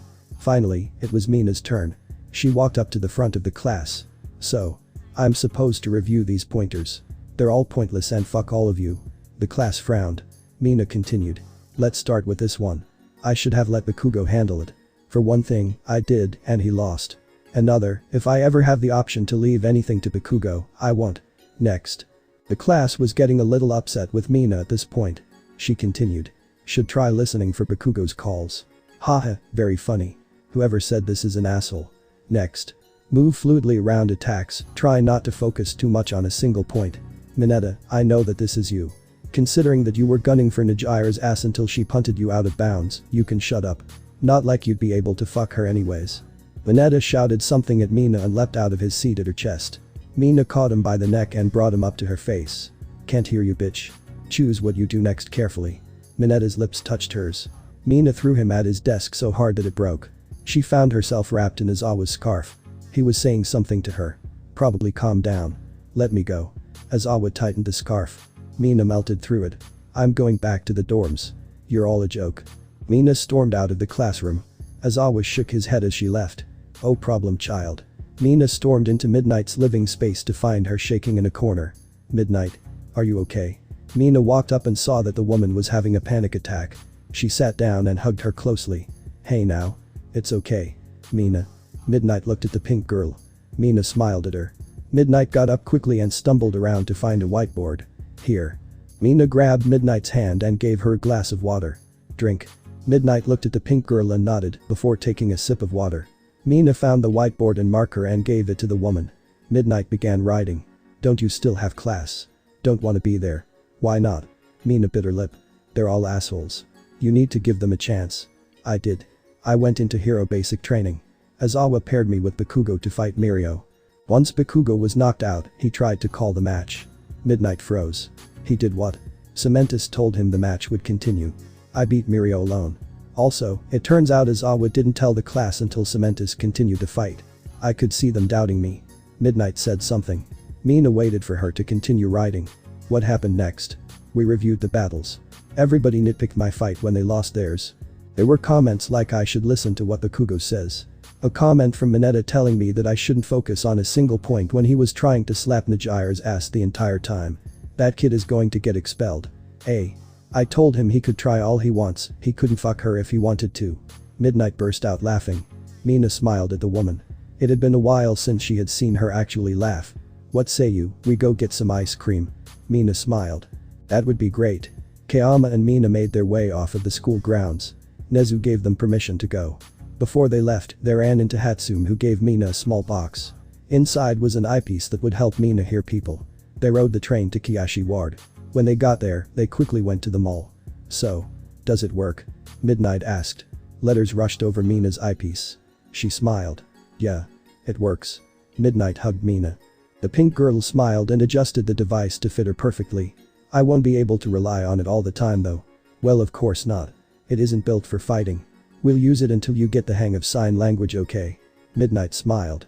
Mina nodded. The two walked through the mall and found a place to get ice cream. They walked around the mall with their treat and finally settled by one of the fountains. So what's your favorite flavor? Midnight asked. I like strawberry. Mina said. But you can't beat cookie dough. Midnight nodded. Agreed. The two sat for a while, eating their ice cream. A group of people walked up to them. Excuse me? Are you the pro hero, Midnight? Kayama looked up. Who wants to know? A few people in the group laughed. Mina grit her teeth as she watched them pick on her teacher. The R-rated hero. Did it feel good? I really wish I could have been there. But I do know somebody who was. The chubby man with a bit of scruff walked up to the front of the group. Hey. Remember me? A person from the group walked over to Mina. Are you okay? Did she hurt you? Mina tore her arm out of the person's grasp. Get the fuck away. The girl turned to her teacher but was grabbed by two men. Watch it, girl. Or we might do to you what's about to happen to her. Midnight shook as the man detailed the events of the Kamino attack. She shook as he reached forward and grabbed her chest. Mina saw red. Get away from my friend. Acid burned away the hands that held Mina. She ran forward and splashed high-potency acid across the faces of Midnight's assailants. The men screamed in pain. Mina picked up her teacher and ran out of the mall. Mina sat outside of the nurse's office. Midnight was inside. Chio was talking to her, along with Hound Dog. A man in a trench coat and bowler cap walked down the hall. He was flanked by 4 police officers. Hello, miss. Is Midnight in there? Mina didn't respond. She had taken her eyepiece off. She didn't even notice that people had arrived. Excuse me. The door opened. Chio walked out. Tsukauchi. Midnight's in here. The detective walked into the room. Chio tapped Mina on the shoulder. You should come in too. She signed. Mina nodded and put on her eyepiece. The nurse guided the pink student into the room. Alright. That's everybody. Tsukauchi said as the door was closed. I'd like to hear what you have to say. Midnight told Tsukauchi everything that happened.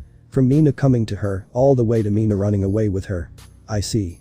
I offer my apologies, Midnight. Clearly, the public hasn't been treating you as they should. Mina bit her lip. No fucking shit. Well, I am glad that the two of you are okay. There will still be repercussions for what Miss Ishido did. In the end, you mangled the hands of 2 men with illegal use of your quirk and you blinded 8 more. Not to mention, you caused permanent damage to one of the men closest to Midnight. Mina bit her lip. Repercussions. Of course there are repercussions. Surely you can let it slide. Hound Dog said. Tsukauchi shook his head. We've been letting a lot slide with UA lately. Today, we have to take action. It was self-defense. Tell that to the people who were blinded. Okay, sir. IW. Slam. Everything went quiet as Mina slammed her hand on a tabletop. Mina. Midnight looked at her student. It's going to be okay. Mr. Tsukauchi. What would my sentence be? Tsukauchi looked at her. Permanent expulsion from UA and a week in juvenile detention. Mina bit her lip and nodded. Midnight shook her head. No. No, that's not fair. It's not fair. Midnight. No. All of you. No. She was protecting me. Midnight. If you're charging her, charge me too. You can't. Midnight stopped as Mina took her hands. It'll be okay, sensei. It'll be okay. Midnight let the tears roll down her cheeks. Mina. You can't go. Mina smiled. It was a sad smile. But it was a smile that still stunned everybody. Nomuri-chan. I've done enough running. I'm deaf. Mina took off her eyepiece and threw it away. I hurt some people. I can't run away. Running away is what destroyed All Might, what will eventually lead to Bakugo's death. All of it. So I won't make that mistake. Mina. SHH. Mina ran her hand over Nomuri's cheek. Save your breath, you'll need it later for someone who can hear you. Mina stood up and turned to Tsukauchi. Take me away. Tsukauchi cuffed Mina. Mina Shido. You are under arrest for the illegal use of a quirk and the injury of at least 10 citizens. You have the right to remain silent, anything that you say can and will be used against you in a court of law. Mina was taken out of the room and led down a hallway. The officers stopped as they heard a sound. Mina looked at where they were looking and saw Todoroki, Achako, Jiro, and Sayu. They were obviously calling out to her. Mina just smiled at them. Keep smiling, guys. And with that, Mina Shido left UA, her hero academia. Midnight wept in the nurse's office. Achako clenched a small piece of paper holding an address she had yet to go to. And the rest of Class 1 wouldn't find out what happened to their classmate until weeks later. Aizawa dropped a stack of papers on the front desk. The class kept their eyes glued to him. Hero work studies. Aizawa said. These are like the internships, but at the same time they aren't. You'll be working with a pro hero for a longer amount of time. Now, not all of you will participate in the work studies. Only those who have been requested will. A sigh went up through the class. None of them felt that they'd be scouted.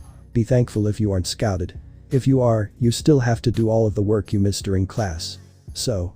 But that said, Bakugo, Uraraka, Kiroshima, Todoroki, Asui. You 5 need to go see the big 3 today. The class turned to look at the 5 students. Scouted by the 3. Said 5 students stood up and left. Aizawa listed off a few more names. Tokoyami, you're with Hawks. Kaminari, Edshot actually asked for you. Iida, your brother called, and he wants you. Gasps went up among the class. Kaminari and Tokoyami had been picked by 2 of the top 10 heroes. And there's one more. Jiro. Jiro straightened up. You're with me. Everybody turned to Jiro. Working with the teacher. What will she have to do? Jiro smiled. Okay, sir. Aizawa grinned back. Let's get started then. Durza toddled around the league's hideout. The small child was mainly exploring. But they were also watching their mothers. Izuka and Toga spent a lot of time together. Durza never had seen real love before. Their first foster parents were definitely not that close. Their mother pretty much served her husband all the time. Their second foster parents weren't that great either. They actually wanted the child to relay messages between each other as they were preparing for a divorce. So Durza had never seen people hug, kiss, or cuddle. That is, until now. It made the child a little curious. Izuka chuckled as she saw her child peek out from behind a corner. Durza. If you want to sneak around, do a good job of it. The child slowly stepped out from behind the corner. How did you know? Toga giggled. We saw you, silly. Come over here. Durza walked over to Toga and Izuka. The child hopped up into Izuka's lap. What if it was a clone? Well then. We would go and beat up Twice. Hey. Twice shouted. He was sitting over in the kitchen. Toga blew a raspberry at him. Izuka smiled. I would know. Twice's clones smell different. They smell different. You can smell me from that far away. Izuka chuckled and nodded. What do Uncle Twice's clones smell like? Izuka sighed. They smell like regret. A clone is living after all, Twice would know. So it smells like regret, as a clone is just made to die. That's sad. Durza said. Yes it is. Izuka smiled. Which is why we always have to be thankful for every clone that dies. Every single one of them is their own original. Twice froze at what Izuka said. Their own. Original. Durza looked at Toga. What does Mama Toga smell like? Toga looked up at Izuka with a smirk. Izuka kissed her. Toga smells sweet. Like good blood. She's beautiful, just like our own blood. Durza sniffed the air. I think I can smell that too. Toga giggled and leaned her head on Izuka's shoulder. What do I smell like? Izuka smiled at her child. You smell like the night. Slightly bitter, but pure. Just like darkness. My little demon. Durza's eyes glimmered. Wow. Izuka smiled and pulled Durza in close, so they were nestled between her and Toga. The three slowly drifted into a nap. Mina sat in her room at the juvenile detention center. On her neck was a quirk restraining collar. Mina sighed and looked out of her room. The building had guards, like a prison. It just had other stuff to do. You could be ushered out for community service. At least they have them do community service. A boy with long brown hair was slumped in the corner. Her roommate. Mina didn't know his name. Well, I could just talk to him. Mina Shido. Mina heard a voice echo through her head. The boy shifted and looked at her. His eyes were multicolored. Each iris split into 3 sections. Red, blue, and purple. Yes. How did you? Wait. I can hear you. Mina was shocked. It's a part of my quirk. Okay. What's your name?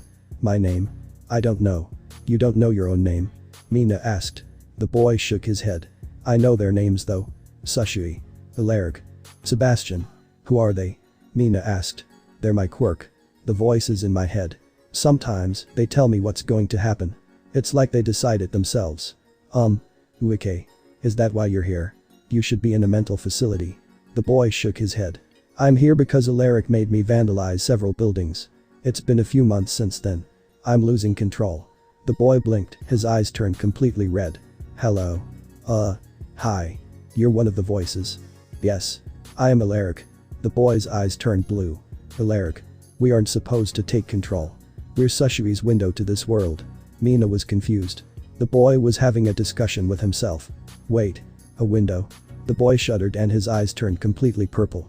Ah. There we go. Sorry about that. Alaric is often restless. You're Sushui?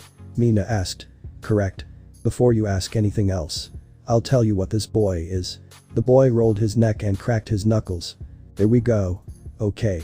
So, this boy was born with a quirk that linked him to my mind. It's called fourth wall. So like, breaking the fourth wall. Like we're in a story. The boy smiled. Mina Shido. We're all in a story. Unfortunately, my connection to this world is becoming weak. I need a new host. He is dying. Mina blinked at the boy. He's dying. The boy nodded. That's why we brought him here. We're biding our time. There's a person locked here. Their mind is strong enough to host us. Mina blinked. Then you need a breakout. Will you help me, Miss Ishido? Mina grinned. I'd love to. Bakugo walked alongside Mirio into Night Eye's agency. The third year led him up flights of stairs, eventually coming to a door. If you want to impress her, make him laugh. Mirio opened the door. The two walked in to see a sidekick strapped to some sort of device. What the hell?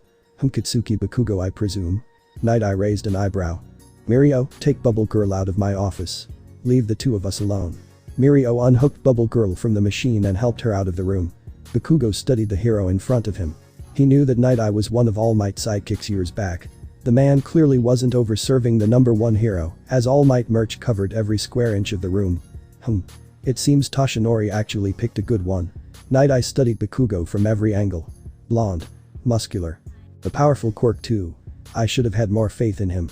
He chose right after all. I'm sorry to say that you are mistaken. Bakugo said. What do you mean by that? All Might chose me out of guilt. Because of me, the world is faced with an incredible threat. And because of me, All Might is in terrible condition. I can assure you that it is not your fault. Night Eye said, walking back to his desk. Weak people, like Izuka Midoriya, are just too focused on themselves. They can't take no for an answer. Bakugo let off an explosion. Night Eye. I will say that I would enjoy learning under you, but you will not insult her name.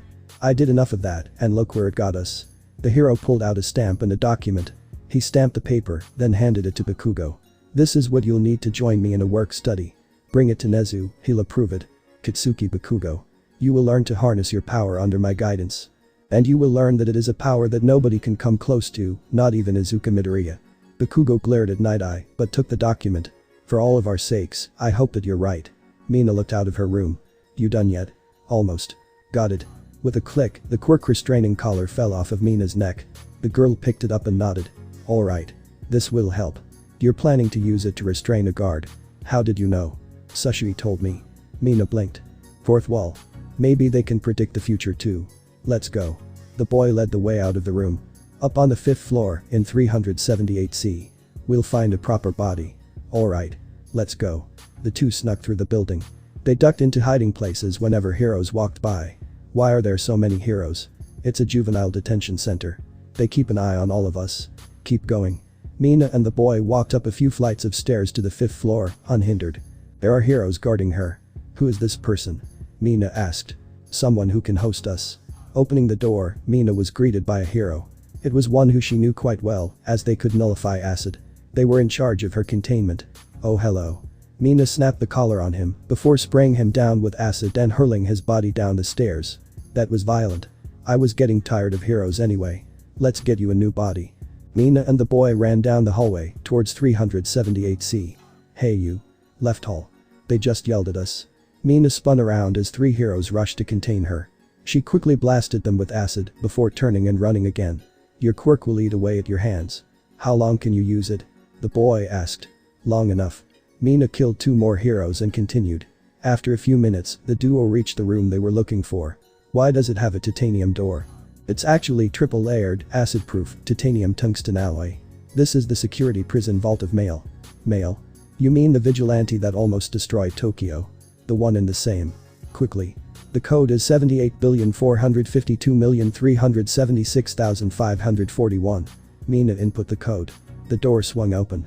There was another door with a fingerprint pad next to it. Shit. I've got it. The boy took a dismembered hand and pressed the fingertip to the scanner. Where's you get that? The guard to your left. Mina looked down.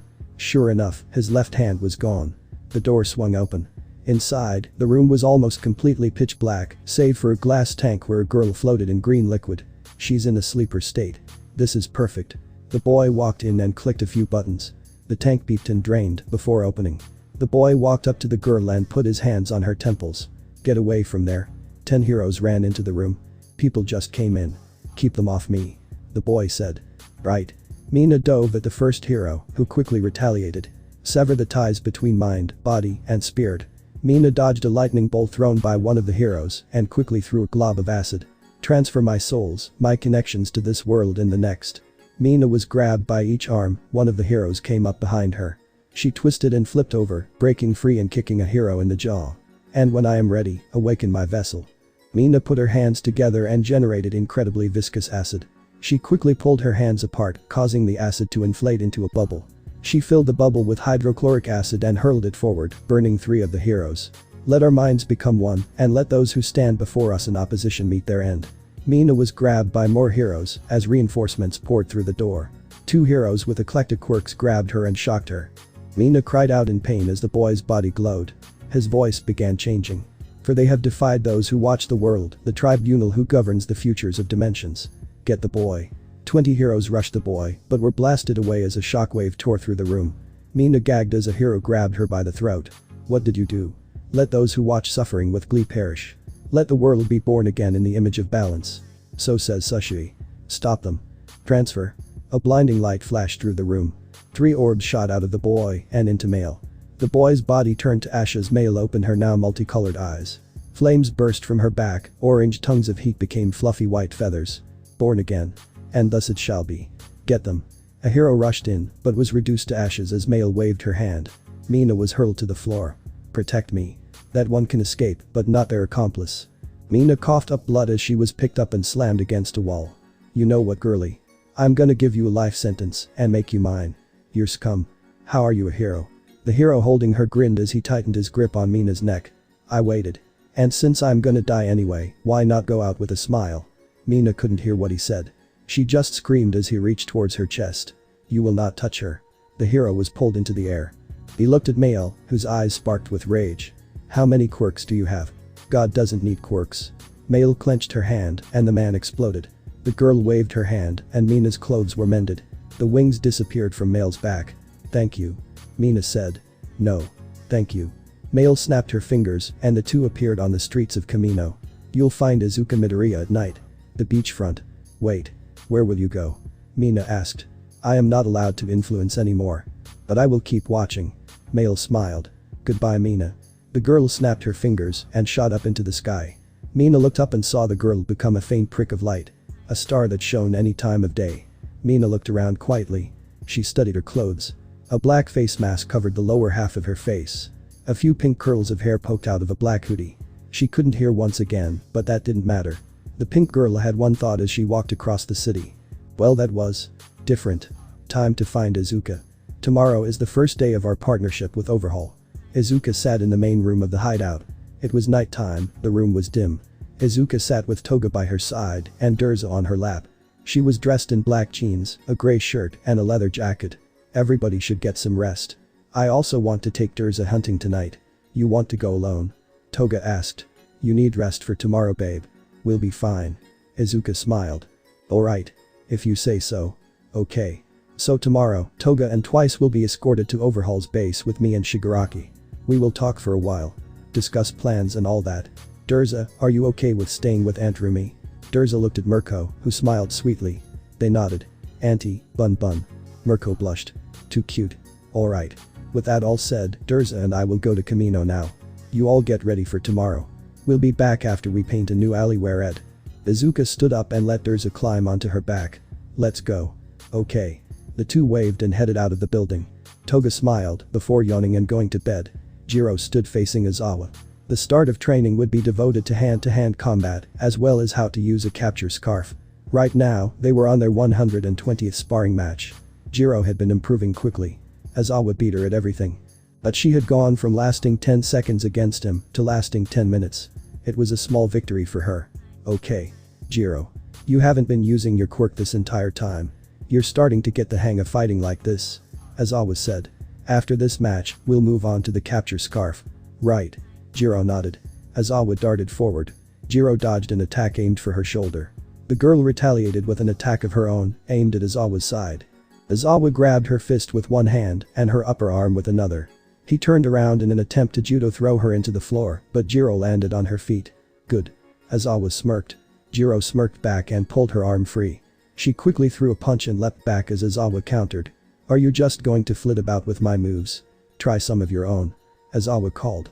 If you insist. Jiro dashed forwards, her hands held out behind her. Think like Bakugo. Jiro blasted forward as she activated her quirk. Shockwaves propelled her even faster. Izawa dove out of the way just in time. Good. Jiro turned and darted towards Izawa, this time regularly. Izawa brought his hands up. Jiro leapt up and came down with an axe kick, but it was a bluff. As Izawa went to deflect the kick, Jiro flipped over and activated her quirk. Shockwaves hit Izawa and stunned him. Jiro was propelled into the air. Whoa. Hang on. Izawa shook the feeling he got from Jiro's attack away and dashed towards her. He caught the student right before she would have hit the ground. Got you. That was cool. You'll need to practice it. You might eventually be able to achieve flight. But for now, let's focus on the capture scarf. Izawa said, setting Jiro down. Alright. Jiro nodded. Izawa handed her a capture scarf. You've seen me use one. It's tough to learn, but everybody can make their own style. Jiro studied the capture scarf. She looked over every inch of its material. She marveled at its light weight. Jiro put the scarf around her neck loosely before facing Izawa. Shall we get started then? Durza giggled as Izuka dashed over the water's surface. You're so fast. Izuka grinned. Yeah. Are you good so far? Of course, mommy. Alright then. Hold on. Durza laughed as Izuka doubled her speed. The two reached the mainland in seconds. Aw. It's over. Durza pouted as Izuka shook herself off. We'll run back after we're done. Izuka said. You have a face mask. Do I need one if I'm killing everybody who sees me? With me you do. Don't worry, I brought a spare. Izuka brought out 2 face masks and gave one to Durza. Both donned the masks. Izuka turned and came face to face with someone wearing a hoodie and mask, their eyes regarded her with joy. Izuka. Who are you? The person didn't respond. Izuka looked closer and saw that their skin was pink. Mina. Mina blinked. She couldn't hear and she really wasn't good at reading lips. Nevertheless, she knew that Izuka had said her name. It's me. I know a bit more sign now. You can talk to me that way. Izuka nodded. What are you doing here? I went back to school yesterday, but everybody was really rude. They didn't believe in me. And then they nitpicked my fight where I beat Mirio and gave snooty comments. I went with Midnight to the mall. A group of civilians attempted to assault us. I ended up blinding 8 of them permanently. Because of that, I was expelled and put in juvenile detention. I broke out alongside a strange person. They told me I would find you here. Izuka listened intently. Rage boiled inside her as she heard about UA and the mall. You can join us then. There's nothing to go back to. You have 2 options, hunt with us or warp back to base. Can I come with you? Izuka nodded. Sure. By the way, meet my adoptive child, Durza. Mina looked down at the demon child. Her eyes sparkled. You have a kid. Oh my god. You coming or not? Right. I'm coming. The three made their way into Kamino. Todoroki and Kiroshima stood side by side. Both had been scouted by Tamaki, who asked them to join Fatgum's agency. After they met with the hero, they were accepted as sidekicks. Tonight was their first night on the job. So, you know what we'll be doing? Kiroshima wondered. Fatgum is pretty well known for bringing down drug dealers. Maybe we'll patrol and find something tonight. Shoto shrugged. That would be cool. Let's head in. Todoroki and Kiroshima walked through the doors and into the agency. Tamaki was there waiting. The nervous boy guided them to an office where a large man in a yellow suit sat. Hey guys. Hello, sir. Kiroshima and Todoroki bowed. Fatgum chuckled. Drop the sir, just call me Fatgum. Right. Sorry. No problem. Fatgum said. You two ready? We're going on patrol tonight. Todoroki and Kiroshima blinked.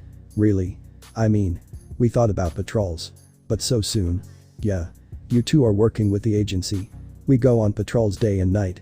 You won't get the experience you need just sitting around here. Oh, that makes sense. Todoroki said. So, get your costumes on. And let's get patrolling. Right. Achako and Sayu walked together through the streets of Kamino. They were on the south side of the city, patrolling with Najire and Ryukyu. So, what do you think we'll run into? Achako wondered. Don't know. Kiro. Asui responded. Suddenly, a beeping came from their costumes. Achako pressed the side of her helmet. Sayu pulled a headset microphone down from her sailor's cap. You're Avity and Froppy here. Hey. We need your guys' help. Ryukyu's voice came over the call. We have a fight between two giant quirks. We don't have enough hands. On our way. Hurry. We need all the… What? Holy shit. Ryukyu. Ryukyu. Achako shouted. We need to go. Kiro. The two took off into the night. Izuka took a deep breath. Ah. Nothing quite like the air here. A boom echoed down the street. Two giant quirk users were battling it out in a spectacular show. Mina turned to look as she felt the wind shift. Huh. That's kinda cool actually. Come on. Maybe they can be your first kills as a league member. Izuka said to Durza. The child grinned.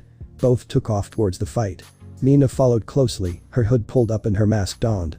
The trio kept hidden on the rooftops. They observed the battle taking place. Two gigantified people were fighting. Probably some disagreement that got way out of hand.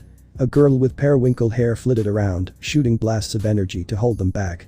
A small dragon zipped around on the street, saving civilians. Alright sweetie. In a minute, the blue girl's power will give out.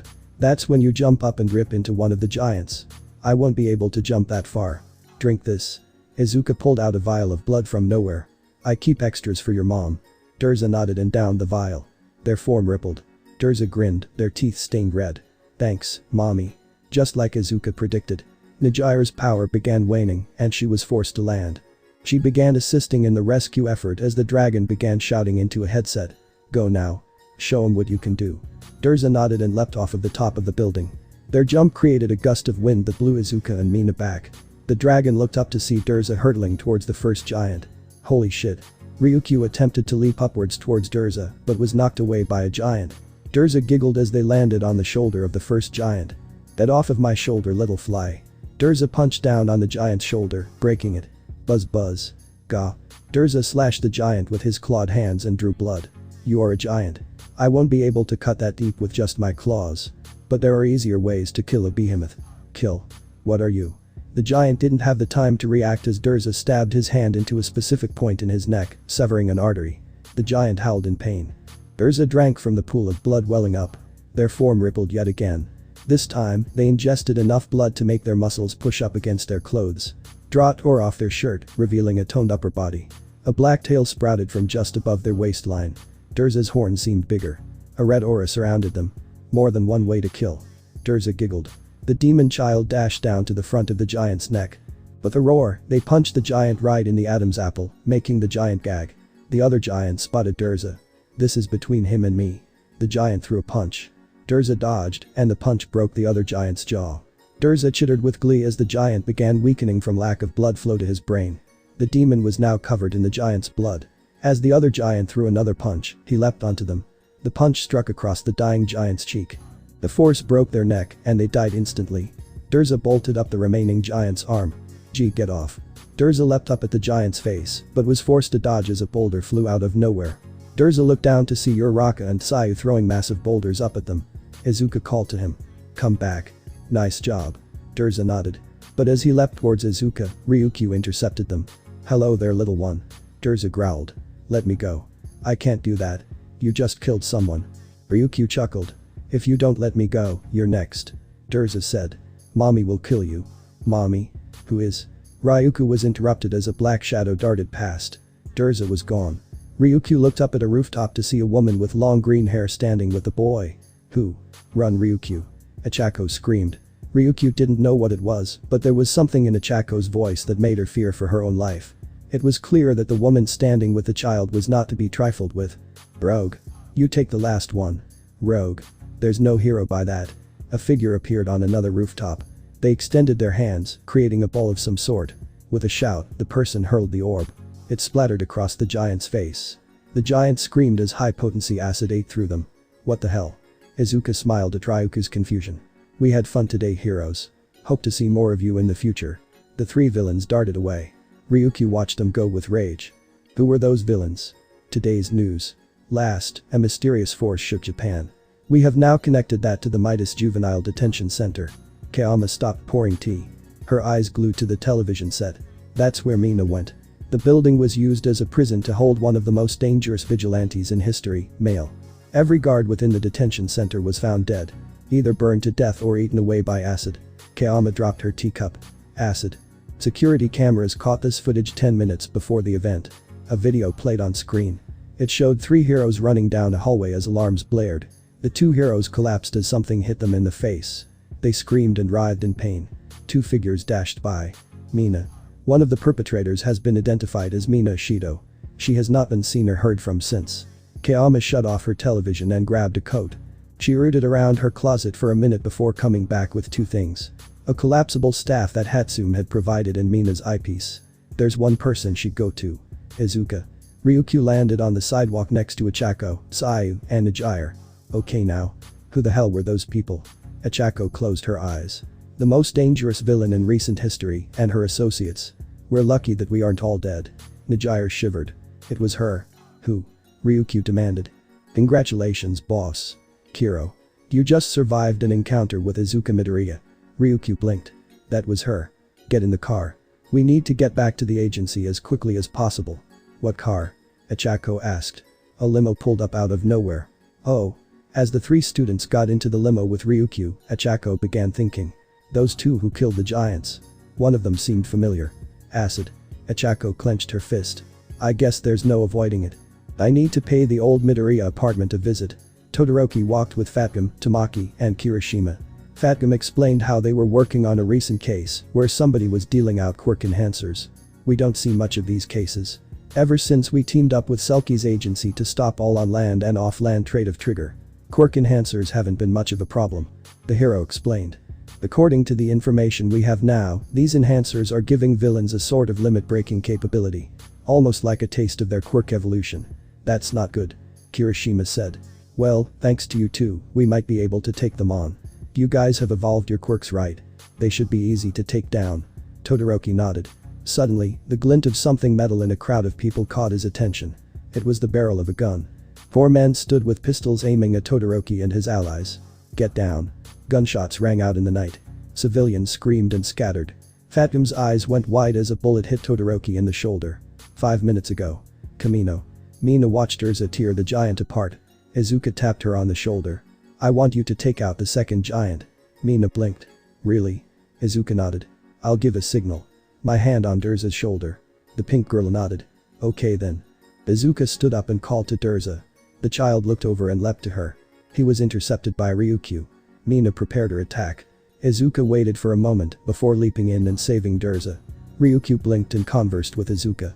The villainess placed her hand on Durza's shoulder and said something. That's the signal.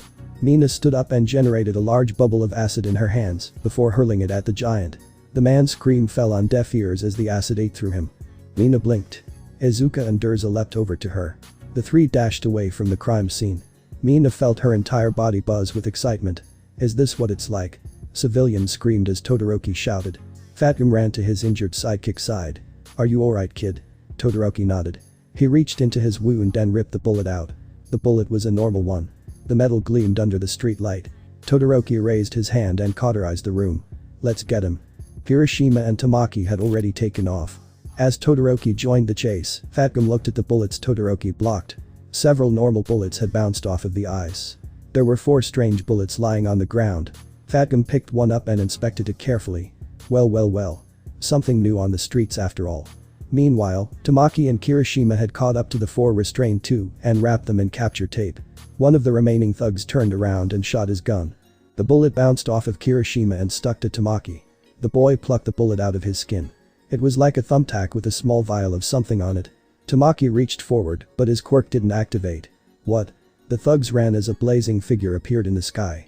Todoroki slammed down in front of them, blood-red flames drifting off of his skin. Sorry for the wait. I'm ready now. To bring the heat. The thugs stood back to back as Kiroshima and Todoroki closed in. Well. We don't have a choice now. One said. The other nodded. Both took out syringes and stabbed their legs. Blades burst out of the one thug's skin. They raced towards Todoroki, who deflected them with an ice wall. The other flexed his hands as his muscles bulged. With a roar, he ran at Kiroshima. Kiroshima took a deep breath and took the full force of a punch without budging. The shock raced through his body. Muscle fibers grew over his arms and hardened. Kiroshima delivered a crushing uppercut, sending the man flying back. Todoroki grit his teeth against the onslaught of blades. I only used this against Tuya. But it's the only way. Improvised special move. Frost Knight. Todoroki's flames hardened around his body, becoming a suit of armor. He extended his hand, creating a spear of blue ice. Come at me, box cutter. The thug laughed gleefully and charged. Todoroki whirled his spear around, deflecting blades with ease. With a grunt, he thrust the spear forward, stabbing the man's leg. The thug screamed in pain. Todoroki melted the armor. And now, heat stroke. Todoroki concentrated flames around the thug, suffocating him with heat. The man passed out and Todoroki deactivated his quirk. He and Kiroshima restrained the thugs and returned to Tamaki. Fatgum was there with the police. You guys did good. Caught them quick. Tamaki flexed his hands. They were dangerous. Good job. Are you okay, dude? Kiroshima asked. Fatgum stopped him. One of these guys had strange bullets in his gun. They were probably expensive, so only one of them had him. Tamaki was pricked by one. It erased his quirk for a bit. What? Fatgum nodded. You understand what that means. These guys were incredibly dangerous, and this quirk-canceling drug is gonna be showing up more and more. They weren't the dealers. Kiroshima asked.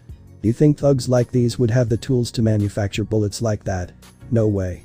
Luckily, we might have a lead. We're meeting up with a couple of agencies to talk about the Shai Hasekai. The Yakuza. Todoroki raised an eyebrow. I thought they were wiped out. Fatgum shook his head. Organized crime was almost wiped out, but small groups went into hiding and bided their time. The Yakuza would have the tools to manufacture these bullets. So we're starting a mission to take them down. Kiroshima and Todoroki nodded. Which heroes are on board? Several agencies. You'll join the meeting tomorrow after school. So you'll see then. Alright. Fatgum smiled. Anyways, with that said. Good job. We're gonna head back to the agency and call it a night. I've got to fill out paperwork for this fight. Right. The heroes all returned to Fatgum's agency and ended their patrol. Izuka, Durza, and Mina stood on the beach. Izuka pulled out a phone and dialed up Kurogiri. No sooner had she called than a portal swirled to life in front of her. Go through. I'll be there to help in a moment. Mina stepped into the portal, which closed as soon as she did. Durza climbed onto Izuka's back and the two took off across the water. Durza laughed under the moon yet again. The sound sent joy through Izuka's heart. Soon, they were back at the League's base. As Izuka walked in, she heard a discussion taking place. What do we do with her? Dabi wondered. I don't know. The real question is, what did you do with Izuka? The voice of Spinner replied. I assume that you guys don't trust her then. Izuka walked in. Dabi and Spinner blinked at her. Do you mean that you recruited her? I recruited her a while ago, but I didn't tell you because I knew that you'd react this way. She's deaf, by the way. You can thank the heroes for that. Dabi and Spinner looked at Mina and signed an apology. Mina was let out of her restraints. She looked at Izuka. So this is the League's base. Izuka nodded, her phone buzzed in her pocket. Hello? You have Mina with you? Midnight asked from the other end. Yeah. Where are you? Takoba Beach. I turned in my resignation to the school and my hero resignation after she was taken. I'm ready. Alright. Be there in a few seconds. Izuka hung up and turned to Dabi and Spinner. I'm going to get Midnight. Yes, Midnight. Be back in 2 minutes. Izuka zoomed out of the base. Like she said, in 2 minutes, she was back. Nemuri Kayama was in her arms. Well. You certainly move fast. Nemuri blinked. Izuka set her down. Before she could say anything else, she was wrapped in a hug from Mina. Nomuri smiled and stroked the pink girl's hair affectionately. "I brought you a present." Nomuri signed. She handed Mina her eyepiece. The girl's eyes watered and she hugged Nomuri yet again. After putting on the eyepiece, Mina and Nomuri were sworn into the league. Izuka told them about the training. Midnight was prepared for it. Mina decided that she was ready as well. "Tomorrow, after we get everything in order with the Yakuza, we'll bring you in," Izuka said. "For now, allow Bunny to attend to you." "Bunny?" Midnight asked. Mirko walked out and planted a kiss on Izuka's cheek. "Hello you two. I assume you've joined then?" "Mirko?" Midnight blinked. "So you really are with them?" Mirko smiled. "You are too. Where would you two like to sleep?" Izuka held up her hand. "They'll be with me, Bunny." "Okay, Miss Izuka." Mirko replied. "You will too." Izuka smirked. "By attending, I meant is there anything Bunny can get for you?" "I think we're fine." Midnight said. "You want us to sleep with you?" "Of course." Izuka smiled, walking forward. She placed a hand on Midnight's cheek, causing the woman to blush. "But only if you want to. I don't know if you'd be comfortable." "Why yes. That's fine." Midnight followed Izuka to her room. Himiko Toga lay on a section of the room which was covered in pillows. The blonde's eyes fluttered open, she saw Midnight and Mina and smiled before yawning and rolling over. "Come lay down." Izuka smiled. She walked over and snuggled up to Toga. Midnight lay down and felt herself wrapped in Izuka's arms. "She's so gentle." Mina lay down with them as well. Mirko walked in and shut the door before laying down and wrapping her ears around them. The large group drifted to sleep. Achako looked up at the large apartment building in Musatafu. "I'm gonna be late to school for this." She walked into the building and quickly found the old Midoriya apartment. She walked in to find it very cluttered. As cluttered as Kiroshima had found it. On the table was a box. "For Uraraka, if you're curious." Achako carefully opened the box. Inside was a number of things. A small notebook with a drawing of Uraraka on the cover. A bracelet made out of 2 strings. One green, one orange. 2 beads were on the bracelet. One had the letter K emblazoned on it, the other had the letter I. A small picture frame held a photo of a young Izuka and Bakugo. Another held a photo of an older Izuka in middle school. Achako heard a click and then a whir. A small audio tape began playing. "Hello. You finally came for answers. In here is everything you need to know and a little gift from me. In this message, I am recording a truth, a lie, and a secret. What you choose to do with them is your decision." Achako blinked at the recording. She sat down at the table and removed the contents of the box as the recording continued. "First, I know All Might. The number 1 hero is more and less than you think. He's a model for our entire society. He appears strong when he is weak. And when his true form is revealed, people go crazy.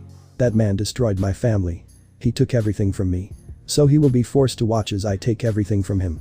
Achako held up a small necklace with an All Might charm attached to it.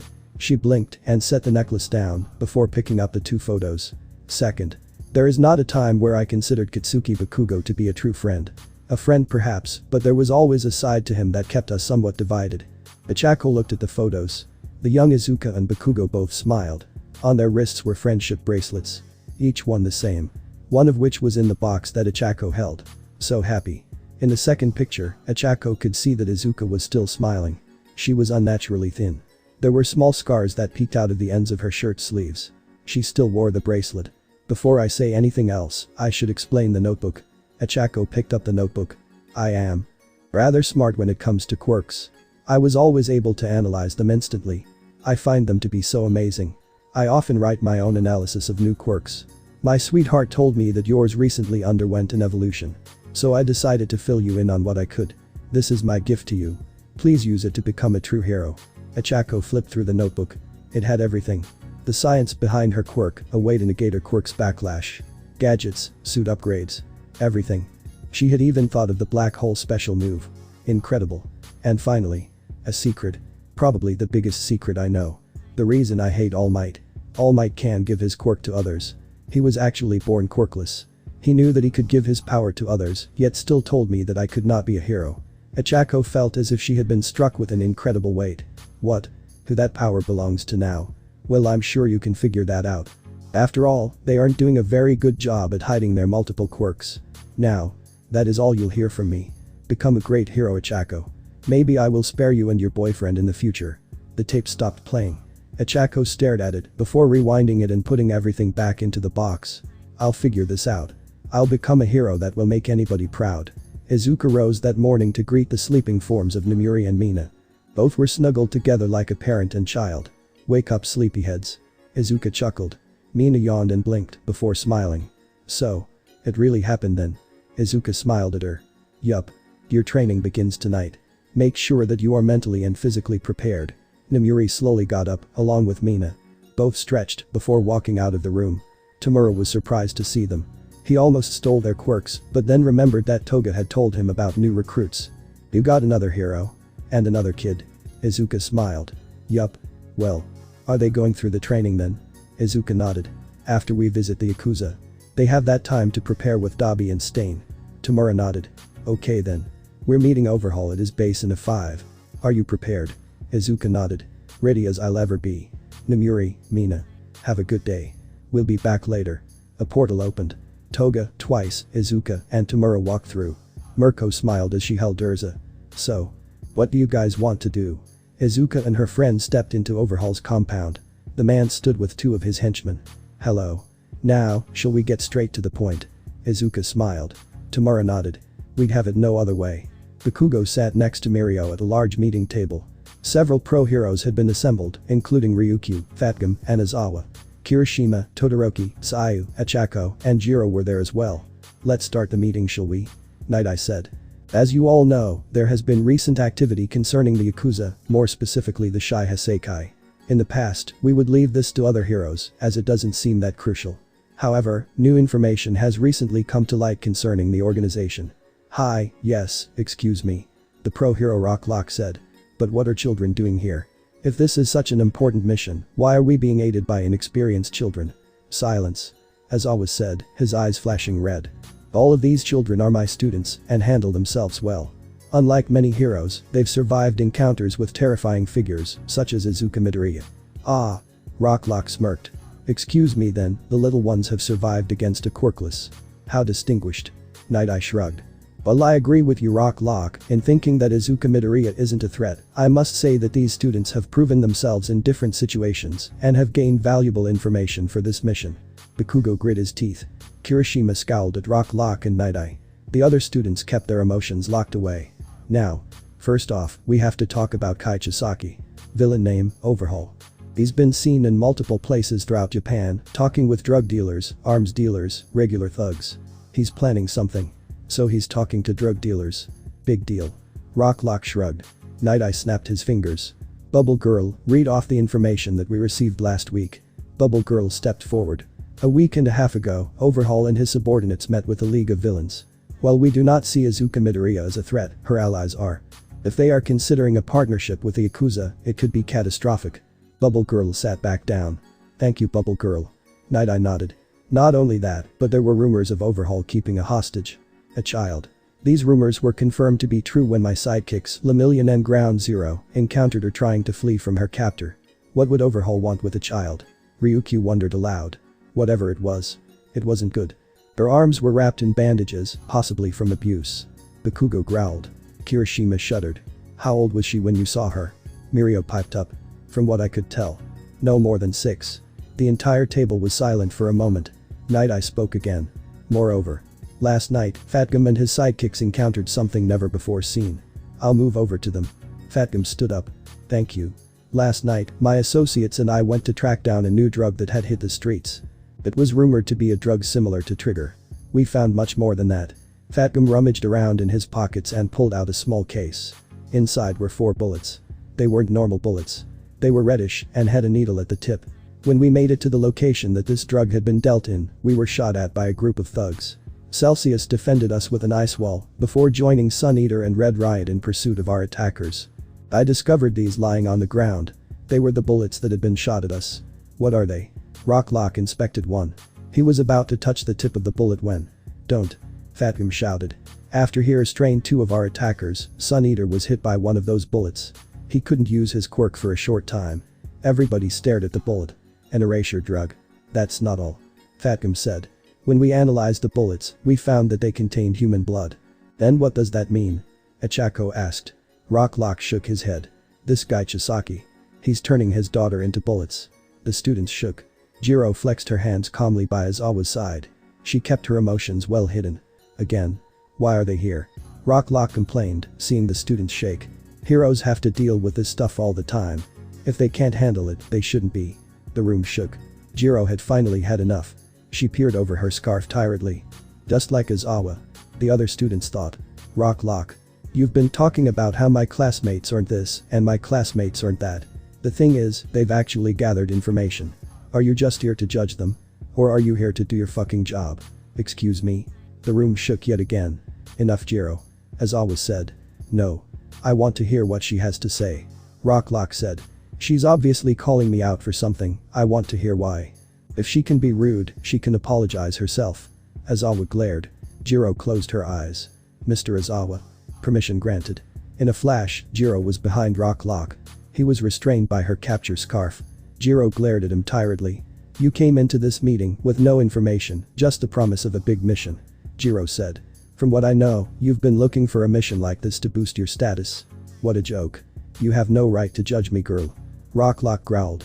And you have no right to judge people who are actually doing their job. Jiro spat. Now, are you going to listen? Or are you going to just sit here and get offended? Rocklock shut his mouth. Jiro withdrew her scarf and returned to her seat. Sorry. Just had to get that off of my chest. I nodded. Now. We have some more things to discuss. This will just be work divisions between the heroes. The students can leave for this part. The students stood up and walked out of the room. Rocklock glared as the door closed. That girl shouldn't participate in this mission. Izawa opened one eye and looked at him. I would watch my tongue if I were you, Rocklock. After all, there are some here who share her opinion. So we are in agreement then? Overhaul raised his eyebrow. Of course. Izuka smiled. After giving it some thought, I'd like to see your compound and hear your plans. Overhauls nodded. Of course. I'd be delighted. Tasaki led Izuka and Tamura through the compound. He explained the drugs and bullets they had developed and how they would change the world. And finally, they came to a small wooden door. And this is the room of our special ingredient. Without it, this wouldn't be possible. Overhaul opened the door, revealing a little girl in a dirty dress. The room was clean and decorated nicely. The girl looked up and shivered at the sight of Overhaul. Such a cute little child. Izuka smiled. Her expression calmed the girl down just the slightest bit. Overhaul noticed the shift that the girl underwent. Her last keeper. He was too lenient in his treatment of her. He had to be disposed of. I'd enjoy it if she was taken care of by someone more trustworthy. Izuka blinked. Are you sure? Let it be a sign of our partnership. Overhaul said. I'll be killing you soon anyways. Izuka nodded. I still have business to attend to. But I will be here when I can. Is that okay? Perfect. Chisaki clasped his hands together. Why don't you take a bit of time to get acquainted? Of course.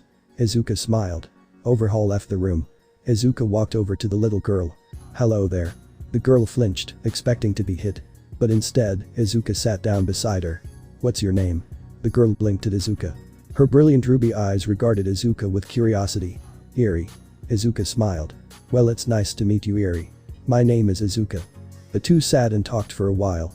Eri was so interested in everything Izuka talked about. Izuka found it incredible that Eri could understand many of the words she used. Alright. Izuka said, as Overhaul came in. I have to go now. But I'll be back soon, okay? Okay. Eri said. For once, she didn't even react to Chisaki. Overhaul closed the door behind him. Well. You two got along quicker than I thought. It takes a mother's touch. Izuka said. Are you a mother yourself, Izuka? Overhaul raised an eyebrow. I am, if you really must know. Izuka responded. Well then. I certainly hope that I can meet your child sometime in our partnership. Until next time. Izuka nodded as a portal appeared before her. Shigaraki stepped through. Overhaul. Let me just tell you, if you even think of trying to harm me in any way through my child, I will make sure that I kill you in the most painful and filthy way possible. Overhaul shuddered as Izuka glared at him. Her eyes held no spark of excitement, only a hollow desire to watch the world crumble. And then, it was gone. Replaced by a cheery smile. So long for now. Hatsune yawned as she finished up her coding of the day. She had finally managed to loop the security cameras that were observing her without the chance of anybody noticing. She was clear to go see Izuka. The inventress looped the camera feed before hopping up out of her chair and walking out of her house. She dialed Kurogiri and a portal swirled to life. Hatsune stepped through into the League's base. She was immediately wrapped in a hug by a small little demon child. Auntie Hatsune. Hatsune giggled and ruffled Durza's hair. Hey there, Munchkin. Long time no see. Hatsum had seen Durza once, and that was in a discreet meeting involving a disguised Toga and Izuka in the center of the mall. Of course, Durza loved all of their aunts. Although they had only met Hatsum, they still loved her as much as their other aunts. Mirko strode up to Hatsum's side. Izuka should be back soon. I know. How are the rest of you doing? We're doing fine. Izuka. A little less than normal, but she still works hard. A bit of her life returned with the little one. So she's doing everything in her power to make sure they're happy. A portal opened in the center of the room. Tamura stepped through the portal, grumbling about an annoying villain. Izuka followed not long after and was immediately wrapped in a hug from Durza. Hey there, Nightlight. Izuka smiled. Oh. And your Aunt Hatsum is here. Hey there. Hatsum smirked. Looking sexy as always. Are your breasts getting bigger? Izuka looked down at her chest before chuckling. I suppose they are. How's Yue Hatsum? Hatsum sighed. Chaotic as always. The little heroes are beginning their work studies. Ah. The work studies.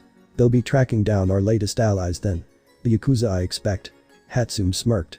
I heard Todoroki and Kiroshima talking about them. Izuka smiled. Good. So we will be seeing them.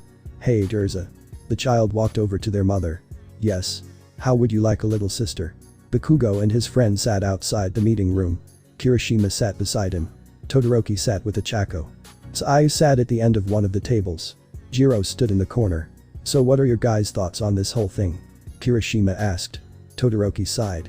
I don't like it. For one, the heroes we're with don't seem to think Izuka is a threat. That could mean disaster for us. Ryukyu knows. Kiro. Sayu said. We encountered Izuka last night during patrol. You saw her? Bakugo stood up. Why didn't you say anything? It wasn't important. Sayu stated plainly. What was on my mind was the meeting. Bakugo grumbled and sat down. I didn't even know we were having a meeting. This whole thing is bullshit. You saw the girl, right, Bakugo? Todoroki asked. Damn right. But even that. I have to agree with Todoroki. All of this doesn't seem right. What do you mean? I saw that girl. Bakugo said. She was scared. She was injured. Her quirk is most likely powerful.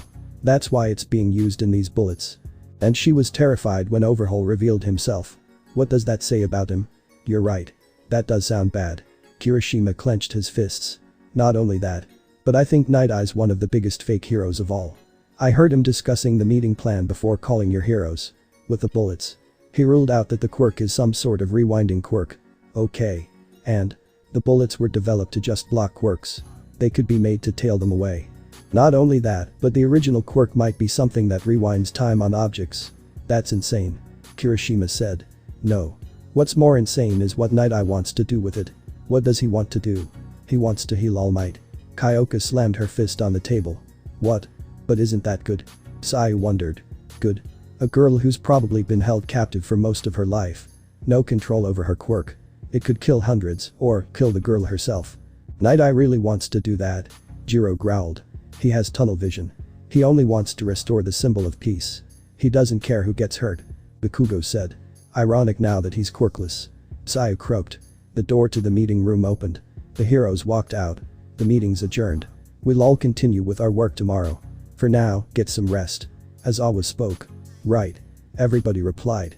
Bakugo. Ichako said. I need to talk to you. Okay. Privately. Ichako specified. The two walked into an empty hallway. So what do you need?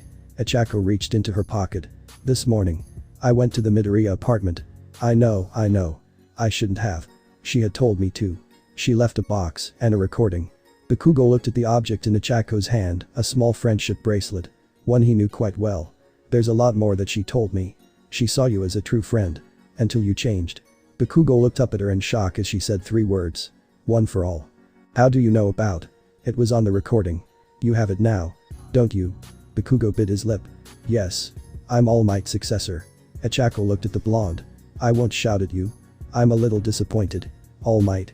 He wasn't the hero I thought he was. And you aren't the hero I thought you were. Ichako. I thought that she was just a crazy girl. A person who had just been driven mad by a desire for power. But it was just a desire for love. Ichako, you know. Maybe she found it now. She has a kid. A family. Do you think you have the strength to take that away? I have to. For the good of the world. Ichako nodded. Well then. You haven't changed.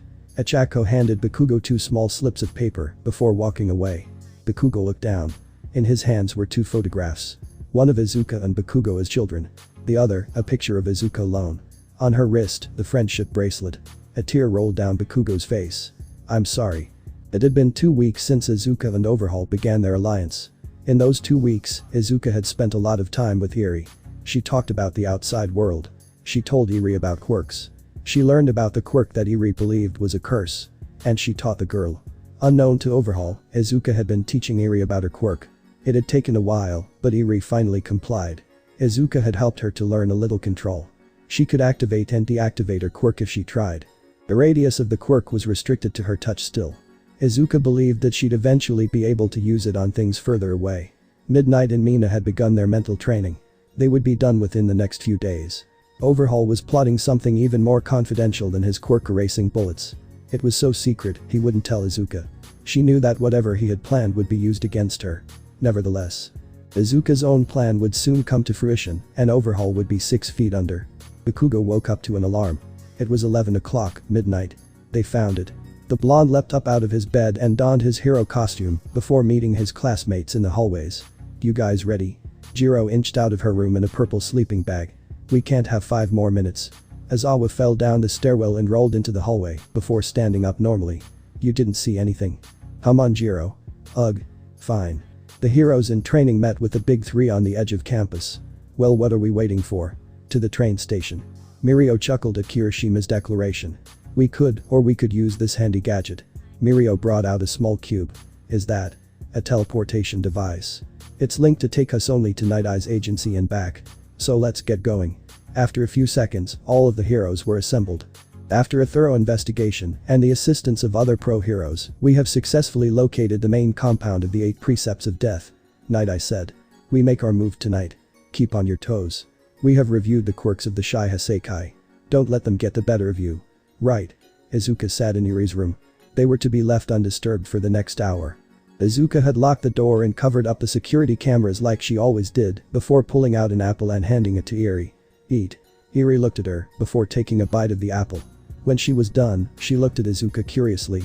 Well, what do you think? It's good. But what do we do now? Izuka tapped the tip of Eri's horn. We don't do anything. You use your power. Eri blinked at Izuka with her brilliant ruby red eyes.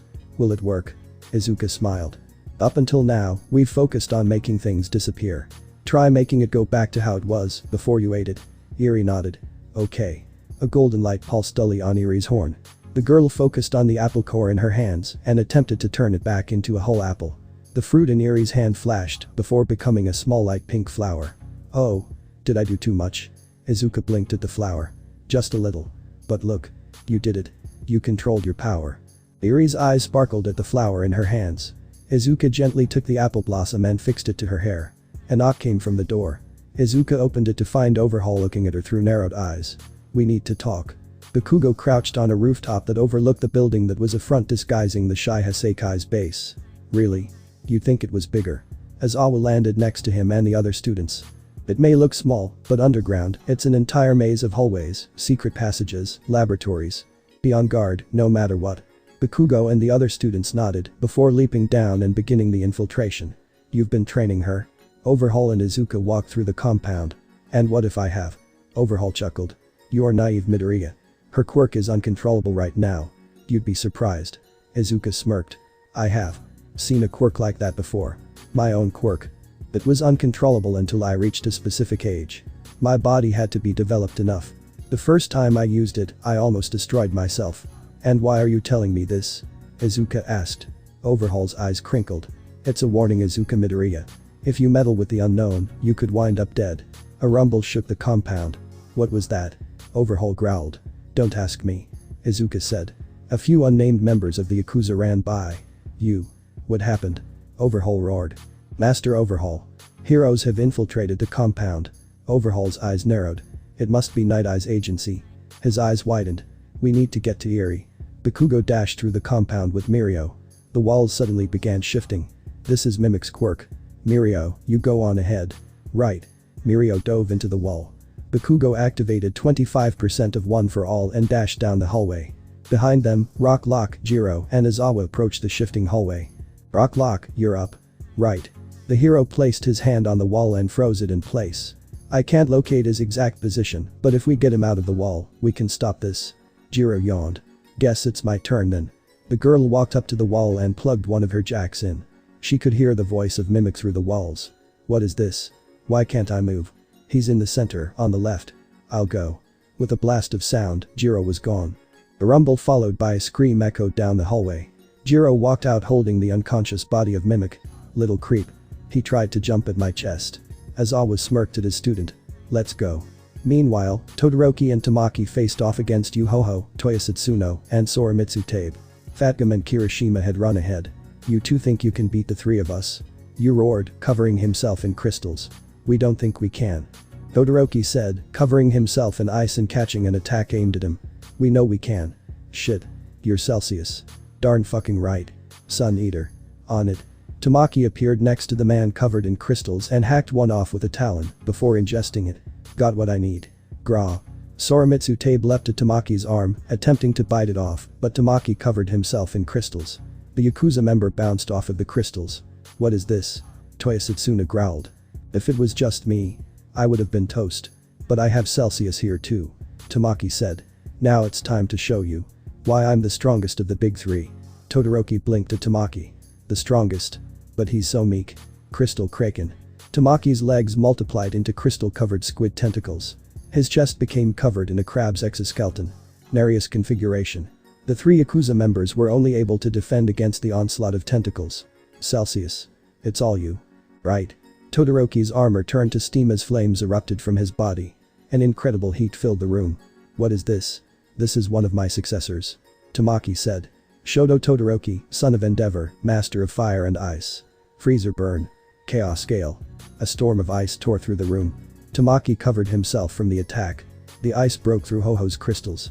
The three Yakuza members tried to fight through the ice, but were knocked down by the onslaught. A wave of heat melted the ice and covered them in water, as well as further draining their stamina as they sweat profusely. And finally, a wave of cold froze the three Yakuza in place. We're done here. Todoroki said, grabbing 3 pairs of quirk restraining cuffs from his belt. Let's restrain them and continue. Right. Fatgum and Kiroshima stood face to face with Rappa and Hikiji. The spear and shield duo of the Yakuza. How quick should this go down? Kiroshima grinned, cracking his knuckles. I predict 5. Fatgum replied. 5 hours. 5 minutes. Rappa charged in with a punch, which Fatgum blocked. Kiroshima responded with a punch of his own, which was blocked by a barrier. Looks like this is a battle of spear and shield. Rappa said. A true warrior's fight. Kiroshima held up his fist to Fatgum. Let me handle this one. Fatgum grinned. Sure thing. He fist bumped the redeed. Kiroshima turned to Rappa and Hikiji. The thing is, you two are a sword and a shield individually. But I am both on my own. Rappa ran forward and threw a punch at Kiroshima. The boy caught the punch in the chest and chuckled. Come on. It'll take more than that to break me. Rappa grinned. A true test of strength. Rappa.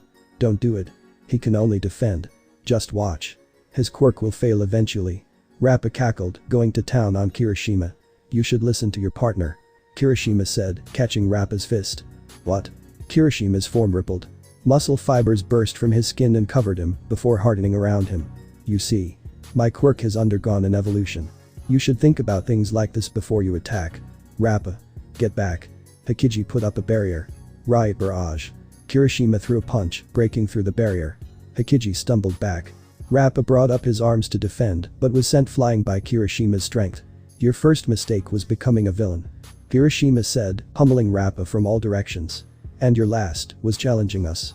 Kiroshima delivered a final uppercut, knocking Rappa out.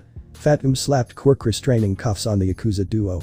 Meanwhile, Achako found herself fighting alongside Nijire. They were battling Dodoro Sakaki and Rikiya Katsuki. Dodoro was attempting to use his quirk on Achako. I've dealt with this before. I can handle it. Achako said, feeling dizziness come over her. This is nothing. Dodoro giggled and approached her slowly with a pair of daggers. Nothing, huh? Nijire was busy fighting against Katsuki, who was stealing her stamina. Just like Uravity. I've felt drained before. Nijire unleashed an incredible blast of energy at Katsuki, who was forced to dodge out of the way. You can't beat us that easily. Good. I like a fun fight. Nijire leapt back as Katsuki leapt up and came down with a punch. The force of his fist broke the ground. Lot of muscle. Nijire said. Achako blinked as Dodoro dashed at her. Just as the Yakuza member was about to drive a dagger into her throat, he was forced to the ground. W what? Can't you use Q quirk? Achako stood up straight. Guess I win then. Wait. Nope. Night. Achako punched the man in the face, knocking him out cold. Najire. How you doing? Doing fine. Najire piped. Katsuki threw punches at the girl, but she just twirled out of the way. Stand still. Katsuki shouted. Najire's eyes glowed as she ducked under another punch. Your Avity's watching, so I have to be a good upperclassman and give her the inspiration to become a hero. Now. It's time I show you why I'm the strongest of the big three. Achako watched as Najire grabbed onto the man's arm and flipped atop it. The girl flipped over and hurled the large man into the ground with incredible strength. And now, glitter wave. A massive blast of energy shot out of Najire's palms, knocking Katsuki out cold. That was. Achako's eyes glimmered. Incredible. Thanks. Now, get the cuffs. Let's help the others. Deeper in the compound, Sayu was dashing through rooms when suddenly she heard gunshots. She quickly leapt up onto the ceiling and camouflaged herself. I saw them. A thug ran underneath her, followed by about 10 more. You sure? Another asked. Don't waste bullets, man. Yeah. Overhaul would get mad. None of the thugs realized Sayu gently touching down behind them. I swear I saw them. Wait. There they are.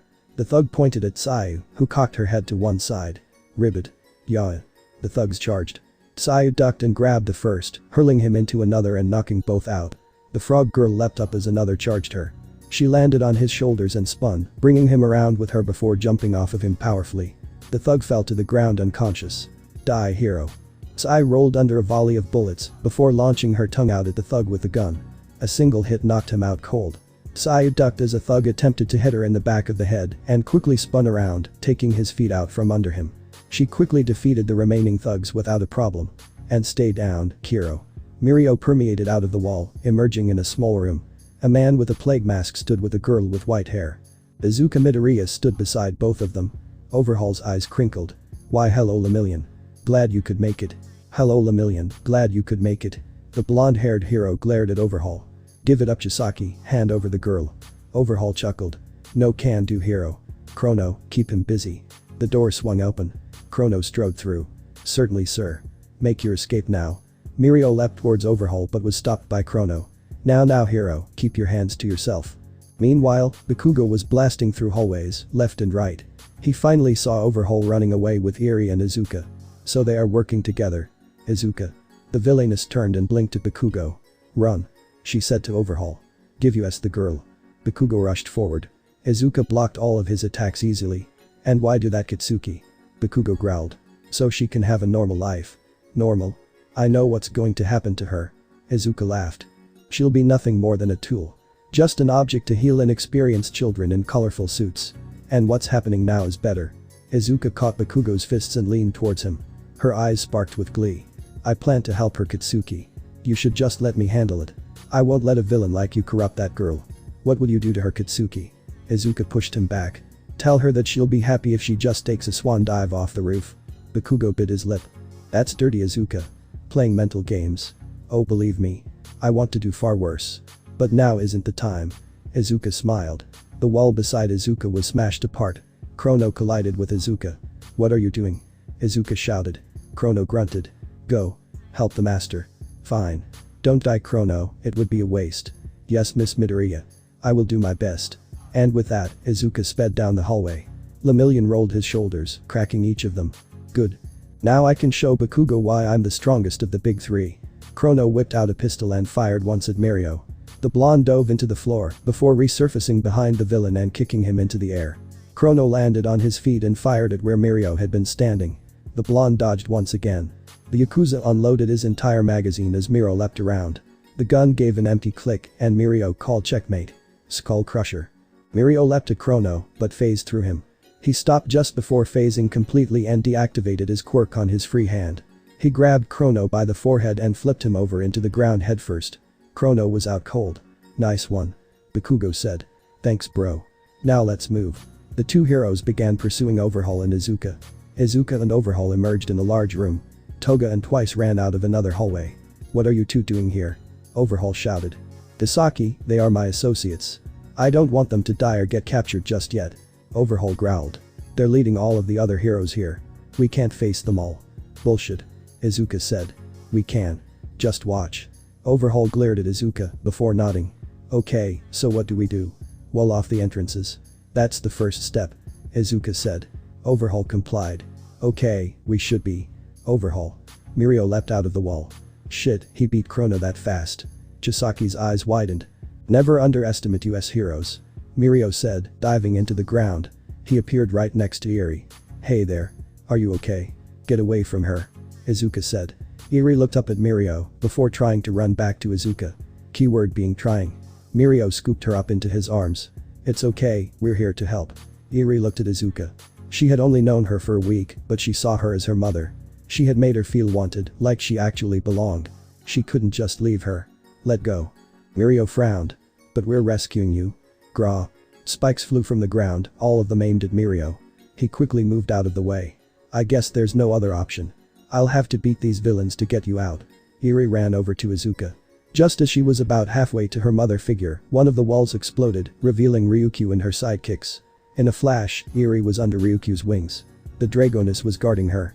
We've secured the girl. No, you haven't. Izuka flew in and punched Ryukyu in the face. The Dragoness was sent flying. Sensei.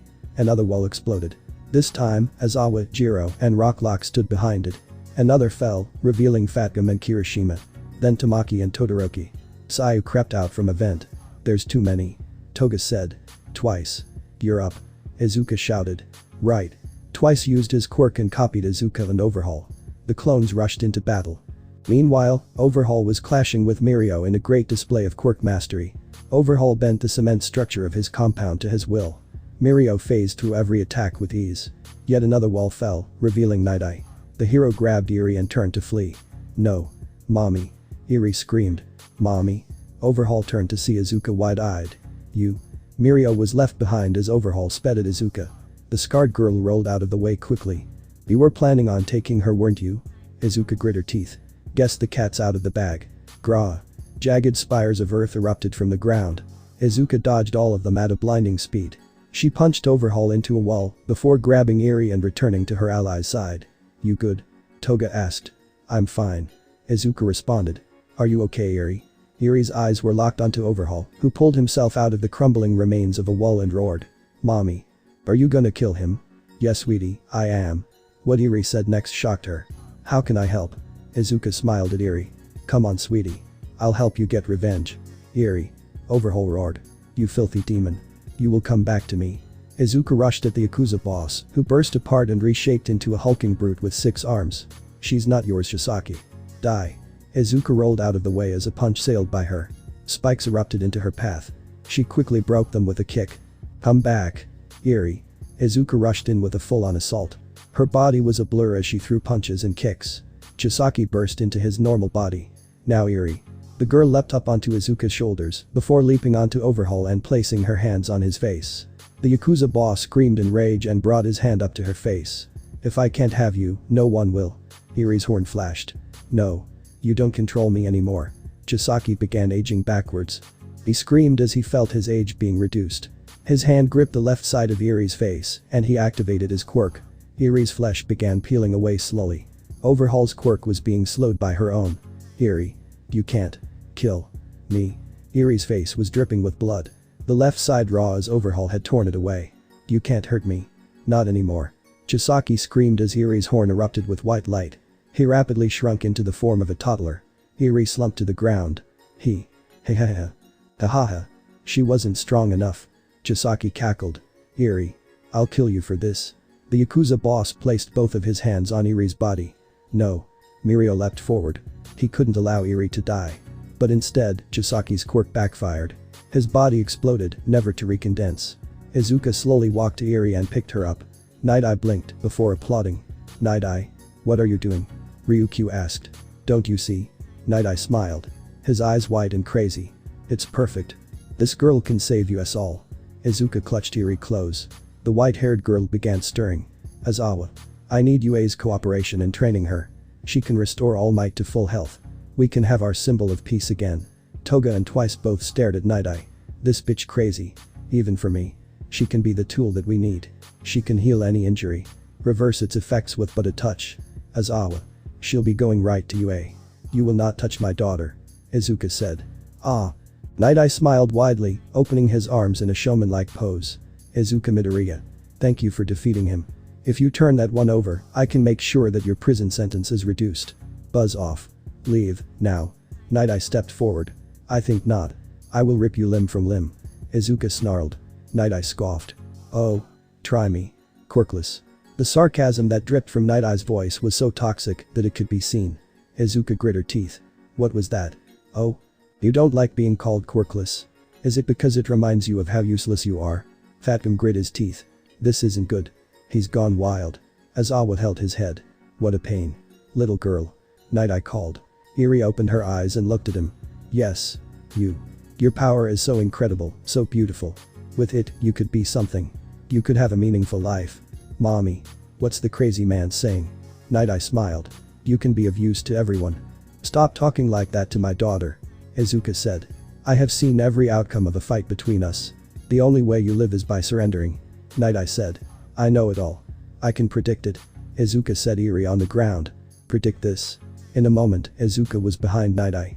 The hero was thrown to the ground. He was cackling crazily. I might die, but so will you. You're doomed by doing this, Izuka Midoriya. Fuck you and your prophecies. Izuka said, whipping out a pistol. She fired twice, immobilizing the man's legs. I make my own future. Izuka shot again, this time, hitting Night Eye in the crotch. The man gasped. A squeak came from his mouth. Night Eye. All heroes, assist Sir Night Eye. The heroes rushed at Izuka. Toga. Call the League. Toga nodded and whipped out a phone. Send in the cavalry. A portal spiraled into the room. As Ryukyu was about to hit Izuka, she was knocked backwards. Everyone turned to see her being held at the neck. Whu. Ryukyu coughed. Long time no see, Wyvern. Mirko leaned forward and licked her lips. Wanna play?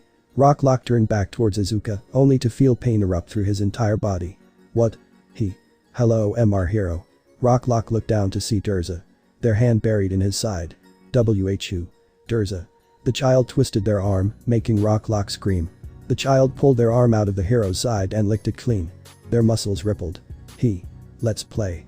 Kiroshima roared and ran at Toga, only to be blocked by a man made of metal. Hello, Red Riot. Care for a rematch? Damascus grinned wickedly at Kiroshima. Tetsu. No. Damascus picked the boy up with one hand. It's Damascus to you. Bakugo rushed at Izuka, but was instantly pushed back as Tamura blitzed out of the warp gate and hurled him away. The heroes were pushed back as the League arrived. Izuka cackled at Night Eye's horrified expression. You see, Night Eye? Your quirk is nothing. Your predictions mean nothing. You are nothing. To someone like me. Izuka grabbed his hair and lifted him up. You're worse than useless. Night Eye gasped as Izuka shot him 4 more times. However. Maybe you're of use to Tamura. A hand was placed on the hero's forehead. He screamed as his quirk was stolen. There. Now. What else could I do to you? Ah. I've got it. Izuka smiled. She called to Kurogiri, who had just walked out of the portal. Can I have a cardboard box? Certainly, Miss Izuka. A small portal opened and a box was thrown to Izuka's hand. Do you know what this is for?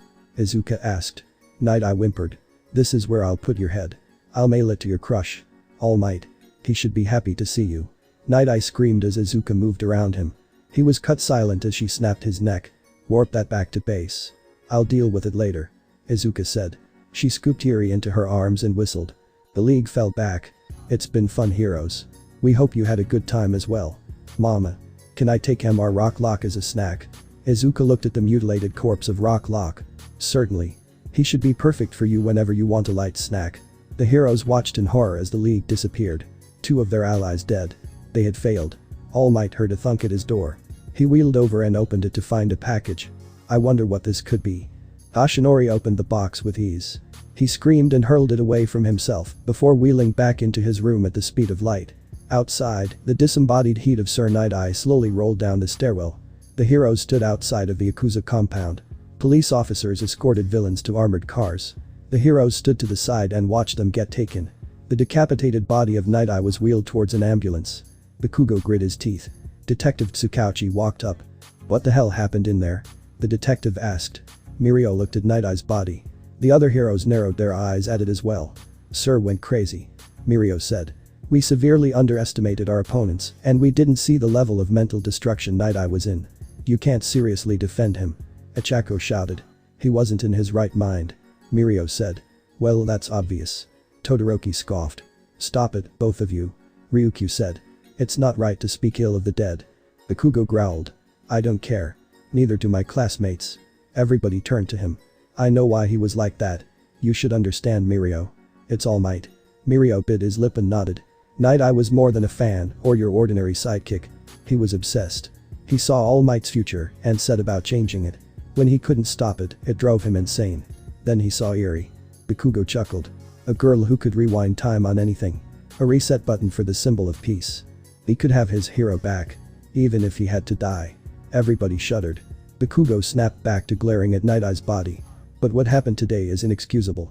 He was blind.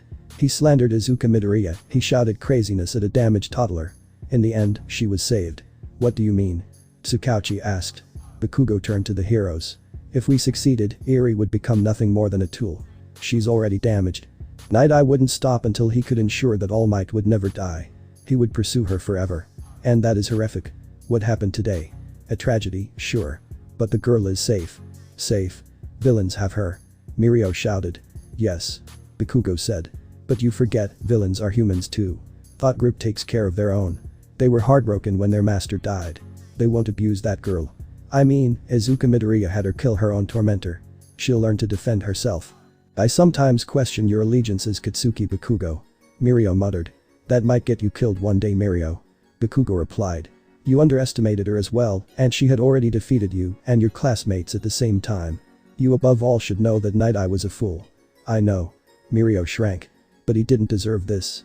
The heroes nodded and watched as Night Eye's body was taken away. Other than that? Tsukauchi asked.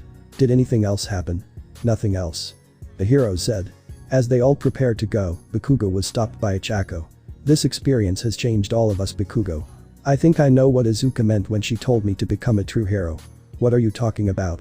I'll take my leave of you, Bakugo. This is goodbye. Bakugo watched as Ichako pulled out documents and handed them to Izawa. Were those on her the entire time? Izawa raised his eyebrow but nodded. Ichako walked to a different car and was driven home. Later, Bakugo heard that Todoroki had left as well. Two heroes, gone in a flash. Izuka snuggled up to her two children with Toga. Eri's face was bandaged. She wanted to let the injury heal on its own, without her quirk. She wanted something to remember Chisaki. Izuka found it very grown up of her to make that decision.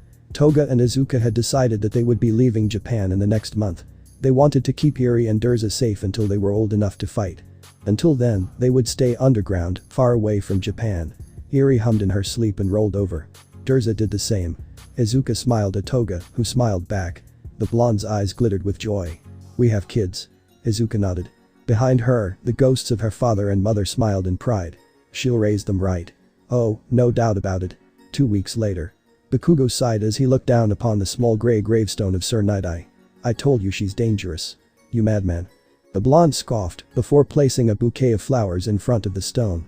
The boy sighed before turning and setting his sights on a different part of the cemetery. Auntie Inko is here too. Bakugo walked across the cemetery. He passed decaying gravestones, newer stones. A newly constructed section to house more people. As he neared the place where Inko was buried, he heard shouting. Bakugo blinked and broke into a run, eventually coming to a crowd of people. They were defiling Inko's grave. What the hell are you doing? Bakugo shouted. The crowd went silent. We're doing what we should have done a while ago. Inko Midoriya gave birth to a monster. She doesn't deserve this place of rest. One man said. Fuck you. Bakugo shouted. Clear out of here. The crowd stood still. You wanna piss Izuka off? Fuck up her mom's grave. Go right ahead, assholes. You really wanna know why she became a villain? The crowd looked down at their feet. It's because of people like you. Bakugo screamed. Now I'll say it one more time. Clear the fuck out. The crowd dispersed. Bakugo walked to Inko's grave. The tombstone had been shattered. Bakugo bit his lip. I am so sorry. What they did is villainous. I'll see if I can get your place of rest restored. Bakugo stood up and wiped tears out of his eyes before walking out of the cemetery. Izuka sat atop a building. Eri and Durza were tucked in for the night. Toga was watching them. Izuka had decided to go on a solo hunt. So far, she had claimed 5 lives. It was enough for one night. Especially now that they were planning on leaving. Finally. Leaving Japan. Izuka chuckled to herself. She was leaving for longer than ever. But she did know that she would be back. Izuka's thoughts were pulled away as she spotted a familiar red hat on the dark streets below. Mina felt her skin buzzing. The room was pitch black, but she could feel everything around her. A small crack in the wall. The circular door handle. Everything. The door opened, throwing light onto her. Mina hissed and turned away. What is your conviction? Mina blinked. Did she just hear? No. She felt. She could feel the shape of each sound directed at her. What is your conviction? Mina looked up to see Mirko, who blinked and signed the same thing. What is your conviction? I want to show them, all of them, that I'm still useful. Mina replied. I want to stop the discrimination that occurs in our society. I want to rip it apart and rebuild it alongside my new family. Mirko smirked. Good. Mina felt her restraints come undone. She looked at Mirko, who smiled before knocking her out with a punch to the face. We have the location. Nezu sat at the meeting table. Japan's greatest heroes sat with him. Location. The League of Villains base. You want to attack them again? Nezu slammed his paws on the table. If we don't attack now, then we will all die later. The heroes were silent. Nezu took a deep breath. We need to strike now. They won't expect it so quickly. Not right after the overhaul incident. We'll hit them tomorrow. Get a good night's rest. Right. Koda. The little girl whirled around to see a masked figure. One she knew quite well. One-E-chan. Koda leapt into Izuka's arms. What are you doing all alone in the city? Izuka asked. Koda bit her lip. Mandalay and the others thought that I'd get hurt around them. They didn't want me to get hurt, and I didn't want them to get hurt because of me. So they put me up for adoption. Izuka hugged Koda close. You know that they love you, right? Koda nodded. I know. That's why they moved me, right? So I won't get hurt. But what if they get hurt? You were trying to go back to them. Izuka realized, setting her down. Koda sniffed and nodded. But I can't find them. Koda. Do you really want to make sure that they don't get hurt? Izuka asked. Koda's eyes glimmered. How? Come with me. Izuka held her hand out to the little girl, who smiled widely. You mean it? Izuka picked Koda up. Of course. Now let's go home. We interrupt this program to bring you a word from the author. Have you ever wondered how Dabi continued getting couches? Dabi sighed as he set fire to yet another couch. He was disgusted at how much Toga and Izuka tainted furniture. Gotta go get a new one. Fuck. The villain walked into Izuka's room and rooted around for a bit before pulling out a teleportation device. And here we go. Dabi warped into the center of a bedroom. His brother Natsuo sat on the bed. Hey Tuya. Hey man. You still haven't told him, right? Tuya's younger brother shook his head. No. Need another couch. Yeah. Dad's gonna be home soon. Go quickly. Tuya nodded and walked into the living room. He picked up a couch with ease and warped out of the house. Seconds later, the door opened and Enji walked in. I'm home. The hell? Another one? What's wrong, Dad? Natsuo walked into the room. Somebody stole my pontificating couch. I'm back. You're early. Toga yawned, walking into the room. She saw Koda and smiled. Hi Koda. What are you doing here? Another one. Izuka said. She's ours now. Really? You just kidnapping kids now? Hey. Izuka pouted. I'm not kidnapping anybody. She was on the street. Toga looked at Koda. Is this true? Koda nodded. Okay then. Welcome to the family. Sorry about the questions and stuff. And sorry about the rush, but we're actually moving today. Moving? Koda cocked her head to one side. Toga nodded. Yup. We've got everything packed. Do you have anything you need?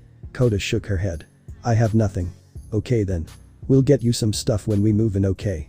Koda nodded happily. Toga whistled loudly and the League walked out of their rooms. Seriously? We're going now? Dabi groaned. I just got a new couch. Too bad. Kurigiri pulled out his sword and pointed at the ground. A large portal opened up. Let's go everybody. To America. Yeah. A fleet of boats sped up to the small island. Heroes disembarked and began patrolling. They eventually found what they were looking for. A medium-sized mansion hidden behind many trees. So, this is the League's hideout. Nezu squeaked. The heroes assembled near the front before bursting in. Surrender now, Vil. They aren't here. Nezu frowned and hopped off of Endeavor's shoulders. He walked through the entire base and eventually came to a dark room. Inside was a beat-up computer monitor. Izuka was smiling through it. Hello, Nezu. Izuka. Where are you? Izuka giggled. Me? You don't have to worry about me. Not for a while, that is. I have kids to raise. So I'll be out of your hair for a few years. Nezu blinked at the girl. Children. So she has Eri and another. If you want, take this time to prepare as best you can. I look forward to beating you. The screen went dead. Nezu sighed and stood up. Sir. Power loader just called from UA. What? Mei Hatsum is gone. Nezu grit his teeth. They knew our moves from the beginning. Back to UA. Quickly. 6 years later. Katsuki Bakugo looked out over the crowd of people cheering his name. He had made it to the number 3 spot so far. He felt a little proud of himself, but he still kept his guard up. I will find you, Izuka. Watch me. While standing up on the stage, he felt a shiver travel down his spine. Almost like someone was watching him. He shook it off. Of course you're being watched. You're on stage in front of a humongous crowd. And now, we'll call to the mic, the number 3 hero ground zero. The crowd roared as Bakugo was handed the mic. Marry me, Katsuki. What a hunk. Bakugo. Katsuki rolled his eyes. He still stepped forward nevertheless. Bringing the mic to his mouth, he let a pop come off of his hand. The crowd went silent. That's better. Bakugo smiled. Now, it's been a long year. I've gone from number 76 to number 3. I know that right now, you probably want to hear from Endeavor. But I have some things to say too. The crowd remained silent as Bakugo paced across the stage. 6 years ago, Endeavor became the new number 1 hero. A beacon of hope for any who got to witness his fights. We all know why that happened. Izuka Midoriya killed All Might. Well, I'm one of the newer generation. Endeavor has protected Japan so far. When my time comes, I will show you all that there is no reason to fear. No villain can stand up to us heroes. Have hope, everybody. I am here. The crowd roared as Bakugo gave his signature line. Toshinori smiled in his room, watching the TV. The apparition of Izuka scoffed behind him. Certainly cocky. Even now. Atop a roof that overlooked the stage, 2 figures in dark bodysuits watched. He's climbing the ranks. Achako said. Let's just make sure that whatever happens doesn't get any civilians injured. Todoroki replied. The vigilante duo leapt away. Bakugo looked up at the rooftop, but saw nothing. Meanwhile, Kiroshima watched Bakugo from his spot on the stage at number 5.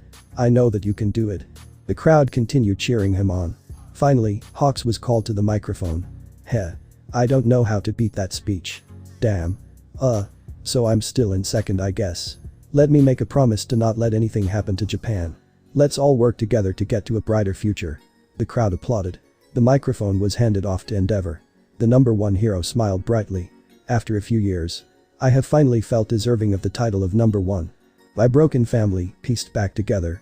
I hope that one day there will be peace among all of us. No more villains. Until then, I will defend the peace that we hold on to and make sure that we can all live to see tomorrow. The crowd cheered. Bakugo smiled. The hero ranking announcement was over. And now, it was back to work.